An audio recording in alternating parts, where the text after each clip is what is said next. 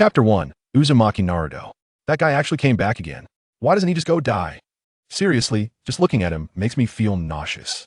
On the bustling street, a mere 3-year-old child, clad in tattered clothing, wandered through, while insults and slurs echoed from both sides. That bastard, he insulted me again today, he'll burn his shop down. Such are the thoughts of Uzumaki Naruto, who cast a careless glance at the individuals participating in the vitriol, mentally noting each one. This is the world of Naruto, and he currently finds himself in the village of Konoha. The shops lined the streets in dense rows, and as he traversed the path, people continued to point and whisper. Faced with a crowd that showed no signs of relenting, Naruto exhibited no anger. Instead, he tucked his hands into the ragged pockets of his trousers and sauntered forward with an air of indifference. He was not the same character from the original storyline, but rather a being who, for reasons unknown, while experimenting with mathematical data in his own world, accidentally summoned a tempest of dark clouds and thunder. Upon reopening his eyes, he found himself transformed into a newborn infant. The very first moment he opened his eyes in this world, he was greeted by the sight of a colossal, 9-tailed fox. For someone who had never encountered such a creature, that moment nearly terrified him into oblivion. Yet, as time passed 2 or 3 years, to be precise, he gradually became acquainted with the circumstances of his existence in this world, leaving him to reflect on the dismal nature of his current life. Setting aside the fact that he was impoverished beyond measure, enduring daily hunger and lacking proper clothing, he also had to endure inhumane treatment during his tender childhood. But what could he do about it? He never paid heed to how others perceived him. Situations like today had become a routine he had weathered countless times. Since the age of 2, he had embarked on a path of independence, with no one to care for him or take notice. Yet, this very solitude granted him a peculiar sense of freedom. From the moment he began living independently, Naruto found great pleasure in walking the streets, observing the disdainful expressions of those who abhorred him. Despite the daily barrage of pointed fingers and scornful glares, life continued on its course, unchanged. Now, he need not worry about starving or encountering unforeseen circumstances. At least 4 individuals had been assigned to protect him since the day of his birth. From the moment he entered this world, he had been endowed with a remarkable sense of perception, perhaps triggered by the fright of that enormous fox, which inadvertently awakened the innate abilities of the Uzumaki clan. His perceptive prowess even allowed him to sense the entirety of Konoha. Around his dwelling, for guardians were perpetually present, whether to ensure his safety or to keep him under surveillance. Regardless of the perspective, this little fellow had to conceal not only his personality, but also everything related to his arrival in this world. For nearly 3 years, he had endured a life of being pointed at and derided, with no one willing to approach him, much less extend a kindness. Yet, all of this mattered little to him, whether he had others by his side or not. Life continued as it always had. "You bastard, can you stay away from our shop? Just looking at you makes me sick." As he walked, Naruto's attention was suddenly drawn to a kunai hanging outside a shop, and he lingered at the entrance, intrigued. Before he could even reach out, the shopkeeper rushed out and shouted at him. "Can I know why you are insulting me?" Naruto asked, his voice still childlike. You bring us so much pain. Why don't you just go die?" The shopkeeper rebuked him once more, showing no regard for the fact that he was merely a child. Seeing the fury in the man's eyes, Naruto chose not to engage further, a wicked smile playing on his lips as he turned to depart. What nuisance! Even after the child had left, the shopkeeper was unwilling to relent, hurling another insult in the direction Naruto had gone. In this frigid winter, snow continued to fall from the sky, blanketing the ground in a thick layer of white, while rooftops and trees were adorned with frost. Yet, the protagonist, this young boy, wore only a thin garment, unfazed by the chill. Perhaps this was a form of training for himself. After all, there were many things he strove for in silence, even when unseen by others. Having spent 3 years in this place, he was uncertain about the reasons for his arrival.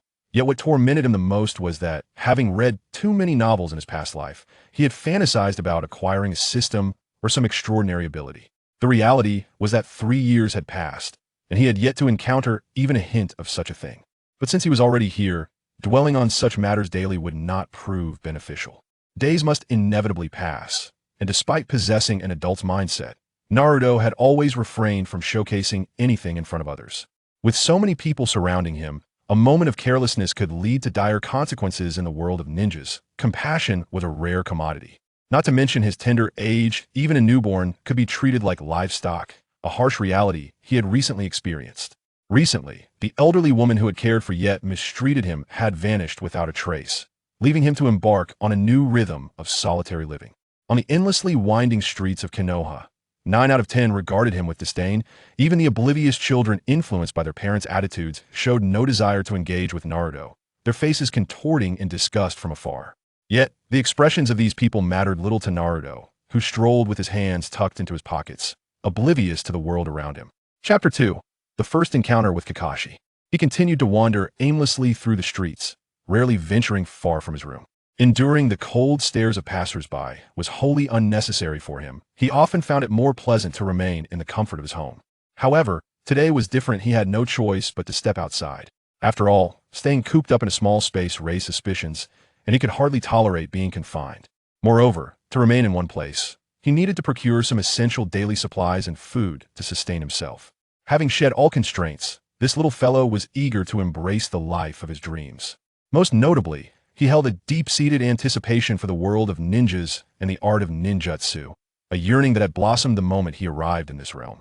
As he strolled along, lost in thought, something caught his eye, prompting him to stealthily retreat a couple of steps and gaze up at the sign above.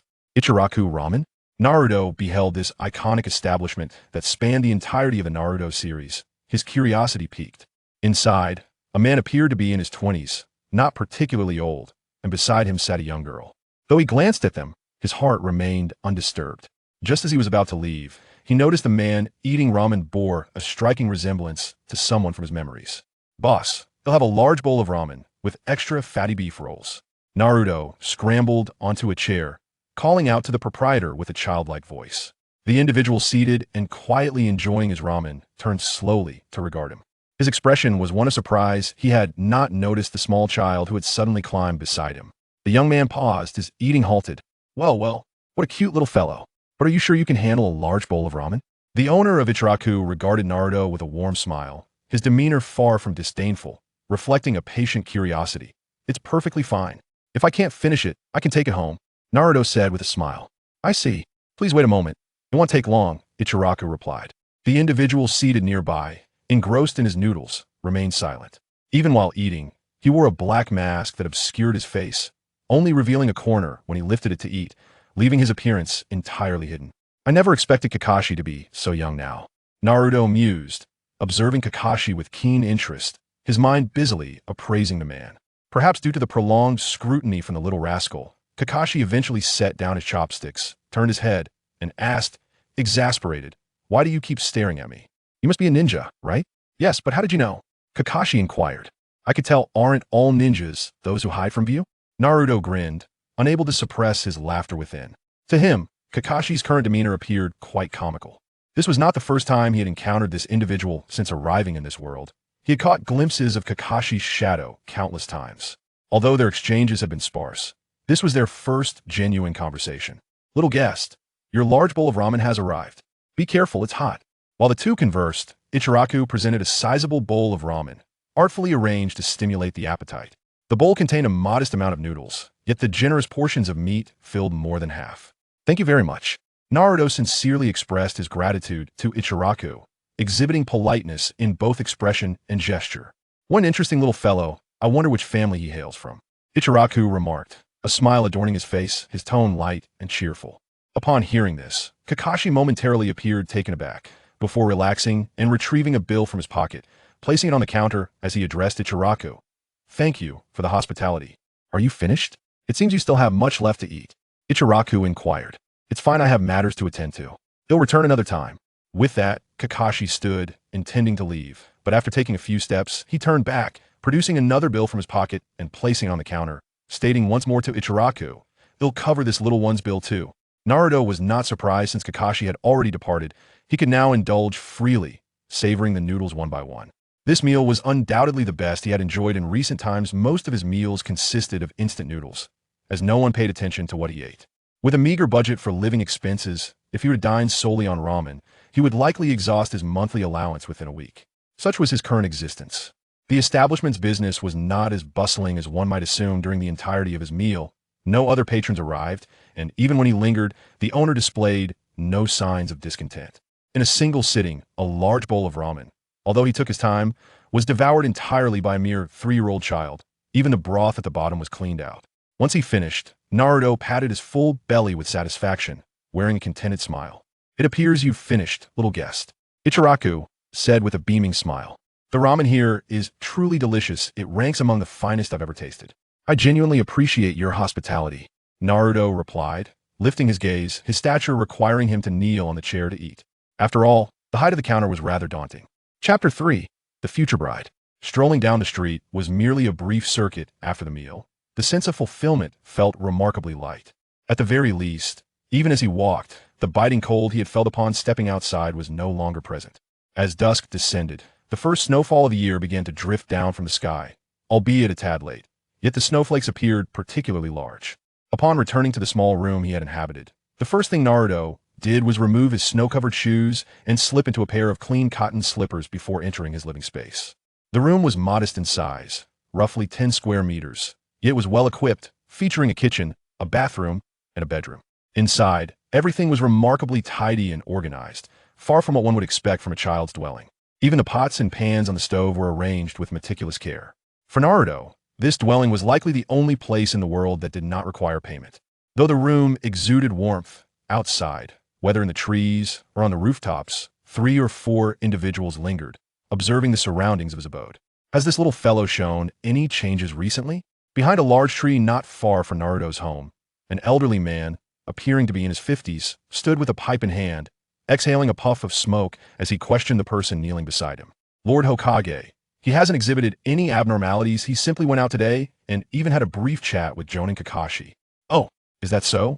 Continue to observe closely. We must not allow the nine-tailed fox to appear. Hiruzen Sarutobi, the Hokage, instructed.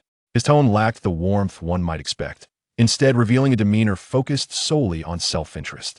After casting a glance toward Naruto's room, he took another puff of smoke before turning to leave. For them, how could they possibly realize that every one of their movements was within Naruto's awareness? From the moment they arrived to their conversations, every word and action was sensed by him. This innate ability, characterized by an extraordinary sense of perception, allows him to deftly avoid any risks in his vicinity. At the very least, he is quite aware of the individuals lingering around his doorstep. Unperturbed by the arrival of this so-called Hokage, he simply sat on his bed, his slender legs covered by a thin blanket. After a moment of idle contemplation, he gradually extended his right hand, gazing at the chakra radiating from his palm. An excitement once again igniting within him. The extraction and application of chakra have become quite familiar to this young lad, albeit he often employs it ineffectively in various aspects. The primary reason lies in his limited understanding of the ninjutsu knowledge at his disposal. Nonetheless, the ability to distill chakra based on his faint recollections is commendable.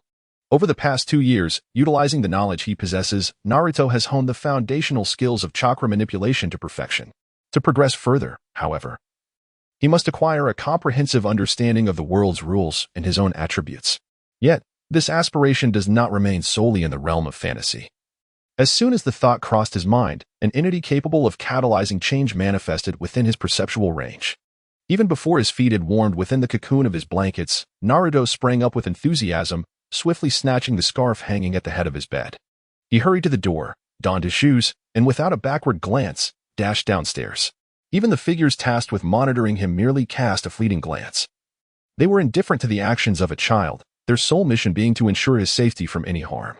Not long after stepping outside, Naruto encountered a scene strikingly familiar to him.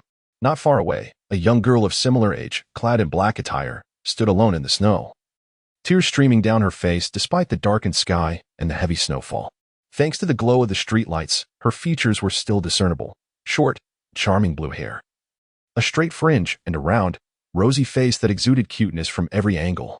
It was unclear whether she had fallen in the snow or if something else had caused her distress, but there she was, quietly weeping in solitude. You mustn't leave those tears unwiped. Have you lost your way, or have you simply fallen? As Naruto approached Hinata, he inquired gently. The distance between them gradually diminished, revealing the petite figure of Hinata Hyuga, a girl exuding an aura of innocence and shyness. This initial encounter unfolded under such circumstances, her pure white eyes allowing Naruto to instantly recognize her as the person he had long awaited. However, she was still quite young, and although they were of the same age, Naruto's mindset had matured into that of a man well beyond his years. Faced with the presence of this young girl, he found himself incapable of harboring any impure thoughts. "Are you lost?" he asked once more as he drew closer. Despite his repeated question, she remained silent. Her wide eyes gazing at him, tears shimmering in her gaze, reflecting a blend of shyness and trepidation. Come on, let me take you home. Naruto chose to disregard the other S words, offering no response. Instead, he gently took the small hand of his companion and began to wander aimlessly through the snowy expanse. The heavy snowfall continued to descend with fervor. However, the silver lining was the absence of a biting cold wind. Thus, despite traversing such a scene, as long as they remained in motion, they felt no chill whatsoever. Yet, the voluminous flakes of snow quickly blanketed the path they had just traversed, transforming the streets of Konoha into a seamless canvas of white. What brings you here alone? In which direction does your home lie? Allow me to escort you back.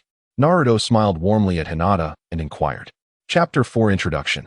Fortunately, the two of them were merely children. Otherwise, the mere sight of them holding hands would undoubtedly lead to countless misunderstandings. I don't want to go home. After a considerable pause, Hinata finally uttered the first words since their meeting. Although somewhat unexpected for Naruto, it did not reach the level of astonishment. The Hyuga household's ability to allow its young lady to venture out signifies that this little girl is, at heart, simply seeking a playful escape.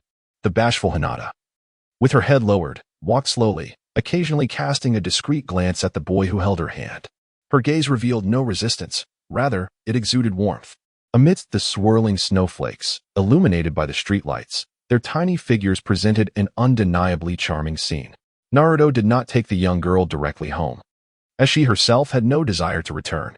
Instead, the two wandered aimlessly together. When they next appeared, they were beneath a great tree, beside a fire where two fish sizzled over the flames. Not far from them flowed a small stream. It was evident that the fish had been caught from its waters. Should we notify the Hyuga clan? It is surprising that these two youngsters managed to venture this far. It truly evokes concern. In the distance, two men adorned with the Leaf Village forehead protectors stood, each holding a cigarette, their gazes fixed intently on the area of the campfire. Although they could not approach the children directly, they could still convey such notifications. Let us not complicate matters. Do you truly believe the Hyuga clan would fret over the potential misfortunes of their future heir? A mere glance would suffice to survey the situation in the leaf. Another figure perched on a branch inhaled deeply from his cigarette and nonchalantly remarked, "Let it be then. This is a rather thankless task. Why must we endure the burden of watching over this little one? Why doesn't he just vanish?" The man who had spoken earlier leaned wearily against the tree trunk, his face still adorned with an expression of disdain as he gazed into the distance. The distance between them was approximately 300 meters, which, from a certain perspective, could be considered sufficiently far, yet their conversation was crystal clear to Naruto, who was engrossed in attending to the young girl. Having long since grown accustomed to such treatment, Naruto did not even bother to show any extraneous expressions. Well then, I suppose I can give it a try. It should taste acceptable. Naruto grinned widely, plucking a piece of succulent fish from a perfectly grilled specimen, to ensure that Hinata would not be pricked by any bones. He took the time to carefully inspect the morsel. I sense you possess many talents. What is your name? Hinata inquired with a look of curiosity as she accepted the piece of fish that Naruto offered. Haven't I mentioned it to you before? Naruto, slightly taken aback, inquired. But soon his lips curled into a smile as he declared, I am Uzumaki Naruto. It is a pleasure to meet you. Hinata, her cheeks flushed with bashfulness, stammered. I am Hyuga Hinata, and I am also very pleased to meet you. As they conversed over the next hour, the atmosphere was quite delightful. At least on this snowy night, they had taken the time to become acquainted with one another. After a brief hour, Naruto gazed up at the sky, noting that it was already past 9 in the evening, and lingering any longer would serve no purpose. Let us depart. It is quite late. I shall escort you home. But I do not wish to return, Hinata replied. Born into a prestigious family, many aspects of her life were beyond her control. Every action was not dictated by her desires.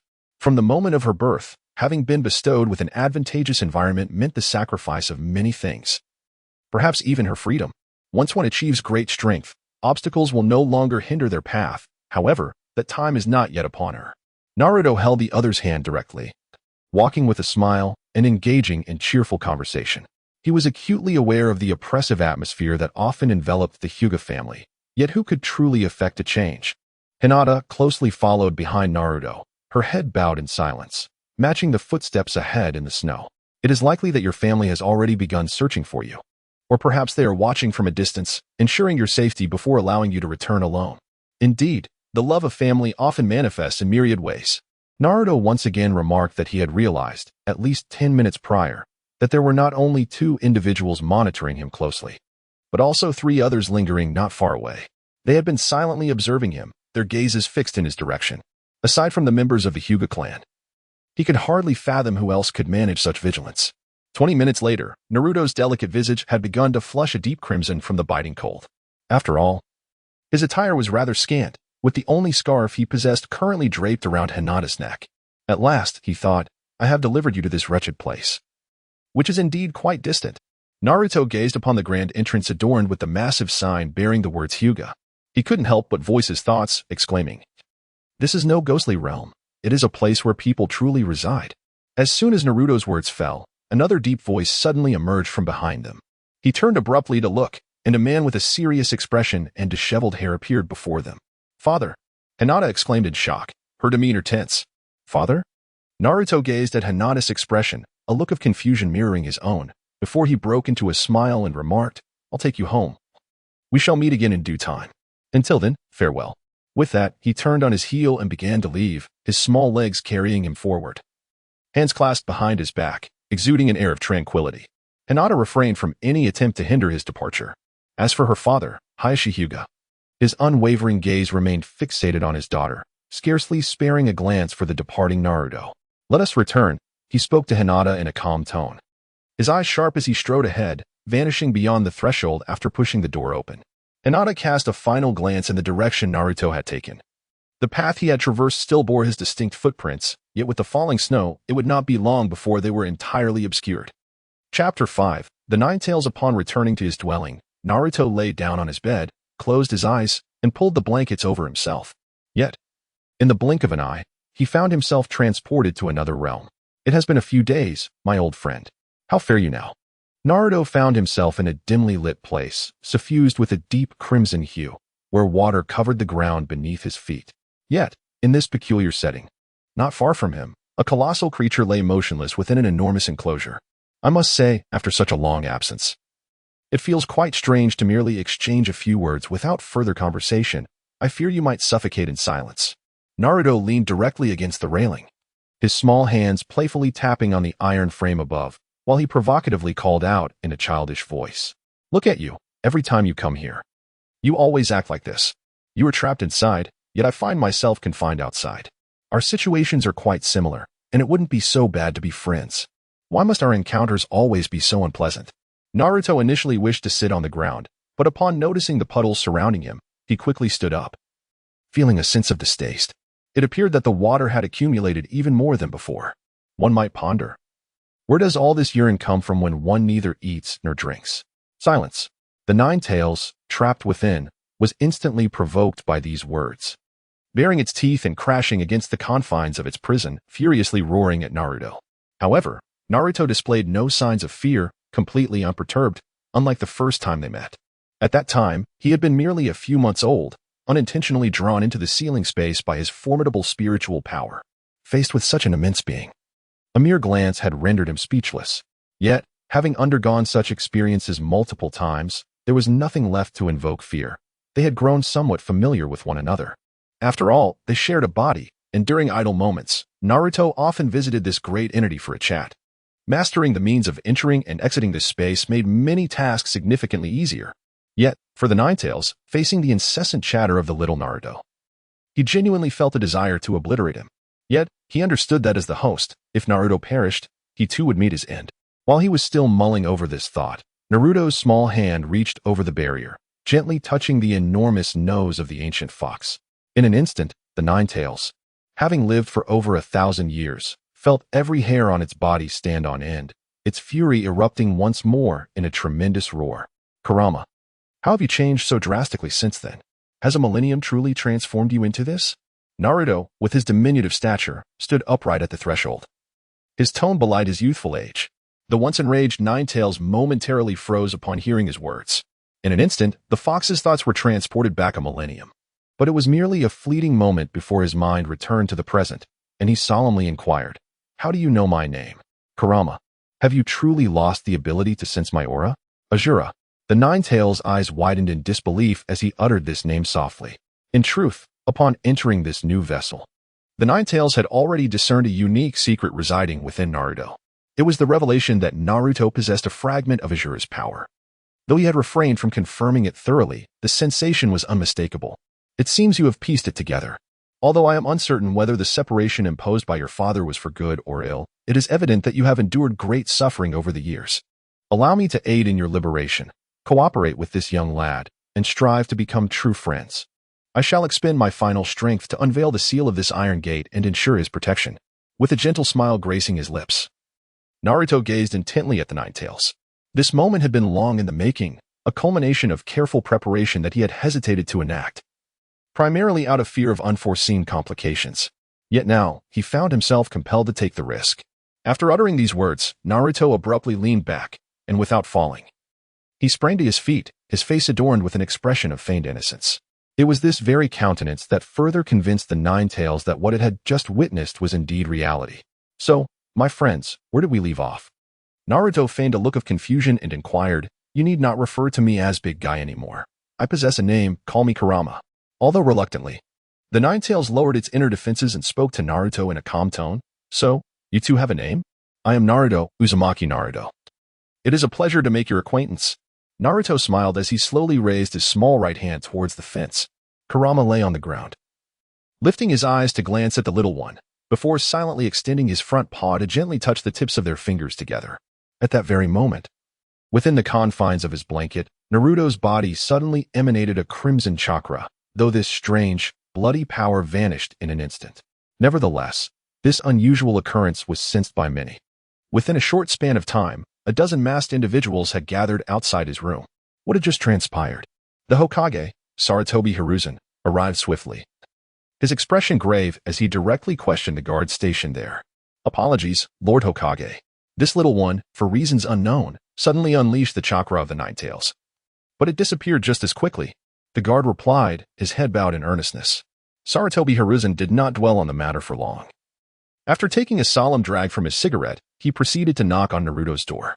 He was uncertain of what had happened, but his immediate concern was to quell any potential danger at its inception. Even if the other party was merely a child, he was prepared to sacrifice anything for the safety of the Hidden Leaf Village. At some point, Naruto had changed into a snug cotton pajama set. When he heard the knock at the door, he took a moment to feign a sleepy demeanor before rising to open it. Chapter 6. The arrival of the Hokage. As he opened the door, he found only the Hokage standing there, while the others had seamlessly concealed themselves in the shadows. Although he was aware of their presence, Naruto pretended to be oblivious and, upon opening the door, looked up in mild confusion at the elder holding a pipe. "Oh, it's you, Grandpa. What brings you here at such a late hour?" "Well, I suddenly thought of little Naruto and wanted to check in to see if you needed anything else. The weather is getting colder, and I plan to have others bring some supplies tomorrow," Sarutobi Hiruzen replied with a harmonious smile. "Everything in the room is quite satisfactory. I am not lacking anything." Naruto, in a tone of refusal, remarked, "Well then, since you lack for nothing here, I shall take my leave. Should you require anything, do not hesitate to inform me at our next meeting." Hiruzen Sarutobi gently patted Naruto's head and replied with a warm smile, "It is quite late, my dear boy. You must ensure that I retire early as well. Otherwise, should I stay up late tonight, I may find it difficult to rise tomorrow." Naruto responded with an innocent giggle. "Indeed," Sarutobi exclaimed, lifting his pipe to take a puff before casting a scrutinizing glance at Naruto and turning to depart.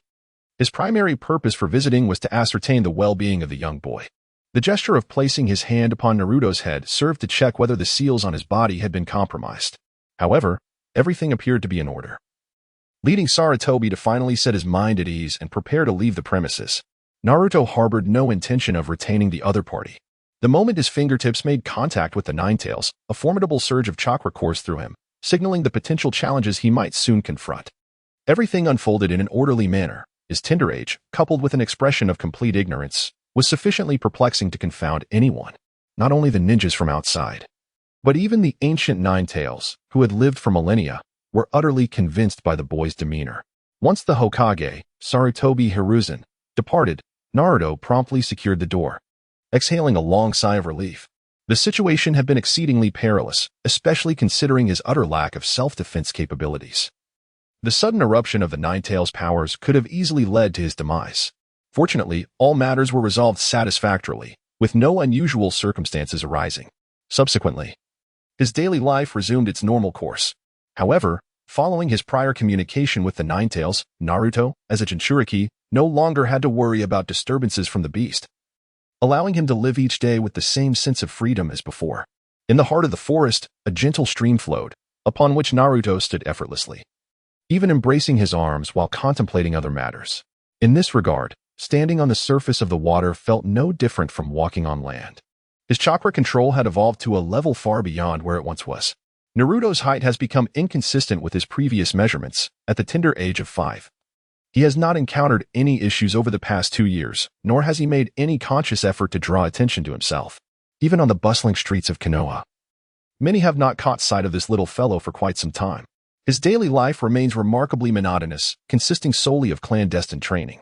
He diligently hones his mastery over chakra, unable to cultivate other abilities within ninjutsu, yet he has nearly reached the pinnacle of chakra manipulation. After contemplating on the water's surface for a considerable time, Naruto let out a resigned sigh and suddenly leaped 5 or 6 meters, landing squarely on a large stone by the water's edge. His feet gently stirred the water as he extended his right hand. With a mere thought, he effortlessly conjured a rotating sphere of chakra atop his right index finger. Should any knowledgeable observer witness this spectacle, they would likely be taken aback. This technique belongs to the realm of A-rank ninjutsu, and the fact that he could materialize a Rasengan directly on his fingertip would leave many in awe. However, if it were merely a simple manifestation on his finger, it might not be deemed particularly impressive. Perhaps out of boredom, Naruto flicked his finger, and the diminutive Rasengan shot forth, traversing 5 or 6 meters before piercing a tree in the distance, creating a hole approximately 2 centimeters in diameter.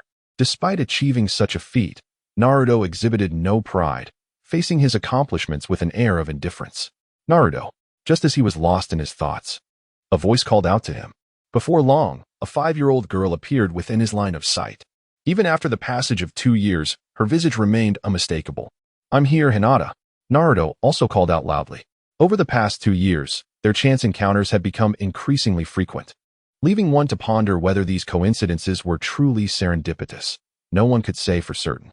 However, each time the young girl stepped out of her home, it seemed almost fated that she would cross paths with Naruto, who was leisurely strolling through the streets, as if they were two magnets drawn inexorably together. For Hinata, each meeting brought an undeniable joy, especially considering how often she had been sneaking out recently, with several such encounters occurring almost every month. "I have been waiting for you for quite some time. I never expected you to arrive only now." Naruto leaped gracefully from the massive stone, landing beside Hinata with an air of lightheartedness. He placed his right hand gently on her shoulder, a broad smile illuminating his face. However, the moment Hinata felt his touch, her cheeks flushed crimson, and her fingers nervously fidgeted against one another, leaving her at a loss for words. Meanwhile, from a distance, a figure observed with an expression that was far from pleasant. His eyes transformed into the Byakugan, veins protruding ominously as he witnessed Naruto's hand resting on Hinata's shoulder.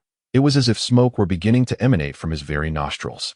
Hayashi Hyuga had been discreetly following his daughter since she stepped out of the house, eager to uncover her intentions, only to stumble upon the scene unfolding before him. Chapter 7. Unusual stimuli. As a father, Hayashi's countenance radiated anger at the sight, a sentiment that required no words to convey. Yet, he refrained from taking any rash actions, opting instead to remain vigilant, utilizing his Byakugan to scrutinize the situation from afar. "Why have we ventured so far? They say this place is quite unsafe." Hinata whispered softly. "Is that so? I find this location rather secure. I often play here without any concerns," Naruto replied, exuding confidence. "I cannot linger here for too long. My father insists on my training. I fear he will come looking for me if I remain absent," Hinata confessed, her gaze lowered, a hint of embarrassment in her tone. "You from those prominent families are all the same. Why can't you be granted a joyful childhood? Yet, I am quite curious. What does your training entail each day?" Naruto, filled with a sense of curiosity, inquired. The Hyuga clan, renowned as a formidable and quintessentially large family within the entirety of Konoha and even the Land of Fire, possesses immense wealth and unparalleled strength. Given such circumstances, one cannot help but wonder about Hinata's daily life as the future sole heir to this illustrious clan. "It primarily stems from my inadequacies in strength, which often displeases my father," she mused silently. Without elaboration, Hinata pouted and addressed Naruto once more. "It's merely training. and it doesn't seem as daunting as I once imagined. I have gleaned some understanding of the Hyuga clan's affairs, particularly those concerning the Byakugan. Yet I remain uncertain if you have awakened your Byakugan at this moment. Naruto inquired. Not yet? What does it matter? It's merely the activation of the Byakugan. Allow me to assist you from here. Naruto grinned widely and spoke cheerfully. However, just as Hinata was pondering the meaning of his words, Naruto leaped a distance of 5 or 6 meters. With a swift motion, he brought his palms together, spun rapidly in place, and then leapt once more, aiming for a tree with a trunk the size of a person. His body did not make contact with the tree, yet in the blink of an eye, a fist-sized hole appeared right at the center of the trunk. The attack was executed seamlessly, without a sound, leaving even those nearby unaware of any movement. Yet, the destructive force left in its wake was unmistakably evident. Hinata's eyes widened in disbelief, her expression one of sheer astonishment. She was not alone in her incredulity. A figure in the distance wore a similarly astonished expression, having focused solely on his daughter and entirely missing how the boy had unleashed such an assault. In that moment, when faced with such overwhelming power, Hyuga Hayashi suddenly found himself harboring a newfound admiration for the young boy. Did he feel a sense of superiority? Or perhaps something else? Did he feel insignificantly small? Did he sense that, despite being part of a prestigious clan, he was either destined to be extraordinary or utterly worthless? Tell me, which one do you belong to? Naruto, with a serious expression and an air of authority, directly interrogated Hinata, who stood below him, not allowing her a moment to respond to his barrage of questions. Confronted by the mockery of what might be her closest companion, Hinata stood frozen, tears welling in her eyes, unsure of how to answer such inquiries or how to navigate this daunting situation. If you cannot unlock your own abilities, then I shall reclaim our friendship, Naruto declared, observing the emotional turmoil beginning to engulf Hinata. As her feelings fluctuated wildly, he disdainfully spoke again, igniting a tempest within her. The awakening of her Byakugan, akin to that of the Sharingan, typically required significant emotional upheaval. However, unlike the latter, the activation of the Byakugan was not as complex or arduous as one might presume. A gust of wind swept past Hinata, and in that moment, she straightened her posture and shouted, "Byakugan!" Her once cherubic face contorted with strain, veins bulging, and the hue of her eyes transformed instantaneously.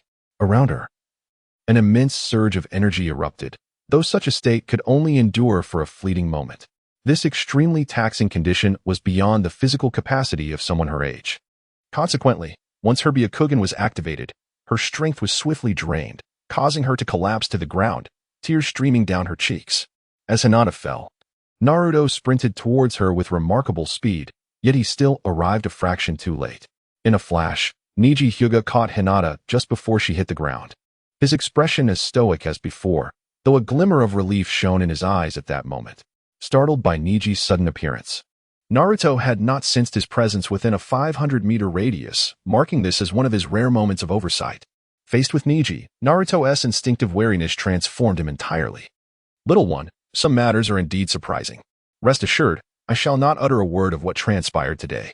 Should you find the time, you are welcome to visit the Hyuga clan, where I shall personally express my gratitude for your assistance in unlocking my little sister's Byakugan," Niji remarked, lifting Hinata and glancing at Naruto. Initially maintaining a vigilant demeanor, Naruto took a deep breath and suddenly declared, "As your future father-in-law, perhaps I can place my trust in you." Hyuga Hizashi, upon hearing those words, could not help but twitch the corners of his mouth. Although it is often said that children speak without restraint, the fact that such a young child already referred to him in such a manner left the patriarch of this esteemed family at a loss for how to respond. "When you possess the strength in the future, prove it to me through your abilities, and perhaps I shall consider it," he remarked, a smile spreading across his face as he dismissed the child's words with a light-hearted demeanor. Chapter 8.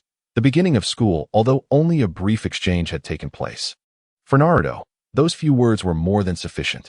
At the very least, he could be assured that Hyuga Hizashi would not disclose the events of today, and receiving the acknowledgement of the Hyuga clan would undoubtedly serve him well on his forthcoming journey. Hyuga Hizashi swiftly led Hinata towards their family's abode, moving with great haste. As for Naruto, he chose to remain in this area, known as the Forest of Death. It was a place he frequently visited, for here, he was seldom disturbed. Even those tasked with supervising him rarely ventured into this territory. Most of them preferred to cut corners, as long as Naruto remained unharmed. Any extraneous incidents were unlikely to occur. The Forest of Death could be described as both the safest and the most perilous location within the entirety of Konoha. The inherent contradictions of this place were not lost on Naruto, who had become a familiar sight to those monitoring him. What a headache. Why did I have to showcase that just now? Naruto stared blankly at the tree, which he had just struck, leaving a gaping hole in its trunk. It was evident that this fabrication would be difficult to cover up. His only course of action was to find a way to erase the evidence. After pondering for a while, he resignedly squatted by the stream and began to knead the mud with his small hands, gradually patching up the hole. Although his efforts lacked precision, they were sufficient to obscure the damage from immediate view. In the Hyuga household, Hinata awoke to find herself lying in her own bed. Near the window, standing there with his hands clasped behind his back, was her father, Hayashi Hyuga, casting only his silhouette toward her. The room was enveloped in an eerie silence. "Father," Hinata quietly called out, a hint of fear etched upon her face. She was uncertain how she had returned home, but the strange atmosphere led her to believe that things were not as they seemed. "Ah, so you are awake? From tomorrow onward, you shall remain within the clan and begin your training in the abilities of the Hyuga family," Hayashi said as he turned to face her. "How did I come back?" Hinata inquired softly once more. "Your Byakugan has awakened. You must adapt to its activation state. As for your little companion, we shall invite him over another day. For now, your priority is to focus on your training. Do not concern yourself with anything else," Hayashi stated sternly, his expression unwavering. Hinata refrained from arguing, but the words Naruto had spoken earlier echoed painfully in her mind. She understood that he had merely aimed to provoke her into activating her Byakugan, yet even so, his remarks had left a deep impact on her tender spirit. "I will do my best, father," Hinata declared earnestly, realizing that Naruto's words had struck her profoundly as a peer. Finally, a slight smile graced Hayashi's lips, though he chose not to elaborate further as he opened the door and exited. Presently, Konoha appeared to flourish vibrantly, particularly the Grand Hokage monument, which could be admired from any corner of the village. At this moment, Naruto is leisurely perched atop the colossal Hokage rock, surveying the entirety of the Hidden Leaf village. Though this is the place of his birth, it has also bestowed upon him an abundance of sorrow. At the tender age of 5, aside from Hinata, he possesses no friends whatsoever, and indeed, he holds little regard for the notion of seeking out such so-called companions. Typically, he wanders alone, embracing his uniqueness. And while the quality of his life may be somewhat lacking, the overall experience is still relatively pleasant. As he feels the biting wind sweep across the Hokage rock, his hair is tousled back, yet he remains seated upon that great stone, absorbing the essence of the Hidden Leaf village. From this vantage point, he can truly behold the vibrancy and liveliness of the village below. "One more year of endurance, just one more year, and all will be well," Naruto murmured softly. Yet the notion of enduring another year he spoke of pertained to those who had been covertly observing him. These individuals, unwavering in their vigilance since his birth, maintained a relentless watch over his surroundings, neglecting the circumstances of his life. Even in moments when he faced bullying or physical assault, they remained shrouded in invisibility. A year later, the village of Konoha finally entered a flourishing era, marked prominently by our protagonist, Naruto, who was set to embark on his academic journey. All of this was orchestrated by the Hokage, Sarutobi Hiruzen, with developments mirroring the original narrative with striking fidelity. The same class, the same individuals. Within the classroom, approximately 40 students filled the space, while several other classes existed in parallel. From this day forth, they were to officially commence a 6-year educational odyssey. In this era of peace, the prospect of any student departing prematurely from school was nearly inconceivable. At the school's entrance, parents escorted their children to the threshold, each visage adorned with unmistakable joy. Naruto had arrived here early, filled with excitement and anticipation. He had been vigilantly observing those who had been tailing him, and indeed, they had not reappeared. At long last, he was poised to embrace the true essence of being Hokage, sitting on a swing beneath the grand tree at the school entrance. He watched the little ones, each escorted by their parents, on their way to school. Naruto appeared to revel in their joy even more than they did. "Brother, did you attend school here before?" "Yes, and soon you too will complete your studies here. In due time, you shall become a true ninja. I have utmost faith in you, Sasuke. Rest assured, in no more than 2 years, I too shall officially graduate from this place." Naruto swayed gently on the swing, keenly observing the two individuals who had just passed by him. His curiosity was piqued by these two figures, particularly Itachi Uchiha. From the moment he caught sight of him, Naruto recognized his identity. It must be said that Itachi possessed an undeniably handsome visage, clad in the distinctive garb of the Uchiha clan. His face adorned with a perpetual smile as he bestowed affectionate glances upon the ever-present Sasuke at his side. Chapter 9. The first encounter with the Uchiha. Perhaps sensing Naruto's gaze, Sasuke shot him a glance, his expression replete with disdain. Itachi, too, noticed Naruto, who was blissfully swaying on the swing, yet his demeanor contrasted sharply with Sasuke's. Lacking any trace of the animosity perceived by others, Itachi merely responded with a smile. "Ah, Naruto, it seems you have arrived." As their eyes remained locked in silent acknowledgement, Hinata Hyuga hurriedly approached the swing. Following closely behind her was Hinata Hisashi, who, upon witnessing this exchange, expressed no discontent. Indeed, over the past year, Naruto had visited the Hyuga residence on 2 occasions. "I have been waiting for quite a while. What took you so long?" Naruto continued to sway on the swing, casting a glance at Hinata, who stood a short distance away. With a smile, he inquired. "I truly apologize. I had so many things to gather on my way here that I almost lost track of time." Hinata, blushing yet smiling, responded warmly. Naruto offered a gentle smile, promptly halting the swing beneath him. He rose and approached her side, affectionately ruffling her hair. "Greetings, Hyuga clan leader. It has been quite some time," he said politely, acknowledging Hinata's father, Hisashi Hyuga, as he approached. "Little one, why haven't you visited lately?" Hisashi inquired with a warm smile. "There are numerous matters demanding my attention, especially with the preparations for the new school term. It hardly seems necessary to impose upon you," Naruto replied. Hinata leaned closer to Naruto and whispered, "My father has prepared a set of clothes for you, which is currently in my backpack. I will give it to you once today concludes. Is that so?" "I am truly grateful to Uncle Hyuga." Naruto once again politely bowed and smiled at Hinata Hisashi. The Hyuga clan, as one of the prominent families that stands alongside the Uchiha clan in Konoha, is always under the scrutiny of others. Just as now, many have begun to wonder what their current intentions might be. Even Itachi Uchiha regarded the situation with a serious expression. The older individuals present were well aware of Naruto's identity. Although there was an unspoken understanding among them, the actions of the Hyuga family still left them somewhat perplexed. "Who is that person?" Among the crowd at the entrance, Sasuke inquired of Itachi while observing Naruto conversing with Hinata Hisashi. "You will be classmates from now on. Make sure to forge good friendships with your peers in class," Itachi said with a smile. "To those people, no one is worthy of being my companion," Sasuke declared with arrogance. "You all may now allow the newly enrolled students to enter the classroom. Each one possesses their own class number. So please ensure not to enter the wrong one." Before Itachi could finish speaking, the school gate swung open, and a man appearing to be in his 50s began to address everyone present. The crowd from the front started to enter one by one. Their group was nearly homogeneous in age, with a balanced ratio of boys and girls. "Hurry inside. I am quite eager to see how you all perform in your studies," Hisashi said to Hinata and the others, his expression neutral, yet the tenderness in his tone conveyed much. "Well then, we shall go in first, father," Hinata responded, and Naruto nodded in agreement. This marked the beginning of a new chapter in their lives, with everything set to be redefined from this moment onward. As Naruto entered the classroom alongside Hinata, he quickly discovered that the front row had already been claimed by others. The remaining seats were predominantly situated at the back. The classroom was designed in a trapezoidal shape, with the last row elevated, while the teacher's desk occupied the lowest point, facilitating a clear view for all students. Regardless of their seating position, standing at the entrance, one could easily observe the students engaged in animated conversations, most of whom were well acquainted with one another. The students present in this classroom predominantly hailed from families of considerable standing within the Hidden Leaf Village, gathered together for a clear purpose, to undergo focused training. "Let us take a seat in the last row," Hinata suggested, having surveyed the classroom from her position behind Naruto.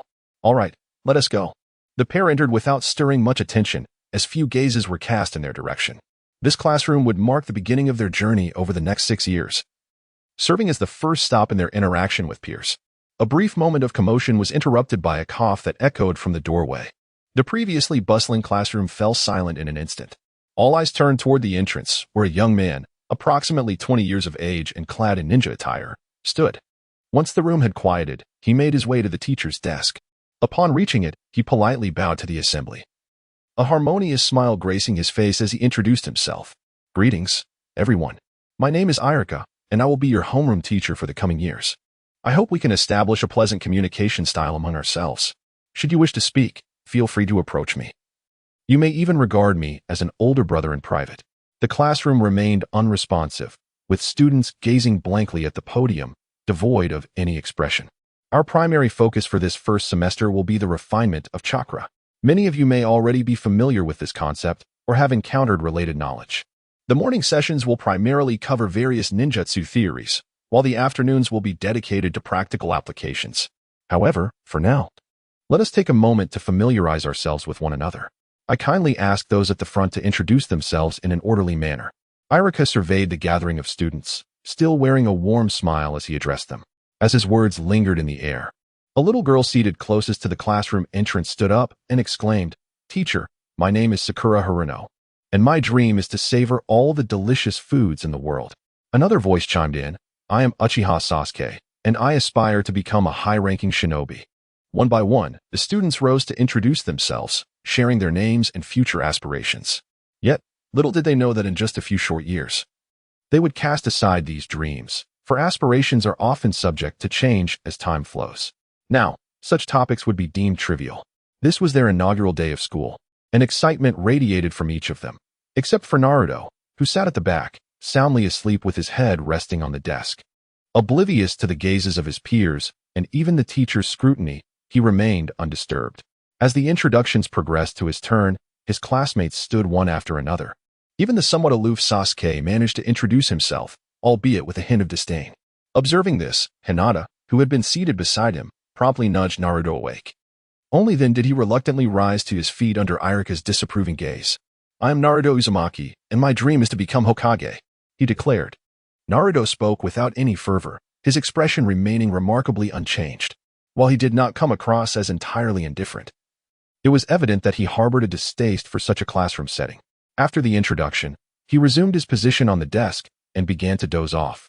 Irika's face momentarily reflected anger, but he quickly reverted to his usual demeanor, choosing not to intervene in Naruto's situation.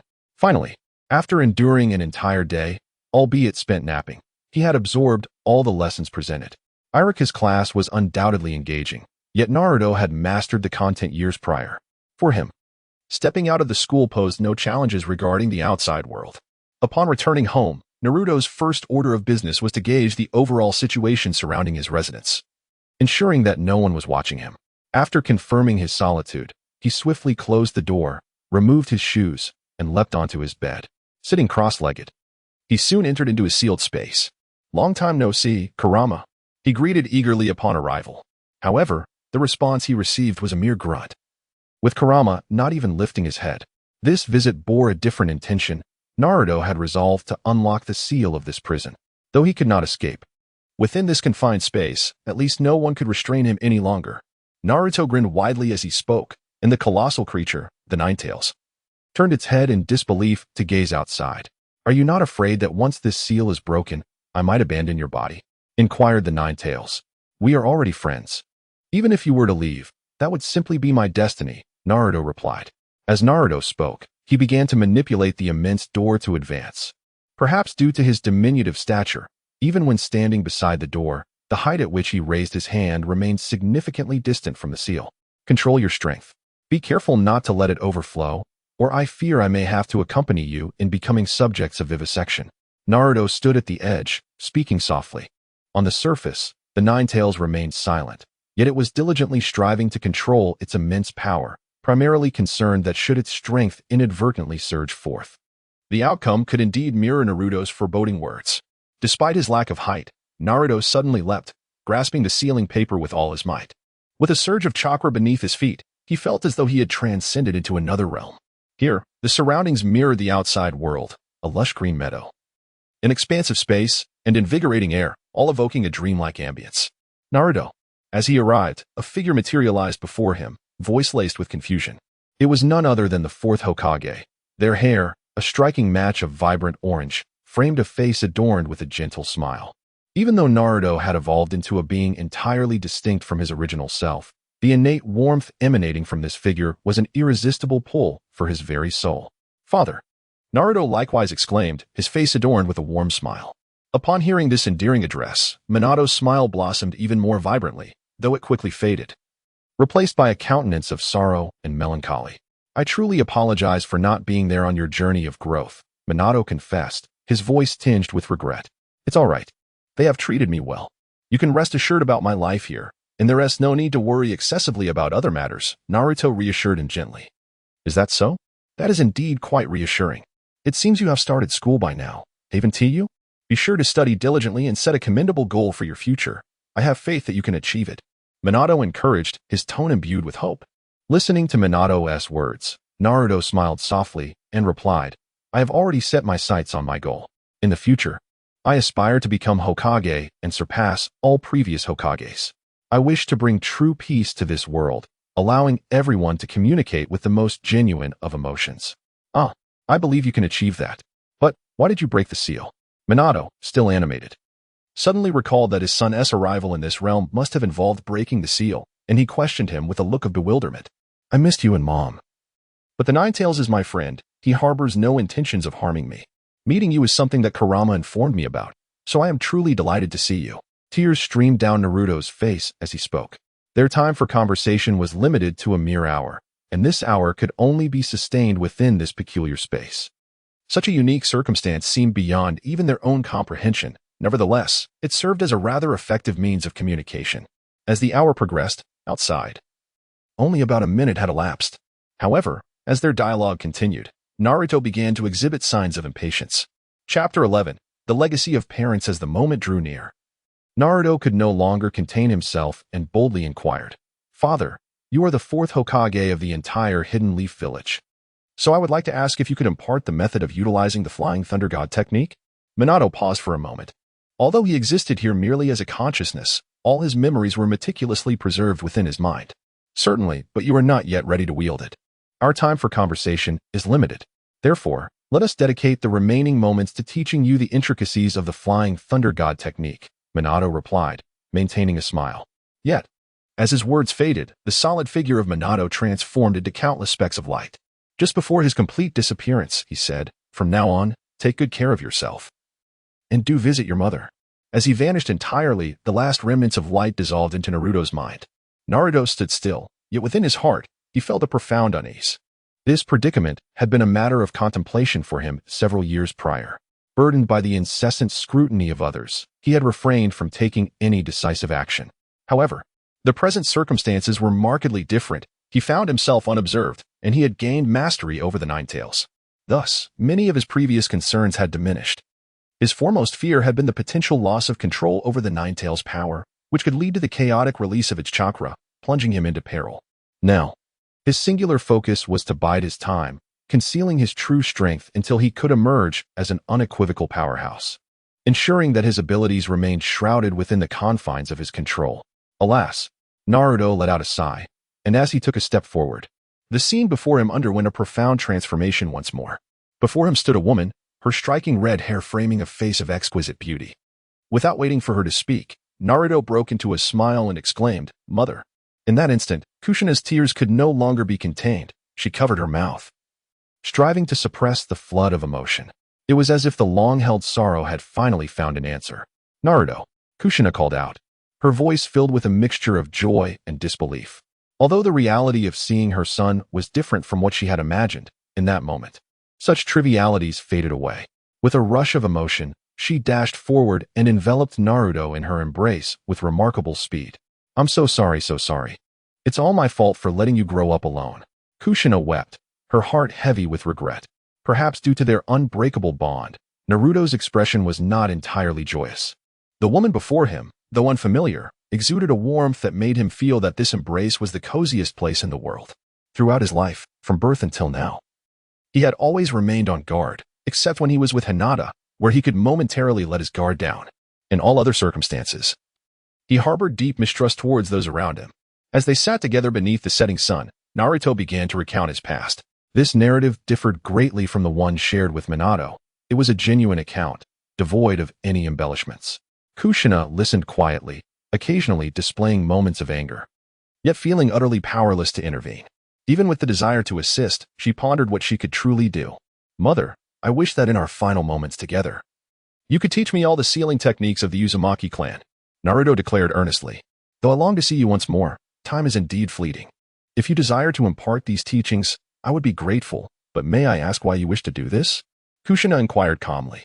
I want to resurrect you all, so that our family can live together once more, to relive the joys of my childhood. Naruto replied fervently. Do not burden yourself too much. You must live well on your own from now on. As Naruto listened to his mother's incessant chatter, tears began to cascade down his cheeks. Yet, he refrained from interrupting her, choosing instead to sit there attentively, cherishing this fleeting moment of beauty. Eventually, he found himself alone. Having accomplished all the ideal aspirations he initially envisioned, yet an overwhelming sense of loss welled up within him. The Flying Thunder God technique and the sealing arts had seamlessly merged in his mind. The time ahead would merely involve revisiting the past, thoroughly studying these concepts until they became intrinsic to his capabilities.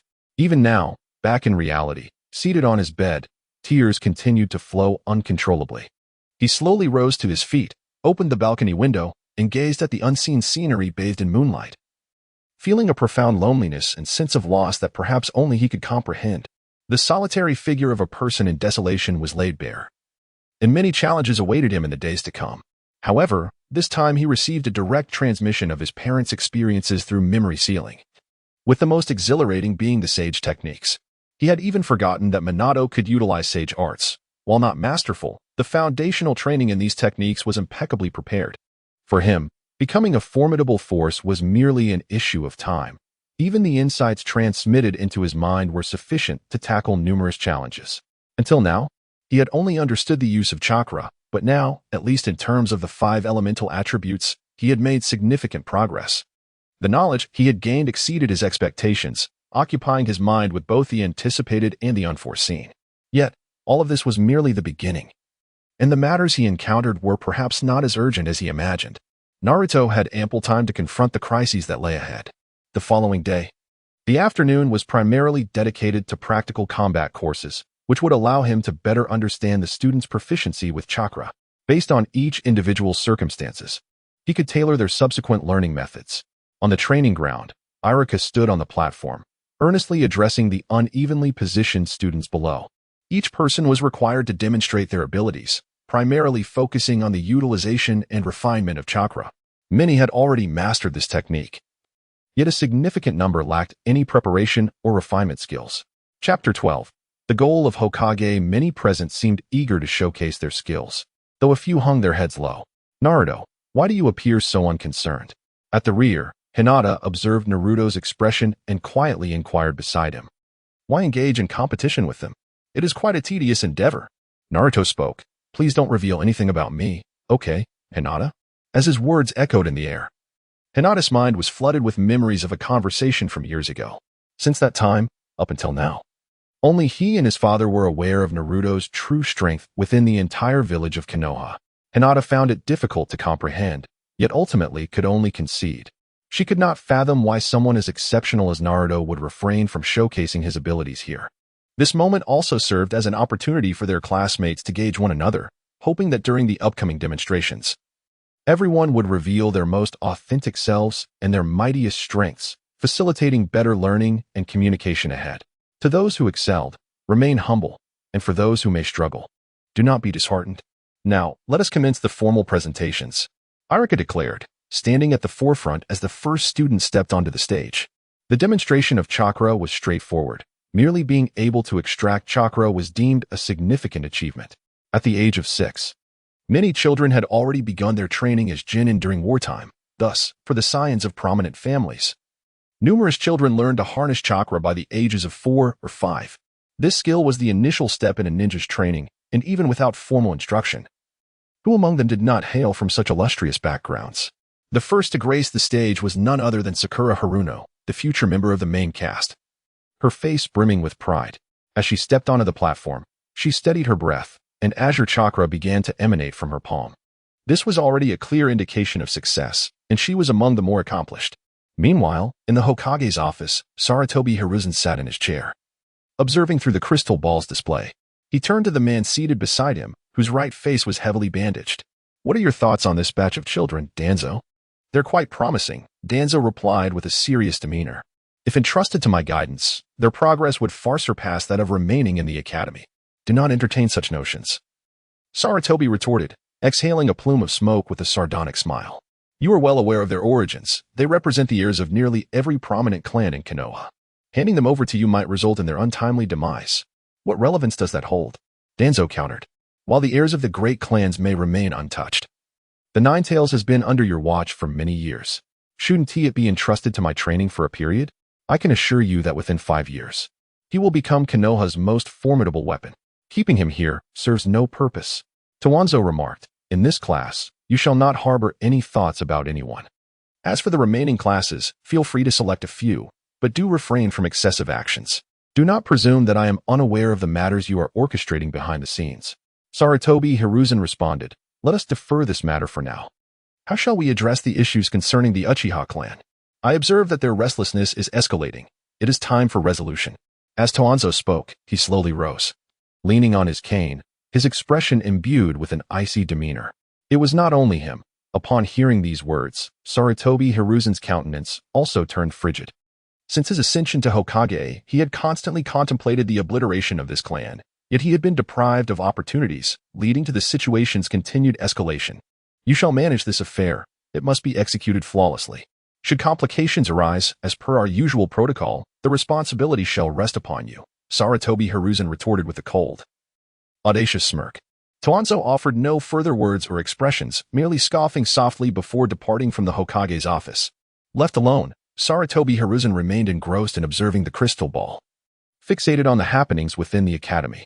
This place housed the most elite of the next generation of Konoha, a fact well known to all, especially among the ninja clans. This class comprised individuals destined to become the pillars supporting the village's future. At the Ninja Academy, the moment finally arrived for Naruto to step onto the stage. Albeit he was the last to do so. However, after a wobbly ascent, he stood there for what felt like an eternity, yet his body exhibited no change. The assembled students, standing in formation below, began to mock him, all except Hinata, who maintained a look of disdain. At the very back, Uchiha Sasuke, positioned at the forefront, crossed his arms, a scornful smirk playing on his lips as he muttered to himself. Despite his peers' derision, Sasuke boasted the highest achievements, effortlessly manifesting fire-style chakra, a feat unattainable for those who had only just begun to engage with chakra. On the stage, Naruto remained undeterred by the ridicule, raising his voice to declare, I will undoubtedly become Hokage in the future, so do not look down upon me now. After speaking, Naruto couldn't help but smile with a hint of pride. For he had long sensed the presence of someone observing him from the shadows. Relying on his prophetic instincts, it was evident that the old man, as Hokage, was secretly peering at him. Such occurrences were not infrequent. However, there were times when the need for disguise and concealment was imperative. It was likely that, at the moment he uttered those words, he felt an overwhelming sense of embarrassment within himself. Iruka stood below, gazing at the very person who had caused the demise of his parents. Coupled with Naruto's demeanor, Iruka's disdain had reached an all-time low. Moreover, this masquerade had successfully deceived everyone, albeit he had been branded with a derogatory title. Yet, this was evidently not something he valued. Chapter 13, The First Crisis? All of this was merely the beginning. Why should he concern himself with how others perceived him? In any case, Naruto had never paid such matters any heed. Instead, he focused on honing his skills to their zenith, leveraging his understanding of the narrative to circumvent all risks, ensuring he remained in an unequivocal position of advantage. This was his paramount objective. However, as night fell, the foundation of all these matters seemed once again to be disrupted. While Naruto was preparing to train in his room, a sudden, urgent knock echoed from the door. In his awareness, he discerned that there were 2 genin and 1 chunin outside. Yet he was unclear as to the purpose of their visit. Despite his uncertainty, Naruto leaped from his bed, donned his attire, and opened the door. Uzumaki Naruto, the higher-ups require your presence, declared the chunin among them, without a hint of discretion. His deep voice was accompanied by a chilling gaze, prompting Naruto to become instantly alert. The so-called higher-ups that the chunin referred to were, in Naruto's mind, limited to just a few individuals. May I inquire which esteemed personage is seeking me? Naruto inquired with confusion. Vortex Naruto, this is not something you ought to concern yourself with. Simply comply and accompany us. The chunin reiterated. If I don't know who you are, I certainly won't go with you. It's already so late, and I have school tomorrow, so please do not disturb me. As Naruto spoke, he began to prepare to close the door to his room, but his opponent was evidently well prepared, using his foot to impede the closure. Just as the door was about to shut, another lower-ranking ninja swiftly rushed in and enveloped Naruto in an embrace. The three individuals, sensing their success, immediately leaped from the rooftops of each building, sprinting in unison towards a singular destination. Naruto was thus hoisted onto their backs, as if he possessed no right to resist whatsoever, even if they chose not to inform me of whom to seek. Could they at least divulge the nature of my summons? During the frantic journey, Naruto once again inquired. Silence. You will understand once we arrive, replied the Chunin carrying him, his tone laced with hostility. As soon as the words left his lips, they leapt abruptly into the woods, where, from that point onward, the path ahead was nearly devoid of any human presence. Naruto instantaneously activated his sensory abilities. Within the surrounding area, there were no signs of vigilance. Apart from the few individuals running with him, he could perceive no other presence or silhouette. Are you members of the route? Naruto suddenly inquired in a low voice. Stop.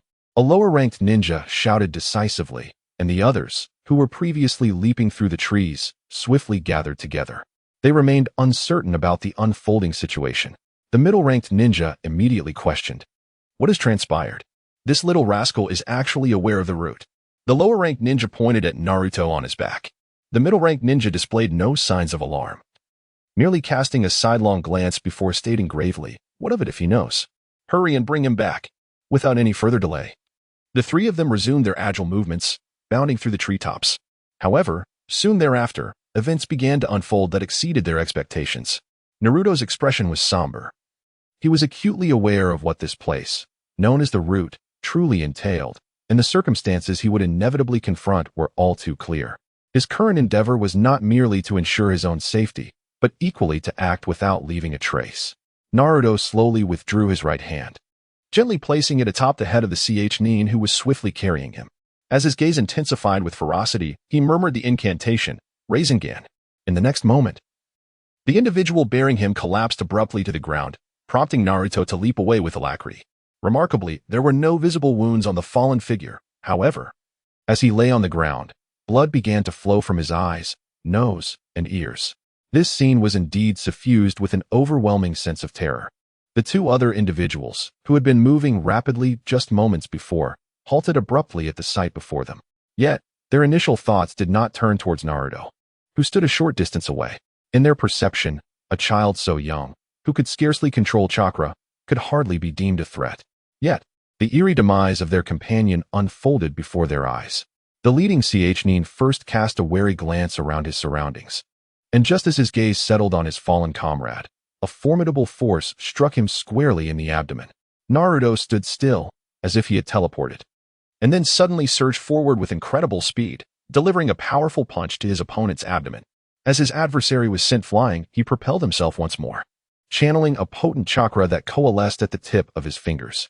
In an instant, he launched another rapid assault, his fingers aimed directly at the foe's chest, the concentrated chakra piercing through with breathtaking swiftness. The Chunin had no time to react, his voice stifled, collapsing directly to the ground. Another Chunin, who had been standing nearby, was rendered almost motionless by the spectacle before him. This was undoubtedly the most astonishing event he had ever witnessed in his life. A seemingly harmless individual had unleashed an unexpectedly formidable offensive prowess. Even the Chunin captain who had accompanied him was now devoid of any capacity for resistance, leaving the Chunin to ponder how he could possibly confront such overwhelming might. In the blink of an eye, clarity struck him, and he swiftly lifted his leg, preparing to retreat. Yet for him, time had already commenced its inexorable conclusion. Naruto instantly positioned himself in front of him, his expression grave, and in a low voice he inquired, "Pray tell, what business does the root have with me?" I'm uncertain. The higher-ups merely instructed us to come here, without imparting any further details. The lower-ranking ninja's forehead began to glisten with cold sweat, and his lips trembled as he spoke. Observing Naruto deep in contemplation, the lower-ranking ninja instinctively uttered, "I assure you, I shall not divulge the events of today. You need not worry about that. Indeed, I find great comfort in your assurance." Naruto's lips curled into a sinister smile, but at the very moment his opponent turned to depart, a technique akin to that which had slain the Chunin pierced through his back and emerged from his chest. The Chunin struggled to twist his head around. Yet despite his mouth agape, no sound escaped his lips. Nonetheless, his eyes betrayed a myriad of panic. as if the terror of the moment eclipsed even the specter of death itself. Chapter 14. Methods. This marked Naruto's inaugural act of taking a life in this world. Yet his countenance remained remarkably composed. He seemed utterly indifferent to the value of human life, for in this realm, one must embody not only the principle of survival of the fittest, but also maintain a calm demeanor, devoid of the need to wear sympathy on one's sleeve. The distance between the three deceased was scarcely more than 10 meters, and throughout the ordeal, there was no disturbance. They had fallen silently. And in the event of an incident, it was improbable that anyone would suspect a child. After Naruto resolved all of this, he did not hastily depart from the scene. Instead, he approached the first Chunin he had defeated, gently crouching beside him and placing his right hand upon the fallen one's head. How dull. Naruto spoke with an air of nonchalance, murmuring Rasengan as he did so. Outside, there were no visible wounds. Rather, the Rasengan had merely formed within the opponent's mind. In an instant, it had the capacity to reduce their brain to a mere pulp. The primary objective of this action was to prevent Konoha's intelligence department from discovering his existence through an exploration of the opponent's mental realm. The third individual faced a similar fate. Everything unfolded seamlessly, akin to the actions of a seasoned expert. After accomplishing this, Naruto surveyed his surroundings, then clasped his hands together. As he opened them, flames began to emanate from the center of his palms. He leaped into the air, and with a powerful strike, his fiery palms met the ground. In an instant, a radius of 20 meters was engulfed in flames, serving to obscure the last trace of his presence. In the world of ninjas, taking a life is indeed a simple task. However, the true challenge lies in making a discreet escape, especially within the esteemed and formidable Konoha village. Any oversight could expose him to public scrutiny, and the consequences would be dire, regardless of how many words he could muster in his defense. With an intimate knowledge of the terrain, Naruto moved with remarkable speed, landing lightly on his toes as he navigated a winding path toward the river, hoping to mask his lingering presence in the process. It was still early in the night, and he had not drawn any attention until the flames erupted, which swiftly attracted the attention of Konoha's guards. The Umbu, a group perpetually masked, arrived at the scene in less than 10 minutes. However, at that moment, Naruto had already made his escape and returned home, leaving the three Umbu members standing in a daze, gazing at the fiery expanse. The area was not extensive. Their concern was not with the flames, but rather with the three lifeless bodies lying within the inferno. The blaze posed no threat to them, nor did it even singe their garments. Upon removing his mask, one of the team members stepped forward for a closer inspection, inquiring, "Is this one of the root members?" The man adorned with a fox mask asked, "This is a member of the Sarutobi clan. I have seen him once before. He must be a Nin," replied the man with the white raccoon mask. "Let us retrieve their bodies and conduct a thorough investigation to ascertain what transpired." The man in the fox mask spoke, raising his head to survey his surroundings. After confirming that nothing was amiss, the three individuals approached, one of whom was carrying a corpse, and promptly departed from the scene. That night, was there any discovery? Minister Ibiki, this matter is quite peculiar. The personnel at the dissection site have already noted that the brains of these three individuals were entirely shattered, as if the assailants were acutely aware of our methods, leaving us with no opportunity for investigation. What is evident now is that all three met their demise in a most enigmatic manner. They were slain by an unknown ninjutsu. One of the lower ninjas had his brain directly pulverized, while the other two appeared to have been pierced by ninjutsu, subsequently suffering the same fate of brain destruction post-mortem. The perpetrators left no trace behind, making it utterly impossible to pursue any leads. A man clad in a white lab coat and wearing dark sunglasses stood respectfully reporting the findings. Opposite him stood a man bearing a large scar on his face, exuding an aura of unspoken authority. The three corpses were covered with white sheets. Even in death, they could not escape the scrutiny of investigation. However, the results of this inquiry had left the head of the interrogation department astounded for the first time. While such incidents occasionally occur in the village hidden in the leaves, never before had a deceased individual been so relentlessly examined. Furthermore, the means employed to conceal these actions seemed specifically tailored to challenge their interrogation department. Has the guard department been notified? Ibiki inquired solemnly. They have been informed. However, this incident involves the root organization, and the guard department is unable to partake in the investigation. The Umbu have already taken action, and it is believed that a resolution will soon be forthcoming, replied the man in the white coat. Ibiki cast a glance at him before moving towards the corpse draped in white cloth. casually lifting a corner to glimpse the countenance beneath, his already somber expression growing even darker. The events that transpired are evidently targeted, presenting an unprecedented conundrum for the interrogation department. Given that the assailants have taken lives, why would they go as far as to obliterate the victims' brains? The techniques of the interrogation department have never been leaked. How, then, did the adversaries acquire knowledge of their methods? A barrage of questions swirled in Ibiki's mind. Have we examined the means by which their brains were shattered? Ibiki asked. Minister Ibiki, it can currently be confirmed that there are remnants of chakra present. However, it remains unclear what specific ninjutsu was employed. This matter has been reported overnight, and we anticipate results regarding this incident by tomorrow. The man in the white coat remarked. I understand. Since there are no leads at the moment, it would be prudent to rest early. We shall address the remaining matters tomorrow. Very well, Minister Ibiki. After speaking, the man in the white coat bowed respectfully before turning to make his way towards the door. Chapter 15. The secrets of ninjutsu. Ibiki remained alone in the room, his mind incessantly conjuring images of all the inhabitants of the Hidden Leaf Village, yet ultimately, he dismissed each one in turn. The news of the assassination of the root personnel swiftly circulated among the ranks of the ninja, not due to the fame of the three deceased, but rather because of the peculiarity surrounding their deaths. In the aftermath, the security department, the Umbu, the root, and the interrogation division found themselves in a state of turmoil, each dispatching their elite operatives, primarily out of concern that foreign spies may have infiltrated the Hidden Leaf Village. Even the root Shimura Danzo, fully aware of the purpose behind the tasks assigned to these individuals, refrained from uttering a single word about it. The notion of covertly transporting the Nine-Tails Jinchuriki, Naruto, to the root was inherently unsavory. Publicizing such an endeavor would yield no benefit for him whatsoever. Yet, he could not have fathomed that the one undertaking this task would be Naruto himself. The involvement of a dozen individuals en route was largely inconsequential. The three of them, lacking in strength, would not stir even the slightest ripple. After all, the casualties belonged to their department, and everyone implicated in the investigation had participated.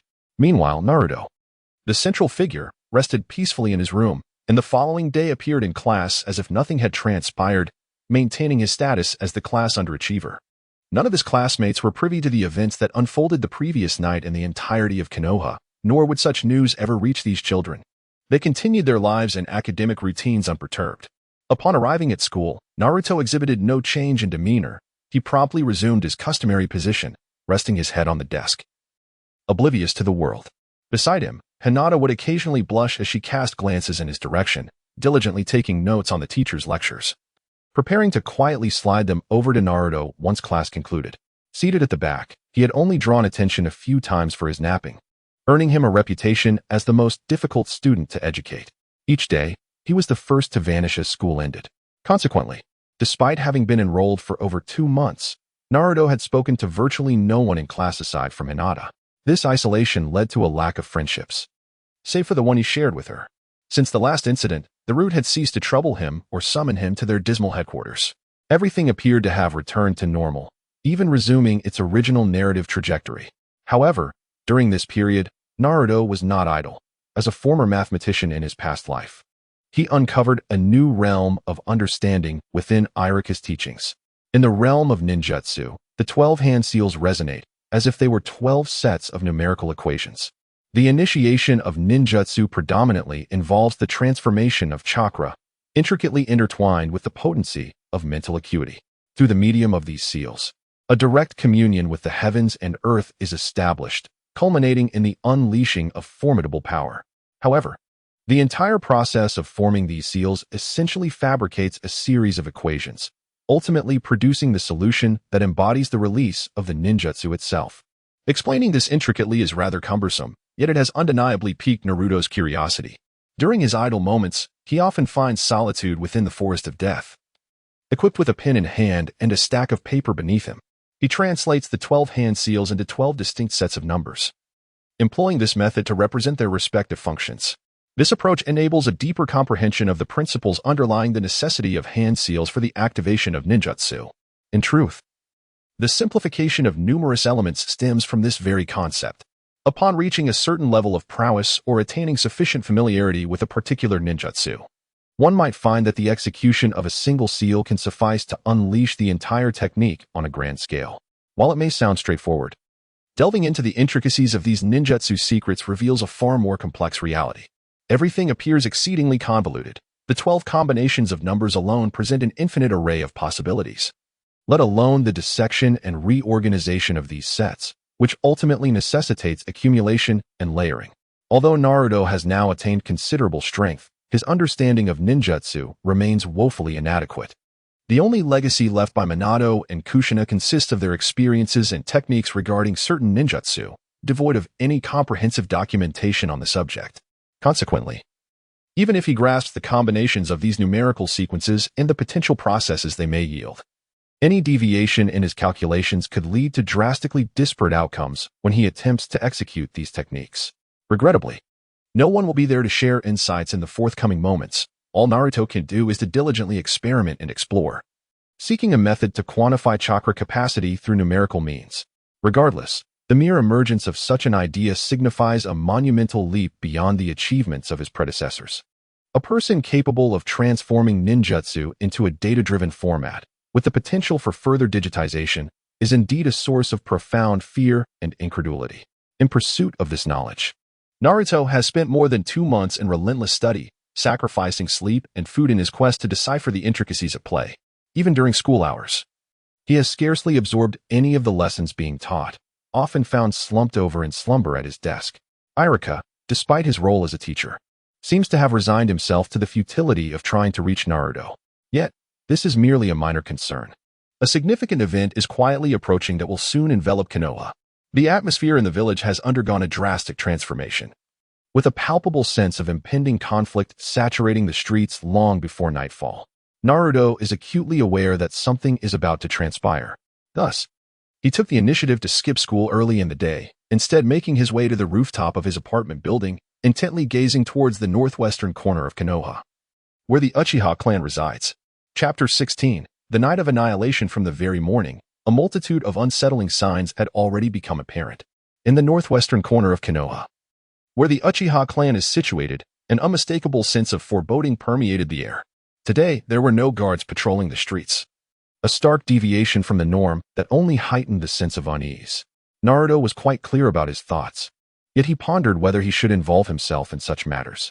Perched alone atop the rooftop, he gazed into the distance, feeling an inner tranquility as he spoke softly. Kurama, it seems the Uchiha clan is on the brink of annihilation. Should we not partake in this unfolding spectacle? Young one, this is not a matter for you to meddle in. If Konoha possesses the audacity to eradicate a clan as formidable as the Uchiha, do you truly believe they would allow you a share of the spoils? Kurama's voice resonated suddenly. Even within the confines of his sealed space, he remained acutely aware of the events transpiring outside. He preferred not to concern himself with such affairs, yet he did not wish for his Jinchuriki to stir trouble unnecessarily. You have a point. Perhaps I should refrain from direct involvement. However, sending a shadow clone to witness the demise of this clan could prove to be rather intriguing. Naruto spoke, a smile gracing his lips. He had no intention of intervening in the demise of the Uchiha clan. After all, it bore no relevance to him whatsoever. The members of that family, with their arrogant heirs, were destined for such an end. No one could alter the course of these events. Yet joining the fray for mere amusement was hardly a grave matter. With this thought in mind, Naruto extended a hand to form a seal. And after a billow of smoke, a figure identical to himself materialized beside him. This was the shadow clone technique, though not the variant of multiple shadow clones. Nonetheless, it bore no distinction from his own self. Once the clone appeared, it swiftly transformed into the guise of a stranger, resembling an ordinary person one might encounter on the street, thus significantly diminishing any suspicion from onlookers. The clone then leaped from the rooftop and began sprinting at an astonishing speed towards the direction of the Uchiha clan's estate. Naruto's primary motivation lies in his keen interest in certain matters, which compels him to choose the path of adventure and progress. Typically, the streets of Konohagakure witness a significant flow of people each day. However, today, only a scant few wander through, and as dusk descends, the once bustling thoroughfares are nearly devoid of life. The members of the ninja clans are acutely aware of the events that are set to unfold this evening. Standing atop their rooftops, gazing towards the northwest. What a travesty! It is unfathomable that even his own parents are not spared. Within the Uchiha clan's domain, Naruto's shadow clone assumes a different guise, quietly standing before two lifeless bodies. Meanwhile, the cries from outside continued to echo relentlessly. Naruto gazed upon the fallen bodies of Uchiha Itachi's parents, utterly unable to fathom the scene before him. In his recollection, both individuals possessed the fabled Ninjutsu Sharingan, and their prowess was formidable. Had chaos truly erupted, the Uchiha clan might have successfully seized control of Konoha, or at the very least, they would not have been reduced to such a dire state. However, despite his reflections, Naruto let out a sigh and gradually approached Fugaku Uchiha's side, kneeling down with care. He gently placed his right hand over the lifeless eyes of the deceased. As he lifted his hand once more, the pair of Sharingan was perfectly cradled in his grasp, carefully enveloped in chakra to prevent any damage. Employing the same technique, Naruto had only just acquired the eyes of Uchiha Makoto, Itachi's mother. And before he could even examine them, another figure suddenly materialized within the room. Naruto exhibited no signs of panic, even in the presence of a somewhat unfamiliar individual. He continued to methodically arrange the spoils he had gathered. As the masked figure approached, a look of astonishment and caution filled his eyes upon realizing that someone had arrived before him. "Who are you?" the masked man inquired in a low voice. "Does it matter who I am? What is truly significant is your identity."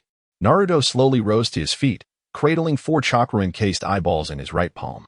In his haste, he had neglected to bring anything to store them, resorting to this makeshift method instead.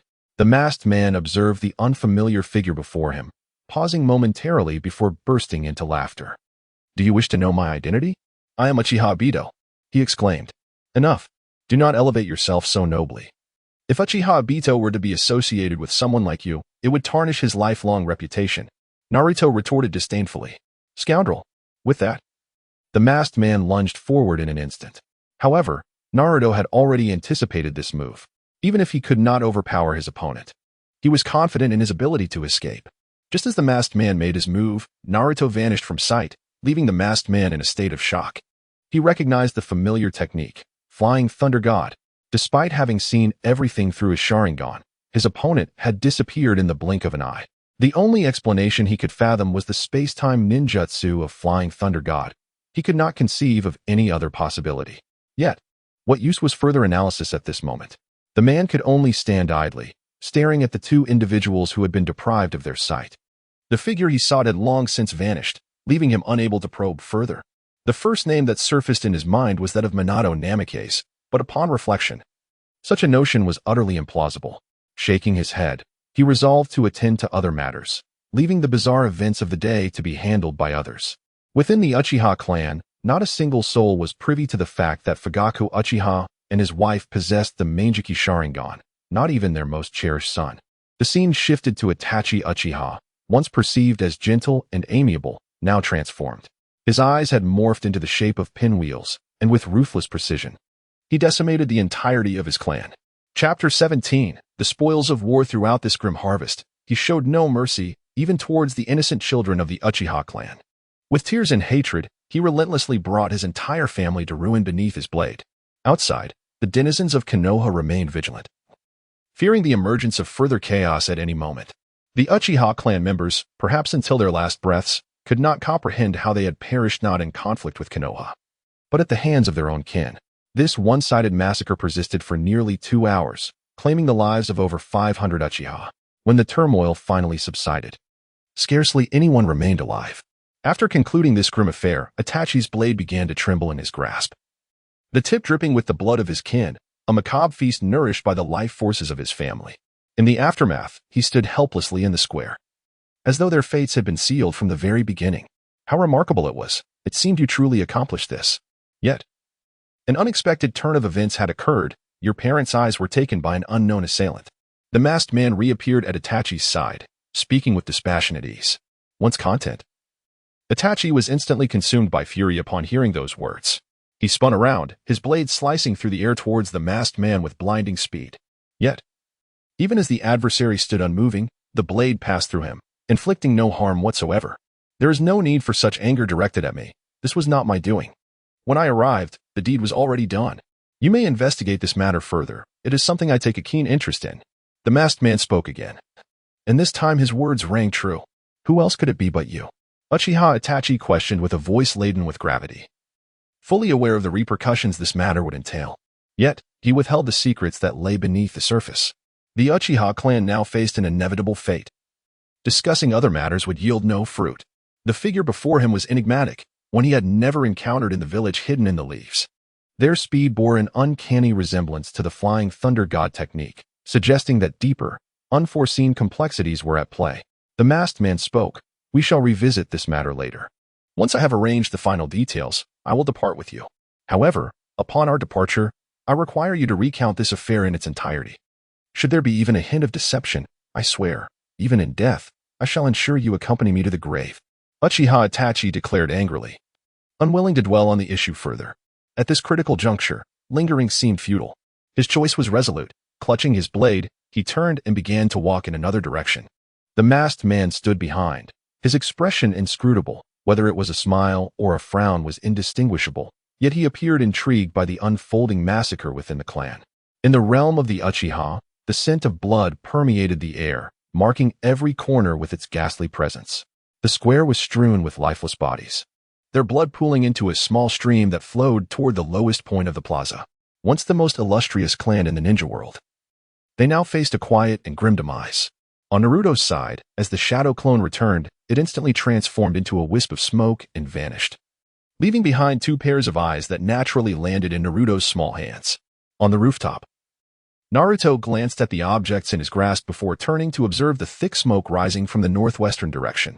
With a resigned shake of his head, he leapt down, landing steadily on the balcony of his room. Upon entering his room, Naruto held the four eyes in one hand while retrieving a scroll from within. He spread the scroll upon the table, dipped his right hand in vermilion ink, and began to inscribe a sealing technique upon it. 2 minutes later, a brand new scroll lay before him. With the mastery of sealing techniques, such tasks became remarkably simple. He suspended the eyes at the very center, channeling chakra to converge upon the seal. With a final surge of energy, he softly uttered the word seal. The four eyes were thus sealed within the scroll. A massive character for seal appearing prominently, yet nothing else manifested within. Having completed this, Naruto did not hastily cease his actions. Instead, he picked up the vermilion brush and began to redraw upon the seal. As he did so, he used a small knife to pierce his finger, allowing his blood to drip onto the seal, and then concentrated his chakra forcefully. A blood-red character for seal was superimposed once more over the original black seal. The purpose of this layered sealing was to prevent anyone from inadvertently taking this item, for the gravity of the situation that could ensue was all too clear. After Naruto completed all these tasks, he took a sudden deep breath, fully aware that he was dancing on the edge of a blade. A moment's carelessness could expose his identity, making him the target of relentless persecution by various factions. Fortunately, everything transpired so quietly that by the next day, all events in Konoha village were overshadowed, leaving only the massacre of the Uchiha clan in its wake. This shocking incident left the villagers in utter astonishment. However, for the powerful families, the prevailing sentiment was one of dread. If such a calamity could befall the Uchiha, they feared it could easily happen to their own clans. In light of the Uchiha massacre, nearly all institutions, including the Ninja Academy, were closed the following day, while the village's higher-ups participated in the investigation as if nothing were amiss. Meanwhile, Naruto, the protagonist, utilized his day of respite to meticulously cover his room with various formulas, diligently cross-referencing them. For him, this was merely the beginning. The path ahead would be long, yet it ignited within him a fervent anticipation for the heights he might achieve in the future. Chapter 18. Class Division. The news of the Uchiha clan's annihilation had permeated Konoha village for nearly a week, becoming the focal point of discussions in every alley and within the Ninja Academy.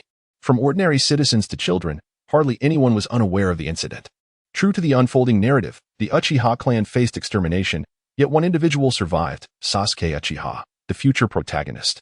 Although he managed to endure, the trauma left a significant impact on him, both mentally and emotionally, exacerbating his already aloof demeanor. As time passed, 6 years slipped by unnoticed. During this period, Konoha village remained in a state of tranquility. In the span of these years, Naruto has not received any invitations from others. Everything has reverted to the rhythm of an ordinary life. His daily routine remains remarkably consistent, spending time at school, dozing off, and returning home to study. In terms of ninjutsu research, even at his tender age, Naruto has likely surpassed the achievements of all individuals throughout the annals of history. His dwelling is nearly inundated with numerous sheets of written paper, most of which were not purchased but rather obtained directly from the Hyuga clan.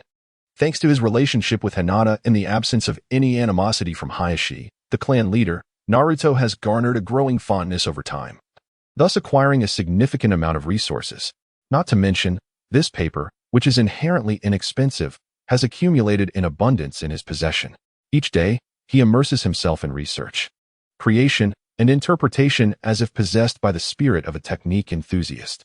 Occasionally, he conducts experiments utilizing his chakra abilities, aiming to precisely identify the medium that bridges mental and physical energy to decode the methods of cultivation. This encompasses not only chakra training but also the refinement of ninjutsu, nature transformation, and form alteration. As a member of the Uzumaki clan, Naruto rarely finds himself burdened by concerns over insufficient chakra. Moreover, his daily activities extend beyond mere contemplation. Aside from calculating techniques at home, two of his shadow clones engage in experiments on ninjutsu, while another practices taijutsu. The area within the Death Forest, which he frequently visits, has transformed into his private domain. If anyone were to venture there, they would undoubtedly witness a small figure darting through the woods, having carved out a narrow path of about a meter wide in a previously untraversed area. In the absence of supervision, 6 years have propelled his ninjutsu training to rapid heights. However, at school, Naruto continues to maintain his usual demeanor. The image of being at the bottom of the class lingers in his mind. Whether he feigned an inability to refine chakra in the earlier years or later struggled to harness it at all. Yet, this has not raised any suspicions, especially among the elders of Konoha, who believe that such occurrences are likely attributable to the mischief of the Ninetales. As graduation approaches, he still presents himself as an ordinary, seemingly harmless individual devoid of any remarkable strength. Presently, Naruto does not embody the carefree spirit depicted in the original narrative. Instead, he adopts an indifferent demeanor, perhaps mirroring the nonchalant disposition of the Nara clan, treating everything with a sense of triviality. "Naruto, you seem rather drowsy today," remarked a classmate at the ninja school. "Today marks the commencement of the graduation examination. Are you truly untroubled?" In the last row, Hinata observed Naruto, who was persistently yawning and appeared to be on the verge of slumber. With a touch of concern, she quietly inquired, "Rest assured, there is nothing to worry about." Naruto smiled as he gazed at Hinata. Nowadays, this young girl's personality has diverged significantly from the original narrative. Although she still tends to be shy and introverted, she has improved immensely compared to her former self. "That's great," Hinata replied with a smile. Sakura, seated in front of Hinata, skeptically remarked, "Hinata, why do you care about this guy? He can't even master the transformation technique. There's no way he'll pass this exam." "Yes, you're absolutely right," Naruto responded nonchalantly. "But with your exceptional capabilities, I believe we will likely be placed in the same class during the upcoming division." "What?" Sakura tilted her head in disbelief at Naruto's words. But in the next moment, she stood up and exclaimed, "There is no way I would be in the same class as you. You can forget about it. I'll definitely be in the same class as Sasuke. I will definitely be in the same class as Sasuke. There is no way you could be." At that moment, another girl, who was sitting a few seats away, stood up as well. She sported a long ponytail and appeared quite fair-skinned. Ino's remarks sparked discontent among the girls in the class, and soon, everyone began to rise and protest. Meanwhile, Sasuke, the subject of their conversation, remained unaffected, staring out the window with a stoic expression. "Is what you said true, Naruto?" Hinata asked nervously, lifting her gaze to meet his. She earnestly inquired, "Will you really be in the same class as Sakura?" "It should be true. After all, class assignments must follow rules and order." "It's not as simple as it appears," Naruto replied. "The Byakugan primarily serves reconnaissance purposes. Ino, Shino, and Kiba, your abilities are quite similar, so the likelihood of you being grouped together is high. The Inuzuka, Aburame, and Yamanaka clans have historically worked in close collaboration. They would never be separated. As for the rest of the class, assignments will likely follow a systematic approach and also take family backgrounds into account. Currently, the most probable candidates to be placed in the same class as me, aside from Sakura, are undoubtedly Uchiha Sasuke. After all, the three of us share no notable backgrounds. Yet we have much in common." Naruto whispered softly, while the other women in the class were still engaged in a heated debate, rendering their quiet exchange unheard. As Chapter 19 unfolds, Hinata, though capable of grasping Naruto's words, remained enveloped in considerable perplexity. Ultimately, she found herself unable to shake the incredulity and asked once more, "Naruto, how do you know about such matters?" "It's nothing," he replied. "You'll find out more when we change classes." He refrained from elaborating further. After all, it was hardly feasible to disclose that he possessed knowledge of everything. After Naruto spoke, he cast a glance towards Sasuke, who was seated at the edge. He felt a twinge of sympathy for the perpetually solitary figure, especially considering the profound hardships he had endured at such a tender age. It was indeed understandable how such experiences shaped his current demeanor. The process of graduating from the Ninja Academy was rather straightforward. The examination primarily revolved around the three fundamental techniques: the substitution technique, the shadow clone technique, and the transformation technique. Mastery of these skills would enable one to depart from the academy successfully. While this may sound deceptively simple, it is indeed quite elementary for a ninja, as these three techniques form the bedrock of their training. The more advanced skills would be cultivated through practical combat experience, but for now, their focus was solely on demonstrating these foundational abilities. The examination was overseen by three instructors from the academy, who sat at the edge of the podium as each student stepped forward to showcase their skills. One by one, each candidate executed the three basic techniques flawlessly, and without exception, those who performed were ultimately successful in passing the assessment. When it was Naruto's turn, nearly the entire class turned their attention towards him, perhaps not out of genuine interest, but rather to witness the antics of this amusing character. As anticipated, upon stepping forward, Naruto appeared somewhat drowsy and lethargic, as if he had little desire to engage in the task at hand. It seemed there might be some ulterior motive at play. Naruto stood at the forefront, and suddenly, scenarios of the night as trials flashed through his mind. With a slight smile gracing his lips, he intentionally dispersed the chakra for the shadow clone technique. As one clone materialized, it barely lasted 2 seconds before collapsing in a heap. Irika, witnessing this spectacle, exclaimed loudly, "Naruto, this is unacceptable. Must you be so harsh? Once he steps outside, he will gradually acclimate. It would be better to simply pass him." Another teacher sitting beside Irika chuckled, "That's simply one T deal. If we let him out now, it would be detrimental. He hasn't even mastered the most fundamental shadow clone technique. Once he crosses the school S threshold, he will be thrust into life and death confrontations. How can he ensure his own safety?"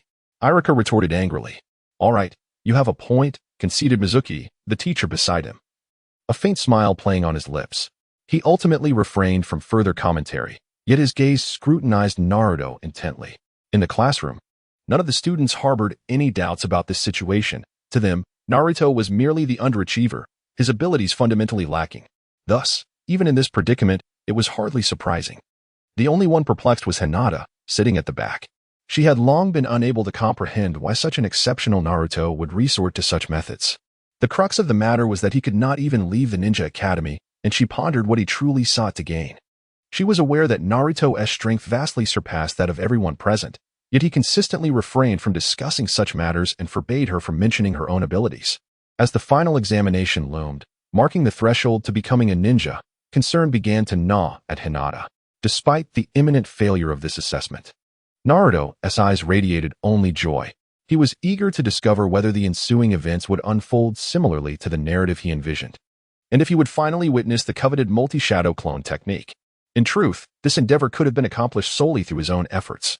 It merely required an even distribution of his chakra, a rather simplistic method of ninjutsu cultivation in the confines of his mind. Nevertheless, Naruto remained particularly intrigued by the other contents of the Book of Seals. Upon returning to his seat, Hinata, indeed puzzled, approached Naruto's position, her brow furrowing with questions she was about to voice. However, Naruto, with a smile, raised his right hand and placed his index finger to his lips in a gesture meant to signal her to refrain from inquiring at that moment. Even if she did ask, he would remain reticent. What truly captivated his anticipation was the scene that would unfold after the assessment concluded. A test that was both straightforward and swift for everyone involved. Among the several dozen students in the class, Naruto was the sole individual marked as unqualified, while the rest graduated with distinction, all at the tender age of 12. This marked the true commencement of the narrative, once drowsy. Naruto now found his eyes wide with eagerness. "After the assessment, you should return home. Come find me tomorrow evening, and we shall discuss the specifics then, shall we?" Naruto gazed gently at Hinata, who, despite her lack of understanding, did not refuse him and merely nodded in acknowledgement. Once all matters were concluded, Naruto lingered behind, feigning a look of despondency. Even as others departed from the school, he slowly exited, taking a seat on the swing beneath the great tree at the entrance. Alone, he swayed back and forth, his mind incessantly scanning the surroundings, yearning to know if anyone would come looking for him. Would the unfolding events mirror the narrative he was familiar with? Yet, reality proved him mistaken. After merely 10 minutes of swinging in solitude, his teacher, Mizuki, appeared at the school's entrance. Upon spotting Naruto on the swing, a sinister grin stretched across Mizuki's face, curling his lips to his ears, his demeanor more malevolent than ever. Unbeknownst to him, Naruto had been waiting for quite some time. Though his face betrayed no smile, his heart was already brimming with joy. It felt as though he had set a carefully crafted trap, casting bait and awaiting the fish to bite. Chapter 20. The Book of Seals. Why are you here and not returning? Mizuki approached with a warm smile, embodying the essence of a benevolent teacher. His every word and action radiated a distinct emotional resonance. To the Naruto of the original storyline, Mizuki indeed seemed a rare gem of kindness, at least in this moment. But who was Naruto now? Beneath the facade of joy that lingered within, a wave of melancholy washed over his face. Mizuki-sensei, is that you? Naruto lifted his head, gazing despondently at Mizuki. Are you still upset about not passing the exam today? Mizuki inquired. Naruto nodded thoughtfully and continued. Irika-sensei does not agree with my graduation. I believe I have met the necessary criteria. It was merely a matter of not performing well this time. Do not be disheartened. Things will improve in the future. However, you must indeed put in your own efforts moving forward, Mizuki said warmly, gently patting Naruto's head, his tone filled with concern. Mizuki-sensei, what must I do to pass this exam? I long for another chance, but Irika-sensei will surely not grant me that opportunity. Naruto inquired. Are you referring to that? Mizuki lifted his head, feigning a contemplative demeanor. After a moment of hesitation, he smiled and replied, Indeed, I am aware of a certain method. Within the Hokage's office, there exists a sealing scroll that contains a plethora of ninjutsu. As long as you comprehend any one of the techniques inscribed upon it, you may directly pass the examination. However, how could I possibly procure it? You can retrieve it tonight, as the place is rather deserted. After you peruse its contents, you can simply return it. The utmost I can do is this. The rest ultimately depends upon your own resolve. Mizuki maintained his warm smile as he spoke. Understood, Teacher Mizuki. This evening, I shall certainly obtain the Book of Seals and demonstrate to them that I too can succeed in the examination. Naruto beamed as he leapt down from the swing, addressing Mizuki with a cheerful smile. I believe in you, my teacher. You have always been a clever child. You will surely succeed in graduating from here and may one day become a true ninja. Mizuki affectionately ruffled Naruto's hair, his demeanor radiating warmth and kindness. The emotional connection between them transcended the typical teacher-student relationship. Despite their limited interactions over the past 6 years, it was evident to anyone with a modicum of perception. Mizuki remained unperturbed, and Naruto was even less concerned. Their relationship was one of mutual benefit. Mizuki's intentions held little sway over Naruto, who could leverage this situation to not only peruse the forbidden scroll but also absolve himself of any potential blame for the incident. With the matter settled, Naruto donned a smile, waving a casual farewell to Mizuki. However, shortly after he departed, a noticeable rigidity and chill settled over Mizuki's expression. As night fell, Naruto followed Mizuki's instructions, stealthily making his way to the Hokage building without any companions, boldly entering the premises. He hesitated not. Even though the exact location of the Hokage's office eluded him, each office bore a nameplate, rendering the search merely a matter of time. He maintained his usual demeanor, walking calmly from room to room, refraining from displaying any familiarity or ninja techniques. Upon discovering the Hokage's office on the 3rd floor, Naruto's excitement surged, particularly as he became acutely aware of being watched. The situation was undoubtedly more complex than it appeared, even considering the challenges presented in the original narrative. Naruto had contemplated the difficulties.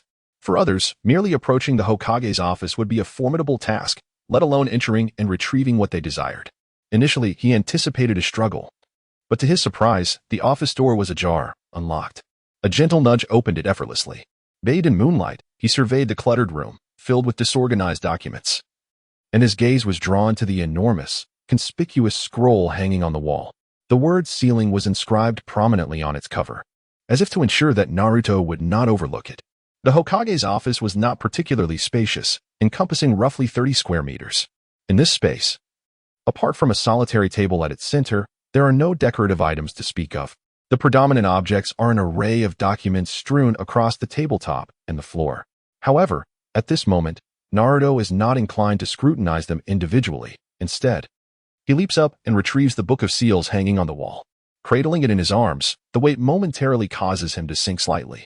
After casting a glance around to ensure the coast is clear, he begins to stealthily descend the Hokage building.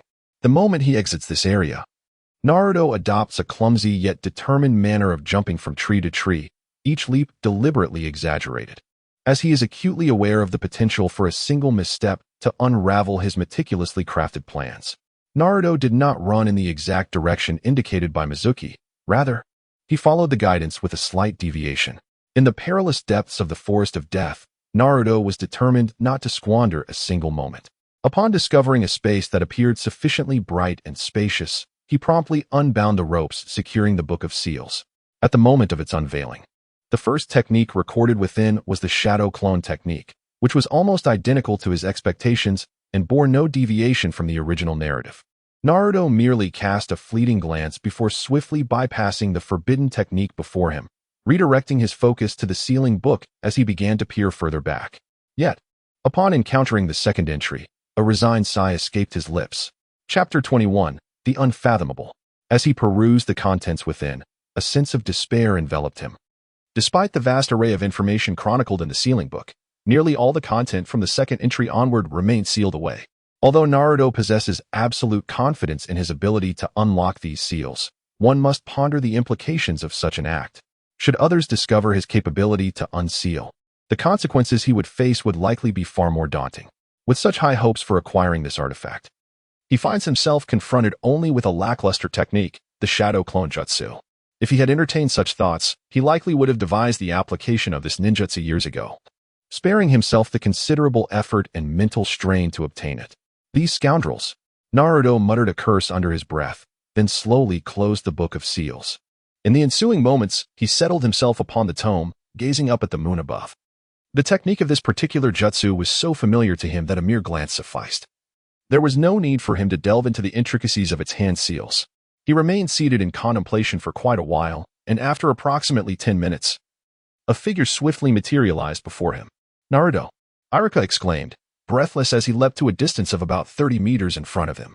As he landed, he shouted in frustration. Just as he was preparing to approach, another identical Iruka leapt in from behind, both in appearance and demeanor perfectly mirroring one another. Iruka-sensei? Naruto, taken aback, shouted in surprise, yet his rear remained firmly planted beside the Book of Seals, his expression betraying no hint of panic. Naruto, swiftly flee with the Book of Seals.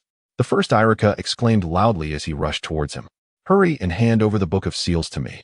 This individual is a spy from another nation in disguise. The second Iruka echoed, equally fervent in his call to Naruto. Quickly, take the Book of Seals and escape.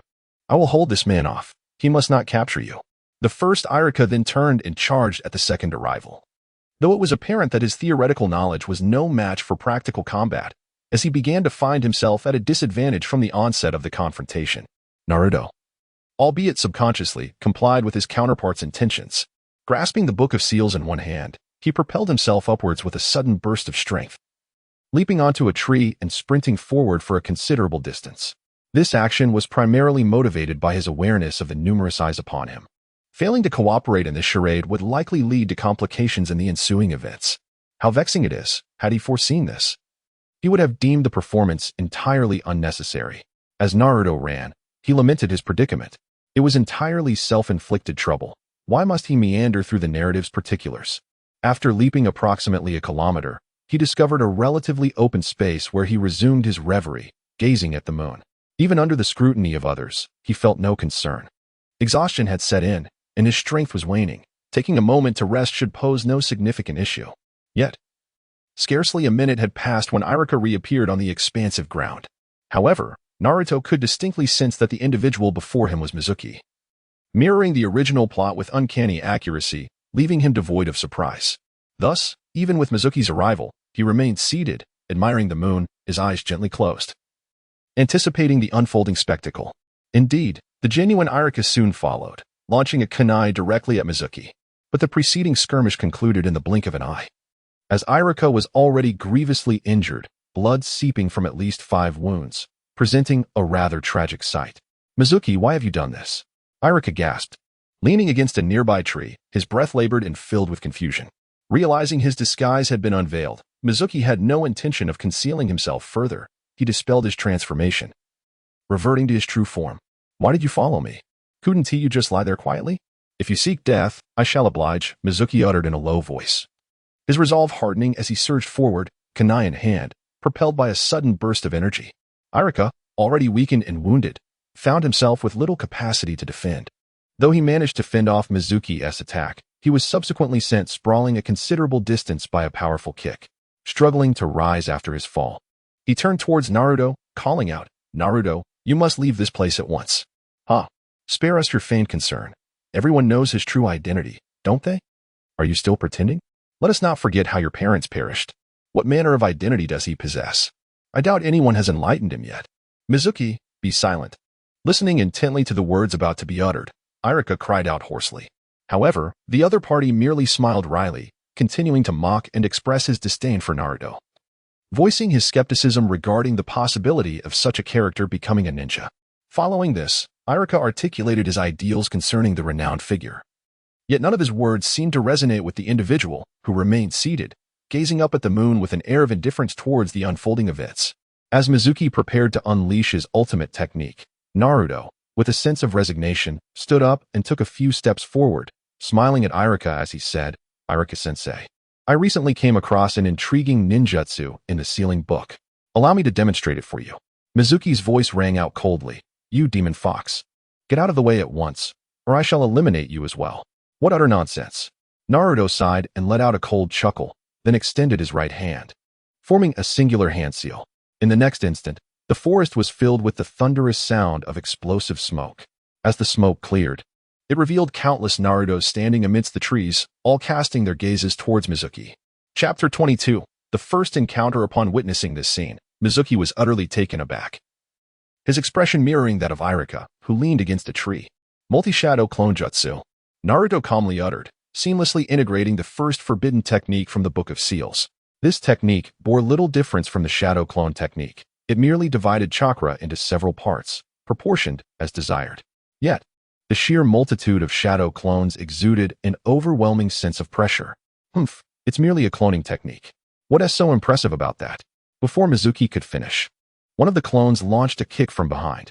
At that moment, Mizuki felt a genuine twinge of fear. However, it was too late. The difference between a clone and a shadow clone is monumental. A clone serves merely as a decorative entity, devoid of offensive capabilities and no impact on the original.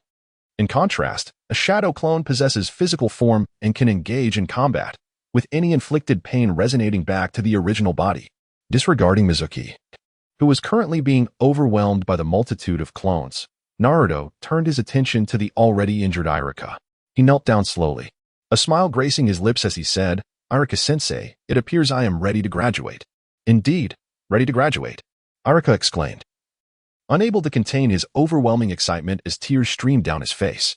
Perhaps in the future, I shall be a student who will not disappoint you. Or perhaps, you may truly cultivate a Hokage.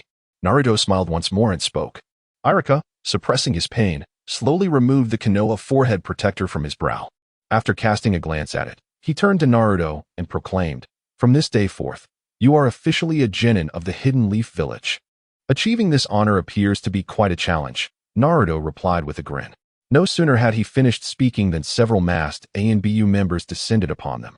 One of them crouched beside Irika, conjuring azure medical chakra in his hands, which he then directed towards Irika's wound. If we do not act swiftly, he may not survive. One of the masked men warned Naruto. That is indeed a valid concern, came the response. Naruto smiled serenely for a moment, and in an instant, all the shadow clones assaulting Mizuki transformed into smoke and vanished.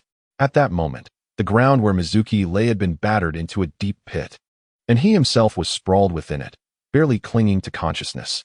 His bruised and battered appearance caused the UMBU personnel witnessing the scene to furrow their brows in concern. The following day, Naruto awoke peacefully in his bed, unscathed by the repercussions of his theft of the sealing book, attributing the blame to Shikaku.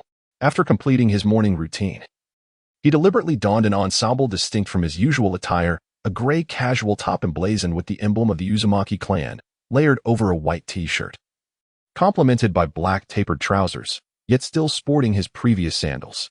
This slight alteration in his appearance rendered him considerably more stylish and laid back. Today marked the day of graduation and class assignment, signifying a definitive farewell to his life at the Ninja Academy. With ample time at his disposal in the morning, as the class assignment was not an urgent matter, he had enjoyed a restful night prior and rose early, using the remaining time to tidy up his room. However, he could keenly sense the presence of an observer lurking among the trees just outside his residence. The clutter within his room was minimal, primarily consisting of the papers from his previous experiments, yet he felt no concern. Even if they were to be discovered by others, they would be utterly incomprehensible.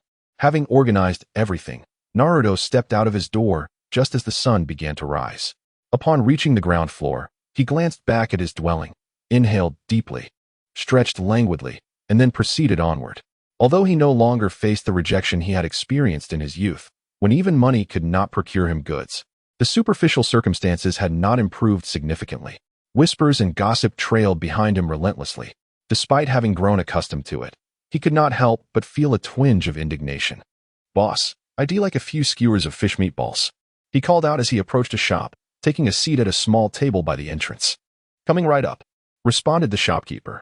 However, when the proprietor emerged with the order and realized it was Naruto seated there, his expression betrayed no joy. His tone icy as he retorted, "We're out of stock. You should try somewhere else." "But you have some in your hands," Naruto protested. "That is for my own consumption." "It's none of your concern," the shopkeeper replied. "Shadow clone jutsu." Naruto remained seated, a trace of a cold smirk playing on his lips as he softly called out. Instantly, a multitude of Narutos appeared around him, filling every available space. This extraordinary spectacle indeed startled the proprietor, who hurriedly exclaimed, "Ninjas must not lay a hand on civilians." Yet, Naruto retorted, "But I am not a ninja today. Perhaps tomorrow I shall be. I simply desire nourishment, and since your provisions have been exhausted, why should it matter if a few more individuals gather at the entrance?" With a tone of mockery, he continued, "From this day forth, you are already a ninja. So in the presence of such beings, you must refrain from casually employing ninjutsu. Even amidst the exuberance of youth, certain decorums must still be observed." As soon as Naruto's words fell, several figures gradually materialized beside him. The newcomers were quite familiar to Naruto, having crossed paths on several occasions. Among them was the Azure Beast of Konoha, Might Guy, accompanied by his students, along with another familiar face, the current instructor, Yuhi Kurenai. Upon their arrival, Naruto smiled, dispelled all his shadow clones, and stood up to greet Might Guy with a warm smile, exclaiming, "What a rare occasion. I never expected to encounter you, Mr. Guy. And you too, Teacher Kurenai today. Naruto, it has been far too long since we last ran together. We must seize the opportunity to embrace our youth," Guy exclaimed, leaning in eagerly, almost pressing his face against Naruto's. "There will be an opportunity." Naruto smiled as he spoke. "Allow me to introduce my dearest students. Rock Lee, Tenten." I believe no further introduction is necessary. Just as Might Guy concluded his statement, the group began to introduce themselves. Chapter 23, The Anger of Rejection. Tenten and Lee were merely acquaintances of Naruto, having only met once or twice, and they lacked any significant familiarity. However, Neji was different. Every time Naruto visited the Hyuga clan, he would invariably encounter this fellow. They had known each other since childhood. Although their interactions had been limited, they were nonetheless familiar with one another. "Little one, are you not afraid of being apprehended for using ninjutsu here?" Yuhi Kurenai inquired with a hint of seriousness. "I must apologize, as I am not entirely sure about that. I have just learned this technique and find it somewhat difficult to control." Naruto spoke with a calm yet assertive demeanor. "A few of you have arrived. Please, take a seat. Would you like something to eat?" As they engaged in conversation, the restaurant owner, emboldened by their presence, approached with a cheerful smile and inquired. However, as these words left his lips, Naruto's expression turned icy for a fleeting moment. Before a smile graced his face once more, he turned to Asuma and the others, suggesting that the dishes from the owner had already sold out, and proposed they seek another establishment instead.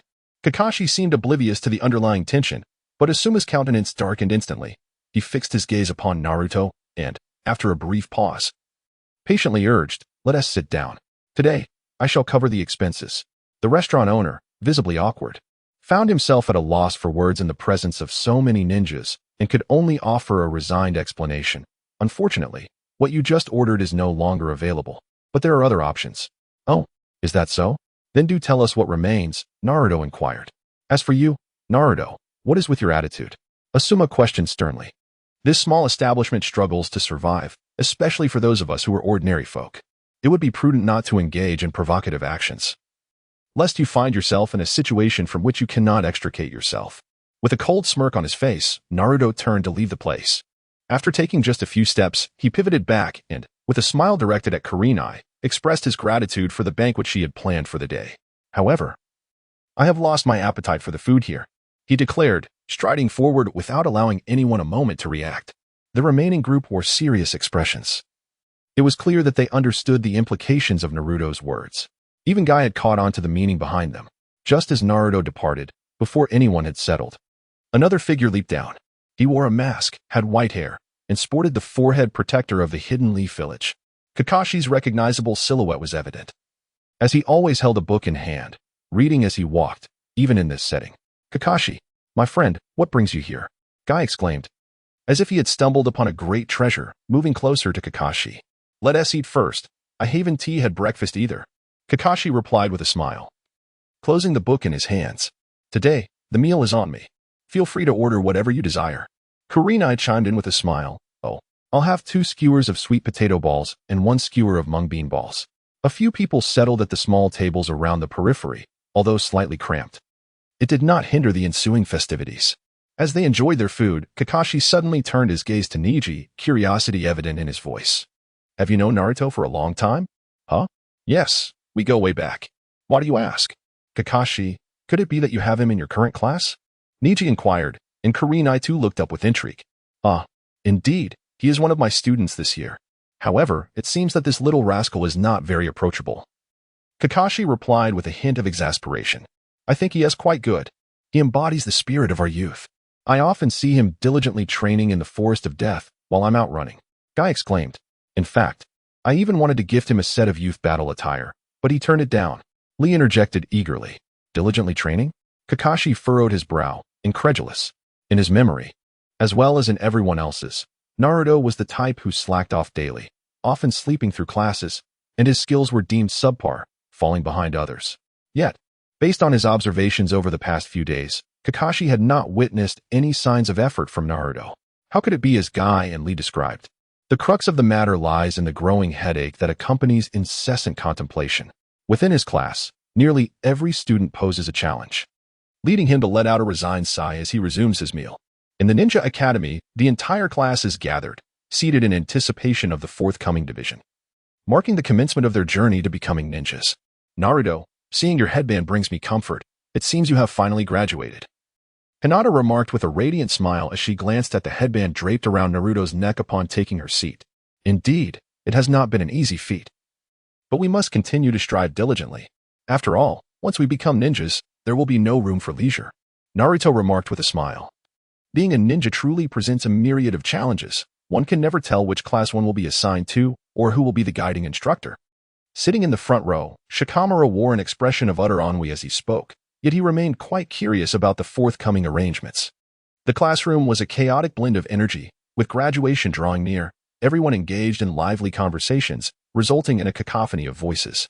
Naruto cast a fleeting glance towards Sasuke, who would soon become his classmate. However, the aloof demeanor of the latter made Naruto ponder whether there was a certain peculiarity in his mindset. As for their other teammate, Sakura Haruno, she exhibited an even more vacant disposition. Her gaze remained fixated on Sasuke, unwavering since their arrival, embodying the essence of infatuation. With her hands propped up on her head, she seemed oblivious to the presence of others around her, wholly captivated by the visage of Sasuke. At this moment, everyone was merely awaiting the arrival of their instructor, while simultaneously anticipating the forthcoming class assignments. Yet, many appeared indifferent to the situation, as most had a reasonable inkling of how the class divisions would unfold. Naruto glanced around and felt that it would take quite some time for the teachers to arrive. He then stood up from his seat and walked towards Sasuke Uchiha. Chapter 24, Graduation. There were no classmates beside him. The desk could accommodate 3 people. Yet his spot was always vacant, with no one approaching him, whether male or female. Most boys found his personality off-putting, while girls, despite being drawn to his icy demeanor, often felt discontented when they interacted with him, merely admiring his cool and handsome exterior from afar. Upon reaching Sasuke's side, Naruto plopped down beside him, propping his head on his right hand and gazing intently at him. However, before he could utter a word, Sakura Haruno, who had been fixated on Sasuke, suddenly abandoned her seat and rushed over. Upon her arrival, she tugged at Naruto's clothes and exclaimed loudly, "Naruto, why are you sitting next to Sasuke?" Though her words suggested annoyance, her thoughts betrayed her true feelings. She believed that she should be the one sitting there, questioning why he dared to encroach upon her space so close to Sasuke. "Do I need to seek your approval for where I sit, Sakura?" Naruto, wearing a harmonious smile, inquired, "What brings you here instead of staying in your designated place?" Sakura retorted, "It seems this is my own affair, and there is no necessity for communication with you. Moreover, it does not fall within your jurisdiction, so I kindly ask you to let it be." Naruto once again smiled and inquired, "So, may I ask what brings you here to sit?" Uchiha Sasuke, with an icy expression, responded with a question. Naruto gazed at Sakura, showing no intention of releasing his grip. He raised his right hand and, with a seemingly gentle motion, struck her hand, causing her to instinctively withdraw in pain. He then turned once again to fix his gaze upon Sasuke Uchiha. "I wish to observe the prodigy within our class. What will it feel like to be placed in the same team with me? From now on, we shall be comrades. So it is best to engage in some early interaction." Naruto smiled calmly, occasionally observing the expressions on his counterpart's face. His visit was not merely to convey a message. Rather, it was to signify their impending partnership as teammates and to gauge the extent of the other's reaction. Sasuke Uchiha, the individual Naruto would inevitably confront in the future, harbored secrets that piqued Naruto's curiosity as well. Indeed, upon hearing that they would soon be placed in the same class, Sasuke's already cold demeanor deepened into a frown. Before he could voice his thoughts, Sakura, standing nearby, angrily exclaimed at Naruto, "How could someone like you possibly be in the same class as Sasuke?" She was not mistaken. "How could I possibly share a class with someone like you? A slacker like you should forget it," Sasuke retorted. It appears he was still a child, untouched by the harsh realities of life. "Since you all hold such opinions, let us await the outcome. However, I find myself somewhat eager to see what our days as teammates will entail. I hope that you, the so-called top student, will not disappoint me." Naruto let out a cold chuckle. He never harbored the expectation of receiving a satisfactory answer from Sasuke Uchiha. He merely wished to observe his own reflection in the other's expression when they would eventually become teammates. Although the words had been spoken, the topic of not having been battered by reality instantly caused Sasuke to clench his fists. The single tomo of his Sharingan swiftly rotated, and he turned to face Naruto. "Once the class divisions conclude, let us engage in a battle." Naruto leaned closer, whispering into his opponent's ear, fully aware that he was treading into provocative territory. In the classroom, Sasuke Uchiha struggled to suppress his emotions, yet his clenched fist betrayed the fury brewing within him. Suddenly, with a resounding crash, Sasuke slammed his fist onto the desk, the thunderous sound silencing the entire room and drawing every pair of eyes in their direction. His Sharingan fixated intensely on Naruto, as if poised to strangle him at any moment. Nevertheless, Naruto slowly rose to his feet, a smirk of disdain plastered across his face as he prepared to depart, lightly tapping his fingers twice on the desk. As he walked away, he taunted, "It's not the loudest voice that gets to dictate everything." Sakura stood in the aisle, incredulous as she observed Naruto. Although their interactions throughout their years in school had been limited, she was somewhat familiar with the perennial underachiever. This guy, known for dozing off during class and barely passing the final exams, now dared to challenge the top student in their class. While only Hinata truly understood Naruto's capabilities, she too was puzzled as to why the usually carefree Naruto had chosen today to provoke Sasuke. But there was no time to inquire further, as the teacher responsible for class assignments entered the room. Irika, injured the previous day, was unable to attend, yet the newcomer was someone they all recognized. As a fellow teacher from the Ninja Academy, he surveyed the assembled students. The atmosphere in the classroom was palpably tense, an unprecedented stillness that even surpassed that of regular lessons. Every student seemed to be straining to catch every word regarding the impending class assignments. "I trust you are all aware of the class assignments," he began, "and it is time for the much-anticipated announcement of the class placements. Due to Irika's unforeseen circumstances, I will be the one to disclose the information today. Shortly, each class's instructor will arrive to escort you, and you can discuss any specifics with your new teacher. Whether in ninjutsu training or other areas, your new instructor will be a jonin from the Hidden Leaf Village. Let us commence with the announcement of class placements." The teacher who had just arrived stood at the podium and addressed the little ones, casting a sidelong glance at Uchiha Sasuke, who was seated by the window, seemingly indifferent to the proceedings. Chapter 25. class assignments after a brief pause and surveying the room. He gradually lifted the white sheet of paper in his hand, which detailed the names of each student and their class assignments. He began to announce Class 1, Class 2, Class 3 until he reached Class 7, which included Uchiha Sasuke and Haruno Sakura. When Sakura's name was called, she exuberantly leapt up, disregarding the stillness of the atmosphere. The teacher responsible for the announcements shot her a disapproving glance before continuing, Naruto Uzumaki. At the utterance of this name, Uchiha Sasuke, who had previously appeared unconcerned, suddenly shifted his gaze toward the podium and then turned to look at Naruto, who was seated at the back of the classroom. Class 8, Hinata Hyuga, Shino Aburame. Kiba Inazuka. Class 9 Class 10 The allocation of classes mirrored the original storyline without any alterations. Each student found their respective class, leaving Hinata with a tinge of disappointment. Although she had known her teammates in advance, hearing the names read aloud and the assignments confirmed still left her feeling somewhat reluctant. She glanced at Naruto beside her, feeling as if he were privy to everything. With 3 students assigned to each class, all arrangements had been finalized. After the instructor concluded the roll call, he slowly folded the paper in his hand, barely sparing them a glance as he stated, "All of you will remain here. Each class will wait for your respective instructor to come and escort you." In truth, the other instructors had been waiting outside, merely awaiting the go-ahead to proceed. Class 1, follow me. Class 5, Class 9 Gradually, nearly all the instructors entered, taking their students one by one out of the classroom. However, Class 7 remained perpetually behind. The classroom was left with just the 3 of them. Naruto still dozing on the desk, Sasuke gazing out the window, and Sakura, who periodically scrutinized the two, her attention primarily fixed on Sasuke. "Why hasn't our teacher arrived yet?" Sakura inquired impatiently. The trio shared no conversation, and in the quiet classroom, an air of tedium began to settle. Naruto lay there, snoring loudly, seemingly indifferent to the unfolding events. "Sasuke, I am truly delighted to be in the same class as you. Soon, we will be teammates, and I hope you will take good care of me," Haruno Sakura said, leaving her seat to rest her arms on the edge of Sasuke's desk, smiling at him. "How annoying," Sasuke retorted coldly, directing a frosty glare at Sakura. "Oh, my sincerest apologies for being late, everyone." Just as Sasuke finished speaking, a figure leaped through the window and plopped down onto the desk without a hint of remorse. "Could you be our teacher for Team 7? Sakura asked, incredulous. Kakashi's arrival did not rouse the slumbering Naruto, and Uchiha Sasuke merely cast a glance, appearing utterly disinterested. "What a troublesome bunch," Kakashi sighed, rubbing his forehead before gently closing the book in his hands. With a sudden clap on the desk behind him, the loud noise jolted the sleeping Naruto awake, who turned to look in his direction. Sasuke also shifted his gaze, though his expression remained unfriendly. Seeing that all 3 were finally paying attention, Kakashi smiled and said, "Well, your attitudes are rather uninviting. However, now that we have reached this point, a conversation is essential. Would you be so kind as to introduce yourselves? Perhaps share your names, interests, and future aspirations? I'm Haruno Sakura. I like, and my dream for the future."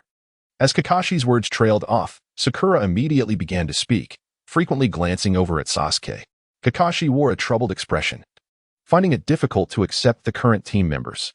He could not comprehend their thoughts and sighed, shifting his gaze to the other 2, specifically locking eyes with the one at the back, Naruto.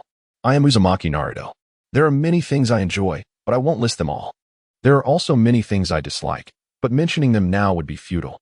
As for my future dream, what do you think about me becoming Hokage?" Naruto gazed at Kakashi with an air of nonchalance and inquired, "Dreams are quite splendid, aren't they? With diligent effort, perhaps they may come to fruition." Kakashi, at a loss for words, then turned to Sasuke Uchiha and asked, "And what about you?" "I am Sasuke Uchiha. I possess no particular hobbies and harbor a multitude of aversions. My sole aspiration is to eliminate that man." Upon hearing Sasuke's declaration, Sakura Haruno paused momentarily, while Naruto exhibited utter indifference. Kakashi appeared to have anticipated this response long ago. "Should I introduce myself?" Sakura inquired, casting a glance at Kakashi. "Well, I am Kakashi Itaki. My hobbies are rather unremarkable, and as for dreams, what are those? In the end, one merely learns your name," Sakura pouted, looking at Kakashi with a face full of exasperation. Kakashi Hitaki, an elite jonin of Konoha, became a genin at 6, a chunin at 8, and a jonin by 12. Once celebrated as one of Konoha's most prodigious talents, he was dubbed the Copy Ninja, possessing knowledge of over 1,000 jutsu. His shortcomings include a penchant for lewd literature, often seen with a certain book in hand, and a lack of discernible dreams or dislikes. Am I correct, Kakashi-sensei? Naruto sat at the back, resting his chin on his right hand, a faint smile gracing his lips as he spoke. All he wished to ascertain was the true nature of Kakashi's character. They had encountered one another on more than one occasion. During their first meeting, Naruto had even savored a bowl of ramen treated by Kakashi. Kakashi furrowed his brow, astonished that such a young lad had gathered so much knowledge about him. He pondered how a mere student from a ninja academy could possess such insights. Could it truly be? Becoming a genin at 6 and a Nin by 12? Sakura Haruno inquired, her voice tinged with disbelief. Chapter 26. The first battle of Naruto and Sasuke. Even Sasuke found it hard to believe, observing the nonchalant man seated at the table, who appeared nothing like the tales he had heard. I do not know how you came by such information, but I harbor no objections. Therefore, I suggest you all take the afternoon to rest. Tomorrow morning, we shall convene early. You must reach the stream near the edge of the Death Forest by 5 o'clock. Do not be tardy, Kakashi declared, his words firm. Additionally, I must confess that during our first meeting, I found you rather disagreeable. With that, Kakashi rose, picked up the book resting on the table, and began to peruse it intently as he walked away. Naruto, weren't you eager for a challenge? Shouldn't you find a place now? As Kakashi departed, Sasuke abruptly turned to Naruto, his voice icy. Absolutely. Naruto spoke with an air of nonchalance. In the blink of an eye, the two had arrived at a secluded area, expansive yet seemingly untouched by human presence for quite some time. The ground littered with numerous desiccated leaves. Along the periphery of this space lay several vine chairs. Intrigued by the peculiar setting, Sakura Haruno accompanied him, despite her apprehensions. She ultimately settled into one of the chairs, her gaze filled with concern. Perched atop a large tree at the edge of the area was another figure, veiled and clutching a small yellow book, observing from the treetop. Since you possess the audacity to provoke, allow me to witness your true capabilities, Sasuke declared coldly, then swiftly charged forward, his right leg poised for a sweeping strike. However, before he could reach Naruto, his opponent retreated several meters, taking a seat in one of the vine chairs. Was he unwilling to engage in battle? That seemed implausible. In an instant, from his original position, a cacophony of thuds erupted as a dozen shadow clones emerged. A mere tail end, indeed. No matter how many clones appeared, it would ultimately make no difference. Sasuke charged once more, confronting the multitude of Narutos that surged towards him. With each kick or punch, a clone would vanish, yet as soon as one disappeared, another would materialize from a cloud of smoke, maintaining the number unchanged. Naruto remained silent, leisurely observing the battle between the two factions. Whenever a shadow clone dissipated, he would promptly summon several more to take its place. Such an immense reservoir of chakra.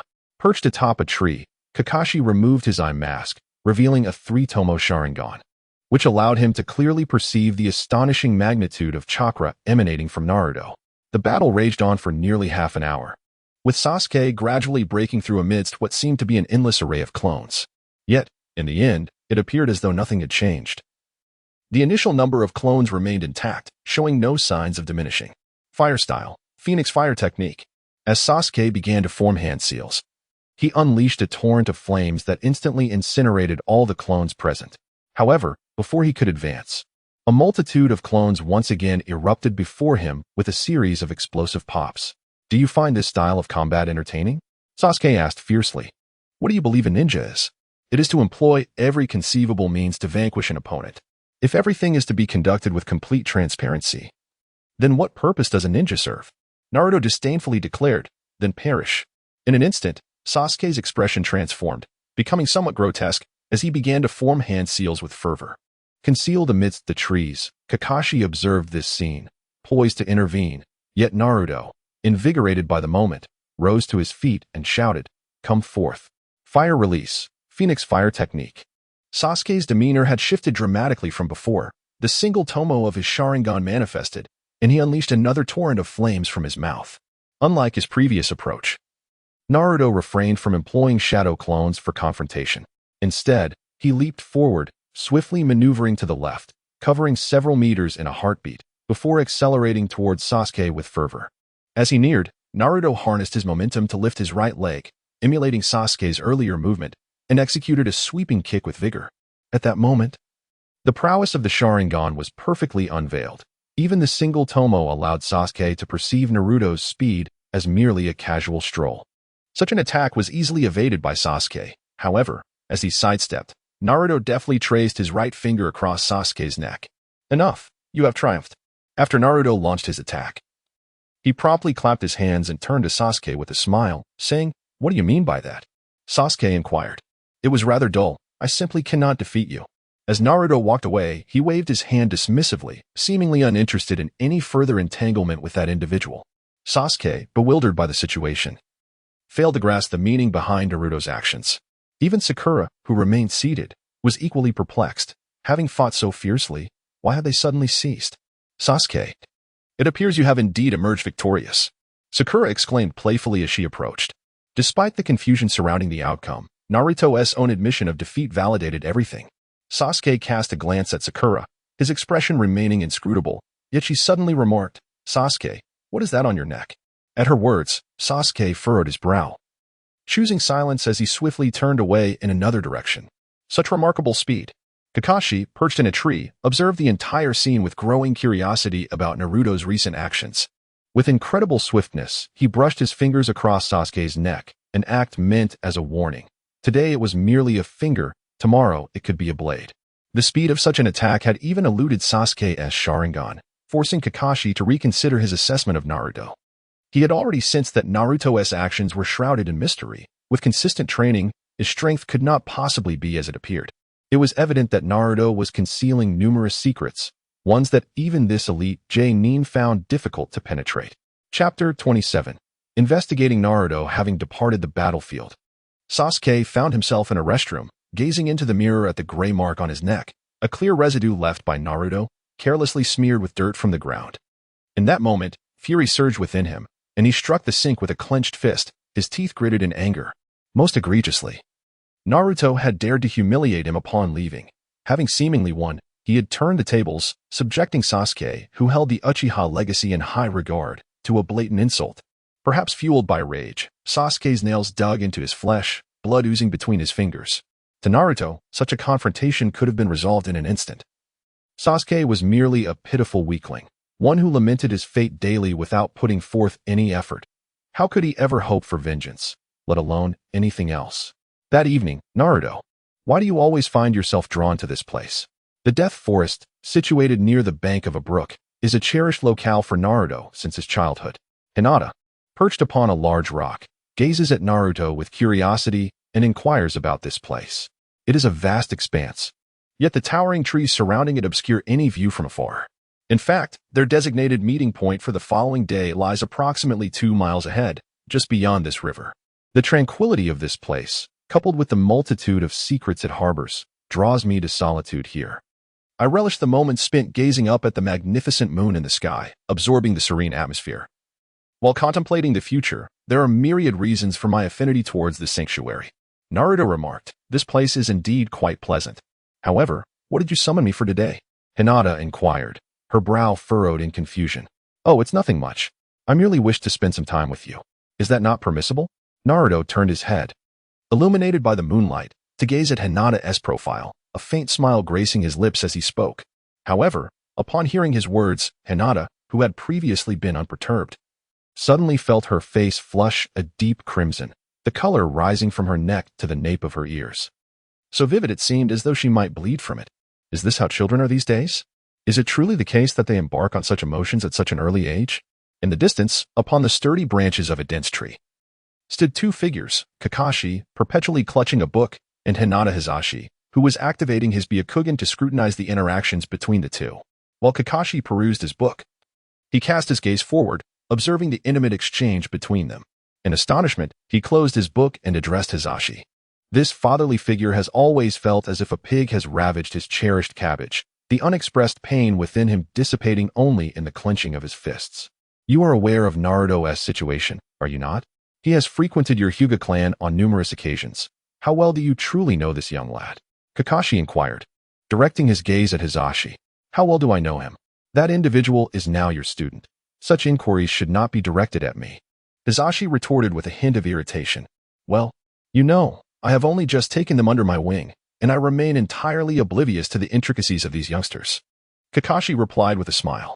Such matters are best left for you to discover on your own. However, I can impart one piece of information. Some issues may be far more serious than they appear. Hizashi remarked, having long found it challenging to comprehend Naruto. He had merely glimpsed the boy's abilities once, and since then, he had not witnessed Naruto display any of his talents. Over the years, aside from acquiring a few sheets of white paper from the Hyuga clan, Naruto's presence had become nearly non-existent to him. Alas, regardless of the situation, it all feels exceedingly troublesome. Each of them seems to be a source of concern. This rascal, why is he inching closer now? On Kakashi's side, there were murmurs of discontent, while Hinata Hyuga, with her Byakugan activated, observed the unfolding situation ahead. The remaining sentiment was one of anger. Although he did not mind his daughter interacting with Naruto, he felt that at such a tender age, it was rather premature. Meanwhile, on the other side, Naruto wore a smile as he boldly took Hinata's hand, seemingly oblivious to her bashful state, which was so intense that she appeared on the brink of fainting. He even raised their joined hands to gesture toward Hayashi Hyuga's direction. This singular action caused Hayashi to cease his watchful gaze, and his brow furrowed even deeper. In his perception, if Naruto's gesture was aimed at the two of them, it indicated that, despite the distance, Naruto had already sensed their presence. If that were indeed the case, Hayashi could scarcely fathom how Naruto had accomplished such a feat. However, he chose not to share this revelation with Kakashi. Instead, he let out a quiet sigh and began to leap towards the trees behind him. Since Naruto could detect him, it was evident that any overt actions would be futile. Rather than awkwardly intruding into his daughter's life, he decided it was best to let things be. Kakashi, witnessing Hayashi's departure, was left in utter bewilderment. After a moment of contemplation, he turned back only to find the large rock they had previously occupied entirely vacant. At this moment, Naruto and Hinata had long since vanished from sight. Regrettably, the Sharingan lacked the ability to discern or perceive their whereabouts. Kakashi, however, paid little heed to their absence. If they had departed, so be it. After all, they would surely meet again on the morrow. The following day, Naruto awoke from his slumber, glancing at the clock which indicated it was approximately 10 o'clock in the morning. This marked the latest he had risen throughout his academic life. After all, today signified a definitive farewell to his previous school days as he officially stepped into the realm of ninjas. Not paying heed to the assembly time arranged for the previous day, he leisurely tidied his room before finally venturing outside. Upon reaching the bustling streets, his first priority was to indulge in a hearty meal before making his way to the designated meeting point. By the time he arrived, it was nearly 11 o'clock, and he could distinctly see Sakura Haruno, either seated on the ground or wearing a grim expression, from a distance. These two had adhered strictly to the scheduled time, waiting since 5 o'clock in the morning without having breakfast, their hunger palpable, as if their stomachs were pressed against their backs. Chapter 28. The 7th Squad's evaluation. As soon as they spotted Naruto's arrival, the seated Sasuke Uchiha stood up in a fit of anger, while Sakura glared at Naruto with irritation, exclaiming, "Why are you only just now arriving? It doesn't seem that late, does it?" With a smile gracing his lips, Naruto gazed at Sakura and said, "Sakura, were you humiliated by me yesterday?"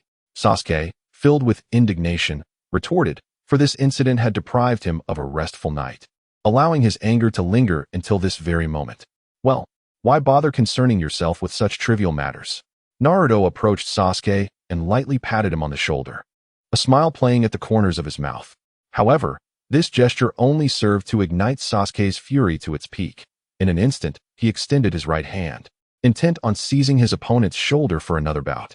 Yet, his speed lagged slightly, for by the time he reached out, Naruto had already distanced himself by 2 or 3 meters. The suddenness of this speed left Sasuke momentarily dumbfounded, his indomitable spirit lingering in his mind, yearning for another confrontation. Alas, this time his hopes were in vain. Just as he prepared to strike again, a familiar figure emerged within their line of sight. Kakashi's arrival rekindled Sasuke's simmering anger, surpassing even Sakura's irritation, as he swiftly shouted, "You, of all people, can't you grasp the concept of time? Ah, my sincerest apologies. I overslept today and only realized I was late upon arriving," Kakashi replied with a grin, devoid of any semblance of regret. "Is that what you call being late? I thought you were withholding breakfast for us due to some grand occasion, which is why I skipped dinner last night, and now find myself utterly famished." Sakura lamented weakly. "Very well. I have decided that if you both pass my assessment today, I shall treat you to some barbecue." Kakashi declared once more with a beaming smile. Is that for real? Sakura inquired. Of course it is, provided you pass the assessment. Kakashi affirmed. Suddenly invigorated by this prospect, Sakura regained her energy. The three stood in a line, with Kakashi positioned directly in front of them, his smile fading as he focused intently on the book in his hands. In a low, serious tone, he stated, "From the very beginning, no student has ever passed my assessments. I wonder if you three can convince me that you meet the criteria to succeed. The current conditions stipulate that you must retrieve these 2 bells from my waist, and only 2 of you may pass today, resulting in 1 elimination. Any means you choose are permissible." Naruto inquired. Of course, you may adopt an attitude of wishing to eliminate me. Otherwise, I fear you may not even manage to touch the bell. It would be wise to conclude before the clock strikes 12, lest all 3 of you face disqualification. However, it would be prudent for you to conceal yourselves. Do not allow me to catch you, for the consequences would be dire. Kakashi lifted his gaze slightly, casting a disdainful glance at them, and remarked, "How tedious." Naruto appeared to lack any interest, turning away and striding off in another direction. Observing this, the other 2 swiftly concealed themselves, yet in an instant, the expansive meadow revealed no other figures apart from Kakashi. After a considerable while, Kakashi, leaning against a tree, resumed his perusal of the novel in his hands. At that moment, a gust of wind swept through, causing countless leaves to cascade from the branches above. Sensing an unusual shift in the atmosphere, Kakashi promptly displaced himself several meters away. In the next moment, the leaves transformed into a cloud of smoke, and an innumerable horde of Naruto's shadow clones charged forth recklessly. The technique of multiple shadow clones surged forward in mass. But such a strategy was effective only against opponents of comparable strength. Against a foe of Kakashi's caliber, it bore no impact whatsoever. Kakashi formed a hand seal with one hand and bellowed, "Fire style, fireball jutsu." A colossal fireball hurtled towards the gathering of clones, instantly obliterating the entire cluster into smoke. Where was the real body? With only one eye visible, Kakashi swiftly surveyed his surroundings. He had already discerned the positions of the other 2.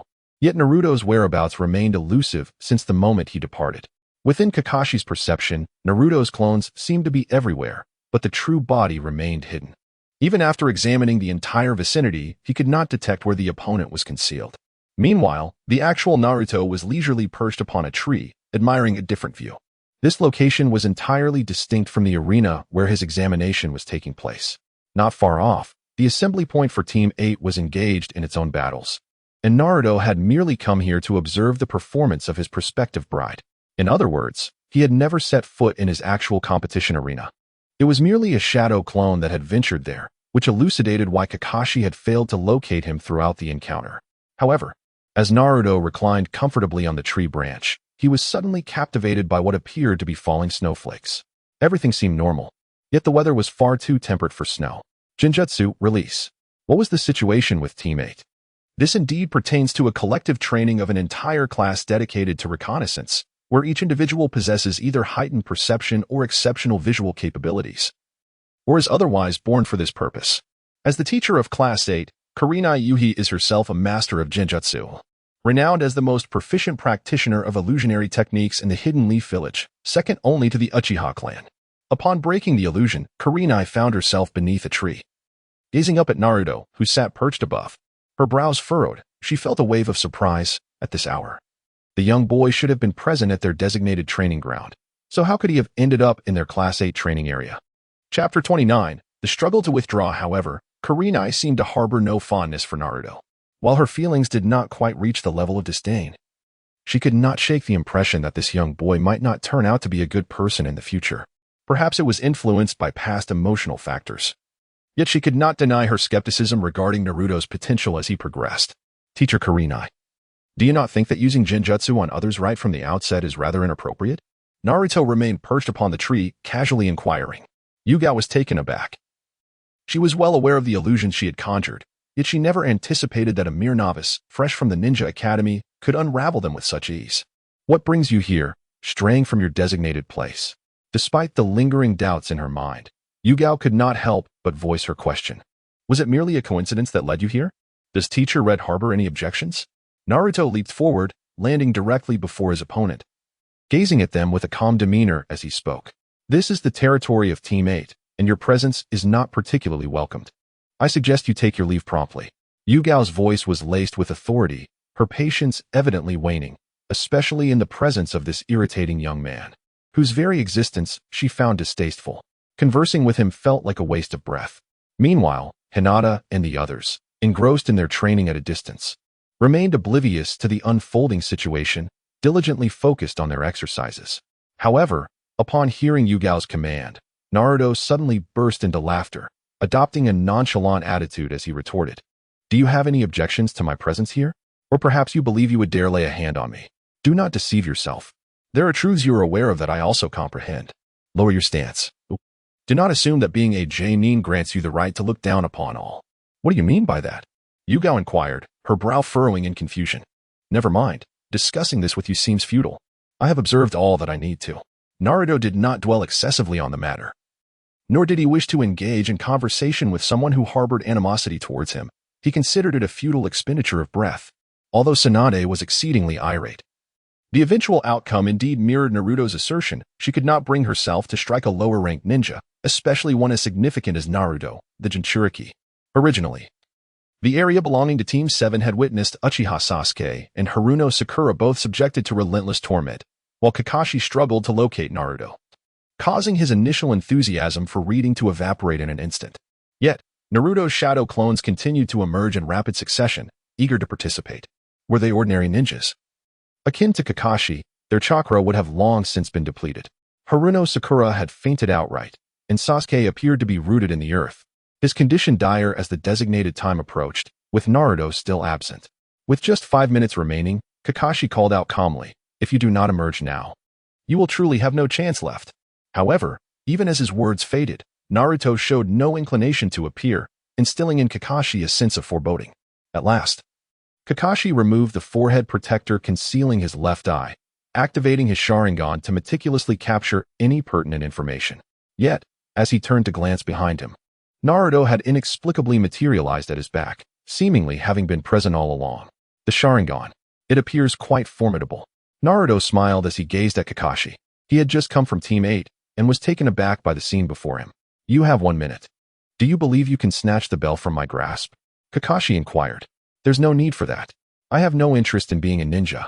Naruto walked directly towards the great tree and sat down beside its massive roots, exuding an air of leisure and tranquility as he spoke. "Is it possible that the ultimate goal of the Shinobi Academy is merely this?" Kakashi, somewhat bewildered, inquired calmly. "The Shinobi Academy? If I indeed attended, what do you think my chances of surviving to this day would be?" Naruto retorted with a cold smile. At any rate, there was no one else around. Sasuke, the closest person, was still preoccupied with his own struggle to emerge from the ground, oblivious to their conversation. Kakashi's heart tightened, feeling a sense of foreboding, yet unable to comprehend the situation fully. "What do you know?" Kakashi asked. "Back in those days." Naruto paused momentarily, his gaze fixed on the distant Hokage statue, then smiled and said, "I truly appreciate your ramen." "What? The time has come to announce the results." Naruto chose not to pursue the topic further. He stood up, smiling at Kakashi with a hint of playful teasing in his voice. A few minutes later, once again, Naruto and his companions stood united, while Kakashi sat alone across from them, his expression tinged with melancholy as he inquired, "What do you think of your performance this time?" After a prolonged silence, no one dared to respond. Kakashi continued, "This time, only 2 individuals are permitted to pass. Who do you believe should be eliminated?" "Perhaps it should be me. They have all exerted themselves sufficiently." Naruto spoke first. Although the other 2 were reluctant, Sakura, feeling helpless, stepped forward, tears streaming down her face as she lamented. "I possess the weakest abilities. It seems I must take the lead. Let us all withdraw together."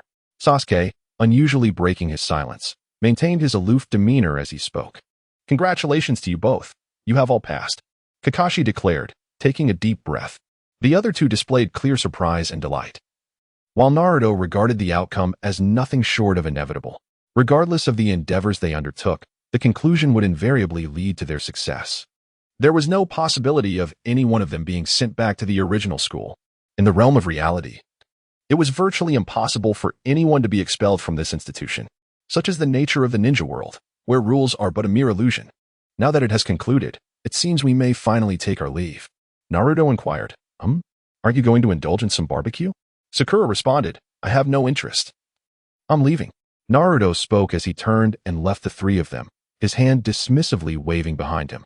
He departed as he arrived, unscathed and devoid of any dust, let alone signs of bruising or injury.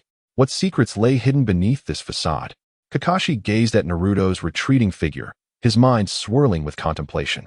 Everything that Naruto brought to him appeared to be meticulously crafted, devoid of any flaws, yet shrouded in an abundance of inexplicable mysteries. Chapter 30. The Calculation of Ninjutsu Techniques.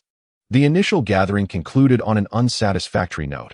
Although they had successfully taken the first step and officially became ninjas, Naruto remained untouched by the significance of the event. Kakashi was uncertain about what Naruto truly understood, but his instincts told him that Naruto was far more complex than he appeared. In the world of ninjas, one's capabilities are never gauged by age. After all, he himself had ventured into the battlefield in his teenage years. Though the current circumstances were not as harsh as they once were, the level of maturity in such an environment cannot merely be assessed by age. Moreover, he was utterly unaware of Naruto's innermost thoughts. All he could do was strive to comprehend this young man as thoroughly as possible. As the Jinchuriki of Konoha, Naruto could not afford to make any mistakes. In the realm of Naruto, having mastered the technique of multiple shadow clones, he can now unabashedly showcase this ability before others, elevating his approach to all endeavors to an entirely new echelon. Within the confines of a room, 5 or 6 clones of Naruto are huddled together, each surrounded by a substantial stack of papers, diligently wielding pens and engrossed in calculations. Meanwhile, the original Naruto reclines leisurely on his bed, his gaze fixated on the ceiling. As a torrent of thoughts whirls through his mind, what could be the underlying issue in the calculations of spatial dimensions? After a year or two of research, he still lacks a clear direction. One of the clones, visibly agitated, began to scratch his head and posed a question to the others.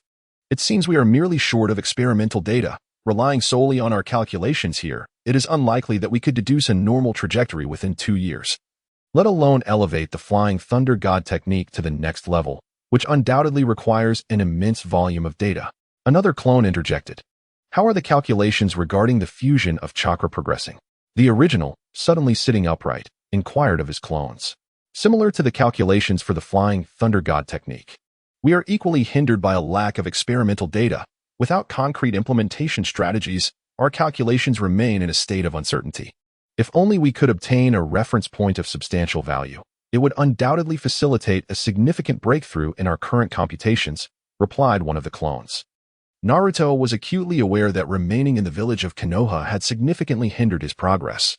Lacking a reference, he found himself compelled to conjure everything from thin air. Yet, data is unforgiving and demands precision, and this was merely the initial step. Why not wait a few more months? By then, he could leave the village. And if following the conventional path, he would inevitably encounter a user of ice release. At that moment, he could use them as a reference point, thereby resolving many of his dilemmas. One of his shadow clones voiced this thought. Indeed, it was a valid point. Presently, we had no viable options. While we had amassed a considerable amount of data, the actual experimentation remained unattainable. Even within the confines of Konoha, these tasks could be accomplished. Yet when the time for experimentation arrived, it posed insurmountable challenges. The other clones nodded in agreement, acknowledging that the situation had indeed reached a bottleneck. Naruto had already thoroughly researched the common ninjutsu, including his newly developed techniques, which numbered beyond count.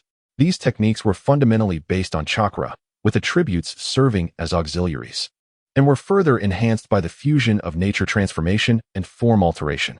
With such a foundation, both offensive and defensive capabilities could be supported by the data at hand. Particularly regarding the calculations for offense and defense, he had already attained the pinnacle of precision, allowing for a remarkable efficiency in all endeavors. For Naruto, numerous challenges still lay ahead, especially concerning the attribute fusion he had long contemplated, aimed at forming new Kekkai Genkai. Nothing worth achieving comes easily, and enduring numerous trials was anticipated. Many opportunities awaited him. Thus, he was not as anxious as one might presume. Having officially become a ninja, their next course of action was to begin executing missions. Although they were required to collect tasks from the mission hall, Konoha Village had its own stringent regulations for newly graduated ninjas.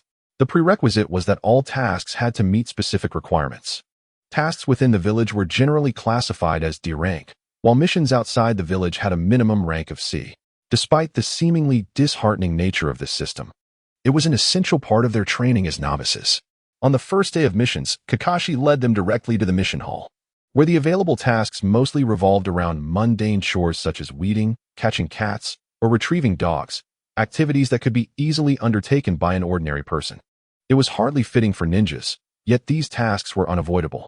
On that first day, Naruto obediently followed along, leaving a multitude of shadow clones at home while he ventured out to run, train, or engage in various activities. He meticulously scheduled his time, and unlike before, each night he found himself utterly fatigued, collapsing onto his bed the moment he dispelled the shadow clones. The physical prowess of the Uzumaki clan was his greatest asset. Regardless of the pain or exhaustion he endured, he could recover almost overnight.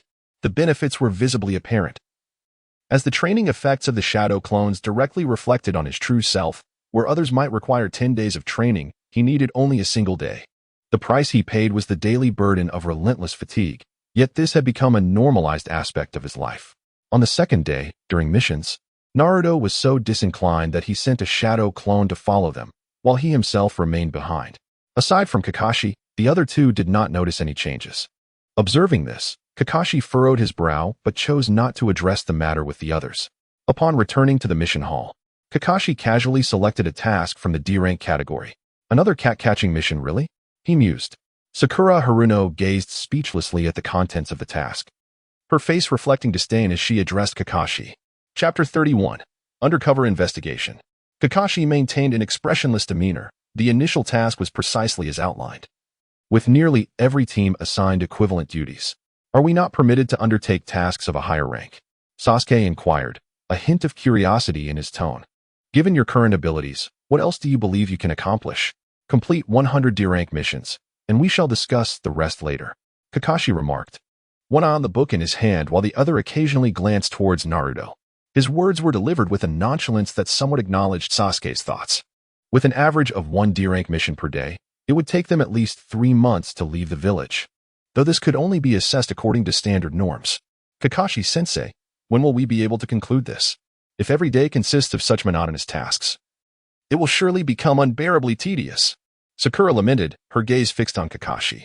With all this needless chatter, you would be better off completing the task at hand. If you finish this morning, you can take on another in the afternoon, allowing you to complete 100 D-rank missions in half the time. Perhaps then I can petition for you to undertake different tasks, Kakashi replied, a smile gracing his lips as he spoke lightly to them. Such words seemed to invigorate the group, as Sakura's earlier dismay dissipated, replaced by a newfound excitement. In Kakashi's view, Naruto stood there, expressionless, seemingly unaffected. He had sensed that the young boy harbored many secrets, yet the nature of these was elusive. Leaving a shadow clone behind, Kakashi set out, his intent clear and directed.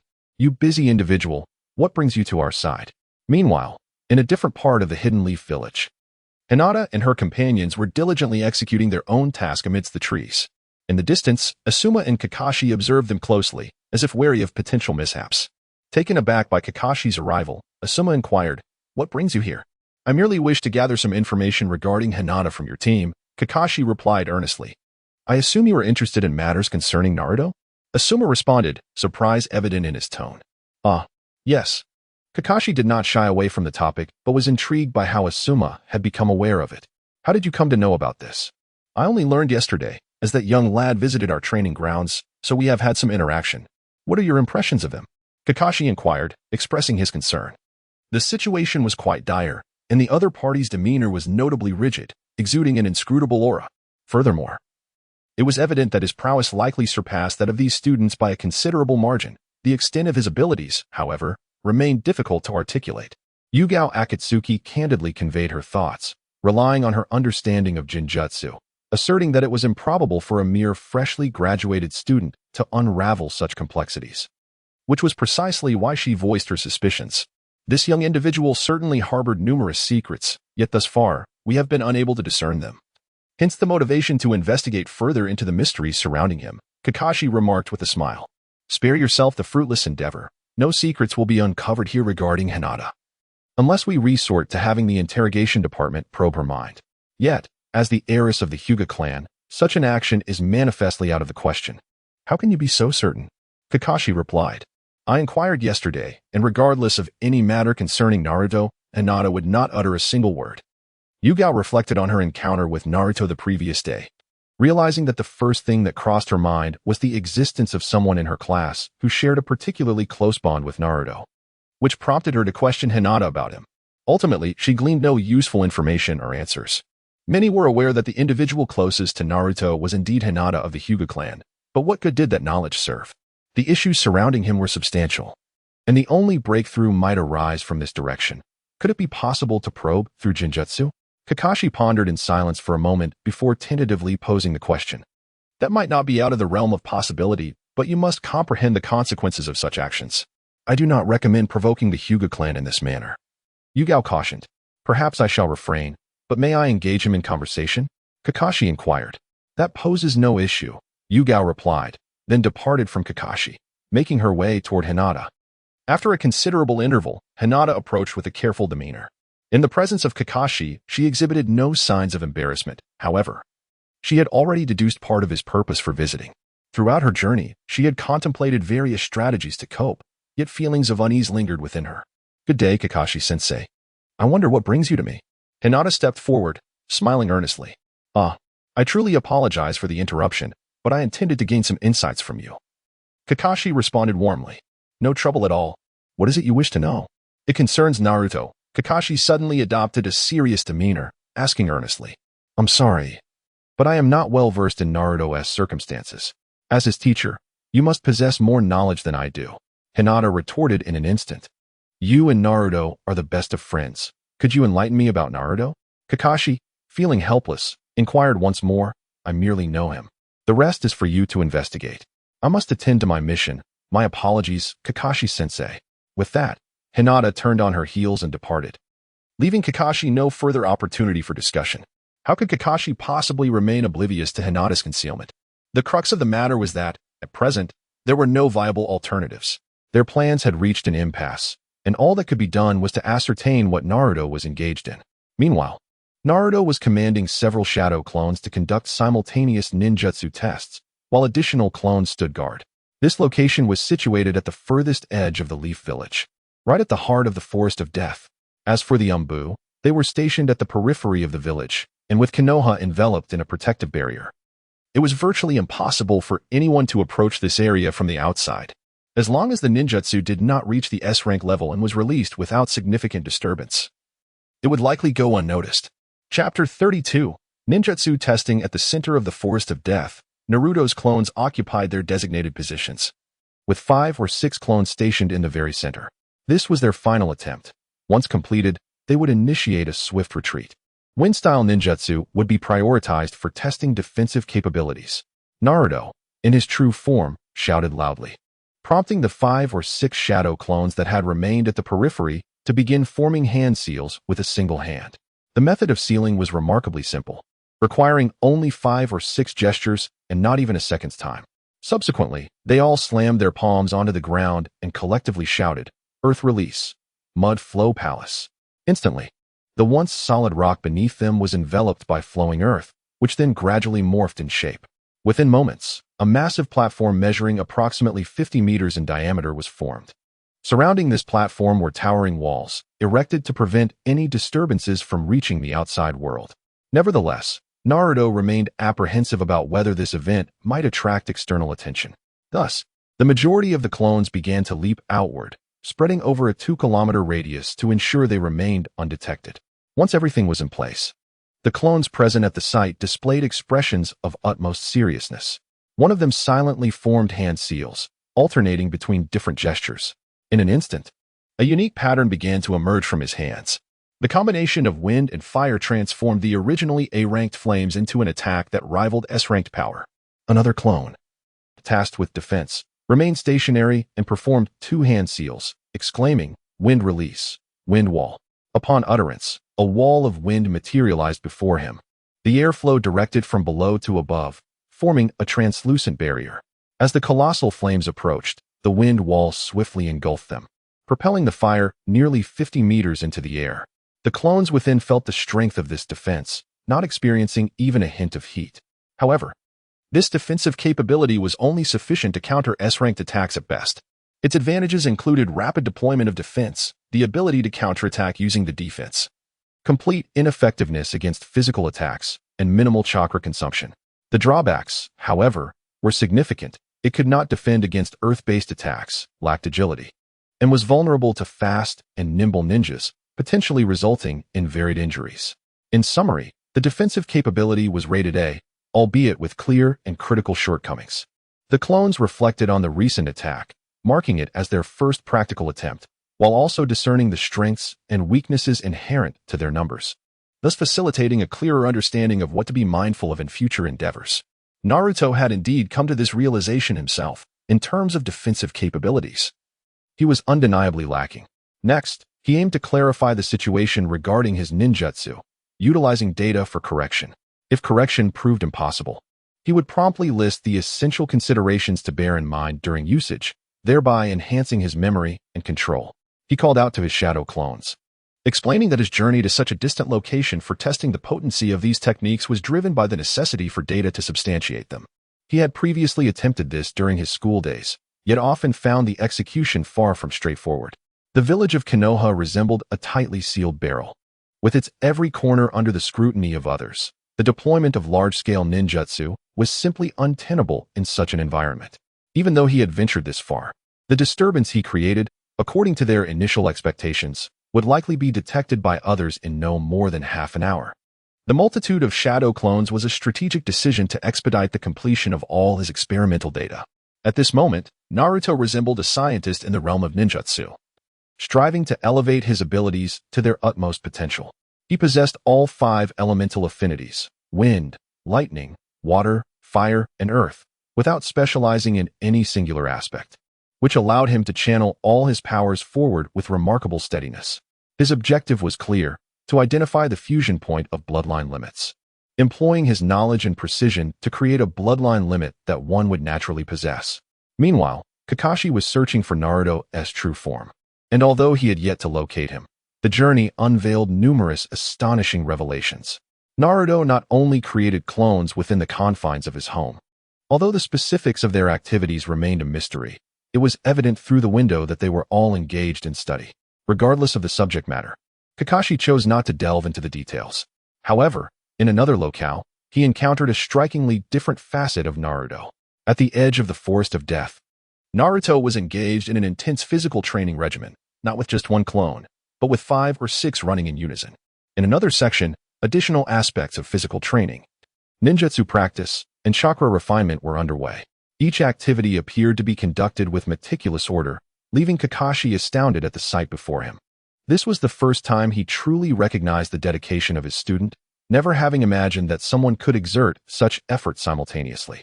This revelation also sparked another question: to what extent had Naruto's abilities developed? He had performed poorly upon graduation, so what could be the reason for concealing such progress? Could it be that he truly meant what he said about not wanting to be a ninja, yet somehow continued to survive? It seemed the moment had come for a conversation. Perched in the trees, Kakashi observed the multitude of Naruto's clones, then leaped down and began to approach the group diligently training. "Naruto," he called out as he drew nearer. One of the clones turned to acknowledge Kakashi's presence, yet displayed no change in expression. The clone had sensed his arrival the moment he entered the area, but chose to disregard it. "What brings you here, Kakashi-sensei?" Naruto inquired. "You sent a shadow clone to undertake the mission, considering your safety, so I came to check on you." Kakashi, filled with exasperation, responded with a question. At this moment, he found himself at a loss for words in the presence of Naruto. Though he was acutely aware of the other's true identity, their previous encounters had always been shrouded in secrecy. Chapter 33. What do you know? Naruto smiled faintly, choosing not to elaborate further. Instead, with a mere wave of his hand, all the shadow clones that had been training promptly vanished into thin air. However, the original Naruto, preparing for the test, suddenly succumbed to an overwhelming burden and collapsed to the ground, unconscious. Fortunately, the other clones were largely unaffected, and the original's fainting lasted only a brief moment. The clone engaged in conversation with Kakashi took a deep breath, turned his face with a smile, and remarked, "My current strength is rather lacking. Having finally discovered a method for rapid improvement, I am naturally unwilling to squander any time. As for tasks like searching for cats or dogs, it matters not if the clones handle them. Naruto, I believe we should have a serious discussion. As your teacher, I must take responsibility for you. Utilizing shadow clones for training can indeed yield remarkable results, yet it simultaneously imposes significant strain on your body, Kakashi stated earnestly. The Uzumaki clan inherently possesses a formidable recovery capability, so as long as the exertion is not excessive, it does not adversely affect my body, the clone Naruto replied nonchalantly, finding a nearby stump to sit on. At that moment, they resembled not a teacher and student, but rather two friends engaged in a candid exchange. What about the original? Kakashi inquired. Who knows? He could be sleeping somewhere. But since you, Kakashi-sensei, are here with me, what about the other two? Just like you, Kakashi replied, spreading his hands with a nonchalant expression. Truly a responsible teacher. However, it seems I have little to do here. The slow bird must take flight first. Otherwise, how could one survive in this world of ninjas? Naruto, with a grin, remarked directly, while exerting effort is commendable, the essence of teamwork among ninjas holds even greater significance. At the very least, the three of you constitute a squad. In future battles, it is imperative that you collaborate closely. By stepping away from the team now, do you believe this benefits them or serves your own interests? Kakashi pondered for a moment before posing another question. In reality, what do you perceive as the role of a teammate? Does possessing formidable strength alone suffice? Did Uchiha Madara require allies? Did the first Hokage need companions? They did not. Without a hint of hesitation, Naruto retorted candidly. Ultimately, he harbored numerous thoughts about himself, and moreover, his two teammates were utterly ineffectual, particularly from the present perspective. The duo was pitifully weak, their intellect seemingly short-circuited. One was consumed by thoughts of men, while the other was fixated on vengeance. Though they each possessed their own dreams, their ideals diverged so greatly that the prospect of unity seemed implausible. At least, this was Naruto's current understanding. Rather than seeking synergy within the team, he might as well conjure a few more shadow clones, thereby achieving a seamless collaboration. Upon hearing this, Kakashi found himself at a loss for words. The two individuals he referred to had indeed transcended the need for any teammates, having grown powerful enough to stand atop the world. However, the young one's perspective struck Kakashi as perilous, and he was uncertain how to approach the matter of guidance. Did he not wish to learn the art of ninjutsu? Such teachings would soon be imparted. Starting tomorrow, it would be best for him to engage fully, rather than seclude himself in solitary training, for that offered little benefit. Kakashi sighed in resignation, as his words were limited to this. He even pondered whether he should report this situation. As a Jinchuriki, exhibiting abnormal thoughts could be a serious matter, the implications of which were unpredictable. Yet, Kakashi wished to make one more effort, after all. Naruto's identity resonated deeply with him. I understand. If there is nothing else, I shall personally participate. Naruto replied nonchalantly, what is your perspective on the Hidden Leaf Village, Kakashi? Kakashi also settled onto a stone, his tone gentle as he inquired, before you answer that question, may I first understand your views on this village? Naruto did not directly answer the question. Instead, he tossed it back to Kakashi. Before the latter could respond, Naruto continued. What do you think of a village that can drive a hero to death? A village that can push the hero of Konoha to the brink merely through whispers and rumors? Kakashi's eyes widened in shock, and even beneath his mask, his lips began to tremble. The most alarming aspect was how Naruto had come to know of such matters. Yet, the figure Naruto referenced, driven to despair by the village, was none other than Kakashi's father, Tsukumo Hatake, once Konoha's greatest hero and the one most likely to ascend to the position of Hokage.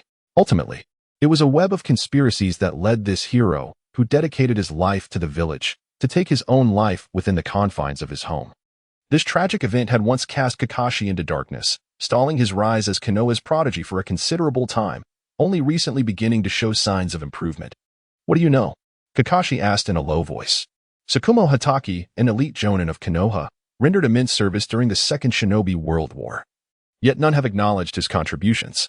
Do you not find such a reality profoundly disheartening? Naruto inquired. Kakashi sat there, his hands tightly clasped beside him, stirred by the unbidden anger that this young boy evoked within him. He was uncertain of the events that transpired years ago, yet as time has elapsed, through a gradual understanding of the Hidden Leaf Village, he could glean some insight into how things unfolded when viewed through the lens of the present. From the very beginning, as he began to comprehend his own circumstances, Kakashi realized that Naruto seemed to possess an abundance of knowledge, information that had never been made public or displayed. After so many years, how many could still recall the events of that time? Now, as these matters were brought to light again, Kakashi, though filled with ire, maintained a patient frown, gazing at Naruto as if seeking the truth from the boy's lips. Chapter 34. The Life of the Jinchuriki. The atmosphere shifted, becoming somewhat restless within a short span. Naruto, his expression serene, regarded Kakashi seated before him, equally eager to extract the answers he sought from the man. Ultimately, however, Kakashi spoke. Regardless of what transpired in the past, those events are behind us now. The welfare of the village must take precedence. Ah, how noble. The village's interests? In the span of merely 60 years since the Warring States period, when the villages merged, how many members did each clan possess? Take, for instance, the Hokage clan, which once boasted a population of at least 100. Yet, what is the situation now? The once mighty Uchiha clan has met a similar fate, not to mention the other clans. To this day, aside from the Sarutobi and Shimura clans, even the Hyuga clan must tread carefully. The Inuzuka, Nara, and Akimichi clans have long adhered to the principle of supporting the Hokage, regardless of who occupies that position. It is their way of survival. But what are the others? I do not deny the contributions made by the third Hokage to the village. Yet have you ever considered whether other circumstances were intertwined within those actions? Naruto let out a cold smirk, his gaze icy as it fixed upon Kakashi. This was the sentiment he longed to express. Eager to witness how this man before him would react. Your thoughts are perilous. Refrain from uttering such words in the future. The Hokage's authority to govern the decisions of others is not for you or me to question, Kakashi responded, though he openly countered Naruto's stance. He too had pondered the matter. How does the current state of Konoha compare to its former glory? It is clear to you that the shadows of Konoha run deeper than you may admit. Some truths need not be spoken too plainly. What is it that you truly wish to achieve? Do you believe that the life of a Jinchuriki is one that can be solely dictated by oneself? With a smile at the corner of his mouth, Naruto spoke, but with a loud bang. The shadow clone sitting before Kakashi suddenly transformed into a wisp of smoke and vanished. Now, only a shocked Kakashi remained. Although most of the villagers in Konoha were aware of Naruto's connection to the Nine Tails, the intricacies of being a Jinchuriki were understood by very few. Apart from the higher echelons of the ninja community, he was uncertain just how much Naruto knew. It seemed as though someone was deliberately guiding him. Regardless of the village's past, Konoha appeared tranquil at present. Kakashi wished to prevent Naruto from being influenced by others, yet aside from reporting the situation, he found himself at a loss for further actions. However, if he did report, what consequences would await Naruto? Kakashi hesitated to contemplate the possibilities. Alas, the unreliability of shadow clones was evident. The original Naruto, remaining at the testing grounds, let out a resigned sigh. From the moment the clone disappeared, all the experiences and conversations it had encountered flooded into his mind.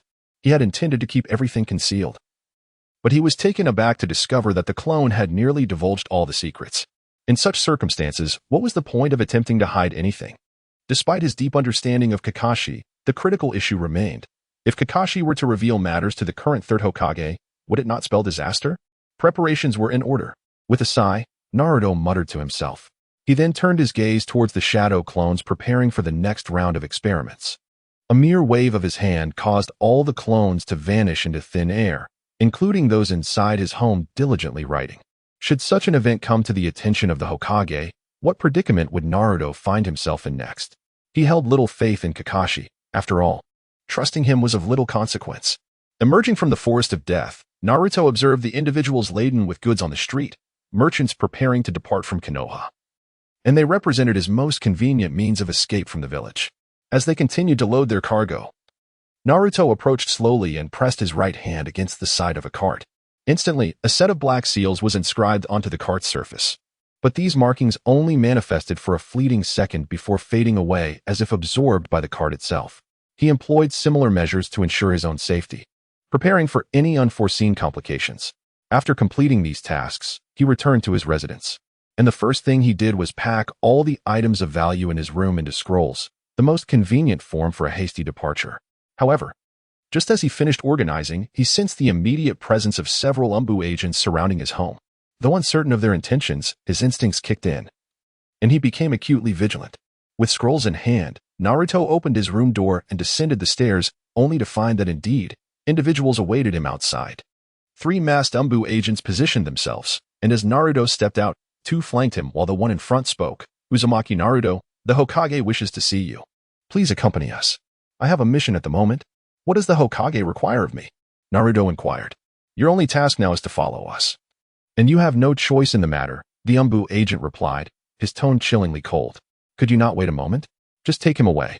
Before Naruto could finish his words, the three members of the Umbu swiftly took action, quickly restraining him from both sides.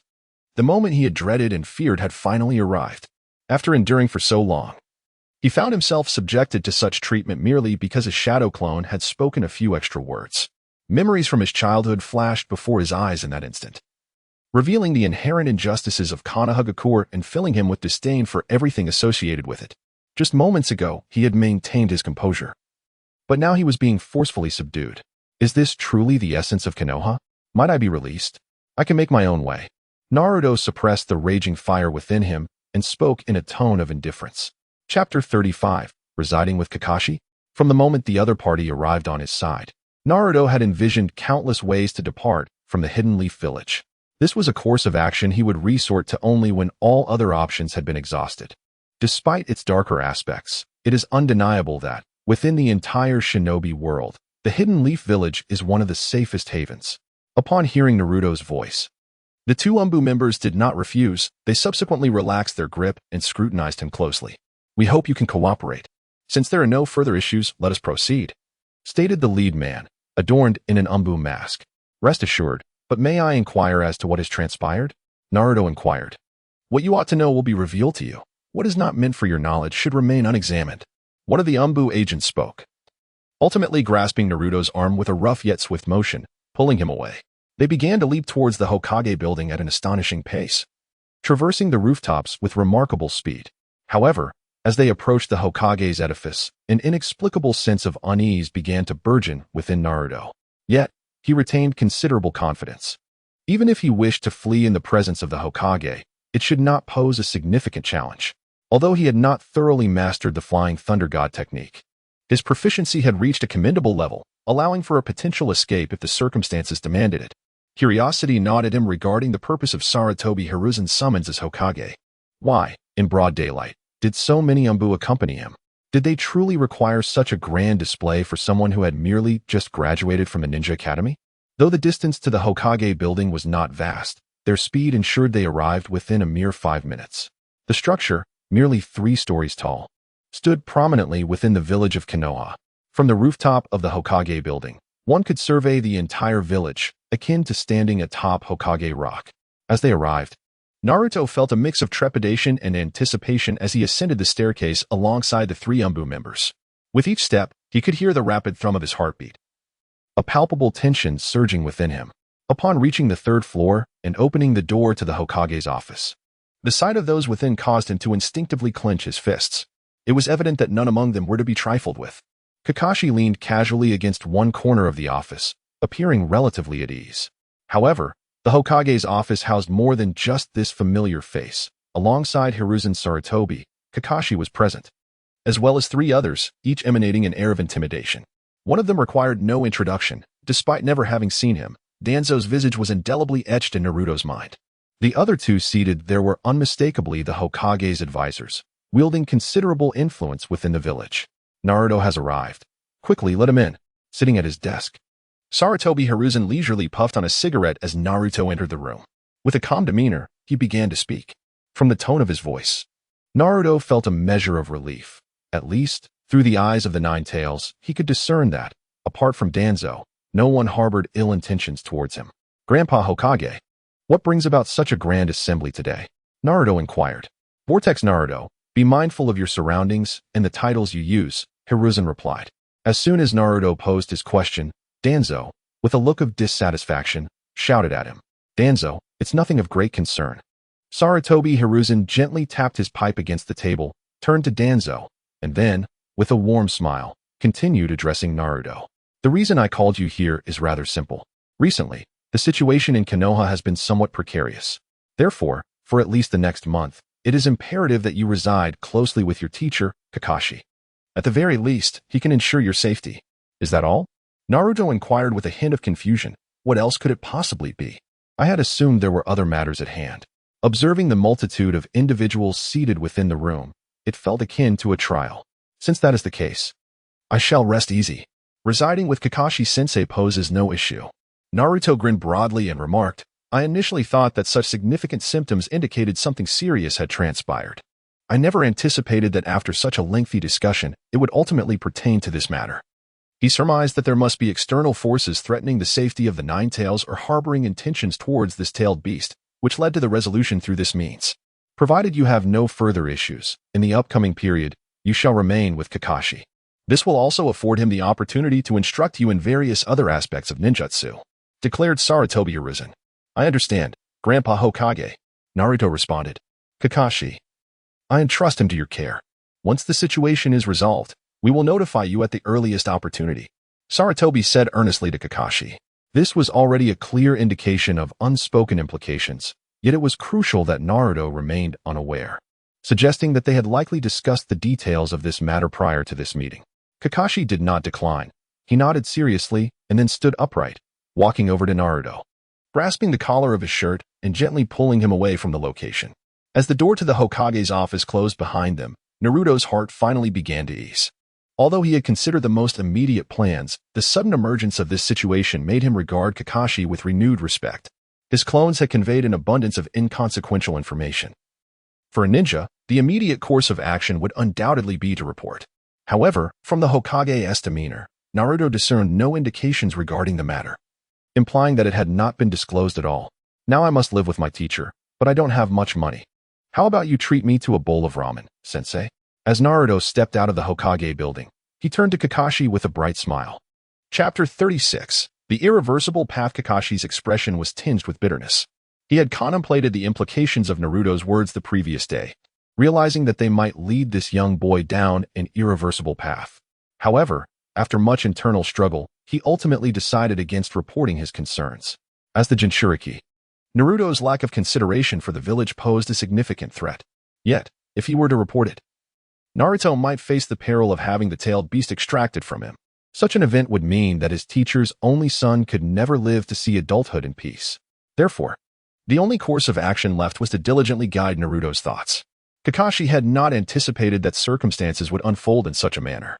However, living together now afforded him more opportunities to engage with Naruto and observe his inner thoughts closely.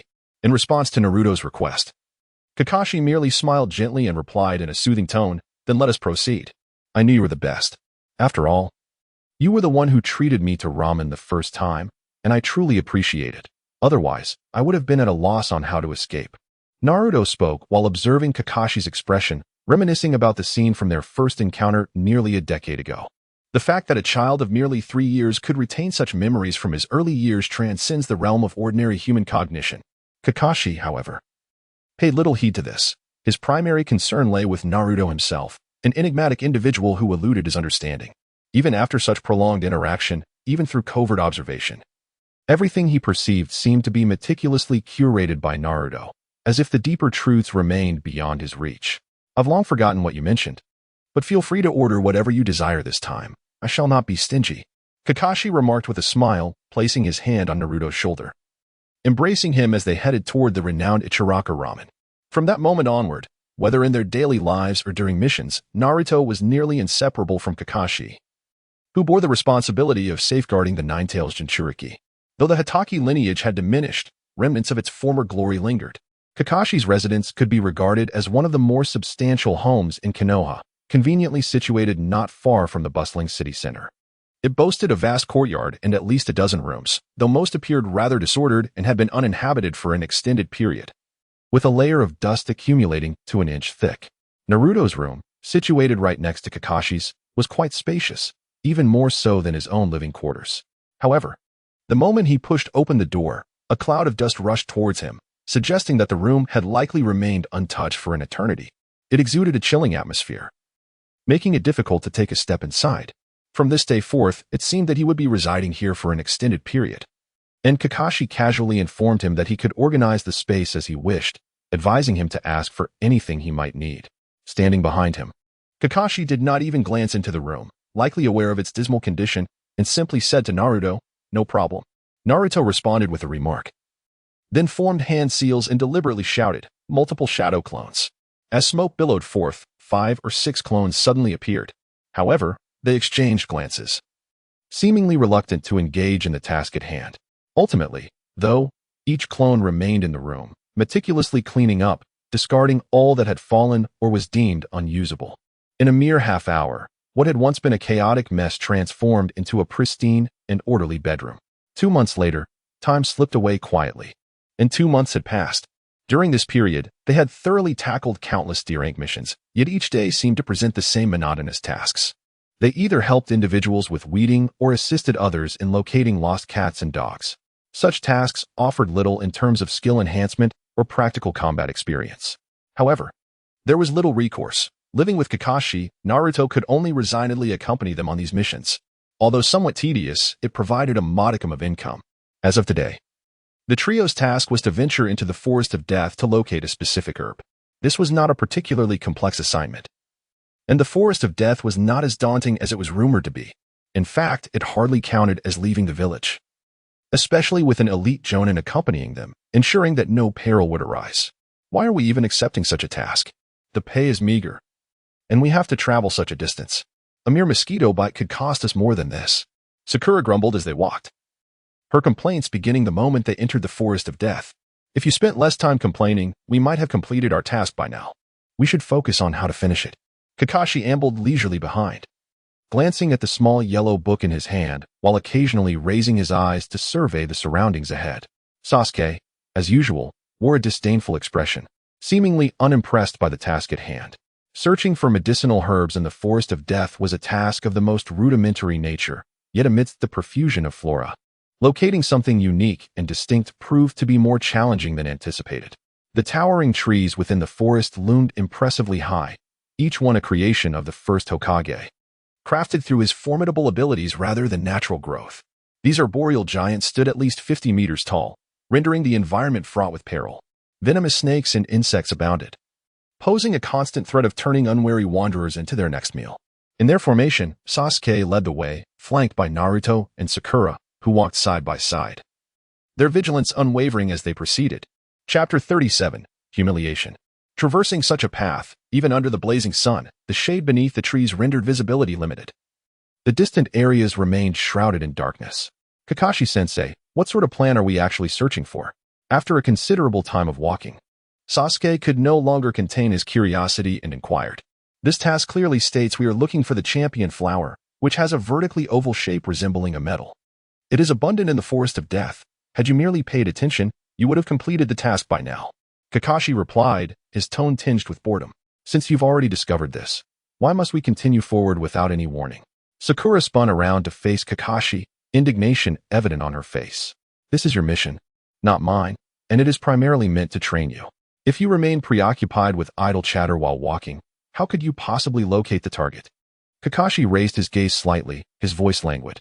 How many of the task objectives are there? Naruto inquired. It seems that the task requires 10 specimens. Sakura responded.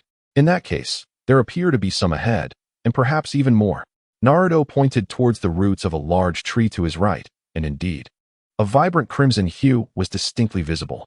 However, the dense underbrush made it challenging to spot without careful observation. With the task seemingly accomplished, the four of them knew that after completing a mission, they must deliver the task's objective to the mission hall and hand it over to the staff there. Once the items were verified, the mission would be deemed successfully completed. The team of four, having set out early in the morning, returned well before noon, which fell within the expectations of their superiors. However, upon handing the scroll to the staff at the mission hall, they were unexpectedly informed. We sincerely apologize, but the items this time need to be collected personally by the task issuer, who is currently waiting inside. You may deliver them directly. Kakashi, puzzled, questioned. Why is this task different from the usual handover? The staff replied, this time, the issuer insists on receiving the items personally, so we have no choice in the matter. Despite their frustration, the four followed the instructions and approached the individual who had issued the task.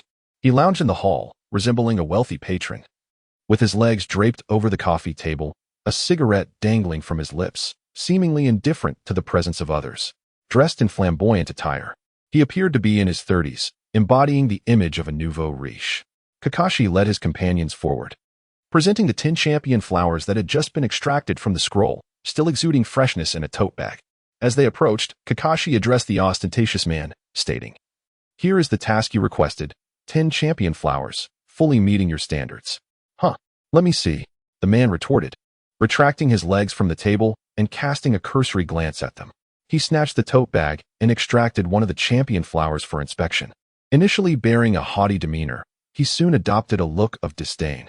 "The quality of your collection is quite lacking," he remarked, observing the flower closely. "There are already slight scratches on it. What were the requirements?" "It was stated that they must be delivered in pristine condition. And it seems you have failed to meet that standard." Remaining seated, he leaned back on the sofa, his posture relaxed. While inspecting the flower with a tone laced with condescension, "There are no scratches at all. We have done our utmost to ensure that each specimen is presented to you in perfect condition." Sakura Haruno stepped forward, pointing directly at the man. Upon hearing her words, the man seated there lifted his head, glaring at Sakura with a fierce countenance. Yet, after merely a glance, it seemed as though he had stumbled upon a new realm of discovery, as a wicked smile began to creep across his lips. With a resounding clap, he suddenly swatted the handbag resting on the table far away, causing the championship flowers within to scatter across the floor. The previously bustling mission hall erupted into a cacophony of noise. As all eyes turned toward the unfolding spectacle, curiosity piqued about the commotion. So unexpected was this incident that even Kakashi appeared momentarily bewildered. However, the man, who had been seated, rose to his feet, seething with rage, and pointed an accusatory finger at Kakashi, exclaiming, "How could you allow this fellow to undertake a mission for me? Are you not aware of what he is? The championship flowers he has touched, and yet you dare send them my way? Are there truly no competent ninjas left among you? My lord." "What do you mean by that?" Kakashi inquired, his tone grave. "Do not feign ignorance. How could a cursed wretch like him be fit to carry out my tasks?"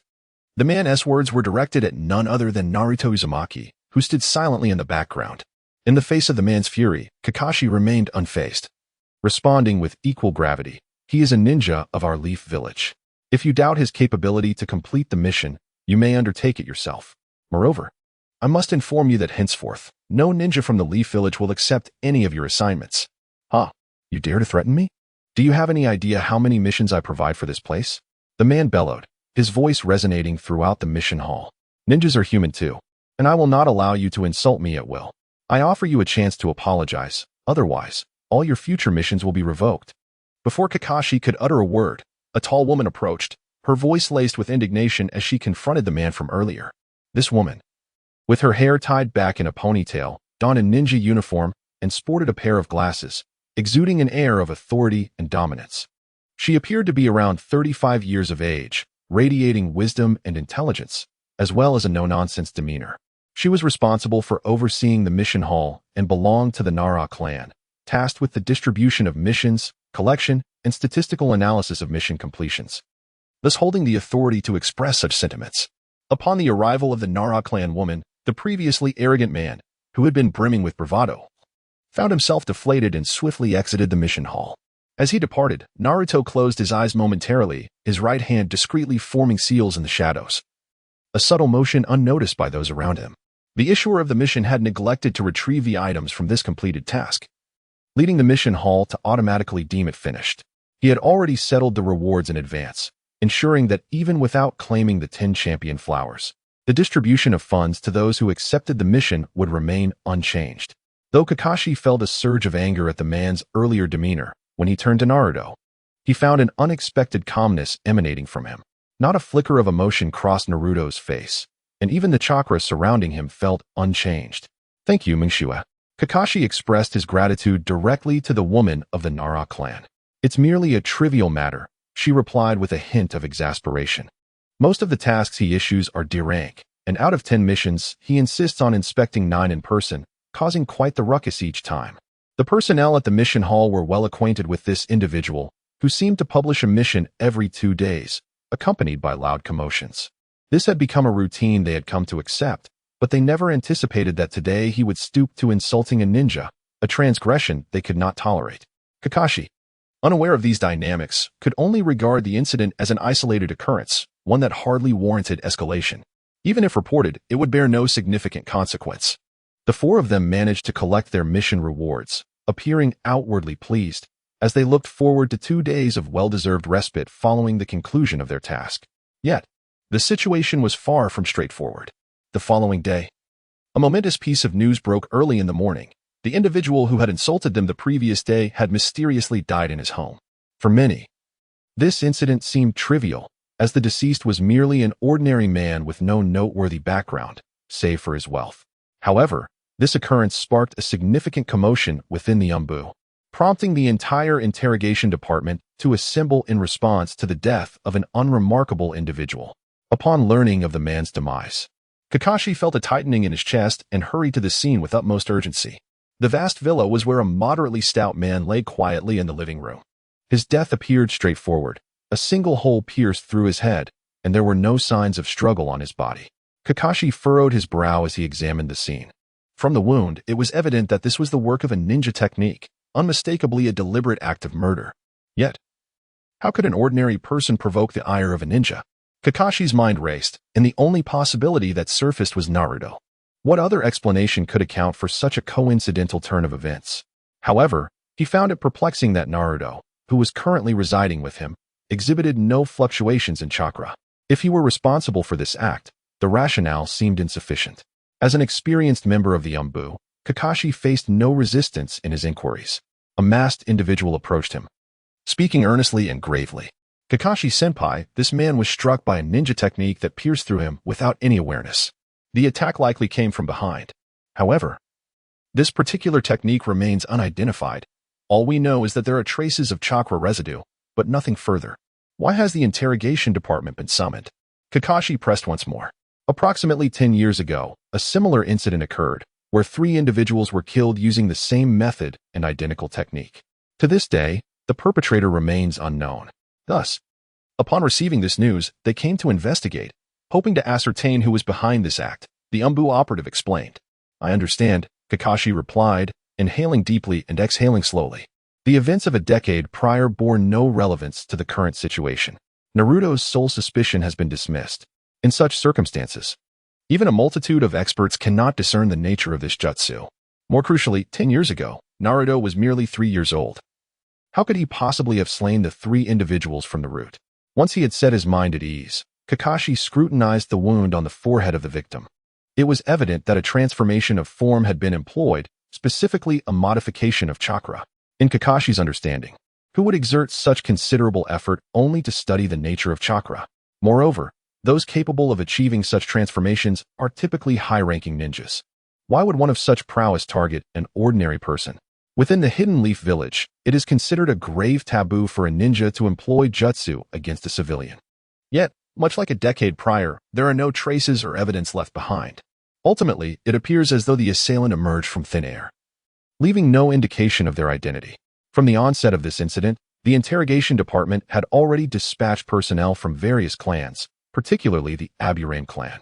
Upon their arrival, they unleashed a swarm of insects throughout the room, scouring for any detail that might lead to the apprehension of the long-hidden perpetrator. Unsurprisingly, they found no discernible traces. I regret to inform you that we have uncovered no evidence. Although the insects can sense chakra, this faint chakra is utterly useless. We cannot ascertain its direction or origin. A member of the Aburame clan conveyed to the interrogation team. Unexpectedly, upon hearing this, the team member became visibly agitated, striking the wall with a fierce blow and fixating his gaze on the deceased man. It was apparent that this individual was well aware of the methods employed by all clans in Konoha. Before each assault, he had already considered every possible scenario. The member of the interrogation team exclaimed in anger. Chapter 39, the long-awaited mission beyond the village in the face of such an ordinary person's demise. A sense of helplessness enveloped the group. Primarily, they perceived it as a blatant provocation. Kakashi chose not to delve further into the matter. After a few glances, he turned and departed from the scene. Given that a similar incident had transpired a decade ago, he regarded the likelihood of Naruto's involvement as nearly non-existent. Though not entirely dismissible, as long as he harbored doubt within, there remained a rationale for the existence of this situation. Now that the external scrutiny regarding the Nine-Tails Jinchuriki has subsided, Kakashi opted not to disclose this information to Naruto. Instead, he continued to cohabitate with the young ninja to better manage and guide him during their brief respite following the recent mission. At this moment, Naruto was not at home. Rather, he was leisurely strolling through the streets. Having finally secured a 2-day respite, and with a little money in his pocket, how could he resist the urge to explore? Just as he was enjoying his leisurely walk, he unexpectedly encountered a familiar face. Sasuke Uchiha, whose visage bore a frosty expression, stood in an alleyway, and called out to Naruto. What is going on? I want to fight you again. Are you out of your mind? I have no interest, Naruto retorted, choosing to disregard Sasuke's provocation and continuing on his way. This request had been made countless times over the past few months, no fewer than 8 or 10. Yet, each time, Naruto firmly declined. He had no intention of seeking out trouble for himself. In the bustling street, Sasuke could not forcibly engage him in battle. He merely stood there, seething with anger, his icy gaze fixed on the direction in which Naruto had departed. The 2 days of respite had quietly slipped away. However, on this day, all members of Team 7 received a summons from the Hokage, assigned to undertake a mission directly issued by the Hokage's office. Naruto gazed at the elderly man seated across from Sarutobi Hiruzen on the sofa, instantly recognizing him as the individual who could facilitate his departure from the Hidden Leaf Village. Sarutobi Hiruzen then addressed Kakashi, stating, I hereby assign you a C-rank mission. Escort Dazuna back to the Land of Waves. He is a bridge builder, and this task is not particularly complicated, so I entrust this matter to you. Kakashi inquired, Are there any special requirements for the mission? None at all. You can rest assured about that. Just ensure that I am escorted to the Land of Waves. The bridge there is eagerly awaiting my return to commence construction. There shouldn't be any danger along the way, though I am concerned about the potential appearance of bandits or robbers, which could significantly impede our progress. Dazuna smiled as he stood, adjusting his glasses, which lent him an air of scholarly sophistication. After confirming the details, Kakashi turned to Sarutobi Hiruzen and declared, Our Team 7 accepts this C-rank mission. Yes. Finally, we can leave the village, Sakura exclaimed, leaping up in excitement within the Hokage's office. However, as she became aware of the gazes upon her, her exuberance quickly shifted to a more demure demeanor. Kakashi then turned to Dazuna and asked, When shall we depart? The sooner, the better, Dazuna replied calmly, though a sense of urgency was evident on his face, giving him an air of unwavering resolve. Naruto meticulously scrutinized every movement of his counterpart, indifferent to the nature of their demeanor and seemingly oblivious to any potential risks lurking behind him. His sole desire was to swiftly depart from the Hidden Leaf Village and gaze upon the vast world beyond, while the others, armed with their current prowess, could easily escape this confined place. Naruto was also reluctant to sever all ties to his past. Remaining in the Hidden Leaf Village was indeed a viable option. Despite its shadows, what significance did it hold for him? On the following day, the mission commenced in earnest. The quartet embarked on foot, devoid of any means of transportation. They convened at the entrance of the Hidden Leaf Village, gathering there as dawn's light began to break. Upon arrival, Kakashi, observing the scroll strapped to Naruto's back, inquired with a hint of curiosity, What is that? It's nothing. Is Sakura not here yet? Naruto, shifting the topic, inquired, They should be arriving shortly. Your efficiency does seem a bit lacking. Given the time, we have yet to commence our preparations for departure. We still require several days to reach the Land of Waves. Dazuna expressed his dissatisfaction and impatience. After waiting for such an extended period, is it not rather conspicuous to begin fretting now? Naruto inquired, What does it mean? Dazuna responded, What you know doesn't need to be articulated so plainly.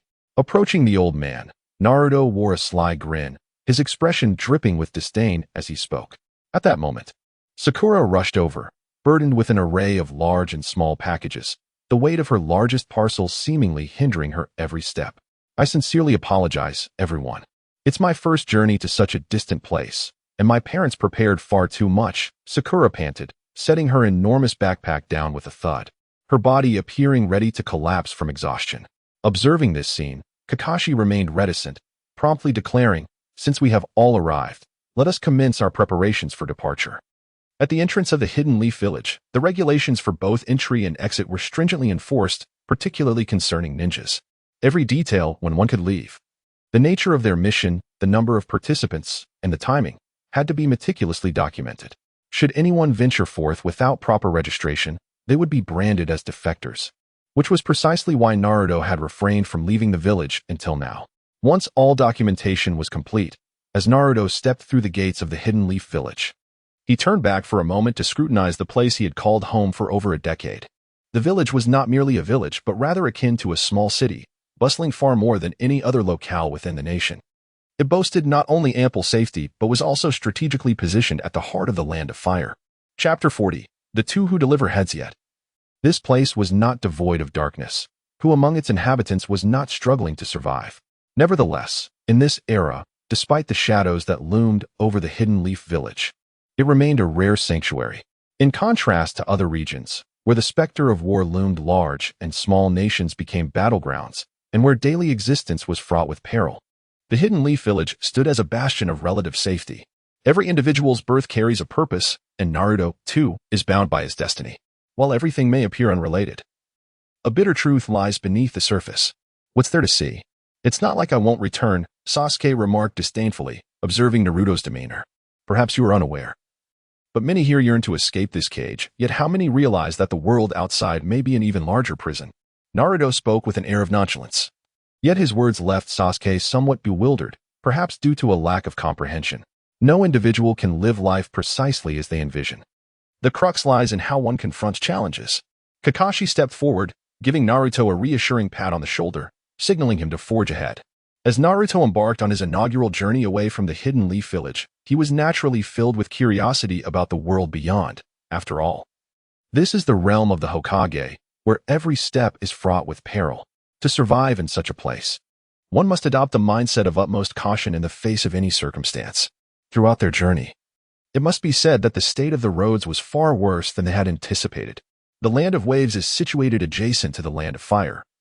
And although the distance is not exceedingly great, especially with a companion who lacks mastery of ninjutsu, everyone could only proceed at a leisurely pace between these two lands. After 5 days, nearing the borders of the Land of Waves, everything appeared remarkably tranquil, at least from their current perspective. However, as they progressed under the clear skies, 2 puddles appeared on the road, which in itself was unremarkable, yet the likelihood of such an occurrence was exceedingly low.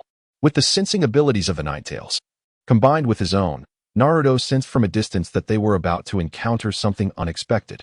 Before anyone could draw near, the 2 puddles abruptly transformed into 2 men clad in black garments and wearing wide-brimmed hats. They wielded long, serrated chains, and in the blink of an eye, they ensnared Kakashi, who was severed in 2 before anyone could react. The sight left the group momentarily stunned, yet instinctively, they rushed towards Naruto's direction. As the plot unfolded, Naruto had no intention of altering the course of events. When the assailants charged towards him, nearing his position, he remained composed and steadfast. Suddenly, as the attackers prepared to strike, Sasuke surged forward, delivering a powerful kick that sent both men sprawling. "What are you standing there for?" Sasuke shouted at Naruto. After the 2 men fell, instead of continuing their assault, they immediately darted towards Dasna. Witnessing this, Sakura stood fearfully in their path, trembling as she clutched a shuriken. Uncertain if her legs would hold or if she would falter, quietly bracing for the impending confrontation. Once Sasuke ensured Naruto's safety, he swiftly headed towards Dasna's location. But how could 2 Chunin be thwarted by a mere genin? Before he could reach them, one of the assailants delivered a powerful kick, sending Sasuke flying several meters. Despite his readiness to confront the onslaught, Naruto stood resolutely in place, devoid of any intention to engage, just as the 2 adversaries prepared to seize their moment. With their serrated chains still inches away, Kakashi materialized behind them in an instant. With a single hand, he grasped one of the chains and swiftly ensnared it around the neck of one assailant. With a mere flick of his wrist, the head of the ensnared foe fell to the ground as if it were a mere trifle. The other, perceiving the dire turn of events, attempted to flee. But it was far too late. Kakashi deftly hurled a kunai, striking the second opponent squarely in the throat, causing blood to erupt in a crimson spray, splattering even the nearest Sasuke. The confrontation concluded without a hint of suspense, leaving behind only 2 lifeless bodies and a pool of blood. Perhaps owing to the resolution of the crisis, the remaining individuals, particularly Sakura, found their inner turmoil overwhelming. She could not contain her nausea and retched at the sight. Sasuke, too, was not faring much better. His Sharingan activated, he struggled to suppress the discomfort rising within him. His face etched with palpable dread as he beheld the grisly scene before him. Throughout the ordeal, Naruto exhibited an air of nonchalance, his expression unwavering amidst the unfolding events. Kakashi furrowed his brow, realizing that this mission was far from straightforward. The 2 Chunin were not their primary targets, but rather the individual they were tasked to escort. Dazuna. "Naruto, what were you doing just now?" Sasuke erupted in anger as he rose to his feet. A ninja is not supposed to behave this way. Such matters demand not only collaboration among comrades but also a composed mind. Are you truly willing to witness their suffering? Kakashi stepped forward, directly confronting Naruto. His perspective differed from Sasuke's. He had remained in the shadows, quietly observing, with his attention primarily focused on Naruto. for he believed that many aspects of this situation were still far more complex than they appeared. Naruto's concealed truths remain elusive. He initially hoped to seize this opportunity to gain at least a glimpse of the underlying reality, yet the outcome diverged significantly from his expectations. Naruto exhibited no fear. Rather, he displayed an indifference towards the matter at hand. I simply cannot come to terms with the news of Kakashi-sensei's demise, which is why I found myself momentarily dazed in the face of such a revelation. I assure you, it shall not happen again. Naruto grinned widely. His mouth stretched in a beaming smile. As he moved forward, he stepped onto the blood-soaked earth, yet his expression remained one of serene composure. At this juncture, Kakashi found no merit in dwelling on Naruto's circumstances. Instead, he approached Dasna with a grave demeanor and inquired, "Isn't it time to clarify the situation? It was evident that these two individuals were targeting you, and I hope you can elucidate the matter. Given the involvement of ninjas, the mission's rank will inevitably escalate to a B level, and there remains no assurance of what further complications may arise." Dasna appeared at a loss for words, his gaze evasive, which only deepened Kakashi's suspicions. Chapter 41. The first boss to appear. Days had passed since their departure, and thus far, they remained oblivious to why this so-called master bridge builder had drawn the attention of ninjas. Observing Dasna's demeanor, Kakashi spoke in a low, somber tone. "If you do not disclose the truth this time, our mission must conclude here, and the remaining journey will be yours to navigate alone." There was no further inquiry warranted. They were already present, so it was best to continue onward, at which point the mission's rank could simply be adjusted. Naruto approached the two of them, speaking as he walked. "I believe it's feasible." Sasuke chimed in as well. "But what if he lacks funds? Then he can construct a bridge. Isn't he a master bridge builder?" In response to Haruno Sakura's inquiry, Naruto did not turn his head but replied directly. "You see, this is no longer a matter of money. The crucial point is that bringing you along could lead to a far greater crisis ahead, and we might not even be able to retreat." Kakashi called out helplessly to them. "I think this has become irrelevant.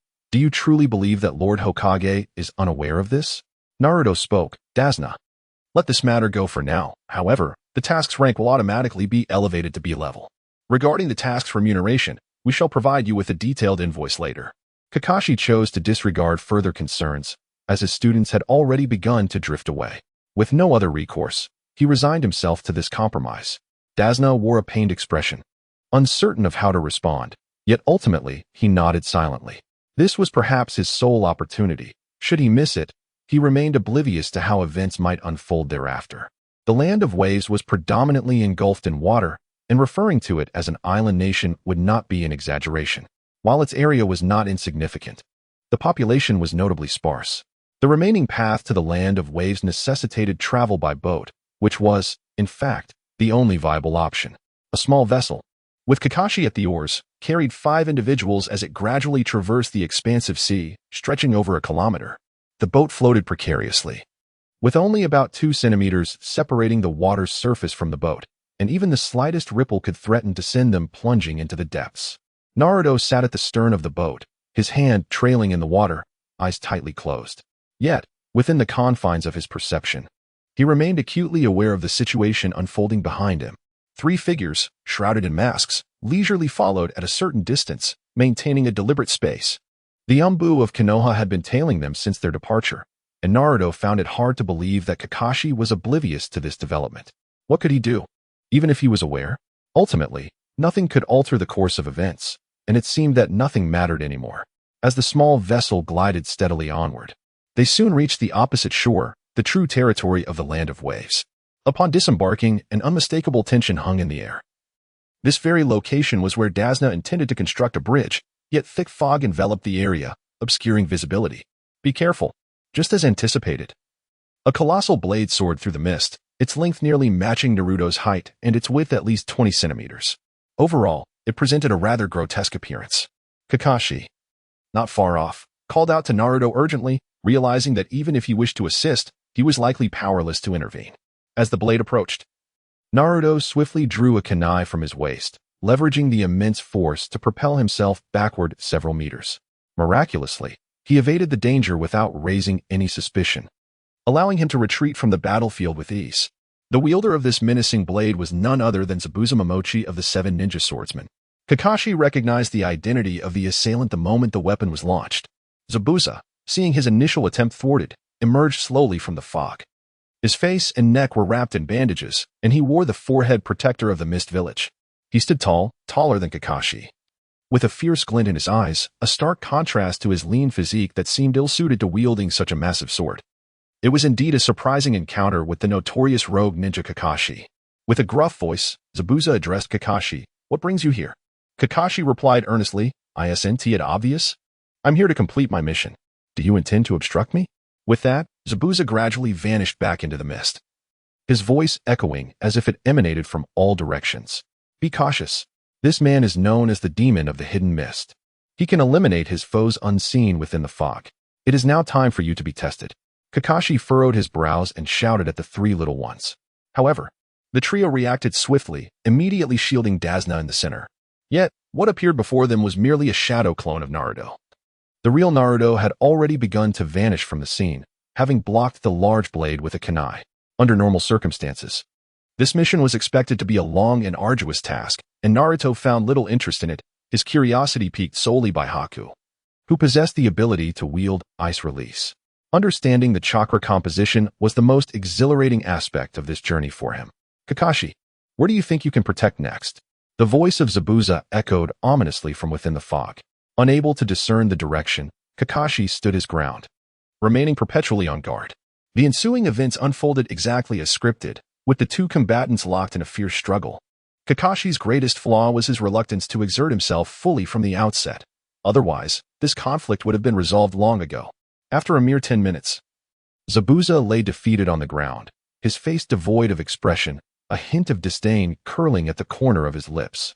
Kakashi, slightly breathless, could not comprehend why his opponent displayed such an expression even in defeat.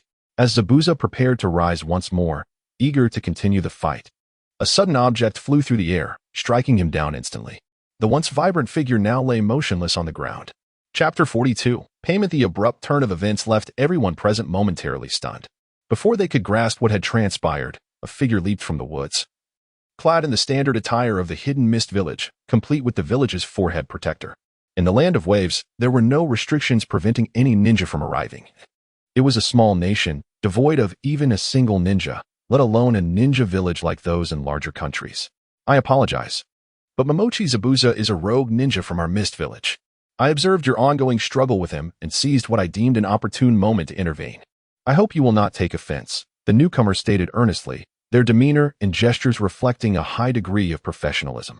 Yet for Kakashi, the most pressing concern was that this truly was a matter of another nation's internal affairs. Regardless of his thoughts, he felt powerless.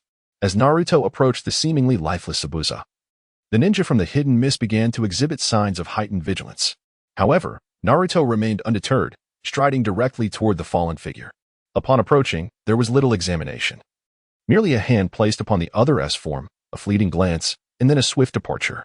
Yet at this moment, beneath the attire of Zabuza Momochi, a dark mark began to subtly emerge, only to eventually vanish.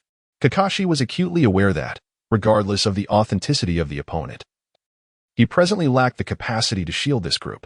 Rather than unmasking the adversary here and now, it would be wiser to relinquish the matter and allow the individual to depart. Since this is an internal affair of the Mist Village, we, the Leaf Village, shall refrain from excessive interference. However, we kindly request timely notification should such matters arise in the future, Kakashi stated. "Understood," a representative from the Mist Village responded, then crouched down, hoisting Zabuza onto his shoulder. In the next instant, with a powerful push from his feet, he leapt away from the location. "Do you not sense that many aspects are awry? At least it appears that numerous elements defy explanation." Sakura Haruno, having observed their departure, approached Kakashi, pondering aloud. "Zabuza is not dead, he merely feigned death. But do you believe we possess the strength to confront the individual that follows?" "The critical issue is that we have no knowledge of whether others accompany him," Kakashi replied. "You claim he is not dead? Does that not herald greater difficulties for us in the future?" Dazna inquired, his lips trembling. "This has escalated into an S-rank mission.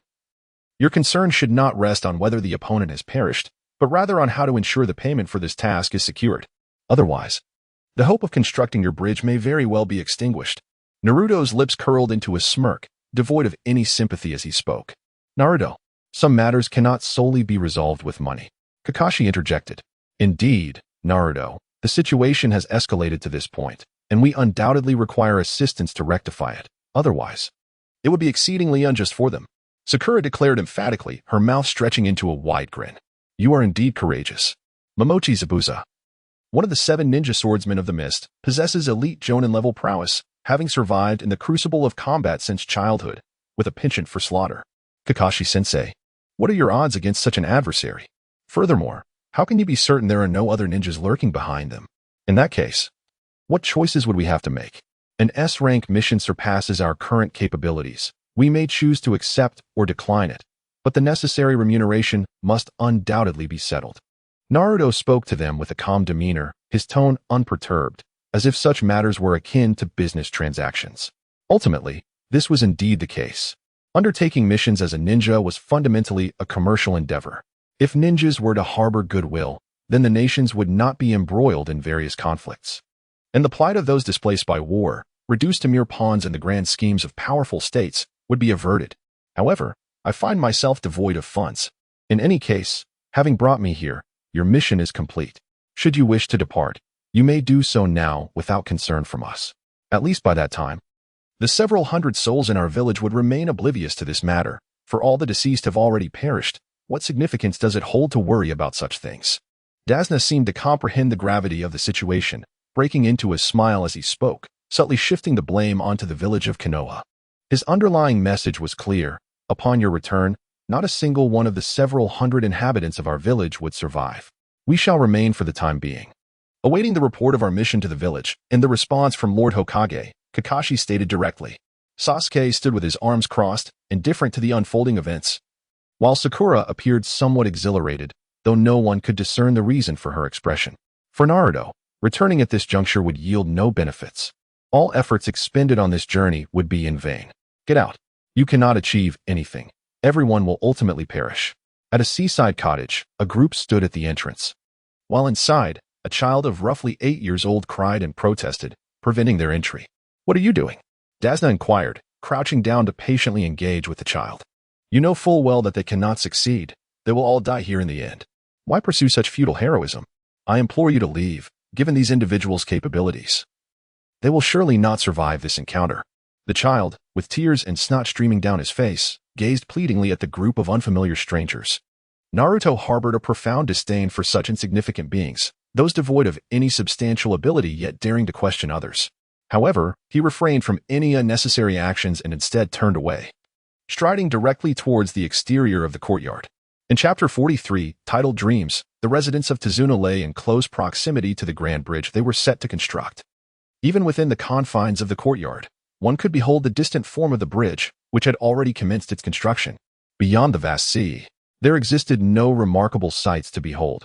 Everything appeared utterly mundane, indistinguishable from any ordinary locale. Yet for the entirety of the Land of Waves, this place represented the nearest connection to the Land of Fire, a mere few kilometers away, facilitating direct access to its territory. In terms of daily commutes and the supply of goods, this connection could save several hours for both parties involved. The end of the bridge closest to the Land of Waves had been completed, with wooden piles firmly embedded in the foundation, extending approximately 50 meters along the coastline. However, the project had stagnated at this juncture. The presence of moss upon the structure signified that it had remained untouched for at least half a year. Naruto stood at the edge of the bridge, close to the sea, a good 10 meters above the water's surface. Yet, in this spot, the gentle breeze carrying the faint briny scent of the ocean bestowed an unparalleled sense of tranquility. On this particular day in the Land of Waves, the sun was absent, and fluffy white clouds blanketed the sky, effectively concealing all traces of sunlight. However, it is precisely for this reason that sitting here, feeling the caress of the sea breeze, perhaps encapsulated the true essence of enjoying this place. Could you share your dreams for the future? As Naruto sat alone, Kakashi unexpectedly approached from behind and similarly settled himself at the edge of the wooden bridge, his legs dangling over the precipice of the 10-meter-high expanse. Naruto, undeterred by the circumstances, took solace in the gentle caress of the sea breeze against his face. With leisurely hands propped on the ground and his body reclining backward, he inquired, "Are you not concerned about protecting them? Should you not be present, with Zabuza's formidable strength, he could eliminate them all in an instant." "This is not the moment for such concerns," he continued. "While it is plausible that Zabuza has not perished, It is equally unlikely that he will reappear here in the immediate future. As for the distance, we shall be able to sense their presence once they arrive. More than those matters, I am far more intrigued by your thoughts. Kakashi gazed at Naruto and asked, "What thoughts could I possibly have? It is what it is. I shall adapt to my surroundings, whether in Konoha or the Land of Waves. Do you believe there is any distinction for me?" Naruto maintained his original posture, a smile gracing his lips as he inquired, "After months of reflection, might you wish to share your aspirations for the future? I mean the ones that truly resonate with your heart." Kakashi asked, "Is it truly beneficial to speak of dreams? How many individuals do you believe can genuinely realize their ambitions? It is but a fanciful tale, a mere act of self-deception, and ultimately a source of ridicule for others." Naruto scoffed. "Was your former aspiration to become Hokage merely an idle fancy? Hokage? Perhaps I genuinely believe you possess the potential to attain that title. Now that we have broached this subject, why not delve into other matters? Who do you think would be the most likely candidate to succeed the third Hokage should anything happen to him?" With keen interest, Naruto turned to Kakashi. "Kakashi, I do not wish to hear you utter such words again." Kakashi replied, suddenly tense, his brow furrowed, and his tone grave. "Are you afraid they might overhear? With 1 Jonin and 2 Chunin, your chances are quite favorable." Naruto spoke, referring to the few individuals who had been by his side all along. Initially, there had been 4, but now only 3 remained. One of them was undoubtedly tasked with returning to Konoha to report on the mission status. When they had arrived, there were 2 Jonin and 2 Chunin. Now, with 1 departed, only these 3 remained to continue their vigil. Kakashi's eyes briefly flickered with a look of alarm.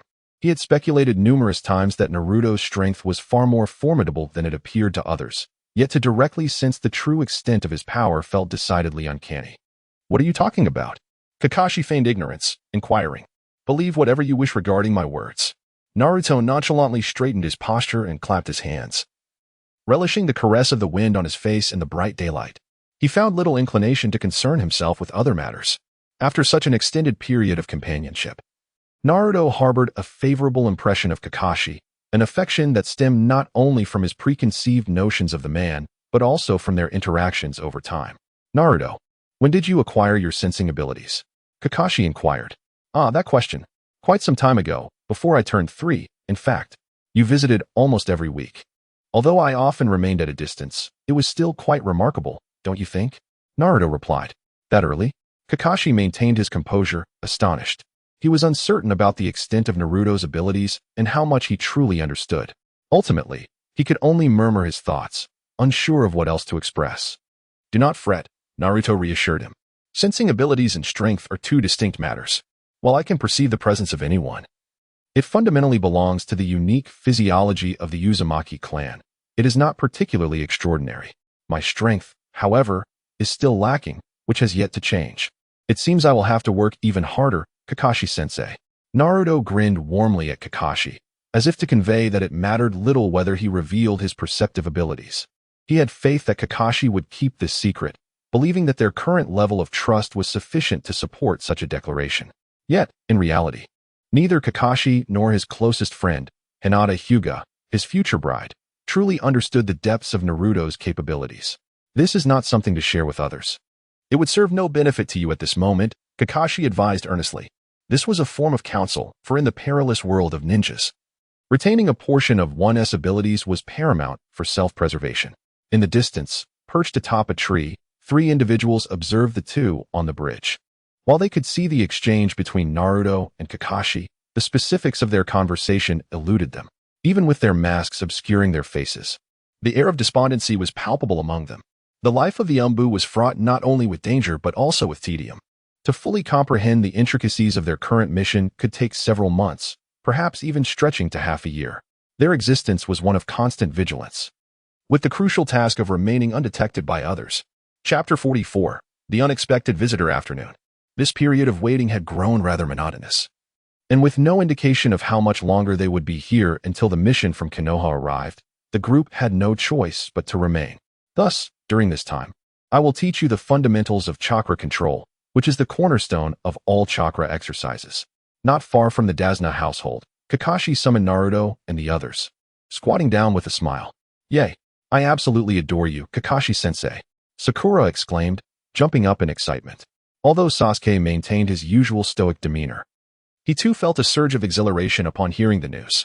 Children from large clans typically did not require teachers to explain the basics of chakra training.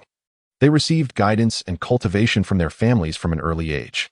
Though born into the prestigious Uchiha clan, Sasuke had yet to engage with chakra at that level, as those within his family had been ruthlessly eliminated before he could even begin his training. The foundational practice of chakra consisted of 2 steps, and I will now demonstrate the first step to you all. As Kakashi spoke, he rose directly to his feet and cast a glance at the immense tree beside him. Without a moment's contemplation, he approached the tree and, upon reaching it, ascended effortlessly, pausing at a height of approximately 2 meters above the ground. Kakashi positioned himself horizontally in the tree's embrace, his feet firmly adhering to its trunk. Were Newton present, he might have found it impossible to contain his astonishment. Suspended 2 meters aloft, Kakashi's body aligned parallel to the ground, his feet securely affixed to the tree's surface. Maintaining this posture, he executed a swift 180-degree turn. Now facing downward, yet still suspended in midair. Addressing the 3 individuals nearby, he proclaimed, "This exemplifies the adhesion capabilities of chakra, representing the first stage of training. Mastering chakra control in this manner allows for the swiftest comprehension. You may emulate my technique, ensuring an even distribution of chakra beneath your feet, neither too heavy nor too light. Let us see who can reach the tree's summit first, and then we shall commence the second stage of our training. Shall we compete?" Sasuke turned to Naruto and inquired. "Absolutely. Loser treats the winner to ramen." Naruto replied with a grin. "No problem, just don't be weeping when you lose."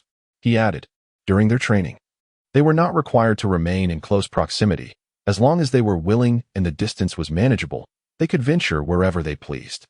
While awaiting the assignment of tasks, they indeed had ample time for training, yet Naruto's aspirations extended far beyond mere practice. Throughout the day, even he exerted himself diligently, repeatedly climbing the tree only to tumble down, yet what he conveyed to others was his indomitable spirit. As night fell, with darkness barely enveloping the surroundings, Naruto continued his rigorous training. Suddenly, at the moment he plummeted from the tree, a distinct change flickered in his eyes. After a brief struggle, he succumbed to slumber, motionless. Even the 3 individuals monitoring him from a distance failed to notice this occurrence. Yet, at that moment, the true essence of Naruto had long departed the grove. Utilizing the Flying Thunder God technique marked on Zabuza's body, in the blink of an eye, he materialized outside a small room. "Zabuza, the injuries you have sustained will necessitate at least 2 weeks of recuperation. Should you require any assistance during your recovery, do not hesitate to instruct me." Upon arriving at the periphery of the small room, the sounds emanating from within became strikingly clear. The thatched cottage appeared to be newly constructed, its craftsmanship undeniably crude. Apart from being leak-proof, it exuded an air of utter simplicity. Just as Naruto was preparing to eavesdrop further on the conversations inside, a large blade, reminiscent of their initial encounter, hurtled toward his head from the side in an instant. However, this time, unlike before, Naruto exhibited no inclination to evade. Instead, he leisurely extended his right hand. As the executioner's blade approached perilously close, in a mere heartbeat, Naruto's hand flickered with lightning, swiftly grasping the edge of the blade. The tremendous force caused the earth beneath his feet to sink slightly, yet his body remained steadfast, undisturbed. Zabuza Momochi stood before him, bare-chested and wrapped in bandages. Although he had managed to escape through a feigned death, he bore significant injuries, presenting a sight far from that of a seasoned jonin. "You!" Zabuza exclaimed, gazing incredulously at the young figure standing outside. He recognized this little rascal well. During his previous skirmish alongside Kakashi, he had sensed something unusual about him. Setting aside the question of how the adversary had discovered this location, the display of skill just witnessed was sufficient to affirm that Naruto was far from the weakling he had initially presumed. "Zabuza Momochi, I harbor no particular interest in you. But should it come to it, I would not hesitate to end your life." Ice release, ice pillar swallow. Before Naruto could finish his words, the individual lingering in the background, who had previously rescued Zabuza, suddenly launched an assault. He leaped into the air, and icy pillars swiftly coalesced into a conical formation, hurtling towards Naruto. It is no wonder the Mizuki clan faced annihilation, as they did not even allow others to speak. Naruto spoke with an air of nonchalance. Yet as the chakra manifested in his right palm, he murmured, "Wind release, wall of wind." In an instant, a colossal wall of wind materialized before him, effortlessly erasing the icy projectiles that dared to approach. However, as he began to dispel the onslaught, a thick fog enveloped the area, so dense that the ground beneath became obscured, with visibility reduced to a mere 2 meters. Kisame Hashigaki, Suigetsu Hozuki, I harbor no ill intentions towards you. I have merely come to ascertain the situation. Should you continue to be uncooperative, I would not hesitate to consign you to eternal slumber. And I might even relish the effort. Such audacious words. As soon as Naruto's voice faded, Zabuza's tone emerged from the thick mist. Chapter 45. Ice Release Bloodline Limit. The speed at which the opponent moved within the fog was indeed remarkable. Despite being injured, even without the affliction, with the Flying Thunder God technique marking the area, Naruto need not exert himself to eliminate his adversary. Yet, such an action seemed to offer him no discernible advantage. After a brief moment of hesitation, Naruto vanished, only to reappear with his right leg sweeping in an arc, chakra coalescing entirely at the point of impact, akin to concentrating all his might into that singular area. Zabuza had scarcely a moment to react before he was forcefully struck, sent hurtling away and crashing into a large tree. Blood gushing from his mouth as he fell heavily to the ground. Within this shrouded mist, not only Naruto was constrained, the same fate befell Mizuki. He could only discern the sounds around him, yet in such dense fog, he was utterly disoriented, unaware of the direction from which the conflict arose. The clarity of who was winning or losing was lost on him, rendering any attempt to assist futile.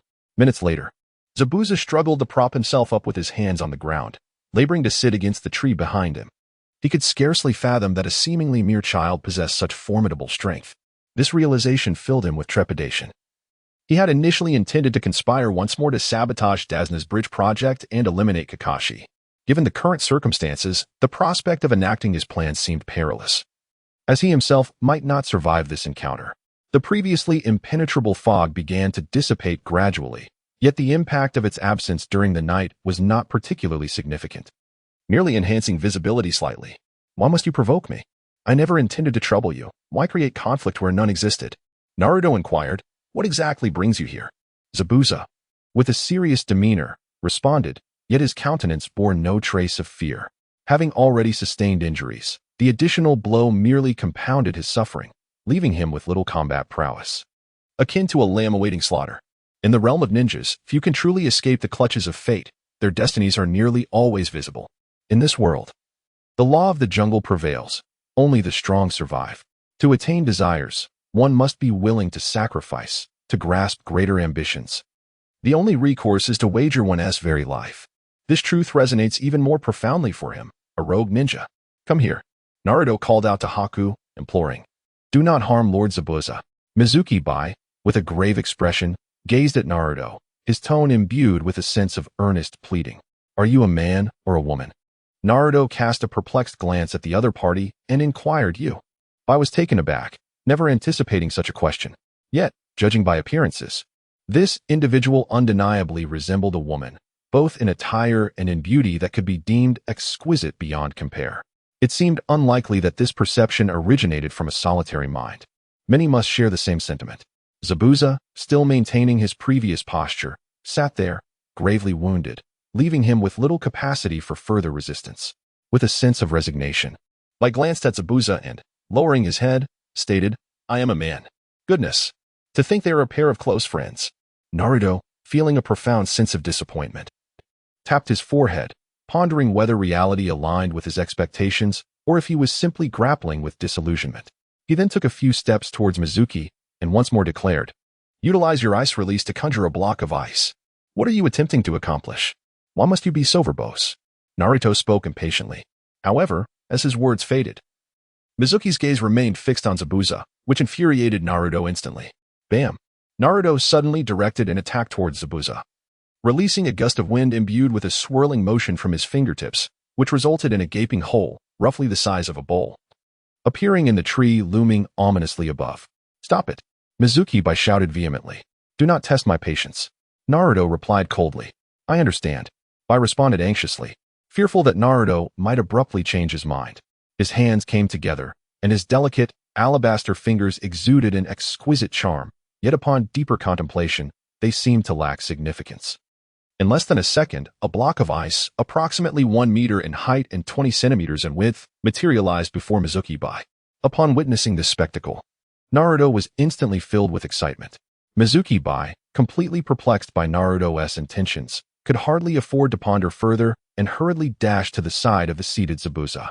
In a moment of exhilaration, Naruto conjured a multitude of shadow clones, each eagerly delving into the enigmatic ice block before them. Seal. Release. One of the clones unfurled a scroll, revealing a table, a stack of white paper, while 3 clones meticulously analyzed the composition of the ice. 2 dedicated themselves to data research, and the rest assumed a vigilant stance. It was established that the ice possessed a structure formed by a combination of wind and water attributes, with the wind attribute significantly predominant. One of the clones immediately called out to the clone engaged in data calculation. "What are they doing over there, Zabuza?" Water Moonbai, observing and listening intently, inquired of the seated Zabuza, somewhat perplexed. "They are likely researching the construction of ice release," Zabuza replied, disbelief etched across his face. "Isn't that a bloodline limit? Although the bloodline limit can be artificially created, no one has managed to do so successfully." Zabuza spoke weakly. Regardless, these 2 individuals were not going anywhere. And they understood that their internal confusion only deepened. They could not fathom how such a young individual could possess such formidable strength. As a Chunin, by sense that he was clearly outmatched, while Zabuza, gravely injured, could only acquiesce to the research unfolding before him. The ice blocks produced by ice release would soon dissipate without the sustenance of chakra, yet no reliable results had emerged from this line of inquiry. When Naruto's main body cast a glance towards Water Moonbai, it seemed as though by instantly comprehended, forming hand seals to conjure an even larger ice block that materialized before them. Chapter 46. The Agreement with Zabuza in this Darkened Realm. An intriguing phenomenon had emerged. Naruto's myriad of clones were engrossed in the study of an ice block, while the 2 other individuals remained crouched, observing. Perhaps due to his severe injuries, Zabuza continued to cough intermittently, blood occasionally trickling from his lips. "Might I request that you allow me to tend to Mr. Zabuza first?" Water Moonbai implored, gazing earnestly at Naruto's clone. That does not seem to pose a significant issue. However, it may hinge on your cooperation. Understanding this matter might take some time, especially as it is our first encounter. As long as you are willing to cooperate, I would be more than happy to assist in healing this fellow. What do you think? Naruto calmly regarded Mizuki and inquired, "I am willing. As long as you can heal Mr. Zabuza. Even if it costs me my life, I am prepared." Without a moment's hesitation, Mizuki earnestly replied, "Zabuza, I never expected you to have such a remarkable companion by your side. It seems you have never truly appreciated him. He is merely a tool. Nothing worth concerning yourself over." Zabuza feebly retorted, "Enough, I do not wish to pry into the bond you share. However, since the other party has agreed to my terms, I shall also uphold my end of the bargain. Yet, once you are healed, should you exhibit any signs of treachery, I will not hesitate to end your life." Naruto spoke with a hint of mockery, dismissing his opponent as inconsequential. For someone like Zabuza, his abilities often posed an insurmountable challenge to those lacking perception. However, to Naruto, they seemed rather trivial. After delivering his remarks, he squatted before Zabuza, his right hand emanating a celestial blue chakra, which he then placed upon the latter's chest. Perhaps due to prior injuries and the forceful kick Naruto had delivered, Zabuza's lungs had sustained significant damage. If left unaddressed, he might very well meet his demise here. Yet, Naruto had no intention of healing him completely at this juncture. Instead, utilizing his mastery over chakra, he conjured fine threads of chakra from within to stitch together Zabuza's damaged lungs. While one clone was engaged in this task, another clone observed the anxious Mizuki. Once the former had resolved the situation, the latter swiftly seized Mizuki by the back of the neck. In a mere 2 seconds, a circular seal had manifested upon his throat. "What have you done to me?" Mizuki inquired, bewildered. "I have fulfilled our agreement," Naruto replied, "to facilitate my research. I have merely restricted your abilities. From this moment forth, if you venture beyond this position after nightfall, the seal will inevitably consume you." Naruto spoke calmly, "Rest assured. Now that I have made a promise, my tools will fulfill it diligently." After receiving treatment, Zabuza's condition has visibly improved. He no longer appears as lifeless as before. At least he can now stand and speak with a demeanor that resembles normalcy. "It's not that I distrust you. During the day, I do not come here. Nor am I particularly interested in your presence. As for your mission, it holds little appeal for me. If you seek a means to sustain yourselves financially, there are myriad ways to achieve that. Why confine yourselves to the role of a rogue ninja executing tasks for others?" Unfazed, Naruto spoke casually, while several of his clones meticulously continued to examine the intricate ratio of the 2 types of chakra that could coalesce into ice. At least, according to his conjecture. To fully decipher such a detailed matter within a fortnight would be sufficient to demonstrate his exceptional abilities. During the ensuing days, neither Zabuza nor Haku paid much heed to the peculiar little fellow outside, or at least that was their belief. Of course, they did not underestimate Naruto's situation. A child of such tender years possessing such monstrous and formidable power was indeed a significant concern for them. Zabuza, gravely injured, required at least a month for recuperation, while Haku, bound by a seal, had to return to that place every evening, lest the seal begin to spread from his neck, engulfing his entire being in a searing blaze. Thus, in the days that followed, Naruto would appear before Kakashi and the others each day, diligently practicing chakra control. Simultaneously, he had at least a dozen clones concealed in various locations, striving to rest. Whether resting or training, the experiences would ultimately converge in one individual, ensuring that even with relentless operation around the clock, he could maintain the necessary vitality. Naruto's approach, akin to wielding an extraordinary advantage, allows him to make remarkable strides in both strength and various other aspects. After a span of 5 to 6 days, the mission from the village hidden in the leaves finally arrived. The message was explicit, regardless of the mission's rank. It was imperative to ensure the smooth construction of the bridge connecting the land of waves to the land of fire. A task defined by a mere sentence necessitated their prolonged vigil here for the better part of half a year, all while uncertainties loomed regarding potential unforeseen circumstances. Although the land of waves lacks any shinobi villages, it is home to a considerable number of ninjas. Having previously encountered formidable individuals like Zabuza, one cannot dismiss the possibility of facing similar threats again. Nevertheless, with the mission directives already issued, Kakashi, as the leading instructor, had no choice but to adhere to the requirements. Despite his comprehensive report on the situation, the village ultimately classified the mission as A rank. The longer they remained, the greater the peril became, and the extent of hidden dangers was unknown to them. Consequently, many scenarios had already surpassed Kakashi's realm of comprehension. He was reluctant to linger in this desolate place for an extended duration. While he could tolerate solitude, the presence of 3 burdensome companions only exacerbated his frustrations. Chapter 47. The proportionality of ice release. After nearly 2 weeks of waiting, Naruto, who chose to venture out each night, finally welcomed the spring of his life today. He had succeeded. Naruto gazed at the snowflakes materializing in his hands, his excitement causing him to leap from his spot and shout with fervor. Even Zabuza, who had long since succumbed to slumber, along with Mizuki, were drawn out of their rest by his exuberant cries. Though the trio only met during the night, they had spent nearly half a month together, becoming accustomed to Naruto's various antics. Yet this display of enthusiasm was indeed a rarity. What has transpired? Zabuza inquired, stepping into the scene with a puzzled expression.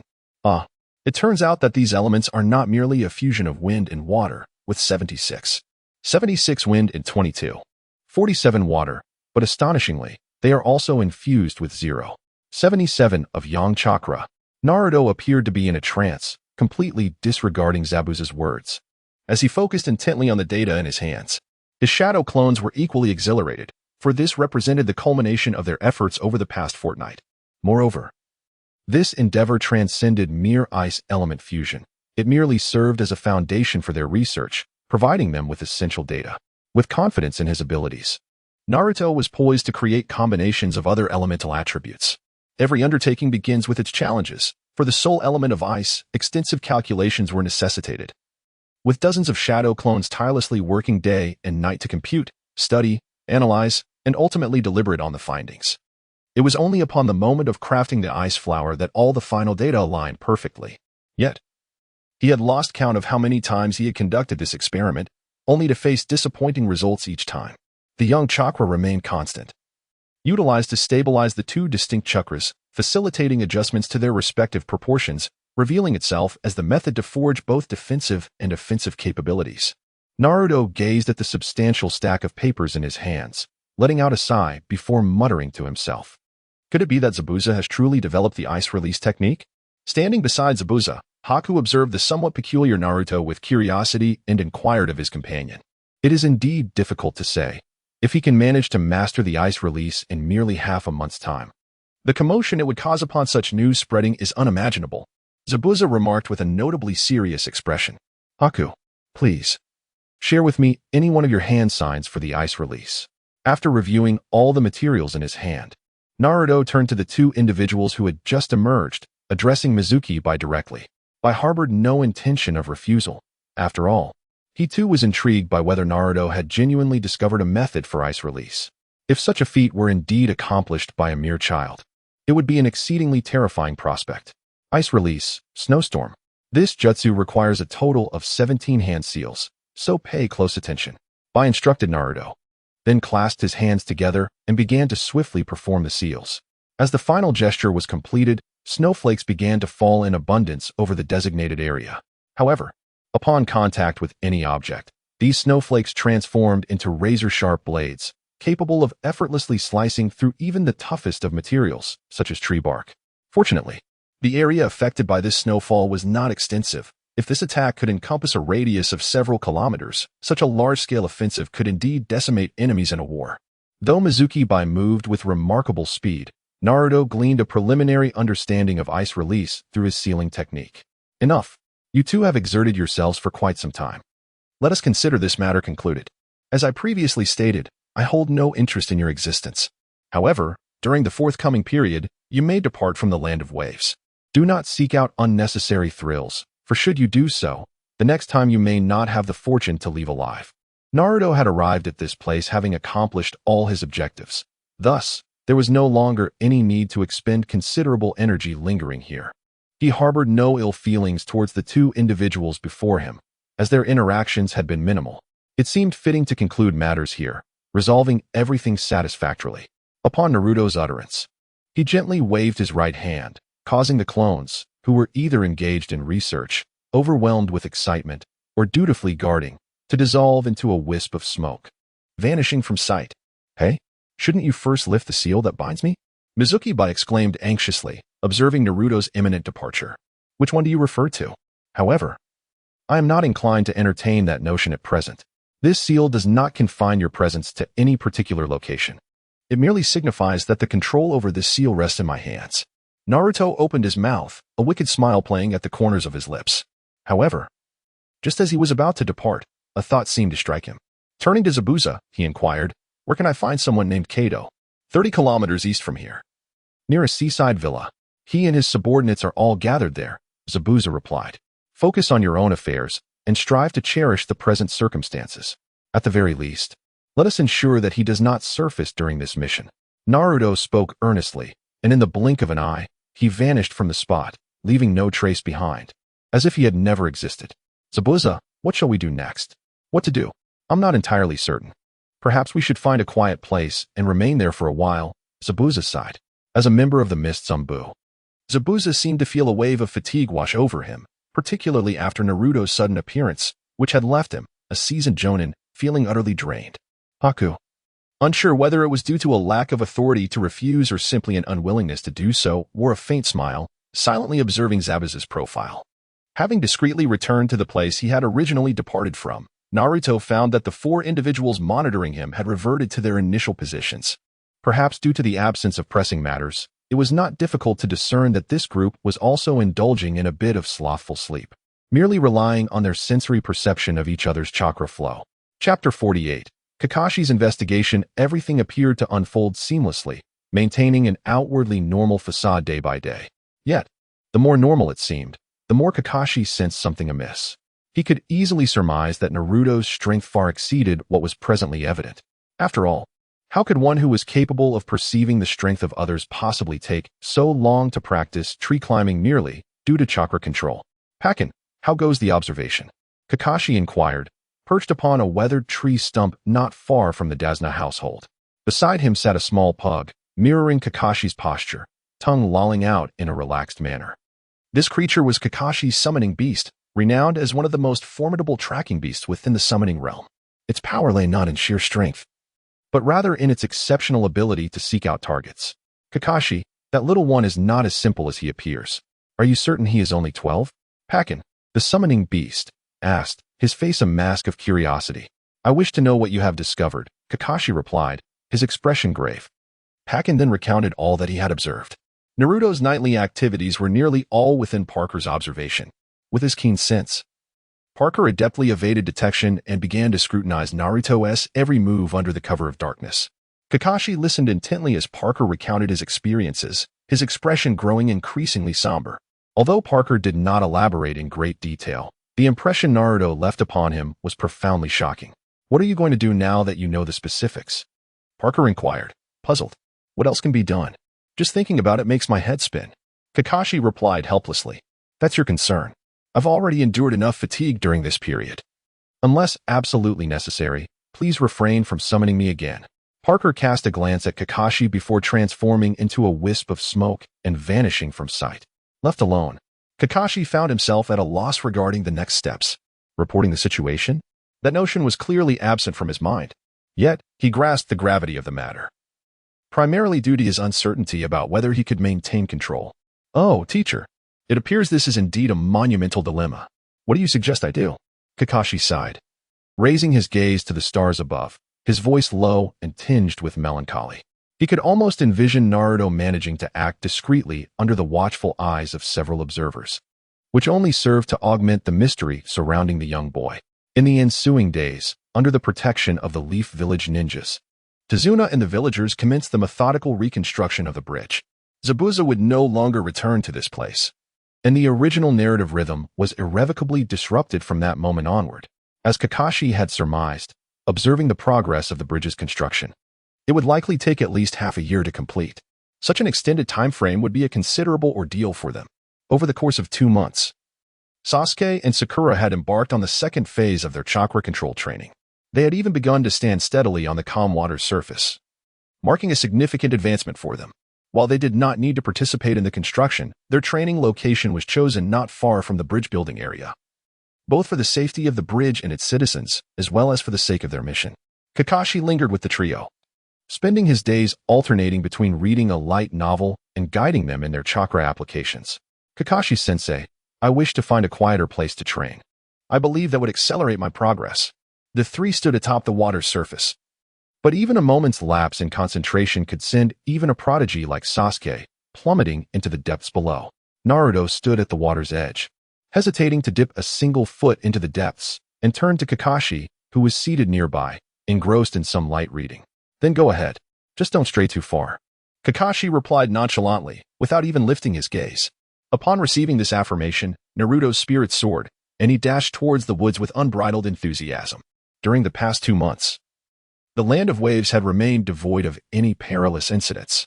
Even the individuals assigned to monitor the Ninetales seemed to have found time for leisure, as their presence gradually faded from Naruto's heightened senses. This instance was no different.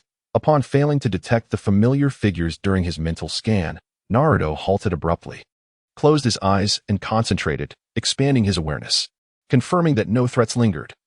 He vanished from his previous position behind the trees as if he had never existed there at all.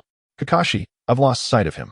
The voice of his summoning beast, Pakin, echoed in Kakashi's mind, abruptly interrupting his tranquil reverie. The sudden shift in tone brought Kakashi to attention, his expression shifting from relaxation to one of grave concern as he glanced at the two individuals training diligently on the placid water's surface. Without a word, he leapt from the tree and hurried in the direction where Naruto had vanished. What has transpired? In a matter of moments, Kakashi reached the spot where Naruto had disappeared, observing Pakin, who was diligently sniffing the surrounding traces. Kakashi asked sternly, "What did I tell you before? That kid is far from ordinary. He nearly got detected earlier. And now, just as we reach this location, he suddenly vanishes."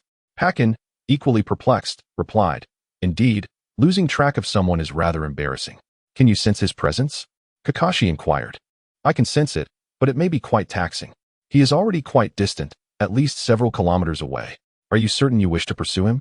Pakin responded. "First, we must locate Naruto. We will address the rest afterward," Kakashi declared. "Since you are resolute, let us head west. I can sense he remains in that direction." Pakin affirmed. Parker inhaled deeply in the direction of the west, confidently addressing Kakashi. With a man and his dog, devoid of any hesitation, they swiftly commenced their rapid dash towards the western horizon. Chapter 49. Unilateral Massacre. Having distanced himself from everyone, Naruto reappeared at a coastal location. Zabuza and Haku seemed to be awaiting him, gazing at the imposing villa not far ahead, which appeared to merge seamlessly with the horizon, exuding a magnificence akin to that of a royal palace. "At last, you have arrived. Had you delayed any longer, we would have prepared to depart without you." Upon Naruto's arrival, Zabuza, displaying a hint of impatience, directly remarked, "Your words are rather amusing. However, all I require is for you to guide the way. Why do you speak as if I am begging you?" Naruto remained utterly unconcerned, his demeanor nonchalant, and his gaze not even casting a glance in that direction. His attention was entirely fixated on the distant, grand villa, which was connected to the land by a passageway extending at least 200 meters. Along this corridor, every 5 meters or so stood numerous individuals facing each other. A cursory glance from the periphery revealed that there were likely 300 to 400 people occupying just one passage. Those gathered were members of Kato's mafia, and it was reasonable to surmise that even more individuals resided within the villa itself. The last time he had visited, there were still many ninjas present inside. "Are you truly contemplating entering?" Zabuza inquired. "It seems this matter pertains to me and does not significantly involve you." Naruto's lips curled slightly upward, revealing a trace of a wicked smile. Upon his arrival, he had already sensed the situation within.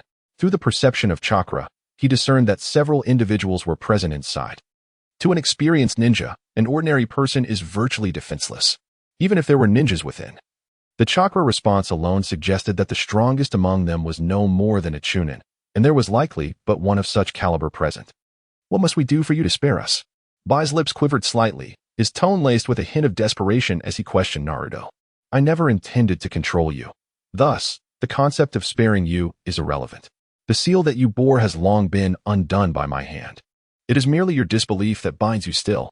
Naruto spoke, then placed his hands behind his back and took a few steps towards the direction of the villa. Turning his head, he addressed Zabuza once more, saying, "You may choose to depart or witness what unfolds next. However, I trust you comprehend the distinction between what should be said and what ought to remain unsaid.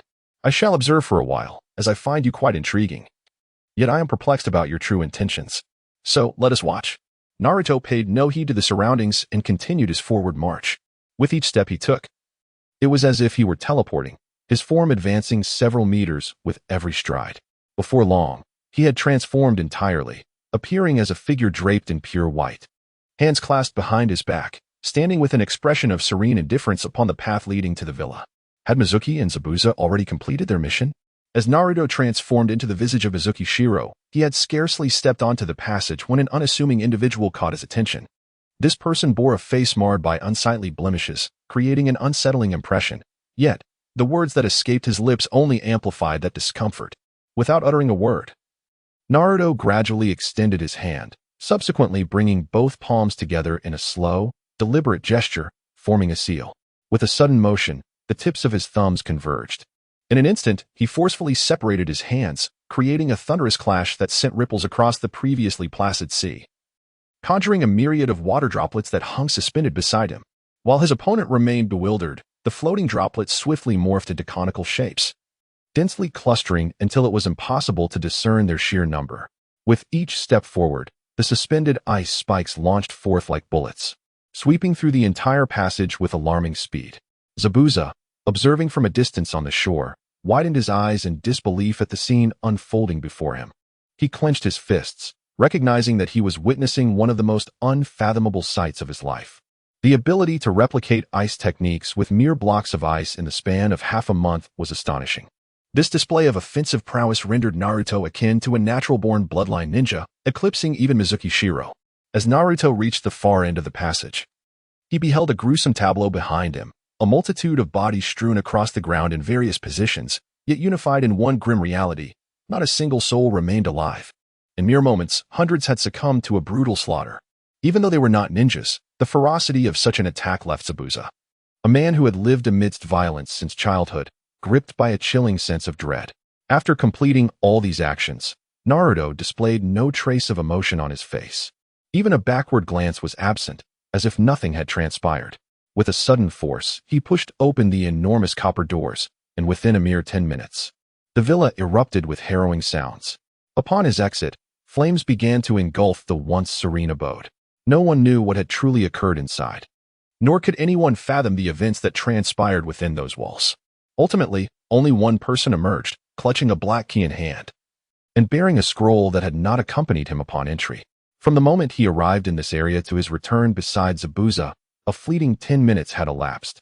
Yet, The villa that once stood beautifully by the seaside now lay in ruins, collapsing with a thunderous sound, devoid of any survivors, transformed entirely into a desolate wreck.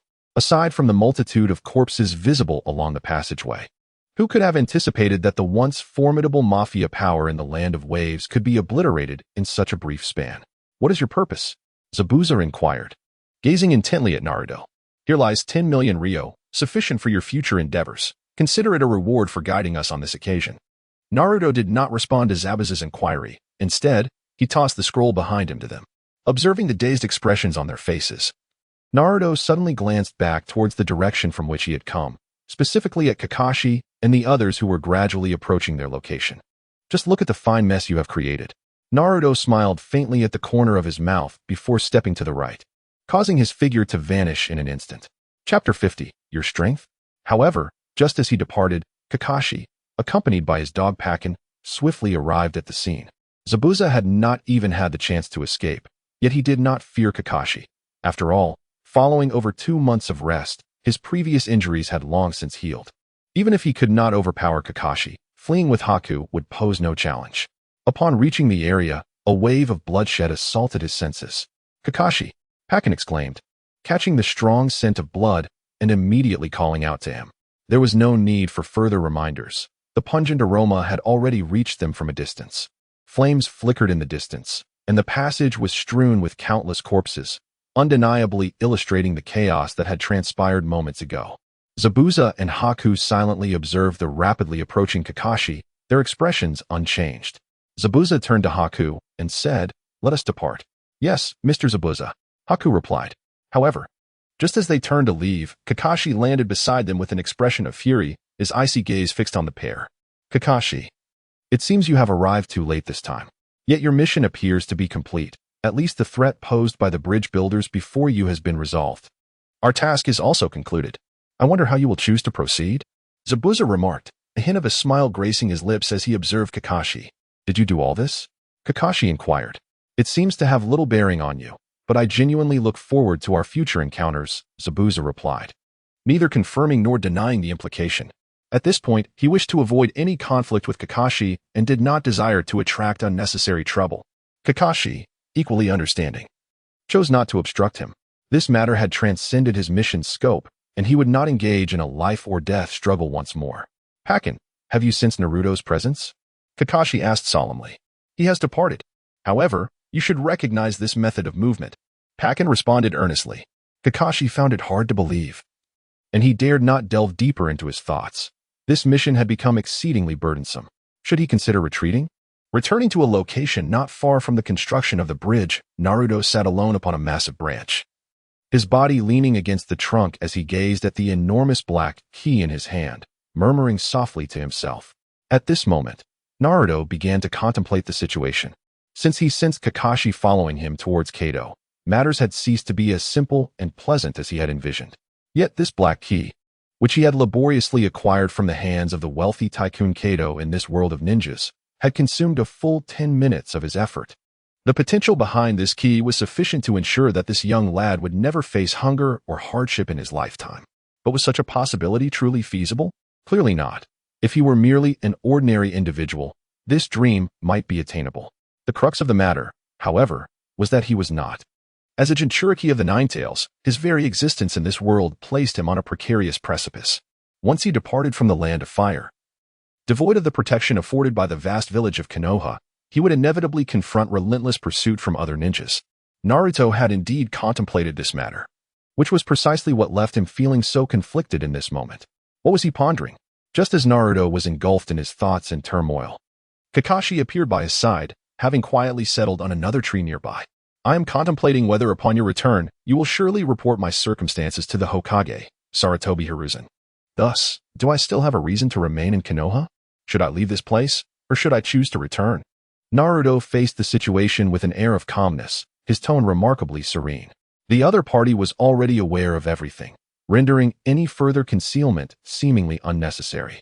Why possess such formidable strength, yet remain silent about it? I am particularly intrigued as to how you achieved this. How could you acquire such power without any guidance? Kakashi inquired, equally composed yet perplexed. It is the result of my own research," Otherwise, what other means could there be? Naruto remained there, idly toying with the black key in his hand, deep in thought as he spoke. Why possess such power yet refrain from reporting it? Do you believe that the Hokage would harbor any other intentions towards you? Naruto lifted his gaze to the sky adorned with clouds, listening to Kakashi's words, and let out a deep sigh. Ultimately, his expression morphed into one of resignation, and he straightened his posture to face Kakashi, inquiring in a somber tone. We have discussed this topic before. If everything could return to how it once was, then perhaps none of this would have transpired. Who am I? Am I still the Naruto Uzumaki of Konoha, the Jinchuriki of the Nine Tails residing within the village, or merely a seemingly harmless little fellow? Would it not be preferable to feign ignorance? The emergence of the Nine Tails may lead to uncontrollable phenomena. How do you suppose Konoha would respond? Their approach would likely be straightforward and brutal. They would seal the Nine Tails and forcibly extract it from my body, replacing me with another host, would they not? If I do not report this matter, what will be your stance towards Konoha in the future? Kakashi furrowed his brow, yearning for clarity on this pressing inquiry. Nothing will change. Life will continue as it always has, maintaining its familiar rhythm. I remain unchanged. Yet, who can truly predict what the future holds? Naruto smiled calmly. Facing Kakashi, at least in this moment, he was not deceiving him. The truth was that Naruto simply desired to be a researcher, to reside in a tranquil place, free from excessive thoughts and the relentless pursuit of profit. I understand. Allow me to ponder this matter for a while, Kakashi replied, his expression marked by a bittersweet demeanor, uncertain of how to confront such a situation. Naruto's situation and methods have evidently surpassed his comprehension. Hundreds have perished in the vicinity, with many more likely lost within. Kakashi does not believe that these calamities are the doing of Zabuza. Chapter 51. Return to the village. Yet, he feels a profound sense of helplessness, his student. Once the son of his mentor, has now transformed into this state. More crucially, he has not regarded the village, cherished by all, as significant. The mission in the Land of Waves has progressed swiftly, unhindered by the machinations of the shadowy organization. They no longer need to oversee the bridge construction daily or safeguard their safety. Daily life has largely returned to its previous rhythm, with the sole difference being that they no longer have to wait for the bridge's completion to return. With no external interference, this task has been thoroughly accomplished. After nearly 3 months, they are now poised to embark on their journey back to the Land of Fire. As they prepared to depart, only Kakashi approached the villagers to bid farewell, while the other 3 remained on the periphery, unlike their previous visit. The trio has now mastered basic chakra control quite well. The distance from the coast of the Land of Waves to the coastline of the Land of Fire is approximately 2 to 3 kilometers. And they have decided against taking a boat, opting instead to sprint swiftly across the surface of the sea. Upon their return to the familiar locale, Konoha village appeared unchanged. The entrance still manned by the same 2 guards. Everything seemed as it had been, except for the climate. When they departed, the weather had been somewhat cool. But in the blink of an eye, summer has begun to unfold. This mission was designated as an A-rank task by the Hokage. Kakashi informed the trio as they entered the gates of Konoha. After collecting the bounty from the mission hall, you shall have a week to rest. Sensei Kakashi, may I inquire about the bounty for the A-rank task? Sakura Haruno asked, her excitement palpable. 22,000, Kakashi replied. Nani? The reaction was not only from Sakura, but even Sasuke, who had remained mostly silent throughout the journey, suddenly wore a pained expression. Why is it so little? Sakura exclaimed in frustration. The payment previously made by Dasna was for a C-rank task. Despite the subsequent elevation in task rank, they had not received additional compensation for the later phases. Hence, the apparent A-rank task only reflected a meager reward. Kakashi, feeling somewhat awkward, scratched his head and, with a bright smile, addressed them. I have no interest in such matters, so I shall take my leave to rest well. Should anything arise, please inform me at that time. Uchiha Sasuke, indifferent to the sum in question, cast a glance at everyone before turning away and departing. The saying goes that a starving camel is still bigger than a horse. The Uchiha clan is inherently affluent within Konoha, even though the entire clan has perished. The ancestral lands of the Uchiha family and the remnants of their wealth still belong solely to Sasuke. With such a substantial fortune, based on his lifestyle, he would be assured a life free from financial worry for the rest of his days.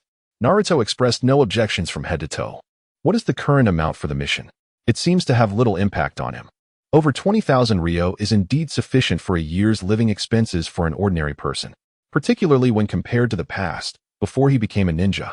Naruto's monthly living expenses were merely around 1,000 ryo. For someone who spends 20 ryo on a bowl of ramen, this amount hardly seems substantial. Do you two have any plans moving forward? Kakashi inquired, glancing at Naruto and Sakura. What else is there to do? With such a meager sum, I might as well return home for a decent meal. It's truly disappointing. Sakura, visibly frustrated, stomped her foot and then turned to head in the direction of her home. With a serene smile, Naruto spread his hands in a gesture of helplessness, yet he remarked, I don't have much money. A little less is still a little less. However, I shall not collect it today. It has been a long time since I returned, and I wish to see those I long to meet. Naruto. Before Naruto could take a step away, Kakashi called out with a hint of seriousness. What is the matter? Nothing. You can go and rest well. Kakashi had initially intended to express a multitude of thoughts, but upon observing Naruto's demeanor, many of his words became trapped in his mind, leaving him uncertain of how to articulate them. Ultimately, he allowed Naruto to return to rest. As for this matter, he had already promised Naruto prior to his return that he would not report it, which he communicated to others, considering it a form of compromise.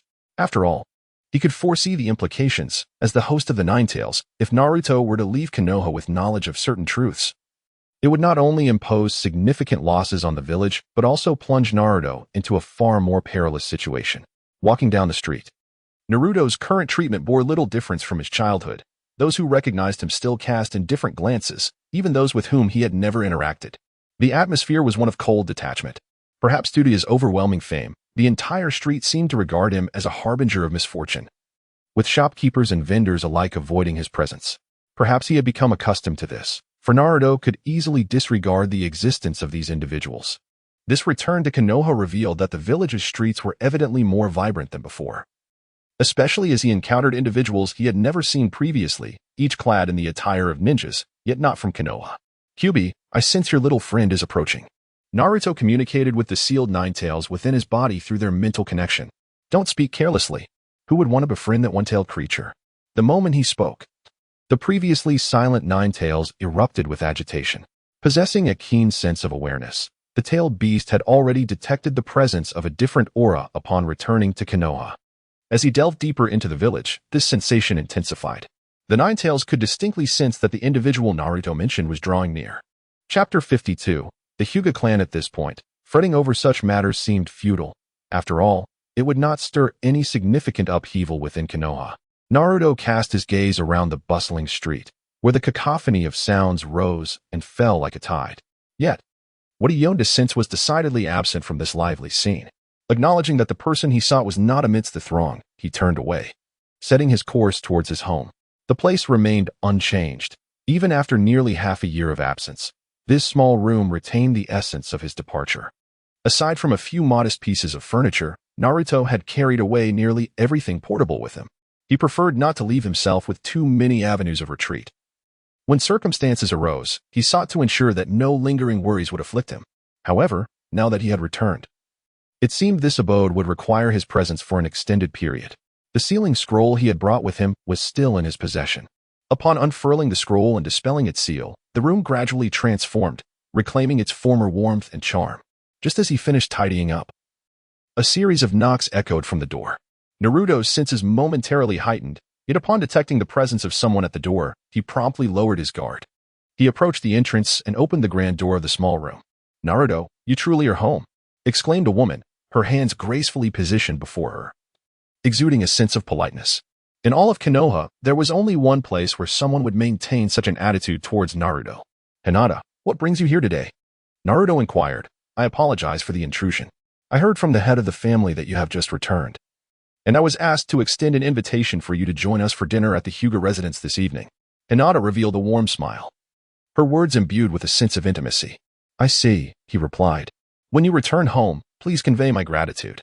I shall certainly attend this evening.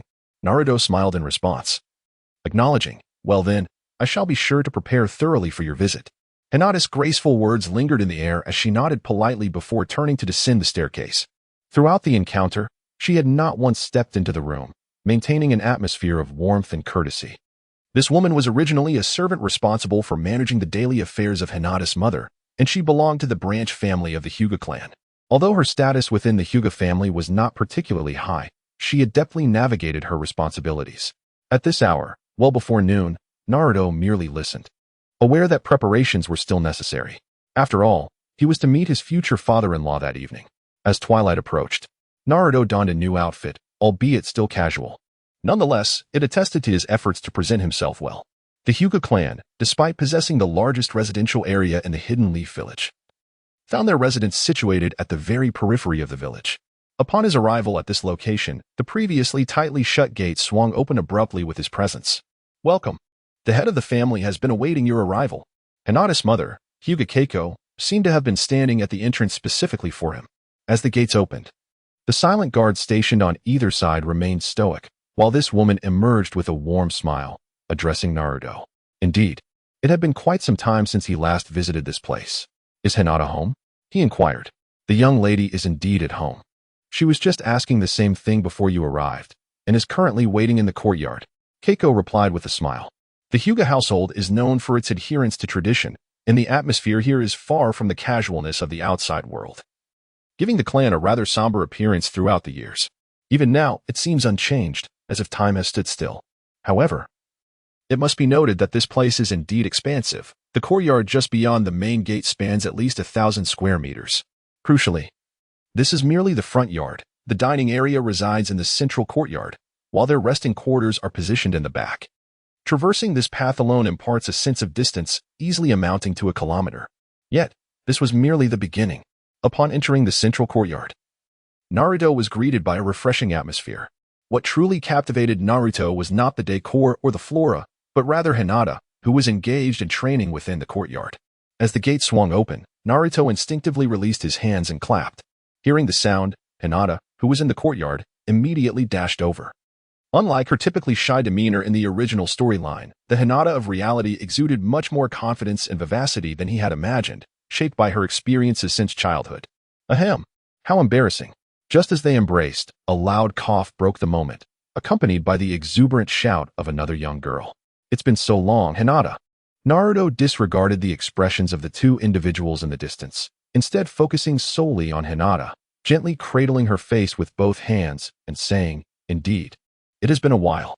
You seem to be doing wonderfully. Hinata, adorned with a warm smile, gazed back at Naruto and replied, We can discuss other matters later, especially since your father is still observing us from behind. As Naruto spoke, his attention was primarily drawn to the expression of a man not far ahead, who was now consumed by an unparalleled fury. The sight of this man exchanging flirtatious glances with his own daughter was, for the esteemed Hyuga clan, who held family traditions in the highest regard, an utterly intolerable affront. Uncle Hyuga. Naruto grasped Hinata's hand, and upon arriving before Hyuga Hayashi, he respectfully nodded and cheerfully called out, Please, come in. At that moment, Hyuga Hayashi's expression was anything but pleasant. His face was etched with gravity and a hint of exasperation as he addressed Naruto, saying, Father is displeased. You must apologize promptly. Hinata's younger sister, Hanabi, a mere 7-year-old, gently tugged at Naruto's right arm and implored him. Judging by the expression and tone of the elder Hyuga, Naruto felt no need for further reminders. It was abundantly clear that Hayashi harbored a palpable urge to throttle him. Chapter 53. The upcoming Chunin exams with Hanabi's prompt. Naruto affectionately ruffled her hair and nonchalantly strode into the room. Inside, a long dining table was lavishly adorned with exquisite dishes, yet aside from their small gathering, no one else was present. In a sense, this gathering resembled a family feast, but thus far, Naruto remained uncertain of Hyuga Hayashi's true intentions for summoning him. Please, take a seat. Today, we are all family, so there is no need for undue tension. Hyuga Hayashi, occupying the seat of honor, directly addressed Naruto as he entered. Such an opulent dinner truly took me by surprise. However, this outing did afford me the chance to bring a rather splendid gift for Uncle Hayashi. Naruto and Hinata sat side by side on the left of Hayashi Hyuga. As Naruto settled down, he remarked, Let us eat first. The thoughtfulness of bringing me a gift is already commendable. As for the rest, I believe it would be wiser for you to speak less and act more. Hayashi's tone bore a hint of seriousness. In truth, he had always been this way since Naruto's childhood, resembling his own father in a certain sense. Although he rarely displayed a pleasant demeanor, his support for Naruto in various matters was remarkably akin to that of a father. As for the hidden sentiments behind his fade, Naruto could not have cared less. Well then, it's a rare find to have come across this exquisite piece of calligraphy and painting. Initially, I intended to present it to your uncle, but it appears you do not seem particularly fond of it. Cough, cough. As Naruto's words faded, Hinata Hisashi could no longer contain himself and erupted into a fit of coughs. Chishire, the eminent artist of the Hokage world, is renowned for his masterpieces, each regarded as a timeless treasure. Yet, seated before them, Hinata Hisashi, whose greatest passions in life are chess and painting, found it utterly natural to be overwhelmed upon hearing of such remarkable creations. "Let us dine first," he declared, regaining his composure as he addressed the three individuals before him. "Naruto, have you prepared a gift for Hanabi?" No sooner had Hisashi spoken than Hinata Hanabi, sitting across from them, turned to Naruto with a soft exclamation, her expression filled with eager anticipation. However, before Naruto could respond, Hisashi cast a stern glance towards Hanabi, prompting her to pout and obediently resume her meal. "Are you aware of the upcoming Chunin exams?" After their meal, Hisashi sat in quiet contemplation, gazing at a painting on the table, while Hinata, and Naruto occupied the chairs opposite him. Unfazed by the impending events, Hisashi felt inclined to share a few insights. Indeed, many ninjas from other villages have already begun to arrive, so it stands to reason that the time is drawing near. Yes, the Chunin exams are set to take place in approximately a week, and this time they will be hosted in the Hidden Leaf Village, which is placing significant importance on the event. It is said that the feudal lords of the 5 great nations will personally attend to witness the proceedings. After Naruto finished speaking, Hinata Hyuga, seated nearby, began to softly offer her reminders. This time, the village of Konoha was indeed placing significant emphasis on the event. "If all goes smoothly, you might seize this opportunity during the Chunin exams to achieve fame, so it primarily depends on your perspective," Hinata's father, Hisashi Hyuga, inquired once again. "Fame? I have no interest in such trivialities. I prefer to lead a stable life. Does it truly matter whether one is renowned? For a Jinchuriki of the Nine Tails, perhaps the current state aligns more closely with their desired outcome." "Haha. Indeed, you express yourself with remarkable clarity. The decision ultimately rests in your hands, and I find myself quite eager to witness your performance this time," Hisashi Hyuga remarked with a smile. "What is there to look forward to? Rather than merely offering verbal support, wouldn't it be more beneficial for you, my future father-in-law, to provide something tangible?" Naruto suddenly wore a broad smile as he fixed his gaze on Hinata's brother, Hisashi. The moment those words reached Hayashi's ears, he stood there in utter astonishment. Meanwhile, sitting beside him, Hinata's calm demeanor transformed into a deep shade of crimson. It seemed they had never anticipated such sentiments being expressed at their age. To claim otherwise would be utterly preposterous. It is indeed commendable that you harbor such thoughts. Yet the pivotal aspect lies in your capacity to bear the consequences of your words when the time comes. Hisashi inhaled deeply, the dignified demeanor of his esteemed family preventing him from reacting with excessive anger or any other extreme emotion. In truth, Hisashi held a significant admiration for Naruto, a man who is intelligent, capable, and possesses the virtue of restraint, even without the backing of a prominent family. Hisashi was entirely convinced that Naruto's future achievements would be boundless. "By the way, Uncle Hisashi, what responsibilities does the Hyuga clan undertake during the Chunin exams?" Naruto suddenly inquired with curiosity, "What is the purpose of your question?" At that time, the Hyuga clan would be responsible for perimeter surveillance and would not participate in the Chunin exams. "I have considerable faith in your abilities. However, I remain uncertain about the outcome concerning Hinata." Hinata's father, Hisashi, clearly harbors doubts regarding his daughter, as his gaze towards her lacks the former ease. "Regarding the Chunin exams, I possess my own thoughts. Ultimately, we shall know the specifics in due course. There is no point in speculating prematurely. We shall await the unfolding events with bated breath." Naruto smiled as he spoke. To him, the Hyuga clan represented another family within the village of Konoha. This was a sentiment shared by many. Yet the clan's close association with the Nine-Tails Jinchuriki had stirred discontent among others. However, this did not seem to concern the formidable Hyuga clan, which appeared indifferent to such matters on the surface. Although the clan's strength had somewhat diminished compared to earlier times, it still boasted approximately 1,000 members, a considerable force that could instill significant apprehension among the various families in Konoha. The upcoming Chunin exams were an unexpected development for many freshly graduated ninjas, presenting a new arena of competition for these young individuals who had only recently embarked on their journey into the world. Chapter 54, Conditions for Agreeing to the Exam? Team 7, although today is a day of rest, it is imperative that you gather here to discuss an important matter that requires your thoughtful consideration, Kakashi instructed. Squatting on a large rock by the riverbank, observing Naruto and his companions seated on the grass, Sensei, if there's something to say, please do so quickly, huh? I have many other matters to attend to. Sakura exclaimed with evident annoyance. Is there yet another mission? Sasuke inquired, mirroring her sentiment. There are 3 application forms here for you to review and sign. Should you have any questions, feel free to ask, Kakashi replied, narrowing his eyes with a smile that gave off a feeling akin to selling them out. With that, he placed the prepared forms on the large rock at his feet. Sakura and Sasuke, intrigued, approached and each picked up a form to examine. Naruto, fully aware of what lay before him, felt no curiosity. Instead, he reclined on the grass, his head resting upon his hands, eyes gazing skyward. Kakashi-sensei, what is this? Sakura inquired. This is the application form for the Chunin exams. They will commence in just a few days, which is why I wanted to check if you wish to participate, Kakashi replied. Chunin exams? I want to participate. Sakura and Sasuke exclaimed simultaneously. However, Sasuke, without a moment's hesitation, declared his intent to join, his gaze and demeanor radiating determination. First, you must thoroughly understand the rules before providing me with a definitive answer. You 3 are a team, so for you to participate in the Chunin exams, unanimous consent is required. If even one of you disagrees, the possibility of your participation becomes null. The exams will also require you to work in groups of 3, testing your teamwork abilities, which is an additional merit. Kakashi's gaze drifted towards Naruto, lying a short distance away, deliberately addressing his words to Sasuke and Sakura. The application form in their hands detailed the regulations concerning the Chunin exam registration. Sasuke, upon reading the contents, understood precisely what actions were necessary without needing further prompting. Naruto, come over and sign. Sasuke called. I'm not interested. I have no desire to partake in such a tedious examination. Besides, what purpose does it serve? I can't bear to part with our Kakashi-sensei. Do you truly believe, Sasuke, that your prowess is sufficient to shoulder the tasks alone? Naruto retorted. What do you mean by that? Sasuke's expression instantaneously turned cold as he, too, questioned with a look of confusion.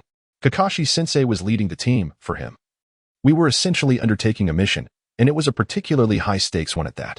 As long as we could attain the rank of Chunin, it would signify the conclusion of their assignments, and all future missions would then fall upon our shoulders. With our current level of strength, simply stepping outside of the Hidden Leaf Village could result in dire consequences. At least for now, we have the protection of a formidable ally. Why would we willingly venture into such perilous waters? Do you, Sasuke, find yourself in dire financial straits? Naruto exhibited a complete disinterest in such matters. Whether or not Kakashi led the team was of no concern to him. In fact, such considerations seemed almost superfluous, not warranting any fixation. Kakashi, having listened to Naruto from head to toe, helplessly slapped his forehead. He found himself increasingly perplexed by the young boy's thoughts. More importantly, he pondered how Naruto had come to know so much about various matters. You are not mistaken. Leading you all is indeed part of my duties, Kakashi replied.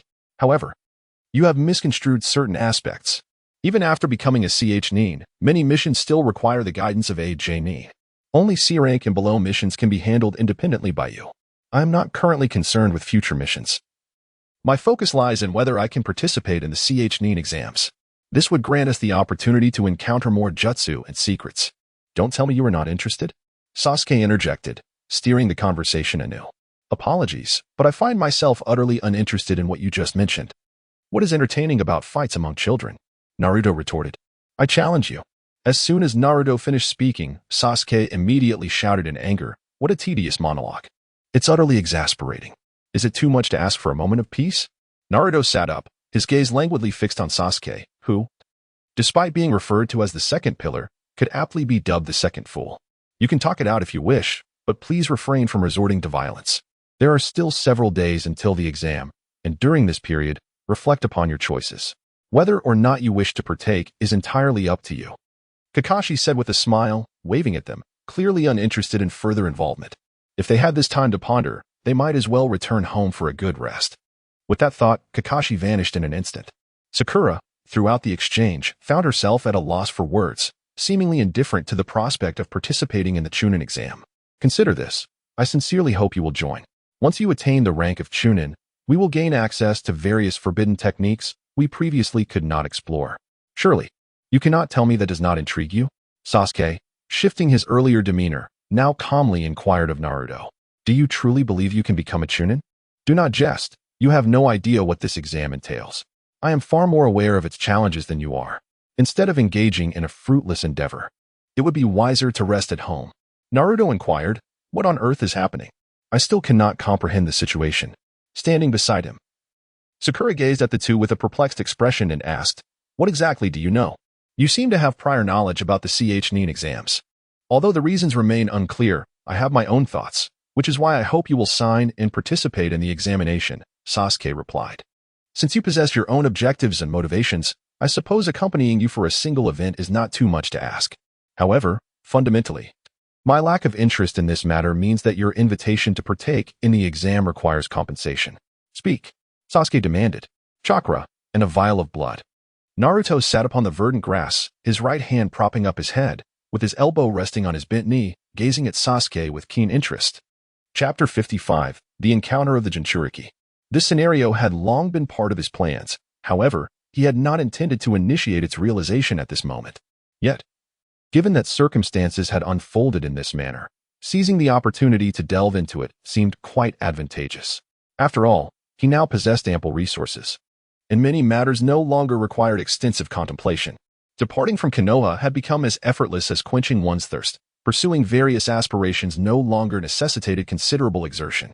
Nevertheless, with the opportunity presenting itself so readily, it proved to be a rather fortuitous occasion for him. What are you two discussing? Especially you, Naruto. What did that previous statement imply? Sakura Haruno inquired. I have made you a promise. Sasuke resolutely disregarded Sakura's question and responded with unwavering determination. Then let's formalize it. I cannot guarantee your ascension to Chunin, but I assure you that in terms of teamwork, I will ensure you are not eliminated. Naruto revealed a triumphant smile, gradually rising to his feet and walking over to the spot where the registration form had been placed, now still bearing his own copy. The remaining task was merely to await the signature and submit the documents, thus rendering the matter perfectly resolved. In the bustling streets of Konoha, with merely 3 days remaining until the Chunin exams, the village appeared particularly vibrant as ninjas from various other villages congregated for the impending tests. Concurrently, it was a time when Konoha's security was at its most stringent. Ninjas attending the exams bore distinctive identification, their forehead protectors serving as unequivocal proof of their homeland. The streets, already not particularly spacious, now seemed even more congested due to the influx of these individuals. Truly, Konoha seems to surpass our own village by leaps and bounds. It is a place that once visited, one is reluctant to depart, remarked Kankuro. While it is true that this place is indeed an improvement over Sunagakure, ultimately, it is not our home. It is futile to dwell on such thoughts. We should focus on fulfilling our mission diligently. Amidst the throngs of pedestrians, a young man and woman strolled leisurely down the busy thoroughfare, engaged in conversation. The first to speak was Kankuro, son of the 4th Hokage of Sunagakure. Adorned with purple markings on his face and clad in black attire, his head shrouded, while bearing a large white puppet on his back. With each step, he absorbed the vibrancy surrounding him. Beside him was his elder sister, Temari, the daughter of the 4th Hokage, sporting a stylish ponytail and dressed in white, exuding an air of elegance and confidence. Particularly in the lively streets of Konoha, both siblings, having ventured from their own ninja village for the first time, were filled with curiosity about their new surroundings. You are right. We should hasten our pace. If Gaara gets upset, it will be us who face the consequences. Kankuro cast a glance at Temari, his expression one of exasperation as he opened his mouth to speak.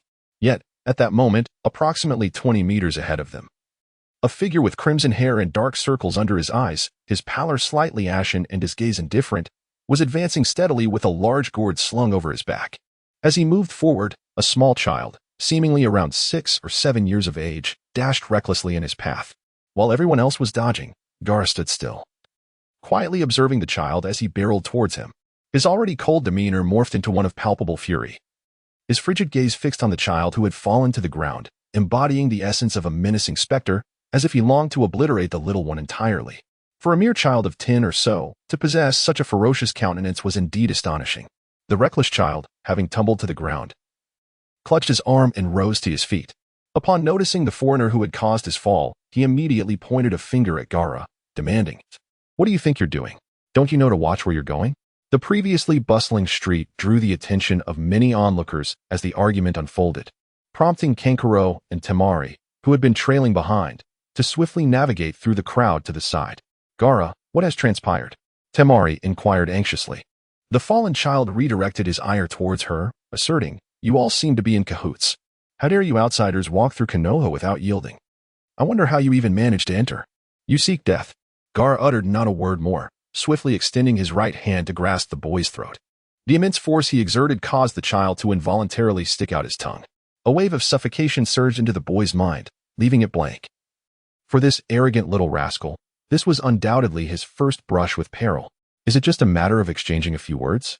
What harm could that do? If you don't release him, you might just end up choking him to death.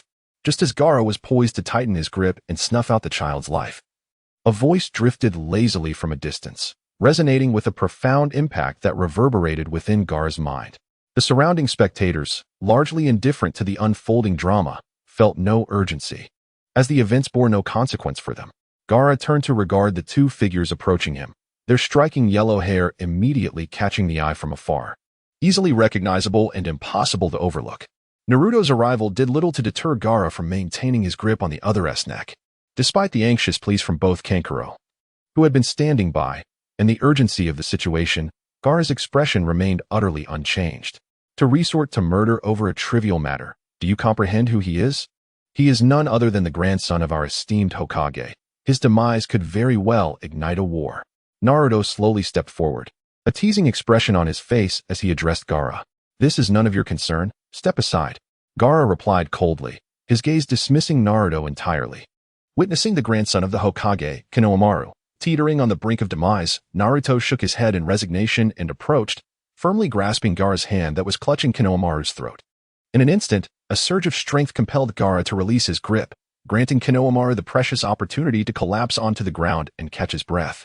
At that moment, he felt utterly devoid of any arrogance. Even as the Hokage's grandson, the threat he had just faced instilled a palpable fear within him. He no longer perceived it as mere intimidation, but rather as a genuine intent to end his life. After gasping for air, he struggled to compose himself. But tears had already begun to stream down his cheeks, a testament to the terror that gripped his heart, reminding him of his own fragility. However, the most astonished expressions were not his, but those of Temari and Kankuro, who stood off to the side, observing the unfolding scene with shock. Their faces mirrored their anxiety, particularly as Gaara appeared to be on the verge of fury, leaving them fearful of what might transpire next. Yet, what followed left them both agape.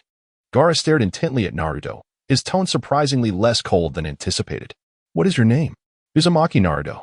To be precise, we belong to the same category of beings. Why do you choose to present yourself in such a grotesque manner?" Naruto inquired. "Could you loosen your grip? I find you quite intriguing and eagerly anticipate your next actions." Naruto released his grip, a faint smile gracing his lips as he spoke. "I will kill you, along with everyone by your side. I will eliminate them all." His words dripped with disdain, such incessant rambling from a mere child. "Every day, you prattle on about killing this one and that one, as if this world belongs to you." Before Gaara's cold and somber retort could fully escape his lips, Naruto took a step towards him, exhaling with evident disdain as he raised his right hand abruptly to pat Gaara's shoulder. In a flash, and before anyone could react, two chains materialized from Naruto's hand, swiftly enveloping Gaara's entire body in a crisscross pattern. Such a rapid maneuver went unnoticed by the ordinary bystanders on the street, concluding in an instant. However, Shikamaru and Kankuro, whose mental states had been on high alert, sensed the change immediately, though they could not discern the nature of Naruto's actions. Gaara, who had been preparing to unleash his fury, suddenly found his expression softening. "How do you feel?" Naruto inquired with a smile. "What have you done to me?" Gaara asked, a mix of astonishment and disbelief evident in his voice. "Take a good rest for 2 days," Naruto replied, "and then we can sit down and have a proper conversation. I believe we have much to discuss." Naruto's eyebrows arched upward, his face adorned with a sinister grin, as if Gaara had utterly transformed into prey in his eyes. "What have you done?" Kankuro inquired angrily. He had even begun to assume a combat stance, despite being in the streets of Konoha. They were prepared to confront this individual at any cost. "The rest is up to you. I believe you can handle it, don't you, Gaara?" Naruto directly called out the other's name, once again patting their shoulder twice with his right hand. In that moment, a genuinely harmonious smile graced his lips. After speaking, Naruto glanced at the two individuals poised for battle and muttered, "Boring." With that, he prepared to depart under the gaze of the 4 onlookers. However, at that moment, Konohamaru suddenly leaped forth. Completely engulfed by the remnants of his earlier fear, he seized Naruto's arm and exclaimed loudly, "Naruto, you can't just let him go. He was about to kill me." He insisted that the trouble he had caused should be resolved by himself, suggesting that if necessary, he could always seek assistance from his grandfather. Naruto, taken aback, remarked, "I always believed you were a commendable elder brother, yet today you so readily advocate for outsiders. At times, one must confront the stark reality. Are you aware of the source of your current arrogance? It is none other than the fact that Sarutobi Hiruzen, the Hokage, is your grandfather. What if he were not? Therefore, instead of relying on others, it is far wiser to depend on oneself. Seize this opportunity to enhance your strength. Who in this world could possibly stifle your voice? Strive with all your might, young one." With a smile, Naruto gently patted the other person's head with his right hand and then took Hinata Hyuga by the side to continue their departure. Left behind, Konohamaru watched the scene unfold before him, his frustration causing him to stamp his feet. However, upon glancing at Gaara, who was fixated on Naruto's receding figure, a wave of dread surged within him, compelling him to flee swiftly from the scene. What exactly had just transpired? Hinata pondered, gazing curiously at Naruto's profile. "There are many things you do not understand, and I too am shrouded in uncertainty. Life is often filled with ambiguities, and it is quite satisfactory to navigate through it without dwelling on trivial matters. Instead of preoccupying ourselves with such concerns, why not indulge in a delightful meal? The remaining matters can wait for another time," Naruto replied with a smile. Hinata now appeared strikingly different from her former self in the narrative. Her long hair cascading down to her waist, elegantly tied at the nape of her neck, exuding an air of grace and gentleness. Although her abilities remained largely unchanged compared to the original story, despite her relentless efforts, it seemed that her innate talent imposed certain limitations, preventing significant progress. Nevertheless, her appearance had evolved towards a refined beauty, particularly at her age, making her the most stunning among her peers. "Sometimes, I find myself quite curious about how you seem to know so much, as if you possess foresight," Hinata murmured, tugging at Naruto's clothing. "There is no need for such bewilderment. Should the opportunity arise, I shall reveal everything to you. However, our foremost priority now is to treat my future queen to a splendid feast. I wonder what you would like to eat? Today, you have the liberty to choose from anywhere in the entirety of Konohagakure." Naruto gently tapped the other person's forehead and tenderly inquired, "Do you have any money?" Hinata rolled her eyes, though it was apparent that her gaze was fixed in a perpetual state of exasperation. Chapter 57. When did they come together? Observing the adorable visage of Hinata Hyuga, Naruto couldn't help but break into a broad smile. Perhaps in this world, the only individual who could evoke a sense of solace or warmth in him was this little girl before him. Regardless of the circumstances, Naruto yearned to navigate the unfolding narrative while avoiding an overly convoluted emotional journey. From their initial encounters to the present, one undeniable truth remained. This little girl was destined to accompany him on the path that lay ahead in this world. "I have plenty of money. Feel free to eat whatever you desire. There's no need to hold back," Naruto said gently. "I heard that your last mission was classified as an A rank. Could it be that such a mission yields a substantial reward?" Hinata expressed her disbelief, yet the two continued to converse as they walked side by side. "At the very least, I need to request your assistance with a few matters. I certainly won't be stingy with certain things. Indulging in a meal together is absolutely no issue. I'm just curious about what our esteemed little princess wishes to eat next." Naruto smiled once more, inquiring amiably as they strolled along the bustling street, which painted a unique tableau. However, amidst their conversation, a few individuals brushed past them, likely unnoticed as their gazes were entirely absorbed in each other. They continued their leisurely dialogue, while the trio trailing behind observed their departing figures with curious expressions. Since when did Shikamaru and Hinata walk together? Ino pondered aloud, eyeing the duo with intrigue and confusion as they walked side by side, their faces alight with smiles. "Who knows? Such complicated matters are best left unexamined," Shikamaru replied nonchalantly. "I actually have some insight into this. The last time I returned home, my father mentioned it." CHG chimed in. "What did he say?" Ino leaned in eagerly, her expression brimming with anticipation and gossip. It seems that Naruto and Hinata have been acquainted for quite some time, and much of Naruto's endeavors have been sponsored by the Hyuga clan. This information appears to be known among the prominent families of Konoha, though none have dared to voice it. My father also mentioned that, from a certain perspective, the head of the Hyuga clan might have taken a liking to Naruto, CHG revealed. "Where do you gather such rumors?" Why concern yourselves with others? Focus on your own affairs instead of inviting unnecessary troubles. Shikamaru's demeanor, though still impassive, became notably more serious as he listened to Seiichi speak.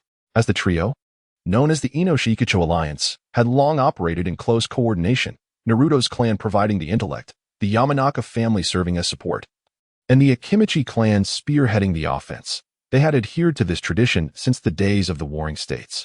It is precisely this dynamic that has enabled their families to remain steadfast through the ages. Intrigued by Shikamaru's sudden remarks, Ino boldly asserted, "What if we communicate about them? I am genuinely curious about when those two became an item. I had my suspicions back in school. Hinata, being the heiress of the Hyuga clan, seemed to regard Naruto quite differently. While our curiosity about such matters is understandable, we should prioritize finding a place to dine. It is getting late, and we ought to refrain from indulging in gossip," Shikamaru concluded.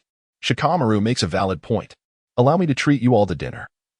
Let us dine at my family's restaurant," CHG suggested warmly.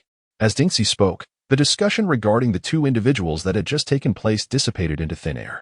In truth, the discourse surrounding these two had commenced long ago, originating from their school days, and it has persisted unabated until the present moment. Yet, perhaps it is mere coincidence that when the three of them arrived at Dinksy's family restaurant, they unexpectedly encountered the two individuals they had just seen. This time, however, the two noticed each other as well, as their seating was conveniently situated not far from the entrance. Upon entering, Jingya exclaimed in surprise, "Hinata, what brings you here?" "Oh, it's Jingya, Shikamaru, and Dinksy. What a delightful surprise to see you all again after such a long time." Naruto rose to his feet, gazing at the trio with a cheerful smile as he greeted them. "Indeed, it has been quite a while, hasn't it? I suppose you were quite surprised to see us, especially since we were intently watching you head in the opposite direction. How is it that you have already arrived here?" Shikamaru inquired, equally astonished. Although the barbecue restaurant belonging to Choji's family was situated on the very street they had just traversed, it was indeed in the opposite direction of Naruto and his companion's path. They had been fixedly observing the retreating figures, yet they had not anticipated that these two would arrive ahead of them so swiftly. "What is going on, Hinata?" Ino asked. "Oh, it's nothing much. We simply ran over from another location. It's likely that you were enjoying yourselves along the way, which made it seem as though we had outpaced you." Naruto scratched his head awkwardly, fully aware of how they had arrived here. The two had indeed been heading in the opposite direction, and the lack of appetizing options had ultimately led them to the decision of indulging in a sumptuous barbecue, which was a more reasonable choice. Consequently, he hastened to this place with Hinata, who would have thought they would encounter an old acquaintance here. This unexpected reunion was quite a pleasant surprise. As it was a rare occasion to gather after graduation, he proposed, "Let me treat you all to a delightful meal." CHG spoke with an air of confidence, for this establishment was his family's, and he felt emboldened in his words. The six of them gathered around a table, which fortunately was quite spacious, accommodating their sizes comfortably. At the center of the table was a metal trough, presumably designed for the charcoal, upon which the grill would be placed for a fresh cooking experience. Ino, her face alight with envy, exclaimed, "Naruto, we truly admire you. To obtain an A-rank mission on your very first outing from the village. Whenever we gather with others, your accomplishments are the topic of our discussions. The financial rewards of such a mission were noteworthy, but what truly mattered was the prestigious credentials it conferred." CHG shared Ino's sentiments, gazing at Naruto with admiration. For someone of their age, this was indeed a remarkable honor. While in comparison to the older generation, executing an A-rank mission at their age might not have been extraordinary, the current era was vastly different, with peace prevailing among the nations. No one required children of their age to venture into battle, rendering missions of B-rank and above unattainable for them. "Ladies and gentlemen, please take care as I begin to serve the charcoal. Do watch your hands." Before they could engage in more conversation, a waitress approached, pushing a cart laden with a basin of glowing charcoal emanating intense heat. However, before the charcoal could be set upon the table, Naruto suddenly stood up, his expression serious yet softened by a hint of a smile as he addressed Hinata, who sat beside him. "Please enjoy your meal. I have some matters to attend to." "Be careful," Hinata replied, smiling in return. She sensed that something was amiss the moment he stood, yet she refrained from inquiring about the nature of his urgency. "Are you not eating?" CHG and Shikamaru questioned in unison, their curiosity piqued. "I'm truly sorry. I must attend to a few matters.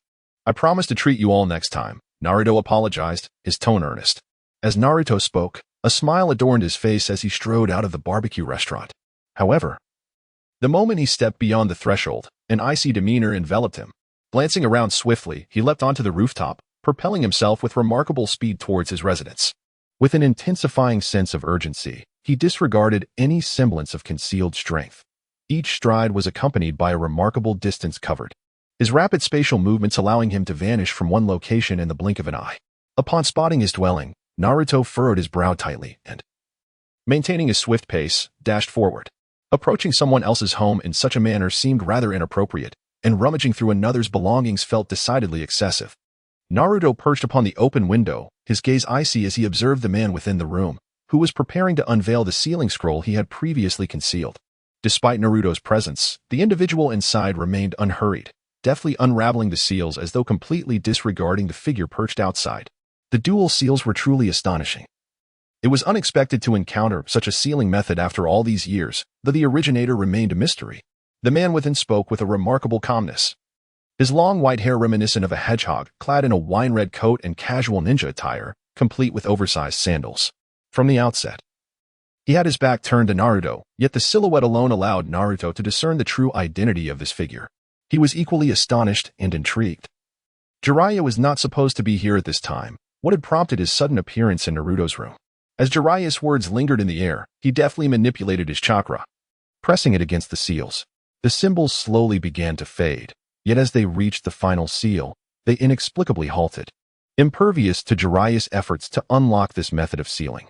At that moment, he finally turned around, the two red markings on his face strikingly prominent, and the forehead protector emblazoned with the kanji for oil accentuated his uniqueness. Everything here fills me with curiosity, especially the contents of this sealing scroll. Might you enlighten me? Jiraiya leaned against the table, his interest piqued as he scrutinized the vigilant Naruto, who was squatting at the window. Is this how the legendary Sannin of Konoha conduct themselves, raiding others' homes with such audacity? Naruto spoke in a low, somber tone. Then a hint of derision curled at the corners of his mouth as he said, I apologize, it was inappropriate of me to address you in such a manner. To be precise, the once formidable Sannin of Konoha, who instilled fear throughout the ninja world, has ultimately succumbed to a fate as trivial as vice and depravity. To find you in my home in such a manner is hardly perplexing. Wouldn't you agree, Jiraiya-sama? Indeed, it seems as they say, you truly possess a wealth of knowledge. Little one, Jiraiya responded with a smile, unfazed by Naruto's words. I simply have seen a bit more and occasionally glean insights about you all. Why not come inside and sit? It would be delightful for us to converse for a while. However, as Jiraiya's voice trailed off, Naruto's expression turned icy and grave. His gaze fixed intently upon him, yet his body remained unmoving in place. There is no need for further conversation. You have made quite the mess of my room, and it appears you owe me an explanation. Moreover, please ensure that the residue from your summoning beast is entirely cleaned up. Naruto spoke in a somber tone, fully aware of the opponent's tricks. His entire room had been completely occupied by the summoned creature, and in truth, all he could perceive was merely within the confines of a frog's mouth. Even from a considerable distance, he could sense the specifics of the room. At least in terms of chakra response, the walls were seemingly adorned with such markings. Thus, it could be inferred that the entire chamber was rife with peril, and Jiraiya's objective was to draw him into the room, facilitating immediate control over him, thereby preempting any unforeseen circumstances that might arise.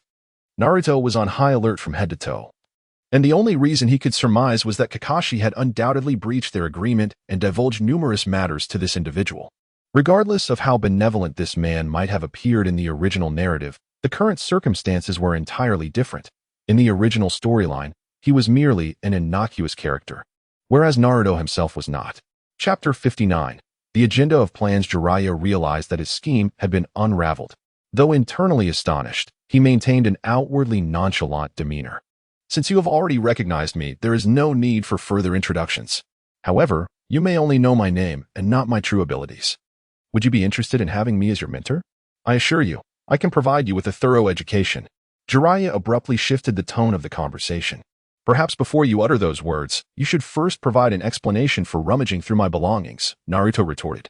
I presume you wouldn't want the Hokage to be aware of your affairs. Or perhaps you simply wish to keep your secrets hidden from outsiders. Just based on the contents of your room, it would be sufficient to cast you into an abyss. Is that reason not enough? Jiraiya inquired with gravity. I am not certain which aspect you are referring to, Naruto feigned ignorance. I do not wish to pry. But you need only tell me who provided you with that sealing scroll. Upon hearing this, Naruto instinctively breathed a sigh of relief. Although the other party had not uncovered the contents of the sealing scroll, he merely assumed that its sealing level was quite high, thus testing Naruto's knowledge as a means of intimidation. I do not wish to engage in further conversation at this moment. However, I hope you will vacate this room shortly. Jiraiya concluded. Naruto spoke with a trace of anger in his voice, expressing his indifference regarding the identity of his opponent. He realized that had he not returned earlier, it would have merely been a matter of time before the other party deciphered the sealing techniques embedded within the scrolls. The exposure of 2 pairs of Manjiki Sharingan within a sealing scroll could indeed inflict immense psychological turmoil upon Naruto, regardless of the extent of his mastery over ninjutsu. He could not deny that his adversary, having navigated this world for many years, possessed a depth of character, insight, and experience that rendered him unlikely to surpass Jiraiya. That old rascal. Even if one were to consider raw strength, it was quite probable that he would not match his opponent. Moreover, he found no necessity to instigate any conflict, as such an endeavor would yield more losses than gains, a venture he was unwilling to undertake. What an intriguing little fellow, however.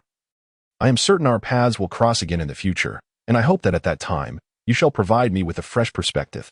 Jiraiya maintained a tranquil expression, aware that their initial meeting had ended on an unsatisfactory note, yet he recognized that the other party harbored certain secrets. As one of the legendary Sannin, Jiraiya's return was likely unbeknownst to many in the Hidden Leaf Village. Given his prowess, evading the notice of others was, without a doubt, a task far from insurmountable. Nevertheless, the circumstances had not altered following Jiraiya's departure. Although the room had returned to its previous state, the events that transpired had ultimately come to light. Naruto leapt into the room, a furrow creasing his brow. The sensory abilities of his sage mode instantly expanded, enveloping almost the entire village of Konoha within its reach. Yet, within this expansive perception, he found no trace of Jiraiya. This absence did not evoke a sense of peculiarity. After all, that individual had not inhabited this world for quite some time. The room bore the unmistakable signs of having been rummaged through, with every object seemingly disturbed. Even the meticulously crafted equations of ninjutsu he had labored over were not spared, each page touched, though fortunately, the intruder remained oblivious to the significance of the calculations. Had they comprehended their content, the consequences could have been far more dire.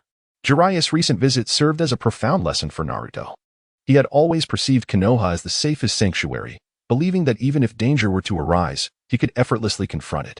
However, the current situation revealed the stark truth that matters were rarely as simple as he had imagined. This instance stood as a poignant reminder, delivering a harsh blow on his path of growth, ensuring that he would remain vigilant about his existence in this world. It appears that formulating the next plan must now take precedence. Naruto sat solemnly in the room, intently observing his surroundings while murmuring to himself, "If I were you, I would rather depart from the Hidden Leaf Village entirely. Why endure varying degrees of influence here each day? If you were to leave and unleash your true potential, your strength would undoubtedly surpass that old man." Just as Naruto was lost in his reverie, the nine tails within him spoke up directly. Many matters are not as simple as you perceive. What comes after leaving here? The outside world is far from the safe haven you imagine. Surely, you can sense that some ominous forces have already emerged. Even those of your kind, who have lived in comfort for 7 or 8 centuries, are now beginning to prepare for the life and death struggles that lie ahead. In the depths of his spiritual realm, Naruto gazed directly at the nine tails and spoke. His words resonated deeply, causing the creature to slowly raise its head, its enormous eyes, akin to lanterns, fixating on the small figure before the barrier. You speak the truth. We have both sensed it. Yet, what does it truly signify? In our current union, we share both glory and disgrace. Should you be severed from me, my existence shall inevitably reach its conclusion, my dear friend. Thus, in the time that lies ahead, your cooperation will be indispensable. Naruto's heartfelt words stirred something deep within this ancient being, who had existed for over 1,000 years. In that fleeting moment, his thoughts seemed to transport him back to the instant of his creation. Confronted with his current confinement, he realized that, despite the formidable power of the Nine Tails, it ultimately amounted to little in this predicament. I understand, the Nine Tails replied in a tone of ennui, then closed his eyes and gently laid his head upon the ground, resuming his slumber. In such an environment, he felt helpless, yet he comprehended Naruto's plight. If the seal were to be lifted, the overwhelming chakra would surge uncontrollably, drawing the attention of all. This was precisely why he remained ensnared within his prison. 2 days later, the Chunin exams commenced in earnest.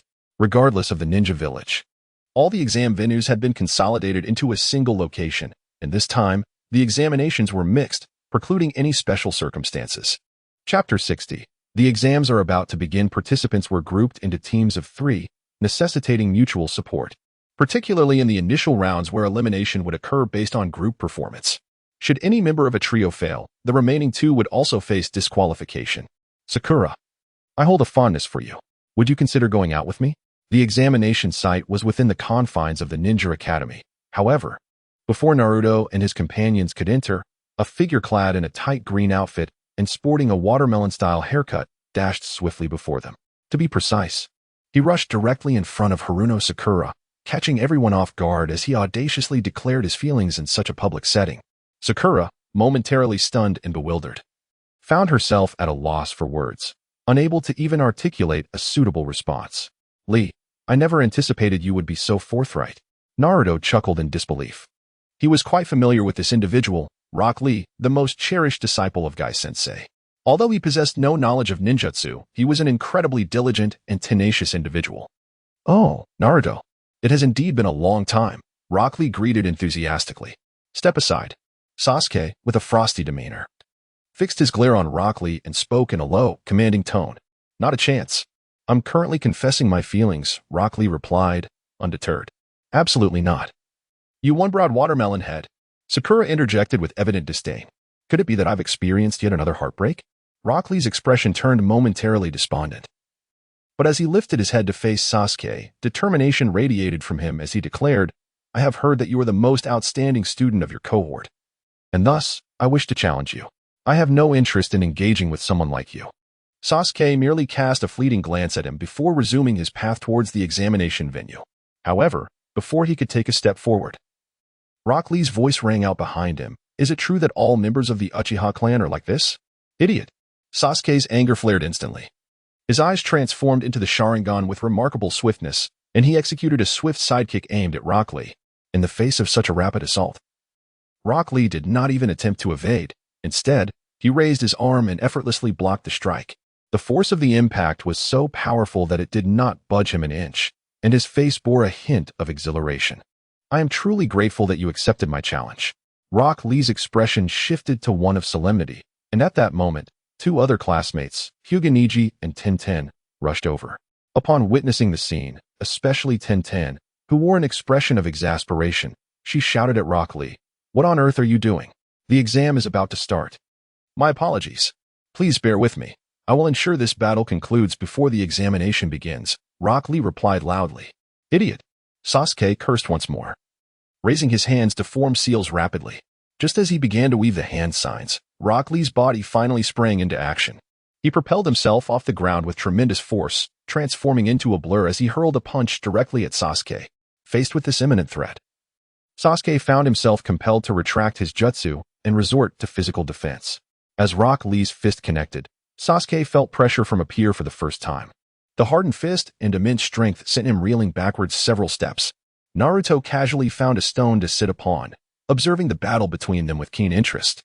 It must be said that Rock Lee, a master of taijutsu, displayed a formidable strength that should not be underestimated. The visceral sensation of their fists colliding epitomized the essence of a true male confrontation. Sasuke refrained from employing ninjutsu and instead launched his attacks relying solely on physical prowess. Prior to unleashing any techniques, their strengths appeared nearly equal. Naruto, go assist Sasuke, urged Sakura, who stood nearby, her anxiety evident as she called out to Naruto, who was leisurely enjoying the spectacle. Naruto merely cast a glance in his direction, disregarding him entirely, as his gaze ultimately settled upon Neji Hyuga, who stood approximately 2 to 3 meters away. Considering your prowess as the strongest contender of the previous generation, what are your thoughts on the impending battle between them? Naruto inquired. Sasuke cannot prevail. Lee has yet to showcase even half of his potential. Neji remarked. The 8 gates, given his current abilities, he can at most withstand up to the 4th gate. Neji asked, somewhat astonished, how did you discern that? Is it not evident? His strength is already laid bare. Perhaps upon reflection, you will comprehend. Naruto spoke, then dusted off his pants and stood up, for he could sense that the battle between the two was nearing its conclusion. Indeed, just as Rock Lee was ready to get serious, both Guy and Kakashi appeared simultaneously, effectively separating the combatants. The Chunin exam is about to commence. How can you still find the time to fight here? Kakashi inquired, frowning at Sasuke. Kakashi, you and I have never truly battled. This Chunin exam presents an excellent opportunity for them to engage in a proper duel. Guy exclaimed, flashing his bright smile. Let us discuss that when the time comes. Kakashi replied, his eyes resembling those of a dead fish, speaking to Guy with a hint of boredom. A promising fight was abruptly halted due to the arrival of the two, as it was unlikely they would genuinely engage, especially in such a setting just before the exam. The Chunin exam was held on the 3rd floor, serving as their inaugural trial. From the very moment they stepped through the school gates, they had already entered a realm of illusion. The only distinction was that this illusion posed no real harm. Instead, it subtly altered their perceptions. Representing one of the greatest challenges in the ninja profession. Sasuke, do not forget your promise to me. I will come by tonight. Naruto declared as he ascended the staircase, not even glancing back. Rest assured, I am not the kind to go back on my word. Sasuke replied. That's good to hear. What are you two discussing? Sakura asked. However, the two ahead paid her no mind, continuing their ascent in silence. Chapter 61. Just follow along at the outset. A multitude of participants registered for the Chunin exam. However, by the time they reached the first round of the examination, at least half had already been eliminated before even entering the exam venue. From the very moment they passed through the gates, they had succumbed to the illusion, with nearly all of those eliminated falling victim to this very reason. Among them were members from the Hidden Leaf village, though a greater number hailed from other villages. Naruto, accompanied by the two companions behind him, had just ascended one flight of stairs when the group began to veer to the right. Immediately, Sakura Haruno shouted loudly, "You two are going the wrong way. The examination venue is on the 3rd floor." She added, "If you wish to avoid elimination, simply follow my lead." Naruto spoke with an air of indifference. It was at that moment that Sasuke suddenly sensed something amiss. His Sharingan activated, allowing him to perceive his surroundings. After deactivating his Sharingan, he gazed at Naruto's back, his fists clenching in anger. The root of his fury lay in the realization that while the other had discerned the truth, he himself had remained oblivious, ensnared in an illusion from the very beginning. It was precisely when they opened the door that they discovered the room had already gathered approximately 50 individuals. Among them stood a tall man at the entrance, appearing to be in his 20s, with a gentle smile as he addressed the trio. "Congratulations on overcoming the first challenge. You have exceeded my expectations. I did not anticipate such a large gathering." Naruto, with a smile on his face, remarked, "You have finally arrived. We have been here for over half an hour, and I was quite concerned that you might not participate in this examination." Upon seeing Naruto's arrival, Hinata, who was not far from the entrance, immediately approached him, her face beaming with joy as she said, "How could I possibly miss it? Just for the sake of you being here, I had to come." Naruto gently ruffled Hinata's hair and spoke in a tender tone. "Could you two refrain from flaunting your affection here? It's rather overwhelming." Sakura remarked, exasperated. "This is merely the first examination. There are numerous challenges that lie ahead. It is rather premature to celebrate." The bespectacled individual who had welcomed them earlier spoke up again. At that moment, Naruto finally turned his attention to this individual. Kabuto, a familiar figure to Naruto, piqued his curiosity. "To enlighten us about your experiences in the Chunin exams, having participated 11 times, how do they typically unfold?" Before Naruto had the chance to converse with Kabuto, a figure, seemingly from Sunagakure, urgently interjected. "The exam is rather straightforward. You will soon come to realize this. However, for you, the difficulty is not particularly daunting. Many will breeze through the first round with ease. I have consistently faltered in subsequent stages, so there is no need for haste." Kabuto replied with a smile directed at the individual. "Having participated in 11 instances, I have become a seasoned veteran of Konoha. Yet, I find you quite intriguing." Naruto spoke as he lightly tapped the shoulder of the individual before him. However, this gesture was not merely a casual touch. He simultaneously inscribed the Flying Thunder God mark upon the person's body.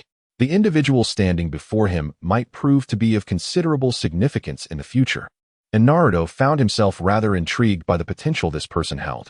Much like Orochimaru, this individual was an ardent scientist, possessing abilities and prowess that surpassed even those of Orochimaru himself. In the village of Konoha, Naruto Uzumaki was no slouch. He had swiftly progressed from D-rank missions to undertaking an A-rank mission. Though he was somewhat lacking in strength, with diligent effort, he could potentially excel in the upcoming Chunin exams. He harbored a genuine interest in this journey. Do not assume you know everything. There are those who possess knowledge far beyond your own. he remarked calmly in response to Kabuto Yakushi. With a subtle smile, he turned and began to walk forward. He chose a seat that was conveniently located near Hinata and settled down, ready to await the commencement of the exam. Yet, Naruto felt no particular anxiety regarding this examination. Fully aware of its contents, he saw no reason to adopt a hurried mindset. "Do you know that guy?" Hinata inquired, her curiosity piqued as she took her seat. "I don't know him. Discussing this matter is of little consequence. Instead, we should focus on how to successfully navigate the exam," Naruto replied. Resting his head on his arms and gazing gently at Hinata. "Rest assured about the written portion, I am confident it will pose no issues," Hinata assured him. This brought to mind a prior engagement he had intended to fulfill with her, which had unfortunately fallen through. "By the way, do you have time this evening?" he asked, his tone shifting to one of anticipation. Naruto suddenly sat up, gazing earnestly at Hinata, and inquired, "What is it?" "It's still too early to ascertain," Hinata replied. "Well, let us discuss it then," Naruto said, "but I wanted to make a preliminary arrangement with you." Ahem. As soon as Naruto finished speaking, 5 or 6 individuals strode confidently onto the stage, with the first among them clearly distinguished from the rest, who were clad in ninja combat attire. Although their identities remained unclear, their forehead protectors confirmed that they all belonged to the Hidden Leaf Village. "Esteemed participants, I am Ibiki, your proctor for this examination. Before we commence, I must announce the regulations. During the exam, no one is permitted to move about, nor may any sound be uttered. Each of you is to remain seated in your designated positions, and any misbehavior will not go unnoticed. Should any misconduct occur, your entire team will face disqualification." Ibiki stood at the podium, his expression serious and somewhat cold, casting a piercing gaze over all present, his words laden with an ominous tone. For many in attendance, it was evident that this examination would be unlike any they had previously encountered. As Ibiki's voice fell silent, the other proctors began distributing the examination papers in unison, enveloping the room in an atmosphere of hushed anticipation. Yet, before all the papers had been handed out, Ibiki's voice thundered, "You and your team are disqualified." A young girl seated in the front row, still awaiting her paper, was spotted engaging in minor mischief before the examination had even begun, resulting in her entire team facing immediate elimination. In a state of helplessness, she stood up and protested, "I didn't do anything. Whether you have or have not is known to you, as it is to me. I advise you to leave the examination hall at once, or you shall forever remain a Chunin, stripped of all rights to participate in the Chunin exams." Ibiki declared, his words causing the young girl to tremble with despair. Chapter 62. Submitting a blank paper? Such a stringent examination was not only a first for them, but also left even Kabuto astonished.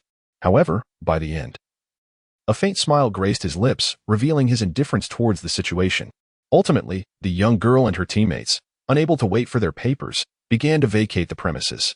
Those who had received their papers raised their heads to gaze at Ibiki, who stood resolutely at the front.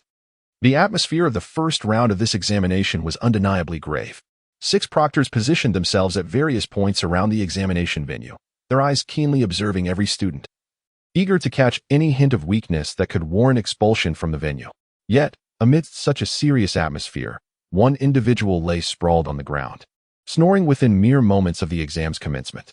Naruto was utterly unlike anyone else. From the moment the examination papers were distributed, he had laid his head upon the desk. And even as the formal examination commenced, his snores resonated throughout the tranquil examination hall.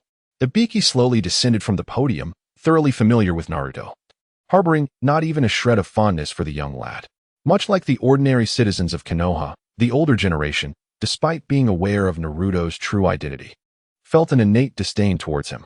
This sentiment was not limited to the common folk. Many shinobi shared the same feelings as well. Approaching the slumbering Naruto, Hinata could only watch anxiously from her seat, constrained by the circumstances of the examination from taking any action. Thud, thud, thud. Ibiki rapped sharply on the desk where Naruto lay sleeping, casting a stern gaze upon the young man. As Naruto slowly lifted his head, he met Ibiki's intense stare. And with an air of nonchalance, he inquired, "Is there something you need, Proctor? This is the venue for the Chunin exam, not a place for slumber." Ibiki responded sternly. "Is there a rule against sleeping?" Naruto replied, unfazed. "As the chief examiner, you even possess the authority to revoke our examination permissions," Ibiki asserted. "You are indeed the chief examiner, and thus your words carry weight. However, I have said nothing and have not disturbed anyone else, so you cannot control me." Just focus on your duties as the chief examiner. Even if I submit a blank paper, what of it? As Naruto spoke, he continued to rest there, preparing to drift into slumber. In light of this situation, Ibiki's expression was one of icy severity, even tinged with anger. Yet, as the other had rightly pointed out, as long as no rules were broken, he had no authority to expel anyone from the examination venue. After casting a few more disdainful glances, Ibiki could only depart with an air of displeasure, returning to his podium, his gaze fixated on the other candidates, infused with a hint of emotion. In the midst of this unfolding scene, Sakura Haruno exhaled a sigh of relief. Her primary concern had been that Naruto's defiance might result in their collective failure and expulsion from the examination. Those in your group may leave now.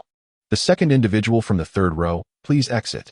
Since the examination commenced 20 minutes ago, the once crowded hall was now scarcely half filled. With each name called, more candidates departed, while those engaging in subtle mischief remained poised, undetected. 40 minutes later, as the participants had largely settled, Ibiki stood at the podium and addressed everyone directly. Each of you has a total of 9 questions on your exam papers. We shall now proceed to the 10th question, a public inquiry, which is also the most intricate and significant among all. Should you err on this question, not only will all previous answers become void, but your future careers as ninjas will be relegated to that of a genin. Thus, within the next minute, I demand to know whether you will partake in this final question. Nanny, the implications of such a statement were staggering. Did this not render the preceding questions moot? Such a method seemed designed to ensnare them. To gamble their future as ninjas for this single answer was unacceptable. They would rather forego the examination altogether and wait until next year to try again. As Ibiki introduced this contentious topic, even before revealing the final question, chaos erupted within the auditorium. Frustration bubbled over among the candidates. Not only those from other villages, but even the locals struggled to comprehend the true nature of this examination. As the minute drew to a close, Ibiki stated, I require your choices now. Should you fail to make a decision within this time frame, you will all be considered to have defaulted. Ibiki's voice once again pierced the air with an icy call. There were at least 50 individuals present, each feeling an inexplicable weight pressing down upon them. Many could not withstand the pressure and rose to their feet in an instant. The moment they stood up, it signified their disqualification from the examination. Perhaps they stood under immense strain, yet each of their actions represented an entire group forfeiting their opportunity. Among them were also the ninjas from the Hidden Leaf Village, though no one could ascertain their true thoughts. Ibiki stood on the platform, observing as those who were meant to leave began to trickle out. The other proctors remained vigilant, their eyes fixed on the seated candidates. Is everyone settled? No one else is departing? Ibiki inquired once more. His words lingered in the air for about 10 seconds before he gazed upon the remaining participants. A sudden smile graced his lips as he proclaimed loudly, Congratulations, you have passed the first test. The candidates seated there remained in a state of bewilderment, unable to comprehend the situation. Had they truly passed? It seemed the ordeal was over. Amidst the confusion, Naruto slowly awakened from his slumber, evident marks on his face from resting on the desk. He was the only one who had not engaged in any thought. His exam paper remained entirely blank, save for the drool that had pooled there from his nap. Yet, despite this, he had managed to successfully navigate the first round of the examination. Chapter 63. The transaction between the others in the examination hall wore expressions of confusion, having prepared themselves mentally for a tense experience. They had not anticipated that merely accepting the final question would lead to their passage in the first test. The primary purpose of the first examination was to assess one's character and the level of perseverance in the face of a challenge, which is the most fundamental and essential quality of a ninja. I must say, congratulations on passing the first examination. You will now be guided by other instructors to the second testing ground. Ibiki announced, turning with the proctors to make his way outside. The second examination? Isn't that scheduled for tomorrow? Naruto, in a daze, spoke with a hint of confusion. Naruto, are you not aware? The second exam commences immediately after the conclusion of the first. When you inquired if I was free this afternoon, I intended to inform you of this matter. Hinata, seated beside Naruto, gently reminded him in a soft voice. Ah, I see now. It appears I was mistaken. Naruto scratched his head awkwardly. But the timing of the events bore little significance. In fact, certain matters might be handled with greater ease. Little ones, he announced, the first exam has concluded. Now, I shall guide you to the second examination venue. Gather your belongings and prepare for departure. As the atmosphere of the examination site still buzzed with excitement, A striking woman in her 20s suddenly appeared before everyone. Dressed in casual attire, her black mesh shirt accentuated her statuesque figure, leaving quite an impression. The second examination would involve practical assessments, with the potential for injury, which is precisely why every participant must sign a waiver beforehand. The stakes were high, as failure could lead to dire consequences within the testing grounds. The location for the second exam was the Forest of Death, a place Naruto was exceedingly familiar with. Having spent nearly his entire childhood there, particularly in terms of navigating its paths, far more adeptly than others. This year's examination featured an astonishing 27 teams. How did the first round unfold to leave behind so many? Upon arrival, an overseeing examiner, seemingly incredulous, exclaimed this information. Following his words, the earlier mentioned examiner, the striking woman, sauntered to the front and, after surveying the crowd, declared loudly, "Let me outline the rules for the second exam. In a moment, you will randomly receive a scroll. This time, the criteria for passing are straightforward. Your team must possess both the Heaven and Earth scrolls and present them simultaneously at the central tower to achieve victory." "Does that mean half the teams will fail?" Sakura Haruno inquired loudly. "Indeed," she replied. "You currently have 27 teams, with 14 Heaven scrolls and 13 Earth scrolls available. This means that at most, only 13 teams can succeed." The proctor spoke once more, articulating the rules with clarity and precision, leaving no room for dissent among the participants. The remaining time was to be spent entering the Death Forest through their respective entrances, a chaotic and unpredictable examination. In this trial, any means were permissible. Not only could contestants target ninjas from rival villages, but they were also free to confront those from their own village without any constraints. Upon entering the Death Forest, all participants dispersed, with each team forming no significant connections and maintaining considerable distances from one another. The sole objective was the central tower, located at the heart of the forest. However, access to that area required a designated path, and fortunately, they had ample time. As long as they could carry both the Heaven and Earth scrolls and ensure that every member of their team reached the destination within 3 days, they would pass the examination. Thus, there was no immediate urgency regarding time.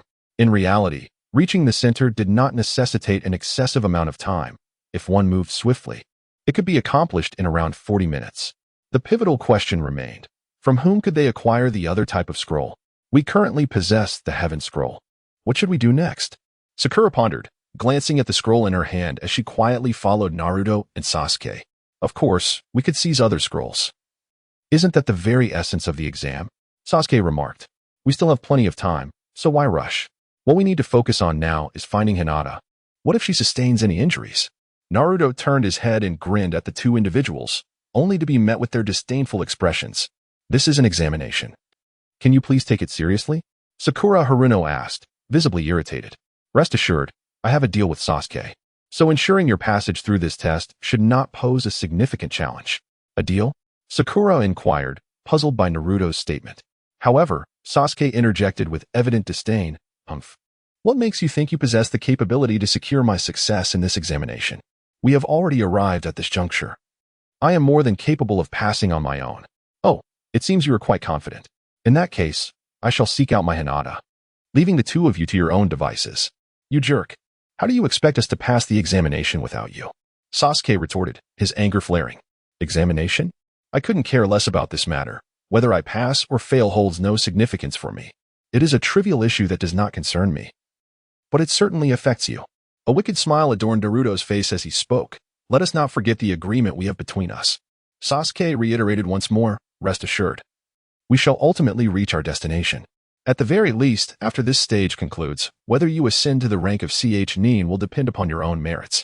However, the Forest of Death is not as secure as one might envision.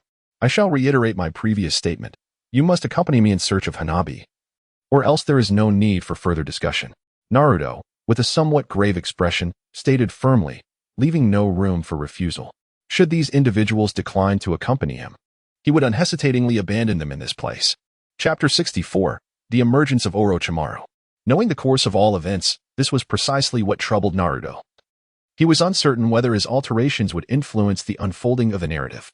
The prospect of unforeseen circumstances was not something he wished to witness. Sasuke observed Naruto's demeanor and realized he could not persuade him otherwise. However, in order to traverse to the central tower safely and smoothly, he reluctantly acquiesced. Each individual's entrance was distinct, and no one knew from which direction they had come. Fortunately, Naruto's sensory range extended over a radius of 10 kilometers, effectively covering nearly half the expanse of the Forest of Death. From the moment he entered, he had begun to expand his perception, and it did not take long before he sensed Hinata's position. However, this location was still a considerable distance away, under the current circumstances, even with a leap. It would take several minutes to reach her. Should we not seek the axis first and then search for Hinata? Sakura, following closely behind the two, inquired, puzzled by the nature of their agreement. Once we locate her, we shall proceed directly to the central tower and merely await on the periphery, Sasuke replied. Ah, that is indeed a sound plan. With 3 days remaining, there is no need for haste.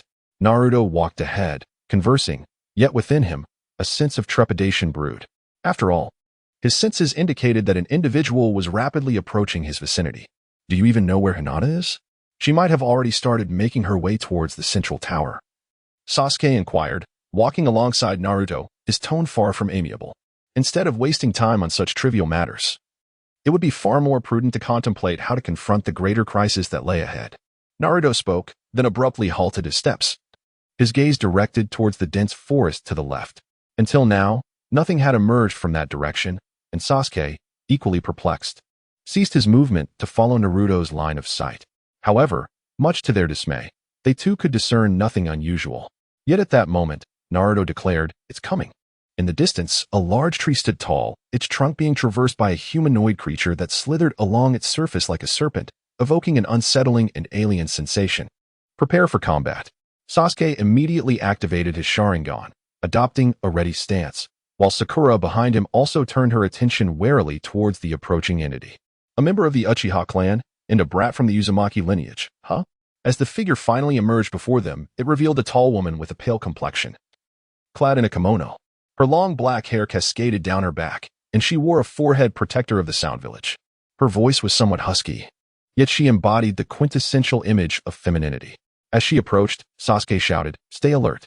Maintain utmost vigilance." How intriguing, I wonder what will unfold.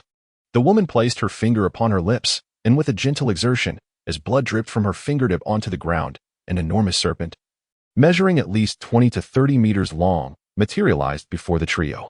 The sheer size of the creature instantly overwhelmed Sakura, who, already on edge, collapsed in terror. For such a sight was far beyond the capabilities of those who had only just graduated from the ninja academy. "I will divert the giant serpent. You two handle her." Naruto's lips curled into a smile, yet he raised his voice with a seriousness that resonated through the air. "Be careful." Sasuke, uncertain whether his concern stemmed from a desire to protect Naruto or from other motives, spoke up to offer a warning. Although the opponent had yet to reveal their true strength, the imposing presence of the colossal serpent loomed before them, a stark reminder of the disparity in power that was palpable in the immediate vicinity. Since that little fellow wishes to engage you in a game, by all means, proceed. This creature harbors formidable energy within, sufficient to justify your venture today, the woman remarked, her pallid visage adorned with an unsettling smile as she commanded the massive serpent beside her. Naruto swiftly retreated to a distance of approximately 100 meters from Sasuke, while the colossal serpent, perhaps acting on a command, charged directly towards him. There was no flamboyant display of attacks. The creature barreled forward, using its forehead to strike at Naruto with tremendous force, resulting in a violent explosion that splintered a tree with a diameter of about 1 meter in an instant. The sheer power exhibited created a striking contrast, as Naruto leapt gracefully into the air, landing securely atop a tree trunk towering several dozen meters high. The serpent showed no signs of yielding, swiftly slithering up the trunk in pursuit. Meanwhile, Sasuke was not idle. He hurled a kunai towards the woman, yet in her eyes, he appeared as nothing more than a child engaged in a mere scuffle, posing no real threat. Both sides had initiated their respective battles, and Sakura Haruno lay helplessly on the ground, desperately attempting to support herself and rise. However, overwhelmed by fear, she found herself unable to command her own body. In that moment, whether it was fear, helplessness, or some other circumstance, tears streamed down her face as she faced the fierce clashes on either side, for the first time feeling an overwhelming sense of powerlessness.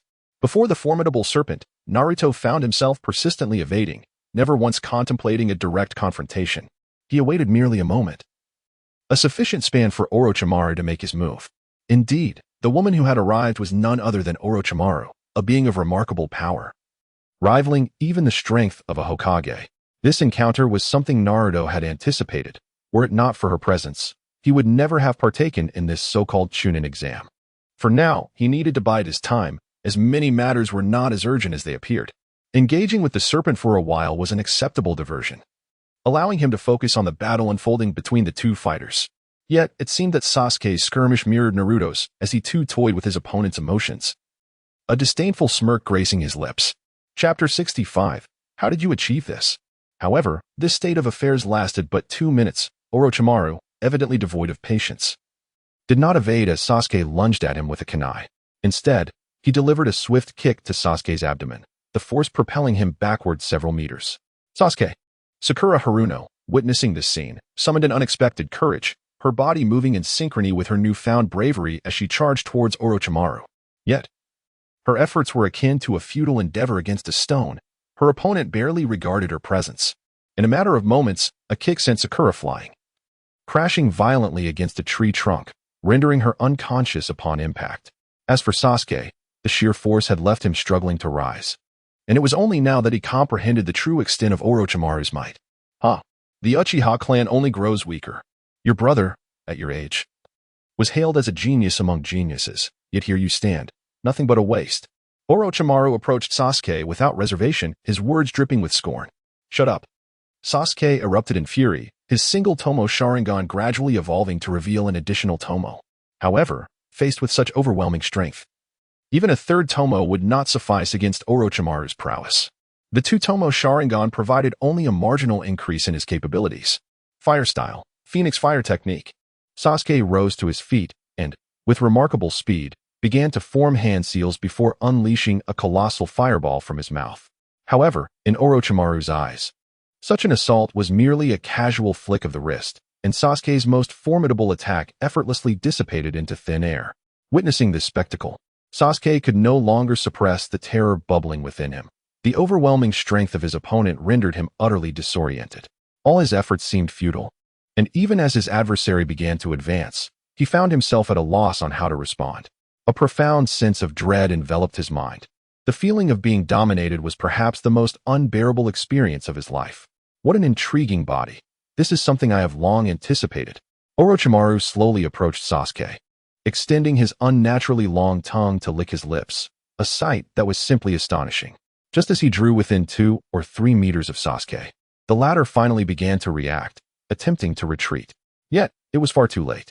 In an instant, Orochimaru's neck elongated grotesquely, a terrifying and bizarre sight that seemed to defy humanity. His swift and uncanny attack resembled that of a serpent, his mouth revealing 2 sharp fangs that, in a heartbeat, sank into Sasuke's neck. Accompanied by excruciating pain, Sasuke collapsed to the ground, and Orochimaru reverted to his original form. However, just as he was about to draw closer, an incongruous voice pierced the atmosphere. What a repulsive method of attack, yet only you could execute such a thing. The previously grinning Orochimaru, with his lips still slick, instantly turned serious upon hearing the voice and glanced toward his side and behind him. Naruto stood before him, completely unscathed, not a speck of dust adorning his attire. As for the colossal serpent, it lay there submissively, its body now adorned with intricate black runes. How did you accomplish this? Orochimaru inquired, astonishment evident in his voice. Do not concern yourself with the how. Suffice it to say that your myriad snakes can no longer return to their former state. Now, it is time for our transaction. Wouldn't you agree, Mr. Orochimaru? Naruto's lips curled into a malevolent smile as his eyes fixated on the figure standing a short distance away. He was unconcerned about the true extent of the opponent's strength, for he posed little significant threat to him. It is rather surprising that even the mighty Manda could not inflict harm upon you. This certainly piques my interest, Orochimaru remarked, licking his lips as he spoke. Just as he was reveling in his amusement, a shadow suddenly darted from behind Naruto, launching itself towards him with astonishing speed. Yet, just as the adversary's chakra-infused hand was a mere 10 centimeters from making contact, he collapsed to the ground as if struck by lightning. Do you recall when I mentioned that what you believe you know is merely superficial to others? The knowledge and preparations I possess can swiftly render your existence to naught. Naruto, without even lowering his gaze to see his desires, already knew who stood before him. The appearance of Kabuto had long been within his perception. The fellow had been concealing himself not far from the surroundings, his attention fixated solely on Orochimaru, never considering that this young boy could contend with the multitude of serpents. It was truly astonishing that there existed someone capable of employing sealing techniques to such an extent. One could only wonder how he achieved it. Orochimaru paid little heed to his subordinate. Rather, he was quite intrigued by Naruto's display, a nauseating smile lingering on his face as he spoke. Studying this matter seems rather pointless. As for your intentions in Konoha, I have no desire to interfere. Whether your goal is to slay the so-called Hokage or to bring ruin to the village, it bears no consequence to me. However, there are certain actions that can be taken and others that cannot. You should contemplate your ultimate purpose for being here. Know this, I am wholly uninterested in all of it. Nevertheless, I do wish to propose a transaction with you. I wonder if you would be inclined, Mr. Orochimaru? Observing Naruto's confident demeanor, along with the implications of his words, piqued the interest of this androgynous figure. A transaction? What do you wish to barter with me? The necessities are few, but our future dealings will likely be abundant. This encounter is merely an introduction. As for the remaining matters, I can assure you it will not be long before we meet again. When that time arrives, I shall present my demands. For now, however, I believe you may take your leave. Naruto stood with his hands clasped behind his back, observing Orochimaru with keen interest. Chapter 66. Ice Release, 0-Degree Barrier. Orochimaru, 2, scrutinized Naruto. Despite it being their first encounter, the intrigue he felt towards the young boy was palpable. I can assert one thing with certainty. Sarutobi Hiruzen is undoubtedly unaware of your capabilities as the Nine-Tails Jinchuriki. I find myself rather eager to witness your future endeavors. However, now that we have met, would it not be a disservice to oneself to refrain from probing your abilities? As Orochimaru spoke, he swiftly formed hand seals. And in an instant, the area was enveloped by countless serpents, each significantly larger than average and laden with venom. Their speed of movement was astonishing, encircling Naruto from all directions. Since Mr. Orochimaru harbors such interests, what harm is there in presenting you with a gift? Naruto spoke with an air of indifference, swiftly drawing forth his hands that had previously rested at his back. In a heartbeat, he formed intricate hand seals. However, this time he did not resort to simplified ninjutsu. Instead, as the serpentine horde prepared to strike, he murmured, "Ice Release, 0-Degree Barrier." Instantly, a frosty aura enveloped a 20-meter radius around him. And in the blink of an eye, the encroaching serpents were transformed into colossal ice pops, frozen in their previous postures, their elongated fangs starkly visible in the icy prison. Ice Release? Orochimaru expressed his astonishment once more, his gaze reflecting a sense of satisfaction with the outcome. Yet, this surprise was fleeting, lasting merely a couple of seconds, before he unveiled a smile and remarked, "Indeed, this is quite unexpected. No need for further astonishment. Swiftly take your companions and depart. I find myself rather eager to witness your forthcoming endeavors in the Hidden Leaf Village, and I hope to be anything but disappointed."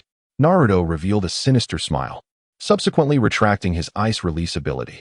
The serpentine entities, being manifestations of chakra, vanished in an instant, restoring the surroundings to their normal state, with no trace of the snakes remaining. As for the ambusher, Kabuto, he was sealed and confined, rendered devoid of thought. The moment the seal was lifted, he stood up, bewildered.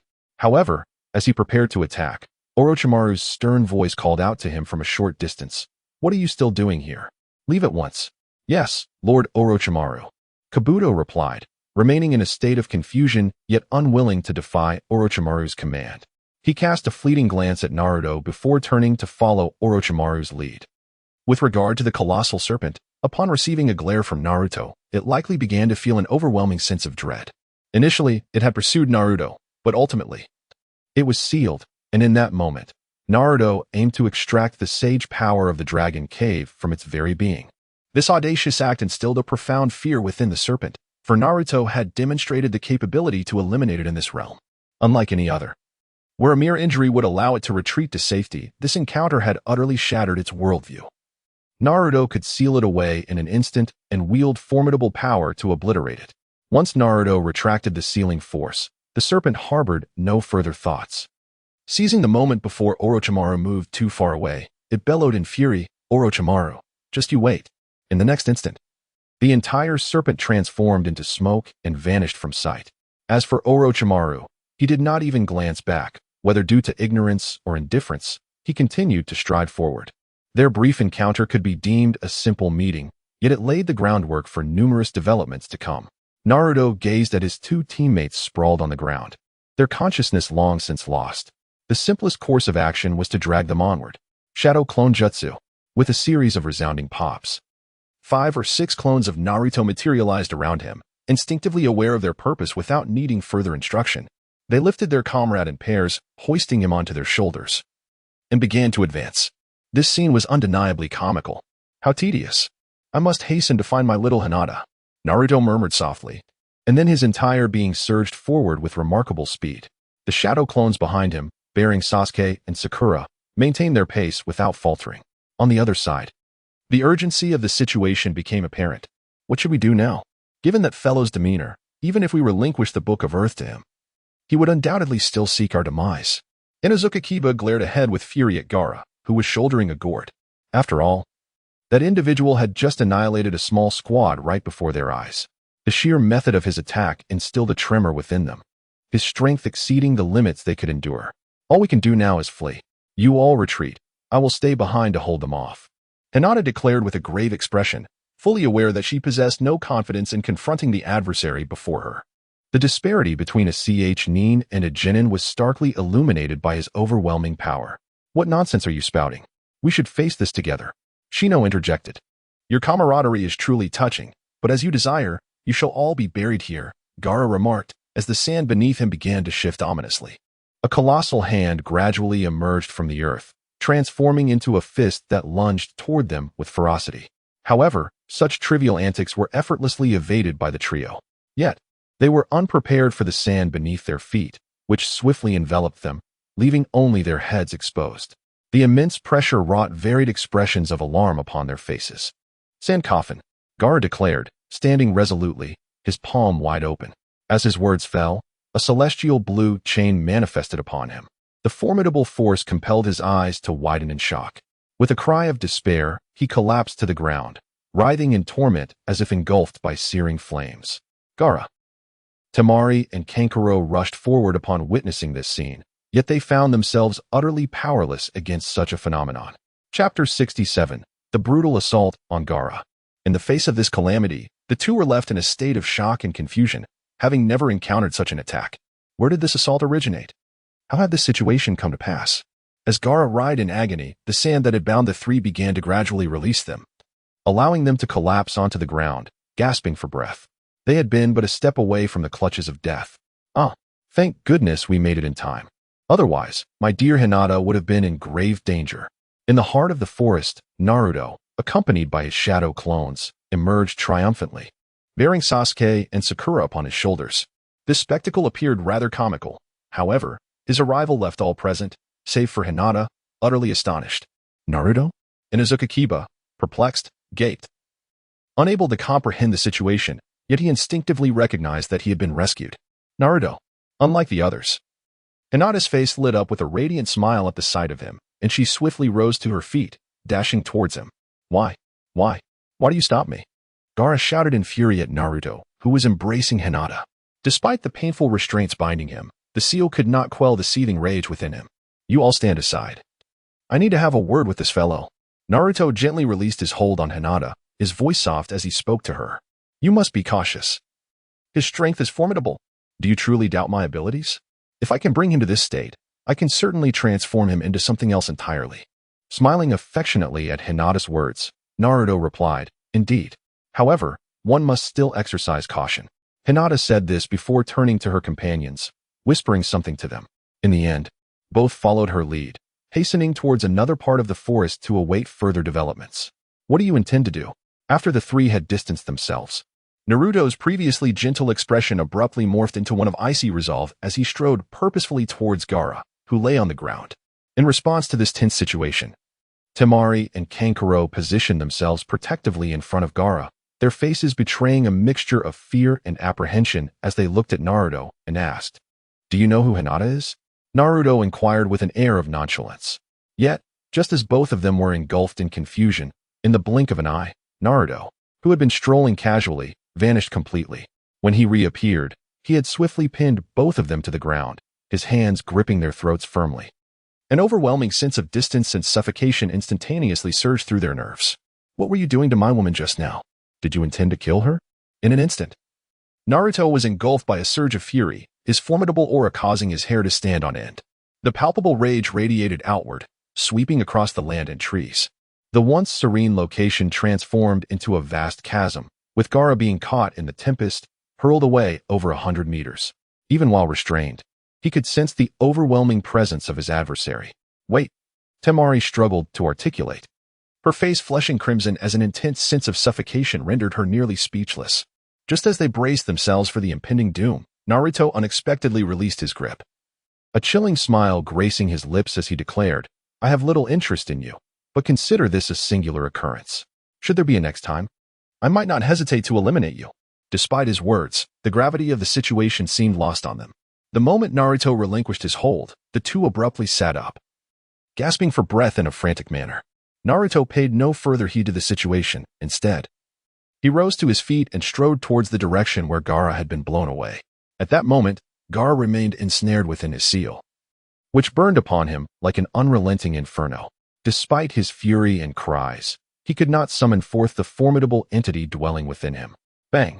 Upon reaching Gaara's side, Naruto offered no cordial greeting. Rather, he delivered a powerful kick to Gaara's abdomen, sending him hurtling through the air for a considerable distance. A deep gash marred the ground where Gaara's body had been dragged, and as he finally came to a halt, blood began to flow unceasingly from his mouth. I will kill you, Gaara exclaimed, his body battered and his once pristine clothing now in tatters. Yet, he clung to the last vestiges of his dignity, stifling his pain as he directed his wrath towards Naruto. Kill me? What power do you possess at this moment? Is it the monstrous entity within you, or something else? Even the sand surrounding your body can no longer shield you. Do you truly believe that your so-called absolute defense cannot be manipulated by others? As Naruto walked, he questioned with a disdainful smile gracing his lips.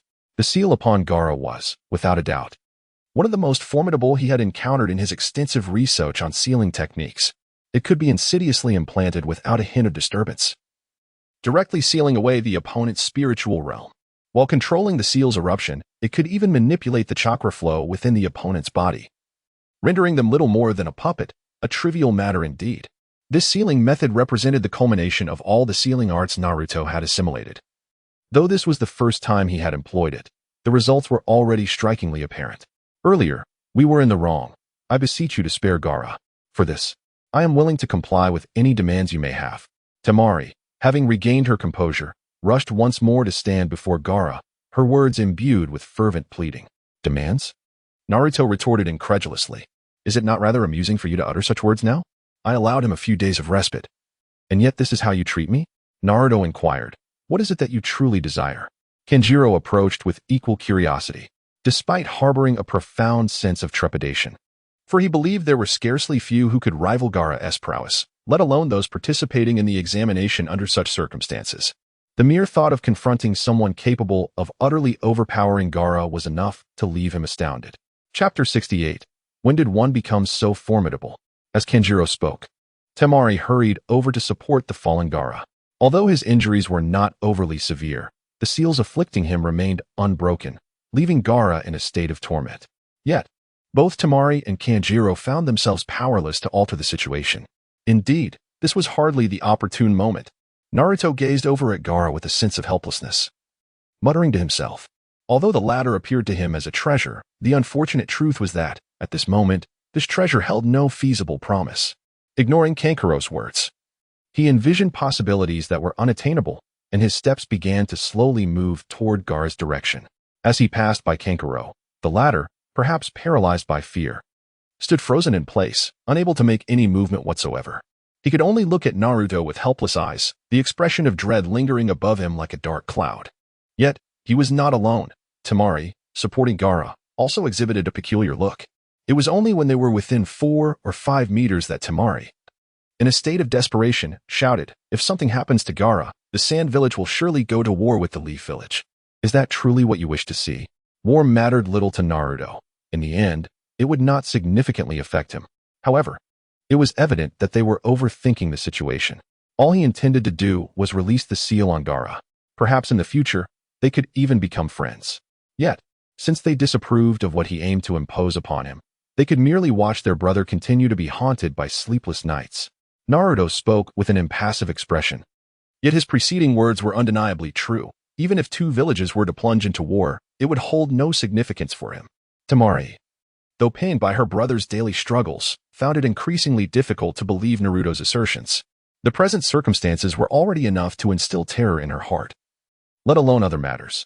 Approaching Gaara, Naruto placed his right hand firmly upon his head. The typically audacious Gaara now resembled a compliant child, unable to mount any form of resistance. As the seals upon him began to dissipate, the entity lurking within Gaara stirred restlessly, contorting his expression into a grotesque grimace as his body began to swell, the garments enveloping him tearing apart in an instant. Hey, Shikaku, do stay quiet for a few days, will you? A sinister smile crept upon Naruto's lips, yet, in a perplexing turn of events, Gaara began to revert to his original self, much to the bewilderment of the two onlookers. They had long harbored concerns about the monstrous entity within Gaara rising again. But to their astonishment, a mere utterance caused those fears to dissipate entirely. This bizarre and exaggerated spectacle left the two observers wide-eyed in disbelief. However, it was only after the seal was lifted and Gaara regained his composure that the severity of his injuries became glaringly apparent. Yet, upon the Shikaku's return to its domain, Gaara abruptly coughed up blood, succumbing to unconsciousness shortly thereafter. Naruto gazed at the figure sprawled on the ground, devoid of any semblance of compassion, even lacking superfluous thoughts. Rising to his feet, he addressed the other two, stating, "It's taken care of, but remember, do not speak of today's events.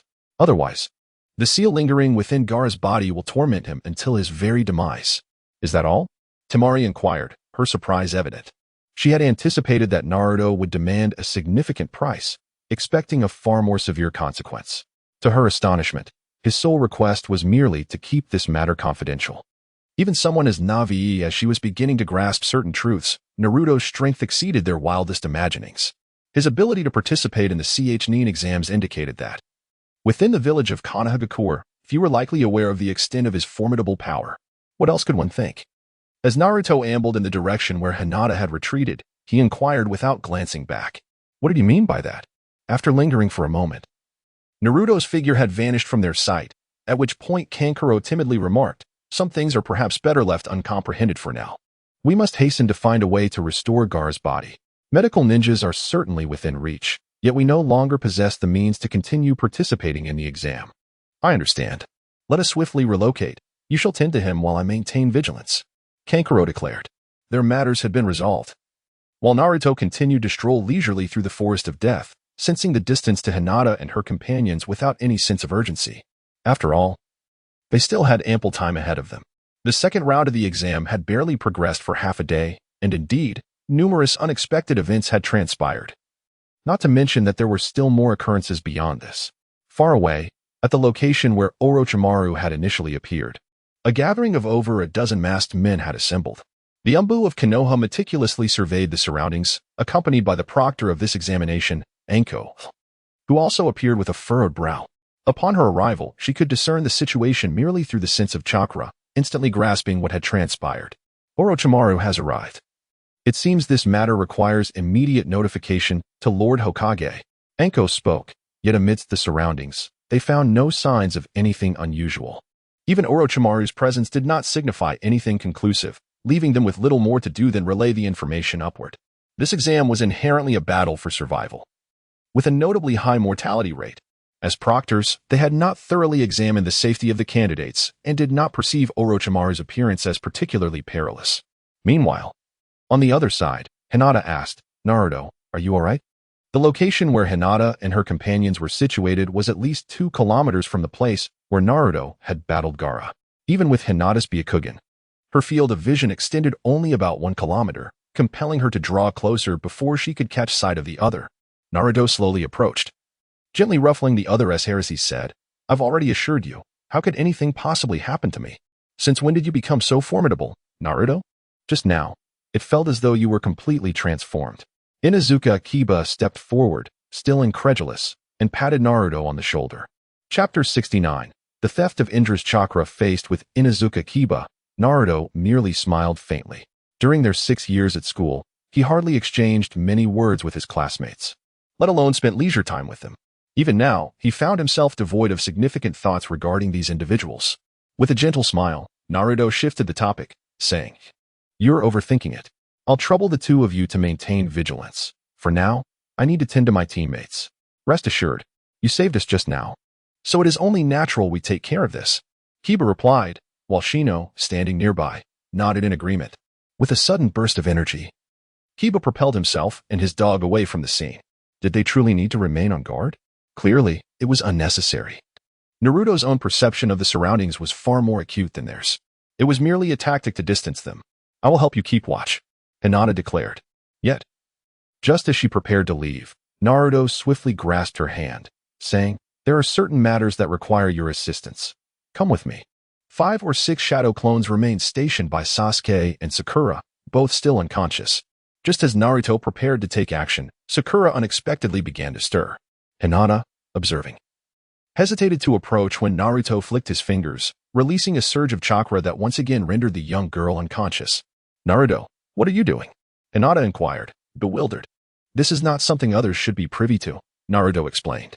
In such an open space, maintaining secrecy was indeed challenging, yet this presented a remarkable opportunity. "What do you want me to do?" Hinata asked. "From here, I will take charge. You use your Byakugan to closely monitor Sasuke's condition. If you detect any abnormalities in his chakra, promptly inform me." Naruto knelt down, placing his right hand on Sasuke's chest and his left hand on the latter's head. Turning to Hinata, he said, "All right, I understand." Hinata responded, and in the next moment, she instantly activated her Byakugan. In her gaze, Sasuke's condition was laid bare. "Naruto." There is an unusual chakra reaction on Sasuke's neck. Hinata exclaimed upon perceiving the situation. "It's all right, that's Sage Chakra. Focus on observing other areas." As he spoke, Naruto's hands erupted with chakra, and he murmured softly, "Sealing technique, cage marking." Immediately, red runic symbols appeared on Sasuke's body, beginning to spread from his heart and brain throughout his entire being. This sealing technique could plunge a living person into a state of death by sealing their soul. Originally, this technique was not intended for this individual, but given the circumstances, this method was the most direct approach. Despite having registered the scene, Hinata could not suppress her shock. Her eyes fixed intently on Sasuke's body. Yet for her, the scene before her remained unchanged, still bearing the original appearance. However, with the sealing being imposed, the chakra that had been flowing within him vanished in an instant. "Naruto, you're not going to kill Sasuke, are you?" Hinata couldn't help but voice her inner concern. "No, I won't. Just observe closely, especially the area around his chest." Naruto spoke earnestly. For this opportunity, he had prepared for quite some time, eager to investigate the primordial chakra that resided within Sasuke's body yet did not belong to him. According to the impressions lingering in his heart, this phenomenon of chakra should only manifest when they were on the brink of death. However, he could not ascertain whether this would indeed be the case. Thus, in this circumstance, he could only rely on the Byakugan abilities of the Hyuga clan members to conduct the detection. After a considerable amount of time, Hinata, who had initially seen no chakra emanating from Sasuke, noticed a swirling mass of blue chakra begin to manifest at his chest. Although she could not comprehend this phenomenon, she quickly exclaimed, "Naruto, it's here. An unusual chakra has appeared at his chest." "It has? Quickly tell me the location." Naruto's left hand continued to maintain the seal, while his right hand swiftly produced a scroll, a meticulously prepared item he had arranged in advance. As Naruto spoke, he bit down hard on his right index finger, causing it to bleed profusely. With the crimson liquid flowing, he unfurled the scroll before him, revealing a dense array of sealing runes that spoke volumes. 1 inch above the heart at the left breast, Hinata exclaimed, her voice tinged with confusion, as the chakra before them felt profoundly unsettling, leaving her unable to comprehend the situation at hand. Naruto uttered no superfluous words. The seals that had bound Sasuke's entire being began to recede, converging toward his chest, as though each seal were a needle piercing into him at designated points. Hinata, remain vigilant in monitoring the extraction of chakra energy the moment it surpasses the halfway mark. Alert me immediately. These seals resembled needles capable of siphoning, swiftly drawing that peculiar chakra onto their surfaces. As the chakra energy waned, fine beads of sweat began to form on Hinata's forehead. After all, maintaining her Byakugan under such circumstances imposed considerable strain on her body. Almost there, Hinata remarked, her brow furrowed, teetering on the brink of collapse. The effort required to sustain the Byakugan exceeded her expectations. just as the Byakugan was on the verge of fading. Naruto executed a rapid withdrawal of all the seals, enveloping them with his chakra at remarkable speed and simultaneously sealing them within the scroll he had brought. Having completed this intricate process, Hinata, feeling fatigued, sank to the ground, while Naruto was not in a much better state. "Are you all right?" Hinata inquired, her exhaustion evident. "I am truly grateful this time. Without you, I would have been incapable of accomplishing this. What exactly are you planning to do?" Hinata pressed again, struggling to comprehend Naruto's actions, yet she had also sensed the anomaly in the chakra he had extracted. "When I have the time, I promise to elucidate this situation to you. However, for now, it is perhaps not the right moment to discuss it. There are experiments I must conduct first to fully understand, but I assure you that these matters pose no harm to us." Naruto spoke. Yet he made no effort to mend the rift between Sasuke and Sakura, for he understood that this incident would not inflict any significant harm upon them. Chapter 70. Abandoning the exam. However, he had yet to complete the final step. He then produced a syringe, skillfully plunging it into Sasuke's chest as though he had performed this procedure countless times before. The entire process was executed seamlessly, without a hint of hesitation. As the syringe began to withdraw slowly, the blood within surged rapidly toward the opening. Hinata observed this with a mixture of confusion, though such bewilderment was fleeting. Since their first encounter, this boy had presented her with unimaginable experiences, rendering even this minor occurrence insignificant. Among all in the Hidden Leaf Village, Hinata held the deepest understanding of Naruto's hidden depths, not only his strength, but also his character and abilities. Once everything was handled, Naruto exhaled sharply, rolling up the scroll in his hand. As he enveloped the entire scroll with chakra, in the next moment, the sizable object vanished completely. "What shall we do next?" Hinata inquired, puzzled. "It is still too early. This is merely a preparation. When the time comes to implement the research, I may require your assistance. And I will also have some other exciting news to share with you. But for now, let us depart from this place." Naruto rose to his feet, a smile gracing his lips as he spoke. "Very well. However, what we possess is the Book of Earth, and we have yet to discover the Book of Heaven. Therefore, during our forthcoming endeavors, we must exert our utmost effort in our search. But there is no need for further delay. What we have here is indeed the Book of Heaven, and we can simply relinquish it to you." With that, Naruto once again crouched down, but this time he approached Sakura and began to search her person. Ultimately, he retrieved the Book of Heaven from her embrace without a moment's hesitation and handed it directly to Hinata. "What about you? What will you do with it?" "The necessary tasks have been accomplished. After all, the two of them are now in such a predicament that they can no longer participate. Whether I become a Chunin seems of little consequence to me." Naruto expressed that he truly did not care about the outcome of this particular event. His original purpose for participating in the Chunin exam had already been fulfilled, thus there was no need for him to persist any further. Exiting the Chunin exam was a rather straightforward task. All he needed to do was pick up the smoke bomb he received during the exam and ignite it, which would naturally prompt a ninja to come and escort him away. Reaching the finish line was not a strenuous endeavor with his abilities. Naruto could not only acquire the Book of Heaven and the Book of Earth, but he could also command all existing volumes of the celestial texts in a remarkably short span of time. Was it necessary? Certainly not. He had already obtained what he desired, so why engage in further complications? Such self-inflicted troubles were not something Naruto would willingly embrace. Rather than participating in such conflicts with them, he would prefer to return home and enjoy a restful slumber, finding comfort and ease in that choice. "Naruto, are you sure you don't want to reconsider? Are you truly planning to withdraw from the exam?" Hinata inquired once more, her concern evident. "There is no need. Perhaps you will understand certain matters in due time. Although becoming a genin may not yield substantial rewards, you will have me to depend on then." Naruto grinned widely, his playful demeanor eliciting an immediate blush from his companion. Despite Hinata's transformation from the shy girl depicted in the narrative to a more vibrant and cheerful personality, the essence of her bashfulness remained evident. Just as Hinata was about to speak again, Naruto ignited the smoke signal in his hand, a clear indication that they needed to withdraw from the examination. Given the two individuals lying on the ground, it was apparent that their team had no further obligation to continue the mission. However, the ninja tasked with their extraction arrived promptly. A masked group, along with Anko, swiftly approached even before Hinata and the others could depart. Among them, two hurried to assess the fallen Sasuke and Sakura. "What happened to them?" Anko inquired directly. "It was the work of a rather sinister woman. She possesses an unnaturally long neck and exudes an eerie presence, capable of unleashing numerous snakes for attack. My two teammates have suffered greatly, particularly Sasuke, who appears to have sustained a bite on his neck. This matter requires your immediate attention. Naruto spoke rapidly, his expression betraying deep anguish and fear.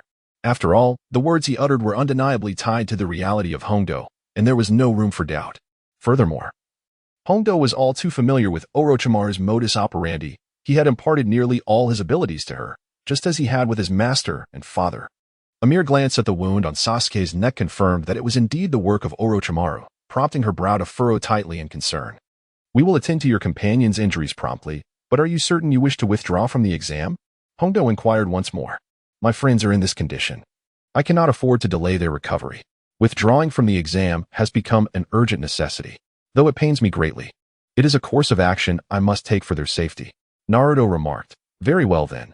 You shall accompany us as we exit the forest of death. Once we are outside, you will recount your experiences in their entirety, without the slightest hint of concealment. Akamichi spoke gravely. Rest assured. I shall divulge every detail of this matter without your prompting. The adversary is undeniably formidable, far beyond that of a mere genin. And I hope you can swiftly investigate their true identity. If any among them are performers, I dare say they could easily secure an Oscar. At this moment, their portrayal is utterly convincing, as they meticulously conceal their identity, even though I am familiar with them. It is indeed plausible to present such accounts to others without hesitation. In the village of Konoha, at my age, no one is acquainted with Orochimaru, as he departed long before our birth. Chapter 71. Fortune and misfortune. What began as a straightforward examination has culminated in this unforeseen predicament, and with merely half the allotted time elapsed, Naruto and his companions have already concluded their participation. Unlike Sasuke and Sakura, who were carried out and sent to the medical department for treatment, Naruto emerged unscathed. The outcome of the remaining exam is no longer a concern for them. However, with their withdrawal from the examination, they now possess ample time and space for other endeavors.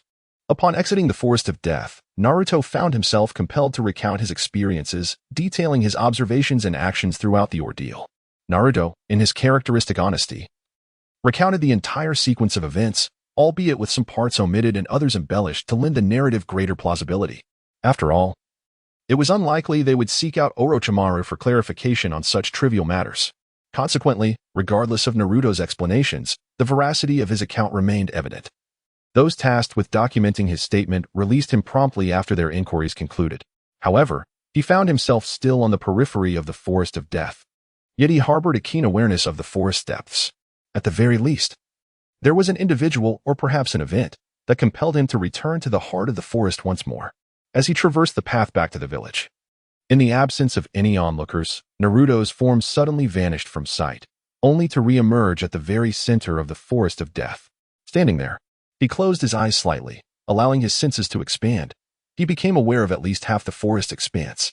Once he ascertained a general direction, Naruto adopted a rapid movement technique, each step propelling him forward as if teleporting several dozen meters, effortlessly weaving through the dense foliage. Approaching his target, it seemed he was nearly a step too late, for he once again encountered a familiar figure. You, woman, don't you dare delay my bite. If I perish, you can forget about surviving. The speaker was an unimposing young man. However, they were not confronted by a mere ninja, but rather a colossal brown bear. The peril of the forest of death stemmed not solely from its abundance of spies, but also from the creatures inhabiting it, many of which possessed ninjutsu abilities. Most were summoned beasts, conjured from other realms by ninjas, yet upon their summoner's demise, these creatures were unable to return to their original domains. Ultimately residing in the outskirts of Konoha, the bear stood at least 3 meters tall. Its formidable strength evident as it could easily crush a tree as thick as a human's torso with a single swipe. Conventional ninjutsu posed little threat to such a behemoth. Even mid-ranked ninjas would find themselves hard-pressed to contend with such a formidable foe. Naruto concealed himself atop a towering tree, his gaze fixed upon two individuals not far away. Despite their proximity, their intentions appeared strikingly similar. Yet, in the face of the unfolding scenario, both Naruto and Orochimaru refrained from taking action, seemingly awaiting the outcome of their little team. Below, engaged in fierce combat, a group adorned with the forehead protectors of the grass village exhibited a level of prowess that was woefully inadequate. It was hardly surprising, given the caliber of adversaries typically found in such a place. Amidst the chaos, the crimson-haired girl, Uzumaki Karen, hesitated as she unveiled her arm, revealing a series of bite marks. Reluctantly, she felt compelled to extend her arm despite her reservations. At that moment, the bear, which had been embroiled in battle, suddenly redirected its fury towards the three of them. The first victim, a young man who had just shouted at Karen, found himself brutally swatted in two by the massive creature. The second individual, paralyzed by fear at the sight of such a formidable beast, struggled to move, while Karen was equally immobilized by terror. However, the bear seemed disinterested in him, instead fixating on the one attempting to flee. Just as the latter had taken only a few hurried steps, the bear lunged forward, landing directly in front of him and delivering a crushing blow to his chest, sending him soaring through the air. By a cruel twist of fate, he collided with the unsuspecting Karen, propelling her towards a nearby stream. Thus, from a team of three, two lay lifeless while one remained unconscious and injured. The bear, feeling a sense of tedium, cast a glance in their direction before slowly departing. Now, only two parties remained, locked in a silent standoff. Orochimaru, intrigued by Naruto's demeanor, sought to avoid drawing undue attention while his insatiable thirst for knowledge was not easily curtailed. "Ah, it seems you two are drawn to this young girl," Orochimaru remarked, breaking the silence from his perch on the branch. "It is quite rare to encounter you, Mr. Orochimaru, twice in a single day. I wonder whether it is a privilege or a misfortune," Naruto replied, his tone lowered. "But this girl is one of my kin. She is among the very few of my clan that remain. Could you fulfill a wish of mine? Please tell me how you have remained in Konoha and learned about the world outside, as well as how you discerned my identity?" Orochimaru inquired this time, his curiosity piqued. However, he was not the sole one captivated. Even the bespectacled Kabuto, standing beside him, adjusted his glasses and gazed at Naruto with equal intrigue. It was stated that there would be further negotiations, and the essence of this transaction would undoubtedly bring you satisfaction. To reveal everything now would be far too premature. Wouldn't he? Naruto smiled as he spoke. At that moment, however, it seemed that Orochimaru's companion could no longer maintain his footing. Kabuto suddenly leaped forward, brandishing a scalpel and charging towards Naruto. This attack might have been orchestrated by Orochimaru as a means of testing the waters. Yet this individual clearly demonstrated an inability to learn from past mistakes. Having just endured a severe beating, he audaciously dared to leap into action again. Chapter 72. Can sealing be used this way? It remains uncertain whether his eagerness to showcase his prowess or his contempt for Naruto fueled his courage to leap from the towering tree, which stood 20 to 30 meters high. Nevertheless, he may have overestimated his abilities. As Kabuto closed in on Naruto, approximately 3 meters away, the ceiling mark that had previously bound him erupted once more. However, this time was entirely different. From such a great height, he could not utilize any jutsu, and the descent would render him no different from an ordinary person. Perhaps the sole distinction was his superior physical constitution. While he would not perish from such a fall, sustaining severe injuries was certainly a possibility. The outcome was evident. Plummeting from dozens of meters above, even Kabuto's eyes reflected sheer terror, and the pain from the seal on his body was now negligible. With a resounding thud, Kabuto crashed to the ground, spitting blood. Yet, this brutal impact did not render him unconscious. Instead, he writhed in agony on the ground. Fascinating. Is this another application of sealing? Orochimaru licked his lips, a chilling smile gracing his face. There are numerous ways to employ seals, yet I fear you may not wish to know them, including the possibility of sealing one's soul within the body. This method is quite straightforward. The question remains, how long can Mr. Orochimaru's body endure this? Naruto inquired with a hint of malice. "Oh, it seems you possess quite a bit of confidence in yourself?" "Perhaps," came the reply. "Though it may not be confidence in myself, I might still surprise Lord Orochimaru with something unexpected." As Naruto spoke, he slowly extended his right hand. Under the watchful gaze of Orochimaru, chakra began to gather in his palm. Within a mere second, it transformed into a spiraling sphere. Shortly thereafter, wind-natured chakra began to swirl around the sphere, culminating in a piercing sound that resonated through the air, causing even the nearby leaves to join in its rotation. The potent chakra concentrated in his palm allowed Naruto to discern the gradual shift in Orochimaru's expression. Perhaps he could never have anticipated that a mere child before him could unleash such a formidable jutsu, one that he had never encountered before. "What kind of technique is this?" Orochimaru inquired, astonished. "I created it myself. Its power is at least of S-rank caliber. I wonder, Mr. Orochimaru, would you care to experience it firsthand?" With a subtle smile gracing his lips, Naruto fixed his unwavering gaze upon the man before him and inquired. He did not entertain the notion of challenging the individual standing in front of him. This man had long since established his reputation and commanded influence throughout the realm. Having traversed the annals of time, his combat experience far surpassed Naruto's, and his prowess in battle was beyond dispute. Yet, seizing the opportunity while the man's thoughts were evidently elsewhere, Naruto contemplated employing a high-level ninjutsu to instill a measure of intimidation, perhaps yielding a different outcome altogether. If you hold affection for this child, what harm is there in relinquishing him? However, you have undoubtedly piqued my interest, and I find myself increasingly eager to see what unfolds. Orochimaru, devoid of any anger, instead erupted into laughter, his eyes scrutinizing Naruto, who had already astonished him beyond measure. Setting aside all else, such excellence was enough to warrant a fresh perspective on this young man.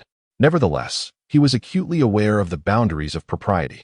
Although your intrigue is noted, we may very well become collaborators in the future. Let today serve as an opportunity for mutual acquaintance, facilitating our interactions henceforth. Indeed, my anticipation grows, and as for your notion of collaboration, I am most curious to witness how that scene will unfold. Whether our next encounter will be as pleasant as today remains uncertain. With a smile still adorning his face, Orochimaru abruptly leaped from the tree, casting a glance at the struggling Kabuto lying on the ground. What had once been a visage of mirth transformed into one of icy indifference in an instant. Ultimately, he merely cast a fleeting glance at Kabuto, devoid of any emotion, and without a care for the latter's fate, turned and departed from the scene. Naruto does not possess such noble intentions. It would be unwise to allow this individual to perish so effortlessly, especially when one hopes to rely on him to stir the entire shinobi world. With a gentle flick of his right hand, chakra gracefully flowed through the air like a silken thread, swiftly connecting with the prostrate figure of Kabuto. In less than 2 seconds, the binding seals that ensnared him began to dissipate. Although freed from his constraints, Kabuto was still plagued by an unsettling anxiety within.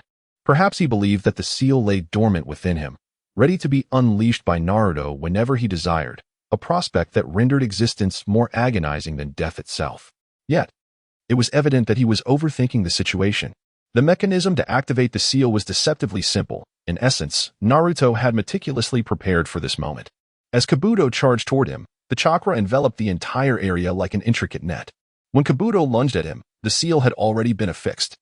I previously expressed my interest in you. However, let us set that aside for now. When we meet again, I hope our interaction will be devoid of such unpleasantness. Just as before, I remain intrigued by you and eagerly anticipate your future endeavors. At that time, we may very well find ourselves as allies in cooperation. So please do not let me down. Naruto's lips curled into a faint smile as he gazed at the medic, Yakushi Kabuto, sprawled on the ground, wearing a blissful expression. It seemed that the torment of the recent sealing had left him in such a state of euphoria that he paid no heed to the injuries sustained from his earlier fall. As a skilled medical ninja, the minor wounds he bore would be mere trifles to him, easily mended with the restoration of his chakra. Such a display of nonchalance was, in essence, quite understandable. I shall remember your words this time. When we meet again, I must ponder them carefully. For there are indeed certain questions and matters that warrant thorough discussion, Yakushi Kabuto replied with an air of detachment. Perhaps, at the moment Orochimaru abandoned him, seeds of alternative thoughts had already begun to sprout within him. Chapter 73, Vortex of Konoha's Fragrance. Naruto did not pay much attention to the individual before him. At times, he had to concede that Kabuto was indeed a remarkable genius in certain respects. At this moment, the crimson-haired Karen lay half-submerged in water, her entire form in a state of unconsciousness. Through her tattered clothing, the multitude of bite marks upon her skin vividly chronicled the harrowing experiences she had endured. Confronted with this scene, a flicker of anger ignited within Naruto's heart. Perhaps it was the shared heritage of the Uzumaki clan that stirred a ripple in his otherwise tranquil demeanor. Approaching Karen's side, Naruto gently knelt and lifted her into his arms, casting a glance at Kabuto, who was already stumbling away. In the next instant, he vanished from sight. You are awake. In a modest room, Naruto sat in a newly acquired swivel chair, pen in hand, inscribing something on the table. Upon hearing a voice emanating from the bed, he inquired without turning his head, Who are you? The first thought that crossed Karen's mind upon awakening was to hastily pull the covers closer, instinctively curling back with a surge of fear coursing through her nerves. In that fleeting moment of consciousness, her eyes darted around the unfamiliar surroundings. the small room evoking an unexpected sense of warmth despite its strangeness. Rest a little longer. Once I finish what I am doing, I will take you out for a meal. Naruto turned his head to gaze at the girl lying on the bed, a smile gracing his lips as he introduced himself. I am Uzumaki Naruto, a resident of the Hidden Leaf Village. My mother was Uzumaki Kushina, the former princess of the Uzumaki clan. But Uzumaki? Your hair is yellow. The girl, Uzumaki Karen, inquired with a hint of confusion. That is due to my father's yellow hair. They passed away early, so I inherited my mother's surname. For now, you can stay here and recuperate. As for the land of grass, you need not return there. Really? Although Uzumaki Karen still felt a twinge of fear. The sight of this boy, who appeared to be of a similar age, coupled with the shared surname, gradually lessened her internal resistance. However, upon hearing his words, she experienced an indescribable thrill. She truly did not wish to return to that dreadful place. Yet, the lingering fear within her continued to deter her from considering this new possibility. Just stay here comfortably. There are some of my clothes in the wardrobe. You can wear one for now, and later we can go out and buy you something new. Naruto continued to inscribe words in his notebook, speaking in a remarkably nonchalant tone to the girl, Uzumaki Karen, who lay on the bed behind him. It was only at this moment that Karen realized a rather alarming truth. She was lying in bed completely unclothed. What filled her with dread was the realization that the only other person present was this large boy. How had her garments vanished? A mere moment's contemplation would lead one to deduce the answer. Did you strip me of my clothes? Karen's voice was surprisingly calm, albeit laced with incredulity. You're all dirty. Go take a shower first, then get dressed. We'll head out shortly, Naruto instructed. Listening to him, Karen blinked, choosing not to engage in further conversation. Instead, she swiftly unfolded a towel that lay on the bedside table, wrapped it around herself, and tiptoed into the adjacent bathroom. As the sound of running water filled the air, Naruto instinctively glanced in that direction before returning his attention to the notes he was writing. The lines he inscribed were evidently a meticulous reworking of sealing techniques, as he tirelessly tested their efficacy. 20 minutes later, Karen emerged clad in a set of Naruto's clothing, which appeared rather oversized on her petite frame. However, after her cleansing, the impression she conveyed to Naruto was markedly transformed. With her flowing crimson locks and eyes reminiscent of fairy tales, the girl exuded a captivating aura. Her heart-shaped face, adorned with exquisite features, seemed to be a divine gift bestowed upon her by fate. Now that you are ready, let us depart. But do not wander about the village aimlessly, lest you attract unwanted attention. Naruto spoke with an air of nonchalance. Yet his words sent a fresh wave of trepidation coursing through the previously calm heart of Karui Uzumaki. Is it possible for me to decline? She inquired, her countenance betraying her unease. Are you truly intending to proceed in this manner? Hurry and prepare yourself. I shall take you out for a meal first, and we can discuss the rest upon our return. Naruto spoke as he closed the notebook in his hand and unfurled the scroll resting on the table. He placed the notebook at the center of the scroll, and with a swift motion of his right hand, a blue light emanated forth. In an instant, the notebook, previously situated there, was enveloped by the black emblem of the scroll and vanished completely, leaving no trace of its existence. Is this a sealing technique? Asked Uzumaki Karui, her excitement palpable. What? Do you wish to learn? Naruto inquired. My mother once mentioned that the greatest ability of the Uzumaki clan is the sealing technique, though she didn't understand it well. But sealing techniques are truly magnificent. Uzumaki Karui, shedding her earlier restraint, hurried to Naruto's side. Touching the spot where the notebook had disappeared, her face alight with enthusiasm. Let us go.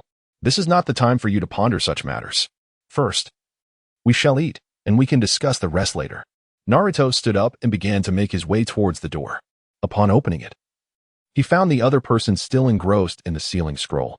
Once again, he helplessly inquired, Are you really not coming?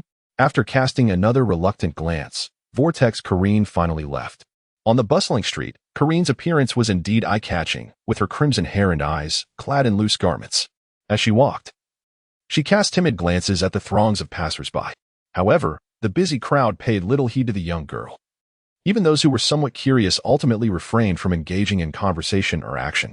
For this girl, who had scarcely ventured outside before, the vibrant and lively street was filled with novelty and intrigue. Chapter 74, The Voyeur.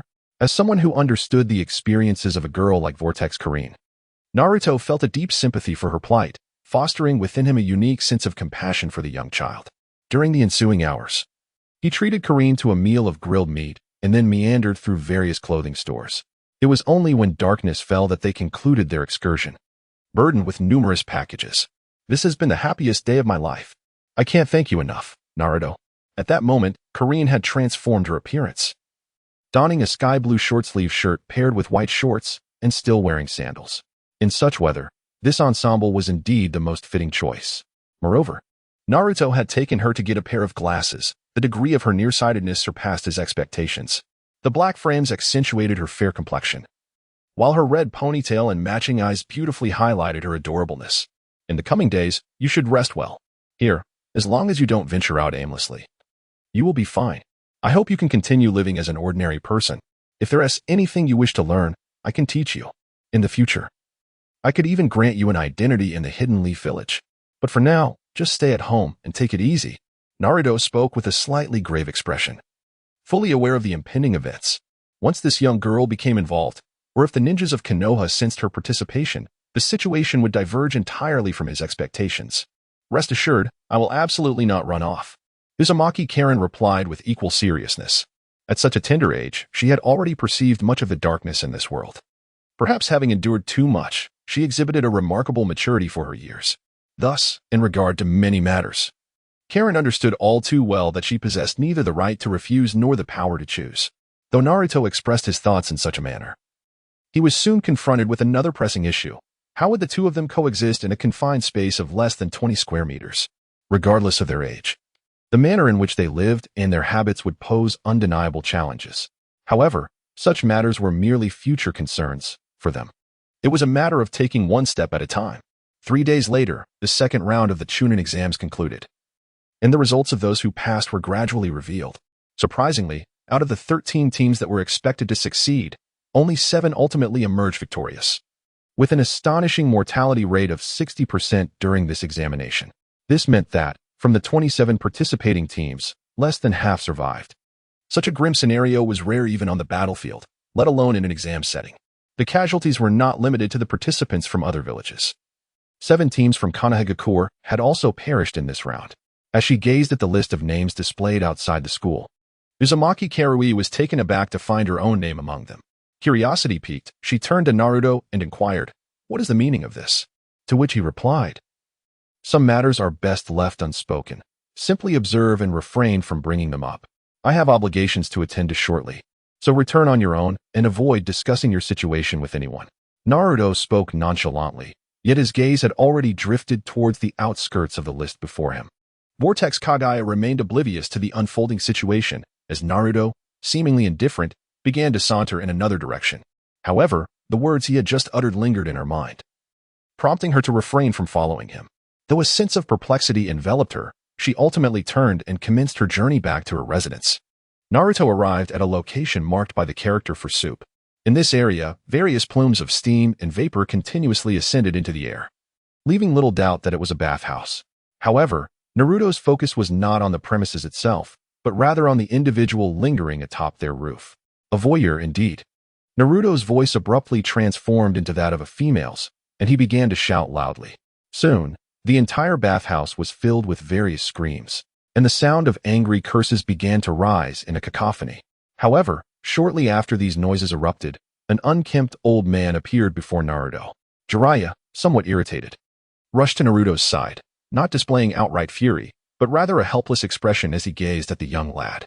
It was quite embarrassing to realize that it was you who had been caught peeking at the girls while they bathed. Naruto's face revealed a mocking expression as he spoke.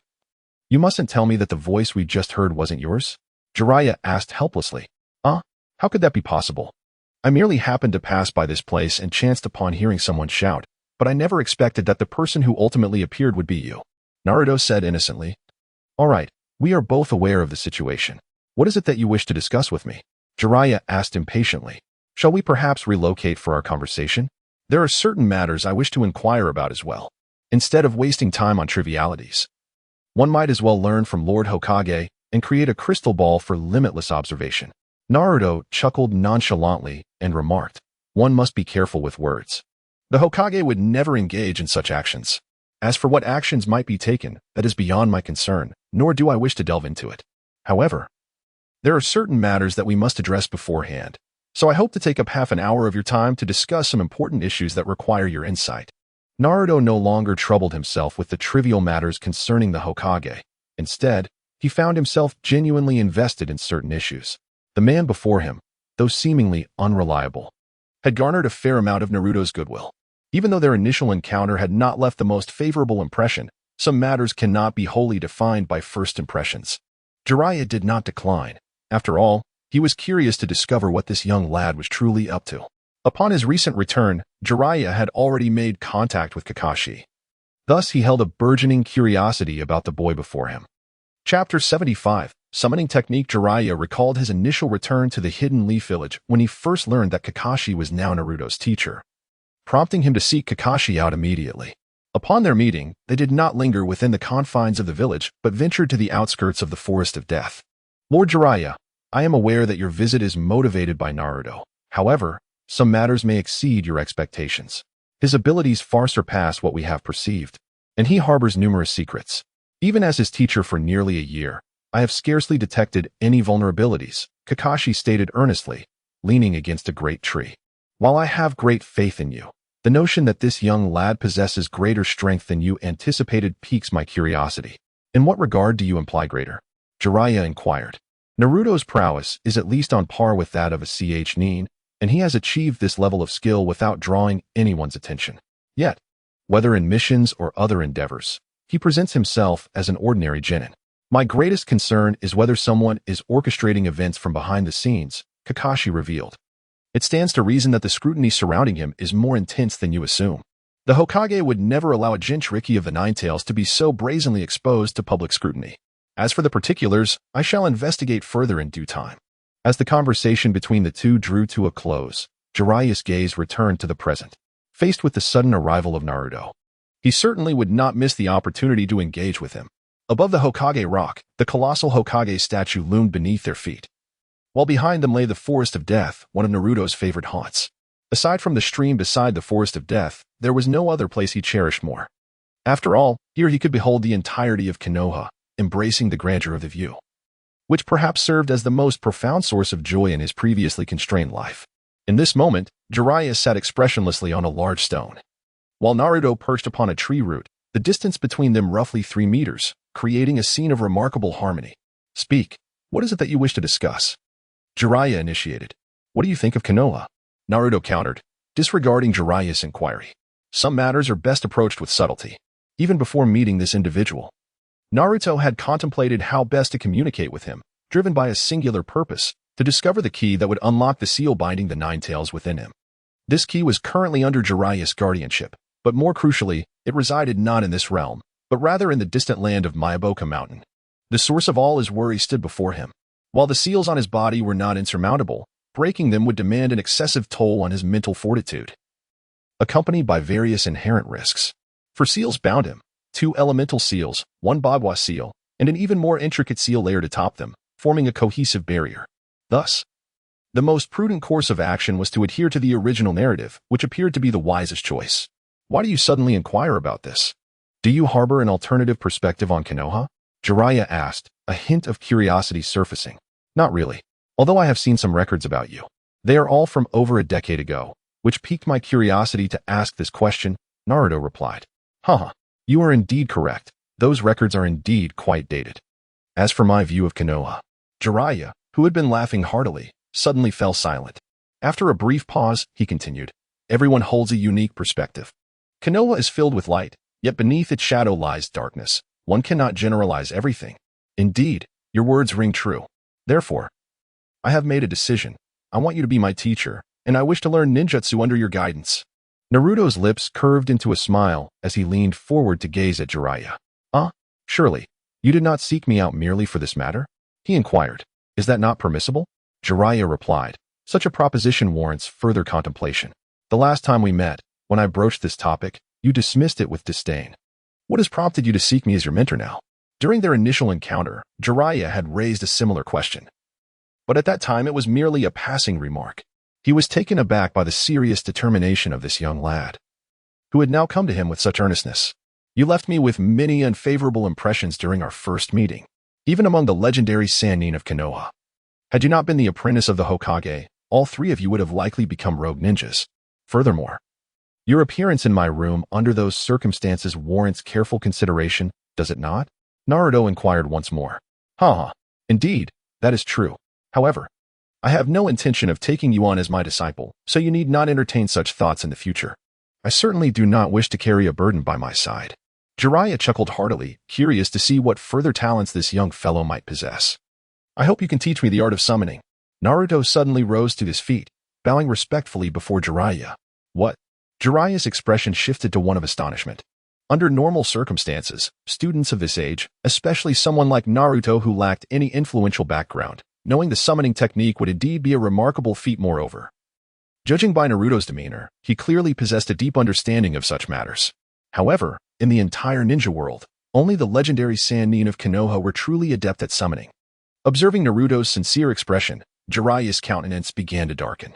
To this day, he remained perplexed about the mindset with which this young lad approached Konoha. And he was even more uncertain about the intentions that brought him here. Chapter 76, A Plea. The suddenness of these events left Jiraiya unprepared, let alone ready to teach this young boy such formidable abilities. The particulars mattered little. He earnestly hoped to learn the summoning technique and assured Jiraiya of his unwavering commitment, promising not to squander his time. Naruto earnestly exclaimed once more, "Can you tell me why it is essential to learn summoning techniques?" Jiraiya inquired, somewhat perplexed. Primarily, I find that method fascinating. During idle moments, I can summon other creatures to assist me. Naruto grinned widely and said, if I am not mistaken, Kakashi is also capable of such things. Why must you seek me out to instruct you? Jiraiya furrowed his brow, sensing an increasing strangeness in the situation. Until he comprehended the underlying reasons for the other party's actions, he was reluctant to delve further into the matter. It appears you truly have no desire to teach. In that case, there is little I can do. Among the legendary three ninjas of Konoha, my favorite has always been the toad, enormous as a mountain. However, I do not harbor any disdain for snakes. Perhaps Orochimaru-san would say I am suited to be his disciple. Naruto straightened his posture, a hint of disdain gracing his features as he spoke. After all, I am a rogue ninja. Are you aware of the consequences of your actions? Jiraiya suddenly raised his voice, his words laced with indignation. Among the legendary Sannin, you are the first I have encountered in such a manner. Furthermore, Lady Tsunade has remained silent for many years, and the most informed among us has been Orochimaru. At long last, I have awaited the arrival of someone like you. Yet you refuse to impart your knowledge. Tell me, is it truly a mistake to desire to learn and expand one's abilities, especially for a child so eager for knowledge? Even if it means making such choices? Naruto inquired, his voice resonating with a strength that betrayed no hint of fear towards the individual before him. Simultaneously, he scrutinized Jiraiya's expression. The revelations regarding Orochimaru and Tsunade struck him with profound impact. The three legendary ninjas, now dispersed on separate paths, faced a complexity of circumstances that only they could truly comprehend.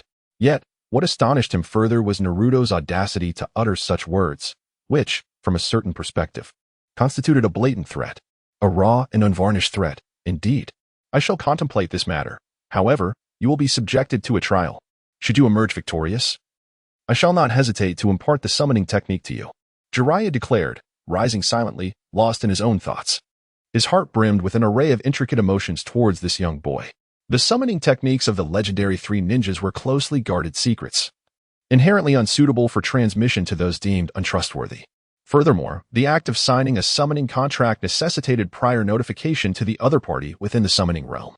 Before Naruto encountered Jiraiya or even made such a request, he had already anticipated this outcome. Having arrived in this world and undergone such profound changes, he did not expect everything to unfold as smoothly as in the original storyline. However, the key situated in Mayaboka Mountain had become an essential matter that he needed to address. Did he need to learn the summoning technique? Clearly, that was unnecessary. Upon acquiring all the methods of skill application from Minato, his father, these concepts had also manifested in his mind.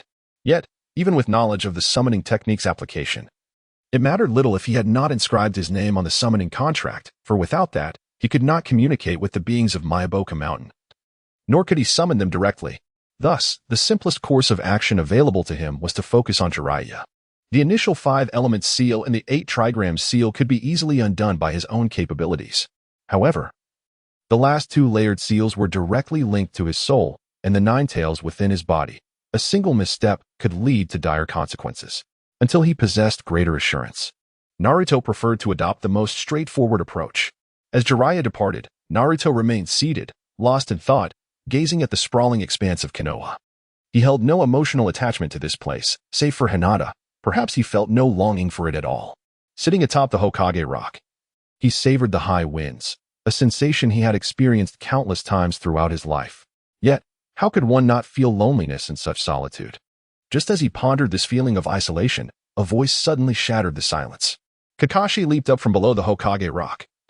Landing squarely atop the head of the third Hokage's statue, crouching down to look at Naruto, who sat a short distance away. "What brings you here?" he inquired. Naruto inquired with a hint of surprise. "Well, since I happen to have no particular engagements, I passed by here and noticed you, so I decided to drop in." Kakashi replied with a squint and a smile. "How are Sasuke and Sakura faring?" "They are both doing quite well. However, Sasuke is somewhat disheartened, as he did not advance past the second round of the Chunin exams, which has left him rather discontent." Kakashi turned around, seated himself comfortably, his legs folded, and fixed his gaze on Naruto. "Achieving such an outcome is already commendable. Just yesterday, I heard that the last person we encountered was none other than Orochimaru. To possess combat abilities on par with the Hokage, and to have emerged unscathed from his clutches, is indeed a remarkable feat. Why should we concern ourselves with anything beyond that?" Naruto spoke with an air of nonchalance. From an outsider's perspective, it was evident that this young lad exhibited a far greater level of openness regarding the matter at hand, especially when compared to Sasuke. As for whether this was merely a fade or a reflection of his true feelings, only he possessed that knowledge. Nevertheless, deceiving onlookers posed no challenge, after all. No one would suspect a child of merely a decade in age, particularly during such tranquil times. Your thoughts are rather commendable, however. Might you enlighten me about the young girl residing in your abode? Who is she? Kakashi inquired, maintaining a friendly smile, as if their conversation were a casual exchange of pleasantries. Aware of the other's identity, he still felt compelled to probe further, curious to observe Naruto's demeanor. This was, in fact, the principal reason for his visit on this occasion. Chapter 77. The third exam. Naruto is acutely aware that such matters are utterly impossible to conceal from anyone. After all, he has been seen on the streets of Konoha several times alongside Karen Uzumaki, which inevitably draws the attention of others. Under normal circumstances, you should be aware of the identity of that Karen, shouldn't you? Naruto responded calmly with a rhetorical question. Since you are aware of his name, you must also know that he hails from the land of grass, Kakashi inquired. The one from the land of grass is already deceased. And you have issued a notice regarding this, have you not? What remains is merely the legacy of our Uzumaki clan, which bears no connection to that individual from the land of grass. You will need to report this matter to Lord Hokage. Delaying for 10 days or half a month should not pose a problem. However, the crucial issue lies in the possibility of others discovering this.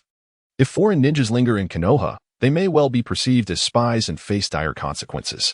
I trust you are aware of this, Kakashi articulated patiently, recognizing the emotional turmoil Naruto must be experiencing with the sudden emergence of a kinsman. After all, he had always been alone, and even among his teammates, Naruto had often displayed a dismissive demeanor. Kakashi's visit was not prompted by any interrogative intent.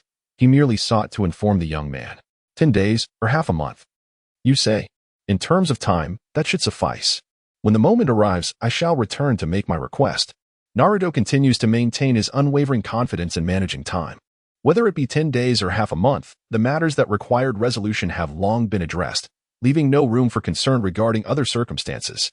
I have already reminded you of the situation at hand. How you proceed from here is entirely your own responsibility. The third round of examinations begins tomorrow.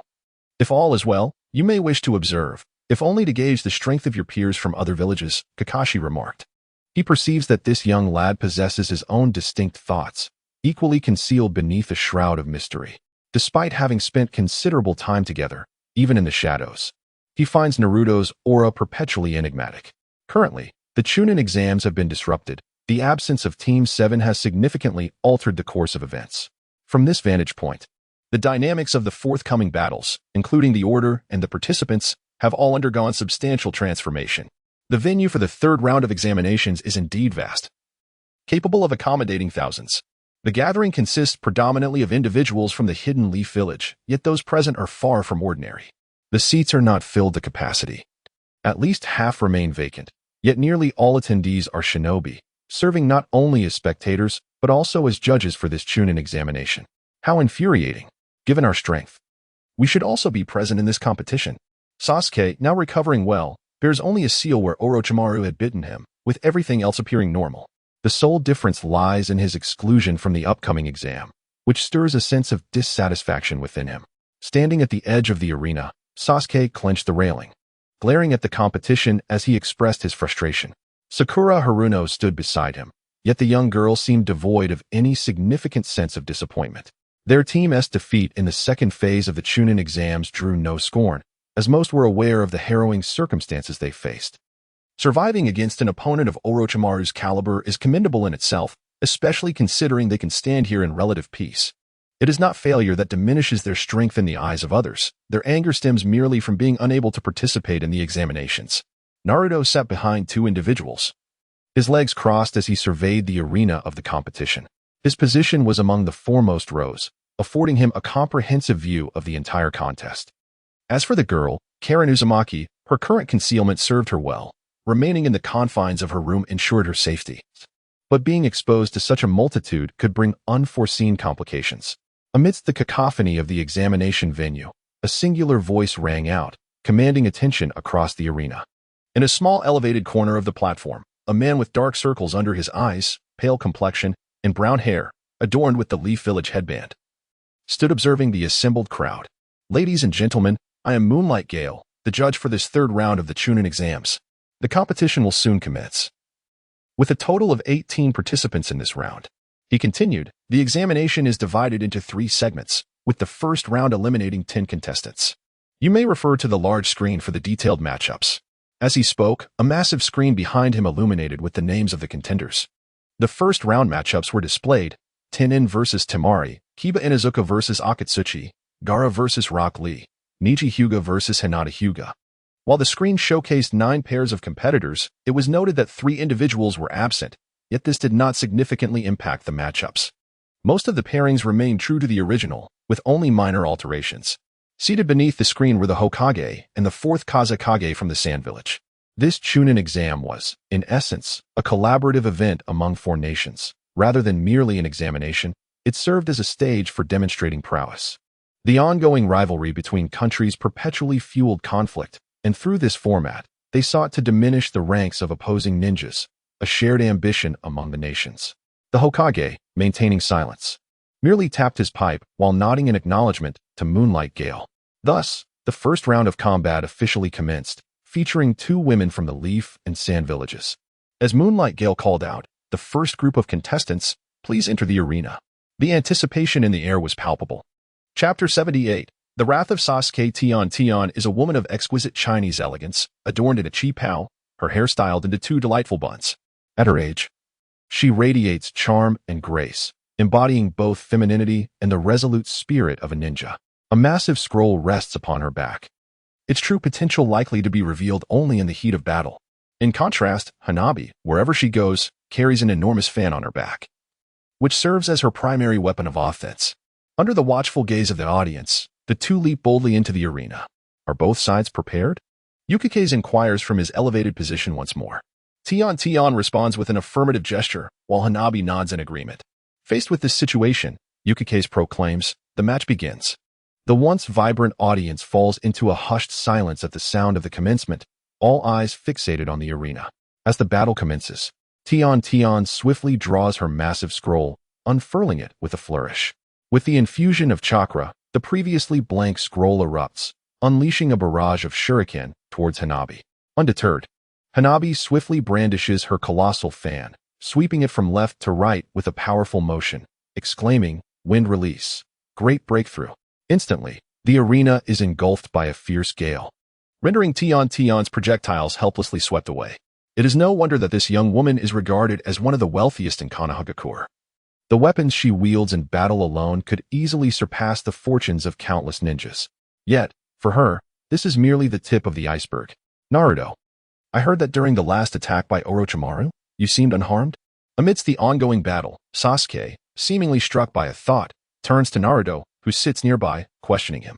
I emerged unscathed, but who was the opponent? Naruto responds. After all, We are speaking of one of the legendary Sannin of Konoha, who possesses the ability to ensure your safe presence here. Is that not an accomplishment in itself? Naruto smiled faintly as he spoke. What I wish to convey is, why can't you continue alongside us? This injury, after just a short while, can be healed, yet you selfishly choose to abandon the exam. Is this truly your sense of responsibility as a teammate? Sasuke's anger intensified with each passing moment, to the point where his Sharingan manifested.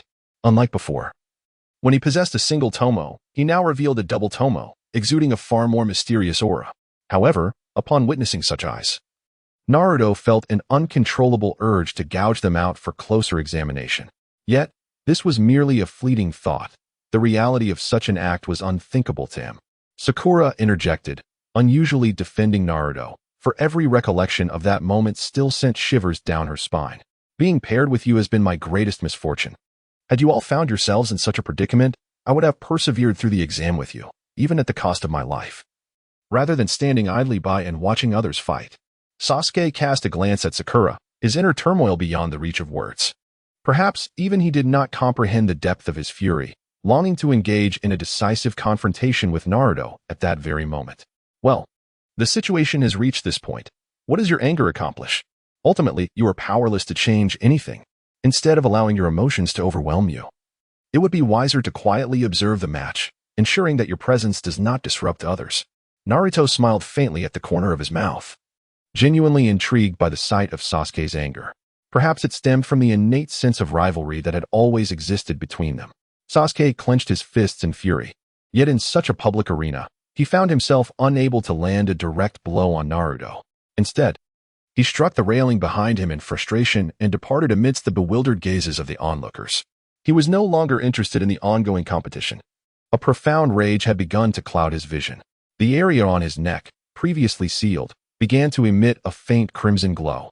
Seated beside the Hokage, the fourth Kazekage observed Sasuke with keen interest. It seemed as though the unfolding events were precisely as he had anticipated, his lips occasionally curling into an incongruous smile. Due to Sasuke's earlier outburst, the first match had now entered its final phase. Although Tintin was undoubtedly affluent, possessing an endless array of scrolls and weapons, the sheer number of shuriken and various implements strewn across the ground bore witness to the extent of her wealth. Despite some minor abrasions on her opponent, those wounds were inconsequential to Karui. In stark contrast, Tintin displayed numerous alarming injuries, lacking the formidable recovery abilities to support her body as she gasped for breath. Should she continue? Otherwise, the next blow could very well be fatal. With a large fan in hand, Karui prepared to launch her next attack. However, for those of their age, they did not wish to escalate their relationship into hostility. It was merely an examination, after all. Forget it. I concede. Tintin cast a glance toward the audience, a bittersweet smile gracing her face, before raising her right hand to signal the referee of her surrender. Given the present circumstances, it was indeed unnecessary to prolong the match, especially for Tintin, who struggled with her injuries. Although her opponent appeared somewhat winded, it was evident that she still had the energy to contend with her. Seeing this situation, the swift Moonlight Gale leaped down from the platform, positioning himself between the two with a posture of authority. After surveying them both, he announced loudly, the winner of the first match is Sand Ninja Karui. Chapter 79. Experience. In truth, this battle bore no exceptional significance. For those of considerable strength, it was merely akin to a child's quarrel. Furthermore, at their level of power, the conclusion of a fight was swift, often discernible within a mere 10 minutes. Even when combatants were evenly matched, the skirmish would typically reach its climax within 15 minutes. And even with a slight surplus of chakra, the duration would seldom extend beyond half an hour. By the end of the day, the 9 teams would have nearly completed their battles. The second round of combatants entered the arena. Upon the referee, Moonlight Gale, announcing the results of the previous match, the participant, Tion, collapsed onto the ground, unconscious. After the staff carried him away, Moonlight Gale called out once more to the arena. In the second round, Inuzuka Kiba faced off against an individual from the Sound Ninja. This opponent appeared quite robust, and notably, he was not of the same age group as Kiba. Judging solely by his appearance, one could easily surmise he was at least in his 30s, adorned with a specialized breathing apparatus and clad in combat attire. It was challenging to regard him as a mere genin from certain perspectives. With a look of fatigue upon his face, Moonlight Gale observed the 2 contestants who had taken their positions in the arena. After clearing his throat twice and covering his mouth, he inquired, "Are you both ready?" "Ready," they replied in unison. Moonlight Gale extended his right hand and, with a swift downward motion, declared, "Begin." In an instant, Moonlight Gale vanished from sight. Seizing the opportunity, Inuzuka Kiba propelled himself forward, his small canine companion atop his head, transforming into a swift and spiraling offensive maneuver. The vigorous and rapid assault surged towards his opponent. Yet to the armored figure, it resembled little more than a game. With a slight sidestep, all of Kiba's strikes passed harmlessly before him. The ground bore the scars of the fierce impact, yet what merit was there in attacks that failed to connect? The Crimson Armor chooses to charge forward immediately after the opponent has launched their attack. At the very moment the adversary's body stabilizes, he embraces them without hesitation. Should one perceive him merely as a simple brute, that would be a grave miscalculation. The Crimson Armor possesses a unique ability, a power that is distinctly characteristic of his lineage. Upon making contact with the enemy, he can inexorably siphon their chakra, ultimately depleting their energy entirely. This is his most straightforward and brazen method. Inuzuka Kiba, having conducted no reconnaissance on this opponent, risks defeat with a single misstep. Despite his cautious approach, he finds himself utterly helpless in this scenario. As chakra wanes, Kiba, once brimming with spirited vigor, soon collapses to the ground like a lifeless dog, drained of energy. The second bout lasted a mere 2 minutes, with one combatant suffering no exhaustion whatsoever. This underscores the paramount importance of battle experience and the necessity of preliminary investigation. Kiba evidently failed to recognize this crucial aspect, which is the primary reason for his defeat. Although the Crimson Armor's abilities are formidable, his overall strength is ultimately limited. A slightly quicker individual could easily contend with such an opponent. The fight lacked any sense of novelty. Victory or defeat transpired in an instant. Fortunately, this was merely a trial in a controlled environment. Had it been in the real world, Kiba would likely have met a dire fate. "Naruto, how did this battle conclude?" Sakura, sitting beside Naruto, inquired with a hint of astonishment. She found it perplexing that such a simple embrace could culminate in such an outcome. This world harbors myriad abilities, some of which defy imagination.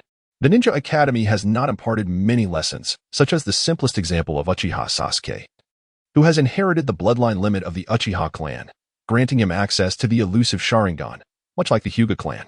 Yet, these are merely the observable facets. There exists much more beyond our sight. The fusion of two types of chakra can yield different transformations, like ice release or storm release, among countless other phenomena that may elude comprehension. His power functions similarly, absorbing the opponent's chakra. To confront such an individual, one need only possess swift reflexes and concentrated strength. Given the opponent's capabilities, they become little more than a target awaiting a beating. Naruto cast a fleeting glance at Sakura Haruno, then leisurely spoke, "I see. But how did you come to know that?" Sakura Haruno appeared to grasp the concept.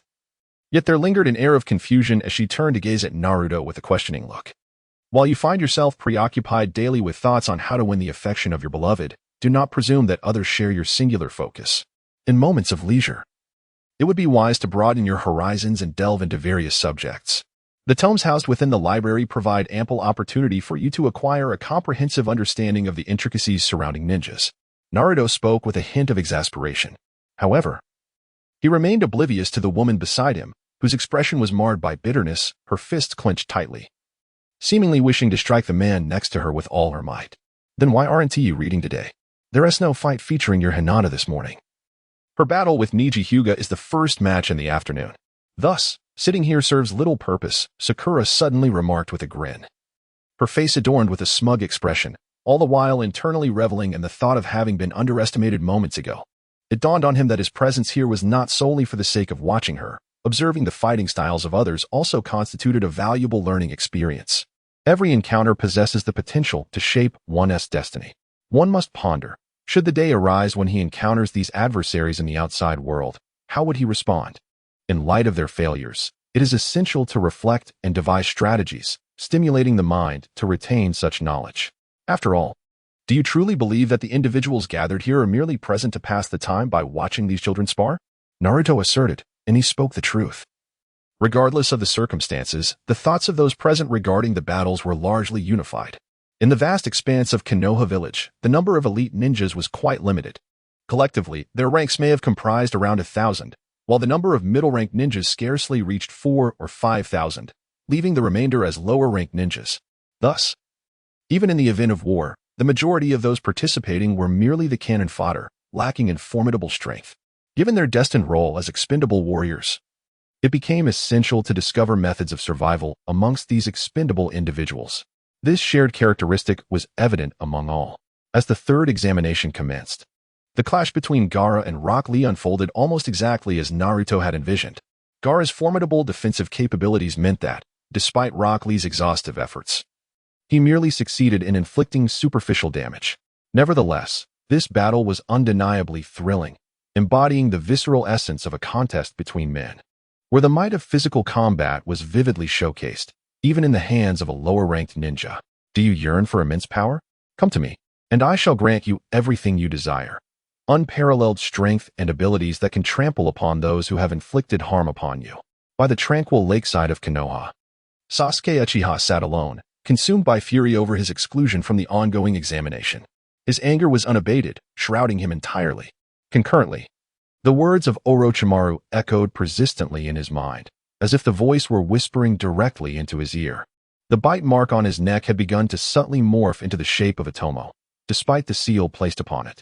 The effects of such a seal seemed futile against a soul teetering on the brink of rage. Particularly, the seal on his neck receded as Sasuke's anger surged, revealing the source of his turmoil. "Get away, you bastard!"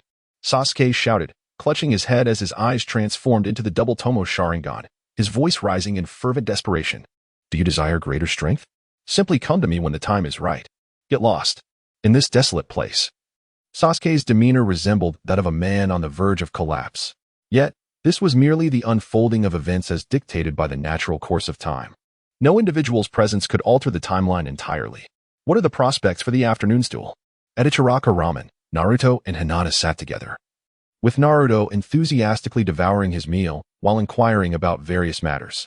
Beside them, Vortex Karui's presence elicited a momentary surprise from Hinata upon their first encounter. Yet her expression remained largely neutral thereafter. Nevertheless, she could not entirely conceal her discomfort regarding their cohabitation. "My brother Neji is exceptionally skilled, and I lack substantial confidence. However, I will strive to do my best," Hinata declared, her face adorned with an uncertain smile, yet her words bore a hint of defiance. This forthcoming battle represented a unique challenge for her. Within the Hyuga clan, the main family holds an absolute status, and Neji, as a branch member, has been destined from birth to protect the main family's existence.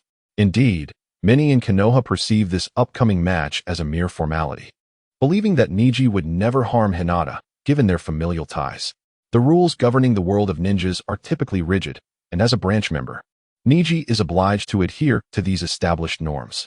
Be cautious during the afternoon match. That guy Neji will not show any mercy. I hope you do not harbor an overly strong notion of the distinction between the main and branch families. He is certainly capable of fighting to win." Naruto remarked, "I understand. However, rest assured, Neji will not." "Naruto, so this is where you are." Hinata's words were left unfinished as a massive figure suddenly seated himself beside the three of them. Without a hint of decorum, he promptly shouted to the server, "Bring me a large serving of miso ramen." Jiraiya's unexpected arrival instantly piqued the curiosity of both Hinata and Karui. "Naruto, who is this?" Hinata inquired softly, her intrigue evident. "He is quite the lecherous fellow. One must be cautious when visiting public baths, for he might be lurking on the rooftops, peering down." Naruto murmured, "You scoundrel. Do not tarnish my reputation in public. When have I ever been the person you claim I am?" Jiraiya, unable to contain himself, swiftly struck Naruto on the head and exclaimed in fury, "Are you denying it? Shall we recount your illustrious history?"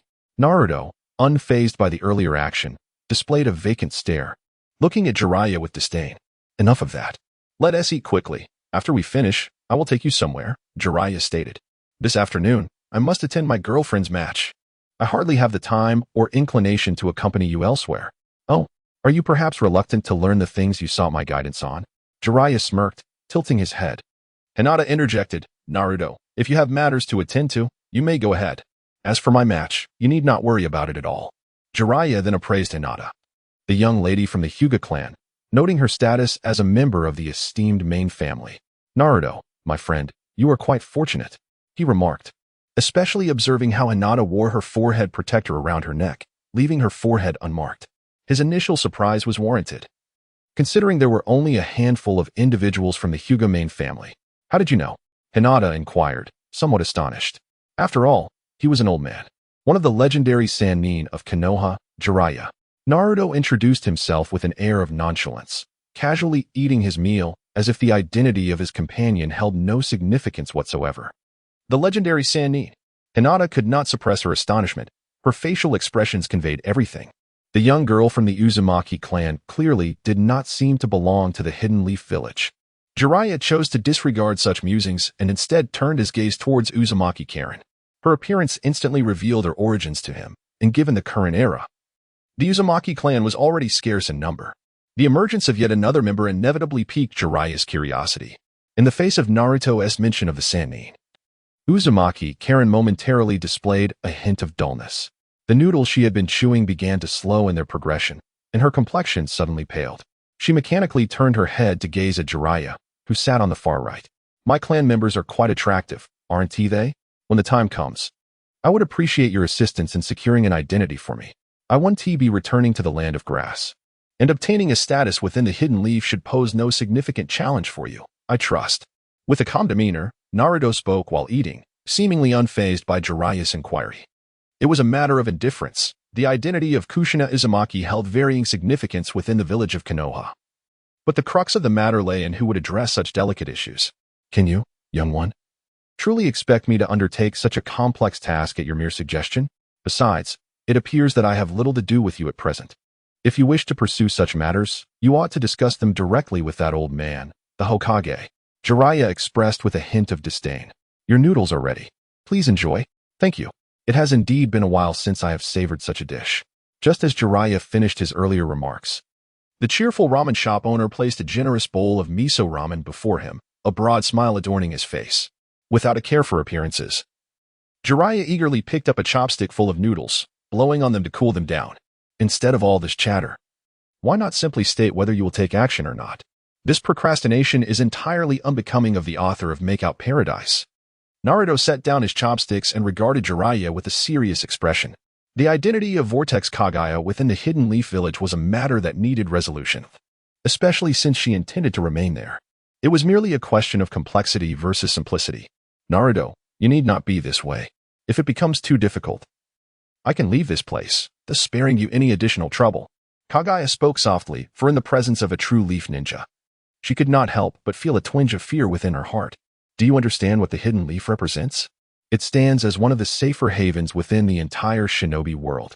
In comparison to the land of grass or the outside world, here one can at least live without worry. Countless individuals yearn for an identity within these walls, yet such aspirations are often mere fantasies. With a slight smile at the corner of his mouth, Naruto began to explain to Cheyenne.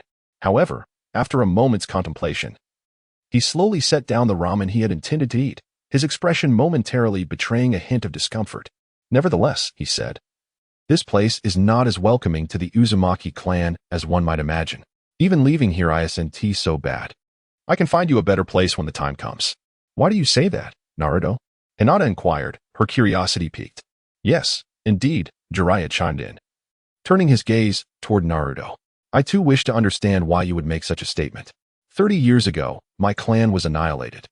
You are undoubtedly aware of the circumstances surrounding that event, Naruto continued. What kind of relationship did the Uzumaki clan have with Konoha? I need not elaborate further. You should be well aware of it. Why then turn your head to ask about such matters? Naruto cast a cold smile at Jiraiya and inquired. His words rendered the latter momentarily speechless, yet successfully piqued his interest. The annihilation of the Uzumaki clan, under normal circumstances, should remain unknown to outsiders, let alone this young lad before him. Let us hasten our meal. Once we have finished, I shall take you to a certain place. As for the identity of this young lady, I will discuss it with the Hokage later, Jiraiya remarked, recognizing his own shortcomings and opting for silence as he continued to consume his noodles. He was indeed well acquainted with the plight of the Uzumaki clan, having lived through that era, and he held profound sentiments regarding those events. However, at that time, he lacked the authority to make any decisions.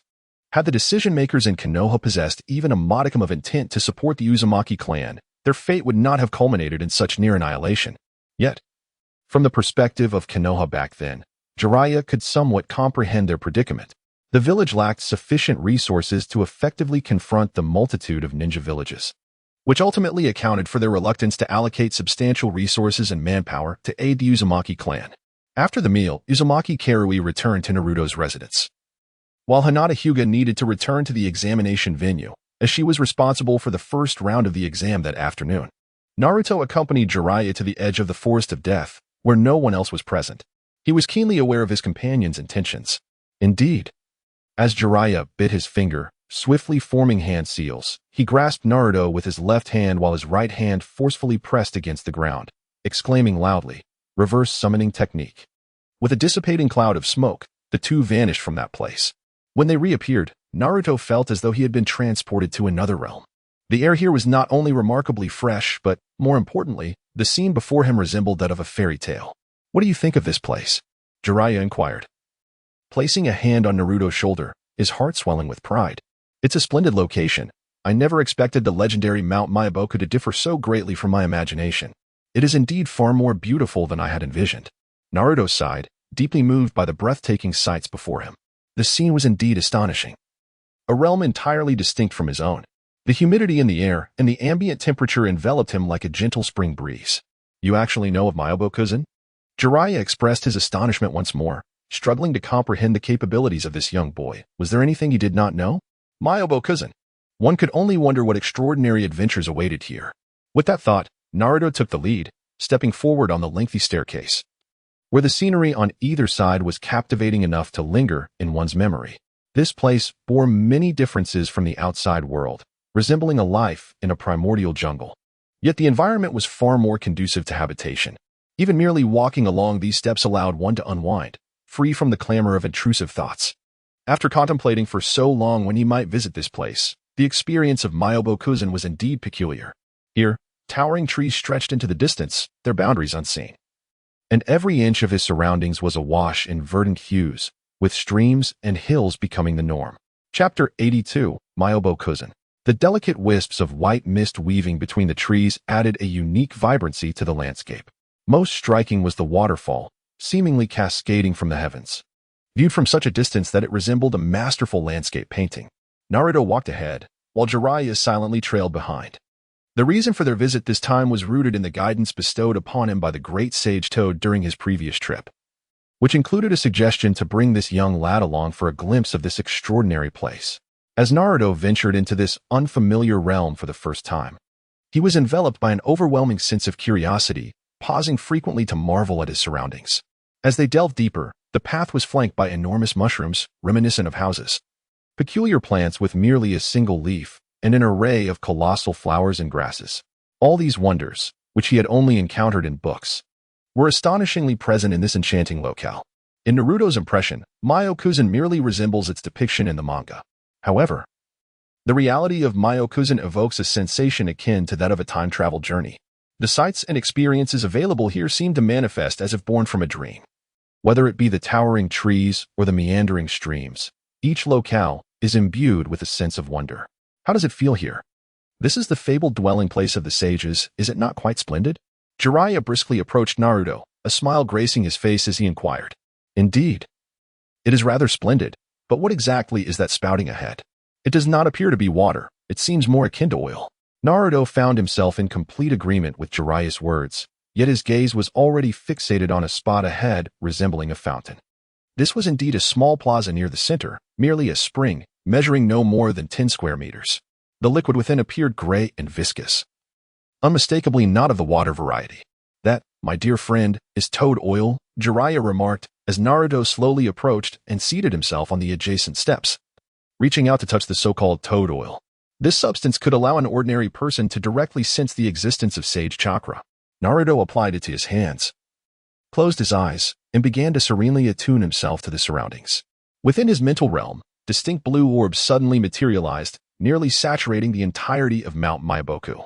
However, these manifestations were entirely different from what he observed in the external world. Naruto had begun his journey into sage arts many years prior. Yet the potential for uncontrollable risks had deterred him from engaging until now. The natural energies within the ninja world were predominantly a light green, while here they presented a celestial blue, indicating that the outcomes would undoubtedly diverge. Within his mental perception, The chakra of the natural energies from the outside began to converge towards his body, but just as they were about to make contact, Naruto abruptly withdrew from the experience. Uncertain of the true nature of Mount Myaboku, he was not inclined to hastily allow these energies to enter his being. Meanwhile, Jiraiya, standing to the side, was scanning the surroundings and had not noticed Naruto seated beside the toad oil, nor could he fathom the experiences Naruto had just undergone. Little Jiraiya, you've arrived. Just in time, my wife is preparing a meal. Come, join us for a bite, said a diminutive toad, speaking in human language as it hopped over to Jiraiya. Lord Fukasaku, I have come to Mount Myaboku today to meet the great sage, as you well know. As for the meal, I must politely decline, Jiraiya responded, perspiration beading on his forehead. Oh, it seems you brought that little one along. Where might he be? Shinzo cast a curious glance around before inquiring with Jiraiya. However, there was no longer a need to await Jiraiya's response, for his gaze had already fixed upon Naruto, who sat beside the toad oil. At that moment, Naruto was vigorously shaking the toad oil in his hands, yet he couldn't help but admit that the cool sensation of the substance felt rather pleasant. Once he had wiped away all the toad oil from his hands, he lifted his gaze and locked eyes with Shinzo. Although Shinzo was merely a small toad, the immense power radiating from him was enough to immediately capture Naruto's attention. Is that the little fellow you brought along? Shinzo inquired of Jiraiya, his confusion evident as he sensed something distinctly different emanating from Naruto. Yes, indeed. His name is Uzumaki Naruto, Jiraiya replied. Shinzo furrowed his white brows, expressing, his presence gives me an unsettling feeling, as if a particularly sinister force lurks within him. Sinister, Jiraiya murmured, repeating the word. He was all too aware of what Shinzo referred to as a sinister force. It was merely the power of the Nine Tails. Yet, the fact that this power, sealed within, could be perceived by the small toad before him left Jiraiya uncertain of the accuracy of Shinzo's assessment. Naruto, come here for a moment, Jiraiya called out, directing his voice towards Naruto, who remained seated. Casting a glance at the flowing toad oil, Naruto slowly rose to his feet, a sudden smile breaking across his face as he joyously sprinted toward them. Hello, I am Uzumaki Naruto, a disciple of Jiraiya. I find this place quite fascinating. I overheard that you were about to have lunch, and I have yet to satiate my hunger. Might I have the honor of joining you to sample your meal? As Naruto dashed over, before they could utter a single word, he launched into a self-introduction, behaving as if they were already acquainted, and boldly declared his intention to join them for a meal. Upon hearing this, Jiraiya and Shinsaku exchanged incredulous glances, their faces a portrait of disbelief. Jiraiya was astonished that this little fellow had the audacity to claim himself as his disciple, while Shinsaku was taken aback by the fact that this child had the nerve to request food from him. Thus far, no human who had visited Myaboku Mountain had ever expressed a desire to partake in its culinary offerings, making this encounter truly unexpected. Hey Naruto, are you certain you want to eat? Jiraiya inquired with curiosity. Absolutely, I am filled with anticipation, Naruto replied eagerly. Naruto nodded with his mouth slightly agape. Those unaware might genuinely believe he was filled with curiosity about these matters. However, he was not oblivious to the true nature of the food in Myaboku Mountain. It was precisely because he understood that he chose to make the journey. Chapter 83, The Culinary Delights of Myaboku Mountain. Shinazaki, as a senior figure in Myaboku Mountain, held considerable influence in this domain. Ahem. Perhaps we should refrain from further discussion for now. We must hasten to the great sage. We can address other matters afterward. Jiraiya remarked with an awkward smile. You need not rush. The great sage is currently resting. You may wait here comfortably, allowing little Naruto to visit us for a while. After the meal, I can have other toads escort him on a delightful tour of the entire Myaboku Mountain, Shinazaki said, stroking his small mustache, his tone contemplative. Is it really so?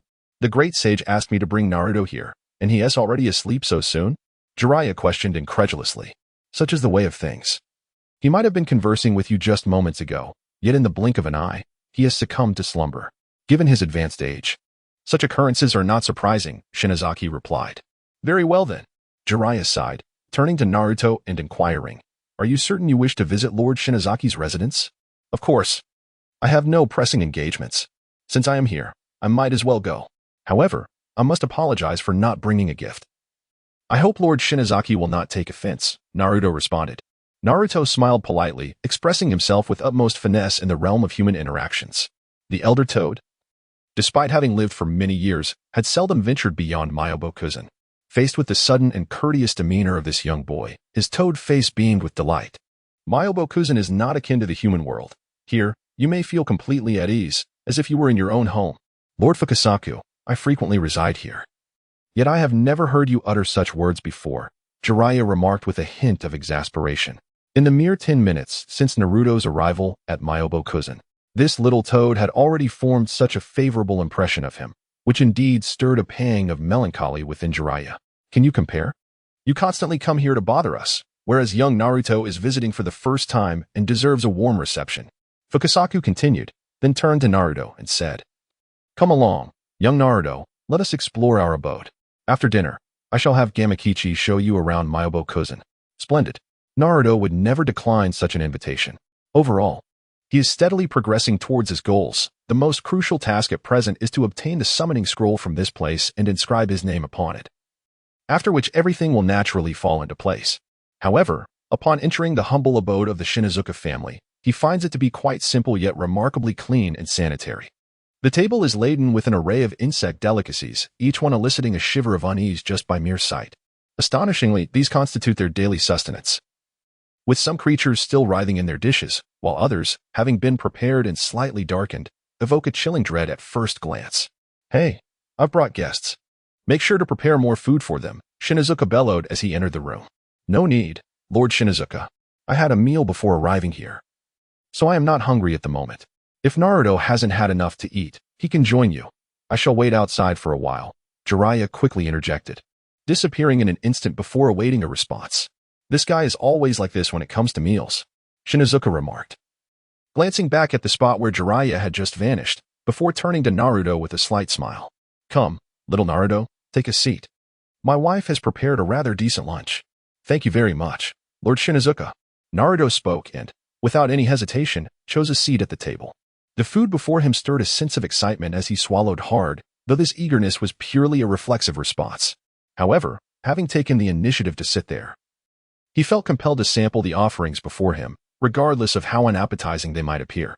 As the lunch gradually concluded, a grimace of distaste crossed Naruto's face, his pallid expression serving as a testament to the unpalatable nature of the meal he had just endured.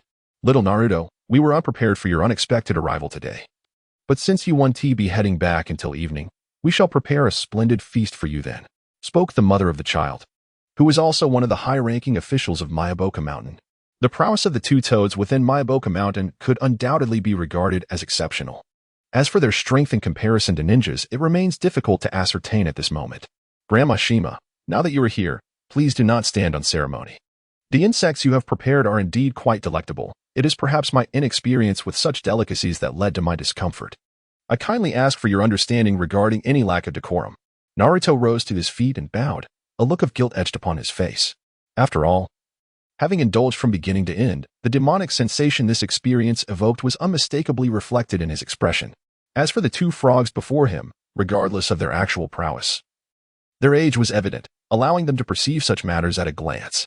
The frog named Jiraiya glanced at Shinazaki, then turned to Naruto, remarking, Among the humans who have come here, you are the first to be so candid, unlike that little rascal Jiraiya, who always finds various excuses to evade the truth. As Jiraiya's shortcomings were laid bare, it was hard to deny that ever since he had signed the summoning contract, he had dedicated most of his time to training within the confines of Mount Myoboku. Little Naruto, it is indeed a rare occasion for you to visit Myoboku.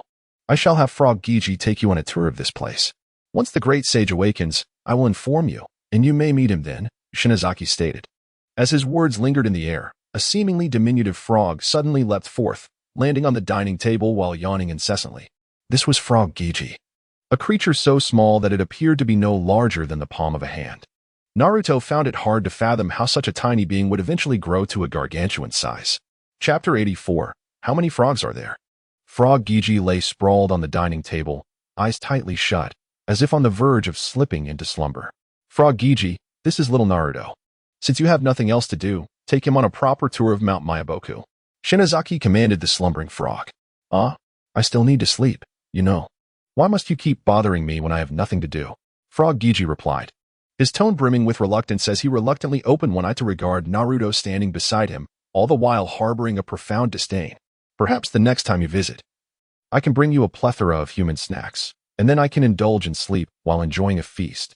Naruto suddenly smiled, crouching down so that his face was merely 20 centimeters away from Gamabunta. With a tone of relaxed confidence, he spoke, "Nanny." Gamabunta instantly became intrigued, shaking off his earlier drowsiness, as if invigorated by a surge of energy. "What are we waiting for? I am exceedingly familiar with Mount Myaboku. It's such a small area. Let me take you for a delightful stroll."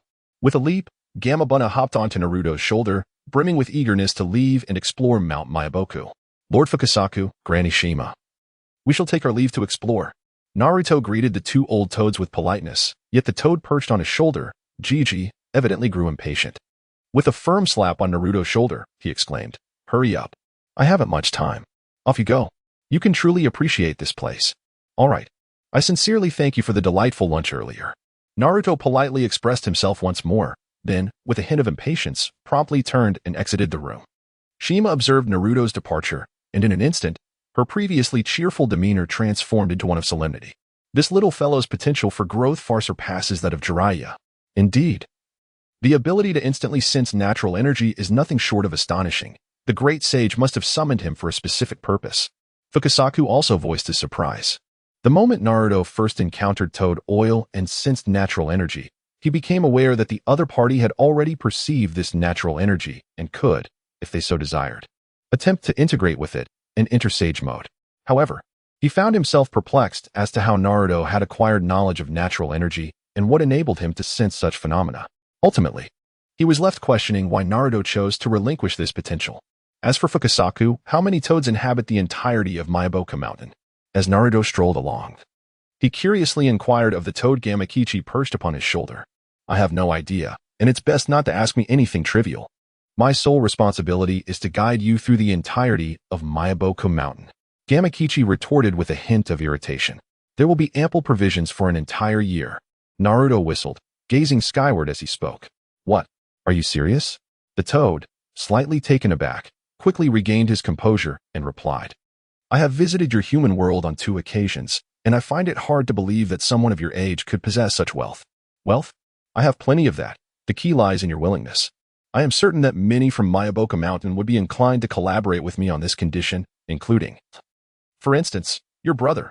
Naruto turned to the toad Gamabunta on his shoulder, a wicked smile gracing his lips as he casually remarked, "Well, who else but me, Gamabunta, possesses the ability to comprehend all that transpires in Mount Myaboku?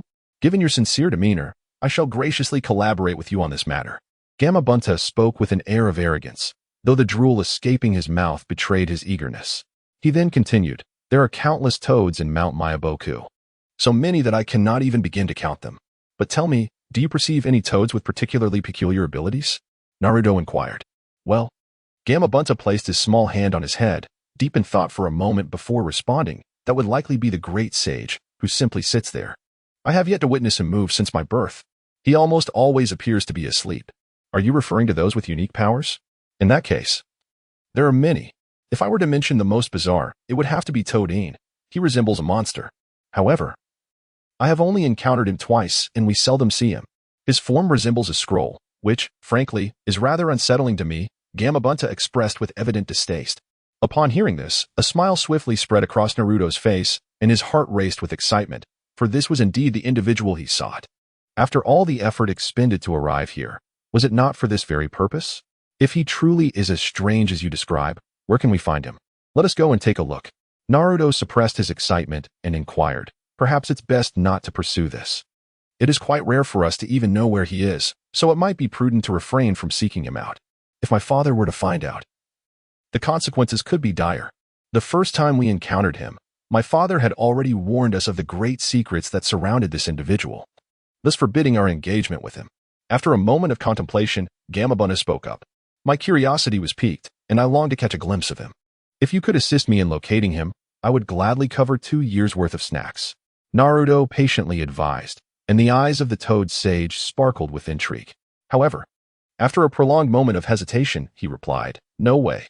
I fear that before I even get a taste of your snacks, that old man will surely put me to death." "Very well then. I would appreciate it if you could guide me through the enchanting landscapes of Mount Myaboku." Naruto understood that some matters should not be rushed. To do so could yield counterproductive results. While he delved into the intricacies of the situation, He also needed to contemplate the issues surrounding his own ceiling. Only through thorough preparation could he avert potential calamities, even if the current dilemmas remained unresolved. At the very least, it would not hinder his comprehensive study. However, all of this was a concern for another time. Presently, there existed a more straightforward solution, and Naruto preferred not to expend excessive mental energy on this particular issue. The seal on him resembled a complex code, with a maximum tolerance of merely 3 mistakes. Should any segment falter, the repercussions would be dire. Although everything remained uncertain, the current approach seemed to offer significant improvement, alleviating many of his worries. The area of Mayaboku Mountain was not particularly vast. It could even be considered a secluded realm, directly connecting to the ninja world at its exit. Chapter 85, The Path of the Strong Plans, after all, must unfold gradually. Nevertheless, what he could do now was to truly appreciate the beauty that Mayaboku Mountain had to offer. Compared to the outside world, the air here was remarkably fresher, perhaps due to the abundance of natural energy, fostering a refreshing sensation. If one could truly let go of their worries, this place would undoubtedly be a veritable paradise. With a year's supply of provisions secured, Fukasaku devoted himself earnestly to enlightening Naruto about Mayaboku Mountain, even divulging its lesser-known secrets. This little toad, with his boundless chatter, shared every detail. Together, they spent a delightful afternoon in this compact space, until Naruto experienced a transcendent culinary delight, marking the perfect conclusion to his day. As night fell, Mayaboku Mountain was devoid of any moonlight. Looking up revealed an expanse of impenetrable darkness. Here, the temperature remained consistently moderate throughout the year, and due to differing routines, Naruto preferred to sleep outdoors at night. Sitting beside the continuously bubbling toad oil pond, he leaned against a large rock, closing his eyes and immersing himself in the natural energy surrounding him. He had felt such sensations in the outside world, but compared to Mayaboku Mountain, the natural energy there was sadly scarce. "I knew you would be here, you little rascal." As Naruto was lost in his contemplation of the natural energy, a voice interrupted his meditative state. Jiraiya casually settled beside him, his voice resonating with the gentle warmth of a mentor at that moment. Naruto opened his eyes, and with the aid of the faint light, he beheld the visage of Jiraiya. The bitterness etched upon his face was unmistakable, as if he had endured some profound ordeal, rendering this man considerably more weathered. "What brings you here? I have not seen you all afternoon. You did not even mention taking me along. Nor did you bring me something to eat." Naruto gazed at Jiraiya, perplexed, and inquired, "Isn't it quite splendid here? At least in comparison to the outside world. This place is remarkably serene and leisurely, making it an ideal locale for cultivation. From any perspective, it is undoubtedly far superior." Jiraiya responded, "If you find it so appealing, why do you not remain here? Is it merely a matter of the food?" Naruto retorted, "Do you believe I can be like you? What truly distinguishes us? When faced with difficult choices, do you not wear a countenance of bitterness? For you, does this place merely serve as an escape from the harsh realities beyond? Or could it be that this is your sanctuary from all that burdens you?" Naruto inquired. Within this time frame, the occurrences that could elicit such an expression from Jiraiya are indeed few and far between in Naruto's mind. The sole plausible scenario that comes to mind is the impending actions of Orochimaru against Konoha. The bitter look on Jiraiya's face indicates that he has been aware of this scheme from the beginning yet chose not to intervene, which also signifies his tacit acceptance of such matters. Naruto's words instantly filled Jiraiya with a sense of shame, prompting him to reflect upon the past. Since the onset of the Second Shinobi World War, had his choices regarding Mount Mayaboku not mirrored such circumstances? This young lad, at such a tender age, seemed to possess an abundance of profound wisdom. In reality, many aspects of life, be it choices or other matters, often present their share of discontent. As Jiraiya spoke, he placed his hand upon Naruto's shoulder and once more inquired, "Do you have any thoughts on the life you envision for yourself? Or what kind of existence you desire to lead?" Naruto stood there in a moment of unexpected contemplation, reflecting on Jiraiya's words. Since his arrival in this world, his primary concern had been to navigate his existence while striving to preserve the original timeline of this realm, believing that such an endeavor would grant him profound insights. However, what would follow after all this? Was he to continue living in the same manner as he had initially? The life depicted in the original narrative was far from what Naruto desired. After pondering for a moment, he smiled and said, "If possible, I would prefer to seek a secluded place, facing the ocean, with spring's warmth and blossoms, living carefree with someone I cherish. Such ideals are indeed splendid. Yet they seem rather unattainable for you," Jiraiya remarked with a sigh. "Is it because of the Nine Tails?" he asked, taken aback by Naruto's sudden revelation. The Jinchuriki. This has been known for several years, but what difference does it make? Fate has been predetermined since the moment of birth. For me, it is either to become a formidable force or to live under the protection of the powerful. Yet, in either scenario, optimism seems elusive. The crux lies in one's aspirations, which appear nearly impossible to realize unless one attains a level of strength akin to that of the first Hokage, overseeing the entire shinobi world, which may lead to a semblance of peace in life. Naruto leaned against the large boulder, speaking in a calm tone. What do you intend to do regarding the purpose of all this? If you wish to tread the path of the strong, what do you believe should be your first step? Jiraiya inquired. Upon hearing these words, Jiraiya suddenly found himself intrigued by the young boy. Previously, he may have merely regarded Naruto due to his identity, but now, perhaps a transformation within him had begun to unfold. Naruto cast a fleeting glance towards Jiraiya, who sat there amidst the encroaching darkness. The dim light was barely sufficient to illuminate the contours of the elder's expression, yet it was precisely in such circumstances that Naruto's demeanor grew more nonchalant. He found himself uncertain whether Jiraiya was testing him or if the sage possessed knowledge of certain matters. Rather than dwell on these uncertainties, he opted to rise and stretch languidly. Who can truly say what the future holds? One step at a time. Perhaps an opportunity will present itself one day. Naruto spoke, taking a deep breath before exhaling forcefully, and then continued, let us rest early. Once everything is settled tomorrow, we should return promptly. Although this place is beautiful, it is ultimately not where we belong. Chapter 86. The great sage Toad stretched languidly and then let out a yawn. With his back turned to Jiraiya, Naruto revealed a slight smile before suddenly leaping away, vanishing into the night. Jiraiya was acutely aware of the current trajectory and development model of Konoha. This would inevitably lead both the clan and the village into a state of irretrievable despair. As the leader and decision-maker, the Hokage had long since become a stumbling block on the path of the village's progress.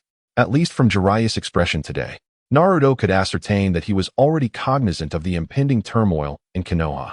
All he could do now was remain hidden, waiting for this ordeal to pass before gradually addressing the aftermath.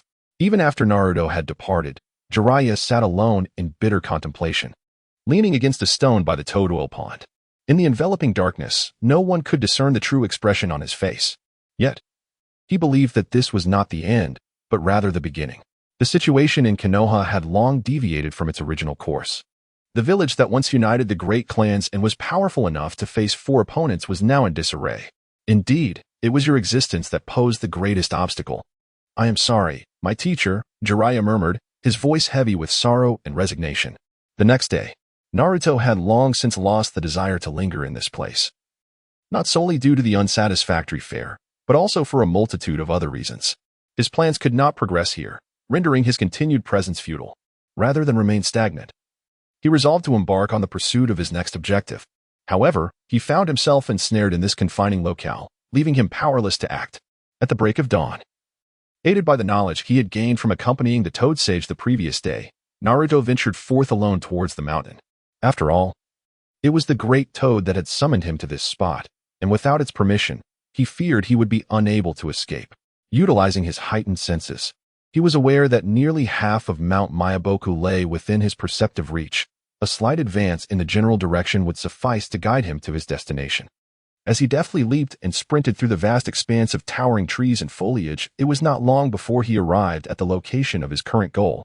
He then sprang atop a massive stone, which, upon closer inspection, revealed itself to be an enormous toad statue. In an instant, he surmised its significance. Not far from this statue stood a structure resembling a temple, which loomed before him. This edifice, approximately 20 meters in height, bore a striking resemblance to traditional Chinese temple architecture. With this sight, Naruto straightened his attire and leaped down from the colossal toad statue. Even upon reaching the temple's threshold, he brushed off the dust from his garments and, embodying a sense of solemnity, rapped upon the temple's grand door. After a brief pause, during which no response emerged from within, he exerted a bit more force, causing the heavy door to swing open with a creak. Bathed in the morning light, the courtyard came into view, revealing its modest size, which was predominantly concentrated in this central area. Indeed, there were scarcely any rooms visible, apart from the entrance. The surrounding walls resembled a fortress. At the rear of the temple lay a cliff, riddled with numerous square cavities carved into its surface. Within these recesses were various scrolls, each one a testament to the knowledge contained within. Naruto lifted his foot and stepped over the threshold, approximately 30 centimeters high. The moment he entered the courtyard, he felt as though he had transcended into an entirely different realm. The abundance of natural energy here was so profound that it left him incredulous. Even the freshness of the air took him by surprise. Yet, in this very temple, seated towards the innermost part, was a colossal toad, approximately 10 meters tall. This was the target of Naruto's visit, the great sage toad residing in Mount Myaboku. The great sage toad, adorned in a vibrant orange hue, wore a decoration reminiscent of a doctoral cap atop its head, while a string of prayer beads hung around its neck. At the center of this bead necklace was an inscription of the character for oil. It sat upon an elevated platform, roughly 3 meters high. The great sage toad was in a deep slumber, its front paws resting naturally before it, and the wrinkles around its mouth bore testament to its advanced age. Had he not been familiar with this creature, Naruto would never have imagined that the toad seated there could be over 1,000 years old. You have arrived. As Naruto continued to scrutinize the particulars of the courtyard, a voice suddenly pierced the dawn. The great toad sage sat there, gradually opening his eyes, his yellow-slit pupils gazing gently in Naruto's direction. My apologies, it seems I have intruded upon your peace. Naruto paused for a moment, his face adorned with a look of reverence as he slowly took a few steps towards the direction of the great sage of the toads, respectfully stating, without delving into other matters, this toad is indeed a relic from ancient times, having borne witness to the evolution of this world through its own prowess. I cannot perceive your future visage. It seems you must be the little one who accompanied Jiraiya. The great sage inquired. Indeed, I am Uzumaki Naruto. Ah. It seems I recall now, it must be you.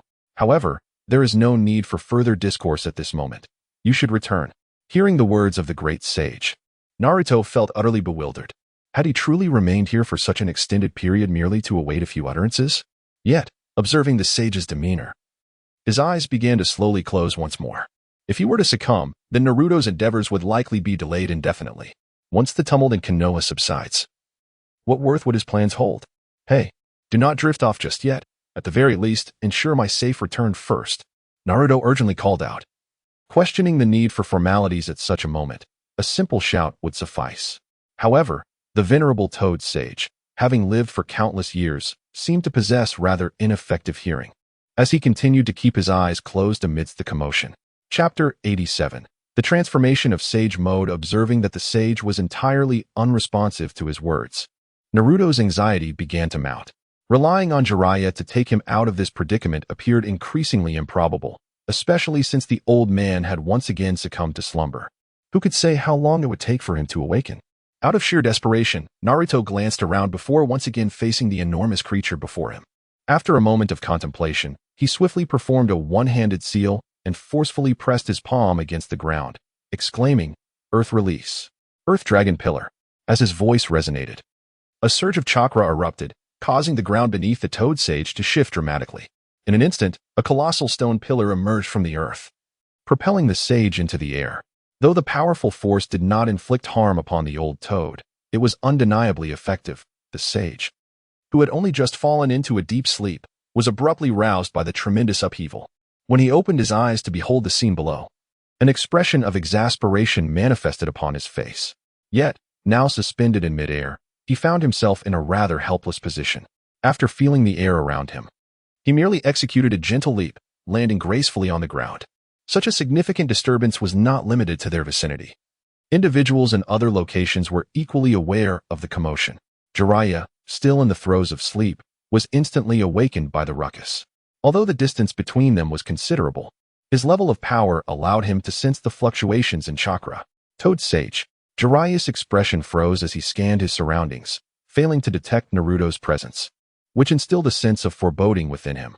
Without further ado, he hastily made his way toward the direction of the back mountain.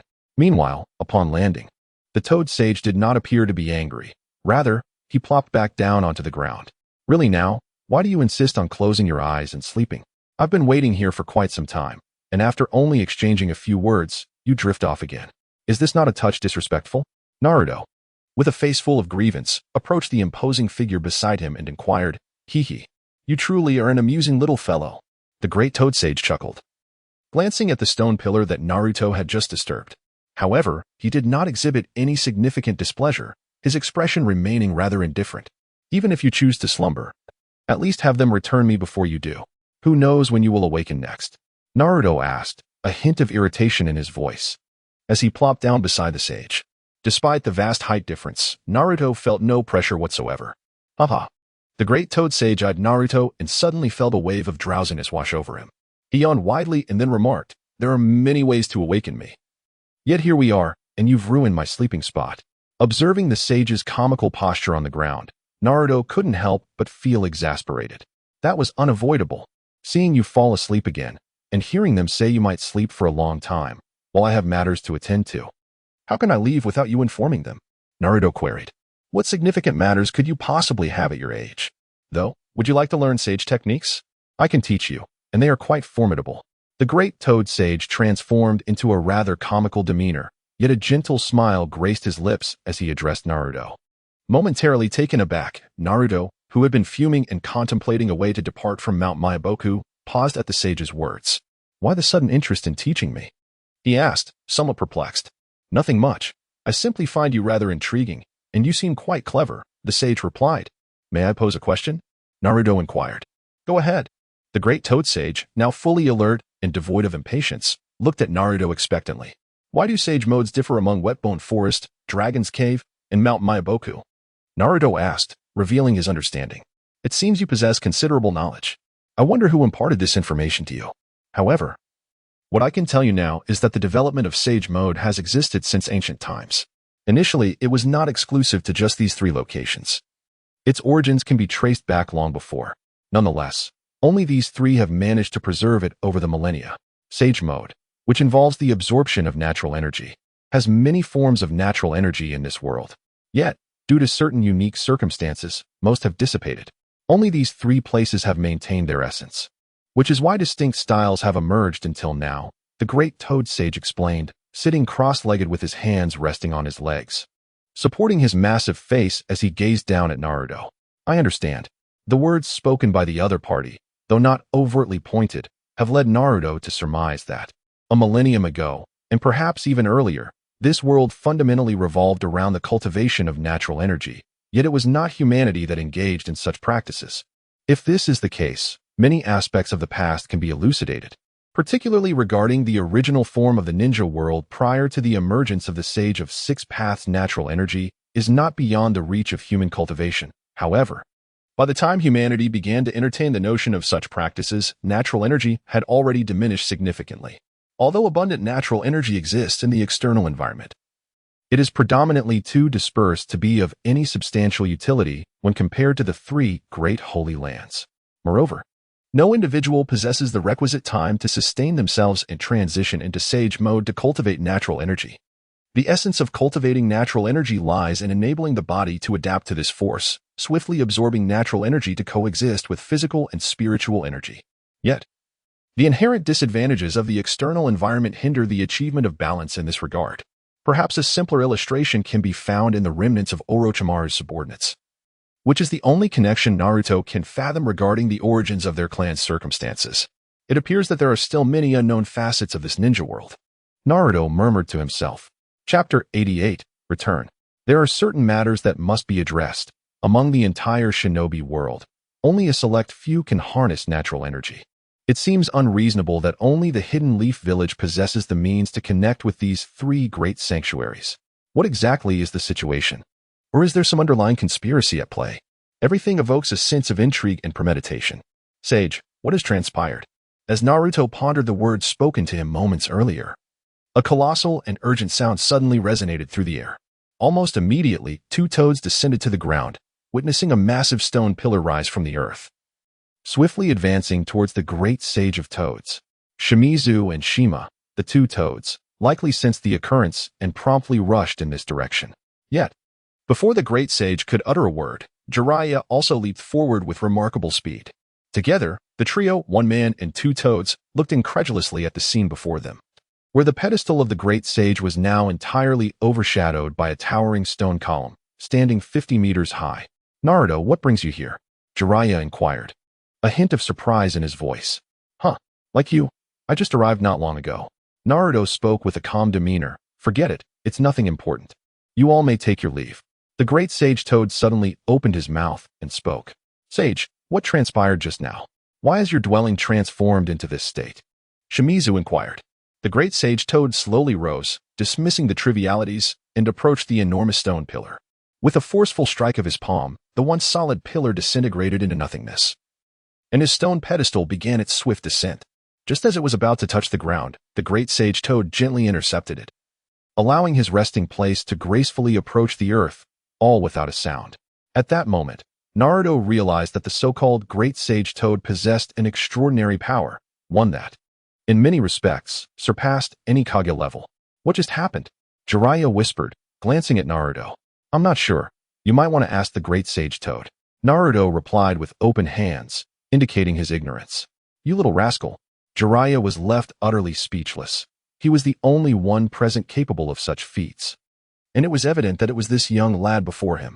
However, he refrained from saying much further and instead focused on the great sage toad, who had now settled onto his pedestal. Sage, the young one you sought has arrived. Do you have any instructions? Jiraiya inquired. Nothing of particular significance.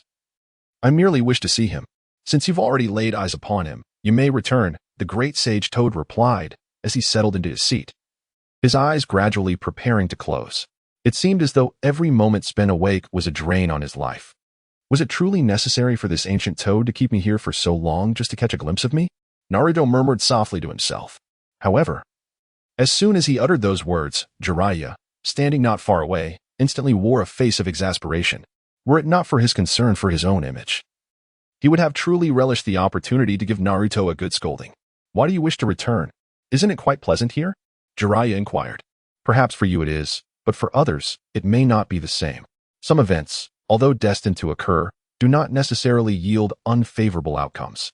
Do you not share this sentiment? Naruto responded. All right. Everything you say is correct. I truly wonder how I ended up with you.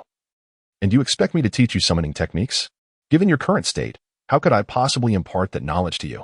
Jiraiya retorted, his irritation palpable, though he could not fathom what this young lad was truly thinking. Since you have already met, you may return. We shall handle the remaining matters here regarding the great sage toad. This marks the first assault on Myaboka Mountain in a millennium, said Fumizuki to Jiraiya. Then turned to Shima and asked, what's the issue?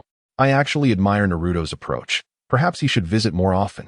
Shima expressed no adverse feelings about the situation, instead finding a fondness for Naruto.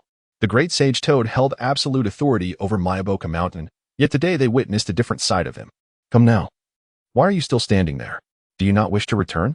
Jiraiya said helplessly, then bit his finger and abruptly pressed it to the ground. Reverse summoning technique.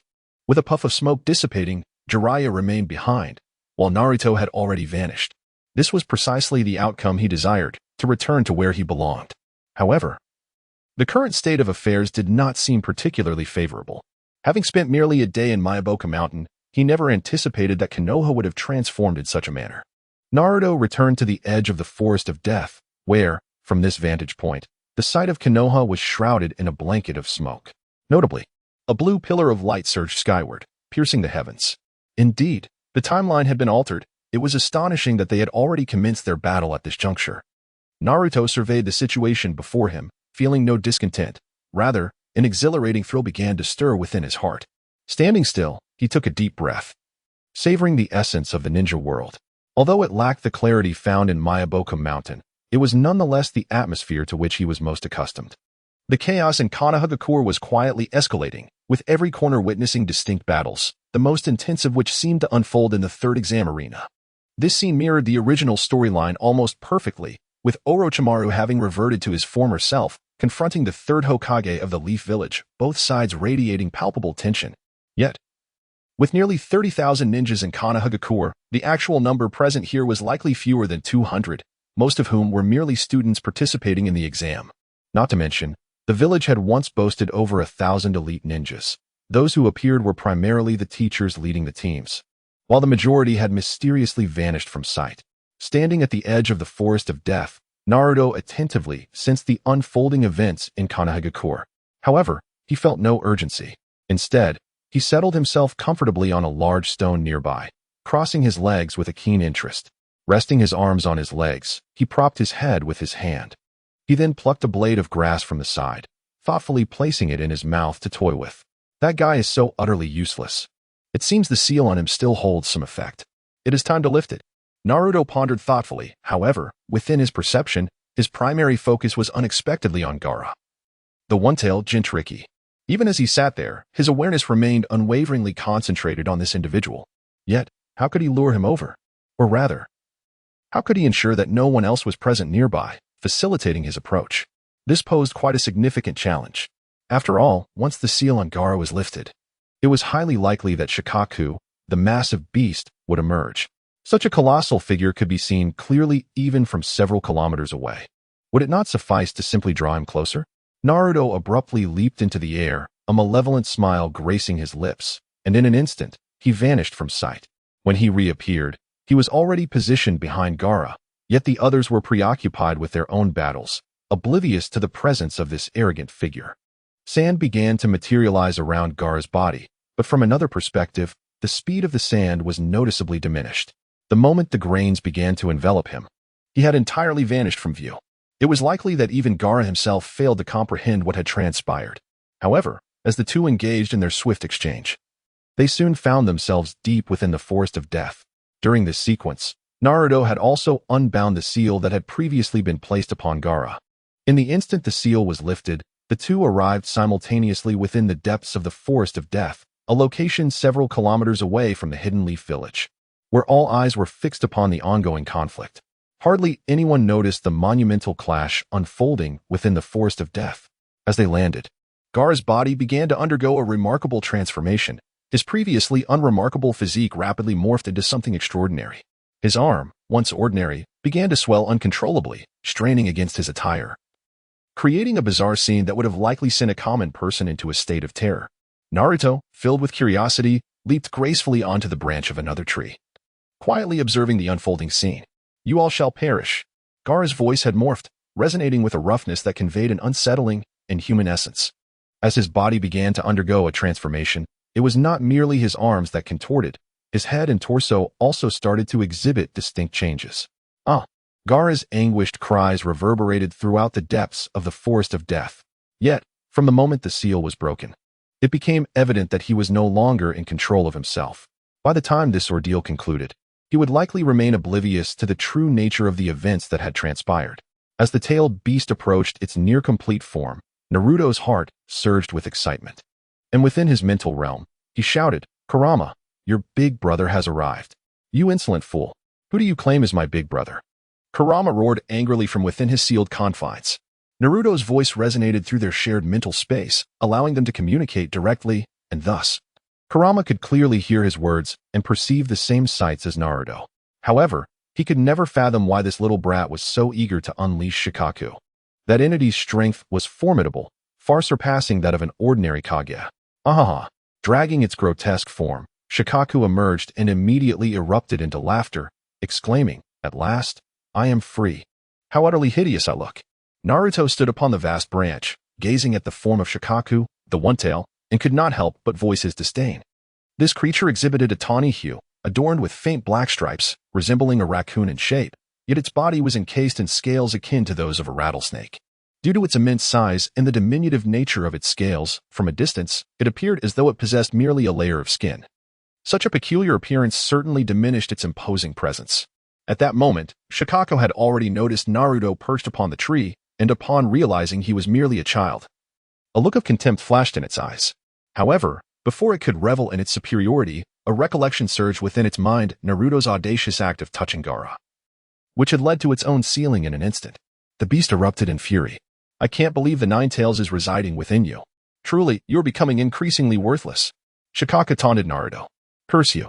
The beast's voice provoked the Nine Tails within Naruto, igniting a wave of anger that urged it to break free from its confines and unleash a storm of vengeance upon its adversary.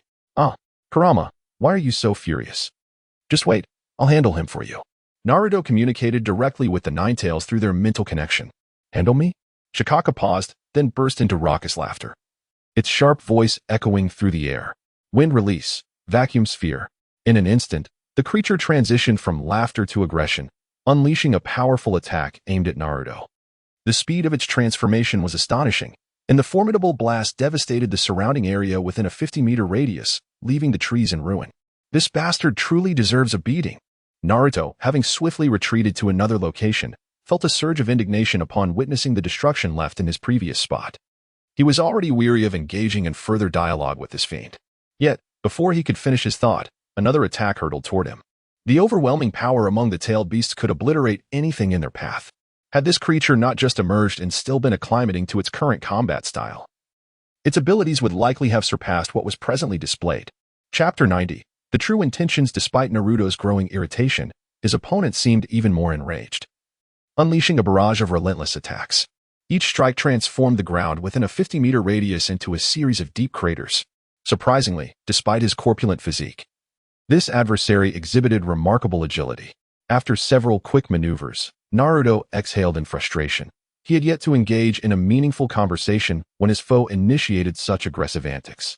In a swift motion, Naruto vanished, only to reappear above Shikaku's head, and with a furious shout, he exclaimed, "You idiot!"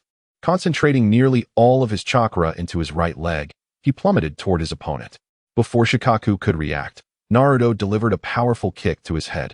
The force of the impact caused Shikaku to crash to the ground, leaving behind significant fissures in the earth. Following the strike, Naruto leaped back to a safe distance, spat on the ground, and fixated his gaze with keen interest on Shikaku, whose head was now deeply embedded in the earth. "Damn it!" Shikaku roared, lifting his head from the ground. As his body expanded significantly, fueled by his fury, he opened his mouth wide, gathering a distinct chakra within. "Naruto, be careful. That's a tailed beast bomb," Kurama urgently warned. Yet, did Naruto truly need a reminder? A mere glance was sufficient for him to sense impending peril. This was not something an ordinary person could withstand, and with his current strength, it was utterly impossible. Nonetheless, Naruto displayed no sign of panic. Instead, he scoffed disdainfully and extended his hand. A spherical chakra orb materialized, spinning rapidly in his palm. Surrounding this orb were constructs resembling windmills, which began to whirl in sync with the accelerating sphere, drawing in dust and leaves from the vicinity. "Wind release, spiraling shuriken," he declared. In an instant, Naruto hurled his attack with remarkable speed, directing it straight towards Shikaku's mouth. Without having mastered sage techniques, he could not have thrown the Raisin Shuriken effectively. Thus, he devoted several days pondering a solution, which led him to manipulate it with his chakra strings for a long-distance strike. This marked his first encounter in actual combat. And as the explosion erupted, an immense force created a colossal crater spanning a 100-meter radius. The ensuing powerful whirlwind left even Naruto momentarily stunned. Goodness! The power of this technique was unexpectedly tremendous. Gazing at the vast crater before him, Naruto felt a sudden realization that he might have overstepped his bounds. Such a commotion would undoubtedly attract numerous onlookers within mere minutes, even in the heart of the Death Forest. It did not signify that other ninjas from Konoha would not arrive. Fortunately, this strike had incapacitated the one-tailed beast, leaving it seemingly unconscious on the ground.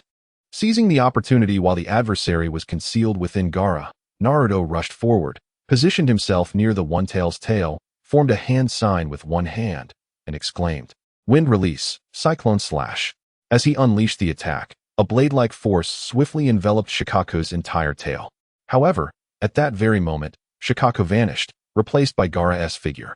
Yet, a substantial tail, approximately 10 meters in length, remained on the ground, serving as the primary reason Naruto had brought this creature here. Observing the sizable appendage, Naruto abruptly turned his gaze towards the direction of Konoha, sensing that individuals were already approaching.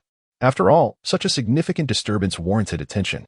As for Gaara on the ground, Naruto deemed him unworthy of further concern, knowing he would remain unharmed.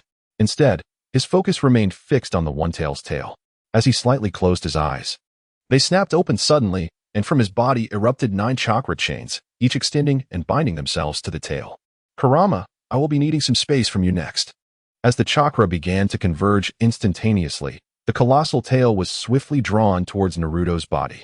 The Vajra seal allowed for direct control over tailed beasts, making it effortless to manipulate a tail devoid of consciousness. In merely a matter of seconds, the enormous tail lying on the ground was rapidly pulled into Naruto's being. Simultaneously, within the sealed space inside him, an iron barrier separated the 9 tails from the tail, which lay rigidly outside the confines of the barrier. Kurama was utterly astonished. pondering what scheme Naruto was concocting, never anticipating such an audacious plan. Having secured the tail of the One Tail, Naruto surveyed his surroundings before vanishing from the scene. After all, he had acquired what he desired. This entity posed no threat to the One Tail, as it would merely take a year for the tail to regenerate.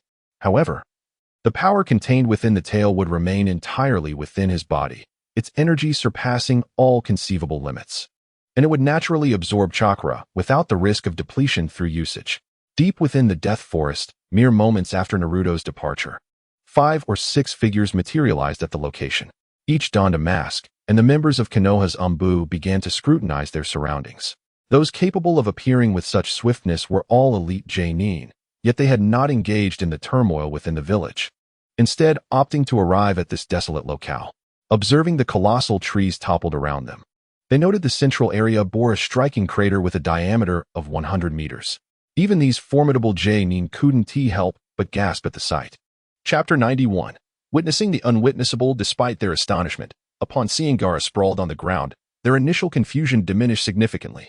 Those stationed in Konoha were acutely aware of Gaara's true identity. A Jinchuriki from the Sand Village could indeed unleash such widespread devastation. Captain, it appears a fierce battle has transpired here, and the scale of this conflict is considerable, remarked a man adorned with a fox mask.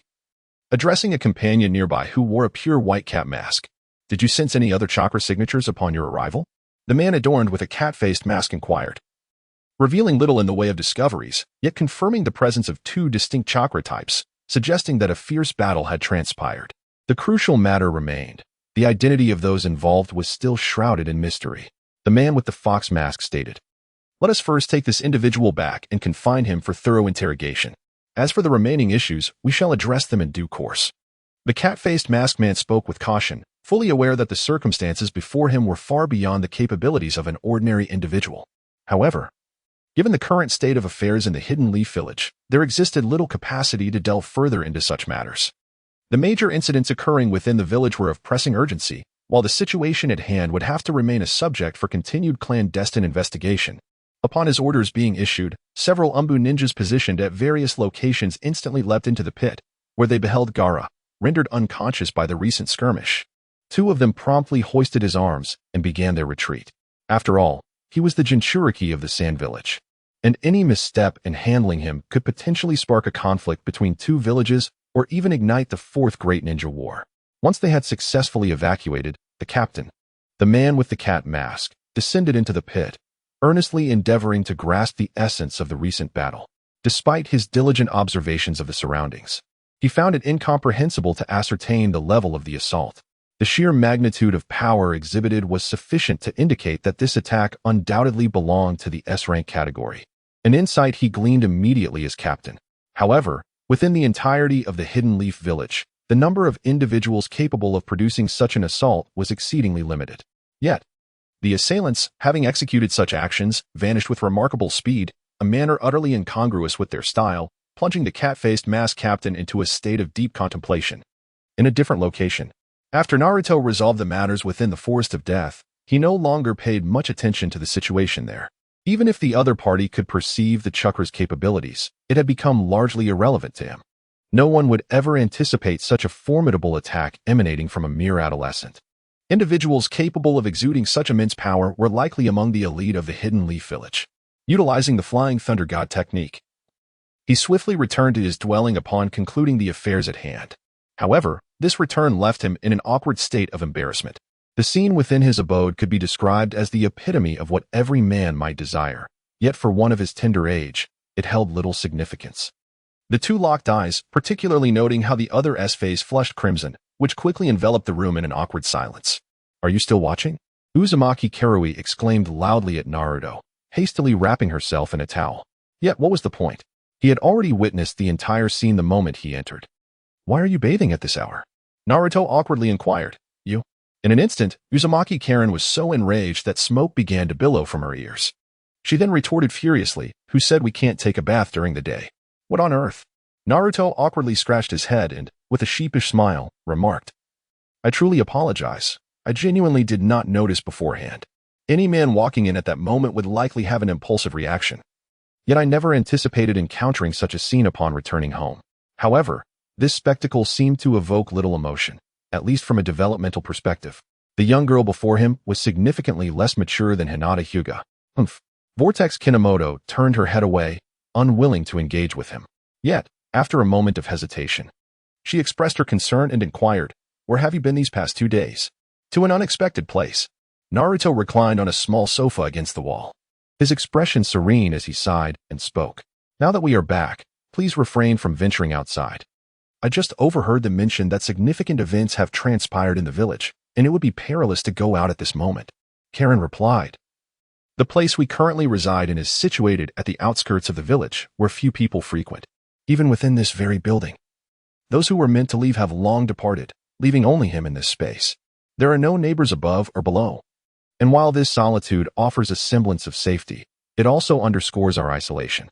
Do not concern yourself with the happenings in the village. As for going out, it is not particularly problematic for you, but your situation is different. In the forthcoming days, it would be prudent to remain indoors. After all, following recent events, Konoha is certainly not a secure environment for you. Are you aware of the events in the village?" Karen inquired, her surprise palpable. After all, Naruto had only just returned, and she assumed he would be oblivious to the unfolding circumstances. "We must not involve ourselves in the village's affairs. Such matters are beyond our reach. Our priority should be to ensure we are well fed and taken care of in the days to come." Naruto reclined lazily on the sofa, his legs draped over the armrest, speaking with an air of nonchalance. The plan for his return had already been meticulously arranged. All that remained was to wait for this tempest to pass, which would likely take no more than a month. I understand, but could you possibly step out for a moment or turn your head away? I need to change my clothes," Vortex Kagaya said, a hint of awkwardness in her voice.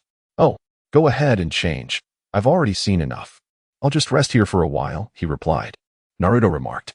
However, the individual seated on the bed cast a few sidelong glances in his direction. After confirming that there were no ulterior motives, they paid him little mind and began to change their attire. Chapter 92. Wait until I finish. On the arm of Vortex Cheyenne, although faint traces of bite marks still lingered, they appeared significantly improved compared to a month ago. These bite marks had begun to gradually fade, and within approximately 6 months, she might fully regain her previous fair complexion. In reality, it is likely that within this young girl's heart, she has gradually started to believe that during her brief stay with Naruto, she has come to regard him as her sole reliance. Her level of trust has reached such heights that she is acutely aware of the Vortex clan's sensory abilities, which can vividly reconstruct perceived scenes. Yet, Naruto was indeed not as mundane as she had imagined. Within the confines of Konoha village, the arena that was once set for the competition had become a scene of utter devastation, with nearby structures long since reduced to rubble. Moreover, the events had reached their denouement. As of now, the so-called third Hokage of Konoha village was nearing the conclusion of his battle. Yet few ninjas from the periphery had stepped forward to engage. The formidable blue beast, Guy, possessed such immense strength, could he truly not break through? The once mighty clans of ninjas have long since vanished. Yet this group of onlookers discreetly observes the unfolding scene with great interest. The fall of the third Hokage mirrors the trajectory of the original storyline, with not a single detail altered. Orochimaru, at the cost of his own hands, has seized the era that belonged to the third Hokage. Even at the moment of his downfall, numerous prominent families stood atop the rooftops of Konoha, silently watching. The head of the Hyuga clan, the leaders of the Inuzuka and Nara clans, and even those slightly stronger ninjas were all perched high above, scrutinizing the events below. This situation eerily resembled the one that transpired years ago within the Uchiha clan, where everyone merely observed from a distance, failing to intervene. Had they taken even the slightest action, the outcome might have been drastically different. The reason for their inaction lies in the fact that the third Hokage has gravely wounded the very foundation of Konoha. He can no longer lead the village forward and has become an inadequate Hokage. The heads of the prominent clans have adopted a stance of passive observation, as if they share an unspoken understanding, with none daring to intervene. Once the conflict concluded, the Sannin were apprehended, and only then did many join in the cleanup efforts. Aside from the fallen Hokage, no other casualties occurred within Konoha, despite the collapse of buildings and injuries sustained. In the face of a sudden internal assault, from the very beginning to the final moments, the death toll in Konoha amounted to a mere handful. For all involved, this was a remarkably light price to pay, but the ultimate outcome remained shrouded in uncertainty. Following Orochimaru's escape, Konoha finds itself plunged into a state of turmoil as a result of this collapse plan. That evening, the sound of knocking reverberated through the air. As Naruto and Karui were enjoying their dinner, an unexpected knock reverberated through the room, accompanied by the sight of a masked figure lurking outside the window. Casting furtive glances within, "I will answer the door," Karui declared, setting down her bowl. She approached the entrance, hesitated for a fleeting moment, and then resolutely opened the door. Contrary to her expectations, the visitors were far from courteous. As the door swung open, 2 or 3 individuals swiftly surged into the room. One of the masked men cast a brief glance at Karui but refrained from uttering any words. Instead, he turned to Naruto, who remained seated, still consuming his meal, and stated, "There has been an incident in the village. As the Jinchuriki, you are under orders from the higher-ups to be safeguarded during this period. We must leave at once. Let me finish my meal." Naruto spoke with a calm demeanor. "We have yet to dine. You must act swiftly, or we shall be compelled to take measures." Another individual, adorned with a pure white mask embellished with a floral motif, spoke with a tone that was decidedly unfriendly. Naruto. In close proximity to him, Shikamaru sensed that this group was far less amiable than he had initially presumed. "Do not fret," Naruto replied, gradually setting down his chopsticks and turning to address the newcomers with an unperturbed inquiry. "Whose orders are you following?" "This is not a matter for you to concern yourself with," retorted the leader of the group coldly. The night had long since descended, and the darkness outside was so profound that one could scarcely see their own hand in front of their face. A modicum of thought would reveal the nature of this group's power. Listening to their words, Naruto shook his head, a look of resigned exasperation crossing his features as he murmured, "Danzo truly is obstinate. I will go ahead to assess the situation. You should remain here and rest," he advised Shikamaru. "All right," Shikamaru replied, his face etched with worry as he watched Naruto, ultimately conceding with a nod, realizing that, given his own capabilities, there was little he could do. "Rest assured, there shall be no trouble. I will return before dawn." As Naruto spoke, a smile instantly illuminated his face. He gazed at the group of individuals who had arrived, stood up, and declared, "Let us be on our way." It was only upon stepping outside that Naruto realized there were 6 or 7 of them, each possessing formidable strength, with the weakest among them being at the level of a Chunin. 3 of them had ascended to the rank of Jonin. Such a formidable assembly would likely be considered a potent squad even within the roots, yet he was taken aback by the number of them dispatched to escort him today. However, these individuals were not as compliant as he had anticipated. As they ventured into the forest, their intentions became blatantly clear, and they no longer felt the need to conceal them. 2 of the figures swiftly approached from behind, attempting to capture Naruto. Faced with such a dire situation and the menacing glares from the 3 or 4 individuals in front, Naruto quickly accelerated, evading the 2 behind him and taking refuge in the branches of a large tree. His voice turned icy as he demanded, "What do you intend to do?"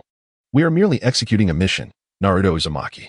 You must cooperate," one of the masked men declared, revealing the chakra emanating from his palm without reservation. The others gradually came to a halt, encircling Naruto, their expressions fierce as they fixated on the Jinchuriki of the 9 tails. Chapter 93, Barrier Techniques, 3 Jonin and 4 Chunin. All seasoned combatants. It was evident that they had come solely for him. One could surmise without hesitation that following the death of the 3rd Hokage, Hiruzen Sarutobi, these individuals were unrestrained, with Danzo free to pursue his desires without consequence. What exactly are you plotting within the roots? With the 3rd Hokage just fallen, does Danzo aspire to seize control of the entire Hidden Leaf? Naruto, with a somber demeanor, surveyed the surrounding crowd and inquired, "Why waste words? Let us proceed." The masked leader instantly gestured, commanding his companions to advance. He had committed a grave error, underestimating his opponent due to his youth, believing that a mere genin could be easily vanquished by any one of them. The reason for their large numbers was the lesson learned from their initial encounter. They were uncertain if Naruto would summon further allies. For Crimson Sun formation, in an instant, several clones of Naruto appeared around them, each performing identical hand seals. As the 4 clones crouched and pressed their hands to the ground, a crimson barrier surged skyward. This phenomenon was so conspicuous that even ordinary citizens, miles away, could perceive it clearly. The entire Hidden Leaf village was thrust into a state of emergency, while those within the barrier stood dumbfounded. For Crimson Sun formation, the team leader, his mouth agape beneath his mask, stared in disbelief at the unfolding spectacle. Not only they, but also numerous ninjas from the Hidden Leaf village began to mobilize. all rushing toward the source of the commotion, eager to uncover what transpired. Within the barrier, Naruto revealed a sinister smile, forming a hand seal before his chest, and proclaimed loudly, multiple shadow clone jutsu. In that moment, nearly 200 clones of Naruto emerged within the four Crimson Sun formation. While the original had already positioned himself at the perimeter of the formation, the leading masked figure quickly recognized a shift in motive and shouted to his comrades, "Hurry! Eliminate that brat-s clones." But it was far too late. Each clone had begun to gather chakra into spiraling shuriken, the sharp sound resonating even from a distance. A multitude of expansive ninjutsu attacks were unleashed. Among the arriving hidden leaf ninjas, one shouted loudly. They were situated at the village's outskirts. Any ninja with sufficient speed could traverse from the heart of the village to this location in no more than 2 minutes. Yet, in that fleeting span, the situation had already escalated. As the resounding explosion echoed, the sight of hundreds of spiraling shuriken detonating unfolded before Naruto, who nonchalantly observed the chaos and remarked, "This is what we call the cleansing mode." The mere chakra unleashed by this single attack is likely equivalent to that of dozens of Kakashis. As for the 6 individuals within the barrier, they had long since vanished without a trace after the explosion. Simultaneously, a deep pit exceeding 50 meters in depth had formed on the ground, yet such a colossal assault had not left a mark beyond the confines of the barrier. Sensing the situation outside, Naruto nonchalantly waved his hand, causing all his clones to instantly dissipate, along with the previously unleashed 4 Red Suns formation, which vanished into thin air. For Naruto at this moment, even if he were to be discovered, it mattered little. After all, the Leaf Village had already transformed into what it was today. Should he choose to leave, it is unlikely that anyone in this world could impede his departure. However, in light of the circumstances, a certain degree of pretense was still necessary. The Leaf Village, after all, was still regarded as a commendable place. Having resolved the matters at hand, Naruto turned and took a step towards the direction of his home, yet in the blink of an eye, he seemed to have never been there at all. No sooner had he departed than another presence arrived, and the scene before them, a square-shaped deep pit, was decidedly unsettling. This was particularly true for the masked man at the forefront, who happened to be the one that first appeared in the heart of the Death Forest. Sensing the chakra emanating from this area, his brow furrowed beneath the mask, and in a fit of anger, he struck the tree trunk with his fist. Before long, a considerable number of individuals began to gather at the outskirts of the Leaf Village. What manner of attack was this? Upon landing, Kakashi was equally taken aback by the sight before him, incredulously turning to Guy. An attack of this magnitude was rare in the entire ninja world. And given that the assailant could utilize the 4 Red Suns formation, it was reasonable to assume that, aside from the Hokage, no one else could master such a sealing technique. Guy inquired. At this juncture, the most pressing matter was to swiftly ascertain the nature of the jutsu based on the chakra attributes, and to discern the purpose behind such an attack. As Kakashi and Guy engaged in conversation, a figure approached from behind, bearing a prominent scar on his face and exuding an intimidating presence. Ibiki, a member of the interrogation department, appeared with an air of seriousness, merely from his perception of the chakra. He recognized its high frequency of use and noted that similar cases had occurred multiple times in the Leaf Village. It was evident that 6 individuals had perished here, yet their identities were now unrecognizable amidst the chaos. Standing beside them was a man adorned with a white mask and hair that shimmered in shades of gray. Unmistakably a member of the Hyuga clan, he spoke, while Kakashi stood before the immense chasm, his expression contemplative, even furrowing his brow. The magnitude of such an attack was beyond his imagination. He could hardly conceive of the few individuals capable of wielding such power, especially one whose techniques had surpassed his expectations and who possessed formidable sealing arts. In Kakashi's eyes, his adversary had overlooked a crucial detail, the manifestation of chakra. Chapter 94. The third Hokage's funeral chakra emanates a unique scent distinct to each individual, thus for those adept in tracking, it should be relatively simple to discern the true perpetrator. Kakashi took a step back, biting his finger until blood flowed, which he then pressed onto the ground, softly uttering, "Summoning technique." In a swirl of smoke, several dogs of varying forms appeared before him. "Parker, find a way to trace the individual who unleashed this jutsu," Kakashi commanded. The ninja hounds, led predominantly by Parker, faced the extraordinary situation with a rare resolve. Unlike the others, Parker, even before approaching the edge to sniff, sighed and addressed Kakashi. "The stench of blood is overwhelming. It has obscured the essence of chakra, and the scents of the chakra themselves feel peculiar." "What is peculiar about it?" Kakashi inquired. his curiosity mirrored by others present, all eyes fixated on Parker. The strength of their opponent's sealing technique was evident upon arrival. It was clear that everything in the vicinity had been obliterated, with the only scent permeating the air being that of blood, Parker noted. Is there a way to locate them? Kakashi asked once more. I believe you need not ponder this further. In such circumstances, we are powerless, Parker replied. Parker expressed his disdain with a scowl. Meanwhile, two of the other ninja hounds, unable to suppress their curiosity, ventured close to the edge of the deep pit to sniff around. However, they ultimately returned to their original spot without any fruitful discoveries.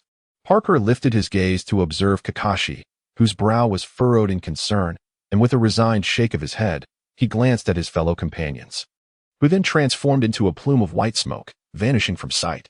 After departing, Naruto made his way back to his residence.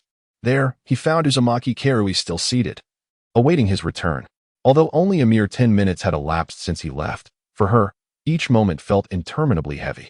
Being in this unfamiliar Konoha village, particularly as an outsider during such a tumultuous period, she felt trapped, unable even to step outside her door, let alone assist Naruto. Naruto, Karui exclaimed, rising with excitement as she saw him return so soon. What happened? Were you able to find anything out? It's nothing serious, he replied. I just went out to gather some information. It's quite late now. You should get some rest.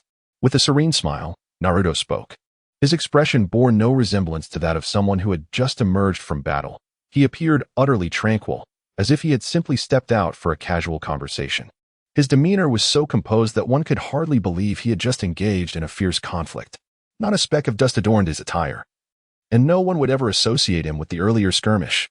This situation mirrored events from years past, where no one would suspect a mere genin as the catalyst for any significant occurrences. Each endeavor he undertook was executed with flawless precision, meticulously considering every possible avenue of retreat. To him, combat was merely a matter of convenience. Naruto, possessing profound knowledge of this world, perceived the abilities of most individuals as transparent. To fight and kill within such a village while ensuring one's own escape required not only the skill to remain undetected, but also the capability to erase any traces left behind. The remarkable aspect was that Naruto excelled in both, and with remarkable swiftness. Cheyenne observed Naruto, noting his nonchalance. She had merely heard the sounds of the recent clash, but had not contemplated any connection between it and Naruto. Seeing that everything was seemingly fine, she smiled at him and said, "In that case, let us retire early." Naruto nodded and reclined on the sofa, a routine that had become customary since Hinata's arrival in this place. The following day, at the funeral of the third Hokage, Hiruzen Sarutobi, everyone donned black attire, and Naruto stood at the back. His presence was merely to fill the numbers, despite having served as Hokage for the better part of his life. The old man had not garnered much affection, and even in death, few attended his funeral. The ceremony unfolded without any remarkable incidents. The attendees did not exhibit the expected sorrow or indignation. In fact, prior to the memorial, laughter and conversation echoed among the guests. Aside from Hiruzen's immediate family, scarcely anyone seemed to care. Such was the state of the Hokage in Konoha today. Yet, less than 20 minutes after the ceremony concluded, at a training ground, Neji Hyuga, one of the 12 young ninjas, was fervently honing his skills. Had it not been for Orochimaru's execution of the plan to dismantle Konoha, he would undoubtedly have become a Chunin, as he had already reached the requisite level of strength. Rock Lee and Gaara's battle had left him nearly incapacitated, so he found himself training alone in silence. Was it truly this effortless? Indeed, he was quite diligent. As Neji continued his rigorous training, Naruto gradually appeared at the training ground. Addressing Neji, he spoke in a somewhat subdued tone. "What brings you here?" Neji, without ceasing his movements, replied dismissively, as if he had no interest in conversing with Naruto. "Why did you lay such heavy hands on Hinata?" Naruto took a few steps forward and asked in a somber tone. The battle between Hinata Hyuga and Neji Hyuga was fraught with tension.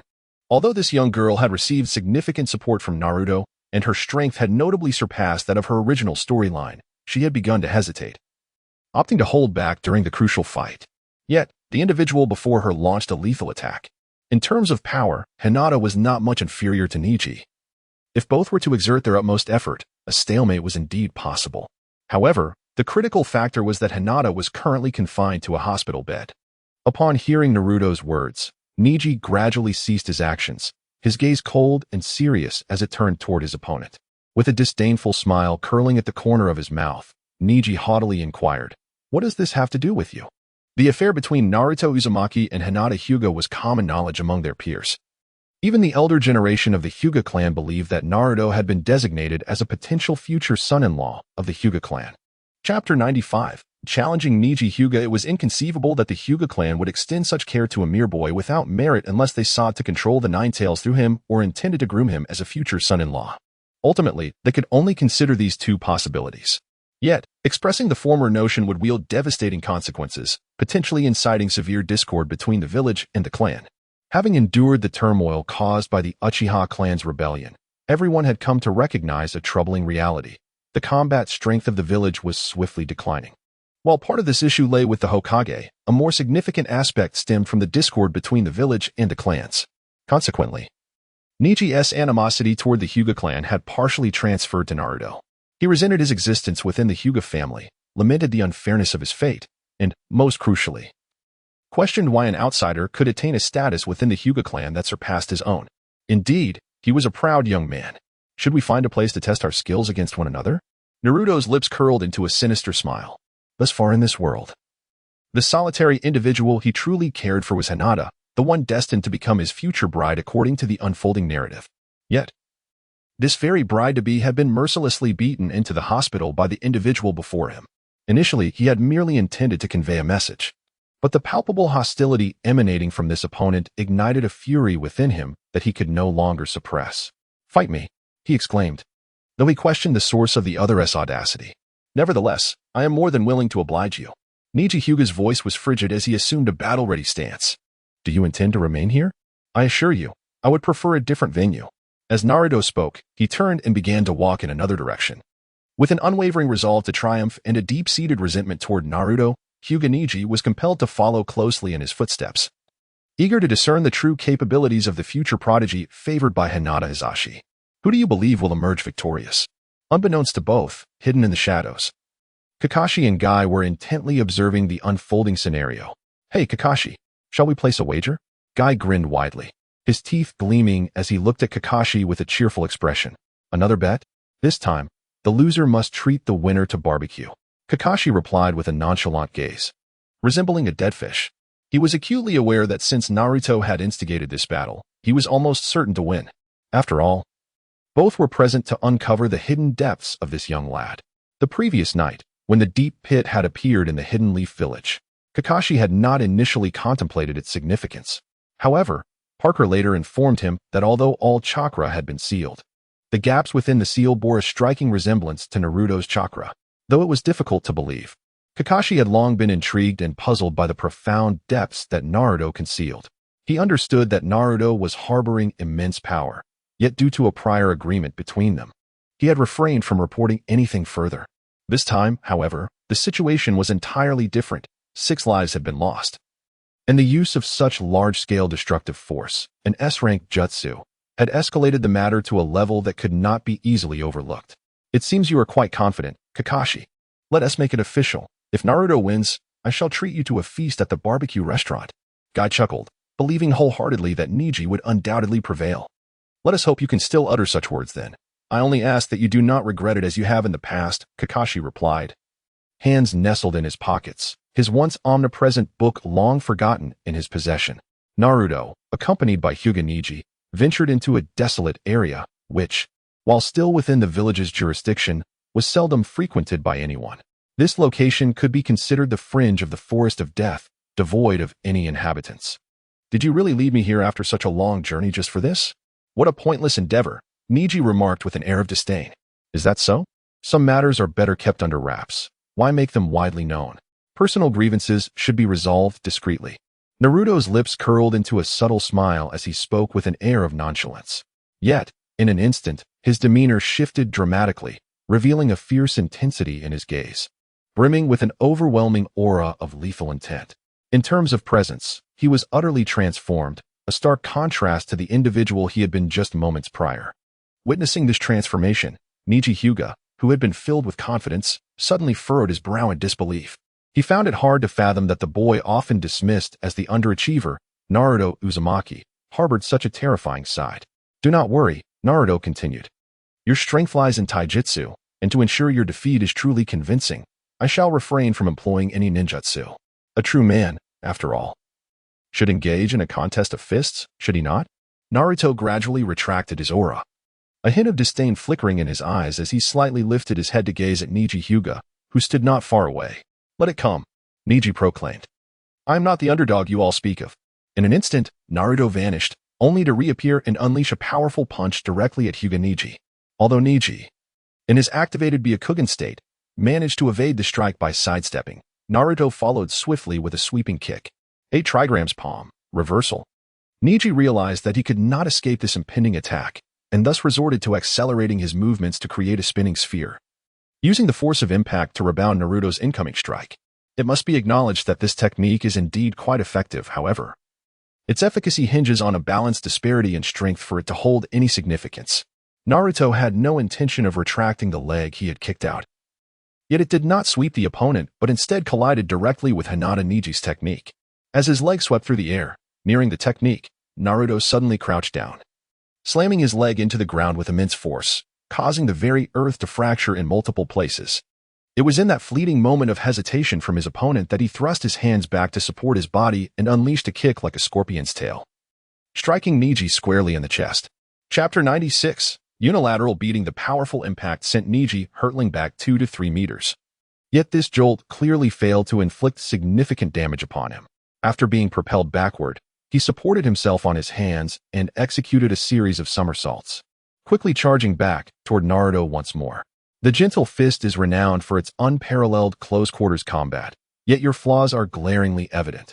As Neji surged forward, Naruto shouted loudly and then abruptly vanished, not employing the Flying Thunder God technique, but rather utilizing rapid movement techniques. He reappeared directly behind Neji and declared, "Your flaw is your sluggish speed." The 360-degree perspective of the Byakugan is no mere exaggeration. Neji spun around, instinctively raising his arms in defense. However, even as the attack drew near, Naruto again materialized behind him. This time, despite Neji's awareness, he lacked the requisite speed to respond. With a thunderous crash, Neji's body skidded across the ground for several meters. Hey, Kakashi, did you see how Naruto moved just now? Guy exclaimed, utterly astonished, his mouth agape in disbelief as he scrutinized the unfolding scene, quietly questioning Kakashi. The crucial factor was that his opponent had activated his right Sharingan. Intently observing the situation ahead. Body flicker technique. Kakashi's expression mirrored shock. After all, such rapid movement had only ever been associated with the legendary genius of the Uchiha clan, the body flicker technique of the past. You can't be serious. Guy murmured in disbelief. There's no mistake. Have you not realized that his taijutsu skills are a mimicry of your own? Kakashi inquired. Nani? Guy gasped again, his astonishment renewed. The previous strike, while having severely wounded Neji, had also ignited a furious wrath within him. Bastard! Hinata Neji rose to his feet, his clothing in tatters from the relentless friction, and his right arm marred with distinct wounds. In this moment, Neji appeared more furious than ever.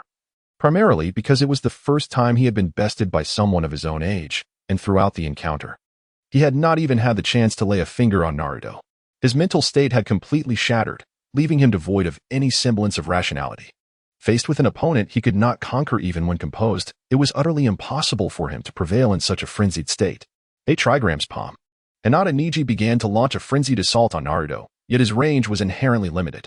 Even with the swiftness of his close-range attacks, the crucial distance remained unattainable, rendering all his efforts futile. Hey, Kakashi, when did Naruto's strength soar to such heights? He can utterly dominate Neji with mere taijutsu? Guy inquired softly once more. This guy harbors too many secrets. Stay here. I will go and test him, Kakashi asserted, swiftly executing a transformation technique. Unexpectedly, he assumed the guise of a rude operative, complete with a mask that concealed his features and a suppressed aura. Before Guy could question the rationale behind this transformation, Kakashi had already leaped from the tree line, charging towards Naruto with astonishing speed. Fire release, Fire Dragon Tornado. Kakashi swiftly positioned himself to Naruto's right, forming hand seals and unleashing a torrent of flames from his mouth, immediately followed by a whirlwind. The two forces combined to create a swirling fire dragon that surged toward Naruto. Previously oblivious to the unfolding circumstances, Neji found himself unable to contemplate further amidst the chaos. Vortex Naruto, it would be prudent for you to leave with me. Otherwise, I would not hesitate to annihilate you here. Kakashi, in his disguised form, called out coldly to Naruto. However, in the face of the fire dragon, Naruto exhibited little fear. Rapidly moving approximately 10 meters forward. To everyone's astonishment, he positioned himself beside Hinata Neji. In the fleeting moment before Neji could react, Naruto placed a hand on his shoulder. And in an instant, Neji collapsed to the ground, having lost consciousness from but a mere touch. This turn of events left Kakashi at a loss for explanation. Yet the sudden threat Naruto posed was palpable. Root, you truly are relentless. After Naruto resolved his conflict with Neji Hyuga, a surge of anger coursed through him. Yet, the rationality within him quickly heightened his vigilance, and in that fleeting moment, he expanded his perception within a radius of 500 meters. This habitual instinct was to survey his surroundings and ascertain the presence of any other individuals. It was precisely due to this commendable habit that he swiftly detected Guy, who was crouched nearby, observing them. Upon sensing Guy's presence, Naruto immediately recognized who stood before him. Despite the fury boiling within, he felt powerless.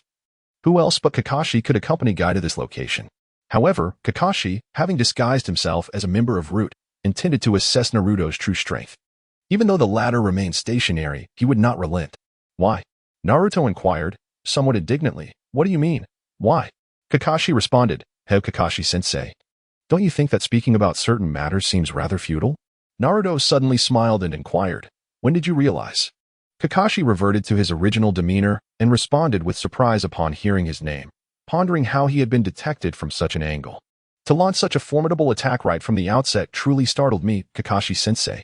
Naruto remarked once more with a grin, completely sidestepping Kakashi's question and instead exhibiting a semblance of trepidation. However, he had conveniently overlooked the pressing matter of Neji Hyuga, who lay unconscious on the ground. Merely a touch had rendered him unconscious.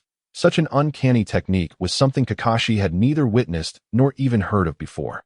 Chapter 97. The Byakugan once more encountered. Initially intending to test the waters, Kakashi was taken aback by how swiftly he had been discovered. He found himself perplexed, as he believed he had concealed himself quite adeptly, even altering his chakra signature. How could he have still evaded Naruto's keen perception? Well, Kakashi-sensei, since you are here, I will leave the situation in your capable hands. Neji will awaken in about half an hour. He has sustained no injuries. There is no need for you, Guy-sensei, to remain hidden any longer. Ordinarily, you should be focused on more significant matters. With the third Hokage's demise, determining the next Hokage is of utmost importance, is it not? Rather than observing me, a mere genin, knowing who will succeed as Hokage may be crucial for you. Before Kakashi could respond, Naruto flashed a congenial smile and turned to depart towards the direction of Konoha.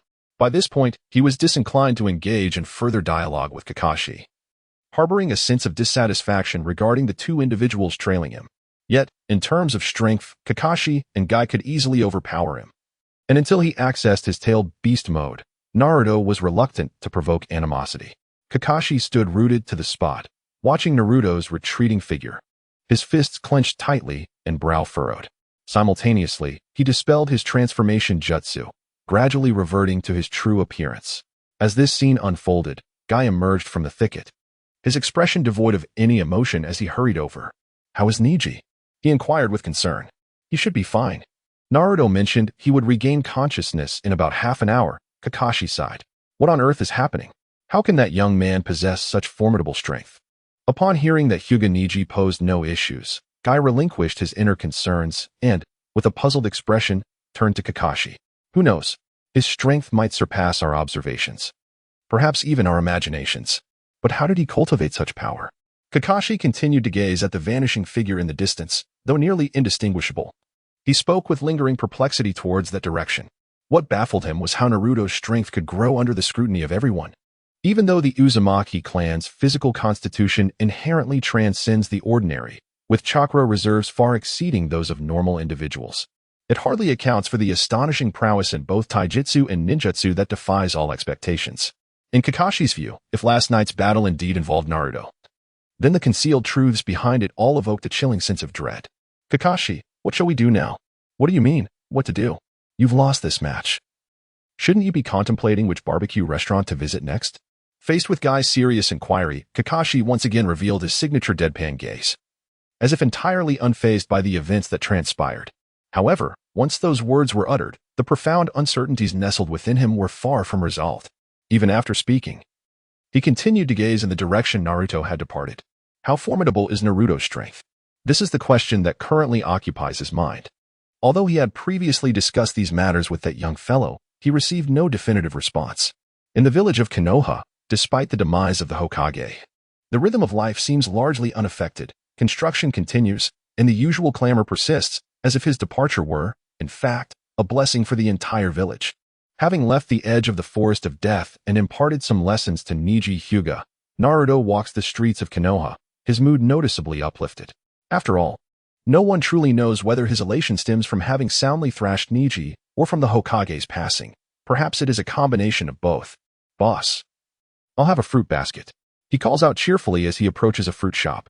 Upon hearing his exuberant shout, the shopkeeper rushes out, but upon seeing Naruto's face, the jovial expression swiftly transforms into one of restraint. I apologize, but we currently have no fruit baskets. The shopkeeper responds, his tone tinged with disdain. Then just give me some other fruits. I'll take them to go. Naruto paid no heed to the gaze and tone of the other party, instead choosing to respond once more. No, these fruits have all been reserved, so the shop is temporarily closed to the public. The fruit shop owner opened his mouth again, casting a malevolent glance at Naruto, the disdain in his words perfectly manifesting through his speech. Having initially grasped an apple, Naruto's expression turned grave upon hearing this, his eyes igniting with burgeoning anger.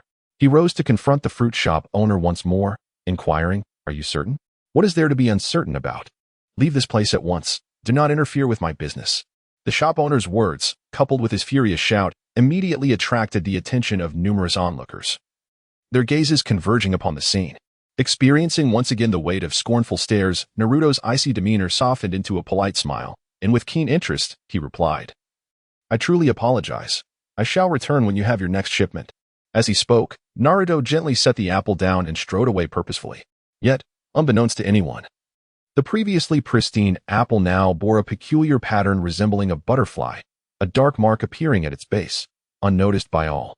Even after Naruto had departed, the disgruntled fruit shop owner continued to grumble angrily, picking up the apple that Naruto had touched, wielding a cloth in the other hand to incessantly wipe it clean.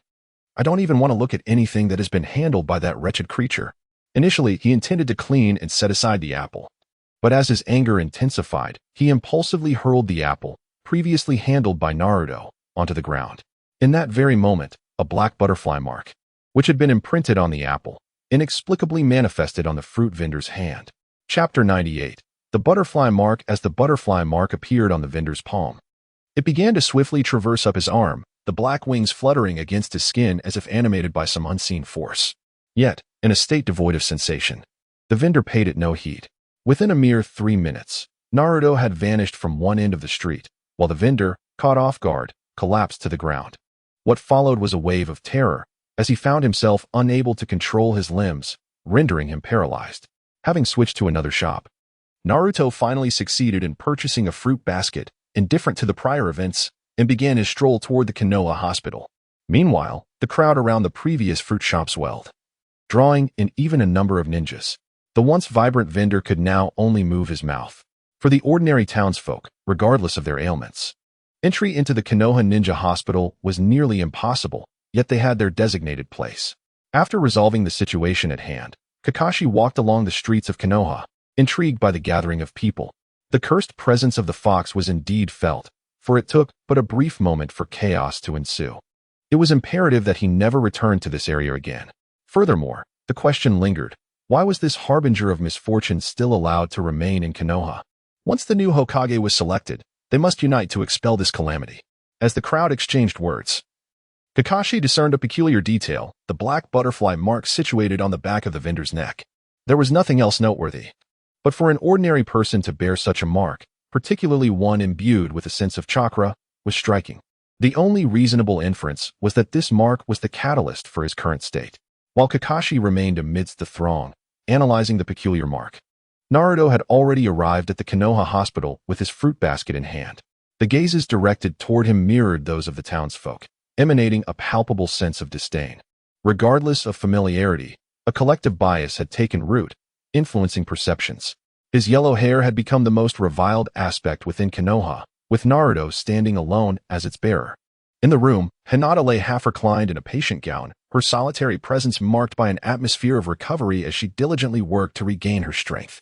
Through the circular glass of the door, Naruto beheld the resilient Hinata within. The shadow that had clouded his expression moments ago was instantly replaced by a radiant smile.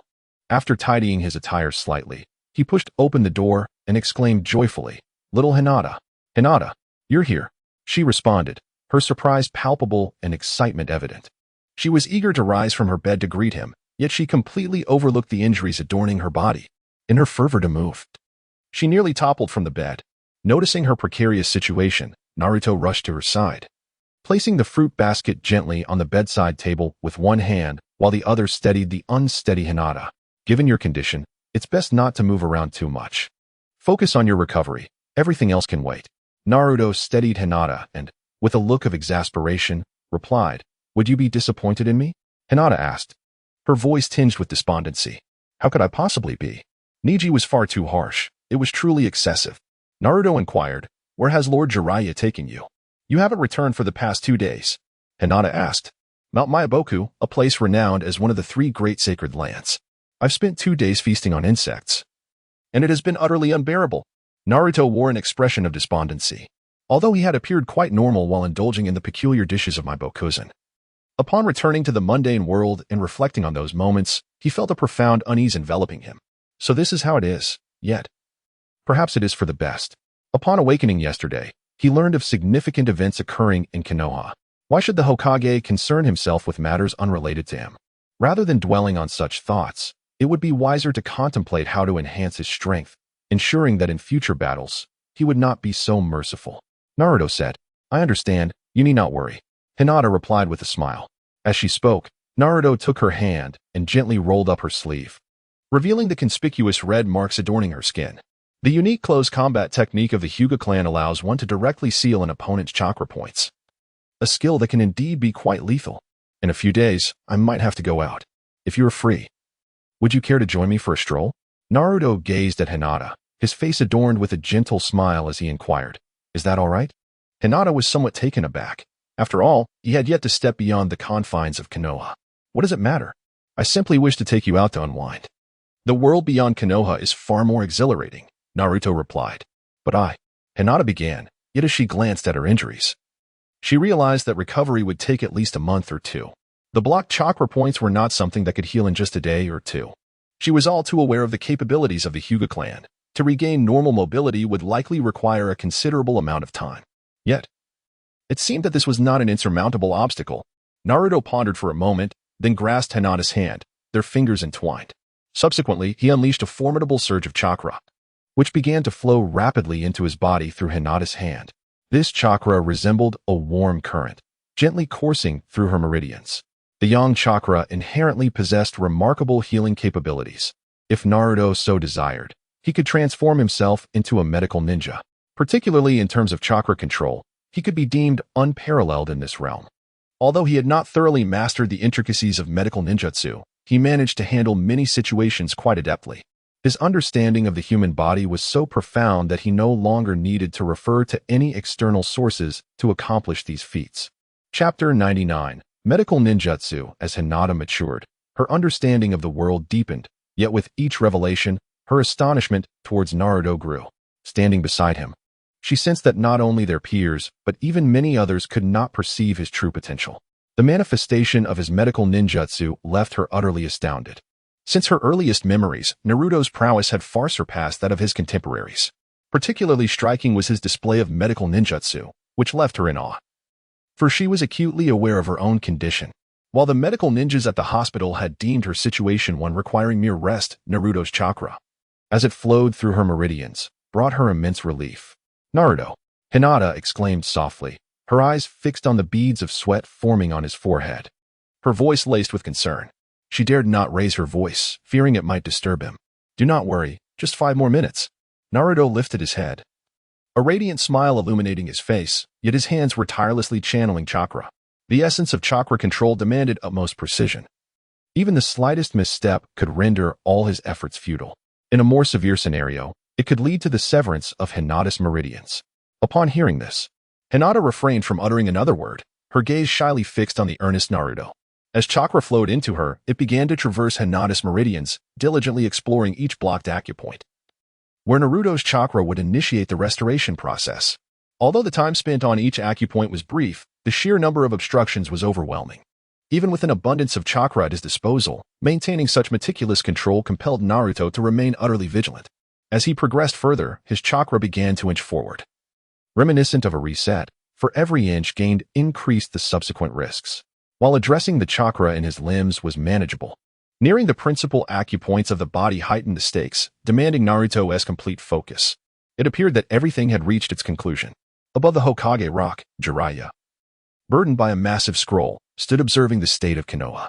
Speaking into the wind, the weight of his tone bore a profound melancholy that perhaps only he could comprehend. After standing there for a considerable time, Jiraiya began to walk slowly in another direction. Upon his next appearance, he found himself beside the gravestone of his former mentor, the third Hokage, Hiruzen Sarutobi. Confronted by the man who once guided him, Jiraiya found himself at a loss for words. Gazing at the photograph and the epitaph, all his thoughts coalesced into a resigned sigh. His return was motivated by a desire to mend the remnants of this crisis. Determined that Konoha would not repeat its past mistakes. Otherwise, the village would surely face ruin in the days to come.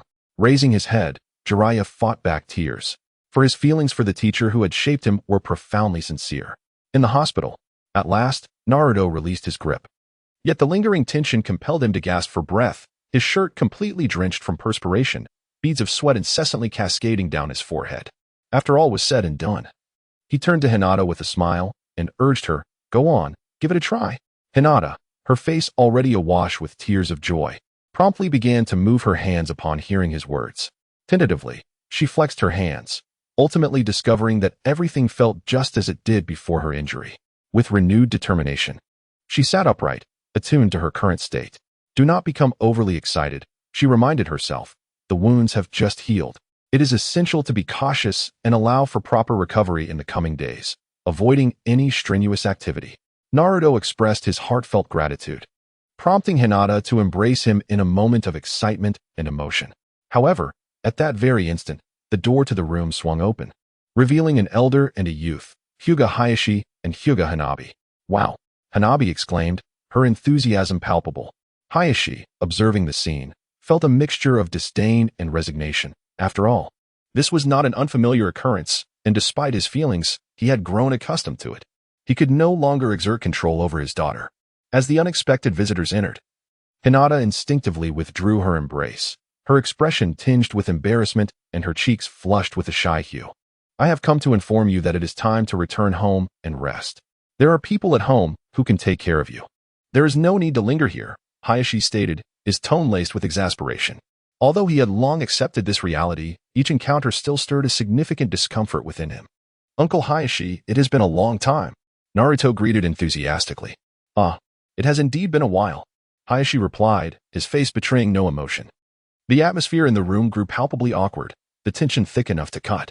What a lively scene. As the discomfort enveloped them, even young Hanabi remained silent, her words seemingly lost in the moment. Just then, the door opened once more, and Kakashi stood at the threshold, his expression serious. However, upon noticing Hayashi's presence, a faint smile crept onto his face. "I didn't expect the Hyuga clan leader to be here," he remarked. "Oh, Kakashi, you've come as well," Hayashi responded with a smile. "I apologize, but I am here to speak with Naruto," Kakashi stated. "You need to speak with me?" Naruto inquired. "Indeed, there are matters I need to discuss with you. Please come with me," Kakashi insisted earnestly. Despite not fully grasping the situation, Naruto smiled and nodded at Hayashi before closing the door behind him and following Kakashi out. The two ascended to the rooftop of the hospital, and upon confirming that the surroundings were devoid of people, Kakashi suddenly grasped Naruto's collar, his anger palpable. "Do you understand that ninjas must never harm ordinary people? Especially someone from the same village?" "Kakashi-sensei, what are you talking about? I don't understand," Naruto replied, bewildered. Naruto maintained his serene smile, facing the furious Kakashi, and calmly inquired. Chapter 100, The Break. Observing Naruto's nonchalant demeanor, even feigning ignorance, Kakashi promptly lifted the forehead protector that concealed his right eye. Beneath this protector, a Sharingan appeared before Naruto. The moment Kakashi revealed the forehead protector, Naruto was momentarily ensnared in an illusion, However, in that fleeting instant, he swiftly comprehended the environment surrounding him. To counteract the illusionary assault, one merely needed to disrupt their own chakra, yet the illusions conjured by the Sharingan far surpassed those created by Kobe's chakra. Kakashi-sensei, is it not inappropriate to employ illusions on one's own comrades? Naruto, who had been bowing his head, suddenly lifted it with a start. Kakashi's eyes widened in astonishment. He could not comprehend why the power of the Sharingan's Ninjutsu was so formidable that it could not subdue Naruto. However, unbeknownst to Kakashi, a colorful butterfly was flitting back and forth upon Naruto's skin and hand, creating a mesmerizing spectacle. Curious and astonished, are we not? Naruto inquired with a somber tone. How on earth did you manage it? Kakashi once again posed the question. Why delve so deeply into myriad matters? I never intended to harm anyone. Nor did I wish to involve myself in any affairs. I simply aspire to live well, pursuing my own ideals. The dream I shared with you is my most genuine self. I do not wish to partake in the ninja world. If given the choice, I would prefer to shun the path of a ninja altogether. But why? As he spoke, Naruto's anger surged, emanating an intense aura that resonated even atop the hospital's highest floor, drawing the attention of many. Sensing the escalating tension, Hyuga Hayashi hurried to the rooftop with Hinata in tow. Faced with a Naruto on the brink of losing control, Hinata could only shout, Naruto, please calm down. Yet it seemed he was oblivious, his reddened eyes fixed on Kakashi as he shouted questions with fervor. I was meant to appear in the Hidden Leaf Village as a hero, yet how have you all treated me? Someone who inherently belonged to that heroic legacy. My parents sacrificed their lives for this village, and their demise was not as you have claimed.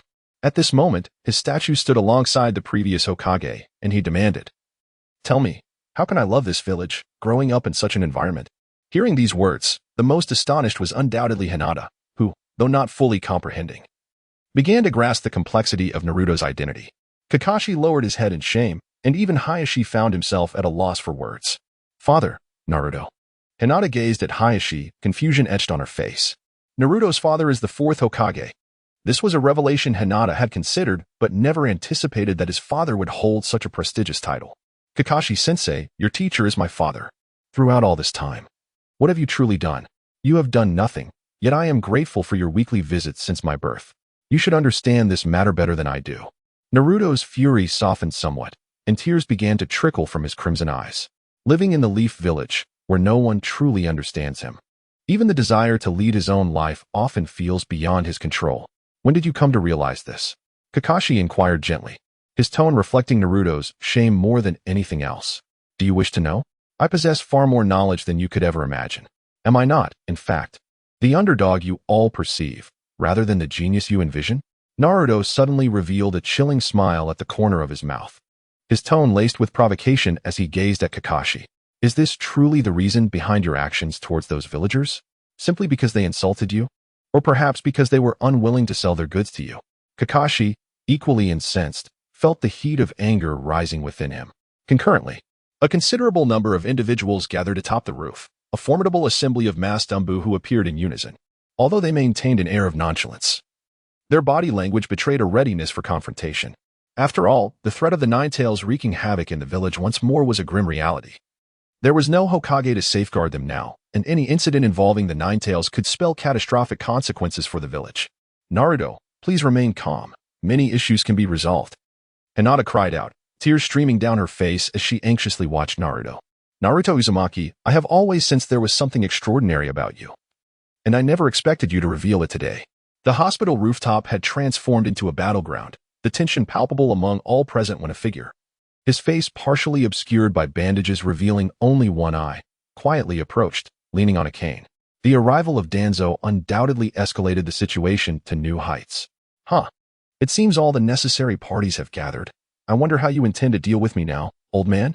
Naruto turned around, straightened his posture, and gazed at Danzo with an air of pride. The Nine-Tails residing within you is no longer suitable. What more is there to say? Before Danzo could finish his words, Naruto had already instantaneously appeared beside him. The sheer speed of Naruto took Danzo by surprise. However, before he could articulate his next thought, Naruto swiftly launched an attack, his right index finger thrusting towards Danzo. With a surge of chakra, a beam of chakra erupted forth instantaneously. It is no wonder that Danzo, having lived for so long and possessing formidable strength, had reflexes beyond those of ordinary individuals. Faced with such a situation, he abruptly turned his head, narrowly avoiding the fierce attack that whizzed past his ear, striking the elevator shaft on the rooftop, 10 meters away from his position. With a resounding crash, a corner of the elevator shaft was obliterated as if it were mere tofu being sliced. "What are you waiting for? Subdue him!" Danzo shouted loudly to the approaching Umbu after evading the attack, as he leaped back 5 or 6 meters. Upon hearing his command, a group quickly began to surround him. Yet the majority of their ranks consisted of Chunin, rendering them little more than cannon fodder in terms of strength. Chapter 101. Moving towards the opposite side of the village. Naruto remained steadfast in his position, yet his gaze was keenly attuned to the surroundings, vigilantly assessing the situation. Naruto let out a cold chuckle, then placed one hand before him. With a mere seal, he shouted aloud, "Multiple shadow clone jutsu." As the smoke began to swirl, thousands of Narutos suddenly appeared atop the rooftop. At this moment, he harbored no thoughts of retreat. The anger that had long been concealed within him surged forth, unleashed in its entirety. Should these individuals prove to be truly unwise, Naruto might not hesitate to initiate a plan for the downfall of Konoha. "What on earth do you intend to do, Naruto?" Kakashi shouted in fury. This outburst halted the advancing ANBU operatives in their tracks. However, in light of the situation, Danzo, who had long coveted the nine-tail sealed within Naruto, could not allow such a golden opportunity to slip away. "What are you all waiting for? Capture him at once!" Danzo commanded. The halted ANBU members sprang into action once more. Yet, what unfolded next surpassed their wildest expectations. The thousands of clones suddenly detonated, enveloping the area in smoke. And when the explosion ceased, a myriad of colorful butterflies appeared in their place. "What are these?" Hinata furrowed her brow, her Byakugan allowing her to discern the chakra emanating from the butterflies. This is a sealing technique perfected by Naruto. Any entity that comes into contact with them will have their soul directly sealed. Upon receiving ninjutsu attacks, these butterflies will rapidly split. Hinata exclaimed anxiously. But what good would this information do them? The crux of the matter lay in the fact that Naruto had spent several arduous years developing this sealing method. How could mere mortals like them hope to easily dispel a technique honed to perfection through the intricate application of mathematical data? Yet, few present heard Hinata's words. As they hovered in midair, poised to attack, the butterflies surged toward them, and upon contact, even those suspended in the air suddenly froze, plummeting straight to the ground. "Do you truly believe that I would hesitate to annihilate Konoha?" Naruto glared furiously at the remaining individuals present, inquiring with palpable intensity. At that moment, he harbored no intention of directly confronting everyone. As long as they refrained from engaging with him, he was content to maintain a standoff. Danzo, seething with anger, observed the unfolding scene. As the sounds of battle erupted, an increasing number of ninjas began to converge towards this location. The sheer scale of their mobilization, merely to face a child whom they regarded as a mere genin, was unprecedented. Even the death of the Hokage had not summoned such a formidable response. With a serene smile gracing Naruto's lips, he was surrounded by hundreds of butterflies, gradually making his way toward the direction of Danzo. At that moment, even the formidable opponent felt a tinge of fear. The ability to seal one's very soul was indeed one of the most inescapable methods imaginable. "I harbor no desire to make enemies of anyone, even those who dwell in darkness. We coexist peacefully, which is splendid. Why must everything be laid bare under the glaring sun? I long for a tranquil and stable life, never seeking to compete with others. Yet, since I was but 3 years old, you have relentlessly disturbed my peace. Do you truly believe I possess no temper?" As Naruto walked, he inquired. "For a being such as yourself, any ideal is a mere luxury. All that remains for you is to obediently stand there, awaiting the judgment of the village." Danzo maintained a facade of righteousness, his expression solemn as he addressed Naruto. "It is fortunate you possess such thoughts, for the sake of the village. If it were not for you and the third Hokage, Hiruzen Sarutobi, do you believe the once mighty Hidden Leaf village would have descended into its current state? A person who knows nothing of the outside world, only the confines of your own domain, by what right do you utter such words? From the original Tsukumo Hatake to the final Uchiha clan, how much blood do you think is stained upon your hands?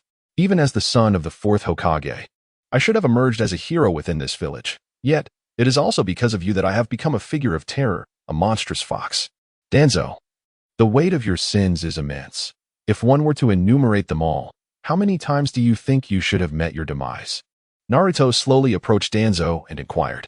The others standing nearby, hearing this exchange, exhibited expressions of bewilderment, especially Kakashi Hatake. Upon hearing his father's name, A complex emotion swiftly flashed across his eyes. Humph. When did it become your place to judge my affairs? Danzo retorted, his hands poised to form seals. Yet at that moment, another figure suddenly leaped onto the scene. Jiraiya's unexpected arrival instantly enlivened the entire rooftop, his face adorned with the visage of sage mode. He confronted the swarm of fluttering butterflies without hesitation, loudly proclaiming, "Sage art, hairpin needle." In an instant, numerous sharp projectiles erupted from his long hair, each striking the airborne butterflies with remarkable precision. "Don't just stand there. Seize him at once." Danzo bellowed to the approaching members of Root and the Umbu. "Everyone, hold your ground," Jiraiya shouted in response, then turned to Naruto, disappointment evident in his voice as he asked, "What exactly do you intend to do?" It was too late for words. Some matters were not meant for disclosure. However, since the current situation had been laid bare, there was no need to remain in the village. "After departing, I shall harbor no hatred towards you. Yet, I hope you understand that all I desire is a peaceful existence. Should there be a next time, I would not hesitate to destroy the entire village." As he spoke, Naruto's chakra surged explosively, and 2 pairs of chakra wings emerged behind him, allowing him to gradually levitate off the ground. Eventually, with a flap of his wings, he hovered in midair like a bird. This spectacle left not only those unaccustomed to such sights astonished, but even Jiraiya wore an expression of disbelief. "Naruto!" Hinata called out from the ground, raising her head and shouting once more, but she was met only with Naruto's warm smile. He understood that leaving was the best course of action. Even if she were to become his future partner, he could return to take her away later. Chapter 102, The Jinchuriki's Defection. Why are you all still dawdling? Hurry up and capture this guy, TZ shouted in anger. For it was evident to anyone that Naruto's subsequent intention was undoubtedly to defect from the village. Such a scenario was far from favorable for him. This individual had long desired to acquire the 9 tails, especially now that Naruto was laying it bare before him. Jiraiya, with a bitter expression, raised his head to gaze at Naruto, who hovered in midair. He had already suspected that Naruto was no ordinary individual. Yet he never anticipated that his complexity would reach such extraordinary heights. The sheer power exhibited was astonishing, to the extent that it left him in a state of shock. The sealing techniques employed had reached an unparalleled level, a feat that even the Uzumaki clan had never witnessed throughout history. Naruto chose to disregard those below him. With a slight flutter of his chakra wings, he soared through the air like an arrow released from a bow, moving at a velocity that rendered him nearly invisible to the naked eye. The prospect of evading those individuals was effortlessly within his grasp. However, he had no intention of doing so at that moment. Before departing the village, there were certain items he deemed necessary to take with him. Yet he remained acutely aware of the vigilance required for his own safety. This meant that the possessions surrounding him held little significance, whether he chose to take them or not. Nonetheless, there was another young girl present in the room. Should he decide to betray the village, the fate of Shine would be all too predictable. Upon returning to his residence, Naruto retracted his chakra wings, standing firmly before his window. "You're back." Shine greeted him with a smile, having already packed all her belongings. "You already knew?" Naruto displayed little astonishment, yet there was a flicker of surprise in his demeanor. His face bore no trace of confusion as he inquired. "Having sensed the occurrence within the village moments ago, he had already perceived the circumstances on your side. Therefore, to avoid any delay, he prepared everything for you in advance." The corners of Ino's mouth still curled into a smile, yet the tears welling in her eyes were on the brink of spilling over. "Do you not wish to leave with me?" Naruto inquired. "Is it possible?" Xianglin was immediately taken aback, gazing incredulously at the diminutive figure before her. Through her senses, she had already discerned the entirety of the situation and believed that Naruto would certainly not leave with her at this juncture. Yet, she was utterly astonished that he would utter such words, resolutely intending to take her away from this place. "I must take you with me. I cannot rest easy leaving you behind." Indeed, as Xianglin felt the gentle warmth emanating from Naruto, tears streamed down her cheeks, yet a smile graced her lips. In a flurry, she rushed to the window, grasping the enormous package, though these items held little significance for them now. Naruto was reluctant to depart with such a heavy burden. Some items were indeed worth leaving behind. "Let us proceed. These belongings hold little significance for us now. We can procure what we need once we are outside." Upon hearing this, Shikamaru, who had already hoisted the enormous package, set it down without hesitation. There truly was little of value within the room. After all, taking these items would only serve to weigh them down. Anything that could be purchased with money here was hardly worth mentioning. "Where shall we go?" Shikamaru inquired. We will decide once we leave the village. As Naruto spoke, he directly opened the door to the room, and the two of them leisurely descended the stairs. However, at that moment, a considerable number of people were gathered at the bottom of the staircase, including their classmates. Among the crowd stood Uchiha Sasuke as well. The members of the Umbu and Root were also present, one after another, and it was evident that there were no fewer than 100 individuals surrounding them. Naruto, what on earth have you done? Haruno Sakura was the first to exclaim, bewildered by the situation. She could not fathom why so many had come to apprehend Naruto. Yet she surmised that the circumstances must be far from simple. I did not expect your strength to be so formidable, even after leaving. Do not forget to continue your training, otherwise, I shall undoubtedly surpass you soon. Although Uchiha Sasuke's expression remained icy, he could not deny that the sheer number of people gathered and the fact that they had not yet captured Naruto indicated that the adversary's prowess was indeed greater than he had anticipated. Kakashi stood silently, as if merely there to bid farewell. The others maintained their distance, some exhibiting palpable anxiety. The thought of allowing a Jinchuriki to defect was a matter of great embarrassment and peril for Konoha. As high-ranking officials of the village, they could not tolerate such an occurrence. They would rather eliminate Naruto on the spot than permit him to escape. Subdue Naruto Uzumaki. His fate is of no concern. Danzo called out from the back of the crowd, addressing all those hidden in the shadows. My friends, it seems we shall meet again by fate. As Naruto spoke, he flashed a subtle smile towards those familiar faces from his past, then took hold of Karen's hand, and in an instant, the two vanished from sight. Even the Umbu agents, who had been poised to pounce, stood there, utterly bewildered. Flying Thunder God, Kakashi exclaimed, his eyes widening in disbelief. Many others familiar with this technique were expressions of incredulity. What astonished them most was that someone so young had mastered the Flying Thunder God to such an extent. With this skill in his arsenal, who in the shinobi world could possibly capture him? Danzo, witnessing this scene, felt his hands tremble with rage, his cane striking the ground with a thud as he fixed a stern gaze upon everyone present.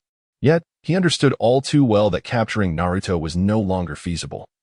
He could only bark orders, declaring, from this day forth, Uzumaki Naruto is to be classified as an S-rank rogue ninja.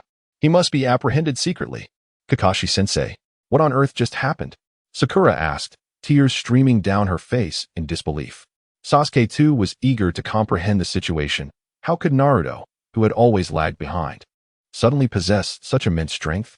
This was a far cry from the Naruto he had known over the years. The sight of Naruto now shattered Sasuke's long-held pride. Thus, he gazed at Kakashi, hoping to glean the truth from him. It was not just the two of them. The trio of Ino-Shikicho stood frozen, yearning for a clearer explanation. Why had their longtime companion suddenly turned rogue and been labeled an S-rank traitor? You are better off not knowing these matters. Just wait quietly at home for further instructions. Kakashi replied, his mind preoccupied with the gravity of the situation. Now that Naruto had been classified as an S-rank rogue, he would face relentless pursuit. Yet, Kakashi was even more curious about where Naruto would go next and how he had managed to conceal his true abilities all this time. In less than 2 minutes, the once bustling area was now left with only a handful of individuals, all of whom were Naruto's former companions.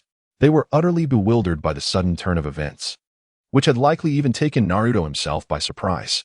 Kakashi could be considered the instigator of this situation. After all, he had escalated matters simply due to a common individual. However, the concept of justice varies for each person, and in this conflict, aside from those whose souls had been sealed, no one was injured. Yet, this sealing alone instilled a profound sense of dread regarding Naruto in everyone present. At the edge of the hospital rooftop, Jiraiya sat in deep contemplation and self-reproach. After leaving Naruto's residence, Kakashi returned to this place, burdened with guilt just as much as Jiraiya was. He chose a spot opposite Jiraiya. Seating himself at the edge of the rooftop, his face reflecting the turmoil of regret and bitterness that enveloped his heart. Jiraiya, where do you think Naruto might have gone? Kakashi asked in a somber tone. I'm uncertain. His actions are too targeted. From my observations over this prolonged period, many of his endeavors are remarkably meticulous. Far beyond what someone of his age should be capable of contemplating, Jiraiya replied, lifting his gaze to meet Kakashi's guilt-ridden expression. His tone softened as he continued. In terms of strength, I believe we need not worry. The sealing technique he employed earlier is more than sufficient for self-preservation. Did you notice anything peculiar about that sealing method? I'm at a loss as well. I cannot fathom how he came to grasp sealing techniques, nor how he managed to manifest such formidable sealing power. The only flaw we've identified thus far is that Sage Chakra can suppress it. Jiraiya stated. What should we do now? As the host of the Nine Tails, if he exits the Hidden Leaf Village, it will undoubtedly attract significant danger. Not only will the village pursue him, but other villages will likely take action upon learning of this, Kakashi queried. The mastery of the Flying Thunder God technique is no longer a concern for us. As long as he remains discreet and does not expose himself. It is improbable that many will be able to track him down, Jiraiya said. Yet, as their understanding of Naruto deepened, so too did their myriad of uncertainties.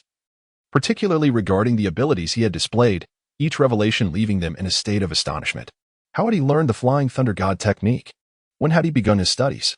The series of events surrounding the two individuals did not merely linger in their minds.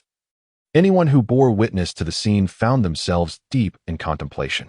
Lord Jiraiya, now that you have returned, it is only fitting that you assume the mantle of Hokage. We should dispatch someone to search for a suitable candidate, Kakashi remarked, his intentions becoming increasingly evident. If Jiraiya were to be appointed as Hokage, the so-called charge of Naruto's defection could be effortlessly resolved. As for the position of Hokage, do not concern yourself. I have already discussed it with that old man and woman. Tsunade shall return to take up the role, Jiraiya responded. Lady Tsunade? Kakashi exclaimed in surprise. It was impossible for anyone residing in the Hidden Leaf Village to be unaware of this formidable woman, granddaughter of the first Hokage and one of the legendary three ninjas. Her strength was beyond question. The two engaged in conversation, yet Naruto, the true protagonist, had already journeyed to another location. Although the Flying Thunder God technique was indeed powerful, its range was not as expansive as one might imagine. Many of its profound mysteries remained unexplored, particularly as they pertained to the intricacies of spatial knowledge, which Naruto had little time to delve into. However, having departed from the Hidden Leaf Village, he would find himself with ample time. Naruto, where are we headed next? In the depths of the forest, the two walked side by side, and Karui inquired. I am uncertain for the moment, but given the current circumstances, we should make our way to another destination, he replied. Naruto remarked, as long as I go anywhere, Sakura will undoubtedly follow. Sakura laughed and replied, let us first find a place to enjoy a midday meal, then we can settle down properly. We should dedicate the remaining time to our search. We must locate that place. I estimate that in the coming month or two, we may not find any suitable lodging. With a hint of resignation, Naruto stated that he had long since arranged their itinerary. Upon leaving, the foremost concern was undoubtedly financial matters. During the mission in the Land of Waves, he had managed to amass quite a fortune, and the black key he possessed would ensure their security for a lifetime. Although retrieving their earnings might prove somewhat cumbersome, the distance to the Land of Fire was not excessively far. Their current direction led them away from the Land of Fire towards the Land of Hot Water. This locale, situated adjacent to the Land of Fire, was merely separated by a body of water and, like the previous Land of Waves, lacked any significant ninja presence. However, unlike the somewhat barren Land of Waves, the Land of Hot Water boasted a considerably larger territory and had earned a reputation as a haven for criminals, with many rogue ninjas inclined to seek refuge there. Kato, a prominent figure in this world, was not only a wealthy magnate but also affiliated with the mafia, making it entirely plausible for him to invest in the Land of Hot Water. Yet, leaving Konoha posed a challenge for the two youngsters. For the outside world would not be as secure as they had envisioned. The roads ahead would not be easily traversed. Chapter 104. A new place regardless of the circumstances. They had just departed from Konoha, and even the most formidable intelligence network could not ascertain their whereabouts in such a brief span of time. It was improbable that anyone would guess their intended destination was the Land of Hot Water. Thus, even if dangers lurked along the way, they would be matters to contend with days later.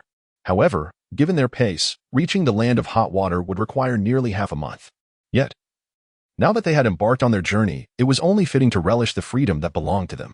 Although they lacked the prowess to navigate the entire ninja world without hindrance, they were not so vulnerable as to fall prey to others at any random location.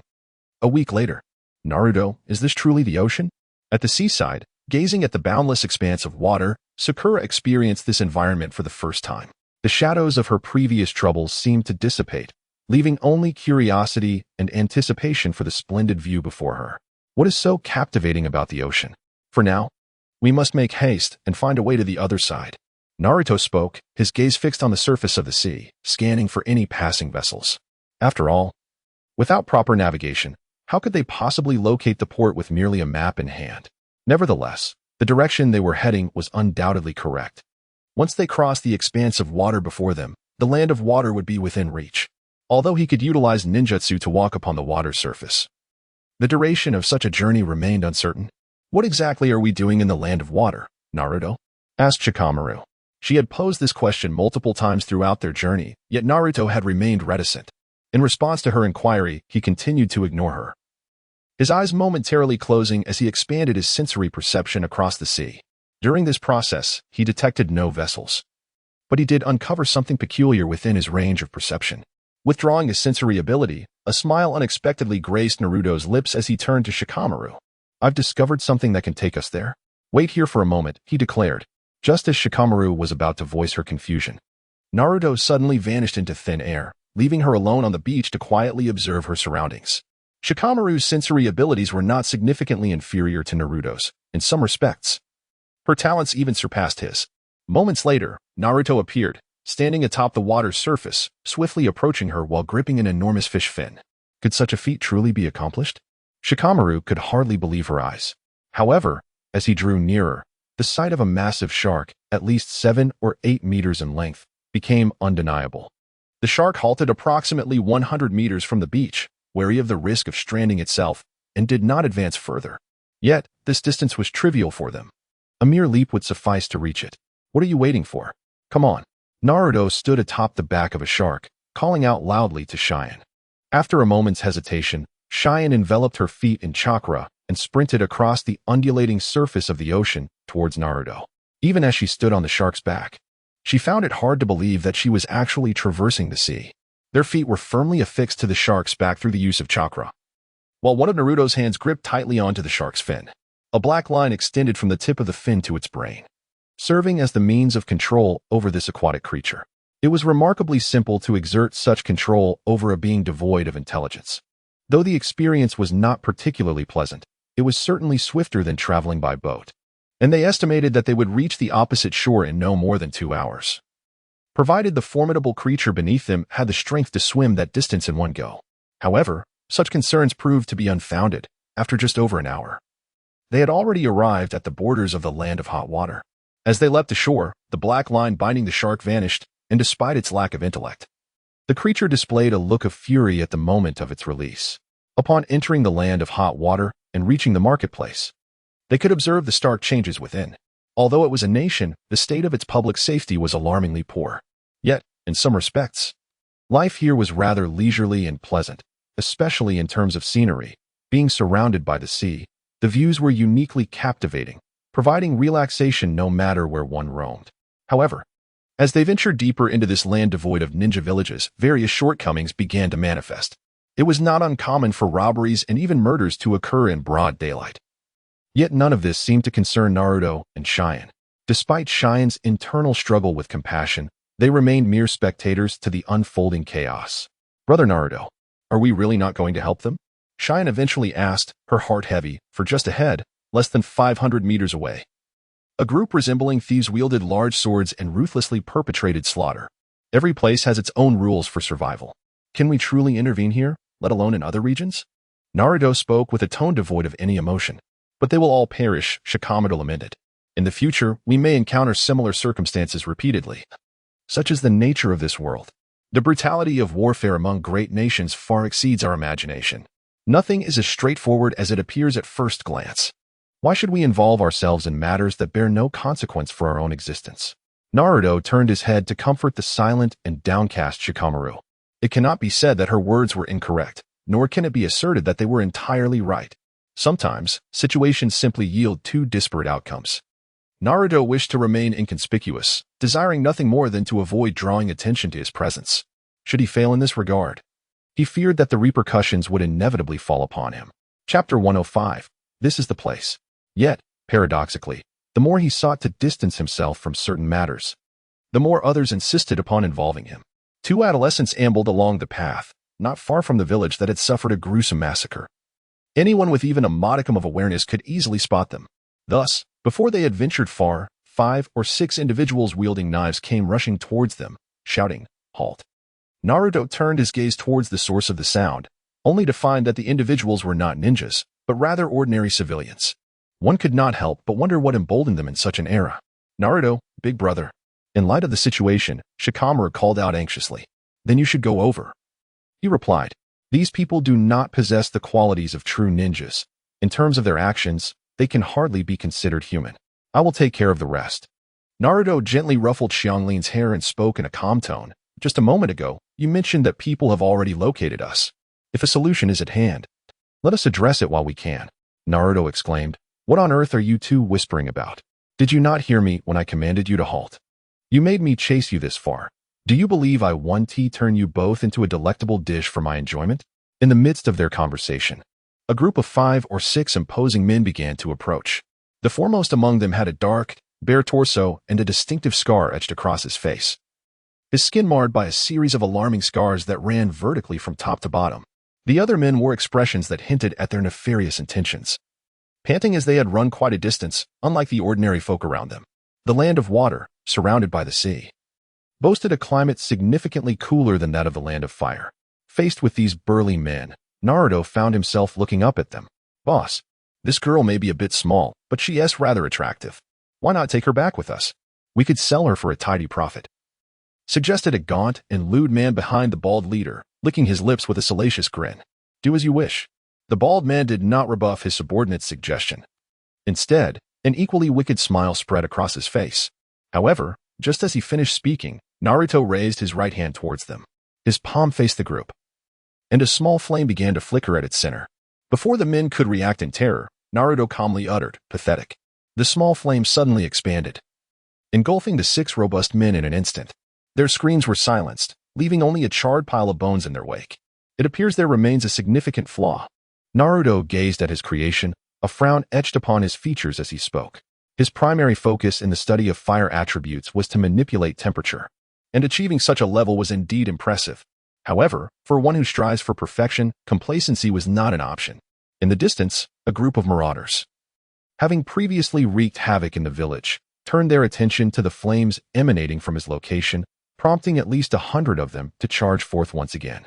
Yet, even as they ventured beyond the village confines, the number of remaining villagers was likely dwindling, a common occurrence in such turbulent times.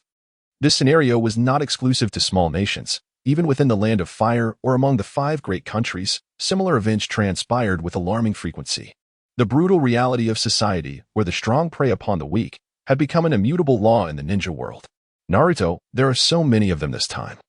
Shouldn't we leave? Inquired Karui, her voice tinged with concern. Facing a throng of ordinary individuals, they bore no difference from ants. There was no need for worry. Initially reluctant to stir trouble, Naruto found himself unexpectedly rooted to the spot, awaiting the approach of the oncoming crowd. Before long, as the two continued their journey, the once lush thicket behind them had transformed entirely into a desolate wasteland. As for the mountain bandits, not a trace remained of their presence. 2 days later, on a bustling street, Naruto, relying on the memories etched in his mind, looked up to see a modest sign above, a wooden sign for the Kamo Tavern. Perhaps due to the passage of time, the markings upon it had faded considerably. Peering through the glass from outside, he could discern almost nothing, only an expanse of darkness within. Naruto, is this where we are supposed to arrive? Karui asked, mirroring his gaze upward, though the door was not locked. The interior appeared to be closed for business, prompting her confusion as she directly queried Naruto. I'm not certain either, if my memory serves me right.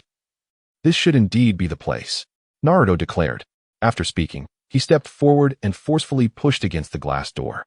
However, he was momentarily taken aback when a narrow opening appeared. The scene within starkly contrasted with the desolation outside, while the exterior appeared dilapidated and deserted. The interior blossomed into a vibrant spectacle. The tavern was spacious, filled to capacity with patrons, some even dancing atop tables. The heavy glass door had served as the barrier to the cacophony that enveloped the room, rendering the idea of entering almost unthinkable. Nevertheless, Naruto ultimately swung the door open, slowly entering alongside Cheyenne. Even near the entrance, several individuals lay sprawled on the ground, inebriated and oblivious. Upon stepping inside, and barely having taken 2 paces, 2 burly men emerged from a nearby room, one of whom, displaying a semblance of politeness, addressed Naruto and his companion, stating, "This is not a place for you. If you have wandered here by mistake, I kindly urge you to leave. I have not come to the wrong place. I have indeed come here. Naruto spoke with an air of nonchalance. Tsunade, inexperienced in such matters, felt an undeniable flutter of anxiety within her. Moreover, the tavern was not solely populated by ordinary folk. A significant portion of its patrons were ninjas. Although these ninjas were not particularly formidable, causing a ruckus in such an establishment was certainly unwise. Huh, kid. Can you handle your liquor? You haven't even sprouted hair, and yet you dare to venture here? A tall man beside his companion derisively questioned. His gaze filled with contempt as he regarded the two newcomers accompanying a young girl. Chapter 106. The Black Key. Such thoughts were somewhat understandable for at their age. It was indeed inappropriate to frequent such places. The two individuals were relatively courteous in their discourse, refraining from immediate hostility, despite their faces betraying mockery and disdain. This behavior, it seemed, was not uncommon among most individuals in similar circumstances. Naruto did not pay much heed to the situation. He simply extended his right hand slowly, palm facing upwards. In an instant, a swirling sphere of energy began to coalesce within his palm. The immense power rendered the two individuals before him utterly dumbfounded, leaving them frozen in place. Though they appeared robust and imposing, they were merely ordinary men, utterly insignificant in the presence of a ninja. The first man, who had previously spoken with relative cordiality, suddenly adopted a grave expression and inquired, "May I ask what brings you to this place?" To which Naruto responded, "I am here to find it." Naruto retracted the Rasengan in his hand, and in an instant, the black key he had obtained from Kado materialized in his palm. At the moment the key was revealed, it was as if both individuals were not witnessing it for the first time. Their already serious expressions transformed into a state of disarray. "Is it possible to verify your identity?" inquired the man who had just mocked Naruto and his companions. "Some matters are known to those who should know, while others should remain undisclosed. Just tell me where the item I seek is," Naruto declared. "Then please, follow me," the tall man replied, gesturing respectfully. Numerous patrons in the tavern observed this exchange, with several already rising to scrutinize the two newcomers. In such a chaotic environment, it was evident that no one present was a virtuous character. Following the tall man's lead, Naruto and his companion traversed the tavern under the watchful gazes of all. Their curiosity was not directed at the duo's age, but rather at the circumstances that warranted such personal attention from the tavern's patrons. After navigating through the entire establishment, the tall man guided Naruto past the front desk, leading them to a long, straight staircase descending downwards. This evidently signaled their approach towards the basement, where a chilling breeze wafted, instilling an eerie sensation even at the threshold. Upon descending, the ambience of the basement starkly contrasted with that of the tavern above. The architecture exuded opulence and grandeur, situated at least 30 meters below ground level. The clamor of the tavern was replaced by an eerie silence, profound enough to allow one to hear their own heartbeat. "We have arrived, young sir." The tall man respectfully nodded to Naruto, revealing before them an imposing door crafted from steel, towering at approximately 5 meters and nearly 4 meters in width. Upon completing his statement, he forcefully pushed open the grand door, and as it swung wide, dozens of pairs of eyes turned in unison to regard the newcomers. "Naruto, there are all ninjas here," exclaimed his companion, astonished. "I didn't expect to find individuals of J-Nin caliber residing in such a place." Naruto gently patted Cheyenne, a soft smile gracing his lips. This was perhaps the sole means to alleviate her fears. "What indeed is the purpose of our coming here?" Naruto turned his head slightly upwards and inquired of the tall man, "What else could be done?" "Of course, it is to assist you in retrieving the object behind that key." The tall man, suddenly shedding his previous demeanor, revealed an expression of malevolence, then swiftly made his way towards the group of ninjas. He ultimately approached a figure shrouded in a mask, whose attire suggested she was a woman, and boldly announced, "My lady, someone has arrived with Cardo's key. Could it be this little fellow before us?" The masked woman inquired. "Indeed, I witnessed it with my own eyes." She cast a glance at the tall man and then slowly rose to her feet. Clad in a flowing black gown, her pristine white thighs adorned with black high heels, and her hair styled in a bun, even with the mask obscuring her features, it was undeniable that her figure was quite impressive. Without considering her face, one might estimate her age to be around 20. However, her aura suggested otherwise. "Young man, might you relinquish the key you hold?" The masked woman gracefully approached Naruto, her voice exuding a gentle warmth. "At the very least, allow me to glimpse what lies behind this key. Otherwise, making the arduous journey to this desolate place would surely lead to disappointment." As the woman approached, Naruto was already enveloped by her enchanting fragrance.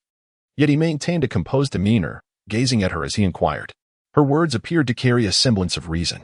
The masked woman, with her arms gracefully crossed over her chest, sweetly remarked, "My dear, that little fellow is a ninja." The tall man had directly interjected with this reminder. "Oh." The woman feigned surprise, though the expression beneath her mask remained a mystery to all.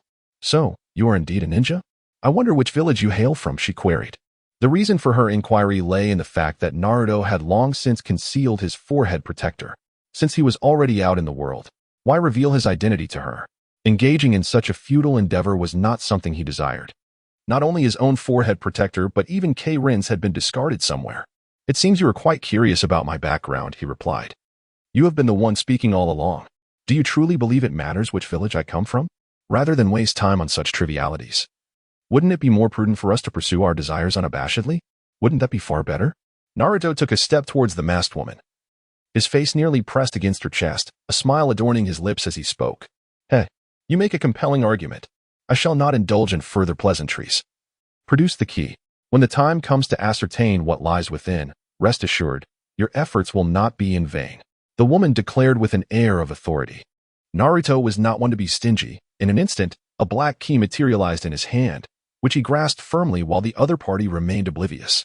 Though the key was inherently black and showed no outward change, it began to resonate with Naruto's unique chakra. Upon handing it to the woman, her reaction was rather restrained. She did not resort to any treacherous acts of betrayal. Chapter 107, Puppet Technique? Instead, after acquiring the key, she regarded Naruto with a serious gaze before turning and slowly making her way towards the rear. The other ninjas also rose to their feet, their expressions remaining largely inscrutable. Their eyes collectively following the masked woman as she proceeded further inside. Naruto, with an expression of calm indifference, took a step forward, yet turned his head to address the figure of Shino behind him, urging, "Stay close." Understood.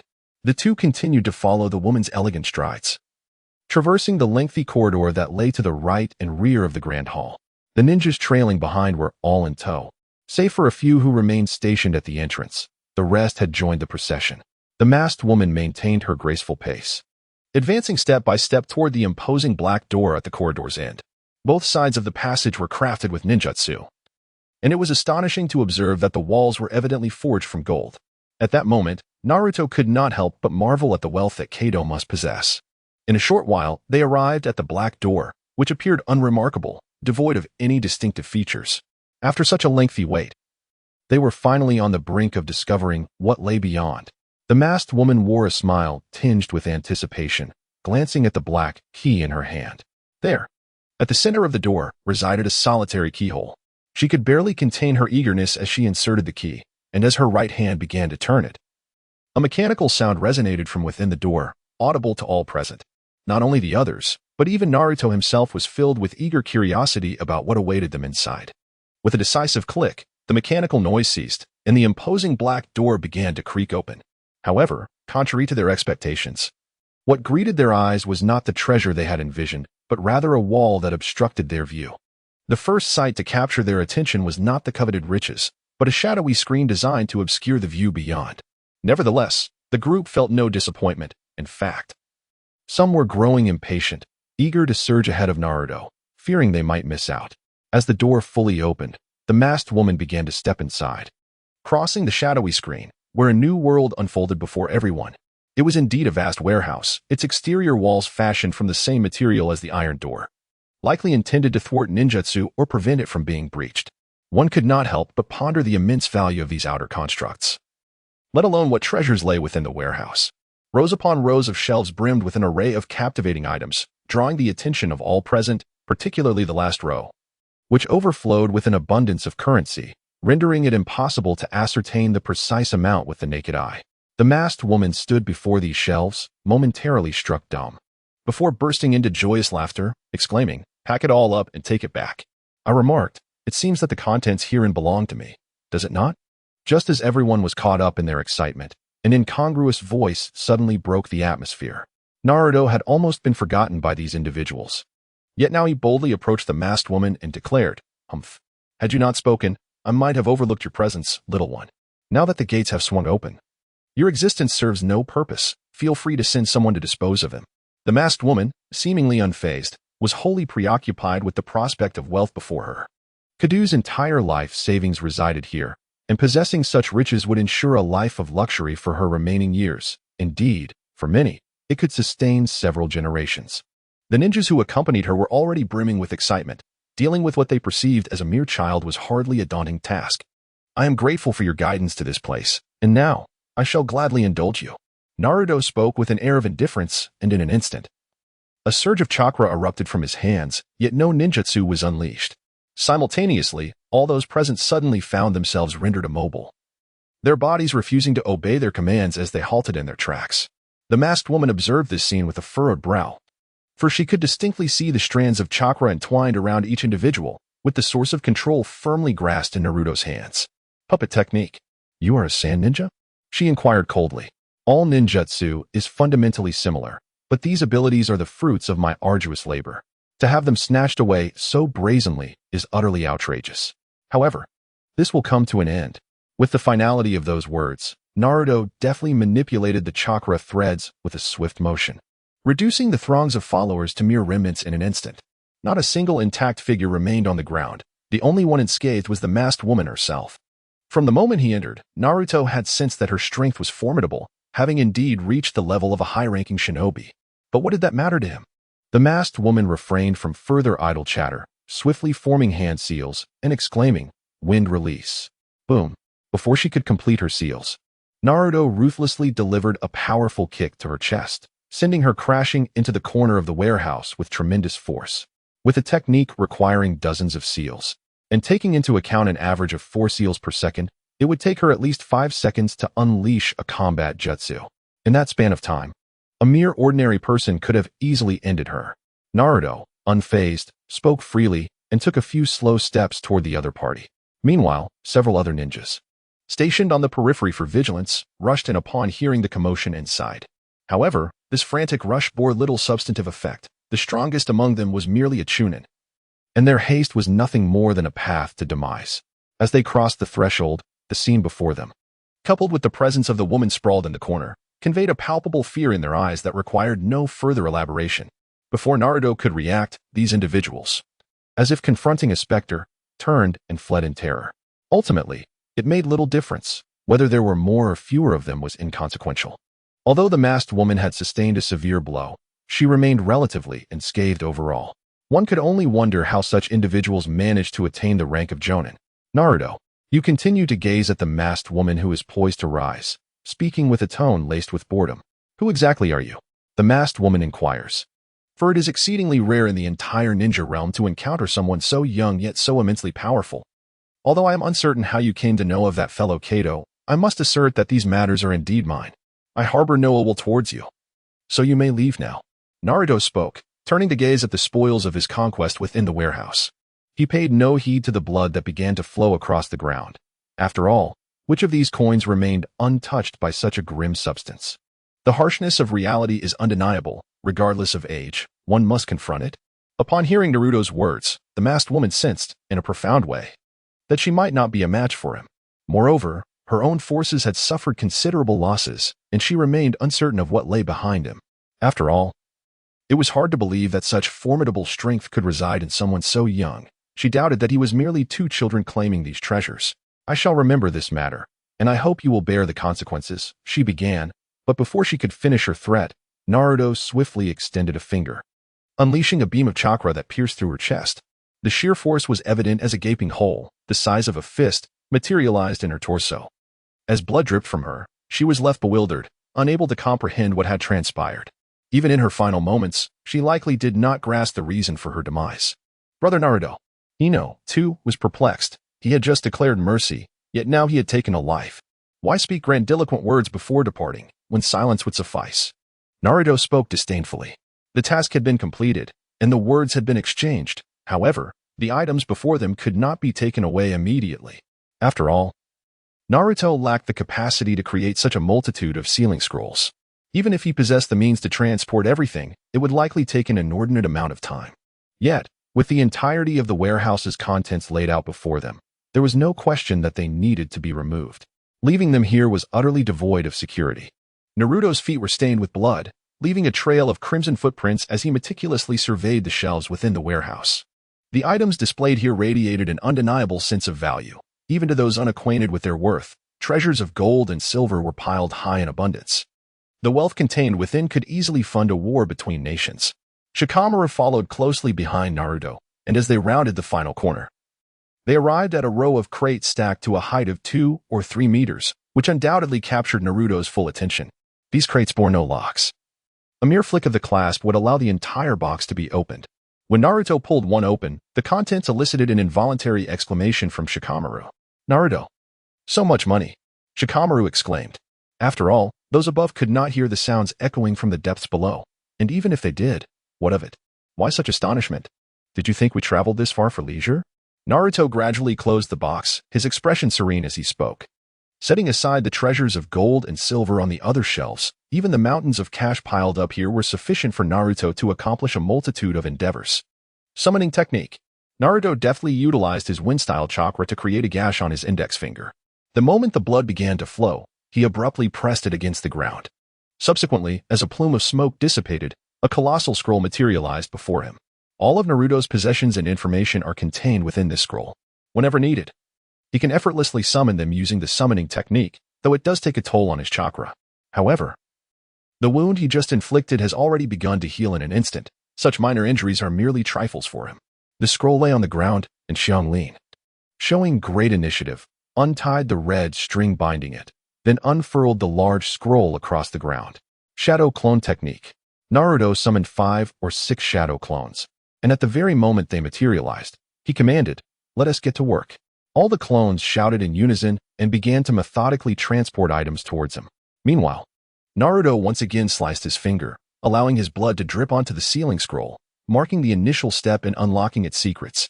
The scroll spanned approximately 10 meters, adorned with black sealing runes placed nearly every meter. However, more than half of these runes had already been utilized, leaving only a few blank ones, crafted in anticipation of the treasures he aimed to extract. He had not contemplated the enormity of the task until he beheld the vastness of the warehouse, which left him momentarily astounded, despite having ample funds. Nevertheless, having arrived, he was determined to collect as much as possible, planning to seal the room and return at a later time. Half an hour later, the warehouse had been ransacked to the point of being half empty, yet the remaining items were too valuable to abandon, evoking a sense of regret in leaving them behind. Naruto sighed as he approached the doorway, gazing at the blood that still trickled upon the ground, but more distressing was the scattered remnants of flesh. Even if he were to confine these grotesque fragments here, it would not spare him from their repulsiveness. With a flick of his fingers, a small flame ignited, and the scorching fire began to consume the ground beneath him. All right, this matter is concluded. As for the remaining remnants, we shall return at a later time to retrieve them when our schedules permit. Naruto set the corpses ablaze, and with a serene demeanor, addressed Kagaya. Indeed.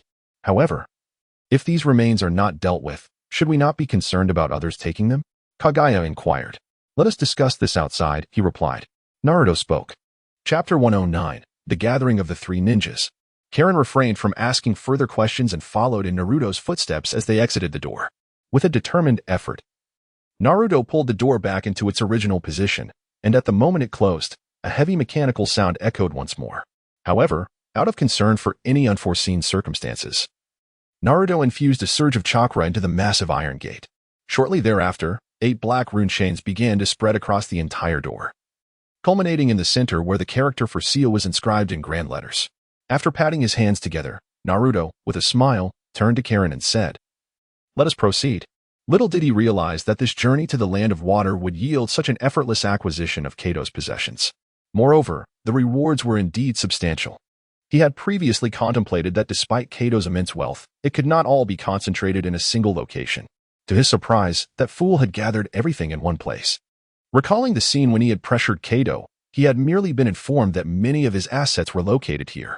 While this might not represent Kato's entire fortune, it was more than sufficient for Naruto.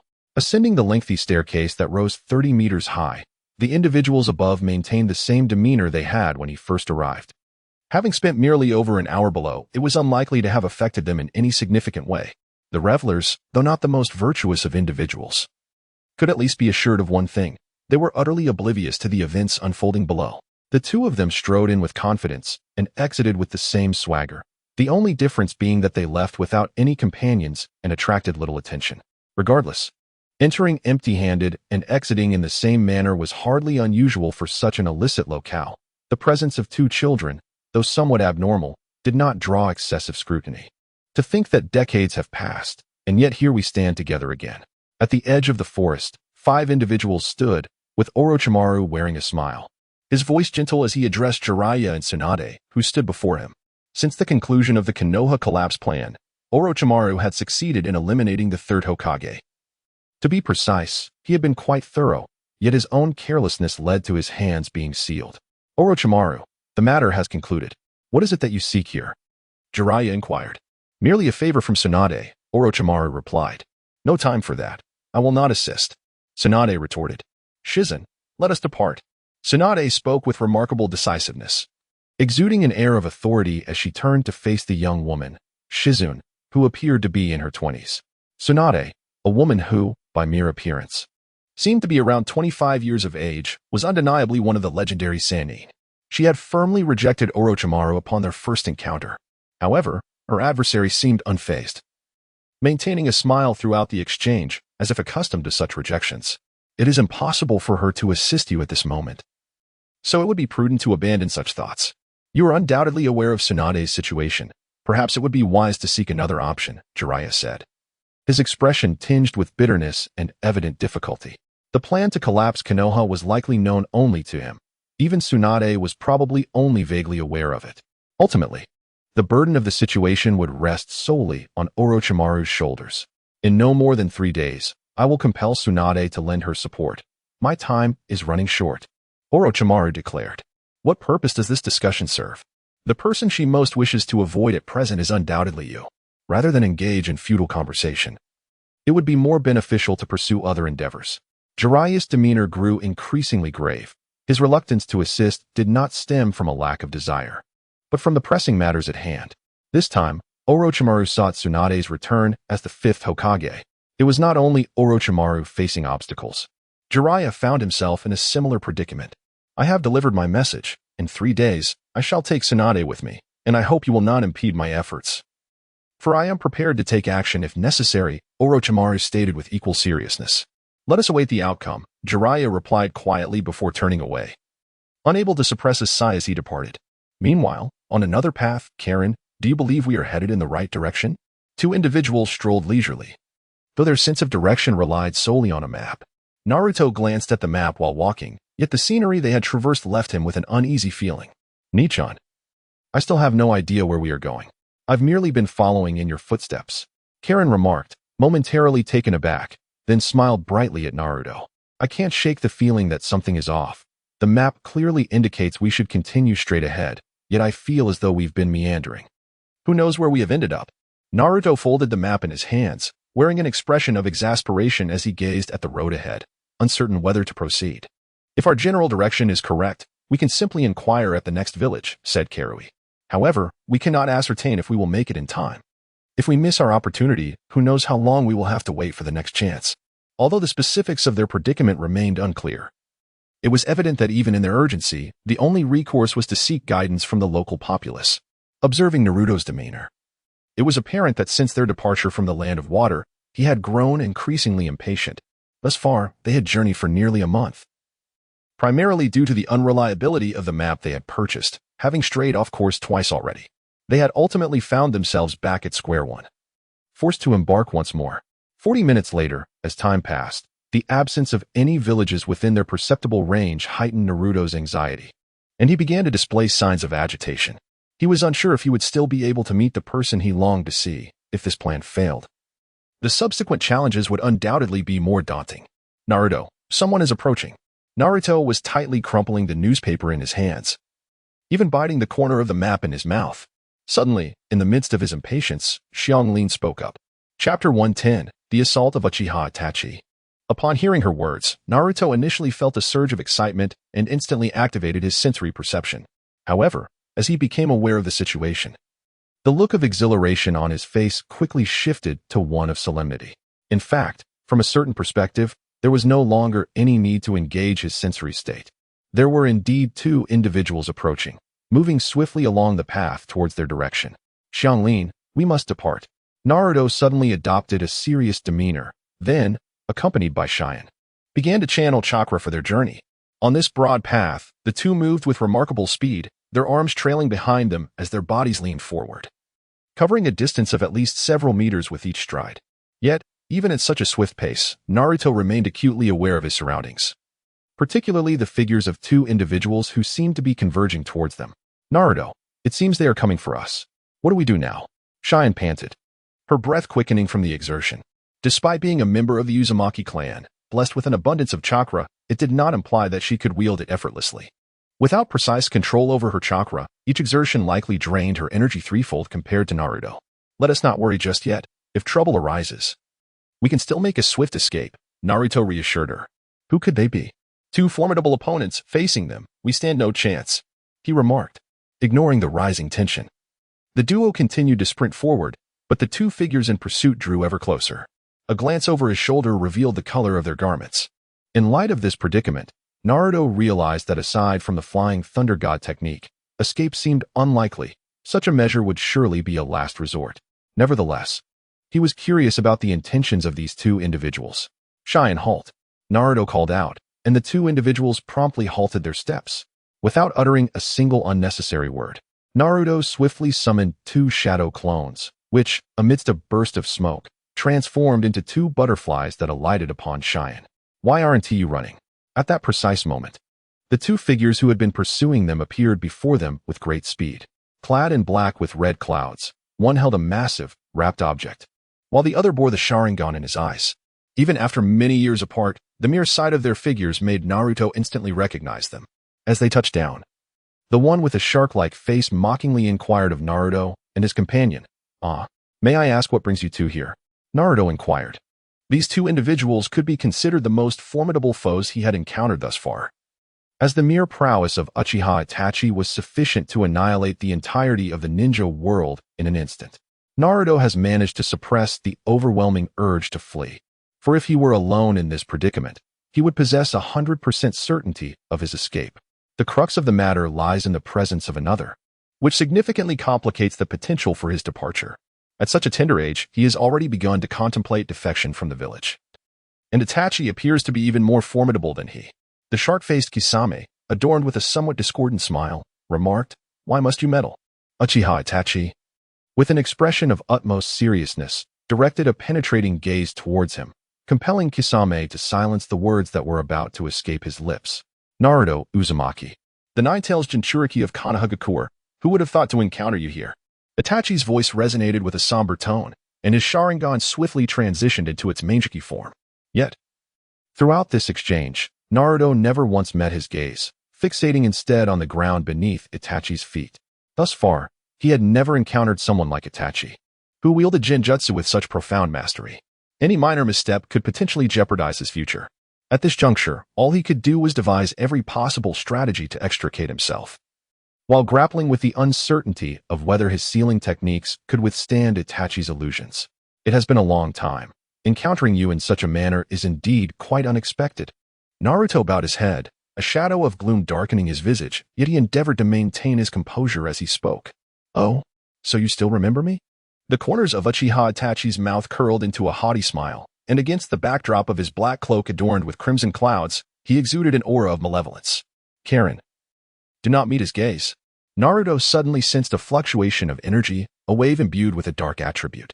Without needing to glance upward, he instinctively understood that the notorious Uchiha Itachi was up to no good.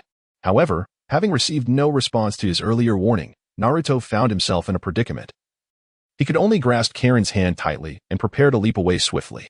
Yet, Kisame also sprang into action, obstructing their escape route with determination. What exactly do you intend to achieve? Naruto inquired with a somber tone, his voice gradually tinged with a hint of anger. What can be done? We are merely here to fulfill our mission. Regardless, we need to gather tailed beasts, so it suffices to take you back. Kisame replied with a smile. Shadow clone technique. In an instant, Naruto summoned 1,000 shadow clones, their presence extending far across the area. Surely, you are familiar with the abilities of the Sharingan. Do you truly believe that you can escape in such a manner? Uchiha Itachi inquired, his Manjiki Sharingan fixed intently upon Naruto, awaiting the moment his opponent would reveal a flaw, allowing him to ensnare him in an illusion. Presently, Itachi's demeanor towards the rogue ninja departing from Konoha was far from amicable. Any action taken by the latter could result in lethal consequences. This was precisely the concern that had previously weighed on Naruto's mind. He could never have anticipated that, by straying from his path, he would encounter these two individuals. An unfortunate twist of fate indeed. Uchiha Itachi, do you genuinely believe I am unaware of your intentions? Or do you presume that you can confine me here? Naruto was overtaken by a surge of anger, and vibrant butterflies began to spread rapidly from his palms across his body. Suddenly, he lifted his head and locked eyes with Itachi Uchiha. What followed was astonishing even to Itachi. Naruto was able to resist the control of the Sharingan, a phenomenon that had never occurred since Itachi activated his Manjiki Sharingan. However, observing the colorful butterfly markings on Naruto's neck and face, Itachi could surmise that there was a connection, yet he found himself utterly perplexed by the nature of this phenomenon. Chapter 111. Escape. In a fit of rage, Naruto broke free from the potential manipulation of the Sharingan, his grip on Karin unwavering as a flurry of butterflies surged towards his adversary. It was a spectacle both magnificent and astonishing. Who would have imagined that one could resist the control of the Manjiki Sharingan? Itachi remarked, his surprise palpable. Yet the one truly taken aback was Kisame, positioned at a distance. He was well aware of the formidable powers of the Manjiki Sharingan. But the fact that someone could render its effects null was the most astonishing revelation of all. I harbor no desire to intersect with your Akatsuki organization, nor do I wish for you to disrupt my life. Should you decline this time, upon my departure, I will not hesitate to eliminate Sasuke Uchiha. Do you dare to take that gamble? Naruto's lips curled into a wicked smile as he fixed his gaze on the Uchiha Itachi, standing not far from him. Do you believe you can leave today? Before Itachi could utter a word, Kisame, from the other side, suddenly formed hand seals and launched an attack. In an instant, a water sphere enveloped both Naruto and his companion. The current vortex K-Rin had yet to break free from the illusion, and now this calamity had befallen them. Trapped within the water sphere, even the ability to breathe was severely compromised, not to mention the presence of two enormous sharks lurking within. Neither of these adversaries regarded Naruto as a worthy opponent. Their prolonged conversation stemmed from a sense of amusement. A Jinchuriki of the Nine Tails attempting to defect from the village at such a tender age intrigued them, piquing their curiosity. Sealing technique. 4 purple yang formation.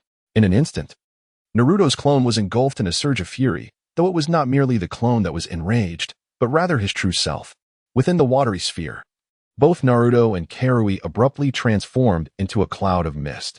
It was unclear when exactly Naruto had employed a shadow clone to switch places with his original form.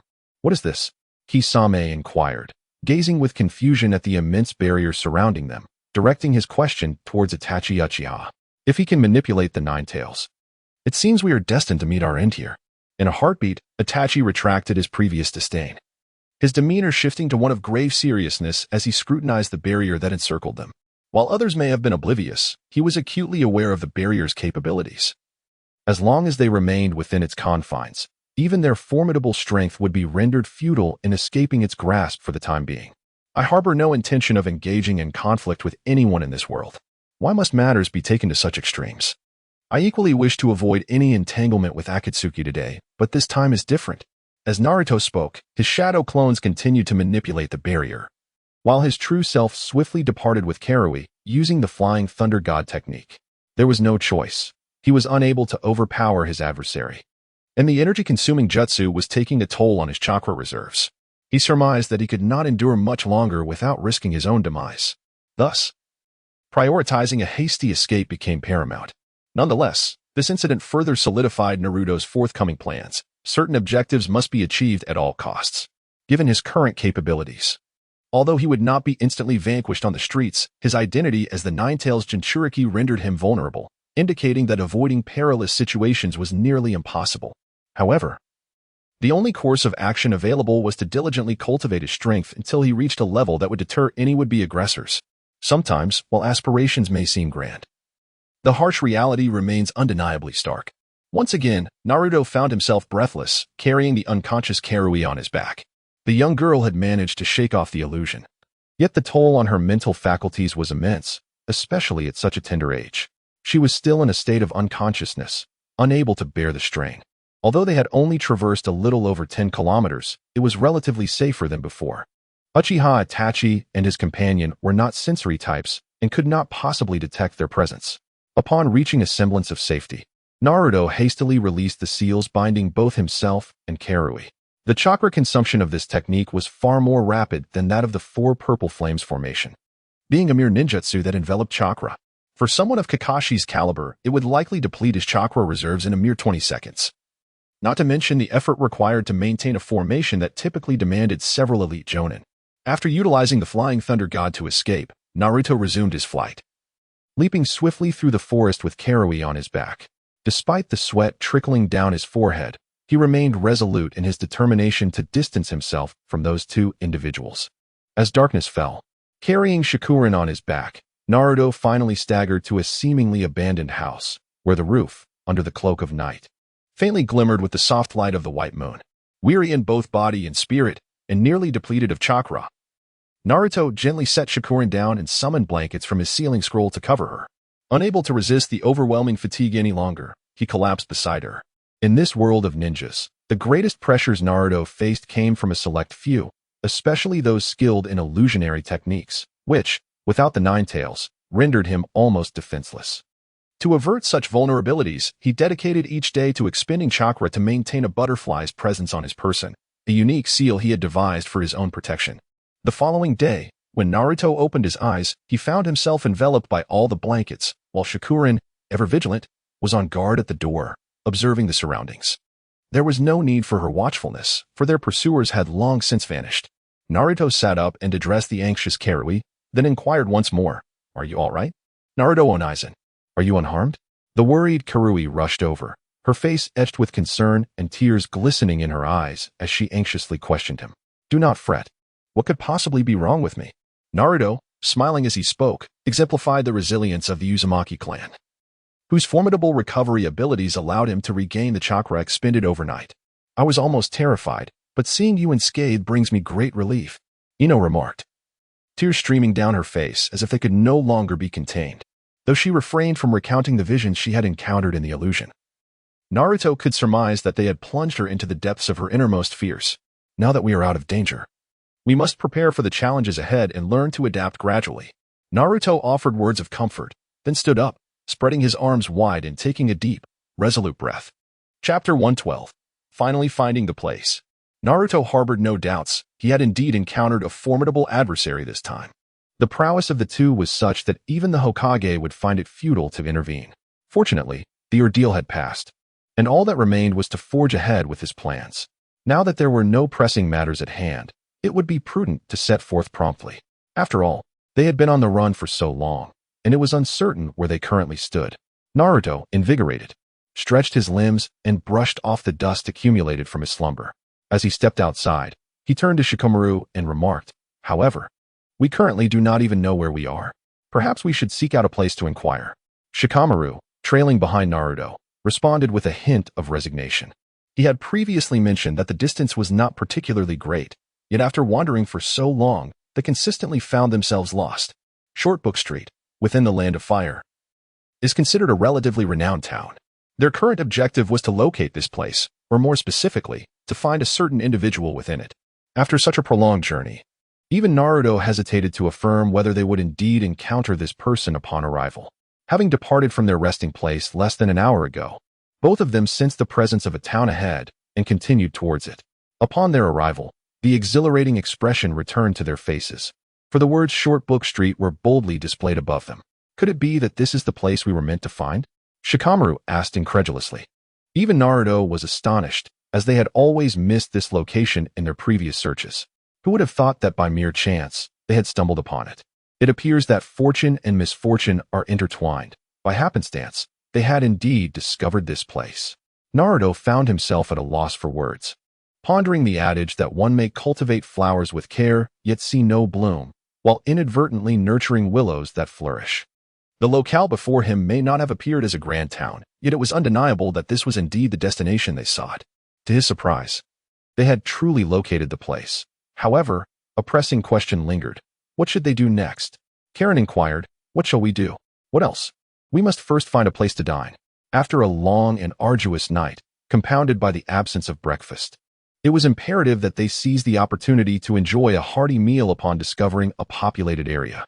As for the matters that lay ahead, those could be addressed post-repast.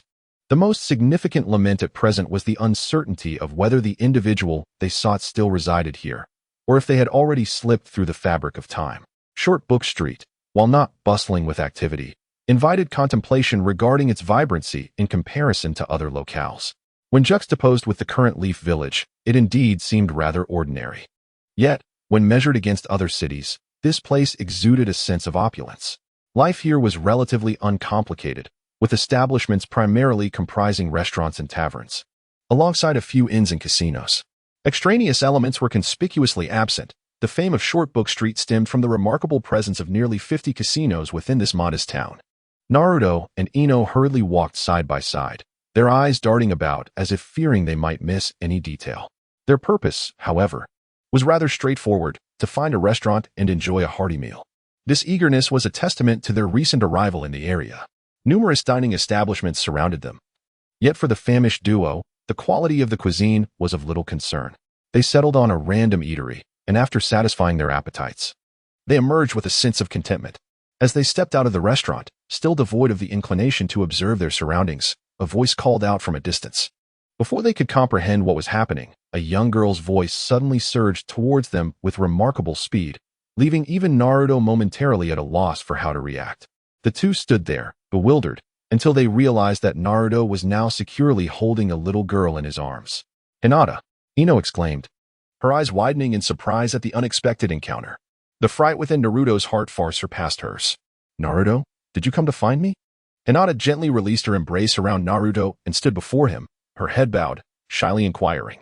I must admit, your sudden appearance has taken me by surprise. But how is it that you are here?" Naruto inquired with delight. The sudden appearance of Hinata was something he could never have anticipated, no matter how hard he tried to guess. "Are you surprised? Are you happy?"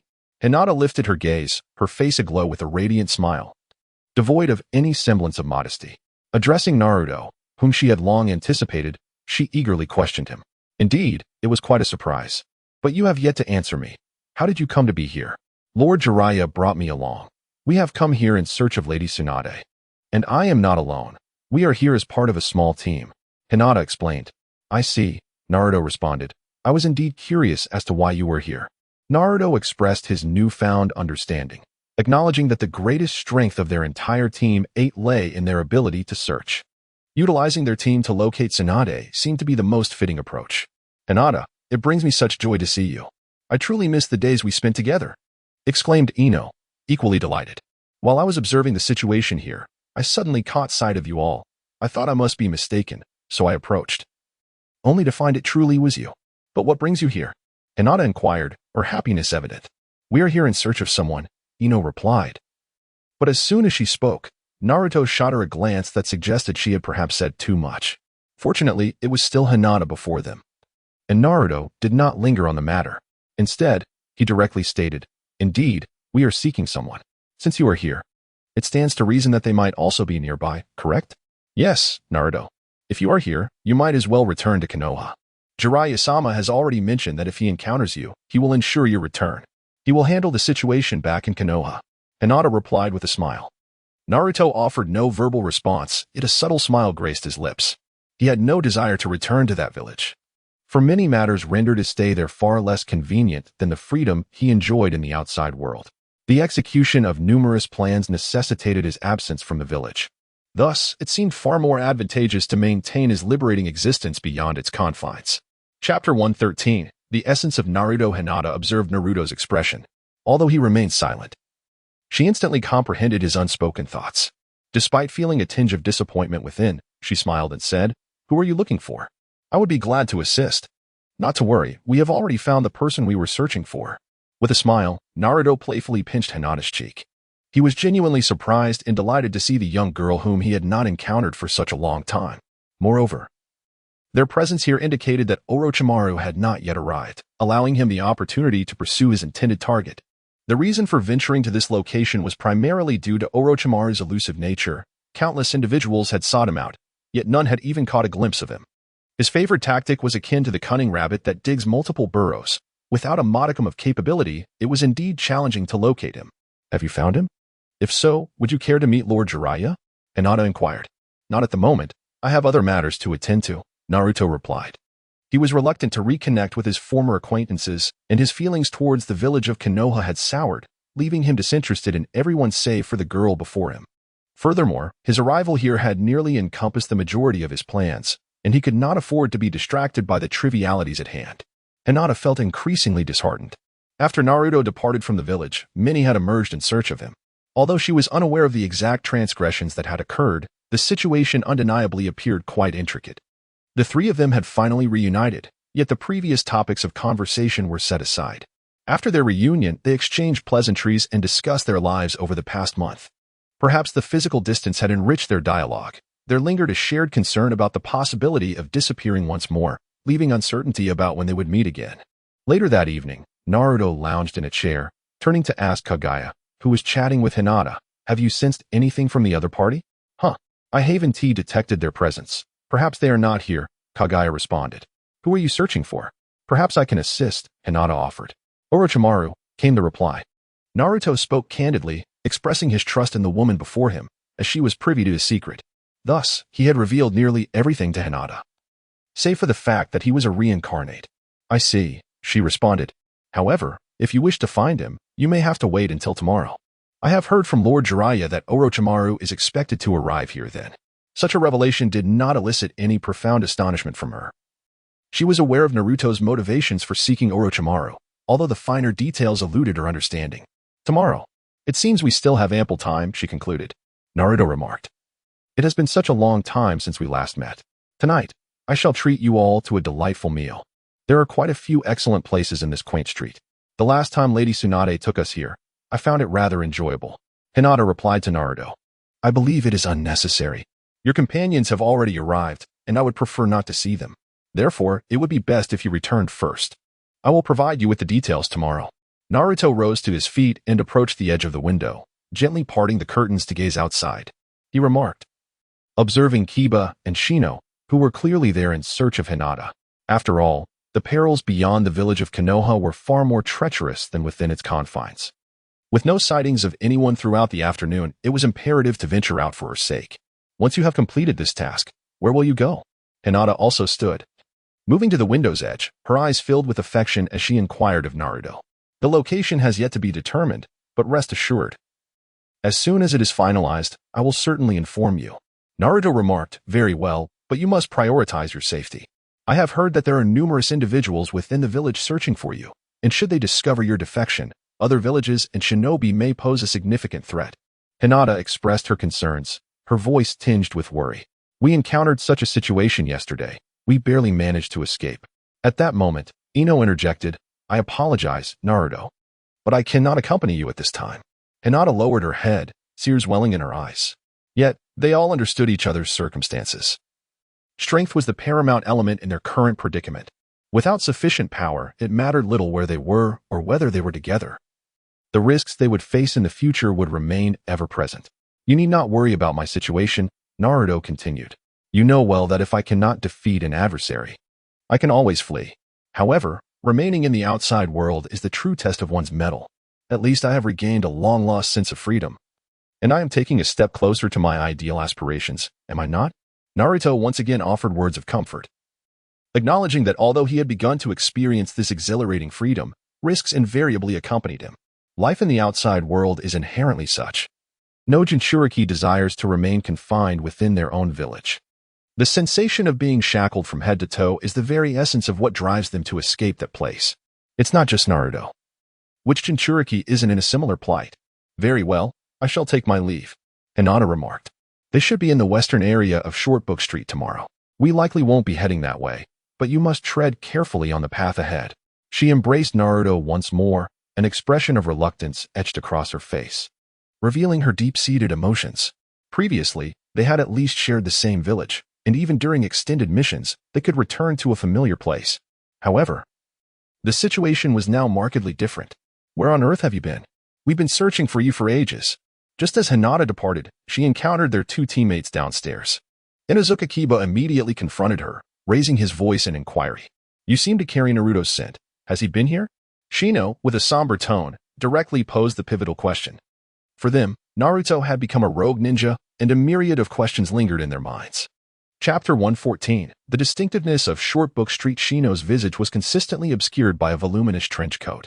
Not only him, but nearly all members of the Aburame clan donned similar attire, coupled with oversized sunglasses that rendered their facial expressions nearly invisible. Moreover, Shino seldom spoke, and whenever he did, it was often unexpectedly impactful. This occasion was no different. Hinata, with a hint of assertiveness, stood poised against the gentle caress of the night breeze. Her long hair brushing against her face, partially obscuring her features. Her eyes, visible beneath her bangs, bore a fierce determination as she directed her gaze toward Shino. How could I not have known Naruto was here? If you discover anything, please do inform me, she asked with a calm yet direct tone. Initially, Kiba intended to pursue further inquiries, but upon witnessing Hinata's demeanor, he swallowed his words, realizing that this classmate he had shared 6 years with, who was in the same class as him, possessed such a formidable side. I understand. Shino nodded slightly, casting a glance in the direction of Naruto's room. Ultimately, however, he chose to remain silent. Even if he suspected Naruto was in the inn above, it seemed of little concern to him. Let us proceed. Once tomorrow's affairs are concluded, we shall return alongside the esteemed Jiraiya and Tsunade, and at that moment, we will treat you to an exclusive feast of barbecued delicacies. Hinata's face instantly illuminated with an endearing smile, a stark contrast to her earlier assertive demeanor, as if two distinct souls resided within her. Shino and Kiba, along with the little dog perched atop Kiba's head, were momentarily taken aback, yet soon thereafter, smiles blossomed on their faces as well. Prepare to empty your wallet then. I will ensure I am ready, fasting for 2 days in advance to indulge you, Kiba exclaimed with a broad grin, while the little dog yapped in agreement. Naruto stood on the edge of the window, silently observing as the three of them gradually departed. He was on the 5th floor, and even though there was a window separating them, for a ninja, it was evident that he was just above. Hinata's two teammates belonged to the most exceptional reconnaissance clan in the Hidden Leaf Village. Under such close proximity, it would be rather abnormal if they failed to sense his presence. Let us go out and grab something to eat. Naruto drew the curtains, then turned to face Shikamaru, who was seated nearby. There are people from the Leaf Village here. Should we still venture out? It wouldn't bode well if they were to discover us, Shikamaru inquired. There is nothing to fret about. Even if we do encounter them, what of it? Naruto spoke, and then proceeded to remove his upper garments right in front of Shikamaru. As her expression turned to one of confusion, Naruto stood bare-chested, his well-defined muscles on full display. He then summoned a set of black attire that materialized on the table before him, a sleeveless vest and an outer coat, all in deep ebony. Without hesitation, he swiftly changed into the new ensemble before her. What are you doing out so late? And why change clothes? Shikamaru inquired, her cheeks tinged with a hint of crimson. Where exactly are we? This is Shortbook Street, a captivating venue known for its alluring casino. Since we have already arrived in this place, we might as well try our luck. Naruto grinned and spoke. Although Shikamaru did not fully comprehend his intent, he still responded with a slight acknowledgement.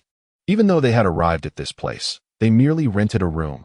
Fortunately, it was a twin room with 2 beds placed side by side, devoid of any partitions. They had been accustomed to such living arrangements for a month or two. A staggering sum of 100,000 taels. In a chaotic setting, a throng of individuals gathered around a gambling table, all eyes fixated on the 2 children. Naruto and Kankuro sat there. Before them piled 5 or 6 boxes of money. However, the dealer across from them could not help but twitch his lips as Naruto placed his bet. The other patrons at the gambling tables had already ceased their play, their gaze entirely fixated on this particular table, appearing far more anxious than Naruto himself. The gambling methods in this establishment were far from monotonous. In fact, they were as diverse as they were intricate. Naruto was currently engaged in a game of blackjack, maintaining an air of serene composure throughout. Outside, as night gradually descended, areas devoid of illumination became utterly shrouded in darkness. Meanwhile, the happenings within the casino began to ripple outward, and within a mere half hour at the table, nearly 20 million had been won. This level of success made the casino owner feel as if decades of hard work had been effortlessly siphoned away. Yet, before the throng of gamblers, even the owner could only stand at the far corner of the table, his eyes fixed intently on the proceedings, fearful of missing any detail. Are you certain you wish to bet 100,000? The casino owner asked, his voice trembling. Such a situation was exceedingly rare. Having already amassed such wealth, It was surprising that Naruto would suddenly lower his bet to 100,000 after starting with 1 million. This stark contrast was difficult for the owner to comprehend. If this betting pattern continued, who could say when the money would be reclaimed? Are you planning to dictate the amount I wager? Naruto inquired coolly. Not at all. In fact, I had hoped you would win even more. The casino owner flashed a dangerous smile. But then his expression abruptly turned icy as he glared at Naruto and stormed off. The casino owner was a corpulent man.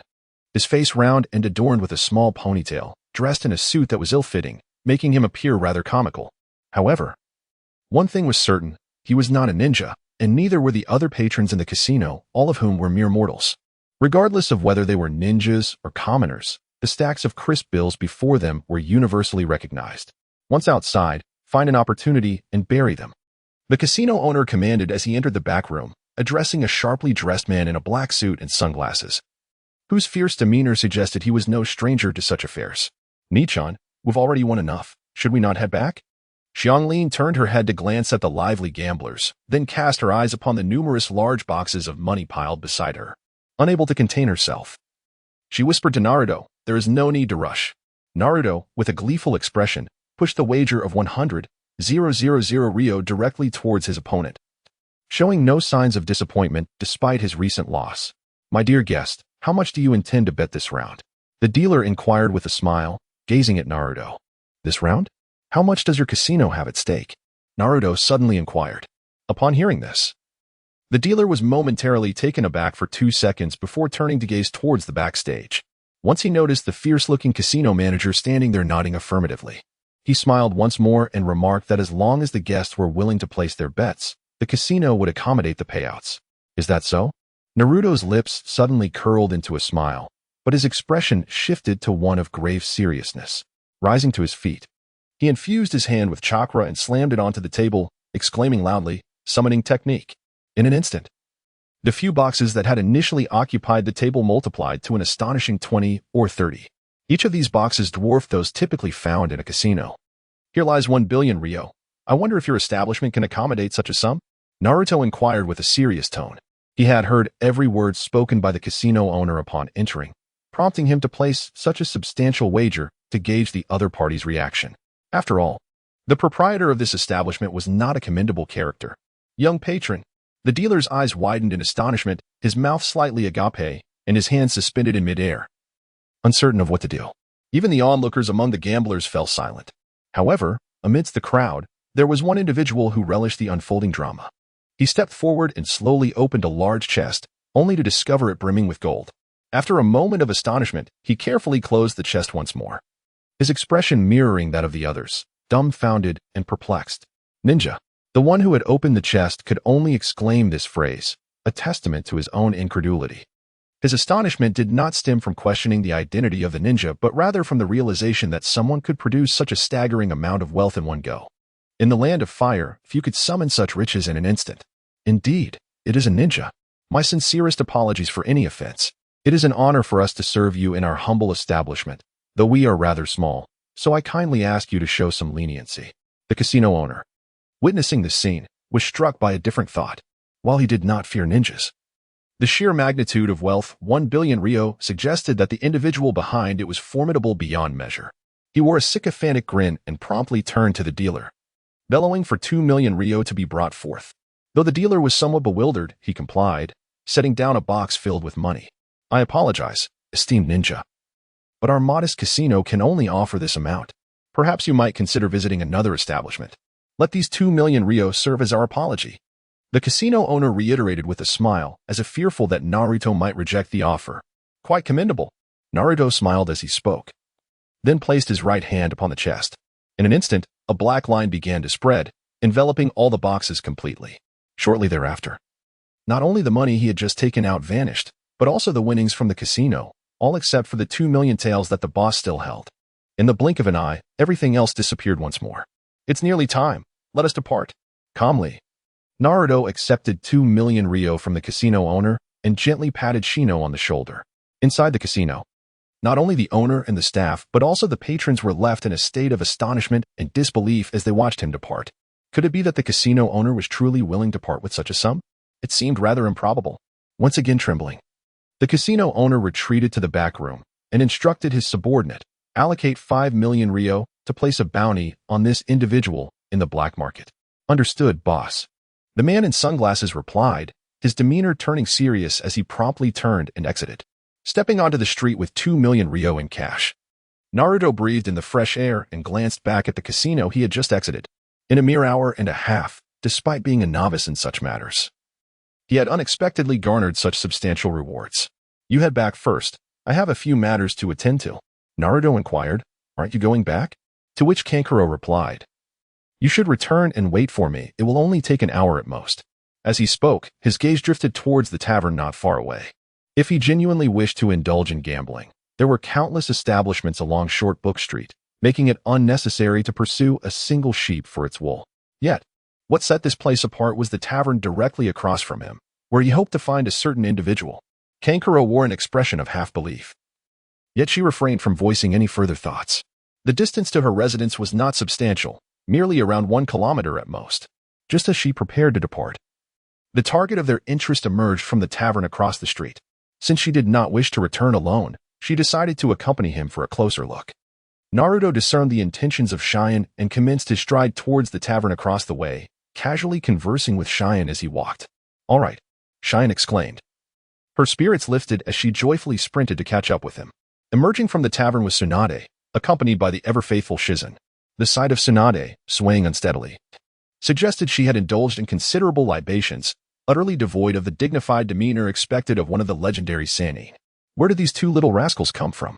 Tsunade, half-lidded eyes leaning on Shizen for support, inquired as she regarded Naruto and Cheyenne, who had just arrived before her.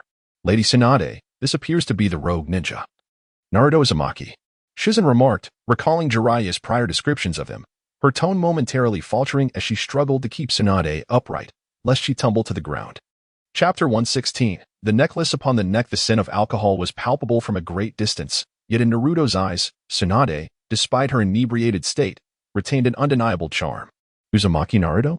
Tsunade, in her drunken haze, lifted her head and queried, only to suddenly lunge at Naruto with surprising swiftness. Her fist, charged with chakra, hurtled toward him. Fortunately, Naruto reacted promptly, retreating several steps while pulling Cheyenne back with him, causing Tsunade's punch to crash into the ground instead. The sheer force of the blow created a crater approximately 3 meters in diameter, and had it landed on him, it would have surely resulted in grievous injury. You are quite the intriguing woman. I hadn't even opened my mouth to speak, and you were already throwing punches. Is that considered normal behavior?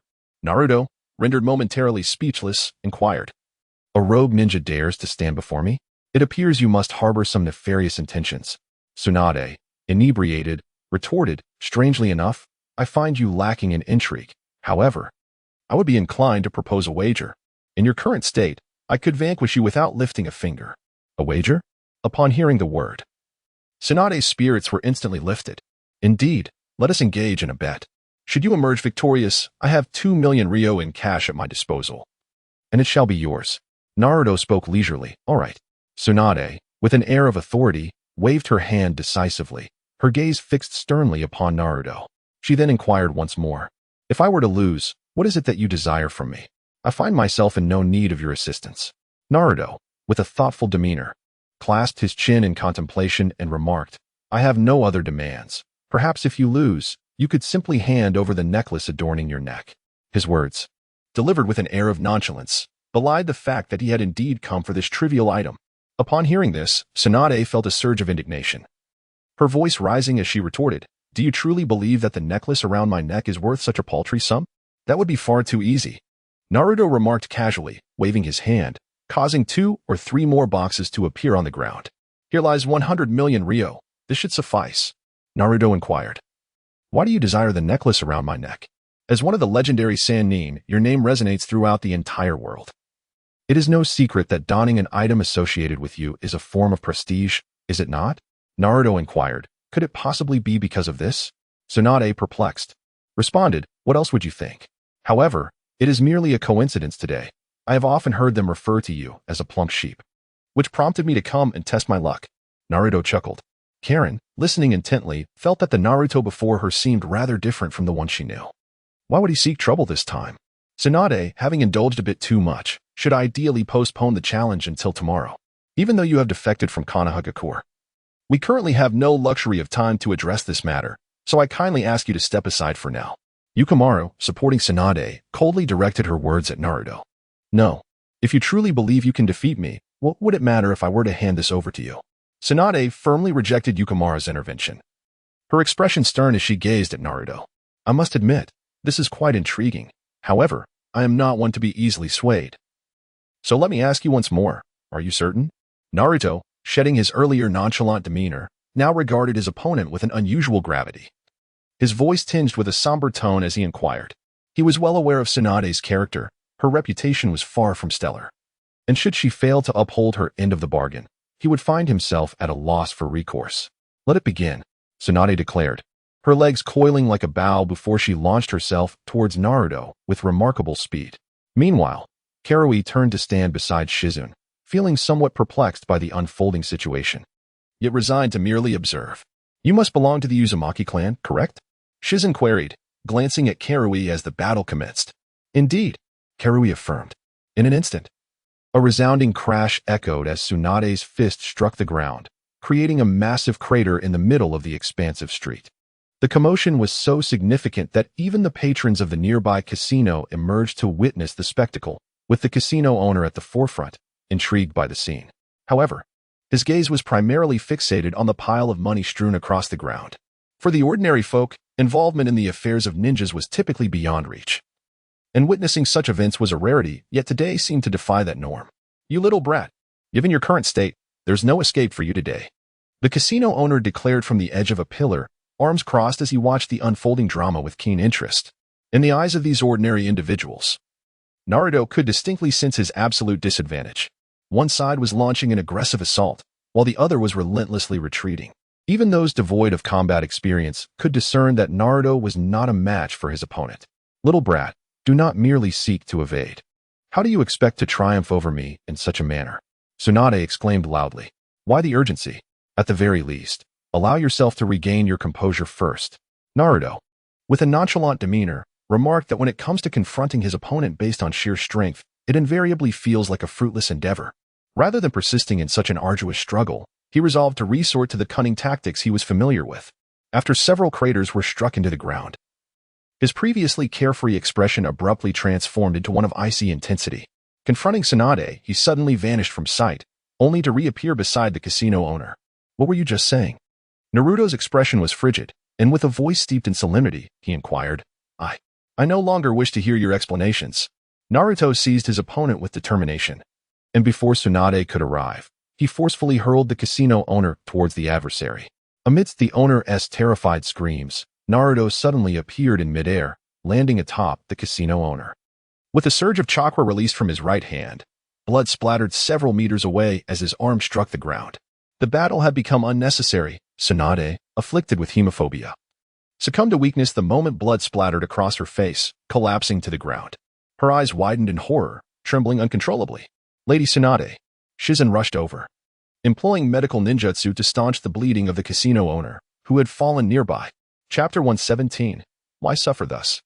The casino owner's anguished cries instilled a palpable fear in the onlookers, prompting many to retreat hastily back into the casino, reluctant to involve themselves in the affairs of ninjas.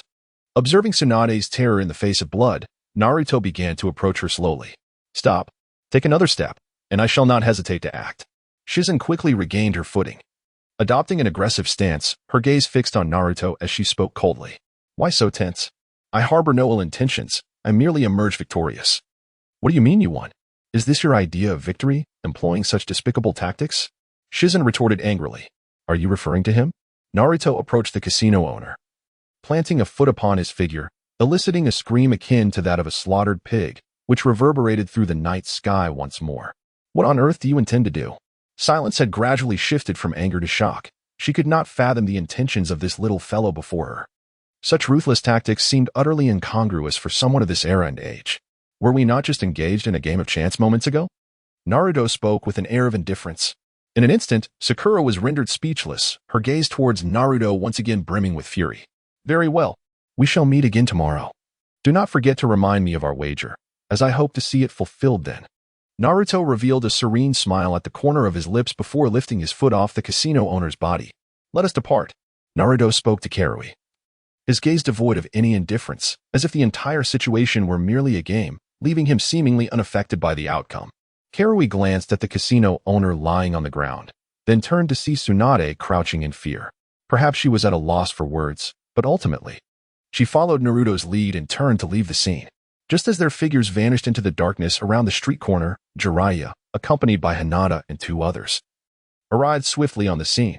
Upon witnessing the unfolding events, Jiraiya's expression turned grave. What transpired here? Inuzuka Kiba was the first to inquire. Jiraiya approached Tsunade, observing the terror etched on her face due to her blood phobia. Taking a deep breath, he turned to Shizune and asked, what exactly occurred just now? It was Naruto. He is responsible for all of this. Shizune replied. Naruto? How could he possibly be here? Jiraiya's expression remained devoid of surprise, his demeanor still serious. Hinata, at that moment, averted her gaze, yet her heart was filled with numerous questions. Why would Naruto engage in such actions? Hinata, you must know something, don't you? Shino quietly questioned her. Indeed. Hinata, you were with Naruto before returning, weren't you? Kiba bluntly asked. I'm not sure. Hinata stammered. Let us return for now. We can discuss this later, Jiraiya suggested. Glancing at Hinata without pressing further, though some matters indeed required attention, Shizune supported Tsunade, while the 3 young ones silently followed behind. Throughout it all, Jiraiya remained rooted in place, watching them depart. The casino owner lay on the ground, still barely clinging to life, and none of the onlookers dared to assist him. Jiraiya looked at the man on the ground, his face somber, yet he refrained from offering help. Instead, he turned and headed in the direction Naruto had taken. This time, he aimed to discern the truth behind the events, as the current situation called for it. No matter the circumstances, the Nine-Tails must not be allowed to leave Konoha, even if it was the son of his apprentice. Should Naruto remain obstinate, he would ultimately have no choice but to forcibly bring him back. It seems that Naruto has also come to a realization. He did not return directly to the hotel. Instead, he ventured alone, hastily making his way towards the woods on the outskirts of the town. Once he had distanced himself sufficiently from Shun Street, he finally came to a halt. Finding a withered tree lying on the ground, he sat down leisurely, pondering why he should continue to hide if he had already arrived. As Naruto settled down, he brushed off the dust from his hands and spoke in a measured tone. What prompts your actions tonight? Jiraiya emerged from behind the tree, merely about 10 meters away from Naruto. Bathed in the moonlight, the contours of his expression became discernible. Surely, you did not pursue me solely for this question? It would have sufficed to address other matters directly. Naruto lifted his gaze, fixating on Jiraiya in the distance, a disdainful smile gracing his lips. He was acutely aware that the purpose of the latter's visit extended beyond the matter at hand. However, as the echoes of past experiences in the Hidden Leaf Village surged through his mind, Naruto's tone grew chillingly cold as he reiterated, is it not because of the Nine-Tails? I may depart, but this entity cannot. Is that not the case? You haven't committed any egregious wrongs within the village. After this concludes, you should return. I shall convey the sentiments from the village. Jiraiya, adopting the demeanor of a caring elder, spoke in a gentle tone, and you plan to articulate this? What do you believe you can do to alter Danzo's resolve? Naruto inquired. Tsunade, your return this time is to assume the role of Hokage. If the other villages become aware that you carry the Nine-Tails within you, you will inevitably find yourself ensnared in an unending pursuit, which would not only be detrimental to you but also to the village. Why put yourself in such a predicament? Listening to Jiraiya's words, Naruto did not rush to respond. Instead, he lifted his gaze to the luminous moon above, slightly closed his eyes to absorb his surroundings, then rose to his feet and took a few steps toward Jiraiya. With a somber tone, he remarked, I too possess emotions. The sole reason for our meeting this time was to resolve these matters. You are my father's mentor, and I would prefer that we do not find ourselves on opposing sides one day. Having spoken, Naruto turned and vanished from the scene. Flying Thunder God, what exactly did Minato leave you? Jiraiya murmured to himself, filled with a sense of wonder. He had sensed earlier that Naruto was employing the Flying Thunder God technique. Yet at the time, he had not dared to believe it, for only 2 individuals had mastered such a ninjutsu since its inception. Who would believe that a mere teenager could wield the Flying Thunder God with such proficiency? This technique could render him virtually invincible, should he find himself overwhelmed. He could simply escape, provoking further disdain from his adversaries. Chapter 118, The Confrontation of the 3 Legendary Sannin Jiraiya. Despite being able to ascertain the direction in which Naruto had departed, chose not to pursue him further. Although he yearned to bring the boy back to Konohagakure, Even considering all measures to do so, he pondered the futility of such actions. The following day, a resounding crash echoed through the morning air. In an instant, a sturdy structure was reduced to mere rubble. That scoundrel! How did he come to know of my situation? Tsunade seethed. Her fists clenched in fury as she glared at the remains of her once intact abode, her anger palpable. My lady Tsunade, what is the matter? Shizen cautiously inquired. But before she could finish her sentence, Tsunade shot her a fierce look and demanded, what did Naruto Uzumaki say? He mentioned that you would meet again today. And at that time, you are to provide him with the stakes of your wager. Shizen replied, a nervous smile adorning her face as she spoke carefully. Wager? Tsunade's brow furrowed. Although she could not recall the events following her blood phobia episode from yesterday, she was acutely aware of the circumstances preceding it. Summon that scoundrel Jiraiya. I wish to know everything about Naruto Uzumaki. My lady, we may not have the luxury of time. Orochimaru is likely to arrive shortly. Should we not address the situation at hand first? Silently, the inquiry was made. Upon hearing these words, Tsunade suddenly recalled the pressing matter at hand. After all, the foremost concern today was to manage Orochimaru. Neglecting this would likely yield no benefits for any of them. After pondering for a moment, she could only let out a resigned sigh and declare, that scoundrel Orochimaru. In fact, early that morning, Naruto had already risen with Karui. After completing their morning routines, he had deliberately donned a rather dapper outfit. He had sensed, as dawn broke, the presence of the individual he was seeking. That rascal Orochimaru had not ventured into the Shortest Street. Rather, he was waiting outside its periphery. Yet, concurrently, Naruto perceived not only him, but also Jiraiya and Tsunade, both of whom had also risen and were making their way in that direction. Their destination lay approximately 2 kilometers from Shortest Street, flanked by woods on one side and a river on the other, with the crumbling walls of Shortest Street visible in the distance. From afar, Naruto and Karui were leisurely seated, enjoying the splendid view. However, with the naked eye, they could not discern the situation unfolding in the distance. Yet, for two individuals endowed with exceptional sensory abilities, every occurrence on the grassy expanse ahead was almost entirely within their perception. Nevertheless, the two remained there, sipping tea and savoring the varied scenery before them. Brother Naruto, the target we seek has already appeared. Why are we still lingering here? Karui inquired, perplexed. There is no need to rush. We have ample time. If we approach at this moment, it would be decidedly disadvantageous for us. Naruto remarked. But what if the other party leaves? You need not worry about that. When the time draws near to its conclusion, I shall go forth. For now, our task is to observe how they proceed, he continued with an air of nonchalance. Meanwhile, on a distant lawn, Jiraiya and his 3 companions had settled in, exchanging glances as if they were long-lost adversaries. After a moment of contemplation, Naruto gradually rose from his seated position. Facing the attentive Cheyenne, he smiled and gently said, Sit here for a while. I will step over for a moment. Isn't there a danger? Cheyenne instinctively inquired. Perhaps, but fret not. Do you not know me by now? Naruto replied with a smile. With that, he fixed his gaze ahead, and with a swift motion, he made his way towards the center of the battlefield where the 3 were engaged. Everything unfolded as it had in the original narrative. Even as Jiraiya and Tsunade struggled to match the formidable Orochimaru, who, despite having lost both hands, remained a powerhouse. In terms of sheer strength, Orochimaru undeniably ranked among the elite of the shinobi world, not merely in survival capabilities but also in combat experience, which far surpassed that of most others. Naruto arrived at a distance of approximately 300 meters from the location of their battle, and with his petite frame, he began to walk towards them.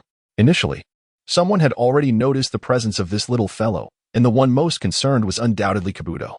It seemed that he had developed a profound sense of fear towards Naruto, especially after their last encounter, where he had been thoroughly defeated. Now, just the sight of Naruto induced a myriad of unsettling fantasies. Dear comrades, we were once such good brothers. Why must we engage in such a fierce struggle? With Naruto Uzumaki's arrival, the battlefield, which had been bustling with combat, instantly froze. The most conspicuous among them were 3 colossal creatures, the summoned beasts, whose enormous forms loomed like mountains, exuding an oppressive aura that matched their size. Jiraiya, who is this little guy? Asked a massive toad, its mouth clenching a cigar and a gigantic sword strapped to its waist, its appearance grotesque as it loudly inquired of Jiraiya. Before Jiraiya could finish his response, Naruto merely cast a sharp glance in his direction, and suddenly, an immense surge of chakra erupted. What excessive chatter! After Naruto unleashed his chakra, He spoke coldly to the toad beneath Jiraiya. Tsunade furrowed her brow. She remained unfazed by the unfolding battle, rather than a confrontation. It resembled a strategic game played with summoned beasts. Throughout the encounter, the three participants remained unscathed, their dissatisfaction merely expressed through words. Upon Naruto's sudden arrival, the trio instinctively sought to discern the purpose of this young man's presence. Under the earlier intimidation, the toad, Fukusaku, wore an expression of anger. His large cigar nearly singed to his lips, yet he regarded Naruto with evident displeasure. Chapter 119. Tsunade's Fury. Although Tsunade could not recall the events following her bout of hemophobia the previous night, her feelings towards Naruto were decidedly unfavorable at present. The three stood, one atop the toad's head, another upon a slug, while Orochimaru and Kabuto positioned themselves atop the massive serpent's head. As they observed Naruto stepping into the central position, none displayed any shock. Rather, each harbored their own peculiar thoughts. It truly has been a long time, Uncle Snake. Naruto stood directly between the three individuals, turning to face Orochimaru, who was perched atop the colossal serpent's head. Haha, I never anticipated encountering you here. I have heard you have defected from the village hidden in the leaves. I wonder if you might be interested in joining me? Orochimaru inquired with a smile. Oh, how flattering. However, it seems rather premature to discuss such matters. What can you possibly accomplish in your current state with your hands incapacitated? Naruto inquired with a hint of disdain. His contempt was palpable. While Orochimaru's abilities might appear insurmountable to others, they seemed rather trivial in Naruto's eyes. The sealing techniques can target anyone, particularly someone like Orochimaru, who is impervious to physical and ninjutsu attacks. However, he also possesses a critical vulnerability, those very sealing arts. Kabuto stood beside Orochimaru, deeply affected by the moment. As Naruto appeared, vivid memories resurfaced in his mind. Even now, with his adversary before him, he lacked the courage to strike. Naruto, what is your purpose for coming here? Jiraiya asked gravely. At that moment, he stood amidst the three, feeling exceedingly diminutive under their gazes. After all, each of them harbored immense power beneath their forms, making Naruto's presence seem remarkably incongruous. Uncle Snake, there is nothing Tsunade can do with those hands of yours. Seeking her out is utterly futile. Naruto paid no heed to Jiraiya. Instead, he directed his attention to Orochimaru. Oh, this is quite intriguing. I am eager to hear what you know, Orochimaru remarked, his tongue elongated and a pale smile gracing his face. Do not tell me you are unaware of the nature of the ninjutsu that has assailed you. Do you truly believe that the pinnacle of sealing techniques, the dead demon-consuming seal, can be so easily remedied? What you are sealed within is the very soul of these hands. Without obtaining this essence, no matter how formidable your strength may be, it shall bear no significance. With a smile adorning his face, Naruto gazed intently at Orochimaru, keenly observing the expressions that played across the latter's features, eager to witness the captivating transformations. Reality unfolded as he had anticipated. Orochimaru was far from being a dull-witted individual, particularly when it came to his comprehension and pursuit of ninjutsu, making him one of the most fervent beings in this world.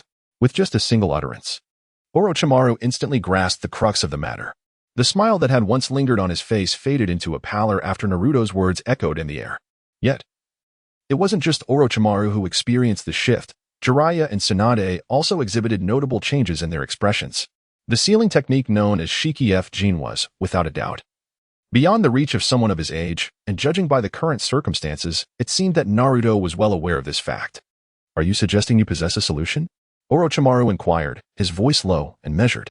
The very fact that I stand here indicates I have a means. As a member of the Uzumaki clan, I wield the most formidable technique in history. However, it is not without its counters. There exists at least one method to address this situation. Naruto inquired. It seems you intend to inform me? Orochimaru's smile resurfaced, his tone notably gentle. Naruto, are you aware of what you are doing? Jiraiya asked, his voice tinged with anger. His fists clenched tightly as he gazed at this familiar yet unfamiliar figure before him, struggling to maintain his composure. The current state of Orochimaru was something they all desired to witness. The loss of his hands signified a substantial reduction in his threat level. Yet it also reflected their bond as former comrades. Should his hands truly be restored, one could only speculate what challenges lay ahead. There are certain things he can offer me that you cannot. As for what comes next, that is our affair. As the former teacher of my father, I wish not to render our relationship overly rigid. I understand your purpose. Having lived in the Hidden Leaf Village for over a decade, I am more than willing to assist the village once more.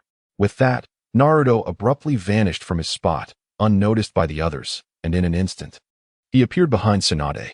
"Damn it!" Tsunade exclaimed, swinging her fist towards him, yet her movements were evidently sluggish. Naruto stood behind Tsunade, his hands swiftly forming seals. Just as her fist was about to reach his face, he bent his ring and middle fingers, causing a dark chakra mark to materialize between the remaining 3 fingers, which he rapidly sealed onto the nape of Tsunade's neck. Subsequently, he deftly grasped the necklace around her neck and whispered near her ear, "This is the wager between us." Once he completed this act, Naruto returned effortlessly to the center of the trio, the entire sequence unfolding in a mere instant. No one comprehended the exact nature of his actions, as Tsunade displayed no signs of discomfort. "Tsunade!" Jiraiya exclaimed loudly. Even Orochimaru furrowed his brow in surprise. Having not anticipated Naruto's mastery of the Flying Thunder God technique, executed with such finesse. "You bastard!" Tsunade felt a surge of indignation, as though she had been insulted. After all, her necklace had been snatched away. In a fit of rage, she suddenly leaped off the slug, launching a powerful punch in Naruto's direction. The ground trembled violently upon impact, fissures spreading across a 100-meter radius. Truly, she was a formidable woman. Naruto relocated to another position. Yet upon witnessing the transformation of the place he had just occupied, he could not help but exclaim in awe. Chapter 120, Sealing Spirit Butterfly Seal. Well then, today, I suppose I have accomplished my task. As for what follows, I trust you will find a way to reach me. The only means capable of unraveling this method rests firmly in my possession, and I believe I now possess the leverage to negotiate with you." Naruto gazed at Orochimaru with a profound smile, laden with meaning. Naruto's words and the strength he now exhibits have compelled even Orochimaru to believe in him. More importantly, Orochimaru is acutely aware of the true nature of the Reaper Death Seal. His primary reason for seeking Tsunade lies in the fact that she is the most exceptional medical ninja in the entire shinobi world. Hoping to uncover some unexpected marvel from her expertise, the emergence of Naruto was, without a doubt, an unexpected delight for Orochimaru, who had long been ensnared by his research, and he could not afford to let any opportunity slip by. "Jiraiya, this little rascal is quite dangerous."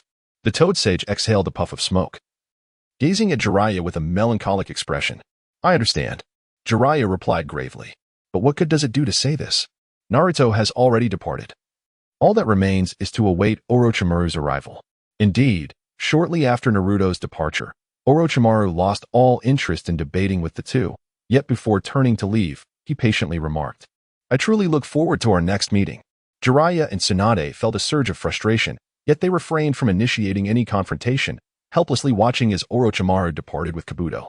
"Jiraiya, I must know everything about that rascal Naruto Uzumaki. No detail must be overlooked." After Orochimaru's exit, the two summoned their colossal summoning beasts back, and upon touching the ground, Tsunade, filled with indignation, shouted at Jiraiya, "Alas, as for that matter, it would be best for you to return to Konoha to gather information yourself. I have not been in the village for quite some time and know little about him. The one who likely knows him best is Hinata Hyuga, who accompanied us, but I doubt she will share much with you." Jiraiya expressed with a sense of wistfulness. What is going on in Konoha? How could no one have noticed his formidable strength? Surely, none of his peers could surpass him. Tsunade, still seething from the earlier encounter, began to regain her composure, her tone softening considerably. "You cannot blame anyone in the village for this. During my return, I gathered some information, and even those close to him are unaware of his true circumstances," Jiraiya stated. "Let us return and inquire further." With a fierce resolve, Tsunade turned on her heel. "Hinata, I now wish to know one thing. Everything about Naruto Uzumaki. Share with me all that you know." In a room on Shortbook Street, Jiraiya and Tsunade sat on the sofa, the former seemingly unfazed while the latter wore a displeased expression. Meanwhile, Shizen stood behind the sofa, holding a pig, her countenance equally unsatisfied. Hinata Hyuga, confronted by these two formidable figures, could not help but feel anxious. However, upon hearing their inquiry, she momentarily froze, awkwardly responding, "Why are you asking me about this? If you wish to know about his schooling and daily life, I do have some information. I wish to inquire about his prowess." Tsunade remarked, "How could I possibly know that?" Hinata replied, her expression devoid of emotion. "There are matters you must address, Hinata. Naruto has begun to gradually engage with Orochimaru. What manner of person he is hardly requires elaboration," Jiraiya interjected. "That is his concern," Hinata stated flatly. "Let us not delve further. Simply enlighten me on the state of Naruto's sealing techniques." Jiraiya was acutely aware that Hinata could hardly divulge any information regarding Naruto, as this probing was not a novel occurrence. Nevertheless, he was relatively well-versed in the sealing techniques employed by Naruto in the Hidden Leaf Village, having heard of them from Hinata herself. He had also witnessed the formidable power of such techniques firsthand. Their swiftness and decisiveness were remarkable. If such techniques were to be mastered within the confines of the Hidden Leaf, the village's strength could be significantly enhanced. Sealing techniques? Tsunade inquired, puzzled. Naruto possesses an exceptionally powerful sealing ability, which he employed when he fled the village. In mere moments, he could ensnare multiple Chunin, Jiraiya explained. It is called the Spirit Butterfly Seal, a premier sealing technique that Naruto has devised himself. This sealing power knows no numerical constraints. As long as he has sufficient shadow clones, each clone functions as a separate sealing array. Hinata elaborated. She did not mind revealing this information. For what significance did it hold if known? Hinata recalled that Naruto had begun his research on the sealing technique at the tender age of 8, using 3 shadow clones. He dedicated nearly 2 years to studying and perfecting this ability. Although Hinata frequently accompanied Naruto, this technique required no hand seals. It was as elusive to her as the sun in the sky, visible yet untouchable. What kind of ability is this? The Spirit Butterfly Seal is a large-scale sealing ninjutsu. According to Naruto, its primary function pertains to the soul, capable of sealing it within the body in an instant. In response to Tsunade's inquiry, Hinata did not withhold information this time, as Naruto had already demonstrated this ability. Yet, what difference did it make if one were to know? What a terrifying sealing technique! Tsunade mused to herself, but suddenly, as if struck by a revelation, she rose and incredulously asked Hinata, "Did you just say this sealing technique was developed by Naruto himself? Why did he choose to conceal his power during his time at the Ninja Academy?" Jiraiya suddenly inquired, his astonishment palpable. Despite the numerous surprises Naruto had already bestowed upon them, the news he received caused his expression to involuntarily twitch. Chapter 121. The method of healing. Confronted with the pressing inquiries from both individuals, Hinata's countenance darkened, her refusal evident. "I do not possess extensive knowledge regarding Naruto. So if you wish to learn more, I implore you to conduct your own investigation. Do you comprehend the implications of this?" Tsunade exclaimed. Naruto is not like others. He harbors something unique within him, and remaining outside poses significant peril. We are all endeavoring to devise a means to bring him back. Do you not wish for that? Jiraiya queried. Hinata was equally moved by these words. Did she not long for his return? Clearly, that was not the case. I truly lack insight into his situation. Even if I desire for him to return, I find myself powerless. After a considerable period of contemplation, she articulated this sentiment, reluctant to expose too much about Naruto. In the entire village of Konoha, she was indeed the one with the most knowledge regarding him, yet she understood that she must refrain from revealing too much. Jiraiya and Tsunade exchanged a glance, recognizing the shared frustration reflected in each other's eyes. "Very well, we comprehend your position. You may return for now," Jiraiya said with a hint of resignation. Under different circumstances, no one else would receive such leniency, especially considering her identity as the Hyuga clan's eldest daughter, an esteemed figure even within Konoha. It is worth noting that even if Tsunade were to attain the position of Hokage, the likelihood of pressuring Hinata for information would remain exceedingly low. In another location, Naruto and Karen have now departed from the bustling streets of the short book market, having achieved their objectives. Lingering there would serve no purpose. In the forest, the two stroll leisurely along a narrow path, neither rushing nor showing any signs of urgency. They maintain a casual demeanor, devoid of haste, lacking any specific goals or directions. Yet, as they proceed, a small snake slithers from the underbrush onto the path. Such occurrences are commonplace in the wilderness. Nonetheless, Naruto smiles and remarks, "Since you've already made your presence known, why conceal yourself? It's quite surprising how you were discovered." As his words linger, the small snake bursts into a cloud of smoke, revealing Orochimaru before them. "Your methods are rather crude. It's not just Naruto who could detect you. I sensed you long ago," Karen scoffs, pouting disdainfully. "You might as well let the other one out. There's no need for secrecy." Naruto calls towards the left side of the forest. "Come out." Orochimaru echoes in a low voice, directing his attention towards Naruto's left. Kabuto appears, calm and composed, wearing his glasses, yet every time he glances at Naruto, an inexplicable fear flickers in his eyes. "This marks our third encounter, and even I did not anticipate your capabilities," Orochimaru observes, a smile perpetually gracing his pale visage, though one might argue that such a smile would be more appealing were it absent. "It appears I have no choice. After all, it is remarkably difficult to arrange a meeting with you. Yet, I find myself quite eager to collaborate. In my view, among all in the ninja world, you are perhaps the only one deserving of my esteem. Naruto took 2 steps forward, his tone imbued with sincerity. Indeed, from a scientific perspective, Orochimaru could be regarded as a master of his generation, possessing both intellect and capability, albeit with a slightly misguided pursuit. While the man harbored numerous flaws, it is undeniable that the brilliance of his virtues surpassed those of many others. Given that you have articulated your thoughts so clearly, shall we now proceed to your stipulations? Allow me to witness the nature of the collaboration you once spoke of. Orochimaru recalled their initial encounter, during which Naruto had alluded to the prospect of collaboration. He was surprised that such a moment would arrive so swiftly. It even led him to wonder if Naruto possessed some sort of prophetic insight. This child, merely 12 or 13 years of age, commanded a level of respect that even the seasoned Orochimaru could not dismiss, elevating Naruto's standing to match his own. Naruto cast a brief glance at Kabuto, who, with a sense of propriety, bowed respectfully and assured, "Rest assured, I am entirely unaware of today's discussions. He is indeed a commendable individual. In comparison to Orochimaru, I hold greater optimism for you. Your future accomplishments will undoubtedly surpass his. But it ultimately hinges on how you choose to navigate your path." Naruto gazed at Kabuto with a smile, exuding an air of maturity beyond his years. Yet his words merely reflected his understanding of the future. If events were to unfold as scripted, his assertions would indeed hold true. Kabuto visibly paused upon hearing this. But Naruto had already begun to stride toward Orochimaru. His objective was straightforward, to secure a pivotal step in his future plans with the man before him. For the time being, Naruto could scarcely conceive of anyone else who could assume Kabuto's role. Perhaps there might be someone, but that was a matter for many years hence. And he had no desire to wait. "Could we discuss a remedy for my hands?" he inquired.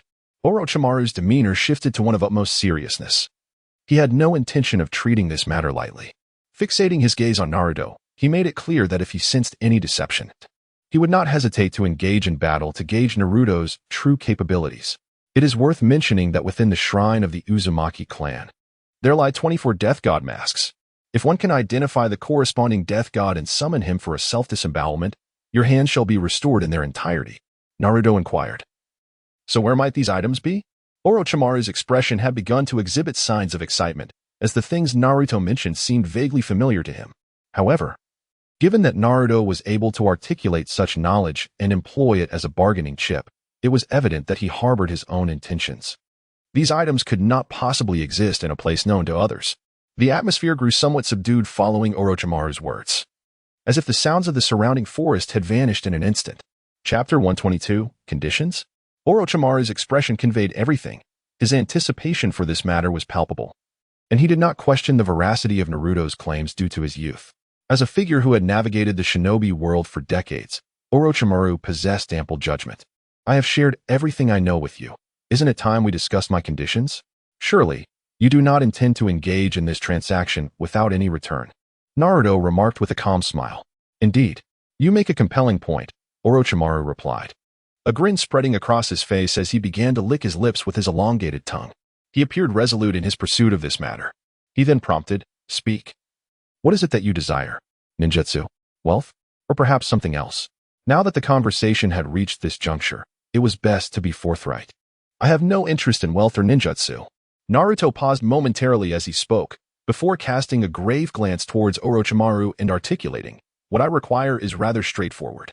First, I need all your techniques related to human cell cultivation, including genetic materials.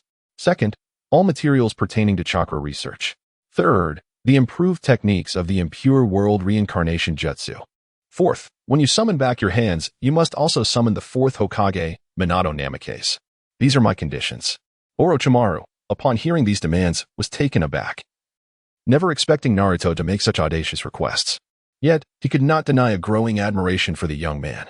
The audacity to make such bold demands, coupled with his awareness of Orochimaru's intricate circumstances, caused a flicker of discord in the eyes of one who had long dwelled in the shadows. "These conditions you propose are excessive. Do you truly believe I would acquiesce?" Orochimaru inquired. "I understand what you seek, eternity. Yet, for one who has lost their hands, how do you intend to pursue such aspirations?" Naruto gazed at Orochimaru, realizing that his request was indeed ambitious. He had never anticipated that Orochimaru would acquiesce so readily. For such a demand essentially amounted to claiming half of Orochimaru's fortune. I am genuinely intrigued as to how you came by this knowledge. Orochimaru's expression bore no hint of amusement. Instead, he furrowed his brow and inquired with a chilling tone. At this juncture, you have forfeited any leverage for negotiation. It is now up to you to deliberate whether or not to acquiesce. As for me, I am not particularly anxious about the outcome. The remainder is entirely in your hands. Naruto, adorned with a smile, spoke with a sense of tranquility, then turned to glance at the figure of Conan behind him, calmly proclaiming, "It is time for us to depart. The remaining matters shall be left for Orochimaru to deliberate upon himself. Your demands are excessive. And though I remain unaware of the true purpose behind your requests, I am not entirely opposed to negotiation, albeit under different terms." Upon witnessing Naruto's readiness to leave, Orochimaru, without a moment's hesitation, interjected, "You are correct. However, when it comes to the study of biological genetics, there is no room for compromise. Furthermore, it is imperative that you summon back the fourth Hokage simultaneously with the return of your hands. As for the other items, while you need not relinquish them to me, I must insist on examining the materials you possess." Naruto had taken a few steps but turned around to gaze at Orochimaru, asking, "Can you tell me what you intend to do with these items?" Orochimaru replied, "It seems that knowing this information would be of no benefit to you. At this moment, all I desire is a response regarding these matters. Whether you agree or not rests entirely with you, but I do not possess the luxury of time." Naruto spoke earnestly, revealing the turmoil within his heart. Although he was aware that his opponent would undoubtedly seize the bait he had cast, the uncertainty of outcomes lingered in his mind. Should the other party ultimately refuse, many of Naruto's plans would have to be temporarily shelved. Orochimaru, with a pallid visage, withheld his tongue, his brow furrowed in solemn contemplation. He felt no anger over the matter. Rather, he understood that his own hands held far greater significance. The technique known as Shikifujin transcended the comprehension of many, and he did not doubt the veracity of Naruto's words. Observing the young ninja still immersed in thought, Naruto launched another verbal assault. Wearing an expression of disdain as he remarked, "If Uncle Snake still needs to deliberate, then let us reconvene at a later time." Wait. As soon as the words escaped his lips, Naruto abruptly retracted his foot, exhaling with relief. He had previously worried that the individual might refuse. Yet now it seemed that all concerns had been resolved. "If I acquiesce to your conditions, may I then request your assistance in locating this item?" Orochimaru inquired with gravity. There remained a lingering tension between the two. In truth, Orochimaru's wariness of Naruto surpassed the latter's caution towards him. Long accustomed to cloaking himself in shadows, revealing little of his affairs, it felt as though this young man had embedded a spy within his very ranks, as if all his secrets had been laid bare.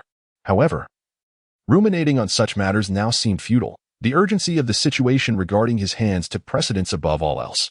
Upon receiving a definitive response from Orochimaru, Naruto's face instantly illuminated with a harmonious smile as he turned to walk in the direction of the latter. "Why the urgency, Uncle Snake?" "The item in question is currently housed in the land of Whirlpool. Considering the distance, it should take merely 3 days to reach there. With noon fast approaching, wouldn't it be more prudent to have a meal before embarking on the journey? After all, given the time that has already elapsed, an additional day or two seems inconsequential. However, you must understand one thing. If you were deceiving me, what gain would I derive from misleading you?" In response to Orochimaru's skepticism, Naruto maintained a tranquil smile. "Now that we have established a relatively amicable partnership, might you enlighten me on the purpose of those items?" Orochimaru, unable to suppress his curiosity, inquired further. Chapter 123, The Former Whirlpool Village. Setting aside other matters, at Naruto's age, how could he possibly have an interest in such artifacts? The only conclusion one could draw is that there are undoubtedly facets of this situation that remain unknown to him. "Uncle Snake, do you believe it is necessary for you to concern yourself with such matters? Your initial pursuit of these items was driven by the quest for immortality. However, my motivations are distinct. When the day of successful experimentation arrives, I would not hesitate to share my findings with you." Naruto remarked, "I shall indeed await with bated breath." Orochimaru, adorned with an unusual smile, mused that perhaps maintaining a calm or solemn expression would be more becoming for his pale visage. As their journey unfolded, it was no longer merely the two of them advancing, but rather 4 souls embarking together. Impatiently, Orochimaru summoned the colossal serpent, Manda, upon whose head the 4 of them perched, swiftly propelling themselves forward. With the destination set for the land of whirlpools, it seemed that at their current pace, they would reach their goal in approximately 2 days, rather than 3. The land of whirlpools, an independent nation adrift upon the sea, was not particularly vast. In fact, its territory was comparable to that of the land of waves, and its existence bore notable similarities. Situated across the water from the land of fire, it could be regarded as a somewhat larger island nation. Due to a war over 30 years past, the land now lay largely deserted. Yet remnants of its former glory remained visible. Many structures still stood, albeit the splendor of your had long since faded. Weeds now thrived abundantly in front of the edifices, evoking a sense of poignant nostalgia. As one who had witnessed those times, you should understand the reasons behind the downfall of the land of whirlpools. 2 days later, they finally set foot upon that soil, standing before the once majestic buildings. Naruto gazed wistfully at the remnants of grandeur and turned to Orochimaru, inquiring, "Do you comprehend?" "Indeed. They possessed great promise without the requisite strength." Orochimaru replied, his tone measured. "Yes, the circumstances were clear to all, with the first Hokage still among the living. None dared encroach upon the land of whirlpools. Despite their formidable chakra capabilities, they failed to harness such power effectively. Their sealing techniques could only serve as passive defenses, with little thought given to their evolution into offensive strategies. A lineage that had endured for over a millennium ultimately witnessed a decline in strength with each successive generation. At this moment, Naruto felt no sentiment whatsoever. Instead, he perceived that these individuals perpetually dwelled under the protection of others, cultivating within themselves an absolute inertia. "I never expected you to possess such insights. It truly astonishes me once again," Orochimaru remarked with a smile. "Brother Naruto, it turns out our parents' ancestors lived here," asked Karui. "There is nothing worthy of boasting. What matters now is to swiftly seek out the ancestral shrine." Naruto's expression instantly grew indifferent, and he unleashed his chakra perception, causing a significant portion of the land of whirlpools to manifest within his awareness. In the course of his perception, the once glorious village of Uzumaki unfolded vividly in his mind. "Naruto, there is something beneath this place." While Naruto continued to sense his surroundings, the nine tails within him directly conveyed information, exclaiming. Even Naruto himself was unaware of this.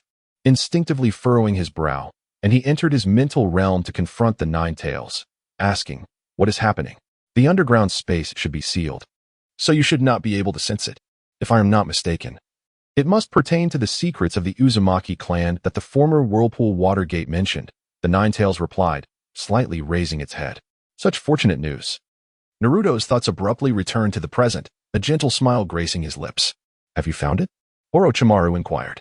"It's just ahead. We can proceed directly. However, I believe it would be prudent for me to see some of what you promised before we continue," Naruto replied with a renewed smile. He wasn't particularly concerned about his own situation. Rather, he was apprehensive about Orochimaru's potential to renege on his word, given the latter's formidable abilities. Even if Naruto wished to pursue a course of action, it would likely prove challenging. "What Lord Orochimaru has promised will not change," Orochimaru asserted. "You say it won't.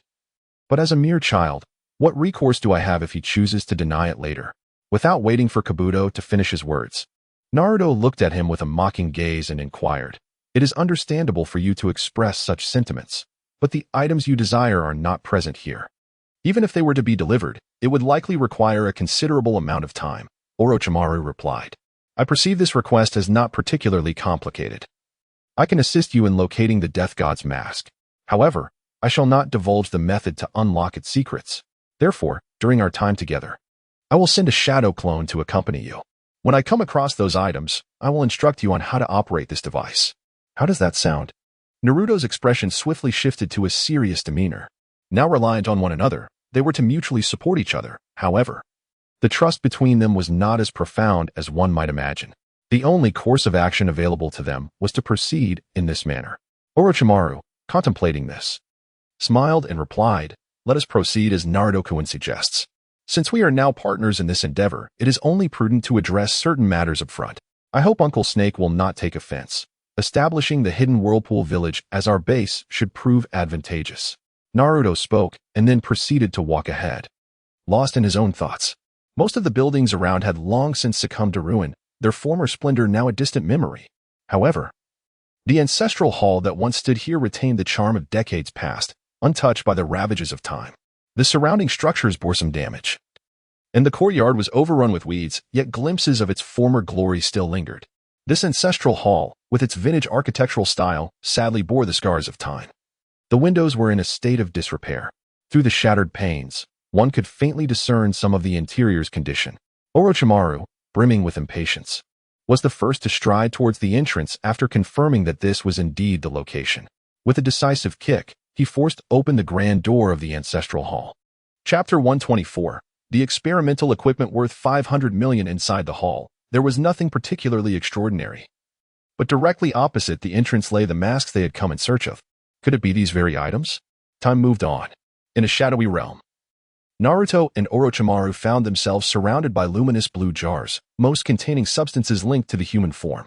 This eerie environment indeed seemed fitting for Orochimaru's existence. All the information you desire is contained within this space. Shall we proceed with our affairs?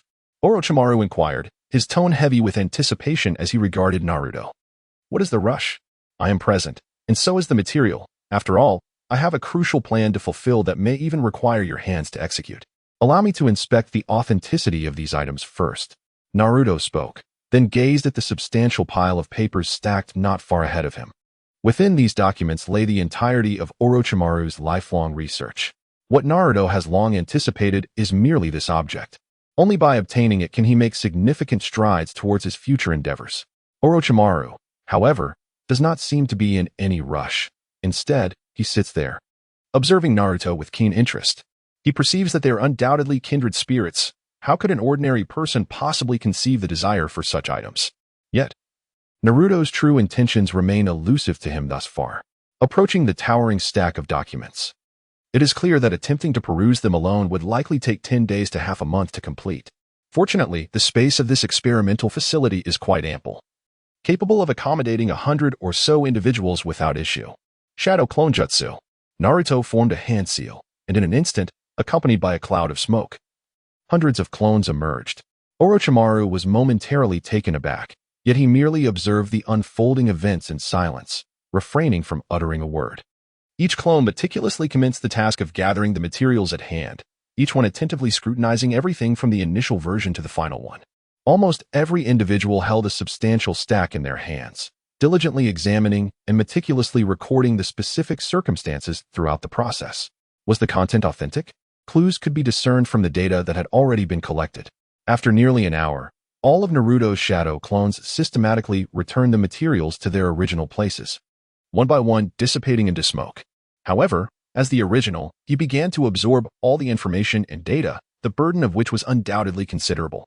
After a brief respite, Naruto approached Orochimaru with a smile, stating, "Uncle Snake, you have certainly laid a solid foundation here. Yet there remains a long journey ahead concerning genetics and biological materials." Naruto chuckled as he spoke, expressing that he had not given much thought to these matters, as his focus lay elsewhere. However, shouldn't we discuss other topics now? Orochimaru inquired with a smile. Indeed, I shall now reveal to you the method to activate this mask. I am aware of how to unlock its sealing array. But there is one crucial detail I must convey beforehand. Once the death god is summoned, a soul must be offered as compensation. Typically, this is the soul of the one who initiated the sealing. I wonder, even with this knowledge, are you still willing to proceed? Naruto inquired. Your words seem to carry no more weight than silence itself.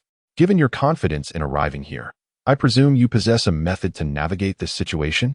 Orochimaru questioned once more, his disbelief palpable. He could not fathom that Naruto would dare to follow him into this forsaken place, risking his life without a clear strategy for resolution. Thus, as he spoke, his demeanor remained remarkably relaxed, even wearing an amused expression as he regarded Naruto. You are correct. I do have a solution. However, it appears this matter lies beyond the scope of our agreement. Naruto inquired, "Speak freely. What are your demands?" I require 50 complete sets of experimental equipment, and they must be of the utmost quality, he declared. You are rather audacious in your request. Do you truly believe I possess the resources to procure 50 sets of such equipment? Orochimaru replied, his expression one of incredulity. The cost of experimental gear is exorbitant, and such items can only be procured through the black market. Anything pertaining to human experimentation is virtually impossible to find in legitimate channels. I understand the difficulties you face. As for the expenses, you need not concern yourself. However, I require you to make the necessary contacts and procure these items. 50 complete sets of equipment should be attainable with 500 million, Wouldn't you agree? Naruto gazed at Orochimaru, a teasing expression adorning his face. I never would have imagined, Naruto-kun, that you are so affluent. This encounter today has truly broadened my horizons. Regarding your request, I wholeheartedly agree. Orochimaru replied candidly. Though his eyes lacked seriousness, he had already reassessed this young individual standing before him. 500 million ryo, such a substantial sum. It equated to the military expenses of the Land of Fire for 2 years. It was astonishing that someone of such tender age could produce such wealth in one fell swoop. While a hint of curiosity lingered, he chose not to dismiss it. Within this laboratory, there must be numerous living specimens. The next steps are in your hands. Bring several more, as we have other experimental endeavors to pursue. Naruto spoke with a tone that carried a hint of coldness. For Orochimaru, such matters were of little consequence within this space. There existed numerous individuals who had been captured for the purpose of human experimentation. However, he was far more intrigued by Naruto's intentions. No problem. The forthcoming task shall be entrusted to you, Naruto-kun. I shall await the outcome with great anticipation, Orochimaru declared, as a slender, grayish-white serpent began to slither from his sleeve. Yet, Naruto's gaze had already shifted to other experimental apparatuses. The eerie underground laboratory was permeated with an array of complex and peculiar odors. Still, the enigmatic Orochimaru showed no sign of discomfort regarding Naruto's exploration of his creations. A mere glance at the myriad of bottles and jars, along with the materials prepared for experimentation, revealed that Orochimaru was still engrossed in research related to the essence of the soul. Chapter 125. The Reaper's Pact as personnel assembled. 5 or 6 men, appearing to be around 30 years of age, stood in a row, each bearing a fierce countenance and vacant expressions. Once everything was prepared, Orochimaru rose and walked deliberately to the forefront of the platform. The next steps are in your hands, Naruto-kun, he stated with a serious demeanor, keenly aware of the potential for unforeseen complications. Rest assured, my partner, there will be ample opportunities for our collaboration in the future. I shall not allow you to falter at this juncture. After all, I have grander plans that can only be realized with your assistance. With a beaming smile, Naruto approached Orochimaru, clutching the death mask in his hand. He bypassed Orochimaru and squatted down, seizing the latter's hand. In an instant, a gust of wind-infused chakra severed the tip of Orochimaru's finger, causing blood to drip. At that moment, a circular seal of power began to spread. Now, don this mask. Shortly, I shall employ a sealing technique to bind your soul and body, preventing the Grim Reaper from claiming you. Should that occur, the Grim Reaper would select the soul of a nearby individual, drawing them in for this very purpose. However, upon summoning, you must promptly articulate your desires. We are allies in this endeavor. You must seize this opportunity to extract the soul of the 4th Hokage. Naruto spoke earnestly, asserting that there was no need for repeated reminders. Having already promised, he would ensure the task was completed. Orochimaru had no desire to engage in further idle chatter and gestured for Naruto to don the Death God mask. At that moment, Kabuto quietly entered the room, remaining silent as he observed the unfolding events from the doorway. Once Orochimaru adorned the mask, Naruto swiftly retreated 5 meters. As chakra flowed into the mask, Orochimaru's entire body began to tremble. Suddenly, an immense power erupted from the mask, and a colossal shadow of the Death God materialized before everyone present. Although it was not the first encounter with such a phenomenon, the sight still caused a flicker of anxiety within Orochimaru, causing his body to involuntarily shake. Cast aside your belly, release my hands, and Minato Namikaze. Orochimaru murmured under the mask, yet the Death God specter turned its gaze toward him. Almost immediately, the apparition, gripping a blade in its mouth, tore open its garments with both hands, and, wielding the knife in its right hand, made a gash in its own abdomen. In accordance with Orochimaru's command, 2 beams of light surged forth from within. One entered directly into Orochimaru's being, while the other vanished without a trace. Feeling the sensation transmitted through his hands, Orochimaru incredulously raised his hand to examine it. However, the Death God specter swiftly extended its hands, lunging toward Orochimaru. Yet, upon making contact with Orochimaru's soul, it became apparent that the essence could not be extracted from the corporeal form. This predicament rendered Orochimaru to stand in place, letting out a wail of anguish. Naruto observed the scene in silence, realizing that their transaction merely involved the restoration of Orochimaru's hands. Now that he had achieved this, the subsequent matters were beyond Naruto's purview. Nevertheless, he continued to channel chakra into Orochimaru, as the sealing power required his maintenance.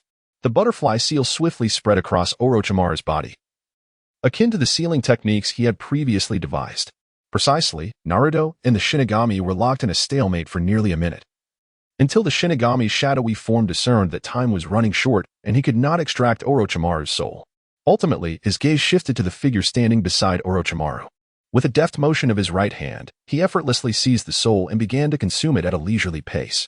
Once the Shinigami had completed this grim task, he cast one last glance in Naruto's direction. As everything faded away, Naruto abruptly severed the chakra supply, causing Orochimaru to collapse to the ground, sweat streaming down from beneath his mask. Congratulations to Uncle Snake for finally reclaiming his hands. Henceforth, his path to immortality would be unobstructed. With a smile gracing his face, Naruto began to stride toward the direction of Orochimaru.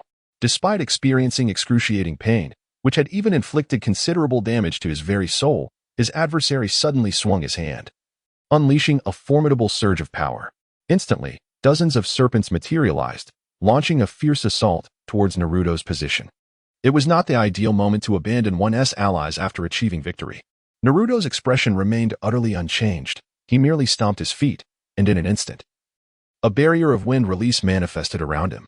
As for the venomous serpents that attacked, they were effortlessly obliterated by the wind barrier, vanishing without a trace. You did not inform me that such a situation would arise. Orochimaru gasped, finally catching his breath, and glared at Naruto in fury. One cannot articulate such matters so simply. Do you believe that all actions come without consequence? The anguish of the soul can be mended within a few days at most. Nevertheless, I have fulfilled my promise. And as for the matter concerning the Shinigami, this is my first encounter as well. How could I possibly forewarn you? Naruto maintained a serene smile as he spoke. Yet the expression he wore while gazing at Orochimaru betrayed a hint of inner turmoil. Never mind, I mistakenly misjudged you earlier. However, our transaction has been concluded. Shouldn't you be taking your leave? Orochimaru inquired. It seems there is still one matter left unresolved. The sealing technique known as the spirit butterfly seal that is placed upon you. Removing it requires a considerable amount of chakra. Otherwise, your soul will remain confined within this corporeal form, and judging by the condition of this body, it likely cannot endure for much longer. With a menacing grin, Naruto spoke, having meticulously considered every aspect from the very beginning. Some elements had been contemplated long in advance. At least when presenting his conditions, he had set aside numerous matters of little consequence before delving into more intricate inquiries. Chapter 126, Minato Namikaze. More importantly, Orochimaru currently had no choice but to comply with his wishes, for it was truly no small feat to control such a cunning individual. What do you intend to do? Orochimaru's complexion turned ashen, his expression filled with fury, nearly erupting in a roar. He could not comprehend the motives of this seemingly insignificant youth, whose cunning was profound, leading him into traps at every turn. It's nothing.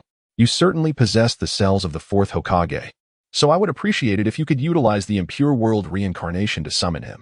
There are certain matters I wish to discuss thoroughly. Naruto inquired. Is this truly the sole endeavor you wish to pursue? May I indulge my curiosity and inquire about the purpose behind your actions? Orochimaru, wearing an expression of perplexity, responded. Not to mention, at this moment, Orochimaru remained oblivious to Naruto's true identity, for he had departed from the Hidden Leaf Village long before Naruto's birth, and had not taken particular interest in uncovering the identity of this young lad. He is my father. Naruto maintained his original expression and spoke. I see now. It appears I have been neglecting some rather significant issues. Orochimaru struggled to sit up, inhaling deeply before gradually shifting his body next to another individual who had been brought along. Most of those imprisoned here were, in fact, utilized for the impure world reincarnation experiments, a concept he was intimately familiar with. I sincerely hope this will be the last time you lead me astray, Orochimaru lamented. Then unsteadily rose to his feet and approached the individual designated as a substitute. As the sealing array for the impure world reincarnation was being prepared, Kabuto hastily retrieved cells excavated from the grave of the fourth Hokage from a small box. Before commencing, Orochimaru cast a glance towards Naruto, then, with reluctance, forcefully pressed his hand against the ground, unleashing chakra onto the summoning seal. Upon witnessing this technique for the first time, Naruto couldn't help but admire Orochimaru's ingenuity. After all, to develop such an unconventional ninjutsu to this extent was a testament to his status as a leading figure in the realm of ninjutsu research. Impure world reincarnation, Orochimaru shouted fervently. At that moment, The figure previously shrouded in bandages began to be enveloped rapidly by a flurry of paper fragments, as the ceiling runes emanated their radiance. The original figure underwent a swift transformation.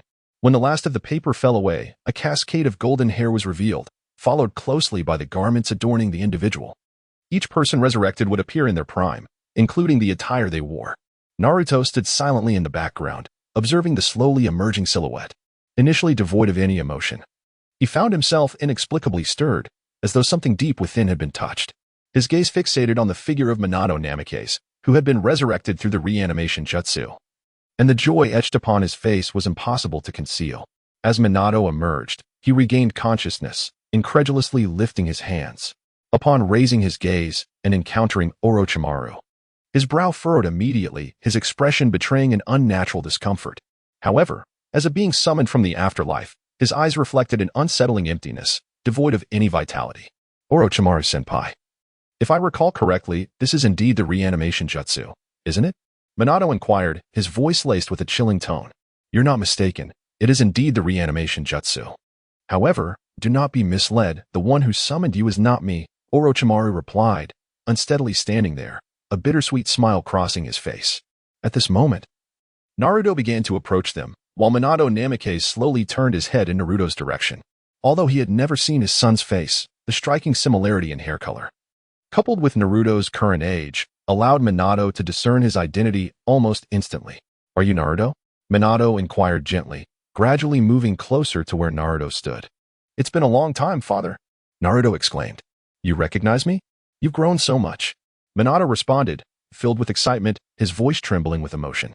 Yet, as a being resurrected through the reanimation jutsu, he could not exhibit any signs of shedding tears. I met you when I was 6, but you don't look as handsome as you did back then. Nonetheless, I still recognize you, which is why I said it's been a long time, father. Naruto's eyes began to glisten with unshed tears. Regardless of the circumstances, the achievements he had attained today were undoubtedly aided by the man before him. Throughout his life, he had never experienced a father's love or any form of genuine affection. However, during that fleeting moment in the void when he connected with Minato Namikaze, he felt a long-lost warmth and care. I am truly sorry, Naruto. I couldn't be there to watch you grow, Minato said, lowering his head. It's all right. From now on, we will have plenty of time together. I will find a way to resurrect you and my mother. Trust me, that day is not far off. When it arrives, we shall live together peacefully, free from the burdens of the ninja world, Naruto replied, tears streaming down his face, yet a smile graced his lips. What? Minato exclaimed, his mind momentarily baffled, as if a giant question mark had appeared above his head. At that very moment, Orochimaru interjected, if it is possible, I wouldn't mind summoning your mother again. No, it's better not to. They, summoned through the Edo Tensei, cannot maintain their physical forms for long. I do not wish to disturb their rest. Even if I were to summon my father today, it is only to seek his assistance for certain matters. Let us have some time to converse as father and son. As for the help I may need from you in the future, I will come to seek you out. Naruto gazed at Minato Namikaze, a radiant smile adorning his face as he conversed with Orochimaru. With the emergence of Minato, all plans had finally aligned perfectly on their intended course. Shall we engage in a discussion? Naruto suddenly looked at Minato with a broad smile and asked, is it possible? Minato's expression instantly transformed with surprise, even revealing a hint of excitement. However, this body exhibited no discernible expressions, so nearly everything was conveyed solely through his tone. Of course it is, he replied. I would also like to have a heartfelt conversation with you.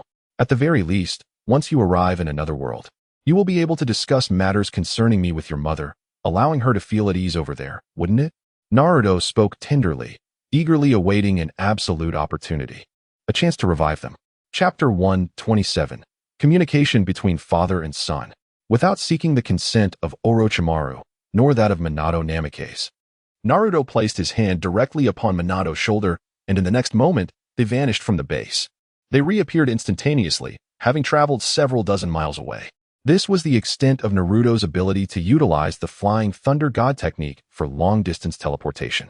Here, within a 1-kilometer radius, there were no trees, and they stood on a sunlit hillside. Beneath them lay a modest-sized lake, yet from this vantage point, the breathtaking scenery unfolded before their eyes. Upon their arrival, Naruto promptly sat on the grass, gazing at the magnificent view. Minato mirrored Naruto's posture. Though his movements appeared somewhat stiff, he endeavored to adapt to conversing with his son. In a timeless space, he marveled at how much Naruto had grown, capable of wielding the Flying Thunder God technique to such an extent at his age. Truly, he had inherited my genes. Haha, Minato exclaimed, bursting into proud laughter. As his son, Naruto sat there, feeling somewhat embarrassed. He hadn't expected his father to exhibit such behavior. Upon their first meeting, instead of discussing anything substantial, he resorted to this. Do you regret what happened back then? Naruto asked, his tone somewhat casual. Naruto, I understand your sentiment, but you must realize that as the fourth Hokage, it is my duty. Minato's expression gradually calmed, though his tone remained gentle. At this rate, how can you claim to be Hokage? Why not let the third Hokage take over? You rush to the forefront, but when you eventually encounter the first and second Hokages, who knows how they will mock you? Naruto displayed an expression of disdain and continued, at that moment. They will undoubtedly exclaim how the Hokage of Konoha could be felled by the pet of Uchiha Bido. They would find it difficult to comprehend your emotions at that time. Suddenly, a vivid image sprang into Minato's mind, leaving him with a look of incredulity. However, after a brief moment of awkwardness, he regained his composure and smiled, inquiring, how are things in Konoha? Is everything going well? As he spoke, he seemed to recall something amiss, and his demeanor shifted to one of seriousness as he pressed. But why do you have dealings with Orochimaru? Everything in Konoha is quite well. My teacher is none other than Kakashi, and I also have Jiraiya-sama as my mentor. Thus, life in the village is quite pleasant. As for Orochimaru, he reconciled with the third Hokage 3 years ago. After all, he did not commit any egregious acts. And during the attack on Konoha, it was Orochimaru who stepped in to assist. An attack? Minato exclaimed in astonishment. Naruto is acutely aware of the profound emotions and obsessions his father harbors towards Konoha. Regardless of how he articulates his thoughts, as a son, and given his current demeanor, his father is bound to believe him. Ultimately, the adversary shall remain in this world for but a fleeting moment, when they are truly resurrected. What significance will the revelation of truth hold? Previously, a formidable group of individuals, seemingly S-rank rogue ninjas from various nations, descended upon the village, igniting a fierce battle over an object concealed within Konoha. In the end, the village successfully repelled their assailants, thus securing a brief respite of peace. Naruto remarked, I see. However, since they have reconciled, why does Orochimaru choose to remain here? Minato, still perplexed, could surmise some aspects of the S-rank rogue ninja situation. Naruto's ability to articulate such thoughts already attested to the veracity of the matter. In the absence of any suspicion, one could only glean insights from the circumstances to inquire further. Lord Orochimaru has a penchant for research, and he feels that having previously had conflicts with the village, he prefers not to return. Instead, he has chosen to stay here, awaiting a direct summons should any matters arise within the village, Naruto stated earnestly. I understand now. Your explanation has clarified things for me, Minato replied with a smile, harboring no doubts about his son's words. I heard that your previous teacher was also Lord Jiraiya? Naruto inquired. The two sat upon a sun-kissed hillside, engaging in a lively conversation about their past experiences. Naruto's recollections of his father were almost entirely embellished, devoid of any discontent towards the village. In fact, from a certain perspective, he held the village in high esteem. The essence of these words was precisely what Minato wished to hear, as a smile adorned his face throughout their exchange. The bond between father and son flourished from daylight until dusk, at which point Naruto feigned curiosity, asking, Father, Jiraiya-sensei mentioned that the seal of the 9 tails you placed within me can only be undone by you. What is the situation? You mean that? Minato chuckled. It's because I used your mother's blood for the sealing. To be precise, it is known as a bloodline seal. One day, when you are capable of controlling the 9 tails within you, Jiraiya-sensei will assist you in unraveling the seal. Minato remained unfazed, continuing to smile. So, does that mean that even you cannot break the seal at present? Naruto's expression stiffened, and he furrowed his brow with concern. Indeed, even now, I cannot. Minato replied casually as he sat on the ground. However, he was oblivious to Naruto's inner turmoil, which was spiraling into frustration and anger. No wonder he had struggled for so long without any leads. It turned out his father had crafted the seal using his mother's blood. Now, to resolve this predicament, the only options available were to somehow obtain the scroll to lift the seal from Mayaboka Mountain or find a way to resurrect his mother. Yet, regardless of the scenario, neither task was something the current Naruto could accomplish with ease. What's wrong? Minato noticed Naruto's unease and asked with curiosity. Nothing, Just contemplating a few matters, Naruto replied. As Naruto spoke, he gradually began to relinquish the obsessions that had long resided within his heart. For him, time was still on his side. There was no need for haste. A few years of indulgent training would naturally lead to the fruition of his aspirations. In Chapter 128, titled Bloodline Sealing, Minato Namikaze seemed to sense his son's unusual demeanor, furrowing his brow, yet he chose not to address it directly.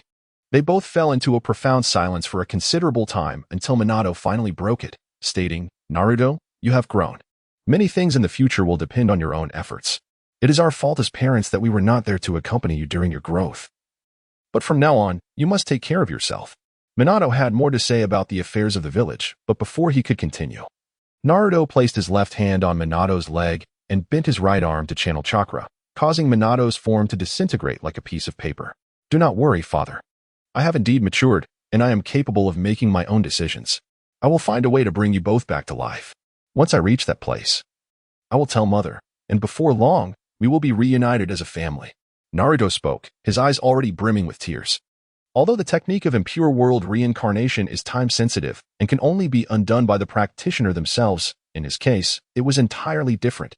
As Naruto observed Orochimaru performing the reanimation jutsu, he silently committed to memory the sequence of steps executed by the latter. Several of these steps bore a striking resemblance to the sealing techniques he had devised himself. For one well-versed in the art of sealing, such complexities require little effort to comprehend. Ultimately, the words of Minato Namikaze remained unspoken. He merely gazed at Naruto in silence. At the moment when the soul began its gradual ascent towards the heavens, he finally uttered the words, "Take care of yourself," as a gust of wind swept through. There was no longer any trace of Minato's presence upon the hillside, leaving behind only the lifeless body that had originally served as the vessel. "Kurama, it seems the situation has become quite troublesome." Naruto sighed deeply, reclining on the grass, gazing at the moon above while addressing the nine tails within him. "Some matters cannot be rushed. The crux lies in the nature of your next plan." The nine tails responded. Plans? He had numerous strategies. Yet recent experiences revealed that while some had unfolded seamlessly, others had not been as flawless as anticipated. However, he had finally discerned the elusive source of the sealing factors that had long puzzled him: the bloodline seal.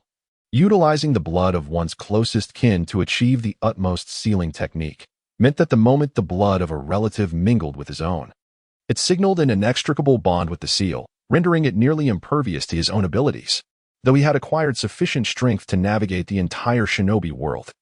The associated risks were evident to Naruto with merely a flick of his toes. Indeed, nothing was as simple as it appeared, and the most prudent course of action was to bide his time, diligently cultivating his own power, for that was the true path to supremacy. In the Hidden Leaf Village, nearly 2 months had passed since the death of the third Hokage, and the village had finally welcomed its fifth Hokage. Tsunade's ascension met with unanimous approval.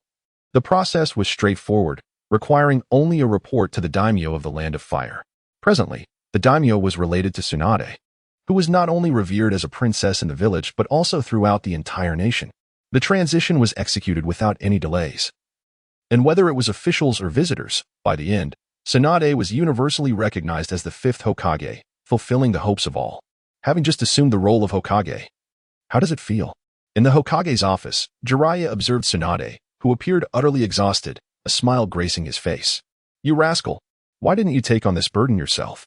You disrupt my life for no reason, and now you leave all this to me, making me reluctant to even proceed." Tsunade replied, her voice a blend of fatigue and indignation. "No one is more suited for this position than you. If you refuse it, do you intend to hand the village over to that scoundrel Danzo? What future could the village possibly have then?" Jiraiya countered.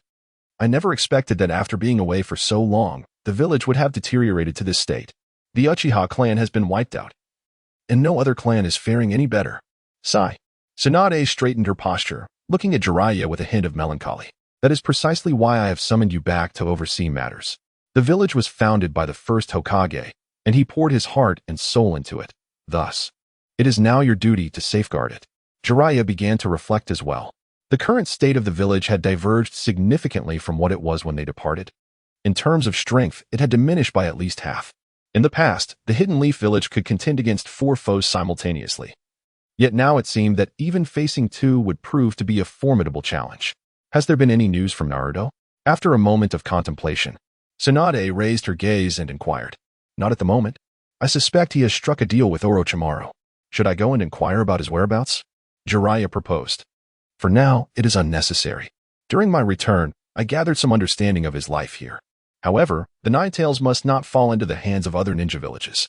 Dispatch Umbu members to swiftly investigate his situation, and we must ensure that he is brought back at all costs, Tsunade declared with gravity. Upon attaining her position, she was compelled to consider the village's interests comprehensively.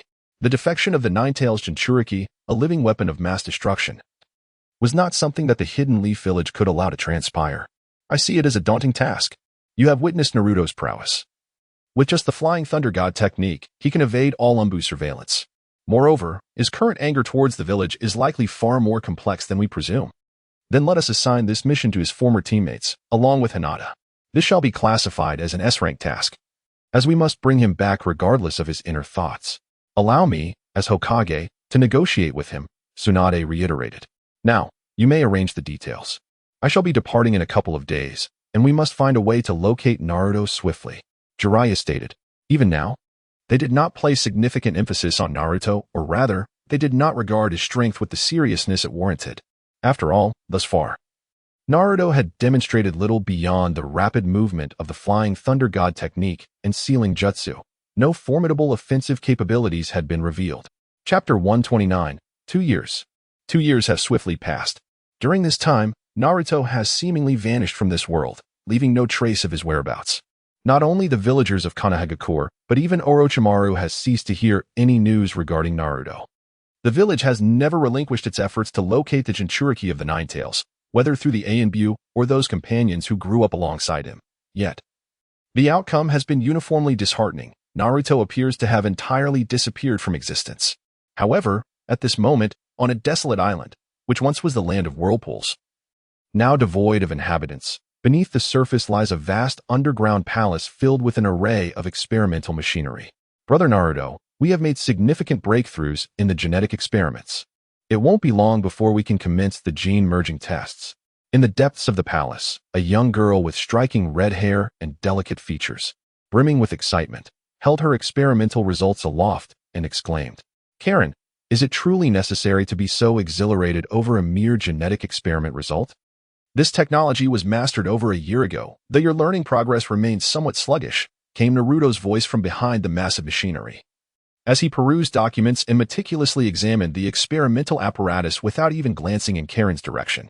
2 years have transformed the appearances of both individuals significantly. Uzumaki Karen is no longer the youthful girl she once was. Beneath her black-framed glasses lies an exquisite visage, complemented by her red ponytail. A white blouse paired with a fitted black skirt and elegant high-heeled sandals, all of which have elevated her from a mere child to a striking beauty. Despite retaining his signature golden locks, Naruto's hairstyle has undergone a significant transformation, styled back and complemented by a white lab coat, presenting an image that epitomizes a dedicated researcher. He approaches every task with meticulous attention to detail, and within the subterranean laboratory, it is just the two of them. This laboratory is located in the very area where they were first discovered by the Ninetales upon their arrival. The reason this place has remained undetected is primarily due to the comprehensive seals that have isolated it from the surrounding regions. Even the entrance possesses a level of secrecy that surpasses all expectations. No one could have imagined that beneath the ocean's depths lies such an inconceivable underground existence. Moreover, the surprises this place holds for Naruto extend beyond the mere revelation of a clandestine palace. More importantly, it safeguards nearly all the secrets of the Uzumaki clan. Indeed, Naruto had expended nearly a month in search of this underground palace before finally uncovering its location. The sealing mechanism of the palace is so intricate that even Naruto, who has mastered sealing techniques, finds himself in awe at times.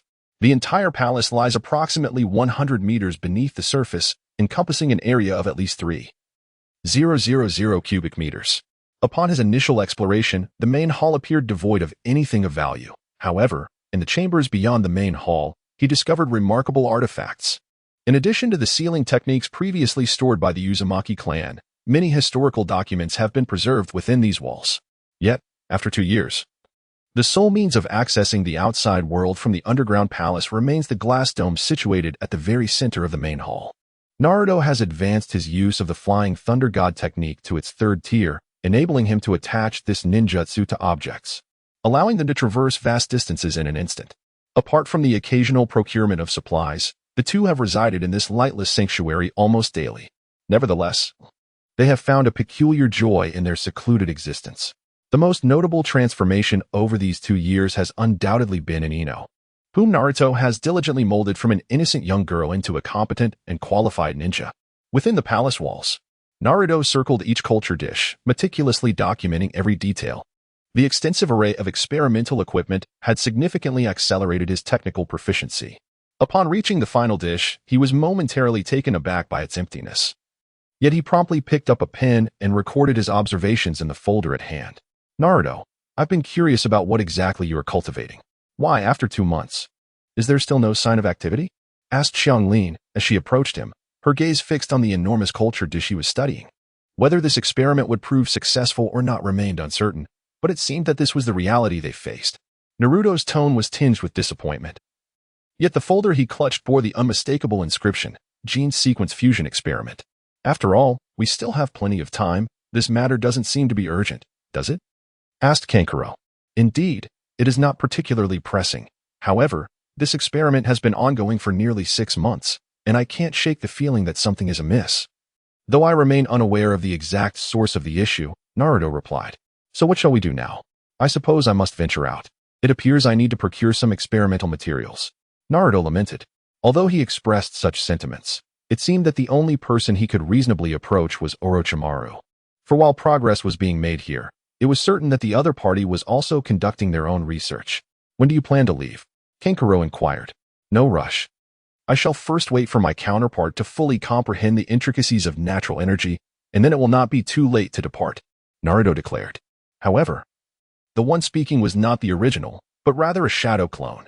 Yet within this vast underground palace, there were certainly more than one clone present. Surrounding the periphery of this underground palace, in what was once the village of Uzumaki, dozens of clones had gathered. Each stood facing one another, forming a circle with an approximate diameter of 50 meters. The original Naruto occupied the central position, and along with his clones, each displayed an expression of utmost seriousness. The sealing technique experiment has a controllable range of 1,000 meters.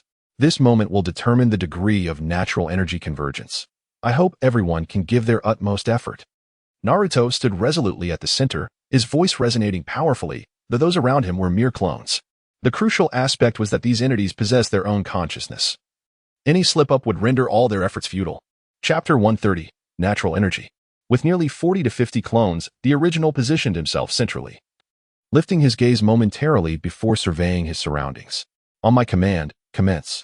With a sudden, thunderous shout, all the clones synchronized, channeling their chakra and forcefully striking the ground. The original, too, crouched down, pressing his hands onto the earth.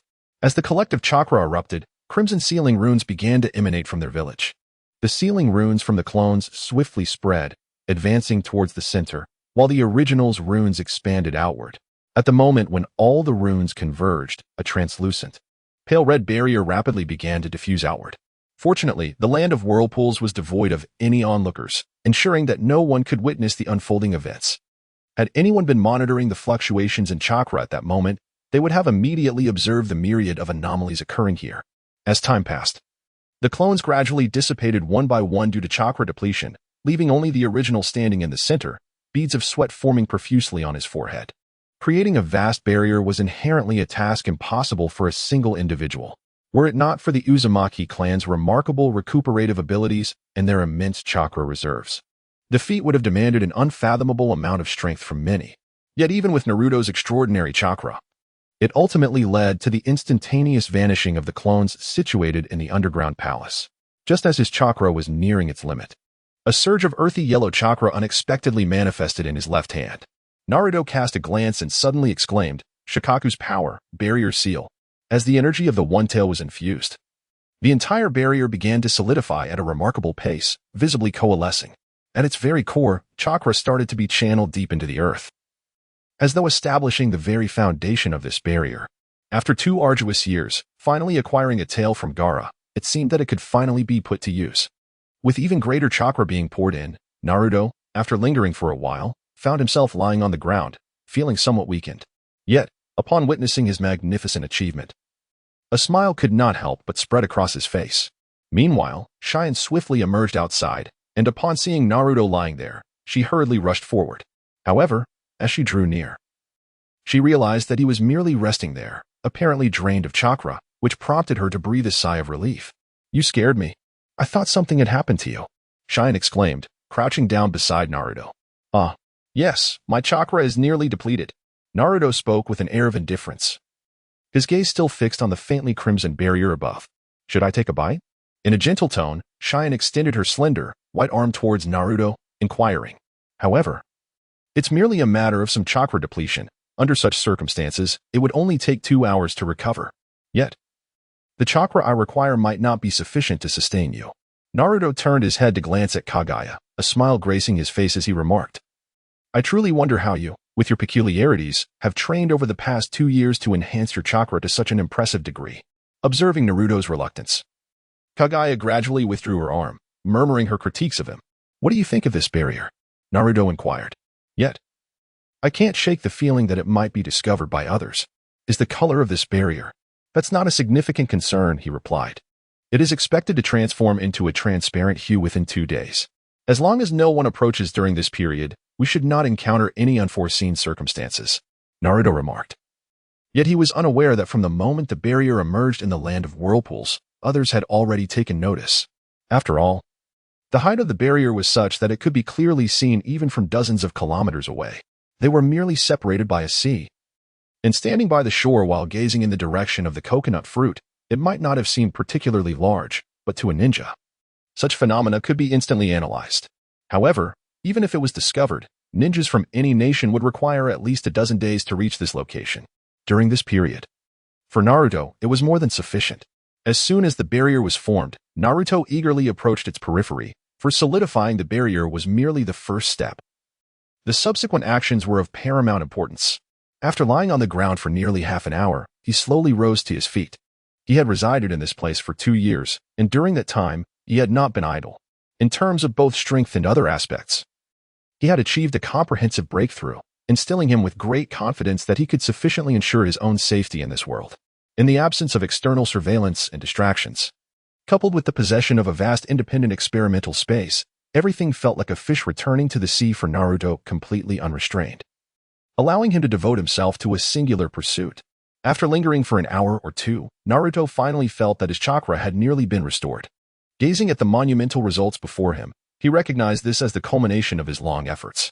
With the various external protections stripped away, what Naruto yearned for most was to grasp the two forces he envisioned, one being the power of the tailed beasts, and the other, naturally, the energy of nature. Severing his retreat, Myobokuzen was certainly not a viable option, and he held no interest in the other two sacred places where sage arts could be learned. Now, his only course of action was to create a sanctuary of his own, using the barrier to amass vast quantities of natural energy, ideally attracting most of the natural energy within a 500-kilometer radius. To achieve this, Naruto employed nearly 100 shadow clones, tirelessly researching day and night. It was through the combination of his practical experience that he could establish such a vast sealing barrier in the span of 2 years. This barrier offered no resistance. Its sole function was to continuously draw in natural energy from within and subsequently seal all that power within its confines. Chapter 131. Exposure of position. Since arriving in this world, Naruto had genuinely begun to feel the allure that belonged to it. Observing this monumental achievement before him, he felt as though he were immersed in the path of immortality, which was not far from the truth. However, this was merely the first step. Only upon the completion of this plan could he successfully advance. The force of nature was something Naruto had sought to study since he first encountered ninjutsu. Yet he had never possessed the courage to put it into practice, fully aware of the risks involved. This was why such matters had been postponed until now. Having experienced the allure of natural energy firsthand through the use of toad oil on Myobokuzen, he found that it was mixed with many elements he could not comprehend. Unlike the natural energy in the ninja world, which might be wild, this was cultivated, yet undeniably, this power could reach extraordinary heights. While it was said that absorbing natural energy was perilous, one might question why he would still dare to venture into such risks. Xianglin stood on the periphery, gazing at the immense barrier, her eyes filled with a hint of concern as she inquired. She was aware that this entity had become the very pursuit of Naruto for as long as she could remember. Yet she remained oblivious to the true magnitude of such power. From beginning to end, she only understood that the risks associated with this endeavor were exceedingly high. Even the slightest miscalculation could lead to the looming threat of downfall. Some dangers must be faced, however, after undergoing countless experiments. They had at least managed to keep the risks contained within a margin of 15. Naruto sighed as he gazed at Xianglin, a smile gracing his features as he spoke once more. My destiny was sealed from the moment of my birth. The nine tails within me has predetermined that I must confront challenges head-on. Otherwise, the perils I would face would be far greater. Are we to remain in this place, where our safety cannot be guaranteed? Xianglin inquired. This location is indeed quite pleasant, but are we to linger here for eternity? Yet even so, this is merely a temporary refuge. It is only by strengthening ourselves that we can attain the life we truly desire. Naruto spoke once more, and after finishing his words, he proceeded directly to the edge of the barrier. As his chakra manifested from his hands, he pressed both palms against the barrier, causing the sealing runes to reappear in that very moment, swiftly spreading across the surface of the barrier. Hokage-sama, we have located the potential whereabouts of Naruto Uzumaki. According to our intelligence, he should currently be in the former land of whirlpools, in the village of Yuzushigakure. In the Hokage's office, a masked AMBU operative, clad in black combat attire, knelt on the ground as he reported to Tsunade, who sat before him. Is this intelligence reliable? Tsunade inquired with a grave expression. Based on the current situation, it indeed seems to pertain to Naruto Uzumaki. However, we did not approach closely to verify, which is why I have come to report. The masked man replied. Very well, I understand. I will send others to investigate further, but you must keep this matter strictly confidential. No one else must know. Yes, Hokage-sama. With that, the AMBU operative vanished swiftly from the room. Tsunade remained seated, her demeanor serious. The passage of 2 years had allowed her a relatively comprehensive understanding of the current state of Konoha. Yet this did not imply she could grasp the hearts of all its inhabitants completely. Tsunade-sama, should we not send someone to retrieve him? Shizen, who had been standing beside Tsunade, had listened intently to the report from the AMBU operative. In the stillness of the Hokage's office, she cradled her pig and asked with a tone of concern. It is not as simple as you think. That young man's strength has likely grown significantly compared to 2 years ago. Moreover, based on his past performance, he has managed to enhance his power under the scrutiny of many. One can only imagine how formidable he has become without anyone watching him, Tsunade remarked. Her words tinged with a sense of resignation. Taking a deep breath, she continued, to remain undetected for 2 years, with unknown intentions ahead. Send for Hinata Hyuga to meet with me, without informing anyone else. Understood, Tsunade-sama. Should we also call Kakashi and the others? Shizen inquired. It is not yet time to issue missions. First, bring Hinata here. Very well. Silence refrained from excessive speech, fully aware of Tsunade's position as Hokage. Naruto Uzumaki's remarkable performance and his relatively untroublesome conduct towards the village, coupled with the presence of the nine tails within him, prompted Tsunade to dispatch the Umbu for an investigation, her intention being to facilitate his return to Konoha. However, some matters seem deceptively simple in thought, yet reveal their arduous nature upon execution. Have you located the whereabouts of the nine tails? It was unexpected that this individual could conceal himself so effectively. In a darker corner of the village, Danzo leaned on his cane, maintaining his usual sinister demeanor, his face obscured by thick bandages, his words evoking a chilling sensation. Standing in an underground hall, Danzo regarded the reporting personnel with a disdainful smile. Before a response could be given, he inquired again, is the information reliable? My lord, the information should pose no issues. As our members were involved in the mission, they discovered this matter together, and we are likely to have knowledge prior to that of Hokage-sama, replied a figure, whose features remained concealed, kneeling on one knee, not daring to raise his head, yet speaking earnestly to Danzo. That woman is currently intent on retrieving the nine tails, so we must act before her. Danzo, with a fierce countenance, raised his cane and struck it forcefully upon the ground, asserting dominion with his voice. He had long coveted the nine tails residing within Naruto, otherwise he would not have attempted to reclaim him repeatedly. Now, with such a rare opportunity at hand, even the prospect of eliminating Naruto would bear no consequences. How could he possibly let such a fortuitous event slip away? Chapter 132, The Assault from Konoha. Yet, the schemes laid by Konoha were unbeknownst to Naruto, who was situated in the land of whirlpools. His plan had already embarked on its initial phase, now awaiting the convergence of time. Even though he had established a barrier, achieving the necessary conditions for abundant natural energy would require, by current estimations, at least half a month. Nonetheless, what they currently lacked was indeed time, yet paradoxically, time was also in abundance. Naruto was acutely aware of the impending events that would unfold in the near future. His personal safety could no longer be assured. All he could do was race against time and muster his true strength to confront the looming peril. However, the waiting felt interminable. And just as the natural energy within the barrier had yet to fully coalesce, the first wave of visitors had already arrived. On the surface of the sea, 50 to 60 masked ninjas darted across the water with astonishing speed, their destination unmistakably directed towards the land of Whirlpool. The distance from the shores of the land of fire to the land of Whirlpool was significantly greater than that to the land of waves, spanning at least 20 kilometers. Yet, for these ninjas, traversing the water on foot was their preferred method, as it rendered their speed exponentially faster than traveling by boat. Naturally, this approach bore a substantial drawback. Such a long distance demanded an immense expenditure of chakra. Nonetheless, it was evident that the group paid little heed to these concerns. Their objective was crystal clear, to obtain what they desired with utmost swiftness. In the dead of night, despite having already sought rest, Naruto was not idle at the fringes of the land of Whirlpool. As the 50 to 60 individuals suddenly approached the shore, Naruto jolted awake, his expression grave and icy. He had not anticipated that anyone would venture here at such an hour. Could it be that their movements had been compromised? Naruto sat there, murmuring to himself. Dressed in his pajamas and casually draping a coat over his shoulders, he began to stride towards the hall. Meanwhile, Cheyenne sensed something amiss as well. She quickly donned her attire and made her way to the hall. "Brother Naruto," she said with a grave expression, "it seems someone has intruded upon this place." "Stay here for a moment. I shall investigate the situation," he replied. "These individuals may not be targeting us, yet the purpose of their arrival remains uncertain," Naruto remarked.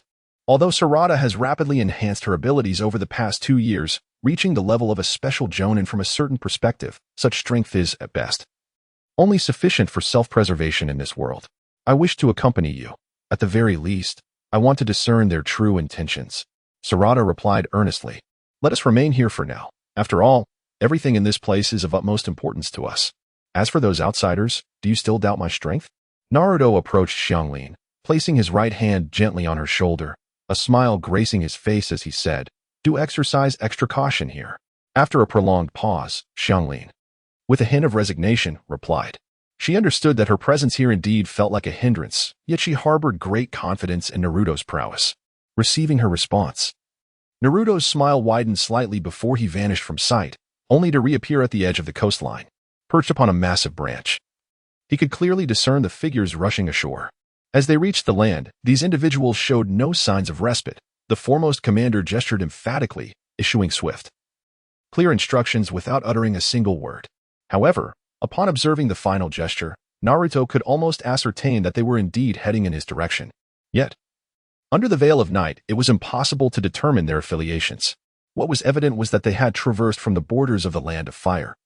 And given the number of ninjas present, Naruto surmised that aside from Konoha, no other place could muster such a substantial force. Fortunately, the group did not advance in unison. Instead, they dispersed, fanning out in formation. It appeared that they had not accurately gauged his precise location. Could it be that they had caught wind of his presence during the last barrier's creation? Naruto murmured to himself, contemplating that the most straightforward approach to ascertain the specific circumstances would be to apprehend someone and inquire directly. However, surveying the prowess of this group, it was evident that, based solely on the manifestation of their chakra, they could undoubtedly be regarded as the backbone of Konoha. With 50 to 60 individuals present, including a handful of elite J-nin and the remainder being CH-nin, such a formidable assembly was more than sufficient to instigate a minor conflict. As these individuals began to advance in groups of 4, Naruto stealthily followed one of the teams, observing their silent communication, where gestures sufficed to direct their movement with a professionalism that required no further elaboration. Among every quartet, there was one J-nin, and should they fail to neutralize an adversary swiftly, it was likely that the remaining members would converge upon them. "Stop!" The squad leader, amidst their rapid progression, instantly signaled for a halt, his demeanor turning grave as he began to scrutinize their surroundings. "What is the situation?" The others, sensing the shift, quickly heightened their vigilance.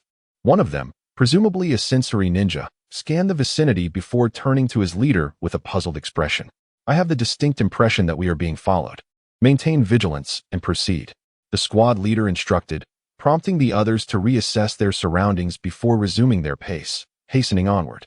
Naruto concealed himself in the shadows, standing behind a tree, and despite being merely 100 meters away, none of those individuals sensed his presence.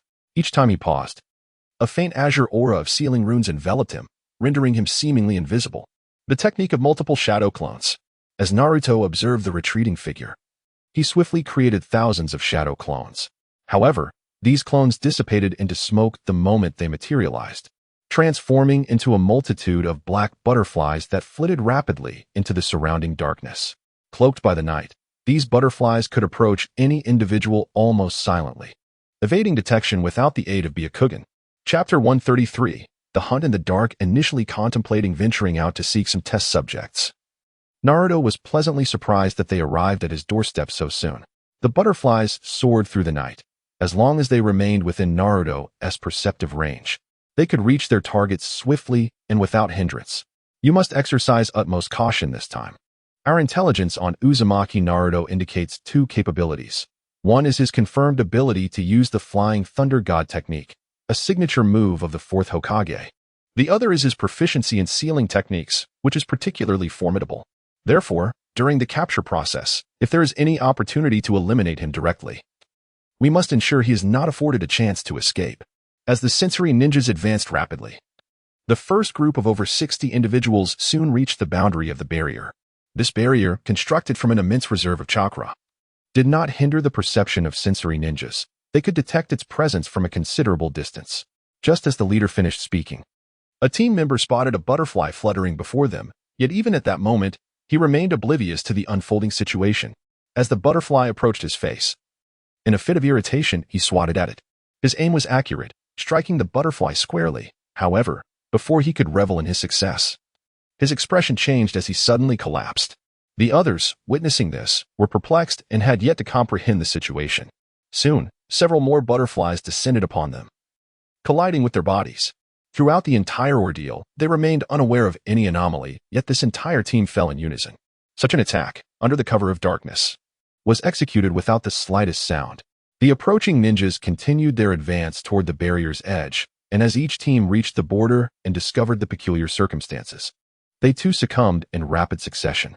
Naruto refrained from attacking the fleeing ninjas primarily to await their arrival, thus sparing himself unnecessary trouble. The task of transporting this group into the subterranean palace alone would be utterly exhausting. With just over 60 individuals and thousands of butterfly seals, which are imperceptible until one is close enough to sense them, it would indeed be too late by the time they could be detected. Over 60 individuals, including several elite ninjas, vanished silently from this strange locale, without a single ninjutsu being employed, nor any harm inflicted upon the flora and fauna of the area. Yet, they all lay collectively within a 500-meter radius surrounding the barrier. However, Naruto did not capture them all. He left one bewildered Chunin, whose fear was palpable even through his mask. Everything transpired in utter silence, allowing all to succumb without any forewarning, instilling in him a profound sense of dread. Congratulations. In this hunting game, you were deemed fortunate. You will now serve as a messenger. This place no longer welcomes any outsiders, and should there be a next time, none of you shall leave this area alive. Naruto concealed himself in the shadows, his voice resonating through the chakra as he directed it towards the bewildered individual standing before him. Whether it was the fear of facing such an unknown assault or the realization that all his comrades had fallen around him remained uncertain, as the masked figure's expression was obscured. Yet, even as Naruto's words reached him, the figure remained frozen, gazing blankly at the lifeless bodies of his allies. After a prolonged moment of hesitation, he began to regain his senses, overwhelmed by his inner trepidation. He chose not to attempt any rescue but instead bolted away with unprecedented swiftness. Having deliberately allowed his opponent to flee, Naruto made no effort to pursue him. Casting a fleeting glance in the direction of the retreating figure, he then leapt gracefully to the ground where the fallen ninjas lay. Approaching the unconscious Chunin, Naruto knelt beside him and gradually removed the mask from his face. Indeed, it was as he suspected. Naruto gazed at the forehead protector emblazoned with the symbol of the Hidden Leaf Village, a prior suspicion now solidified within his heart. He could not help but feel a renewed sense of revulsion towards the internal affairs of this village. It appeared to be from the root, and indeed, troubles were multiplying exponentially. Naruto removed the mask from the face of his opponent, rising to his feet and expressing his exasperation. However, the individuals before him still required attention. They needed to be dealt with, even if it meant utilizing them as experimental subjects. The situation was exceedingly complex. Presently, neither releasing them nor keeping them was a viable option. Killing them seemed unnecessary as well. They were under a sealing state, and this condition could only persist for a maximum of 10 days before they succumbed to starvation. Should he decide to eliminate them, the village of Konoha would undoubtedly devise another attack. The only feasible course of action was to leverage the identities of these individuals to negotiate an advantageous outcome. With Konoha being home to a limited number of clans, most of these individuals hailed from various families. Only by utilizing them to procure a suitable price could he achieve the greatest benefit. The only person left behind by Naruto, upon returning to the Land of Fire, found himself engulfed in a state of utter mental turmoil. Perhaps it was due to overwhelming fear that he refrained from moving forward, instead retreating into what he perceived to be a relatively safe haven, his body trembling incessantly. However, along the path to Konoha, another group was swiftly approaching. Leading the charge was Kakashi, accompanied by a small team of over a dozen, all hastening towards the Land of Waves. This time, Kakashi sprinted at the forefront, closely followed by Might Guy, with members from the 10th, 9th, 8th, and 7th squads trailing closely behind. Their expressions were grave, particularly upon learning that this mission was connected to Naruto, which imbued the task with unprecedented significance. Consequently, upon receiving the assignment, they wasted no time in advancing towards their objective. Even under the cover of night, they continued their journey after brief pauses. This marked the first time in 2 years that they had received news regarding Naruto, yet each individual harbored a distinct emotional response within. Chapter 134. Sudden developments. The speed at which they progressed could be deemed remarkably swift. From the moment they were assigned the task, they had employed ninjutsu the instant they stepped out of the village, anxious not to lose a moment.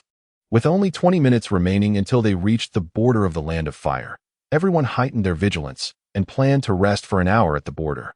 Kakashi, running at the forefront, turned back to call out. Kakashi, do we really need to rush this time? Might Guy inquired, trailing closely behind. I believe the chakra of those young ones is nearly depleted. The sky is darkening. Should we not continue tomorrow? Indeed, Kakashi-sensei, another voice chimed in. Our chakra reserves are running low. Perhaps we should rest overnight and then proceed? Tintin, panting heavily and glistening with sweat, struggled to find the strength to speak. They had been racing for nearly 7 days for this mission, with each respite lasting only an hour or two. And even their nighttime rest had been limited to 4 hours. This intense exertion had taken its toll. Even Kakashi was perspiring profusely. Kakashi-sensei, there is no need to rush through this night. We can set off again tomorrow morning. I share the same sentiment. The individuals following closely behind all appear to be breathless, yet they maintain a unified stance. The only one who remains silent is Hinata. Despite the beads of sweat glistening on her forehead and her own labored breathing, she refrains from uttering a single word. Like the others, she has been devoid of any news regarding Naruto for the past 2 years, but the changes over this period extend beyond Naruto alone. This group has also undergone its own transformations. Hinata continues to wear her long hair down, yet today she sports a high ponytail, exuding a more feminine allure compared to 2 years prior. Her exquisite features, even clad in the Leaf Village's ninja battle attire, cannot conceal her innate charm. However, among this gathering, the most tumultuous emotions reside within Sakura Haruno. As a former member of Team 7, she finds herself alone, with both of her teammates having defected. When she first confronted Naruto's betrayal, disbelief coursed through her. Even more astonishing was the revelation that the once ineffectual underdog she had grown up alongside had become an overwhelming force beyond their comprehension. Subsequently, with Sasuke's defection, Team 7 effectively ceased to exist. Fortunately, her life continued along the same trajectory as the original narrative, as she was taken under Tsunade's wing due to her chakra control. During this mission, she longs to see Naruto again, pondering what compelled him to choose this path and what has transformed him into the person he is now. 20 minutes later, the group halts near the forest closest to the sea. At this moment, everyone has abandoned the notion of standing. Some sit upon the grass while others recline, breathless, their chakra reserves nearly depleted. This mission has proven to be one of their most pressing endeavors.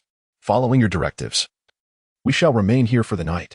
Niji and Hinata will keep watch of the surroundings, while Kiba and Shino stand guard. The rest may rest in place. As soon as they stop, Kakashi promptly addresses the group according to their current assignment. There is a situation. As soon as he finished speaking, Inazuka Kiba and Hyuga Niji simultaneously shouted out. For, not far from them, a figure was curled up, concealed within a tree hollow. Given the prowess of their team, they had already detected the presence of the hidden individual. Those who had just come to a halt and were yet to settle in for a proper rest immediately sprang to their feet, adopting a vigilant stance. Fortunately, among the group was the extraordinary Might Guy, whose physical capabilities were almost despairingly formidable. Under his lead, everyone assumed an offensive posture and began to cautiously approach the direction of the hidden figure. However, just as they were within a dozen meters, the concealed individual suddenly launched an attack from the tree hollow. The reason for this assault remained a mystery, yet, remarkably, it did not strike any of them. "They're all dead," exclaimed the figure that emerged, wielding a knife and wildly slashing about, seemingly intent on fleeing the scene. "Root personnel." Kakashi furrowed his brow and remarked. Before the individual could escape several meters, Might Guy swiftly positioned himself in front and delivered a powerful kick to his chest, sending him reeling back. Whether it was the force of the kick or some other cause, the Root Chunin fell unconscious upon landing. What in the world is happening? Might Guy approached the fallen figure, his brow equally furrowed as he inquired. This is a Root operative, yet they did not report to their superiors during their mission. It appears that this individual has certainly encountered some form of trouble, but we remain in the dark until they regain consciousness, Kakashi replied. Isn't this one of the Shimura clan? If memory serves, their strength should be at the Chunin level. What circumstances could have led to such a predicament? As Kakashi and Might Guy conversed, Shikamaru lifted the mask from the individual's face and, upon seeing his features, expressed his astonishment. It seems the Root has been up to something behind our backs, Kakashi remarked. What should we do now? Should we report this to Lord Hokage? Shikamaru inquired. I will inform him. For now, you all should focus on resting, but the next course of action will depend on the interrogation of this individual, Kakashi stated. Kakashi remarked. After nearly an hour, darkness had fully enveloped the surroundings. The group ignited 2 bonfires, particularly important given the relatively cool weather during this time of night. The individual captured from the Roots was gradually recovering under Sakura's medical ninjutsu. His transformation into such a state was primarily due to overwhelming psychological stress, rendering him momentarily incapable of coping with the situation, resulting in his current condition. However, the instant he regained consciousness, his foremost thought was to escape this place. Yet, observing that his mental state had significantly improved, it was evident he was still not in a position to flee. Chapter 135. A Plan for Naruto. Although he harbored such intentions, his abilities were insufficient. He was merely a Chunin, and virtually anyone present could easily overpower him. After 2 years, despite these newly emerged individuals still being classified as genin in certain respects, they possessed sufficient strength to handle a Chunin without difficulty. Thus, as he exhibited such thoughts, Shikamaru, who had been silently observing and hoping to extract information from him, extended his hands and utilized the shadows of the night to subdue him. You needn't entertain the thought of escaping. With so many of us here, your chances are futile. It would be more prudent to share what transpired. Shikamaru stated with an air of indifference. At this moment, the others also noticed the awakened individual, and a swarm of them surrounded him. Having all lived in the same village, even if they were not well acquainted, they had seen each other before. Faced with his inability to escape, and after an hour of unconsciousness, the Root operative had finally regained some semblance of rationality. Perhaps the presence of fellow villagers instilled a sense of security within him. I know you. It is time to disclose what you know. Although you have been sealed, as long as you do not reveal anything concerning the Roots, it will have no adverse effect on you. Kakashi approached and said earnestly, possessing a degree of insight into the circumstances surrounding the Roots from his time as an Umbu. Everyone waited expectantly, yet the Root operative remained silent, offering no words. Observing his demeanor, Shikamaru spoke up, since he is unwilling to speak. I believe we should take him back and hand him over to the interrogation team. They will undoubtedly extract the information we seek from his mind. Indeed. Upon hearing the mention of the interrogation team, the Root Chunin immediately paled slightly. These subtle nuances did not escape the notice of those around him. Kakashi approached him directly, adopting a serious demeanor as he inquired, if you remain silent, we would not hesitate to hand you over to them. What do you wish to know? The individual replied. We do not wish to cause you undue distress. Did you venture to the land of rivers? Kakashi asked bluntly. No sooner had he posed the question than the gaze of everyone present sharpened, all fixated on the man seated before them. Confronted by such scrutiny, coupled with the terror he had previously experienced, the Root Chunin trembled and then nodded. Please recount the events of your trip there, Kakashi said with a furrowed brow, recognizing from the man's demeanor that they had encountered something dire. Everyone is dead. All of them. They were all slain by the butterflies. I alone returned alive. As he spoke, his emotions spiraled out of control, the fear within him surging once more, transforming him from a composed individual into one driven by panic. Yet, that single statement sufficed to illuminate their understanding of the situation in the land of rivers. At the moment the man attempted to flee, Kakashi swiftly subdued him, delivering a precise blow to the back of his head, plunging him into unconsciousness once again. However, the news did not elicit joy. Rather, it deepened the gravity of their expressions. Kakashi-sensei, what does he mean by that? Sakura asked, bewildered. Butterflies? Isn't that Naruto's ability? Guy suddenly remarked, his tone surprisingly lighthearted. Regarding Naruto's abilities, most of the personnel from Konoha were unaware, as they had not disclosed any information about his defection, let alone his unique powers. Those who had never witnessed Naruto unleash his abilities had scarcely heard of such a mode of attack. Hinata sat quietly at the back, raising her hand to examine the colorful butterfly imprinted on her palm, as if everything had fallen into place. Naruto? What is the meaning of this? Those who were unaware of the reasons behind the celebrity's defection expressed their astonishment with a flurry of questions. After all, throughout the entire ordeal, they were entirely ignorant of Naruto's true capabilities, the only knowledge they possessed stemming from the account provided by Neji Hyuga during that fateful encounter where he was relentlessly pursued. However, it was evident that the situation was far more intricate than he had initially imagined. Even Shikamaru, who was typically quite astute, wore a look of shock as he inquired, bewildered by the unfolding events. This time our mission centers on Naruto, therefore, I can divulge some details regarding his circumstances. Furthermore, I must emphasize that everything you learn today must remain strictly confidential and not be disclosed to anyone outside of this circle, Kakashi stated, seated by the fire, encircled by a group of individuals. The exception was Hinata Hyuga, who sat alone by another bonfire, resting her left arm on her knee, her chin propped on her hand, lost in contemplation as she gazed at the flames before her. As Kakashi received nods of agreement from everyone present, he took a deep breath and continued. The celebrity is not as straightforward as you might presume. He is not merely the underperformer you encountered during your time at the Ninja Academy. When Naruto departed, his strength had already reached the level of a Jonin, surpassing the majority of them by a considerable margin. Kakashi-sensei was momentarily taken aback, preparing to continue speaking, when Haruno Sakura suddenly shouted loudly. The attention of the others immediately turned to her, utterly bewildered by the unfolding situation. Why did you all know everything beforehand but never told us? Sakura demanded, her voice laced with anger. The already tense atmosphere grew even more strained.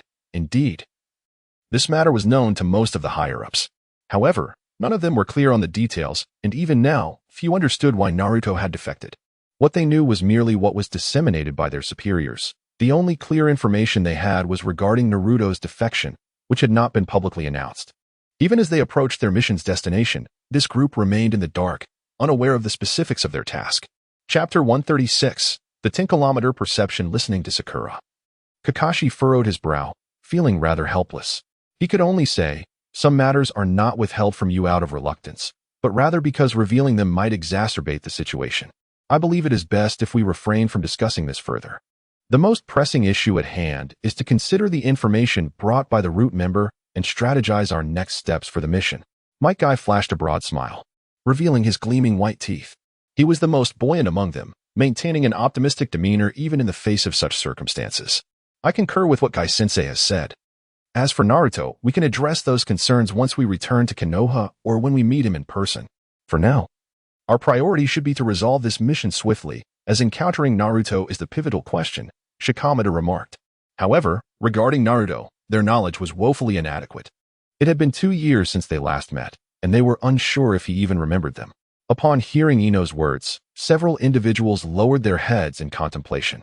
Neji Hyuga clenched his fists, recalling the crushing defeat he had faced among his peers, a complete rout with no chance to retaliate. Since that incident, he had set Naruto as his target, diligently training over the past 2 years to prove himself worthy in their next encounter. You will have no chance.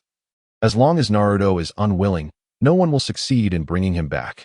As the atmosphere among this group of individuals grew increasingly somber, Hinata Hyuga, who had been seated nearby, approached them slowly. She gazed at them and spoke. This time, we all wish for Naruto to return. I hope you can share with us the circumstances surrounding him. I trust you have considered this as well. Kakashi rose, his expression grave as he responded. You must still recall the butterfly that fellow mentioned earlier. I believe I've already informed Lord Hokage about it, but there are indeed aspects I have yet to disclose. Hinata paused, feeling the weight of everyone's gaze upon her.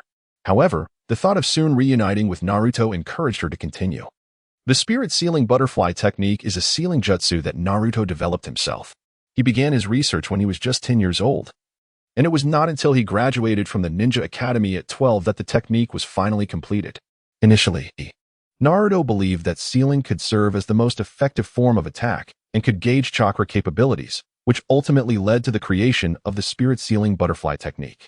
The execution of this sealing technique involves the use of clones, allowing for precise targeting of any intended victim. With a mere touch, one can seal the opponent's soul. Thus, it fundamentally serves as a method of soul sealing.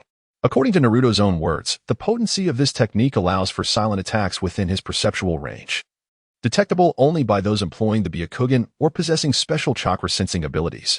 However, as Naruto is not particularly adept at sensing, the effective range of this attack should not be extensive. In response, Kiba and Izuku burst into laughter. Yet, as he continued to chuckle, he suddenly noticed that everyone was staring at him as if he were a fool. Naruto's perceptual range expanded to a radius of 10 kilometers just 2 years ago. Hinata stated, Only 10 meters? 10 kilometers? Kiba exclaimed, rising in disbelief to confirm his understanding. Hinata, are you certain you are not jesting? It was not only Kiba who wore such an expression. The rest, including Kakashi, looked at Hinata in incredulity as well. Do you not seek information about Naruto? I have shared it with you. Why would you doubt me?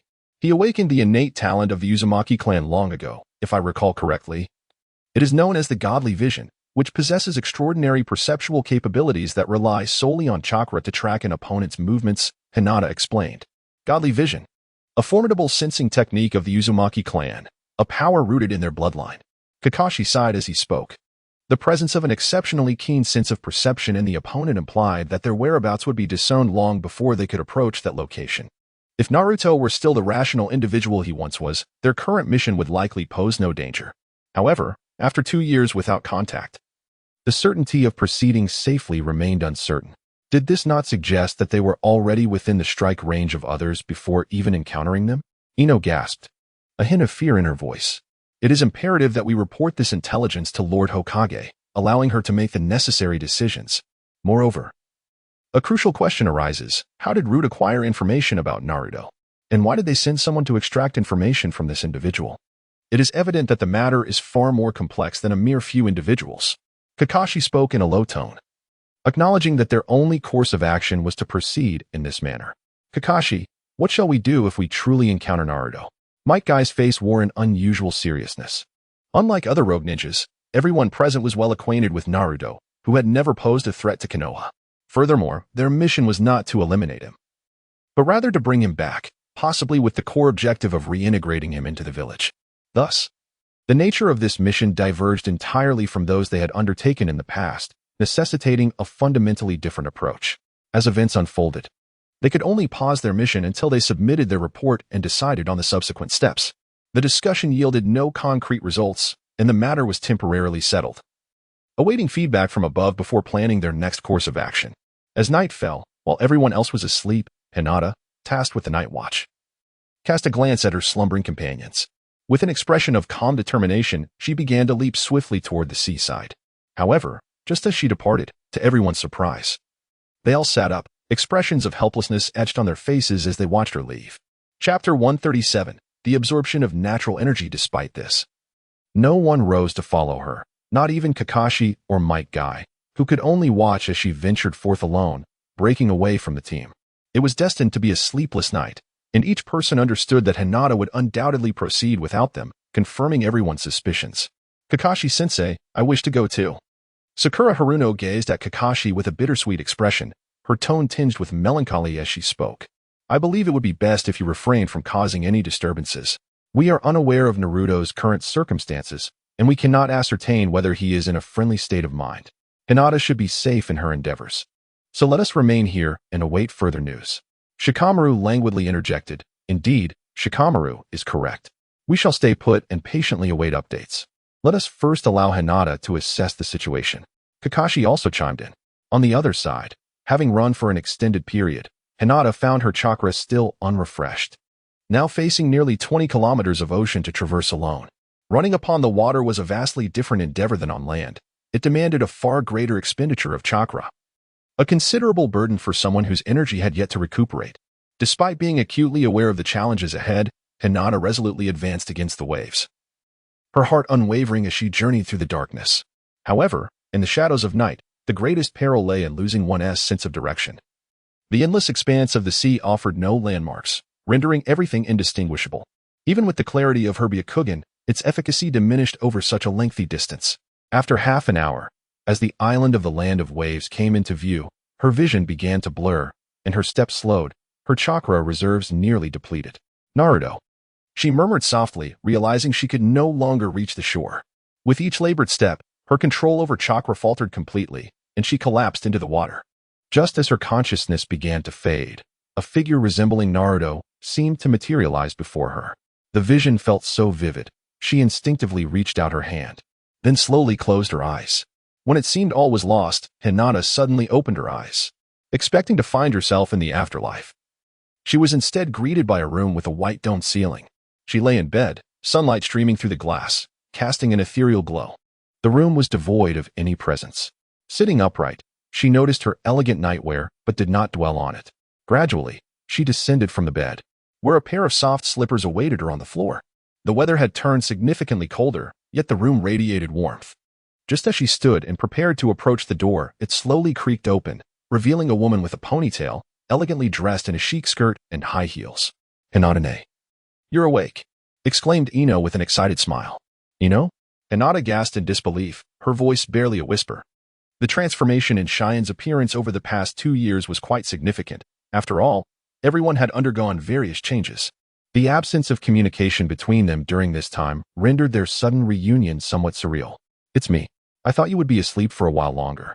Cheyenne placed the tray she was holding on a nearby table and approached Hinata with a warm smile. Even as they embraced, Hinata felt as though she were caught in a dream.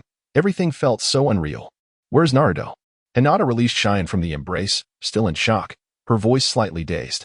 As she spoke, Cheyenne momentarily froze. They were situated in an underground palace, while Naruto was above, within the barrier. With a mindset similar to that of the visitors from the original Konoha, Cheyenne hesitated to confirm if this long-lost friend had motives akin to those of the others. However, this moment of doubt was fleeting, as Cheyenne quickly redirected the conversation, saying he had to step out for a bit, but he should return shortly. You've been unconscious for an entire night. You ought to eat something to regain your strength. Hinata had noticed Cheyenne's earlier demeanor, but chose not to dwell on it. Her smile unwavering. In this moment, her urgency had dissipated. When she initially received news of Naruto, though she had not shown much anticipation in front of the Hokage, her heart had long been unable to contain its excitement. Cheyenne, how did I end up here? Hinata inquired. It was Naruto who brought you back. He knew through the seal placed upon you, Cheyenne replied. Hinata could not ascertain how far she was from the seaside, but upon confronting her inner uncertainties, she felt an indescribable joy.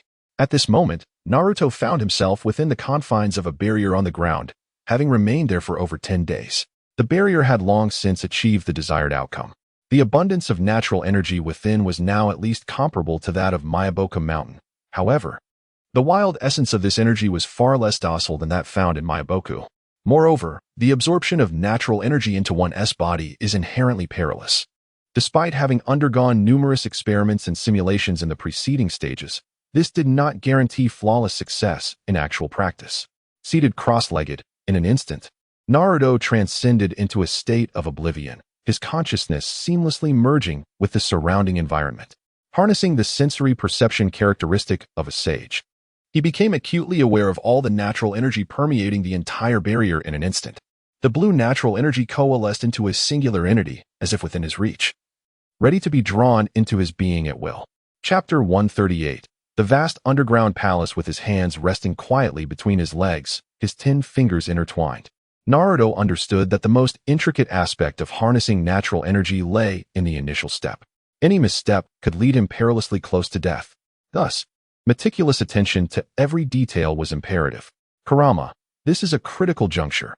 Please assist in suppressing the tail of the one tail to prevent any complications, Naruto urged. Leave it to me. You focus on your task, Kurama responded, fully aware that Naruto could not afford any errors at this moment. For once, the usually languid fox rose to his feet within the confined space, crimson chakra emanating through the wind shadow gate, extending toward the tail of the one tail. He exerted all his strength to maintain stability. Once everything was prepared, Naruto once again attuned himself to the state of his body, then took a deep breath, allowing himself to relax as he began to sense the surrounding natural energy.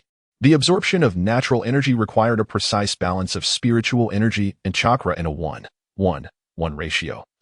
Only with exact control over his chakra could he approach mastery of the sage mode. Over the years, Naruto had invested tremendous effort into this endeavor. Here it comes, Kurama.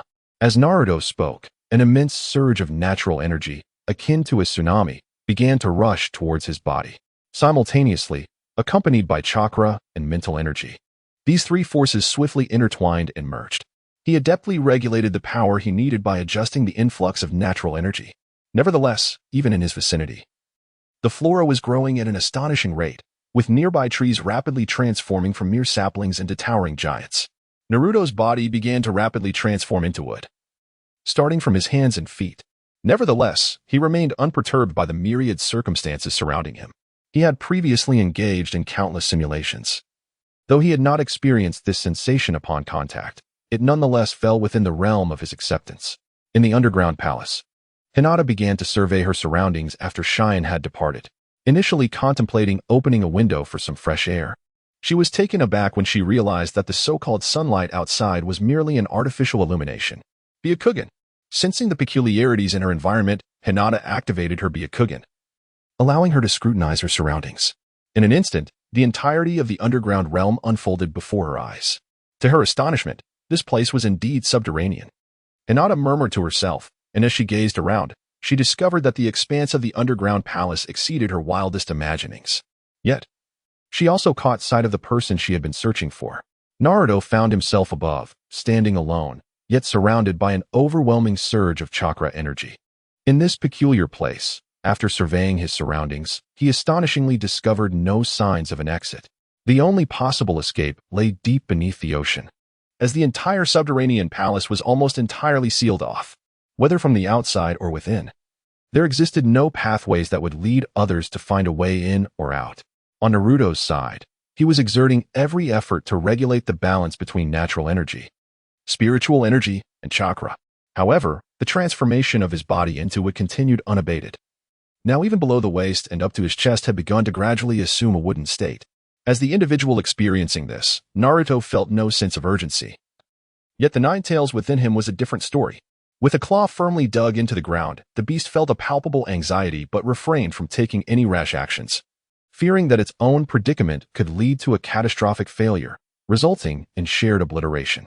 Within Naruto's mental realm, he was acutely aware of the interplay among natural energy, chakra, and spiritual energy. Although natural energy surged into his body like a tsunami, it was not devoid of order. At least, as the massive influx of natural energy entered his being, it was enveloped almost simultaneously by an equal measure of chakra and spiritual energy, which then harmonized before proceeding to the next phase. The entire process extended over time, only pausing when the transformation reached his neck. However, the intake of natural energy did not cease. Only when a certain equilibrium was achieved would the external conditions of his body begin to manifest different changes. An hour passed. The wood transformation induced by natural energy rapidly spread from his neck, yet the intake of natural energy had noticeably slowed compared to its initial ferocity. Apart from the ongoing transformation, there seemed to be no other alarming abnormalities. In the underground chamber, Hinata, peering through her Byakugan, witnessed this scene unfold, from the initial accumulation of energy around Naruto to the gradual encasement of his body in wood. Overcome with anxiety, tears threatened to spill from her eyes. Unable to endure the uncertainty any longer, Hinata suddenly flung open the door and dashed outside, disregarding her nightclothes and slippers. Utilizing her Byakugan, she swiftly located Cheyenne in the laboratory. Without a moment's hesitation, she urgently called out, "Naruto is in trouble. You must take me out there." "I'm sorry. I cannot allow anyone to disturb Naruto right now," Cheyenne responded, her hands trembling, tears welling in her eyes. Yet she maintained a facade of composure as she spoke to Hinata. "Can you tell me what exactly you were doing?" With tears streaming down her face, Hinata implored. "What is happening to him?" Though Cheyenne was continuously attuned to Naruto's condition, Hinata could directly perceive his state through the earth. I wish to inform you once Naruto has succeeded, but for now, no one is permitted to disturb him, not even you. Xianglin spoke once more. Upon finishing her words, she turned away, fixating her gaze upon her experimental table, her hands gripping the surface tightly. The intensity of her fear surpassed that of Hinata's by a considerable margin. While the latter could only perceive the superficial phenomena, Xianglin was acutely aware of the inherent risks involved. Yet, she also understood that over the past 2 years, Naruto had primarily focused his research on various projects, with this particular endeavor being the most crucial among them. Chapter 139. Anomalous Circumstances Simultaneously. She was cognizant of the perilous nature of Naruto's research concerning natural energy, which could not afford any external disturbances or errors. Although countless simulations had been conducted, they paled in comparison to the actual effects observed in practice. As tears fell onto the table, Hinata witnessed this scene and immediately grasped that Naruto's undertaking might well exceed his expectations. However, she struggled to comprehend what precisely was transpiring. Why, despite the overwhelming circumstances, did Xianglin endure such pain yet refuse to step outside? Can you tell me what is happening? What is Naruto doing? Hinata inquired with concern. Perhaps it is something that Naruto should reveal to you himself, Xianglin replied, resolutely declining. Hinata could only gaze at her blankly, her eyes beginning to survey the surroundings. Rows of experimental machinery in various forms, dozens of interconnected petri dishes. Everything appeared so uncanny. She had never imagined that within a mere 2 years, Naruto would possess all that she once envisioned. Now, trapped within this place, with the external situation being as dire as it was, Hinata experienced a profound sense of helplessness for the first time. Outside, within the barrier, Naruto remained in his original position, his entire body, including his head, enveloped by a wooden transformation. Within the subterranean chamber, all they could perceive was Naruto's chakra still present. Nothing else was discernible. Through her Byakugan, Hinata observed Naruto's condition from outside. His chakra continued to flow within him, yet the sight of everything else filled her with dread. Even though the chakra still circulated, it gradually diminished until, ultimately, all of it concentrated at his heart, reminiscent of the sun slowly setting, casting night-as shadow over him. Xianglin, who had been bracing herself against the table, could no longer suppress her trembling. The moment she sensed that Naruto's chakra was on the brink of vanishing completely, she found it hard to accept and believe. In a state of utter despair, she dashed towards the door of another room, slamming the red button on the door. Instantly, the door to the adjacent chamber swung open. Are you not going up? Xianglin gazed at Hinata in the distance, her eyes glistening with tears as she inquired. Hinata, without uttering a word, swiftly followed suit. Upon entering the room, the door closed rapidly behind them, and the floor began to ascend like an elevator. When the door opened once more, the two found themselves standing on solid ground. Within the barrier, the once tumultuous natural energies had quietly dissipated. Yet the seals upon the barrier continued to draw in a steady flow of external natural energy, albeit in diminished quantities.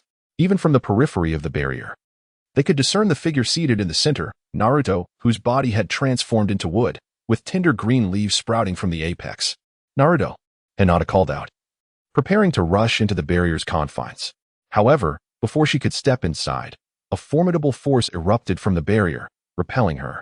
Consequently, Naruto, who had been completely encased in wood, began to gradually regain the flow of chakra within him, and the wooden exterior started to crack.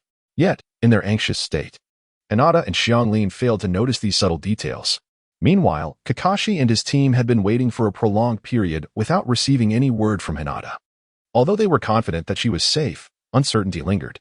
Everyone, after a 10-minute rest, we shall depart, Kakashi declared solemnly, addressing the group. Kakashi-sensei, are we not to await a response from Lord Hokage? Sakura inquired. We do not know how long it will take to receive a reply. Our immediate course of action is to proceed and assess the situation. We shall then act according to Lord Hokage's directives, Kakashi replied. The team rose eagerly, having long since been restless, as they required the guidance of their mission leader while executing their tasks. Mike stood silently to the side, aware that he was merely accompanying the group, with Kakashi holding all decision-making authority for their mission. Thus, even Guy was obliged to heed Kakashi's commands. And what about this fellow? Niji asked, eyeing the bound and somewhat disoriented Chunin from their adversary's side. For now, let us disregard him. Release his bindings. He poses no immediate threat in his current state. We should proceed and ascertain the truth of the situation, as it may not be as we perceive, Kakashi instructed. Surveying the group once more, he raised his voice. Are we all prepared? Ready. They responded in unison. Then let us depart. As the final call to depart echoed, everyone swiftly began to advance forward. Meanwhile, the individual who had succumbed to madness remained cowering in fear beside a tree, even though the ropes binding him had been loosened. On the surface of the sea, a group of individuals dashed ahead, with Might Guy drawing near to Kakashi, creating a considerable distance of several meters between them and the others trailing behind. Unable to contain himself, Guy inquired, why the sudden urgency to move forward? I have an unsettling premonition. We still lack clarity regarding Naruto's current situation. If something were to happen to Hinata, it would create a significant rift between Konoha and the Hyuga clan, a scenario that certainly no one wishes to witness. Kakashi responded while running. I understand, Guy exclaimed, glancing back at the others who were following, choosing not to elaborate further.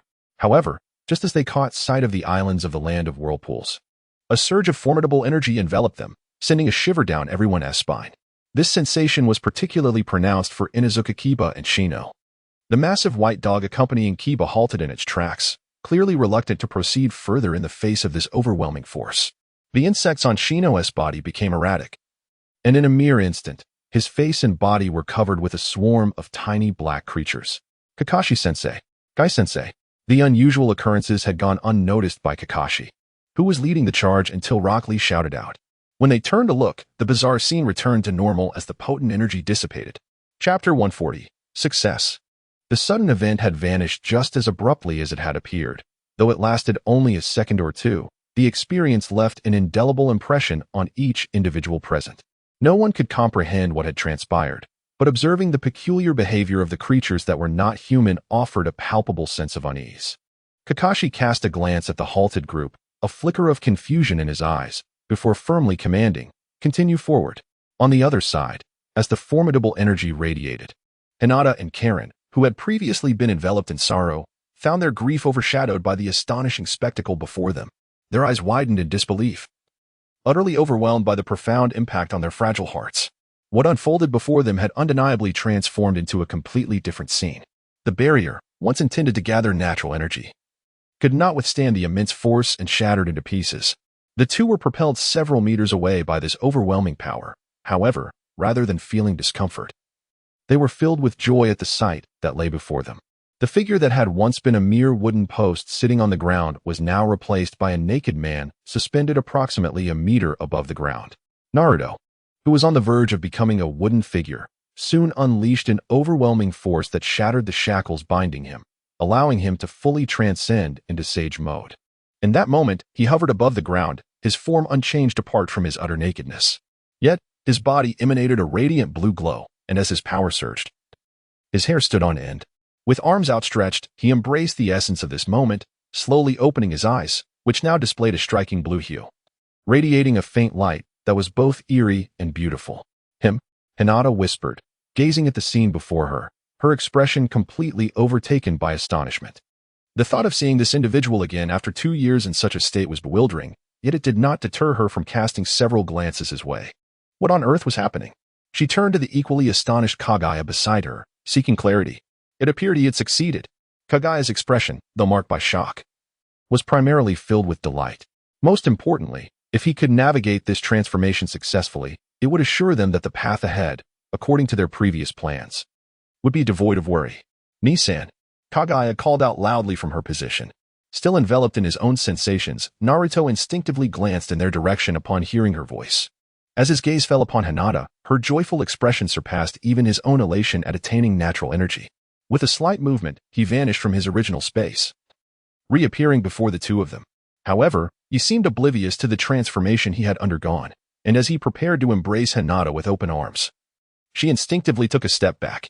Nisan, could you first take a look at your own situation? Kagaya remarked, her expression one of disbelief. Upon hearing this, Naruto finally began to assess his condition, but as he lowered his gaze, his eyes widened in shock. It was an utterly mortifying sight, and the embarrassment washed over him like a wave. Wait a moment, he exclaimed. Naruto, filled with urgency, exclaimed and vanished in an instant. The two women left behind exchanged glances and soon erupted into laughter. With Naruto seemingly unharmed, they both relaxed their vigilance towards their surroundings. Yet they appeared to overlook a significant matter. Why had Hinata come here alone? It seemed that even she had forgotten her purpose for being in this place. Upon seeing Naruto, all thoughts and concerns about her companions seemed to fade into oblivion. Hinata, what brings you here? In the subterranean palace, Naruto joyfully grasped Hinata's hand, his face alight with excitement. Could you two perhaps refrain from behaving like this?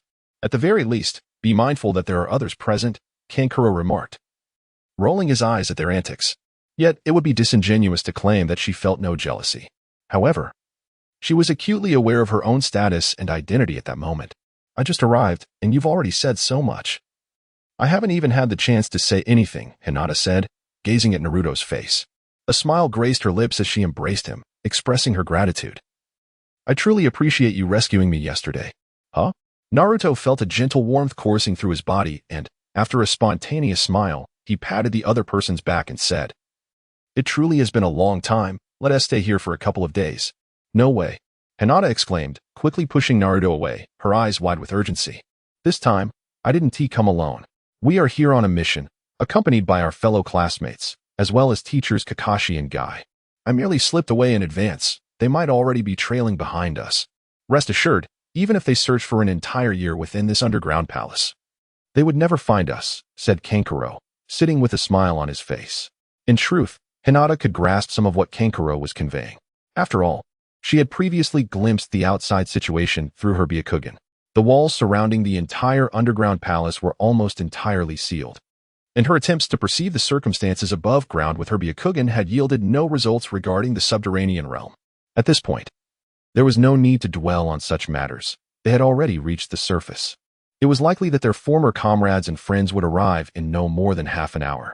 After all, now that Tsunade has assumed the role of Hokage, she must have sent you all to persuade me to return. Naruto smiled and inquired. He harbored no resentment towards the individuals arriving, as they were all classmates from his generation, including his former teacher. In a sense, they constituted a gathering of friends. Regarding the arrival of the first group, Naruto did not impose their responsibilities upon the village of Konoha. Had he not been aware of the developmental trajectory of this world, he might have inadvertently held them accountable, though such thoughts had never crossed his mind. Chapter 141. A reception among friends. Hinata was momentarily taken aback by Naruto's words, for she had not anticipated that the purpose of their gathering would be so readily discerned by him. How did you know? Hinata inquired, her voice tinged with confusion. It is not a matter of knowing or not knowing. Since the passing of the third Hokage, there are only a few capable individuals within the village who could ascend to the position of Hokage. The leader of the root organization, Danzo Shimura, harbors great ambitions that are ill-suited to the current development of Konoha. The other higher-ups in the village are more acutely aware of the complexities involved than we are. However, the succession of Hokages has never been as straightforward as one might presume. It has always revolved around the original factions of the Hokage. The first Hokage established Konoha, followed by the second Hokage from the Senju clan. Although the third Hokage was not a member of the Senju, he was a disciple of the second, my father. While the fourth Hokage was likely also a member of the Senju clan, albeit a distant branch. Ultimately, even after becoming Hokage, genuine power still resided with the third Hokage. As for the identity of the fifth Hokage, it is evident upon reflection. I had previously met Tsunade. The purpose of Jiraiya's visit to her was already quite clear, an undeniable fact. As for why they seek me, the answer is rather simple. In truth, it has little to do with me personally. The only connection lies in the nine tails within my body. Naruto spoke disdainfully, harboring no affection for the village of Konoha. In response to the invitation, he displayed even greater indifference. Why return to that place? Was it not enough that Naruto had already endured so much suffering there? The mere thought of destroying Konoha was a testament to his remarkable magnanimity. In a tone tinged with anger, Sarada expressed her own sentiments, revealing that she held no semblance of acceptance for that village, neither physically nor emotionally. Hinata, too, comprehended the hardships Naruto had previously endured. She had witnessed them firsthand. Although a twinge of disappointment lingered in her heart, she smiled and said, "As long as you are willing, I have no objection to being anywhere. Let us not dwell on this matter for now, as it pertains to the future. We should head out. Our old friends have already arrived, and it would be delightful to see them." Naruto smiled as he noted that only Hanabi remained somewhat irritable. Outside, after about half an hour, Kakashi and his team approached with remarkable speed. Armed with the intelligence they had previously gathered, their initial objective was to target the hidden Whirlpool Village. Here, the ground was not devoid of structures. At least since 1 year ago, one of the houses, which had been relatively well preserved, had been thoroughly organized by Naruto and Hanabi. As Kakashi and his team swiftly arrived, they found a large table set up in the courtyard of this house, accompanied by neatly arranged chairs. Inside the kitchen, several copies of Hanabi were busily preparing a meal, her mutterings punctuating the air as she worked. The shadow clone technique had been imparted to Hanabi by Naruto 2 years prior, being of the Uzumaki clan. Her ample chakra allowed her to wield this ability without any difficulty, just as Naruto did. Hanabi, somewhat disgruntled, pouted and expressed her displeasure about the need to entertain guests, pondering why they felt compelled to come when she and Naruto were perfectly content living here alone. Yet, she continued her culinary tasks without pause. Deep down, Hanabi cherished her private thoughts. The past 2 years had been the happiest of her life, free from worries, able to indulge in her desires, and accompanied by the man she adored. This, perhaps, was her greatest joy. At the entrance, Naruto and Hinata awaited Kakashi's arrival, opting to sit not at the dining table but rather on a nearby rocking chair. It was a double rocking chair, though it typically remained unoccupied. Hinata, seated beside Naruto, felt no sense of unfamiliarity. Rather, after 2 years apart, their bond seemed to have deepened.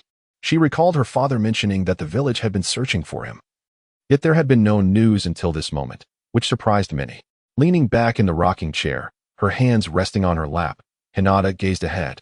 Her tone relaxed as she spoke. This place is quite lovely. It fulfills many of my aspirations. Facing the sea, with the warmth of spring and blooming flowers.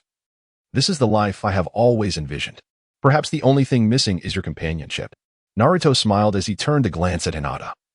A mixture of shyness and tenderness radiating from her. Naruto, if possible, do you truly not wish to return? Hinata suddenly inquired softly. Her head bowed after a moment of silence between them. Perhaps her question was superfluous, yet she clung to a flicker of hope. Konoha may not be as idyllic as imagined, but one day it would be certain that once he returned, they would undoubtedly see each other often. Although the distance between them was significant, it would not diminish their bond. Nonetheless, their encounters would be regrettably infrequent. Upon hearing her words, Naruto pondered for a moment before declaring, "They have arrived. We must go greet these old friends."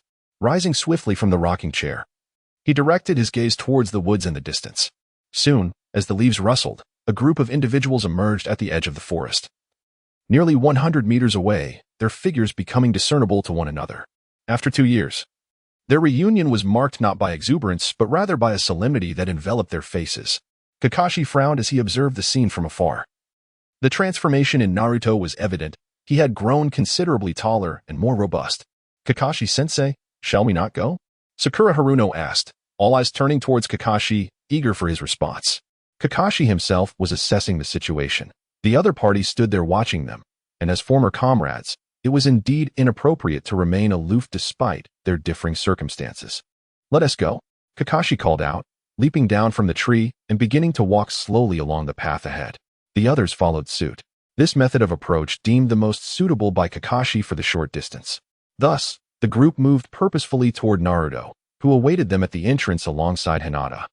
As they closed in, halting 10 meters apart, both parties exchanged glances, the 2 years having wrought significant changes in their appearances. "It has been a long time, Kakashi-sensei. And of course, to all of you." Naruto wore a smile as he spoke first. "This rascal," Sakura murmured, yet tears involuntarily streamed down her cheeks. Indeed, it had been a long time since they last met, and one could hardly expect their reunion to unfold in such a manner. Kakashi said earnestly. As for the purpose of their visit, there was no need to mention it at this moment. They had already arrived. Now, they could take a moment to sit together and treat this encounter as an opportunity to reminisce. "What do you say?" Naruto inquired. "Ah, Naruto. It has been quite a while since we last met. I wonder if your taijutsu has regressed over these past 2 years?" Might Guy, still as exuberant as ever, flashed his radiant smile, revealing a row of gleaming white teeth. The others stood silently in the background. Although that fellow appeared rather boorish, it was undeniable that Might Guy, being an elite jonin of Konoha, was not as simple as he might seem at first glance. His intention was merely to gauge Naruto's current strength through this exchange. However, before Naruto could respond, Hinata, standing gracefully beside him, smiled gently at everyone and said, "There is no need to converse out here. Naruto has prepared a sumptuous lunch for us. We can enjoy it while we chat. Well, I haven't had a proper meal in these past few days.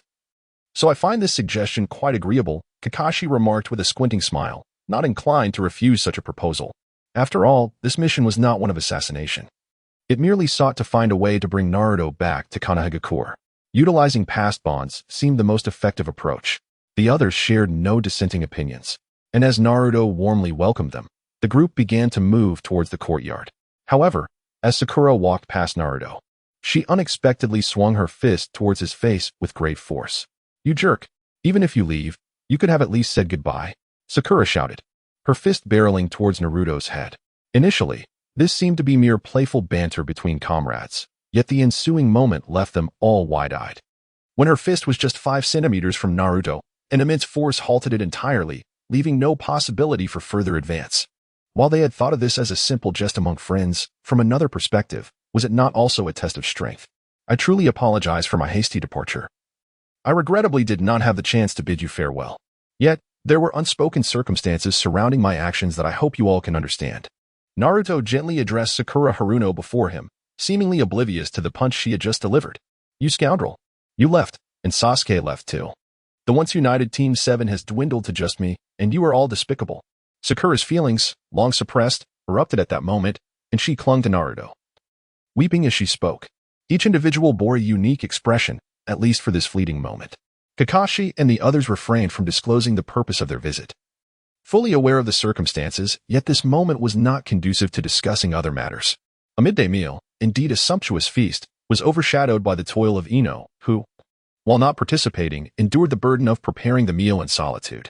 Despite having clones to assist with the tasks, she harbored no fondness for their arrival, let alone the effort required to prepare their lunch. After the meal, Ino and Hinata collaborated to clear the dining table, while the others engaged in joyful conversation, each eager to recount the transformations they had undergone over the past 2 years. However, Shikamaru maintained a distinct demeanor, his gaze rarely straying from Naruto. While the others were carefree, he understood the gravity of their visit. It was, after all, for the purpose of a mission, which included the possibility of enforcing compliance should persuasion fail. "Naruto, have you ever considered returning to the Hidden Leaf Village?" Kakashi's face radiated a relaxed demeanor, adorned with a smile as he inquired of Naruto. No sooner had he spoken than the jovial chatter among the group fell abruptly into silence. With all eyes, some filled with anticipation, others laden with seriousness, fixed upon Naruto, who sat opposite them. Confronted with such a probing question, Naruto was acutely aware that his interlocutor was poised to unveil the purpose of his visit. Yet, before he could utter a word, a sudden plume of smoke materialized not far from the courtyard, heralding the arrival of Kakashi's summoning beast, Pakken. The creature bore a small package upon its back, evidently the crux of Kakashi's visit. Kakashi cast a glance at Naruto before approaching Pakken, the two exchanging no words, as if mutually cognizant of the situation at hand. Unwrapping the package, Kakashi extracted a letter, and upon reading its contents, a profound seriousness enveloped his countenance. However, this gravity was fleeting. As he turned away, his expression reverted to its previous demeanor. With heavy footsteps, he returned to his original position, yet his gaze upon Naruto now bore an unmistakable weight of caution. The letter explicitly detailed that over 60 ninjas from the Root organization, including 15 elite Jonin, had been dispatched with the mission to apprehend Naruto. Alarmingly, the report indicated that all had perished in their endeavor, a feat accomplished with eerie silence. Kakashi felt a chill creep down his spine at the thought of what might transpire should these individuals resort to force to bring Naruto back. What would be the repercussions? What level of power had Naruto attained in the interim? Nevertheless, the conversation had been initiated, and all present awaited Naruto's response. "Let us partake of some fruit," one suggested, evoking memories of the past.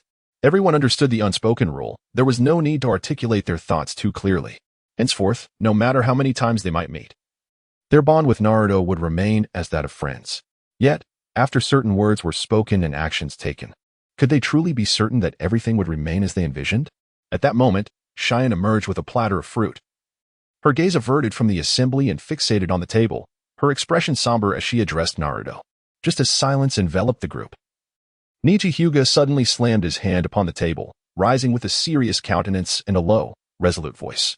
"For the chance to see you again. I have labored for 2 long years. Throughout this time, I have dedicated myself to relentless training, disregarding whether you return or not. Yet, I implore you to accept my challenge. Niji, you sit beside him every day, tugging at his sleeve and whispering softly. The atmosphere has evolved to this point, and no one anticipated that Hyuga Niji would still be entangled in the events of 2 years prior. However, judging by his demeanor, it is evident that he has become quite earnest. Uzumaki Naruto, who had remained silent until now, observed everyone's expressions and couldn't help but break into a relaxed smile. Yet, it was clear that everyone awaited his response, prompting him to offer an awkward smile as he remarked, I'm truly delighted to reunite after 2 years, and I sincerely hope you all can enjoy a few more days here. This statement unequivocally conveyed his current sentiment. Naruto had no intention of returning, providing a definitive answer. He directly picked a piece of watermelon from the fruit platter on the table, popped it into his mouth, and continued to watch them quietly. After a moment of silence, Kakashi straightened his posture, his expression serious as he inquired, Have those individuals from the root been apprehended by you? Indeed, they should still be alive. Naruto spoke with an air of ease and nonchalance, inquiring whether they could be entrusted with those individuals. Regarding their unsolicited arrival, Konoha would certainly provide you with a response in due course, Kakashi added. However, in stark contrast to Kakashi's words, Naruto was suddenly engulfed in a fit of rage, his chakra surging uncontrollably and erupting with fierce intensity. Even the wooden table before him and the chair beneath him were instantaneously cracked under the overwhelming pressure of his chakra. This state lasted but a fleeting 2 seconds, yet within that brief span, everyone present distinctly sensed the formidable power that now resided within Naruto. A response? What kind of response do you believe Konoha can offer? What were they here to accomplish? And what are you here for? Must every matter be laid bare? Do not presume Konoha stands aloof. From the very moment of my birth, I have been acutely aware of their intentions. You know it, and I know it. Can't we simply sit down and converse amicably? Must we frame our discourse so rigidly? Naruto rose in anger, pressing his hands upon the table, leaning forward, and fixating his gaze on Kakashi as he posed his questions. The intensity of his aura compelled everyone present to stand. Even Cheyenne and Hinata, who had been in the room, hurriedly rushed out. Ultimately, they were utterly oblivious to the unfolding events. Just moments prior, the atmosphere had been amicable. Yet in the blink of an eye, everything had transformed into chaos. Before Kakashi could respond, Naruto reiterated, 60 individuals, 15 jonin. The desires of Shimura Danzo from the root are quite straightforward, merely to reclaim the 9 tails that resides within me. Is this not the essence of your mission? Do you wish for me to return, or for the 9 tails within me to be returned? Since my birth, I have endured inhumane treatment for this very thing, facing the cold stares and discrimination of all. Even wealth could not alleviate my plight, a circumstance that you, born into privilege, could never comprehend. I have lived with utmost caution. From the moment I entered this world, I have been subjected to constant surveillance by various individuals. Do you truly believe I would ever return to such a village? To put it differently, the fact that I have not sought to obliterate that place is the greatest mercy I can muster. As Naruto's voice thundered, Cheyenne clenched her fists in fury, poised for battle. Listening to these words, Kakashi maintained an unusual calm, acknowledging the validity of Naruto's sentiments. He understood more than most what life had been like for the other. I regret to say, but some matters are indeed as you describe, Kakashi confessed, a hint of shame evident in his tone. In other words, what right do you have to utter such words? Who am I? The son of the 4th Hokage of Konoha, destined to be revered as a hero. Yet what have I truly gained? Naruto once again expressed his anger. His fist clenched tightly, yet he harbored no intention of launching an attack. After a brief pause of 2 seconds, the fury within him gradually subsided, and he calmly articulated, the root of all these issues has nothing to do with you. The individual truly responsible has already passed away, so all of that is now in the past. At this moment, I merely wish to pursue my own desires and fulfill the aspirations I once held. I harbor no animosity towards the village, after all. Those events are behind me. While I am delighted to reunite with former comrades, there is no need to broach the subject of returning. As for the shinobi from the root, I believe they have already prepared themselves for death the moment they set foot in this region. Might Guy solemnly inquired. Is it truly necessary for matters to escalate to this extent? It is not that I wish for things to unfold this way, Naruto replied. I simply desire a tranquil existence, reminiscent of the past 2 years, free from any disturbances, with no intention of intruding upon others. I long for a serene corner of the world. Can it be that even such a modest request is beyond reach? Naruto settled down, exhaling a deep sigh, and once more posed his inquiry with a serene demeanor. This was the most genuine sentiment residing within him. He wished to abstain from any involvement in the affairs of the ninja world and preferred not to provide excessive explanations. The reason he strived to enhance his own strength was because he understood all too well that the Nine Tails resided within him, making many events inevitable and destined to transpire through him. To avert all this, the only course was to cultivate his own power. Chapter 144. Is this truly the person we know? Kakashi observed the scene, shaking his head in resignation, yet it was evident that matters were gradually veering into uncontrollable territory. Even the current mission at hand now seemed destined for failure, let alone the prospect of compelling Naruto to surrender the numerous ninjas he had captured. Naruto, the current Hokage is indeed admirable, so even if you return to the village, you shall no longer receive the same treatment as before. Once we go back, can't we joyfully undertake missions together? Why must you remain so solitary? Sakura inquired softly. Everyone, during the forthcoming moments, let us take the time to truly appreciate the beauty of this place, facing the vast ocean and basking in the warmth of spring. Do you not yearn for a more harmonious existence? Ninjas, in essence, possess the capacity to accomplish far more beneficial endeavors. Why then? Must we wield this power to inflict harm upon one another? Why must this strength become a mere tool for self-aggrandizement? As Naruto spoke, he gradually rose to his feet, moving slowly to the periphery of the courtyard under the gaze of all present. Standing at the edge of the grassy field, he gently closed his eyes and extended his arms, and then an astonishing spectacle unfolded before everyone's eyes. Flowers and grasses within a radius of 300 meters began to flourish rapidly, blooming in full splendor and emanating a delicate fragrance. Kakashi, witnessing this scene, could not help but rise from his seat, feeling as though he had entered a dreamlike realm. What season was it? Approaching winter, these blossoms should not have thrived. Yet they bore witness to an unbelievable sight. The village of Konoha now belonged to you, yet it did not belong to me. All that once was has faded into the past. After spending so long within the village and enduring humiliation and resentment, those feelings are long gone. Henceforth, I simply wish to embark on a new chapter of my life, striving to exist in this world without engaging in your conflicts or becoming a mere tool for anyone's use. I am delighted by your arrival. Even if we meet again in the future, we shall still be friends. I will continue to greet you with blooming flowers. Yet our demands remain simple and unchanged from the very beginning. Surely, this is something that Kakashi-sensei understands well, does he not? Naruto turned around, a genuine smile illuminating his face as he regarded the approaching group. He sincerely addressed them. Can I discern the extent of your current strength? Hinata Niji stepped forward, standing a few meters away from Naruto, and inquired earnestly, why must we? Naruto continued to smile as he spoke, gradually extending his right hand, and instantly, a colorful butterfly began to flutter above his palm. Could this be the spirit seal butterfly? Shikamaru murmured. It looks quite adorable. Is it truly as powerful as they say? Ino quietly inquired, glancing at Shikamaru. I'm not sure.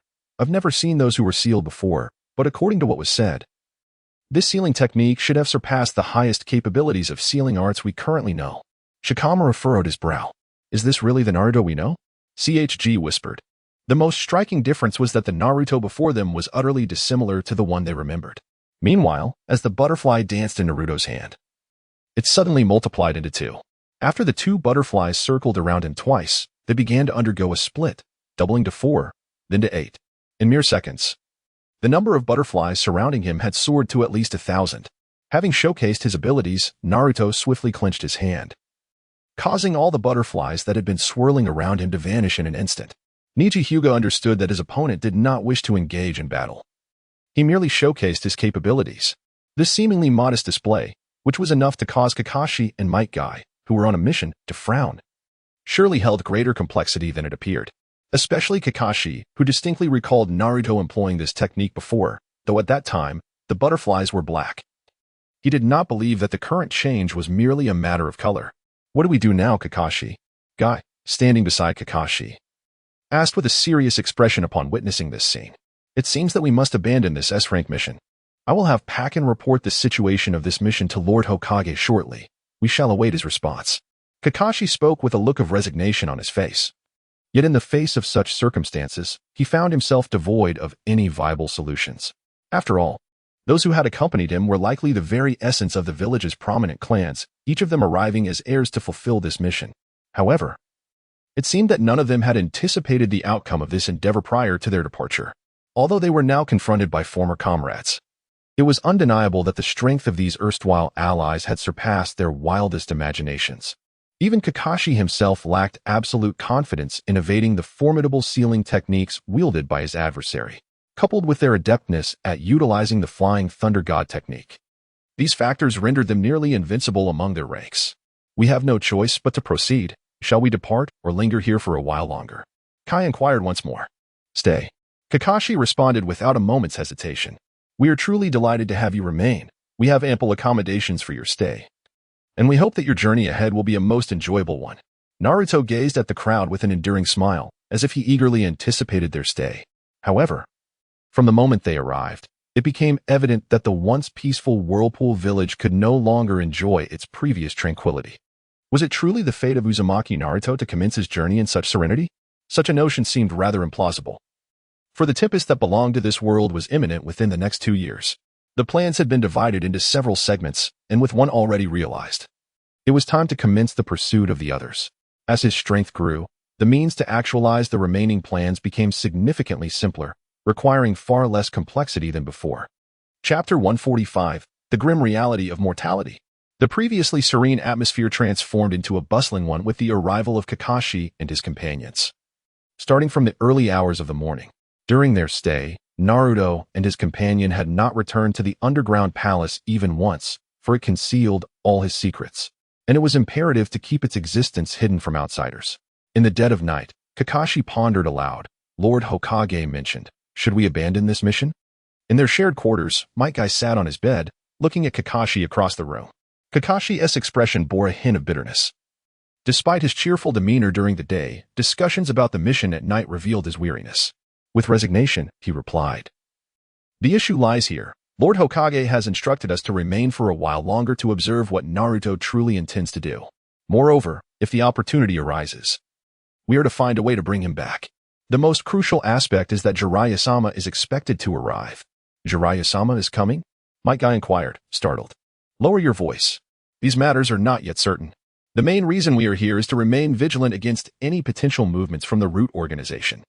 We will stay until we receive further instructions," Kakashi explained. "How did things come to this?" Guy sighed. "Well, for now, we shall proceed as is." Kai spoke, then lay down on the bed, as if he had resolved to disregard everything. As time quietly slipped away, they had spent a considerable amount of joy in this place over the past fortnight. However, despite their subtle inquiries, they had received no tidings concerning Naruto. Yet, on this particular day, the long-standing tranquility was finally disrupted. Jiraiya arrived, shattering the serenity that had prevailed. His entrance, however, was not as placid as one might have anticipated. He appeared particularly anxious regarding the matter at hand. Addressing the crowd directly, he called out to Naruto, "Naruto, the village needs you to return. All past grievances are to be set aside, and upon your return, you must immediately declare your identity as the son of the fourth Hokage. Remaining outside is unsafe for you, and I implore you to consider this carefully." The sudden appearance of Jiraiya left everyone astonished and bewildered. "Well, the danger is mine alone to bear. If I were to return, that danger could very well extend to the village. It is better to remain here," Naruto replied with a smile. Upon hearing this, Jiraiya's expression suddenly turned cold, and he slowly walked past the crowd into the room, turning back to shout, "Come inside for a moment. There are matters I must discuss with you." However, as Jiraiya stepped in, he closed the door behind him. Although Naruto sensed something was amiss, he refrained from voicing any objections. Following closely behind, he pushed the door open, only to have it shut instantly, revealing a drastically different scene within. The sensation was akin to being inside the mouth of a creature, with a massive tongue beneath his feet and uneven flesh lining the sides, evoking a sense of revulsion. Furthermore, the occasional dripping of viscous fluid from above caused Naruto to furrow his brow. Despite knowing what this was, he inquired, "What do you mean by this?" "I must insist that you return to Konoha," Jiraiya continued, urgency permeating his words. "If your departure becomes public knowledge, the village may be plunged into war, a scenario no one wishes to witness. I hope you can refrain from selfishness, as the village is the place that nurtured you. Even if there have been oversights in the past, the third Hokage has passed away. What grudges can possibly remain?" Jiraiya questioned rapidly, primarily concerned that Naruto might use the Flying Thunder God technique to leave. "I do not wish to partake in any affairs of the village. Without my presence, there will be no war. My absence or presence will not significantly alter the situation." I cannot comprehend why everyone insists that a Jinchuriki can sway the tide of battle. Naruto retorted. Naruto inquired with a calm and composed demeanor, a statement that momentarily rendered Jiraiya somewhat at a loss. Indeed, when true warfare commences, it is not merely the presence of the Nine Tails that influences the outcome. Its actual impact is significantly diminished, contributing little more than a slight advantage in certain contexts. Though you articulate it this way, I still wish for you to return to the village. Regardless of the means employed, I do not desire this, however. The Nine Tails within you render your situation perilous. Returning to the village would at least ensure the presence of others to safeguard you. This is my final promise to Minato. Jiraiya conveyed, his expression tinged with bitterness. He genuinely wished to avoid this course of action, yet circumstances had reached a point where such measures seemed unavoidable. Even as Jiraiya voiced a matter that incited his own frustration, Naruto maintained his usual serene expression. He fully comprehended the underlying implications of Jiraiya's words. The crux of the matter ultimately revolved around the Akatsuki organization. Naruto stood still, exhaling a weary sigh. The odor emanating from the mouth of the colossal frog was undeniably unpleasant, reminiscent of a restroom that had not been cleaned for decades. Particularly bothersome were the sharp spines beneath his feet on the tongue, and the viscous droppings that dripped from above. With an air of confidence, Naruto declared, "Everything you know, I am aware of, and even the things you remain oblivious to, I possess knowledge of as well. The Nine Tails has become a hunted target, but I am not." At this moment, Naruto comprehended clearly that when all are aware of such matters, the implementation of these events would soon follow. The situation with the Akatsuki was no different. If even someone like Jiraiya was informed, it signified that the time for them to genuinely commence their plans and objectives would not be far off. After his proclamation, Naruto paused for a moment, observing the expression of his counterpart, yet could only turn away with a sigh of resignation. Should he open his mouth? Although I am the summoning beast of Mount Myaboku, I possess the means to ensure he truly perishes here. Naruto stood in the very spot where the door once was. His back turned to Jiraiya, a hint of exasperation in his voice as he spoke. Chapter 146, Preparations for the Next Journey. Have you truly never considered returning? Jiraiya inquired once more, without making any move. Perhaps there might be an opportunity in the future, but not now. I do not wish to revert to my former life. For both the village and myself, it would signify a form of liberation. I still have my own journey ahead of me. However, soon we must part ways. And there are some matters I must convey to you. The land of rain is far more intricate than you might imagine. As Naruto spoke, Jiraiya helplessly closed his eyes. The repugnant presence that had pervaded the room transformed into a wisp of smoke and vanished in an instant. At that moment, the door to the room revealed itself before him. Gently pushing it open, he found the others outside already standing, their gazes fixed on the unfolding situation. They had sensed the circumstances within, but were oblivious to what might transpire next. Upon stepping outside, the most anxious were Hinata and Sarada, exchanging worried glances.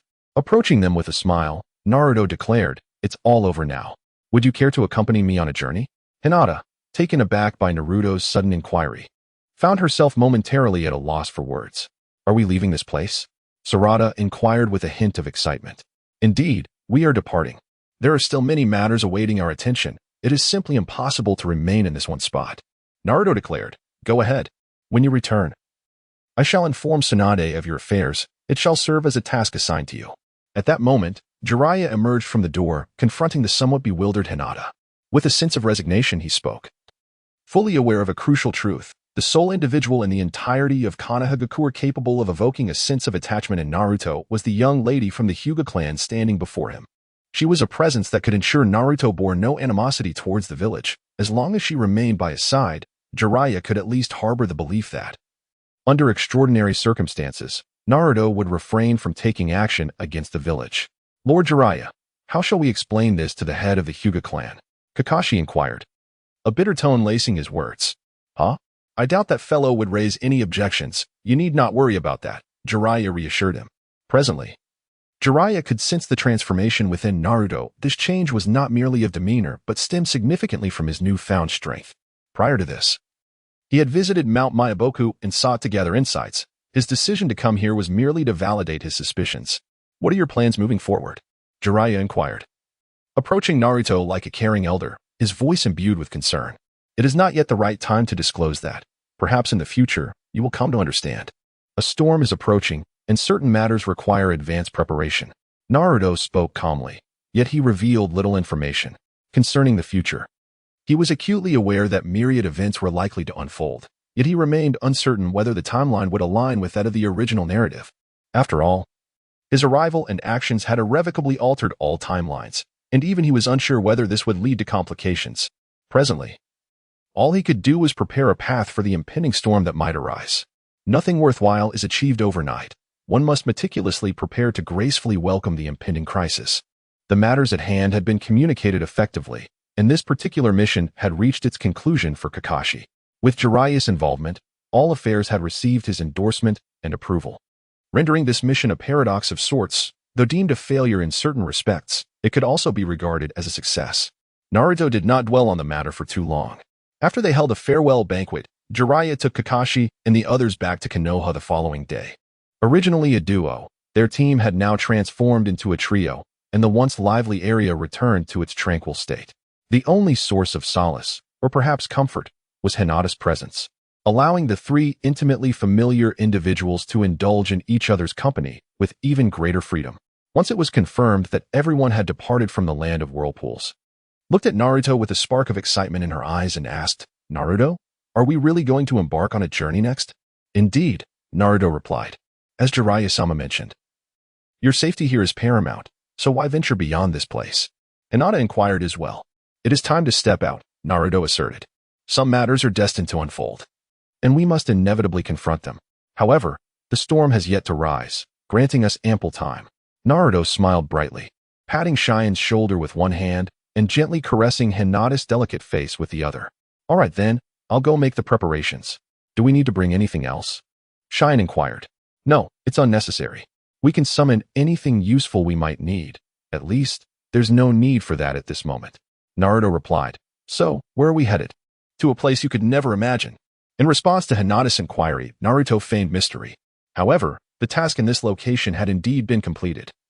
Had it not been for Kakashi and the others' arrival, he might have departed on the very day he accomplished his mastery of natural energy.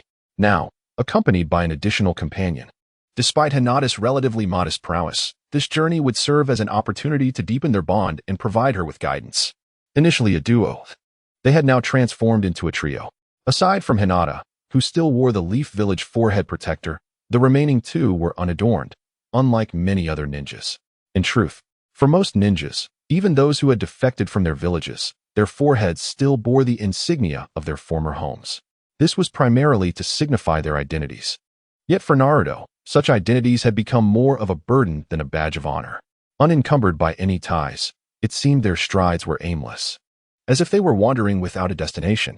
Fortunately, time was still on their side. Even in the face of impending calamity, nearly 2 years remained. Upon leaving the land of whirlpools, their first entrance would be into the land of fire, where they would proceed along its borders, heading northward. Chapter 147. The threat to the Hyuga clan. Everything had been silent for such an extended period. This journey would undoubtedly determine many outcomes. In this world, the ninja forehead protector serves as the ultimate symbol of a ninja's identity, yet among the trio, 2 lacked them, and the third merely hung theirs around her neck. As the wintry winds approached, Hinata's forehead protector had long been concealed beneath her clothing. Stripped of these distinctive insignias, their tranquil passage along the road bore no difference from that of ordinary individuals. "Naruto, brother, how come the weather is still pleasant back home, yet it grows colder as we approach the land of hot water?" In the midst of this chilly atmosphere, Shine could not help but voice her dissatisfaction. Naruto gazed at Hinata, then turned to look at the figure standing to his left, Shine. Although both were dressed adequately, the biting chill of the weather caused them to shiver slightly. No snowflakes danced in the sky above, yet upon closer inspection, the ground had begun to form patches of ice, indicating that the frigid wind blowing towards them was at least below freezing. Neither Hinata nor Shine possessed fire-type chakra. Even relying on their own chakra to maintain body warmth, it seemed unlikely they could sustain it for long in such conditions. Reluctantly, Naruto extended his hands towards the two of them. Shine paused in surprise, while Hinata, appearing accustomed to this gesture, promptly reached out her hand and grasped as tightly. After a moment's hesitation, Shine slowly placed her left hand gently on Naruto's. Yet, despite the cold wind, her cheeks, already reddened by the chill, grew even more flushed. Once he held both their hands, Naruto channeled his own elemental chakra into their bodies. In doing so, not only did he warm them, but he also formed a protective barrier against the wind. Are we truly going to wander aimlessly like this? Or do you have a destination in mind? Hinata inquired. At present, there was no clear objective. Their journey was more of a shared experience and a form of training. However, if a destination had to be established, it would be to the land of rice. Why are we heading there? Hinata asked. To seek an old friend and address a problem that has lingered unresolved for 2 years, to see if he possesses the means to finally solve it. Naruto, with a smile, held the hands of 2 individuals. He had originally intended to embark on this journey much earlier. However, the arrival of new individuals from Konoha completely disrupted his plans, causing what should have been a timely departure to be postponed by nearly half a month. Sarada was well aware of the friend Naruto referred to, and she even understood the matters he wished to inquire about. Over the past 2 years, Naruto had made significant strides in deciphering the genetic research sequences based on the information provided by Orochimaru, achieving remarkable success. Yet, the most formidable challenge remained: how to combine 2 distinct sets of genes. With the former issues unresolved, new complications arose. The path they traversed was essentially a vital trade route frequented by several neighboring nations. While the road was relatively broad, it also presented certain challenges. Among them was the peculiar sight that awaited them. In this desolate expanse, amidst the biting winds, several individuals unexpectedly lingered. They shivered uncontrollably, struggling to keep their eyes open against the gusts, and even sheltered behind large stones, clutching their weapons while vigilantly watching the road ahead. Are we truly expected to wait for someone in this dreadful weather? Do you really think anyone will pass by? Behind the boulder, a few individuals huddled together, one of whom, a one-eyed man, voiced his confusion about the bleak conditions to his companions. Enough with the idle chatter. The higher-ups instructed us to wait for anyone passing this way and to notify them immediately upon sighting. The man wrapped in a scarf cast a disdainful glance at the one-eyed individual, his expression serious as he continued to gaze ahead. It seemed even those waiting had little understanding of what they were truly anticipating. Regardless, their orders were clear. If anyone traversed this path, they were to inform others without unnecessary conversation. Not far from their position, within a cave, a dozen figures clad in ninja combat attire gathered around a fire, enjoying a meal and appearing somewhat content despite the desolate surroundings. Captain, how can you be so certain that the young girl from the Hyuga clan will pass this way? One team member, munching on a roasted chicken, inquired with a hint of skepticism at the man seated at the forefront, warming his hands by the fire. I cannot say for sure. The intelligence department has indicated that 3 individuals are indeed heading in this direction, but the specifics remain unclear, and no precise answers have been provided. The man by the fire spoke in a calm and unhurried tone. It was evident that this group consisted of ninjas. However, the absence of forehead protectors rendered their identities indeterminate. The mere gathering of such a number of ninjas at the border of the Land of Fire, particularly with a focused intent towards a specific individual, could only imply that they hailed from a foreign nation. But what purpose does it serve to ponder this now? In this frigid weather, they would surely not press onward, so we might as well remain here patiently, hastily consuming our provisions. Should they approach, the band of brigands would inform us of the situation. Another man chimed in, noting that the overall temperature within the cave was rather pleasant. Perhaps having lowered their guard, he casually removed his combat attire and, holding it in hand, shifted closer to the warmth of the fire. Yet, as these few indulged in their food and drink, engaging in cheerful conversation, the previously tranquil entrance of the cave was suddenly breached by 3 figures. The wind howled fiercely, making traversal arduous even for someone like Naruto, whose chakra approached infinity. At this juncture, all one could do was seek refuge until the wind subsided. Chapter 148. An Unexpected Encounter? Eventually, even they themselves were unaware that a series of fortuitous events had led them to this cave. Having sensed the presence of such a location earlier, Naruto had employed the Flying Thunder God technique, teleporting himself and 2 companions instantaneously to this spot. The group of over a dozen individuals, who had been warming themselves by the fire, turned their bewildered gazes towards the 3 newcomers. However, in pursuit of their own mission, most paid little heed to the identities of the trio. My apologies, everyone. We hadn't anticipated the presence of others here. We merely seek shelter from the wind. As Naruto made his entrance, a smile graced his face as he addressed them. The captain, who was basking in the warmth of the fire, paid little heed to the sudden arrival of the trio. After all, they bore no insignia of any ninja affiliation, and thus posed no threat. Most individuals present barely lifted their gazes, seemingly indifferent to the newcomers. It appeared that the group had little enthusiasm for the task at hand. As long as they found a suitable place to stay and did not disturb us, they would encounter no issues. The captain, eyes closed and head tilted back, extended his hands toward the flames, savoring the moment. Rest assured, we shall depart once the winds subside, Naruto assured them. However, at that moment, Hinata tugged at Naruto's hand. Her brow furrowed as she directed her gaze toward the dozen or so individuals. Clearly, the identities of the opposing party were not so simple. But how could such matters remain concealed? Let us take a moment to rest before proceeding, she suggested. Naruto consoled Hinata, speaking softly. In such a desolate place. The sudden appearance of numerous ninjas suggested that their identities were undoubtedly significant, and they certainly did not belong to the land of fire. Yet, the reason for their presence here remained unknown to the three of them. However, now that they had arrived, it was fortunate if everything remained peaceful. Yet an underlying sense of vigilance had already begun to rise within them. Just as they settled down, a relatively young ninja from their side cast a lingering gaze upon Hinata and Karen, his restless demeanor unmistakably etched upon his face. With a peculiar smile emerging, this young man subtly tugged at his two companions beside him and pouted towards Naruto and his companions. Perhaps due to their prolonged association, the others seemed to grasp the intent of his gesture without difficulty. In this remote location, even if some unusual circumstances were to arise, it was unlikely that anyone would be aware. For many ninjas, ordinary individuals were akin to mere ants, and even the most egregious actions would elicit no repercussions in the eyes of these so-called ninjas. Moreover, considering they were not in their homeland, they could act according to their whims. The young man rose, holding a piece of meat, and approached the trio by the cave entrance with an expression that harbored ill intentions. Fate has brought us together here. We happen to have an excess of food, so we shall share it with you, he said, not halting his advance, steadily closing the distance. It appeared that Karen, seated furthest inside, was his primary target. Remember to clean up after yourselves. Do not let anything slip out, or you might find it quite uncomfortable upon your return. The usually silent squad leader suddenly opened one eye slightly, addressing the young man with a serious tone. Rest assured, Captain, we are all on the same side.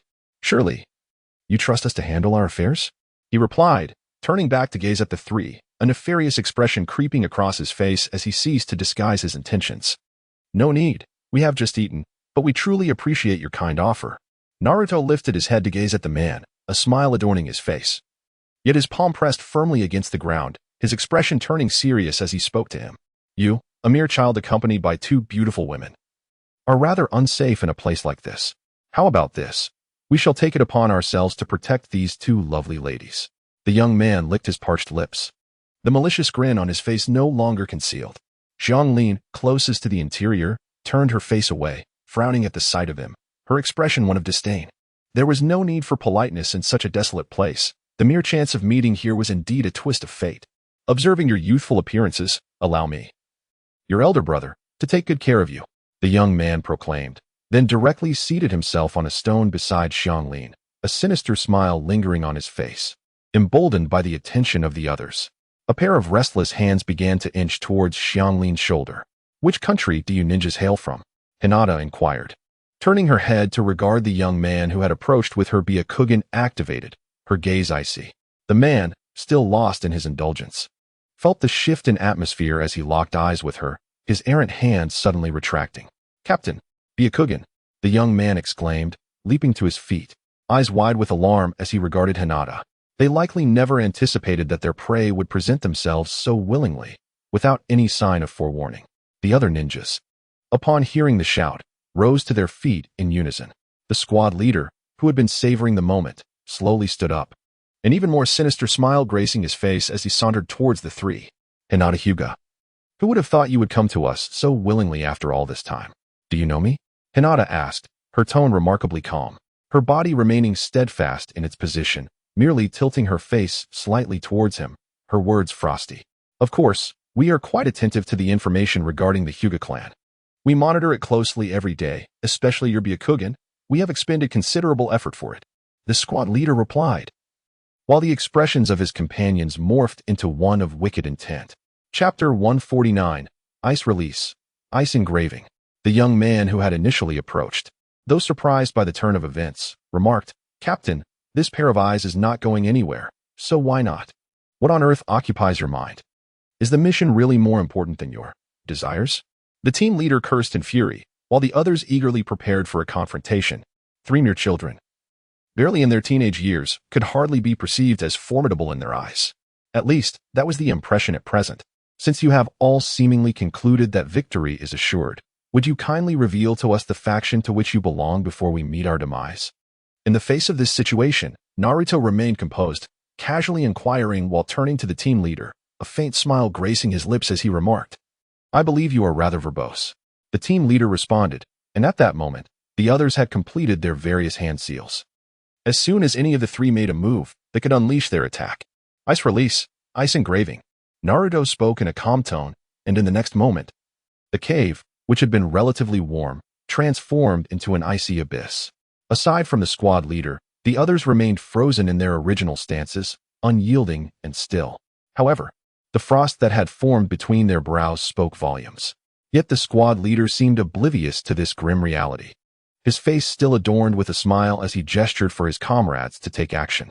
But as he waved his hands a couple of times, sensing something amiss, he turned slowly to look behind him, only to find that his dozen or so teammates still held their original postures. Alas, their lives had already reached their conclusion. At this moment, Naruto finally stood up slowly, his expression still composed as he inquired, "Pray tell, which nation do you hail from? What have you done?" The squad leader, eyes wide with disbelief and a hint of fear in his voice, responded, "A Jonin and a group of Chunin. What courage do you possess?" Calmly, Naruto approached the pile of embers where his counterpart had been roasting meat, and without hesitation, he seized a piece from the fire. He then returned, dividing the roasted delicacy in 2, offering a portion to both Hinata and Karui. After completing this act of generosity, he slowly turned to face the squad leader, a faint smile lingering on his lips as he inquired, "Are you from the land of lightning or the land of waterfalls? Who exactly are you?" The squad leader suppressed the rising dread within him. The ability to transform all his comrades into such a state without his awareness spoke volumes of the adversary's prowess. Here stood a seemingly innocuous youth, scarcely more than a teenager, whose strength could only amount to that of a Jonin at best. Yet, how could such feats be accomplished by one of that rank? In response to Naruto's question, Karui interjected, "Naruto, if I am not mistaken, this fellow's attire suggests he hails from the land of waterfalls. I have encountered this before. It seems we shall glean nothing from him. Binding these individuals and taking them back as subjects for experimentation would be quite advantageous." Naruto, still wearing an innocuous smile, spoke in a measured tone. At that moment, the howling winds outside the cave battered against the entrance, creating a cacophony reminiscent of nature's fury directed at those within. Seizing the opportunity while a few had yet to fully recognize his presence, the squad leader swiftly formed hand seals and shouted, "Water style, great waterfall technique." How mundane. Naruto calmly opened his mouth to shout, extending his right hand directly towards his adversary, the palm facing them, ready to unleash his ninjutsu. Faced with the sudden deluge pouring forth from the cave, there was not a trace of panic on the faces of Naruto and his companions. As a soft azure chakra manifested from Naruto's palm, the torrent that had been surging toward them instantaneously transformed into a colossal block of ice. Even the squad leader, who had just moments ago been in the fray, was completely encased within this massive ice formation. "Naruto, didn't you say you would take them back as subjects for experimentation?" Ino asked with a pained expression as she observed the scene before her. "Never mind, it's unnecessary. Bringing them back would require an immense effort. It's far more efficient to resolve this here. Besides, knowing their origins, there will be no shortage of subjects left for further experimentation." Naruto spoke calmly. The ice within combined with the frigid winds from outside, causing the cave, which still held a hint of warmth, to gradually become even colder. It seemed as though their objective was directed towards me. Could it be that they coveted my eyes? Hinata inquired. The Byakugan of the Hyuga clan is, in fact, genetically impossible to replicate, which underscores its unparalleled value. It grants the ability to see through objects and discern others' chakra, and it is likely that the other great ninja villages are already devising ways to seize it. The pressing question now is how they became aware of our intent to traverse this path. Naruto pondered thoughtfully. In the brief span of less than 20 minutes spent here, the howling winds outside gradually subsided, only to be replaced by a deluge of feathery snowflakes. Gazing out from the cave, the entire valley had been transformed into a breathtaking expanse of silver. With the biting winds no longer assaulting them, the temperature had, at least relatively, risen significantly. The snowfall arrived with urgency and grandeur, The flurries obscured the path ahead, rendering visibility nearly impossible. In just a matter of minutes, every hue had been altered. The mountains and the earth, wherever the eye wandered, had succumbed to a singular color. From the cave, nestled halfway up the mountainside, one might never have truly appreciated the beauty of this world. Yet, at this moment, the realm of ninjas revealed a unique and exquisite charm. Brother Naruto, shall we set off? Kaguya inquired curiously as she observed Naruto adjusting his attire and rising to his feet. Indeed, we cannot remain here indefinitely. Naruto spoke as he extended his right hand. In the next moment, a blue ring materialized upon his palm. With a swift motion, he thrust his left hand through the ring, retrieving 3 white, fleece-lined cloaks. Is this a summoning technique? Hinata inquired gently, approaching Naruto's side. In a sense, yes and no. It is merely an alternative form of summoning. However, time is of the essence today. Let us first find a suitable place to rest, and we can set off tomorrow. Naruto casually handed one of his cloaks to Hinata and tossed another towards Ino. At least in this cave, where a dozen lives had already been extinguished. The entombed figures gaped with lifeless eyes, and Naruto had no desire to linger there overnight. Chapter 150. The attention of the Akatsuki organization, the Nine Tails had departed from the Hidden Leaf Village and appeared to have defected. Do you not wish to take a look? Seizing this opportunity to capture the Nine Tails could prove quite advantageous. Within the cave stood a colossal wooden statue, beneath which were 2 enormous wooden hands, fingers pointing skyward, each digit hosting a shadowy figure, akin to a projection. One such figure, adorned with jagged features and a face split into black and white, addressed the assembly directly. The plan was about to be set in motion, commencing with the summoning of the Nine Tails, which posed no issue. Which location is nearest to the land of soup? We can rely on US intelligence to locate the Nine Tails and retrieve him simultaneously. Perched on another finger, one could discern that the figure's eyes were circular, but the surroundings were shrouded in darkness. Nevertheless, he spoke in a relaxed tone. Now that the Nine Tails has made an appearance, it is imperative to present him to my most revered dark god. Conveniently, Kakuzu and I are not far from the land of soup. We shall undertake this mission. Haiden, must you recklessly accept tasks? Capturing the Nine Tails can be entrusted to others. Please do not hinder my ability to earn. Another figure, standing beside him, shot an irate glance at the one who had just spoken, displeased that his comrade had taken it upon himself to undertake such a task without consultation. Since you are the closest, let it fall to you two to accomplish the task and swiftly bring back the Nine Tails. The man with circular eyes declared. Retreating from the shadowy form, in a desolate mountainous region stood 2 figures clad in black cloaks adorned with red clouds, their feet planted atop a dozen corpses. Blood incessantly dripping from the rocks, yet they seemed to have grown accustomed to the scene. Haiden, you fool, why did you unilaterally accept this task? Kakuzu inquired, visibly displeased and wearing a look of disdain. In any case, you have nothing pressing, and neither do I, since we are idle. Capturing the Nine Tails to present to my most esteemed dark god is merely the commencement of fulfilling his supreme mission. Haiden spread his arms towards the heavens, kneeling on the ground, fervently calling out to the sky. Witnessing this spectacle, Kakuzu could no longer tolerate the behavior of this fool, his brow furrowed. He muttered in a low, furious tone, were it not for your inability to die, you would have perished countless times by now. What? We are indeed a pair bound by affection. Why utter such words without cause? Rather than indulge in idle talk, we should hasten to complete our tasks, allowing ourselves to relax afterward. Haiden, seemingly unfazed, nonchalantly dug at his ear and replied with indifference. Kakuzu, weary of conversing with such a fellow, leaped from the massive stone and without looking back, began his journey toward the land of soup. In another location, Itachi and Kisame, another duo of the Akatsuki, strolled leisurely along the path. Reflecting on the battle from 2 years prior, a smile lingered on Kisame's face as he calmly addressed Itachi. It has been 2 years since we last met. Considering Haiden and Kakuzu, I suspect they may well have perished in that encounter. Itachi replied in a placid tone, his expression remaining unchanged throughout. Remembering their initial encounter with Naruto 2 years ago, he recalled that though it was merely a battle, it provided him with profound insight into that individual. Perhaps for the first time in his life, he had encountered someone who could not be controlled by the Sharingan, unwittingly capturing the undivided attention of Itachi Uchiha. Consequently, Itachi conducted a discreet investigation into Naruto. Itachi, if that is the case, why did you not bring it up during the meeting? Kisame inquired, his tone devoid of reproach, merely curious about the matter. It matters little. This mission is unrelated to us. Why should we elaborate? We are too distant, and should the leaders send us to confront them, it would be an unwise endeavor. Itachi responded. Indeed, that makes sense. Itachi's words left Kisame nodding in agreement, akin to a child encountering the world for the first time. It was true. Should they disclose their prior battle with the Ninetails, it would only complicate matters should they be summoned to pursue it. However, as Kisame pondered, he sensed something amiss and his face displayed renewed confusion. Itachi, do you not hold the Ninetails in too high regard? Absolutely not. He may be the most concealed individual we have encountered. When we first met him, he had just defected from Konoha. Have you seen anyone who could conceal their strength so completely that those around them remain oblivious? For over a decade, he has eluded detection.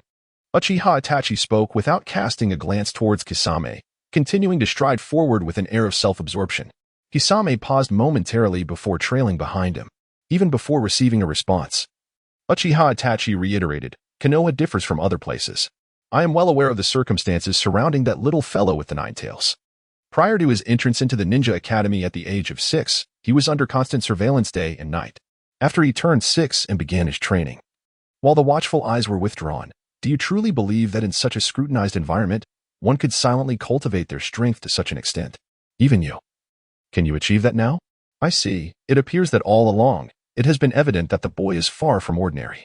Moreover, having defected for 2 years, during his regained freedom, it is highly probable that his abilities have escalated beyond the level we once encountered. Kisame pondered this, though reluctant to accept such notions. The words of the person he revered most compelled even his unthinking mind to reflect.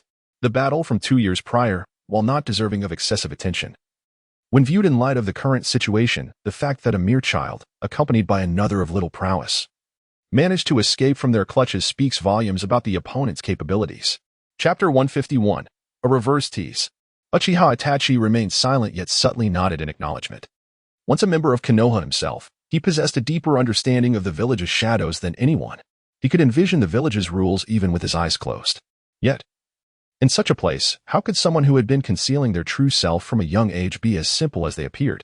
Especially during their initial encounter in battle, where even the Manjiki Sharingan could not dominate the opponent, and amidst the clash with two formidable figures, he still managed to swiftly escape with a burden. Regardless, this mission would not fall upon their shoulders. As Uchiha Itachi walked, a slight smile graced his lips, and he chose to disregard the unfolding events. Currently situated in the land of water, within a bathhouse, a wooden partition barely a meter high separated the male and female bathing areas. The space was modest, seemingly a private bath intended solely for individual clients. Naruto reclined leisurely in the water, while in the adjacent bathhouse, Kankuro and Hinata sat facing each other. Naruto, are you lonely over there all by yourself? Would you like to join us for a soak? Kankuro called out to Naruto with a smile, glancing at Hinata. Upon hearing this, Hinata quickly covered her mouth. Yet her face radiated a bright and sunny smile. Meanwhile, Naruto, upon hearing their words, felt a vein twitching on his forehead. Indeed, Naruto. It must be rather dull to be alone, Hinata chimed in, her voice gentle yet clear enough for him to hear despite the proximity. I must ask, can you two not behave normally? We are all perceptive beings here. Hinata, your Byakugan could easily see through the walls. There is no need for us to be together to understand one another. Naruto sighed, expressing his exasperation. Upon hearing his words, the two women suddenly recalled that reality indeed resembled what he described. In a moment of realization, both women swiftly covered their chests, as if they had discovered something profound. You scoundrel, Naruto, they exclaimed in unison, their cheeks flushing with embarrassment. In their joyous state, they remained blissfully unaware that troubles awaited them. Though at least for the next couple of days, peace seemed assured. As for Kakuzu, he questioned the reliability of Jay-Z's intelligence. The duo of Haiden and Kakuzu had just crossed into the borders of the land of soup, with Haiden chattering incessantly as they walked. Shut up. I do not wish to hear another word from you on this journey. If you do, I shall rip your head off and toss it into the toilet, Kakuzu replied, his frustration boiling over. He had reached the brink of his patience with his incessantly talkative companion, whose incessant chatter was driving him to the edge. Come on. Look at you, always like this. We have no pressing matters on our journey, and I thought I would chat with you to alleviate your boredom, Haiden remarked nonchalantly, wielding his massive scythe as he addressed Kakuzu. This fool. Kakuzu was at a loss for words, wishing to cease all communication with this teammate. Were it not for the fact that he could not kill him, he would have long desired to rid himself of Haiden. Hey, just as they strolled leisurely, A voice called out from nearby. Suddenly, a peculiar figure emerged from the trees, appearing half black and half white, exuding an eerie presence. "JZ, what brings you here? Are you here to spy on us?" Hayden curiously inquired, jesting as he regarded the newcomer. However, Kakuzu's expression turned tense, his gaze icy as he scrutinized the figure. Such accusations are unfounded. I merely came to provide you with information. Your target for this mission has begun to move and is likely heading towards the land of rice. You should consider changing your direction, JZ explained. Is your information reliable?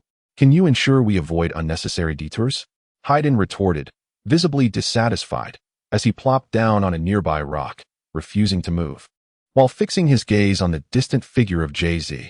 Well, this is not my issue. I have provided you both with detailed information. Ju twisted his body, casting a disgusted glance at them as he spoke.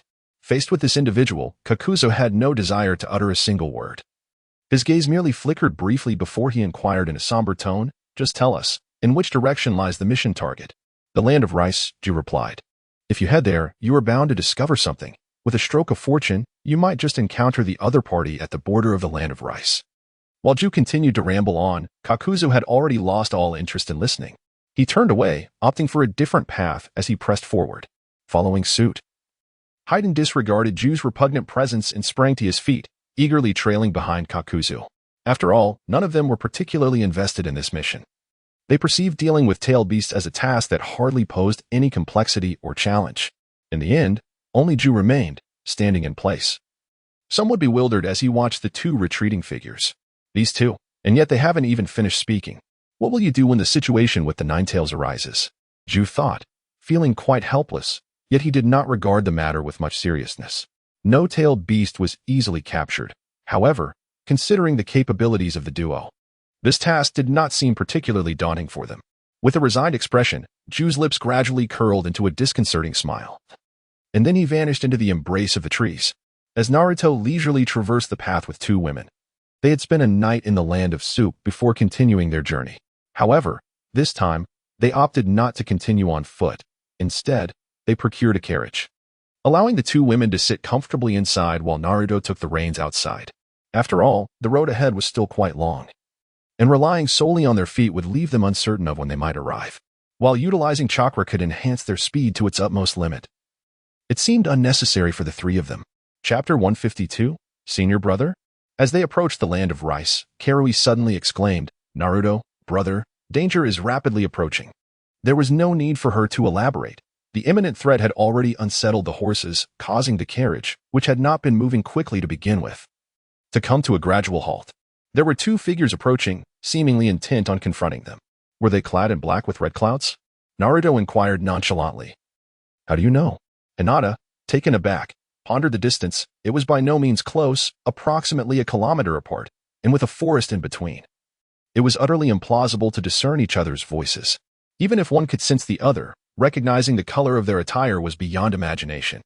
It seems that what is destined to occur will inevitably come to pass.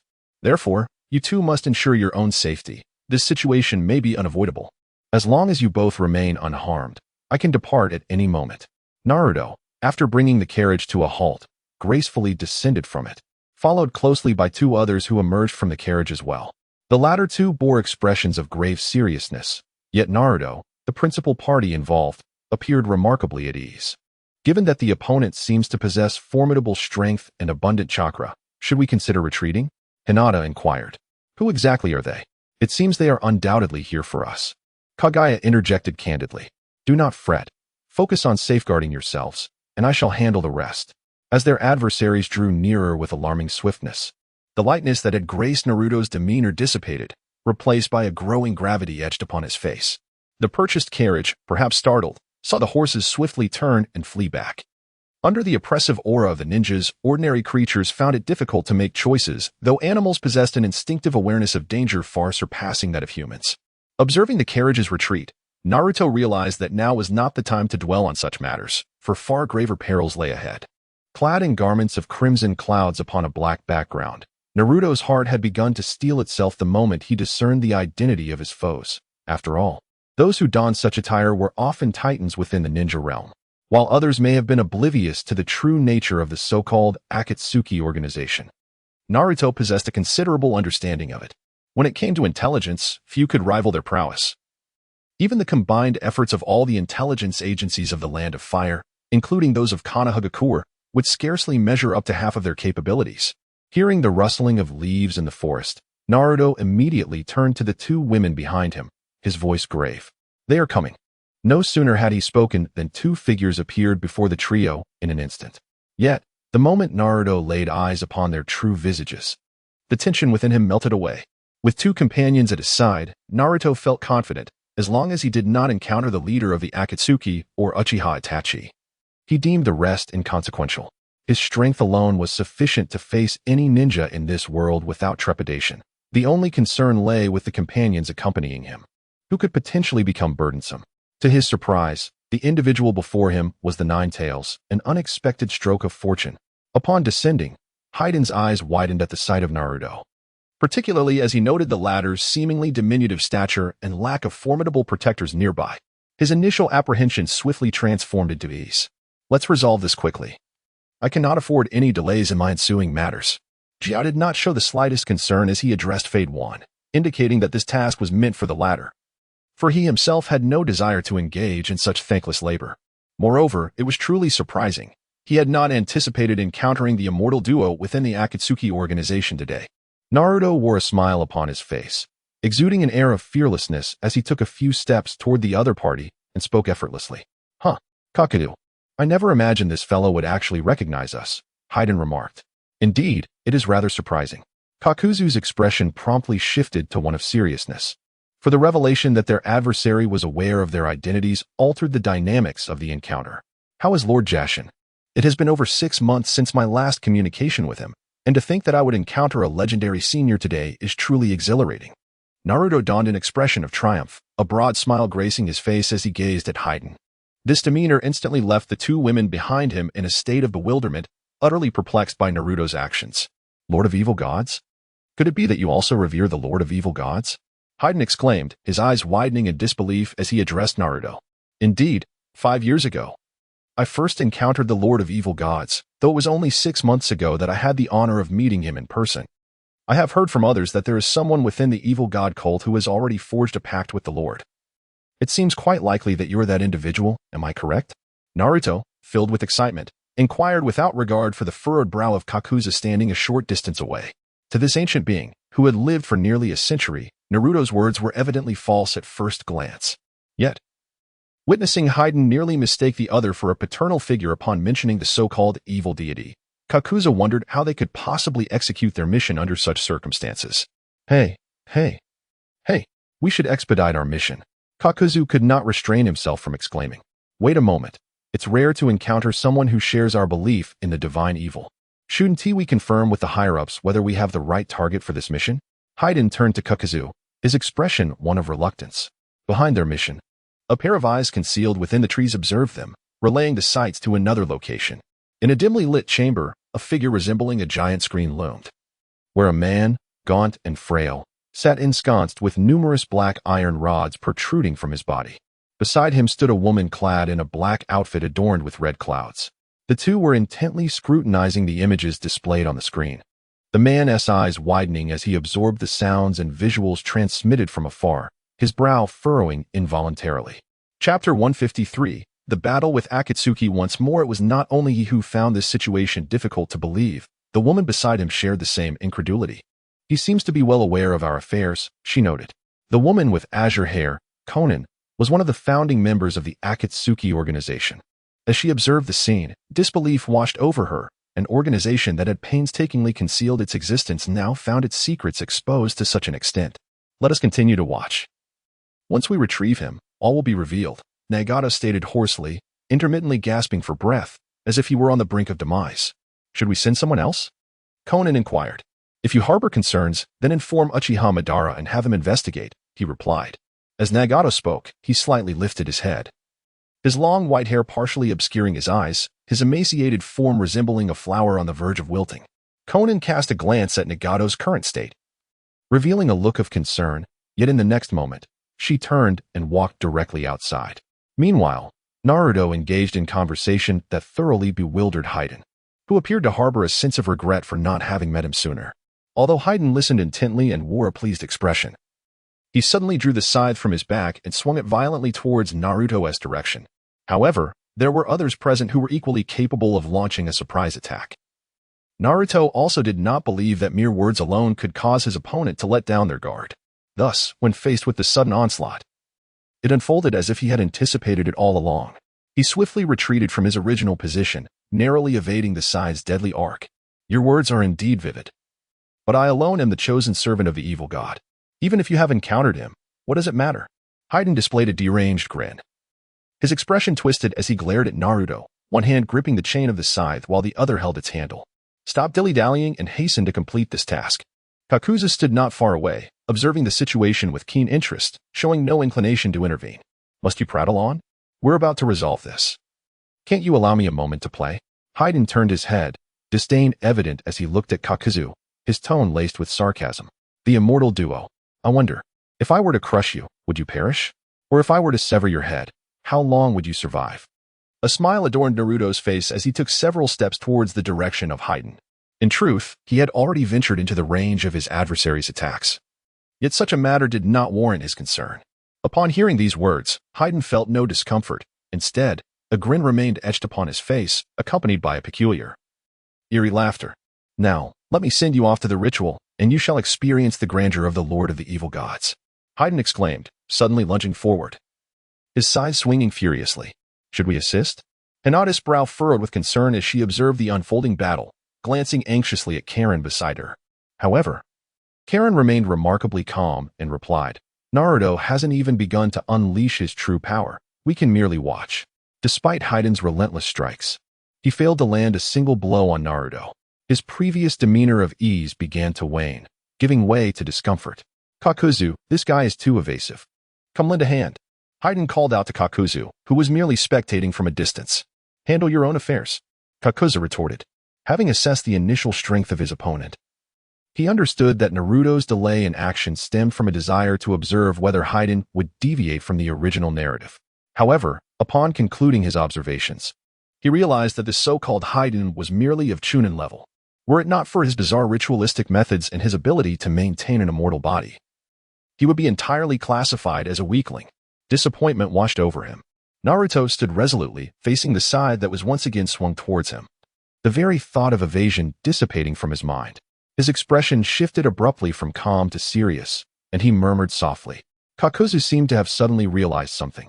Most notably, the momentum of this tailed beast had surged dramatically, causing even him to furrow his brow in concern. Just as Haydn's scythe was about to make contact with Naruto, a wicked grin crept across the latter's lips. However, in the blink of an eye, Naruto vanished from sight, reappearing with a sudden ferocity as he delivered a powerful kick directly to Haydn's chest. The immense force sent Haydn hurtling nearly 100 meters, crashing through branches before striking a particularly thick tree, rebounding several meters before finally coming to a halt. Yet, such an assault proved to be of little consequence to this immortal being, merely leaving him sprawled on the ground, clutching his chest and howling in agony. What a fool! Kakuzu scoffed at Haydn's pitiful state, his face betraying a look of disdain. Given Haydn's capabilities, it seemed a fanciful notion to think they could subdue this tailed beast. Though Kakuzu had initially wished to remain uninvolved in the fray, he reluctantly approached Naruto with a peculiar expression. The ninja from the land of water, who had just moments ago sought to avoid conflict, now appeared eager for battle. Naruto inquired as he observed Kakuzu's advancing steps. Do you think you are worthy? Kakuzu's voice was heavy with skepticism. He had fought the first Hokage and emerged unscathed. What right did Naruto have to utter such words? Is this what you refer to as battle, throwing a shuriken from 800 paces? With a disdainful smile, Naruto inquired, Bastard. Upon hearing these words, Kakuzu erupted in fury. His expression contorted as he bellowed, Now hand over your heart. As he spoke, countless black threads began to emerge from his mouth, creating an eerie and grotesque spectacle. Chapter 154, The Spiraling Shuriken. Simultaneously, Kakuzu's body began to swell, revealing several masked faces that appeared on his chest and the sides of his neck. Fire release, head hardening. Wind release, pressure damage. As he formed hand seals, Kakuzu unleashed jutsu from the two masks.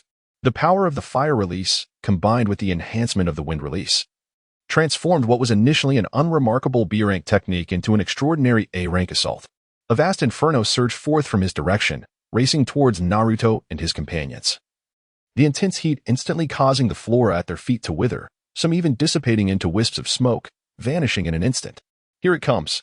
Naruto let out a loud shout, and suddenly 2 pairs of wings sprouted from his back, their azure chakra radiating with an impressive wingspan of approximately 7 meters. With a powerful flap, the chakra wings propelled him into the air, where he merely raised his hand and softly uttered, "Wind release, wall of wind." In an instant, a barrier-like structure materialized as the wind surged upwards. The inferno unleashed by Kakashi reached the wind wall, only to be completely obstructed at that point. What kind of ninjutsu is this? Kakashi pondered, his brow furrowed and his surprise palpable. In his extensive ninja career, he had never encountered a technique quite like this. Initially dismissive, he was now compelled to reconsider the capabilities of this Nine-Tails boy, who could not only manifest wings from chakra but also wield such an unusual form of ninjutsu. However, before he could fully process this revelation, Haiden, who had already launched himself into the fray, approached once more, his scythe in hand, seething with fury. "You bastard! To strike so fiercely! I will ensure your demise as a tribute to Lord Jashin, and I shall not spare anyone in your company." Haiden bellowed, his malevolent expression fixed on Hinata and Karen, who stood at a distance. Yet, he remained oblivious to Naruto, who hovered in the air with wings extended, his previously calm visage now transformed into one of icy resolve. "You seek death." As Naruto spoke, he extended his right arm, palm facing upward, and in the next instant, the Rasengan materialized in his hand, followed by a piercing sound. Kakashi, who had been intently observing his opponent, instinctively sensed the formidable power of the compressed chakra upon witnessing this scene. Having lived for over a century, he was well versed in the art of combat, demonstrating remarkable expertise in survival techniques. Thus, when he sensed that something was amiss, he reacted swiftly, retreating rapidly. However, Haiden, who had been hurling curses moments ago, was not particularly powerful to begin with, and now found himself in a predicament, suspended in midair and unable to strike. Realizing Kakashi's retreat, Haiden recognized the gravity of the situation, yet, despite his intention to withdraw, his limited abilities hindered his escape. Relying on his immortal body, he summoned a semblance of confidence, revealing a sinister smile. "Wind release, Rasengan Shuriken," Naruto shouted as his wings flapped, and he began to retreat. In that instant, the spiraling shuriken in his hand was released, hurtling toward the location of Haiden. At the moment of release, not only did the enemy display astonishment, but even his own comrades were taken aback. Among them, Ino and Hinata were undoubtedly Naruto's most trusted and closest allies, yet they had never witnessed such a technique before. Just as the attack was about to land, Naruto called out, "Beware of the wind pressure." However, immediately after, a thunderous explosion resonated, accompanied by a hurricane that swept outward. Ino, caught unprepared by the sudden onslaught of the tempest, would have surely been swept away had it not been for Hinata, who quickly utilized her chakra to anchor herself to the ground, grasping Ino's hand to prevent her from being blown away. In that fleeting moment of the explosion, Kakashi, who had retreated to a distance, suddenly wore a grave expression. As the smoke cleared, a crater approximately 50 meters in diameter and 10 meters deep lay bare before them. "Such an assault is beyond my capacity to endure," Kakashi muttered to himself, his mind racing not to continue with the mission, but rather to devise an escape from this perilous place. The powerful shockwave reverberated for miles, the sound of the explosion echoing far and wide. Not to mention, Zetsu, lurking in the shadows, had lost the courage to observe any further and swiftly vanished among the trees, leaving the scene behind. In another location, within a dimly lit chamber, Pain watched the unfolding events with incredulity in his gaze, initially dismissing the seemingly unremarkable Ninetales as a trivial adversary. He now found himself involuntarily furrowing his brow at the magnitude of this single battle. Conan, who had just returned from a mission, stood before the same spectacle, her mouth agape in shock. Having been in discussion with Pain moments ago, she now found herself at a loss for words. What did Uchiha Madara have to say? Pain inquired with a serious tone. He cannot come here, and claims that if we require assistance with a mere Ninetales, what purpose do we serve?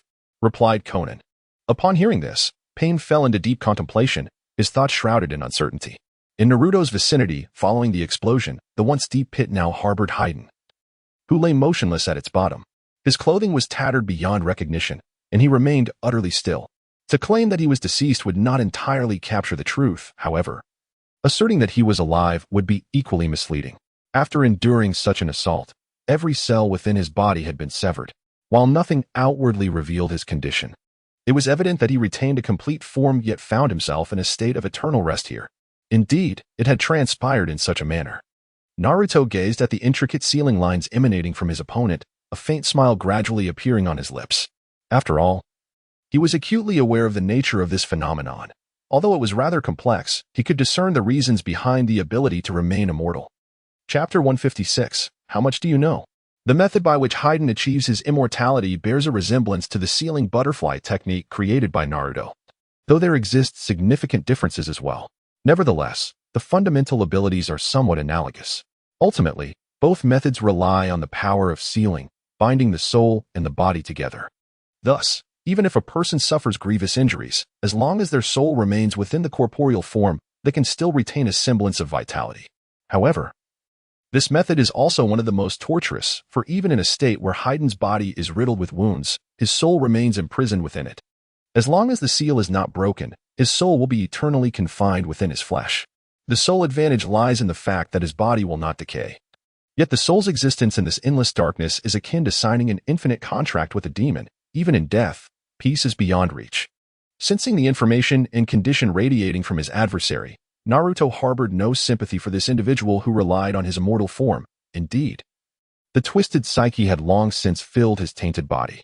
Even if the soul were eternally bound to the flesh, it could only be deemed a consequence of his relentless pursuit of power.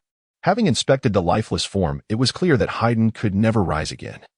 No matter how advanced medical science may be, given Hayden's condition, even cloning would be an impossibility. Raising his head, Naruto's gaze met that of a certain individual who had once hurled shurikens from 800 miles away. In that fleeting moment, he detected a flicker of fear in the opponent's eyes as the figure slowly began to retreat, biding time to escape. Kakuzu, I find no interest in you. Do not entertain thoughts of fleeing. I wonder what information you have gleaned from me? Surely that fellow must have shared some details with you. From a distance, Naruto gazed at Kakuzu and shouted, if you don't respond, I will continue. Reveal to me the summoning technique for sealing the 9 dragons. This was not a sealing jutsu. Rather, it was merely a method of summoning, a direct means of communication and liaison employed by the Akatsuki organization. Naruto lay atop Hayden's lifeless form, not merely to inspect the belongings of his adversary, but with a discernible purpose. He carefully removed the distinctive ring from Hayden's finger.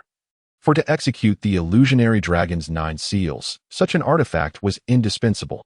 It served as a conduit for communication with the enigmatic figures lurking in the shadows. Without it, how could one possibly reach out to the elusive masterminds behind the scenes? What do you intend to do? Kakuzu inquired, feigning composure. Oh, nothing of great consequence, Naruto replied. I merely wish to converse with Pain, the one pulling the strings behind you. Do not delude yourselves into believing that everything in this world is within your grasp. Perhaps you are unaware that many matters lie firmly in the control of others. Is it not preferable to coexist in peace rather than entangle ourselves in unnecessary chaos? Naruto spoke with a calm demeanor, expressing that he had never intended to associate with those who wore slogans on their faces daily. However, given the current circumstances, with the other party having made a tangible approach, failing to respond would only serve to demonstrate his own inadequacy. It is truly astonishing that you are even aware of pain. I am intrigued to know just how much you comprehend. For instance, regarding your 5 hearts, to eliminate you, one must destroy all of them. Wouldn't you agree, Kakuzu? Naruto suddenly revealed a serene smile. Yet to the observer, this expression seemed particularly perilous. Beneath Kakuzu's mask, his expression was not entirely discernible, but the flicker of terror in his eyes was unmistakably evident at that moment. I comprehend. To establish communication with the elusive Pain, all you need to do is don the ring upon your finger and channel your chakra into it, Kakuzu declared, as he was reluctant to seek unnecessary thrills. Having concealed his secrets for so long, only to have them unveiled by his adversary's keen perception, he was uncertain whether his opponent had conducted prior research or genuinely possessed such abilities. Nevertheless, for a creature who had lived for over a century, he was unwilling to wager his life on such matters.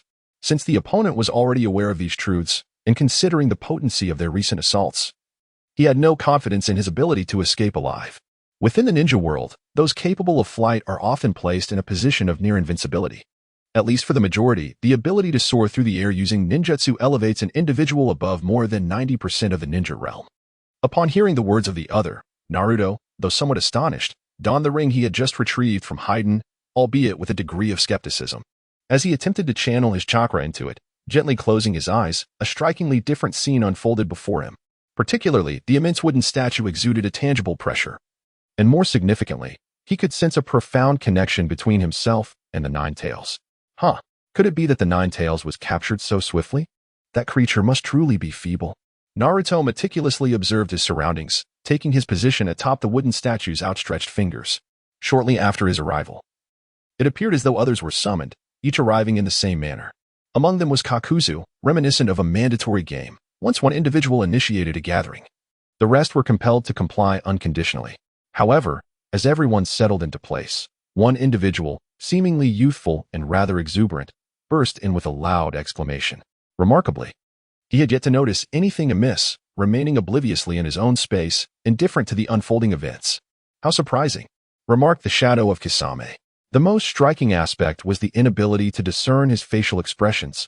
From this vantage point, one could only confirm each person's identity, while the rest of their features were shrouded in darkness. Aside from their eyes, the remainder of their appearance was dominated by a conspicuous attire, making it challenging to ascertain their identities without prior knowledge. From the moment they entered, several shadows had already fixed their gaze upon Naruto, having sensed the peculiarity of the situation upon their arrival. Chapter 156. The Akatsuki base. Although a few had recognized the anomaly surrounding Naruto, none dared to speak. They silently sought to discern what he was up to. Several were unfamiliar with the unexpected newcomer, while only those who had previously encountered him understood the gravity of the situation. Quickly summon the Nine Tails, let us not waste time, as I have my artistic endeavors to prepare. Most had sensed the discord, yet it was the previously talkative and youthful Deidara who voiced his impatience, continuing to prattle on. Kakuzu, please provide an update, inquired the figure at the far left, his tone grave. Why must he be the one to speak? He is already present. Would it not be more efficient for us to communicate directly? As Naruto beheld the other party opening their mouth, he adorned his face with a smile. Yet in this particular circumstance, no one was able to perceive the expression that graced his visage. You bastard! Who are you? Deidara, having sensed the anomaly in the situation, cast his gaze towards Naruto, his face awash with astonishment and a hint of curiosity. Deidara, during such an intriguing moment, could you possibly refrain from speaking? Remarked a hunched figure beside him, their tone laden with impatience. Naruto cast a glance, recognizing the individual before him as Sasori from Sunagakure. It must be said that apart from Haiden, whose strength is rather lacking, each member of the Akatsuki possesses formidable power.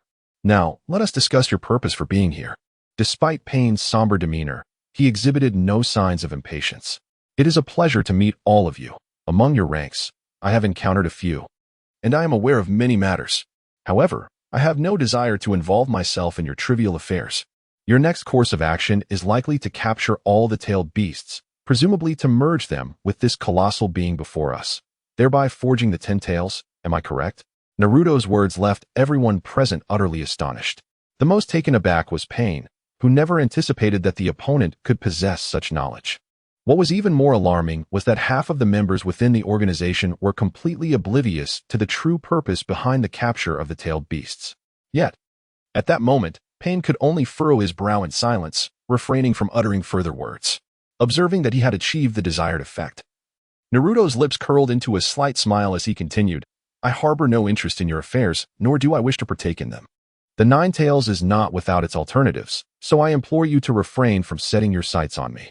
Should you attempt this again, I will not hesitate to expose all your secrets to the world. I comprehend your intentions, yet I shall not lend my support.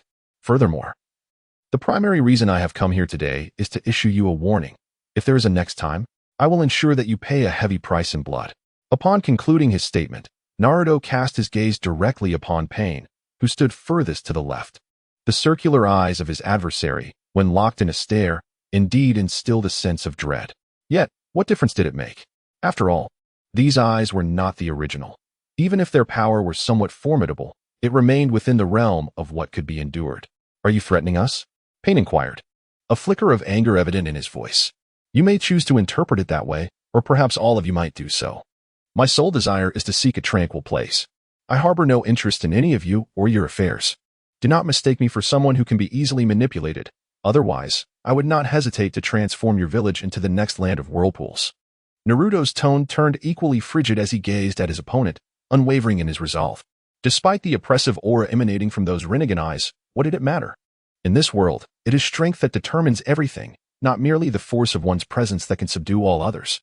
As Naruto articulated these sentiments, the onlookers, standing by, revealed expressions of mere spectatorship. Even the typically verbose Deidara observed this unfamiliar figure with keen interest. Have you ever comprehended the horrors of war? Do you grasp the suffering of humanity? Are you aware of the ramifications that the power struggles between great nations impose upon us, the smaller states? All the anguish we endure is a product of the machinations of these powerful nations. Do you truly believe they bear no guilt? Pain thundered, his gaze fixated on Naruto, nearly consumed with the desire to rend him asunder in the next heartbeat. Yet, contrary to expectations, Naruto did not respond with the anticipated rhetoric. Instead, he spoke with an unsettling calm. Under the avalanche, no snowflake is innocent. I have no desire to hear your so-called explanations, however. I wish for none among you to meddle in my life moving forward. Nonetheless, I am pleased to have had this opportunity to engage with all of you. Upon Naruto's declaration, the shadow standing in place vanished without a trace, leaving the others with expressions of sheer incredulity. This was their first encounter with someone audacious enough to speak thus before their leader and perform such actions. Dissolve. Pain, still seething with fury, uttered these words through gritted teeth, suppressing the tumultuous emotions within him as he confronted the recent events. All withdrew their shadows. Yet they were simultaneously engulfed by a profound curiosity towards the unexpected newcomer. The most composed among them was Itachi Uchiha. Even Kisame, though having regained his senses, found it difficult to believe. Mr. Itachi, that little fellow with the 9 tails truly seems extraordinary, Kisame remarked with a smile. However, Itachi wore a serious expression, his voice tinged with uncertainty as he inquired, how could he possibly know so much? Don't you find that curious? The entirety of the Akatsuki's affairs appeared to lie within the grasp of this individual, even the most closely guarded secrets. It seemed they had all been deceived by his youth. His abilities and strength were likely far beyond their comprehension, perhaps even more terrifying than they had imagined. Itachi spoke earnestly, contemplating these matters since the moment they retreated. As these thoughts lingered, Kisame too fell into deep reflection. Having spent so much time alongside Itachi, he began to ponder the situation more critically.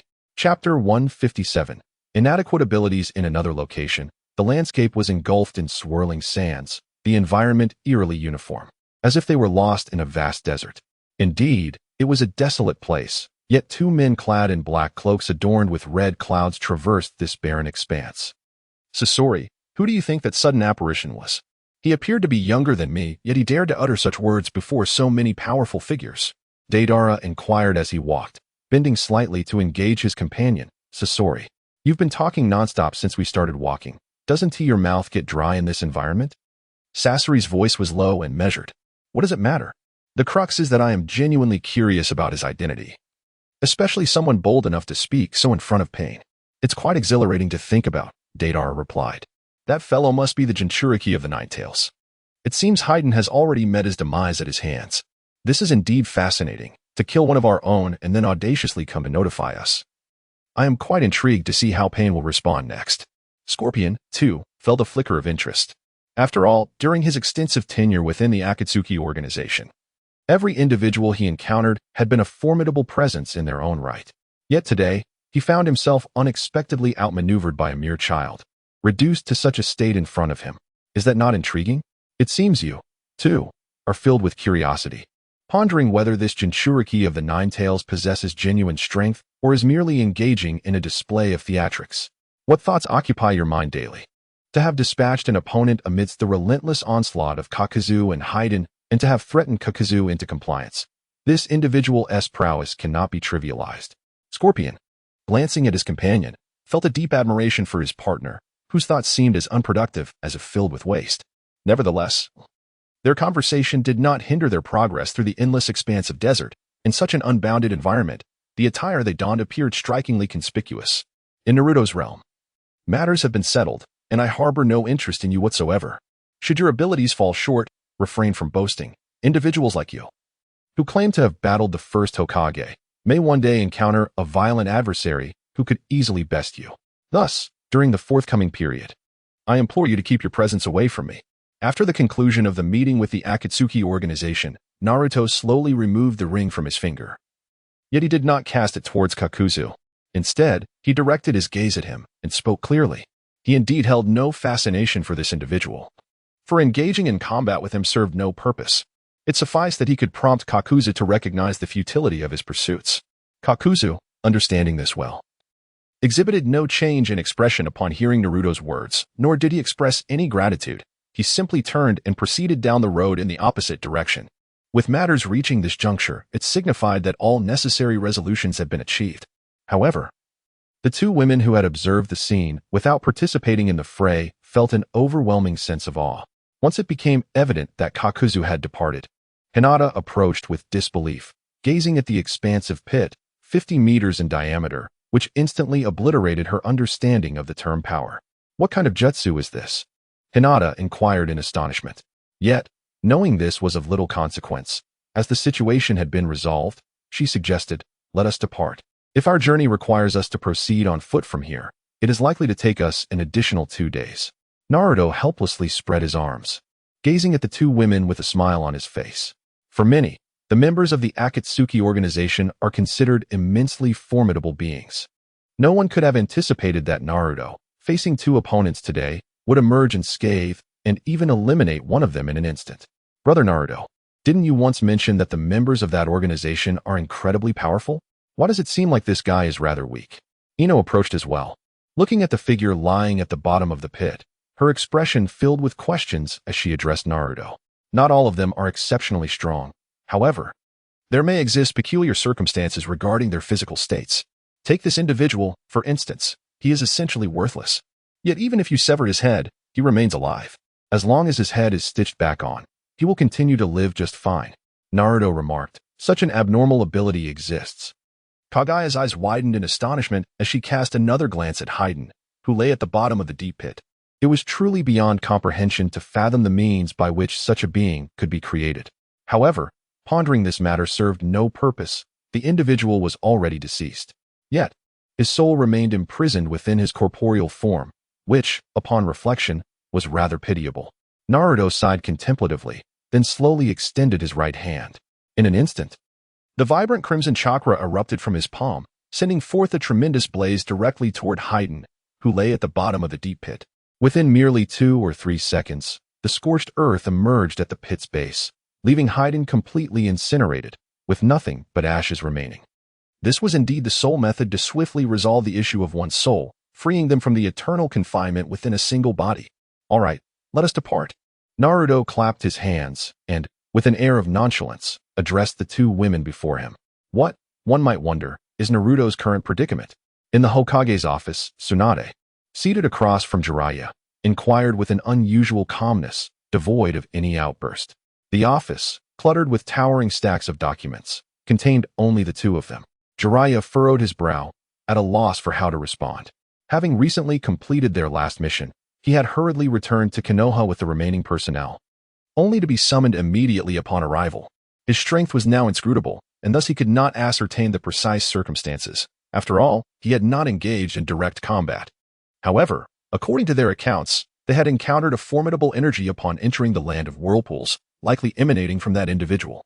Jiraiya spoke earnestly, reluctant to sever ties with Naruto, yet aware that certain matters compelled them to act decisively.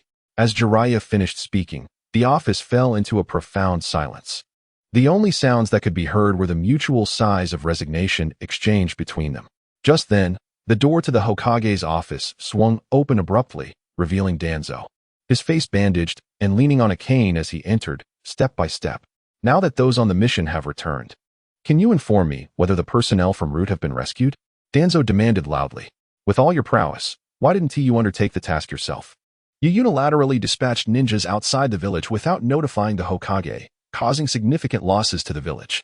Shouldn't you, Danzo, bear the primary responsibility for this?" Jiraiya retorted, his frustration boiling over. This unexpected outburst caught even Tsunade off guard. She hadn't anticipated Jiraiya's vehement reaction. Yet, she too rose, her expression grave as she regarded Danzo. Her tone somber. "If this occurs again, you will relinquish control of Root, and you need not concern yourself with any affairs thereafter.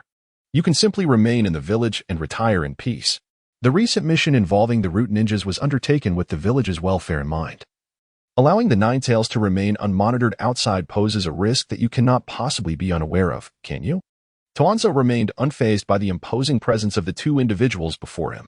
Instead, he forcefully struck his cane against the ground, his voice resonating with authority as he inquired about the implications of the Nine Tails' departure from the village.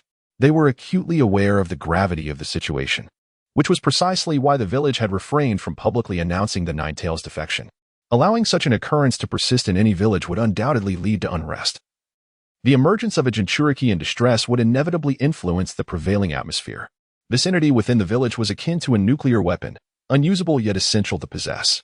Moreover, this issue had already become a matter of both overt and covert concern among great nations. Naruto has not defected. Please be mindful of your phrasing. He is merely undertaking a covert mission, Tuanzo asserted. I trust this matter should not be a source of anxiety for you at your level, correct? Tsunade abruptly slammed her palm against the office desk, her immense strength causing the stacks of documents to momentarily leap into the air. Her expression was icy, her gaze serious, offering no opportunity for the other party to exploit any weaknesses.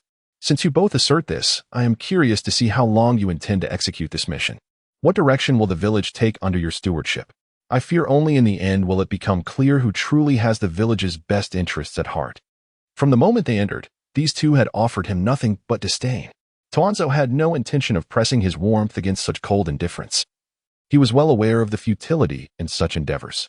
At this juncture, the preservation of his own influence was paramount. Tsunade's role as Hokage had already eclipsed that of the third Hokage, and the crux of the matter lay in the fact that she had always been at odds with him. After delivering his remarks, Tuanzo stormed out in a fit of rage, yet at the threshold, he paused, casting a malevolent glance over his shoulder. This old fool, despite his age, only serves to complicate our affairs. I wonder what thoughts occupy his mind? Within the office, Tsunade expressed her frustration. Why should we stoop to his level? Why was I not informed earlier that there were still numerous root ninjas under Naruto's command? Jiraiya questioned. Is this something you only learned after your departure? Indeed. It was only after you left that I became aware. However, Kakashi has since relayed Naruto's stance, and this situation is proving quite difficult to navigate, Tsunade sighed, her expression one of exasperation. I shall visit again in a couple of days to assess the situation more thoroughly. Jiraiya spoke. Yet he was unaware that Naruto had already departed from that location. Even if he were to go, he would find no one remaining. You have only just returned. You should take a few days to rest. Naruto and his companions have left the land of whirlpools. Hinata's message arrived a couple of days ago, indicating that they likely departed shortly after your exit, Tsunade remarked.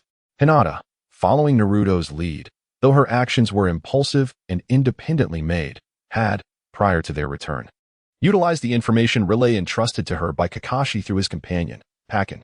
In truth, she could be regarded as one of those ensnared by the village's influence. Half a month later, it appeared they had finally located the spot. This individual was exceptionally elusive. Traversing the boundless grasslands, Naruto, accompanied by two companions, ultimately arrived at the edge of a dense forest. However, his intended destination lay within the depths of this very woodland, and it would likely take another hour or so to truly reach it. Where are we? Kankuro inquired with curiosity. The land of rice fields, the Sound Ninja Village. This is our destination, Naruto declared. What is our purpose here? If I recall correctly, the previous plan to demolish Konoha was orchestrated by the Sound and Sand Ninjas. Hinata questioned. Konoha holds no ties for me any longer. Thus, the notion of a Konoha stance is entirely irrelevant.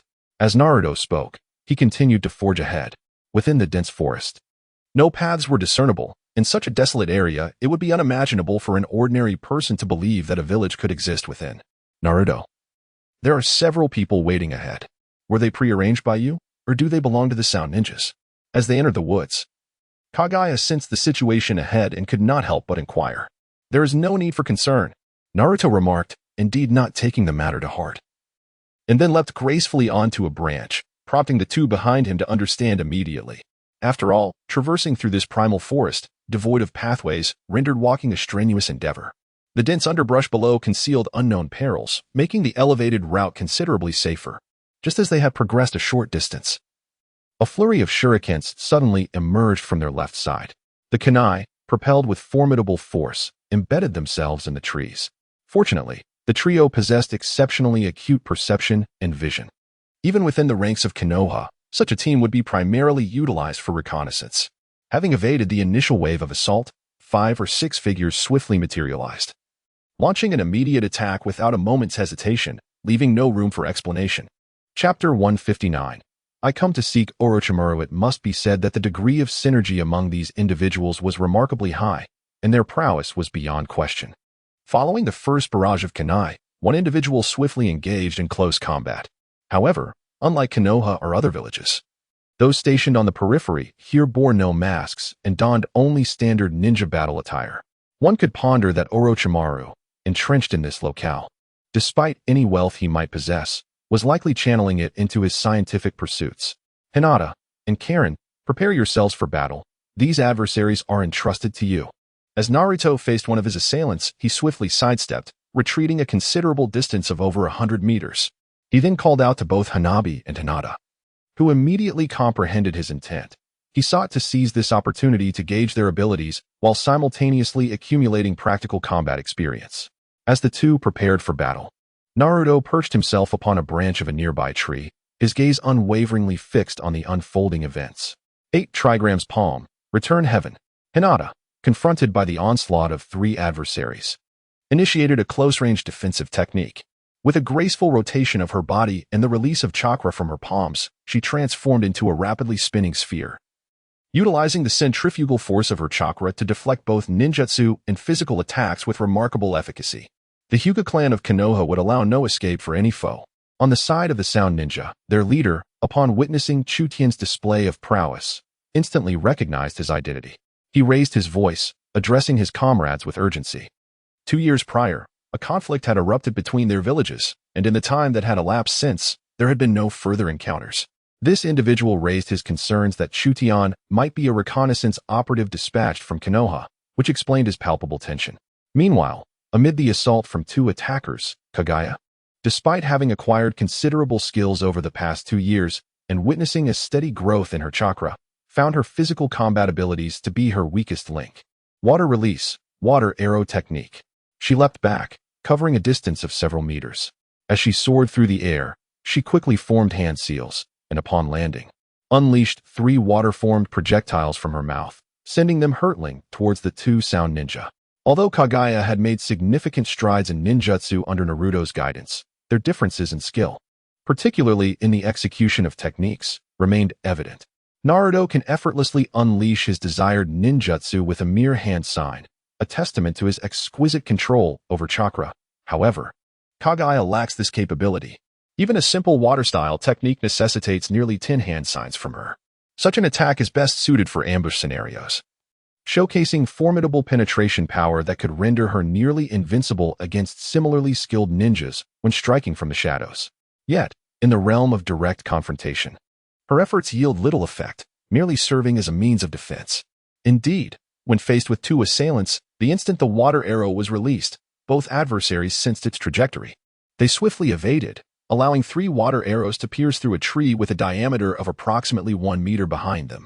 The Sound Ninja, seasoned in battles of life and death, possess practical experience that even surpasses Naruto's, let alone Kaguya, who has scarcely engaged in combat. Nevertheless, sheer force can yield miracles. No matter how rich one's experience may be, it proves futile against an overwhelmingly powerful opponent. Kaguya must diligently observe her adversary's weaknesses in a battle of comparable strength. The one who identifies and exploits the opponent's vulnerabilities first is destined for victory. Naruto stood at a distance, observing the battle involving Ino and her comrades, shouting encouragements as he watched. Nevertheless, he was acutely aware that the odds were overwhelmingly against them as they faced 6 opponents, leaving little room for victory. However, this experience would allow them to grasp the significance of synergy in combat. Yet, this predicament was also a form of torment for them, disregarding the eventual practical experience. The strength of their adversaries was nearly on par with their own, and facing multiple foes inevitably led to a severe beating.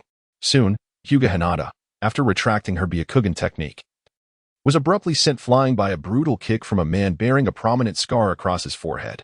Before she could even react, 3 others rushed in mercilessly with kunai in hand. In battles among ninjas, the use of physical techniques was paramount, avoiding chakra to ensure a more enduring engagement. Ino noticed that Hinata was entirely at a disadvantage and that danger loomed imminently. However, her own situation was hardly any better. Despite being able to temporarily fend off their assaults with ninjutsu, she ultimately found herself trapped. The moment Hinata's body hit the ground, the assailants closed in rapidly. And as the kunai approached her, she suddenly exerted force through her legs, sliding backward across the ground for several meters. Utilizing her momentum, she quickly rose to face the first assailant, skillfully evading the kunai's thrust with a swift sidestep, delivering a palm strike directly to his chest. There's no need to capture them alive. Eliminate them at once. The leader of the Sound Ninja team commanded, his expression turning icy as he shouted to his subordinates. Just as they began to reassess their combat strategy with renewed seriousness, Naruto leaped down from the tree with remarkable speed, appearing directly before their leader. With a calm demeanor, he stated, "I am here to find Orochimaru. I kindly ask that you guide me." Upon hearing this, the others halted immediately, yet the leader sneered coldly, retorting, "Humph. There is no one by that name here. For outsiders, we possess but one method." Before he could finish his sentence, a thunderous sound erupted. Even his own team was taken aback as they witnessed their leader being hurled backward with tremendous force. The violent impact caused him to cough up blood midair until he collided with a tree, approximately 2 meters in diameter, some 20 meters away. Only after rebounding from the tree did he finally collapse to the ground, his body lying limp and motionless, save for the faint twitching of his fingers. Prioritize eliminating him. The members of the Sound Ninja appeared to be devoid of any fear, as the man with the prominent scar on his forehead shouted once more, prompting the remaining 5 to charge towards Naruto. Faced with the sudden onslaught of 5 adversaries, Naruto exhibited no signs of anxiety. Instead, he calmly observed the approaching figures. "Water style, your speed is far too sluggish. I truly wonder how Orochimaru has managed to instruct you," he mused. The first individual had yet to initiate their jutsu, their hands swiftly forming seals.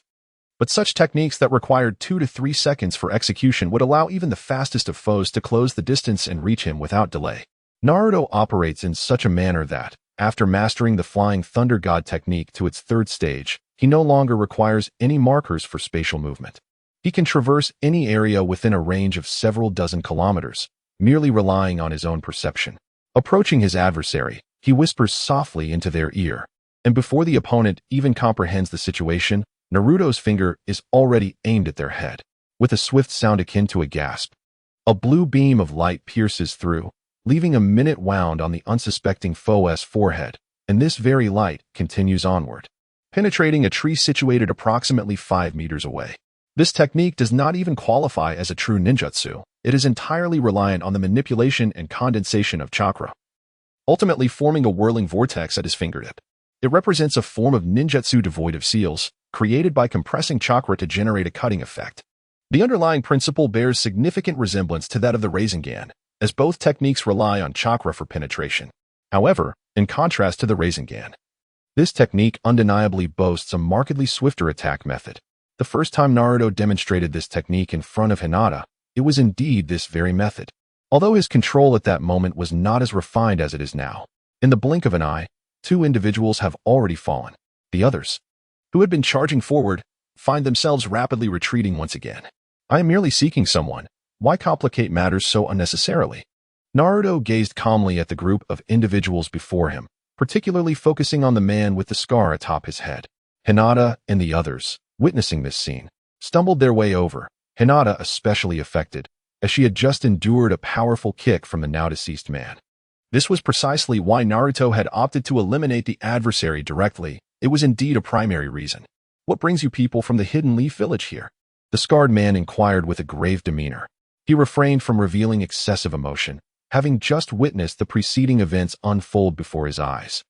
Fearful that the opposing party might approach him with the same lethal technique, he had no confidence in his ability to withstand a similar assault. Yet, his curiosity compelled him to voice his questions.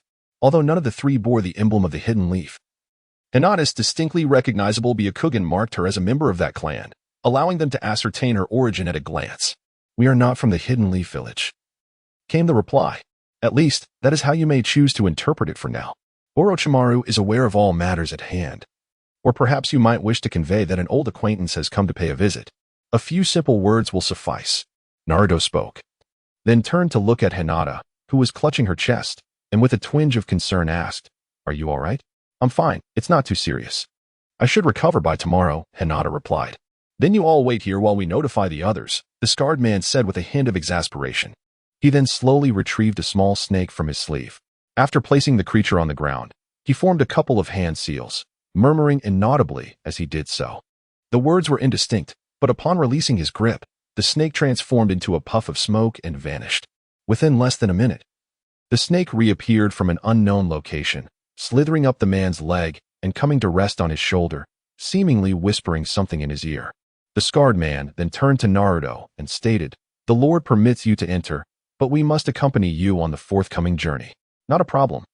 Naruto smiled as he spoke and then turned to lead the 4 individuals into the heart of the village. As for their former squad leader and the deceased comrade, it seemed as if these individuals were oblivious to their absence, displaying no signs of sorrow or any particular emotion. Ultimately, the 2 were left behind. Especially the first squad leader, who, in reality, was not dead at all, yet no one paid him any attention. Upon visiting this place for the first time, the Sound Ninja village appeared to be slightly better than anticipated. It was not as impoverished as one might imagine, though it certainly could not compete with the larger nation's ninja villages. Nevertheless, it offered a refreshing perspective. The village had streets, and there were individuals engaged in trade. Yet it consisted of merely one short street. The entire village was not extensive, structured in a circular formation, with the central area serving as the village's main hub. As they entered through the village gates, a familiar figure approached them. It has indeed been a while, Naruto-kun. Kabuto had not changed much from 2 years prior. Yet an eerie aura surrounded him. However, Naruto paid little heed to such matters, smiling as he remarked, "You seem to be doing quite well, Mr. Kabuto." As he stepped forward, intending to embrace Kabuto, the latter instinctively sidestepped in apparent fear, chuckling as he said, "Perhaps not. Lord Orochimaru is currently awaiting you. Please, follow me." Kabuto's thoughts remained anchored in 2 years prior, particularly when Naruto had merely brushed against him, a moment that had unknowingly planted a seal within him. Now, he was exceedingly cautious, fearing any incident that could arise, for what might seem trivial could indeed spiral into something significant. Naruto had already discerned the thoughts of his companion, yet he merely smiled and refrained from voicing his opinions. Chapter 161. Orochimaru's laboratory. The 4 sound ninja who accompanied them delivered them to the village and subsequently handed them over to Kabuto, thus choosing not to continue their journey. After exchanging brief greetings, they hastily departed. What has Orochimaru been up to these past 2 years? Have there been any notable advancements in his research? Naruto inquired, glancing at Kabuto, who walked beside him. Regarding Lord Orochimaru's affairs, it is not my place to elaborate. You may inquire further upon your meeting with him, Kabuto replied, maintaining a disingenuous smile. As he spoke, anyone passing by on the street would pause to greet Kabuto, who reciprocated each salutation with a nod. Observing this atmosphere, Naruto jested. "If I were unaware of the circumstances, I would suspect you to be the leader of this village." Lord Naruto jests. "Normally, Lord Orochimaru is preoccupied with his research, which is why some matters are delegated to me. Nonetheless, the authority of this village still resides with Lord Orochimaru," Kabuto responded. As he spoke, Kabuto adjusted his slightly askew glasses, a perpetual grin on his pale face. However, an unsettling aura lingered about him. Yet, one must ponder, in this world, who is truly normal. Before long, the quartet arrived at the central edifice. It was a 2-story structure, unremarkable in appearance, leaving one to wonder what lay within its unassuming exterior.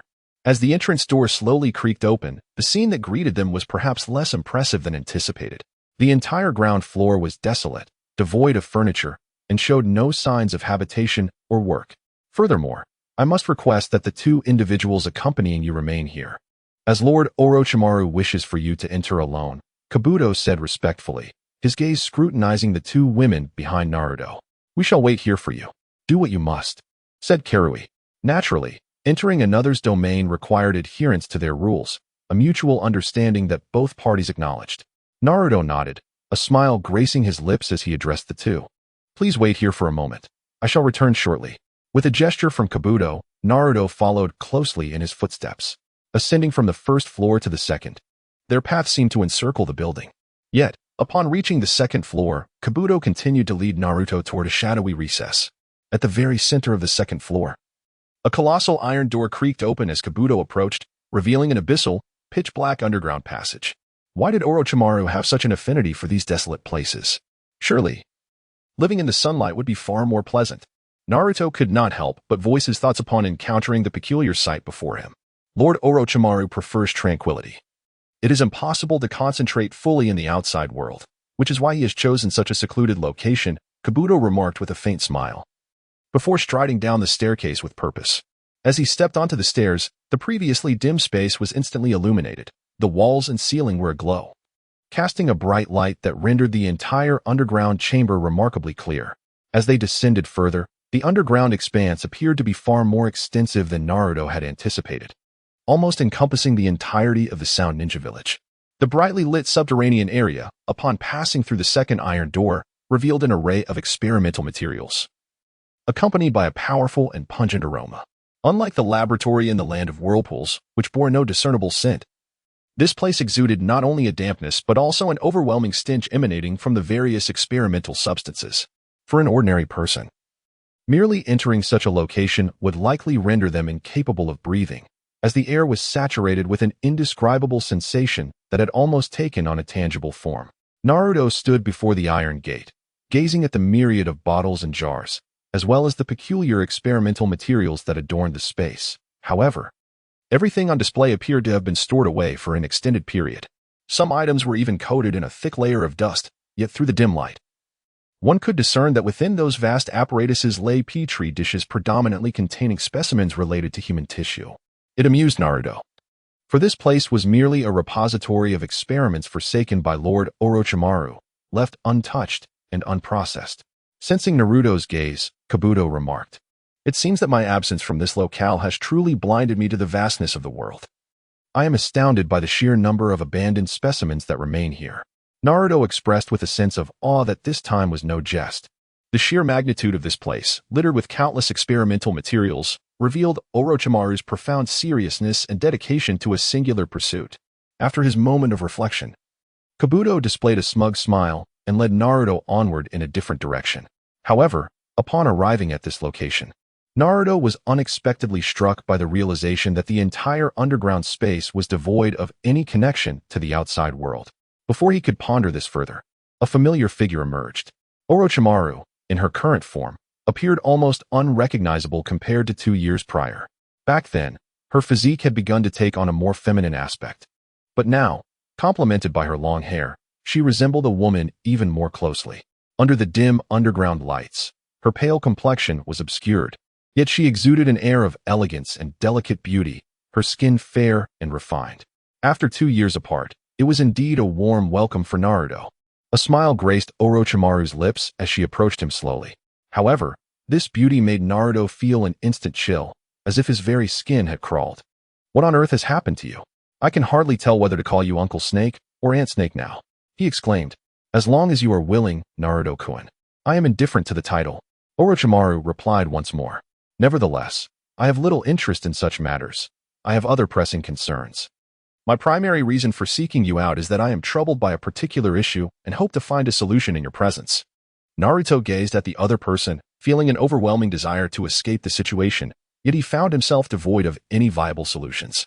In terms of experimentation, Orochimaru undoubtedly ranked as a top-tier talent, which is precisely why he had ventured here, hoping to uncover some potential breakthrough.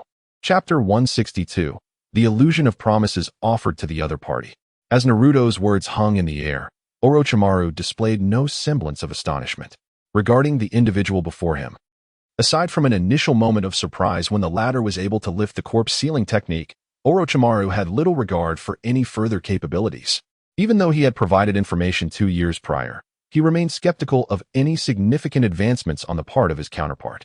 Despite this, Orochimaru maintained a smile and remarked, "It is indeed rare, Naruto-kun. Feel free to express any inquiries."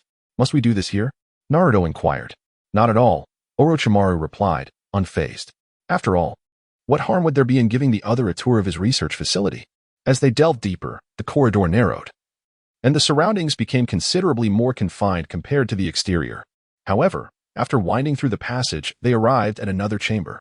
Observing the pristine containers within, it was evident that Orochimaru had indeed been residing in this space all along.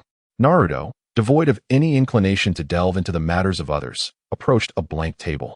With his right hand pressed firmly upon its surface, a black seal emerged, and as a cloud of smoke dissipated, a substantial stack of materials materialized upon the tabletop. Currently, my research is focused on two primary avenues, the fusion of chakra and the amalgamation of genes. As for the genetic aspect, I possess all necessary components, even achieving the ability to recombine gene sequences. However, the challenge lies in maintaining their integrity, a conundrum that has long plagued me, Naruto stated candidly. Nani, Orochimaru, typically unflappable, hurriedly approached the stack of materials upon hearing this, scrutinizing each page with utmost diligence. For someone so dedicated to this field, Orochimaru set aside his usual demeanor, immersing himself in the minutiae of the research. After approximately half an hour, he reluctantly set down the materials. Astonishment and awe reflected in his gaze as it turned toward Naruto. I never anticipated that you, Naruto-kun, could advance your research to this extent. It is indeed remarkable. Orochimaru remarked, this time a genuine smile gracing his features. Standing a short distance away, Kabuto harbored a desire to examine the research materials as well. Yet before he could make a move, he was met with a chilling glare from Orochimaru. What use is it to have reached this stage of research when I cannot achieve the method I desire? This endeavor has consumed over 2 months of my time. The irregularities in the recombination of gene sequences have led to incessant failures, which is precisely why I sought you out. Naruto sighed deeply and spoke earnestly. I see. It appears that Naruto intends to combine 2 distinct genetic strands, which is indeed quite enlightening. Orochimaru remarked, his mind beginning to delve into contemplation. Although he was equally knowledgeable in this field, the steps he had researched paled in comparison to those of Naruto, leaving him momentarily at a loss for a decisive course of action, something he realized was an impossible task to undertake at that moment. Naruto's visit this time is motivated by his desire to explore whether there are any innovative ideas or tangible suggestions he can offer.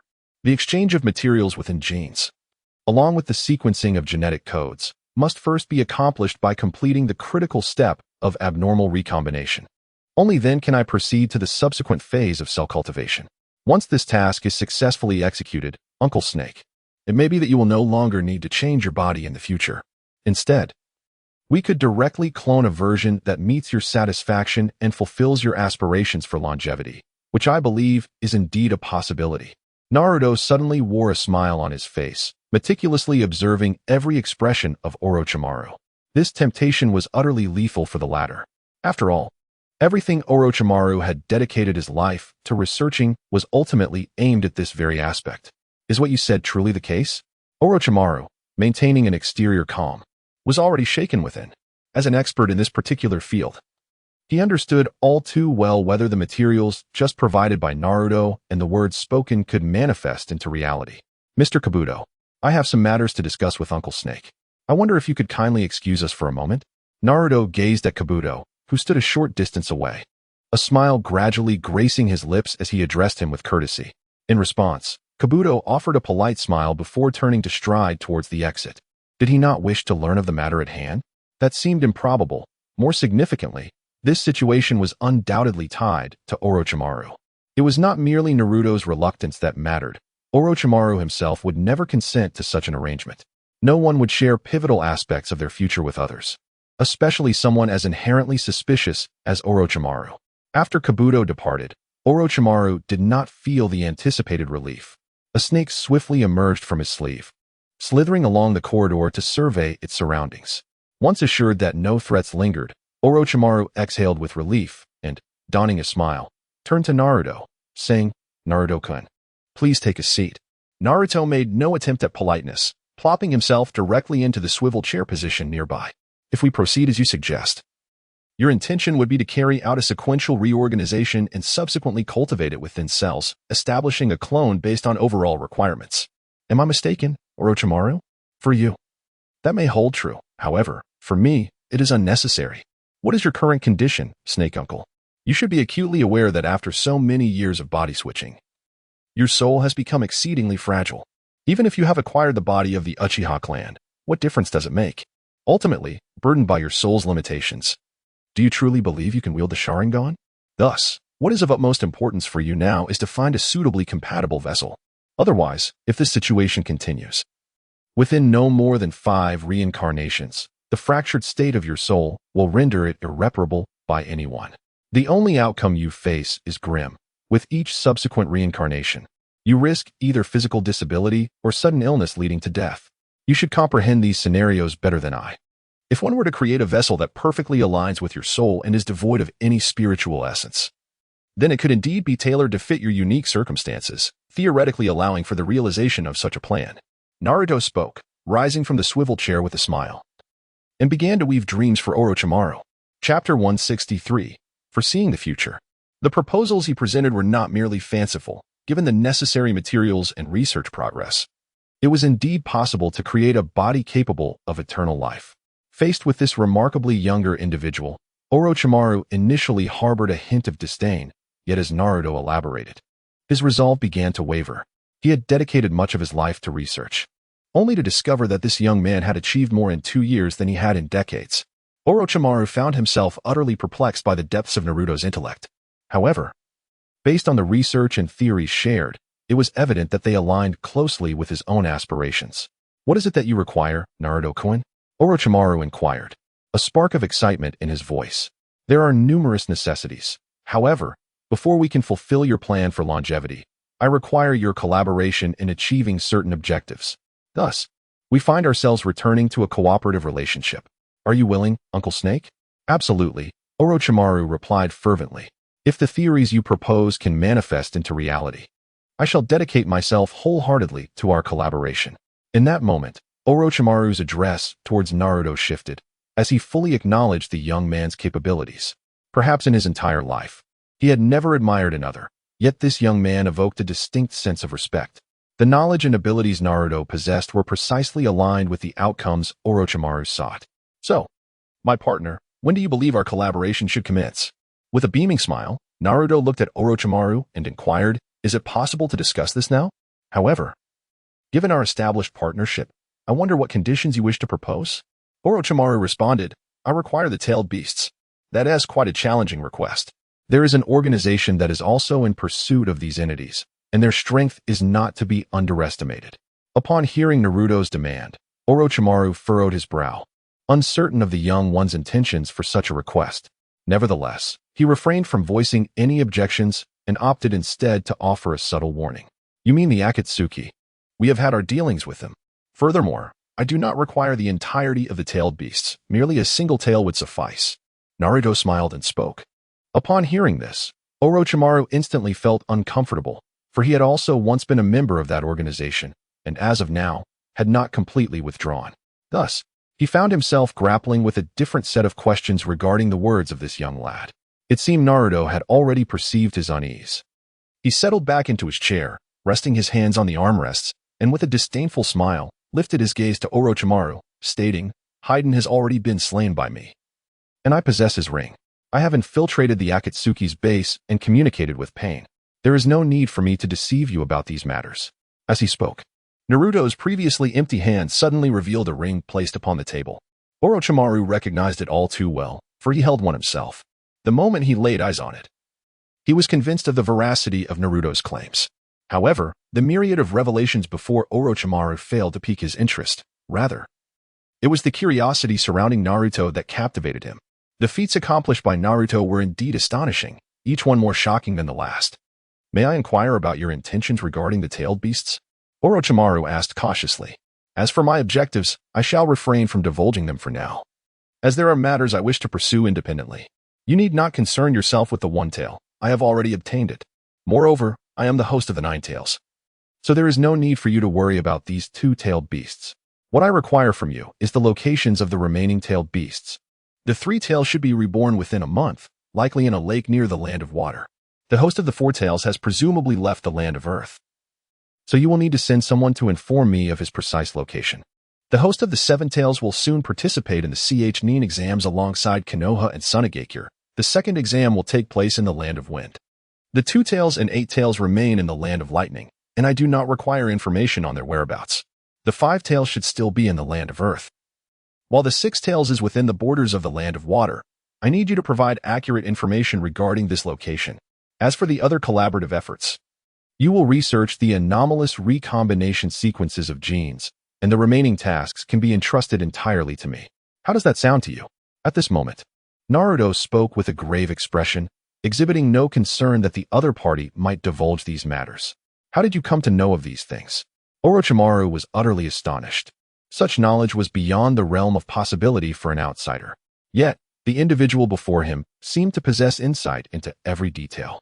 Even the location of the upcoming Chunin exams in Konoha, including the second examination venue. This was truly perplexing and raised many questions. The ultimate awakening ability of the Uzumaki clan, the foresight of the future. Naruto suddenly proclaimed, and his words struck Orochimaru like a bolt of lightning. Yet, the response from his counterpart compelled him to believe, and given the depth of knowledge displayed, it was inconceivable to fathom any alternative explanations for these matters. After a moment of astonishment, Orochimaru regained his composure, his expression a tapestry of complex emotions. There is no issue regarding what you seek. For everything you have mentioned, I shall dispatch individuals to conduct a thorough investigation. Rest assured, any findings will be promptly communicated to you. As for the remaining tasks, you shall undertake those yourself. As Orochimaru spoke, a trace of fear began to creep into his heart towards the individual before him, one who possessed the ability to foresee the future and had demonstrated such prowess, instilling a genuine trepidation within him. These materials are now in your hands. I await your response, but in the meantime, I shall journey to the land of water, where the situation with the Three Tails is nearing a critical juncture.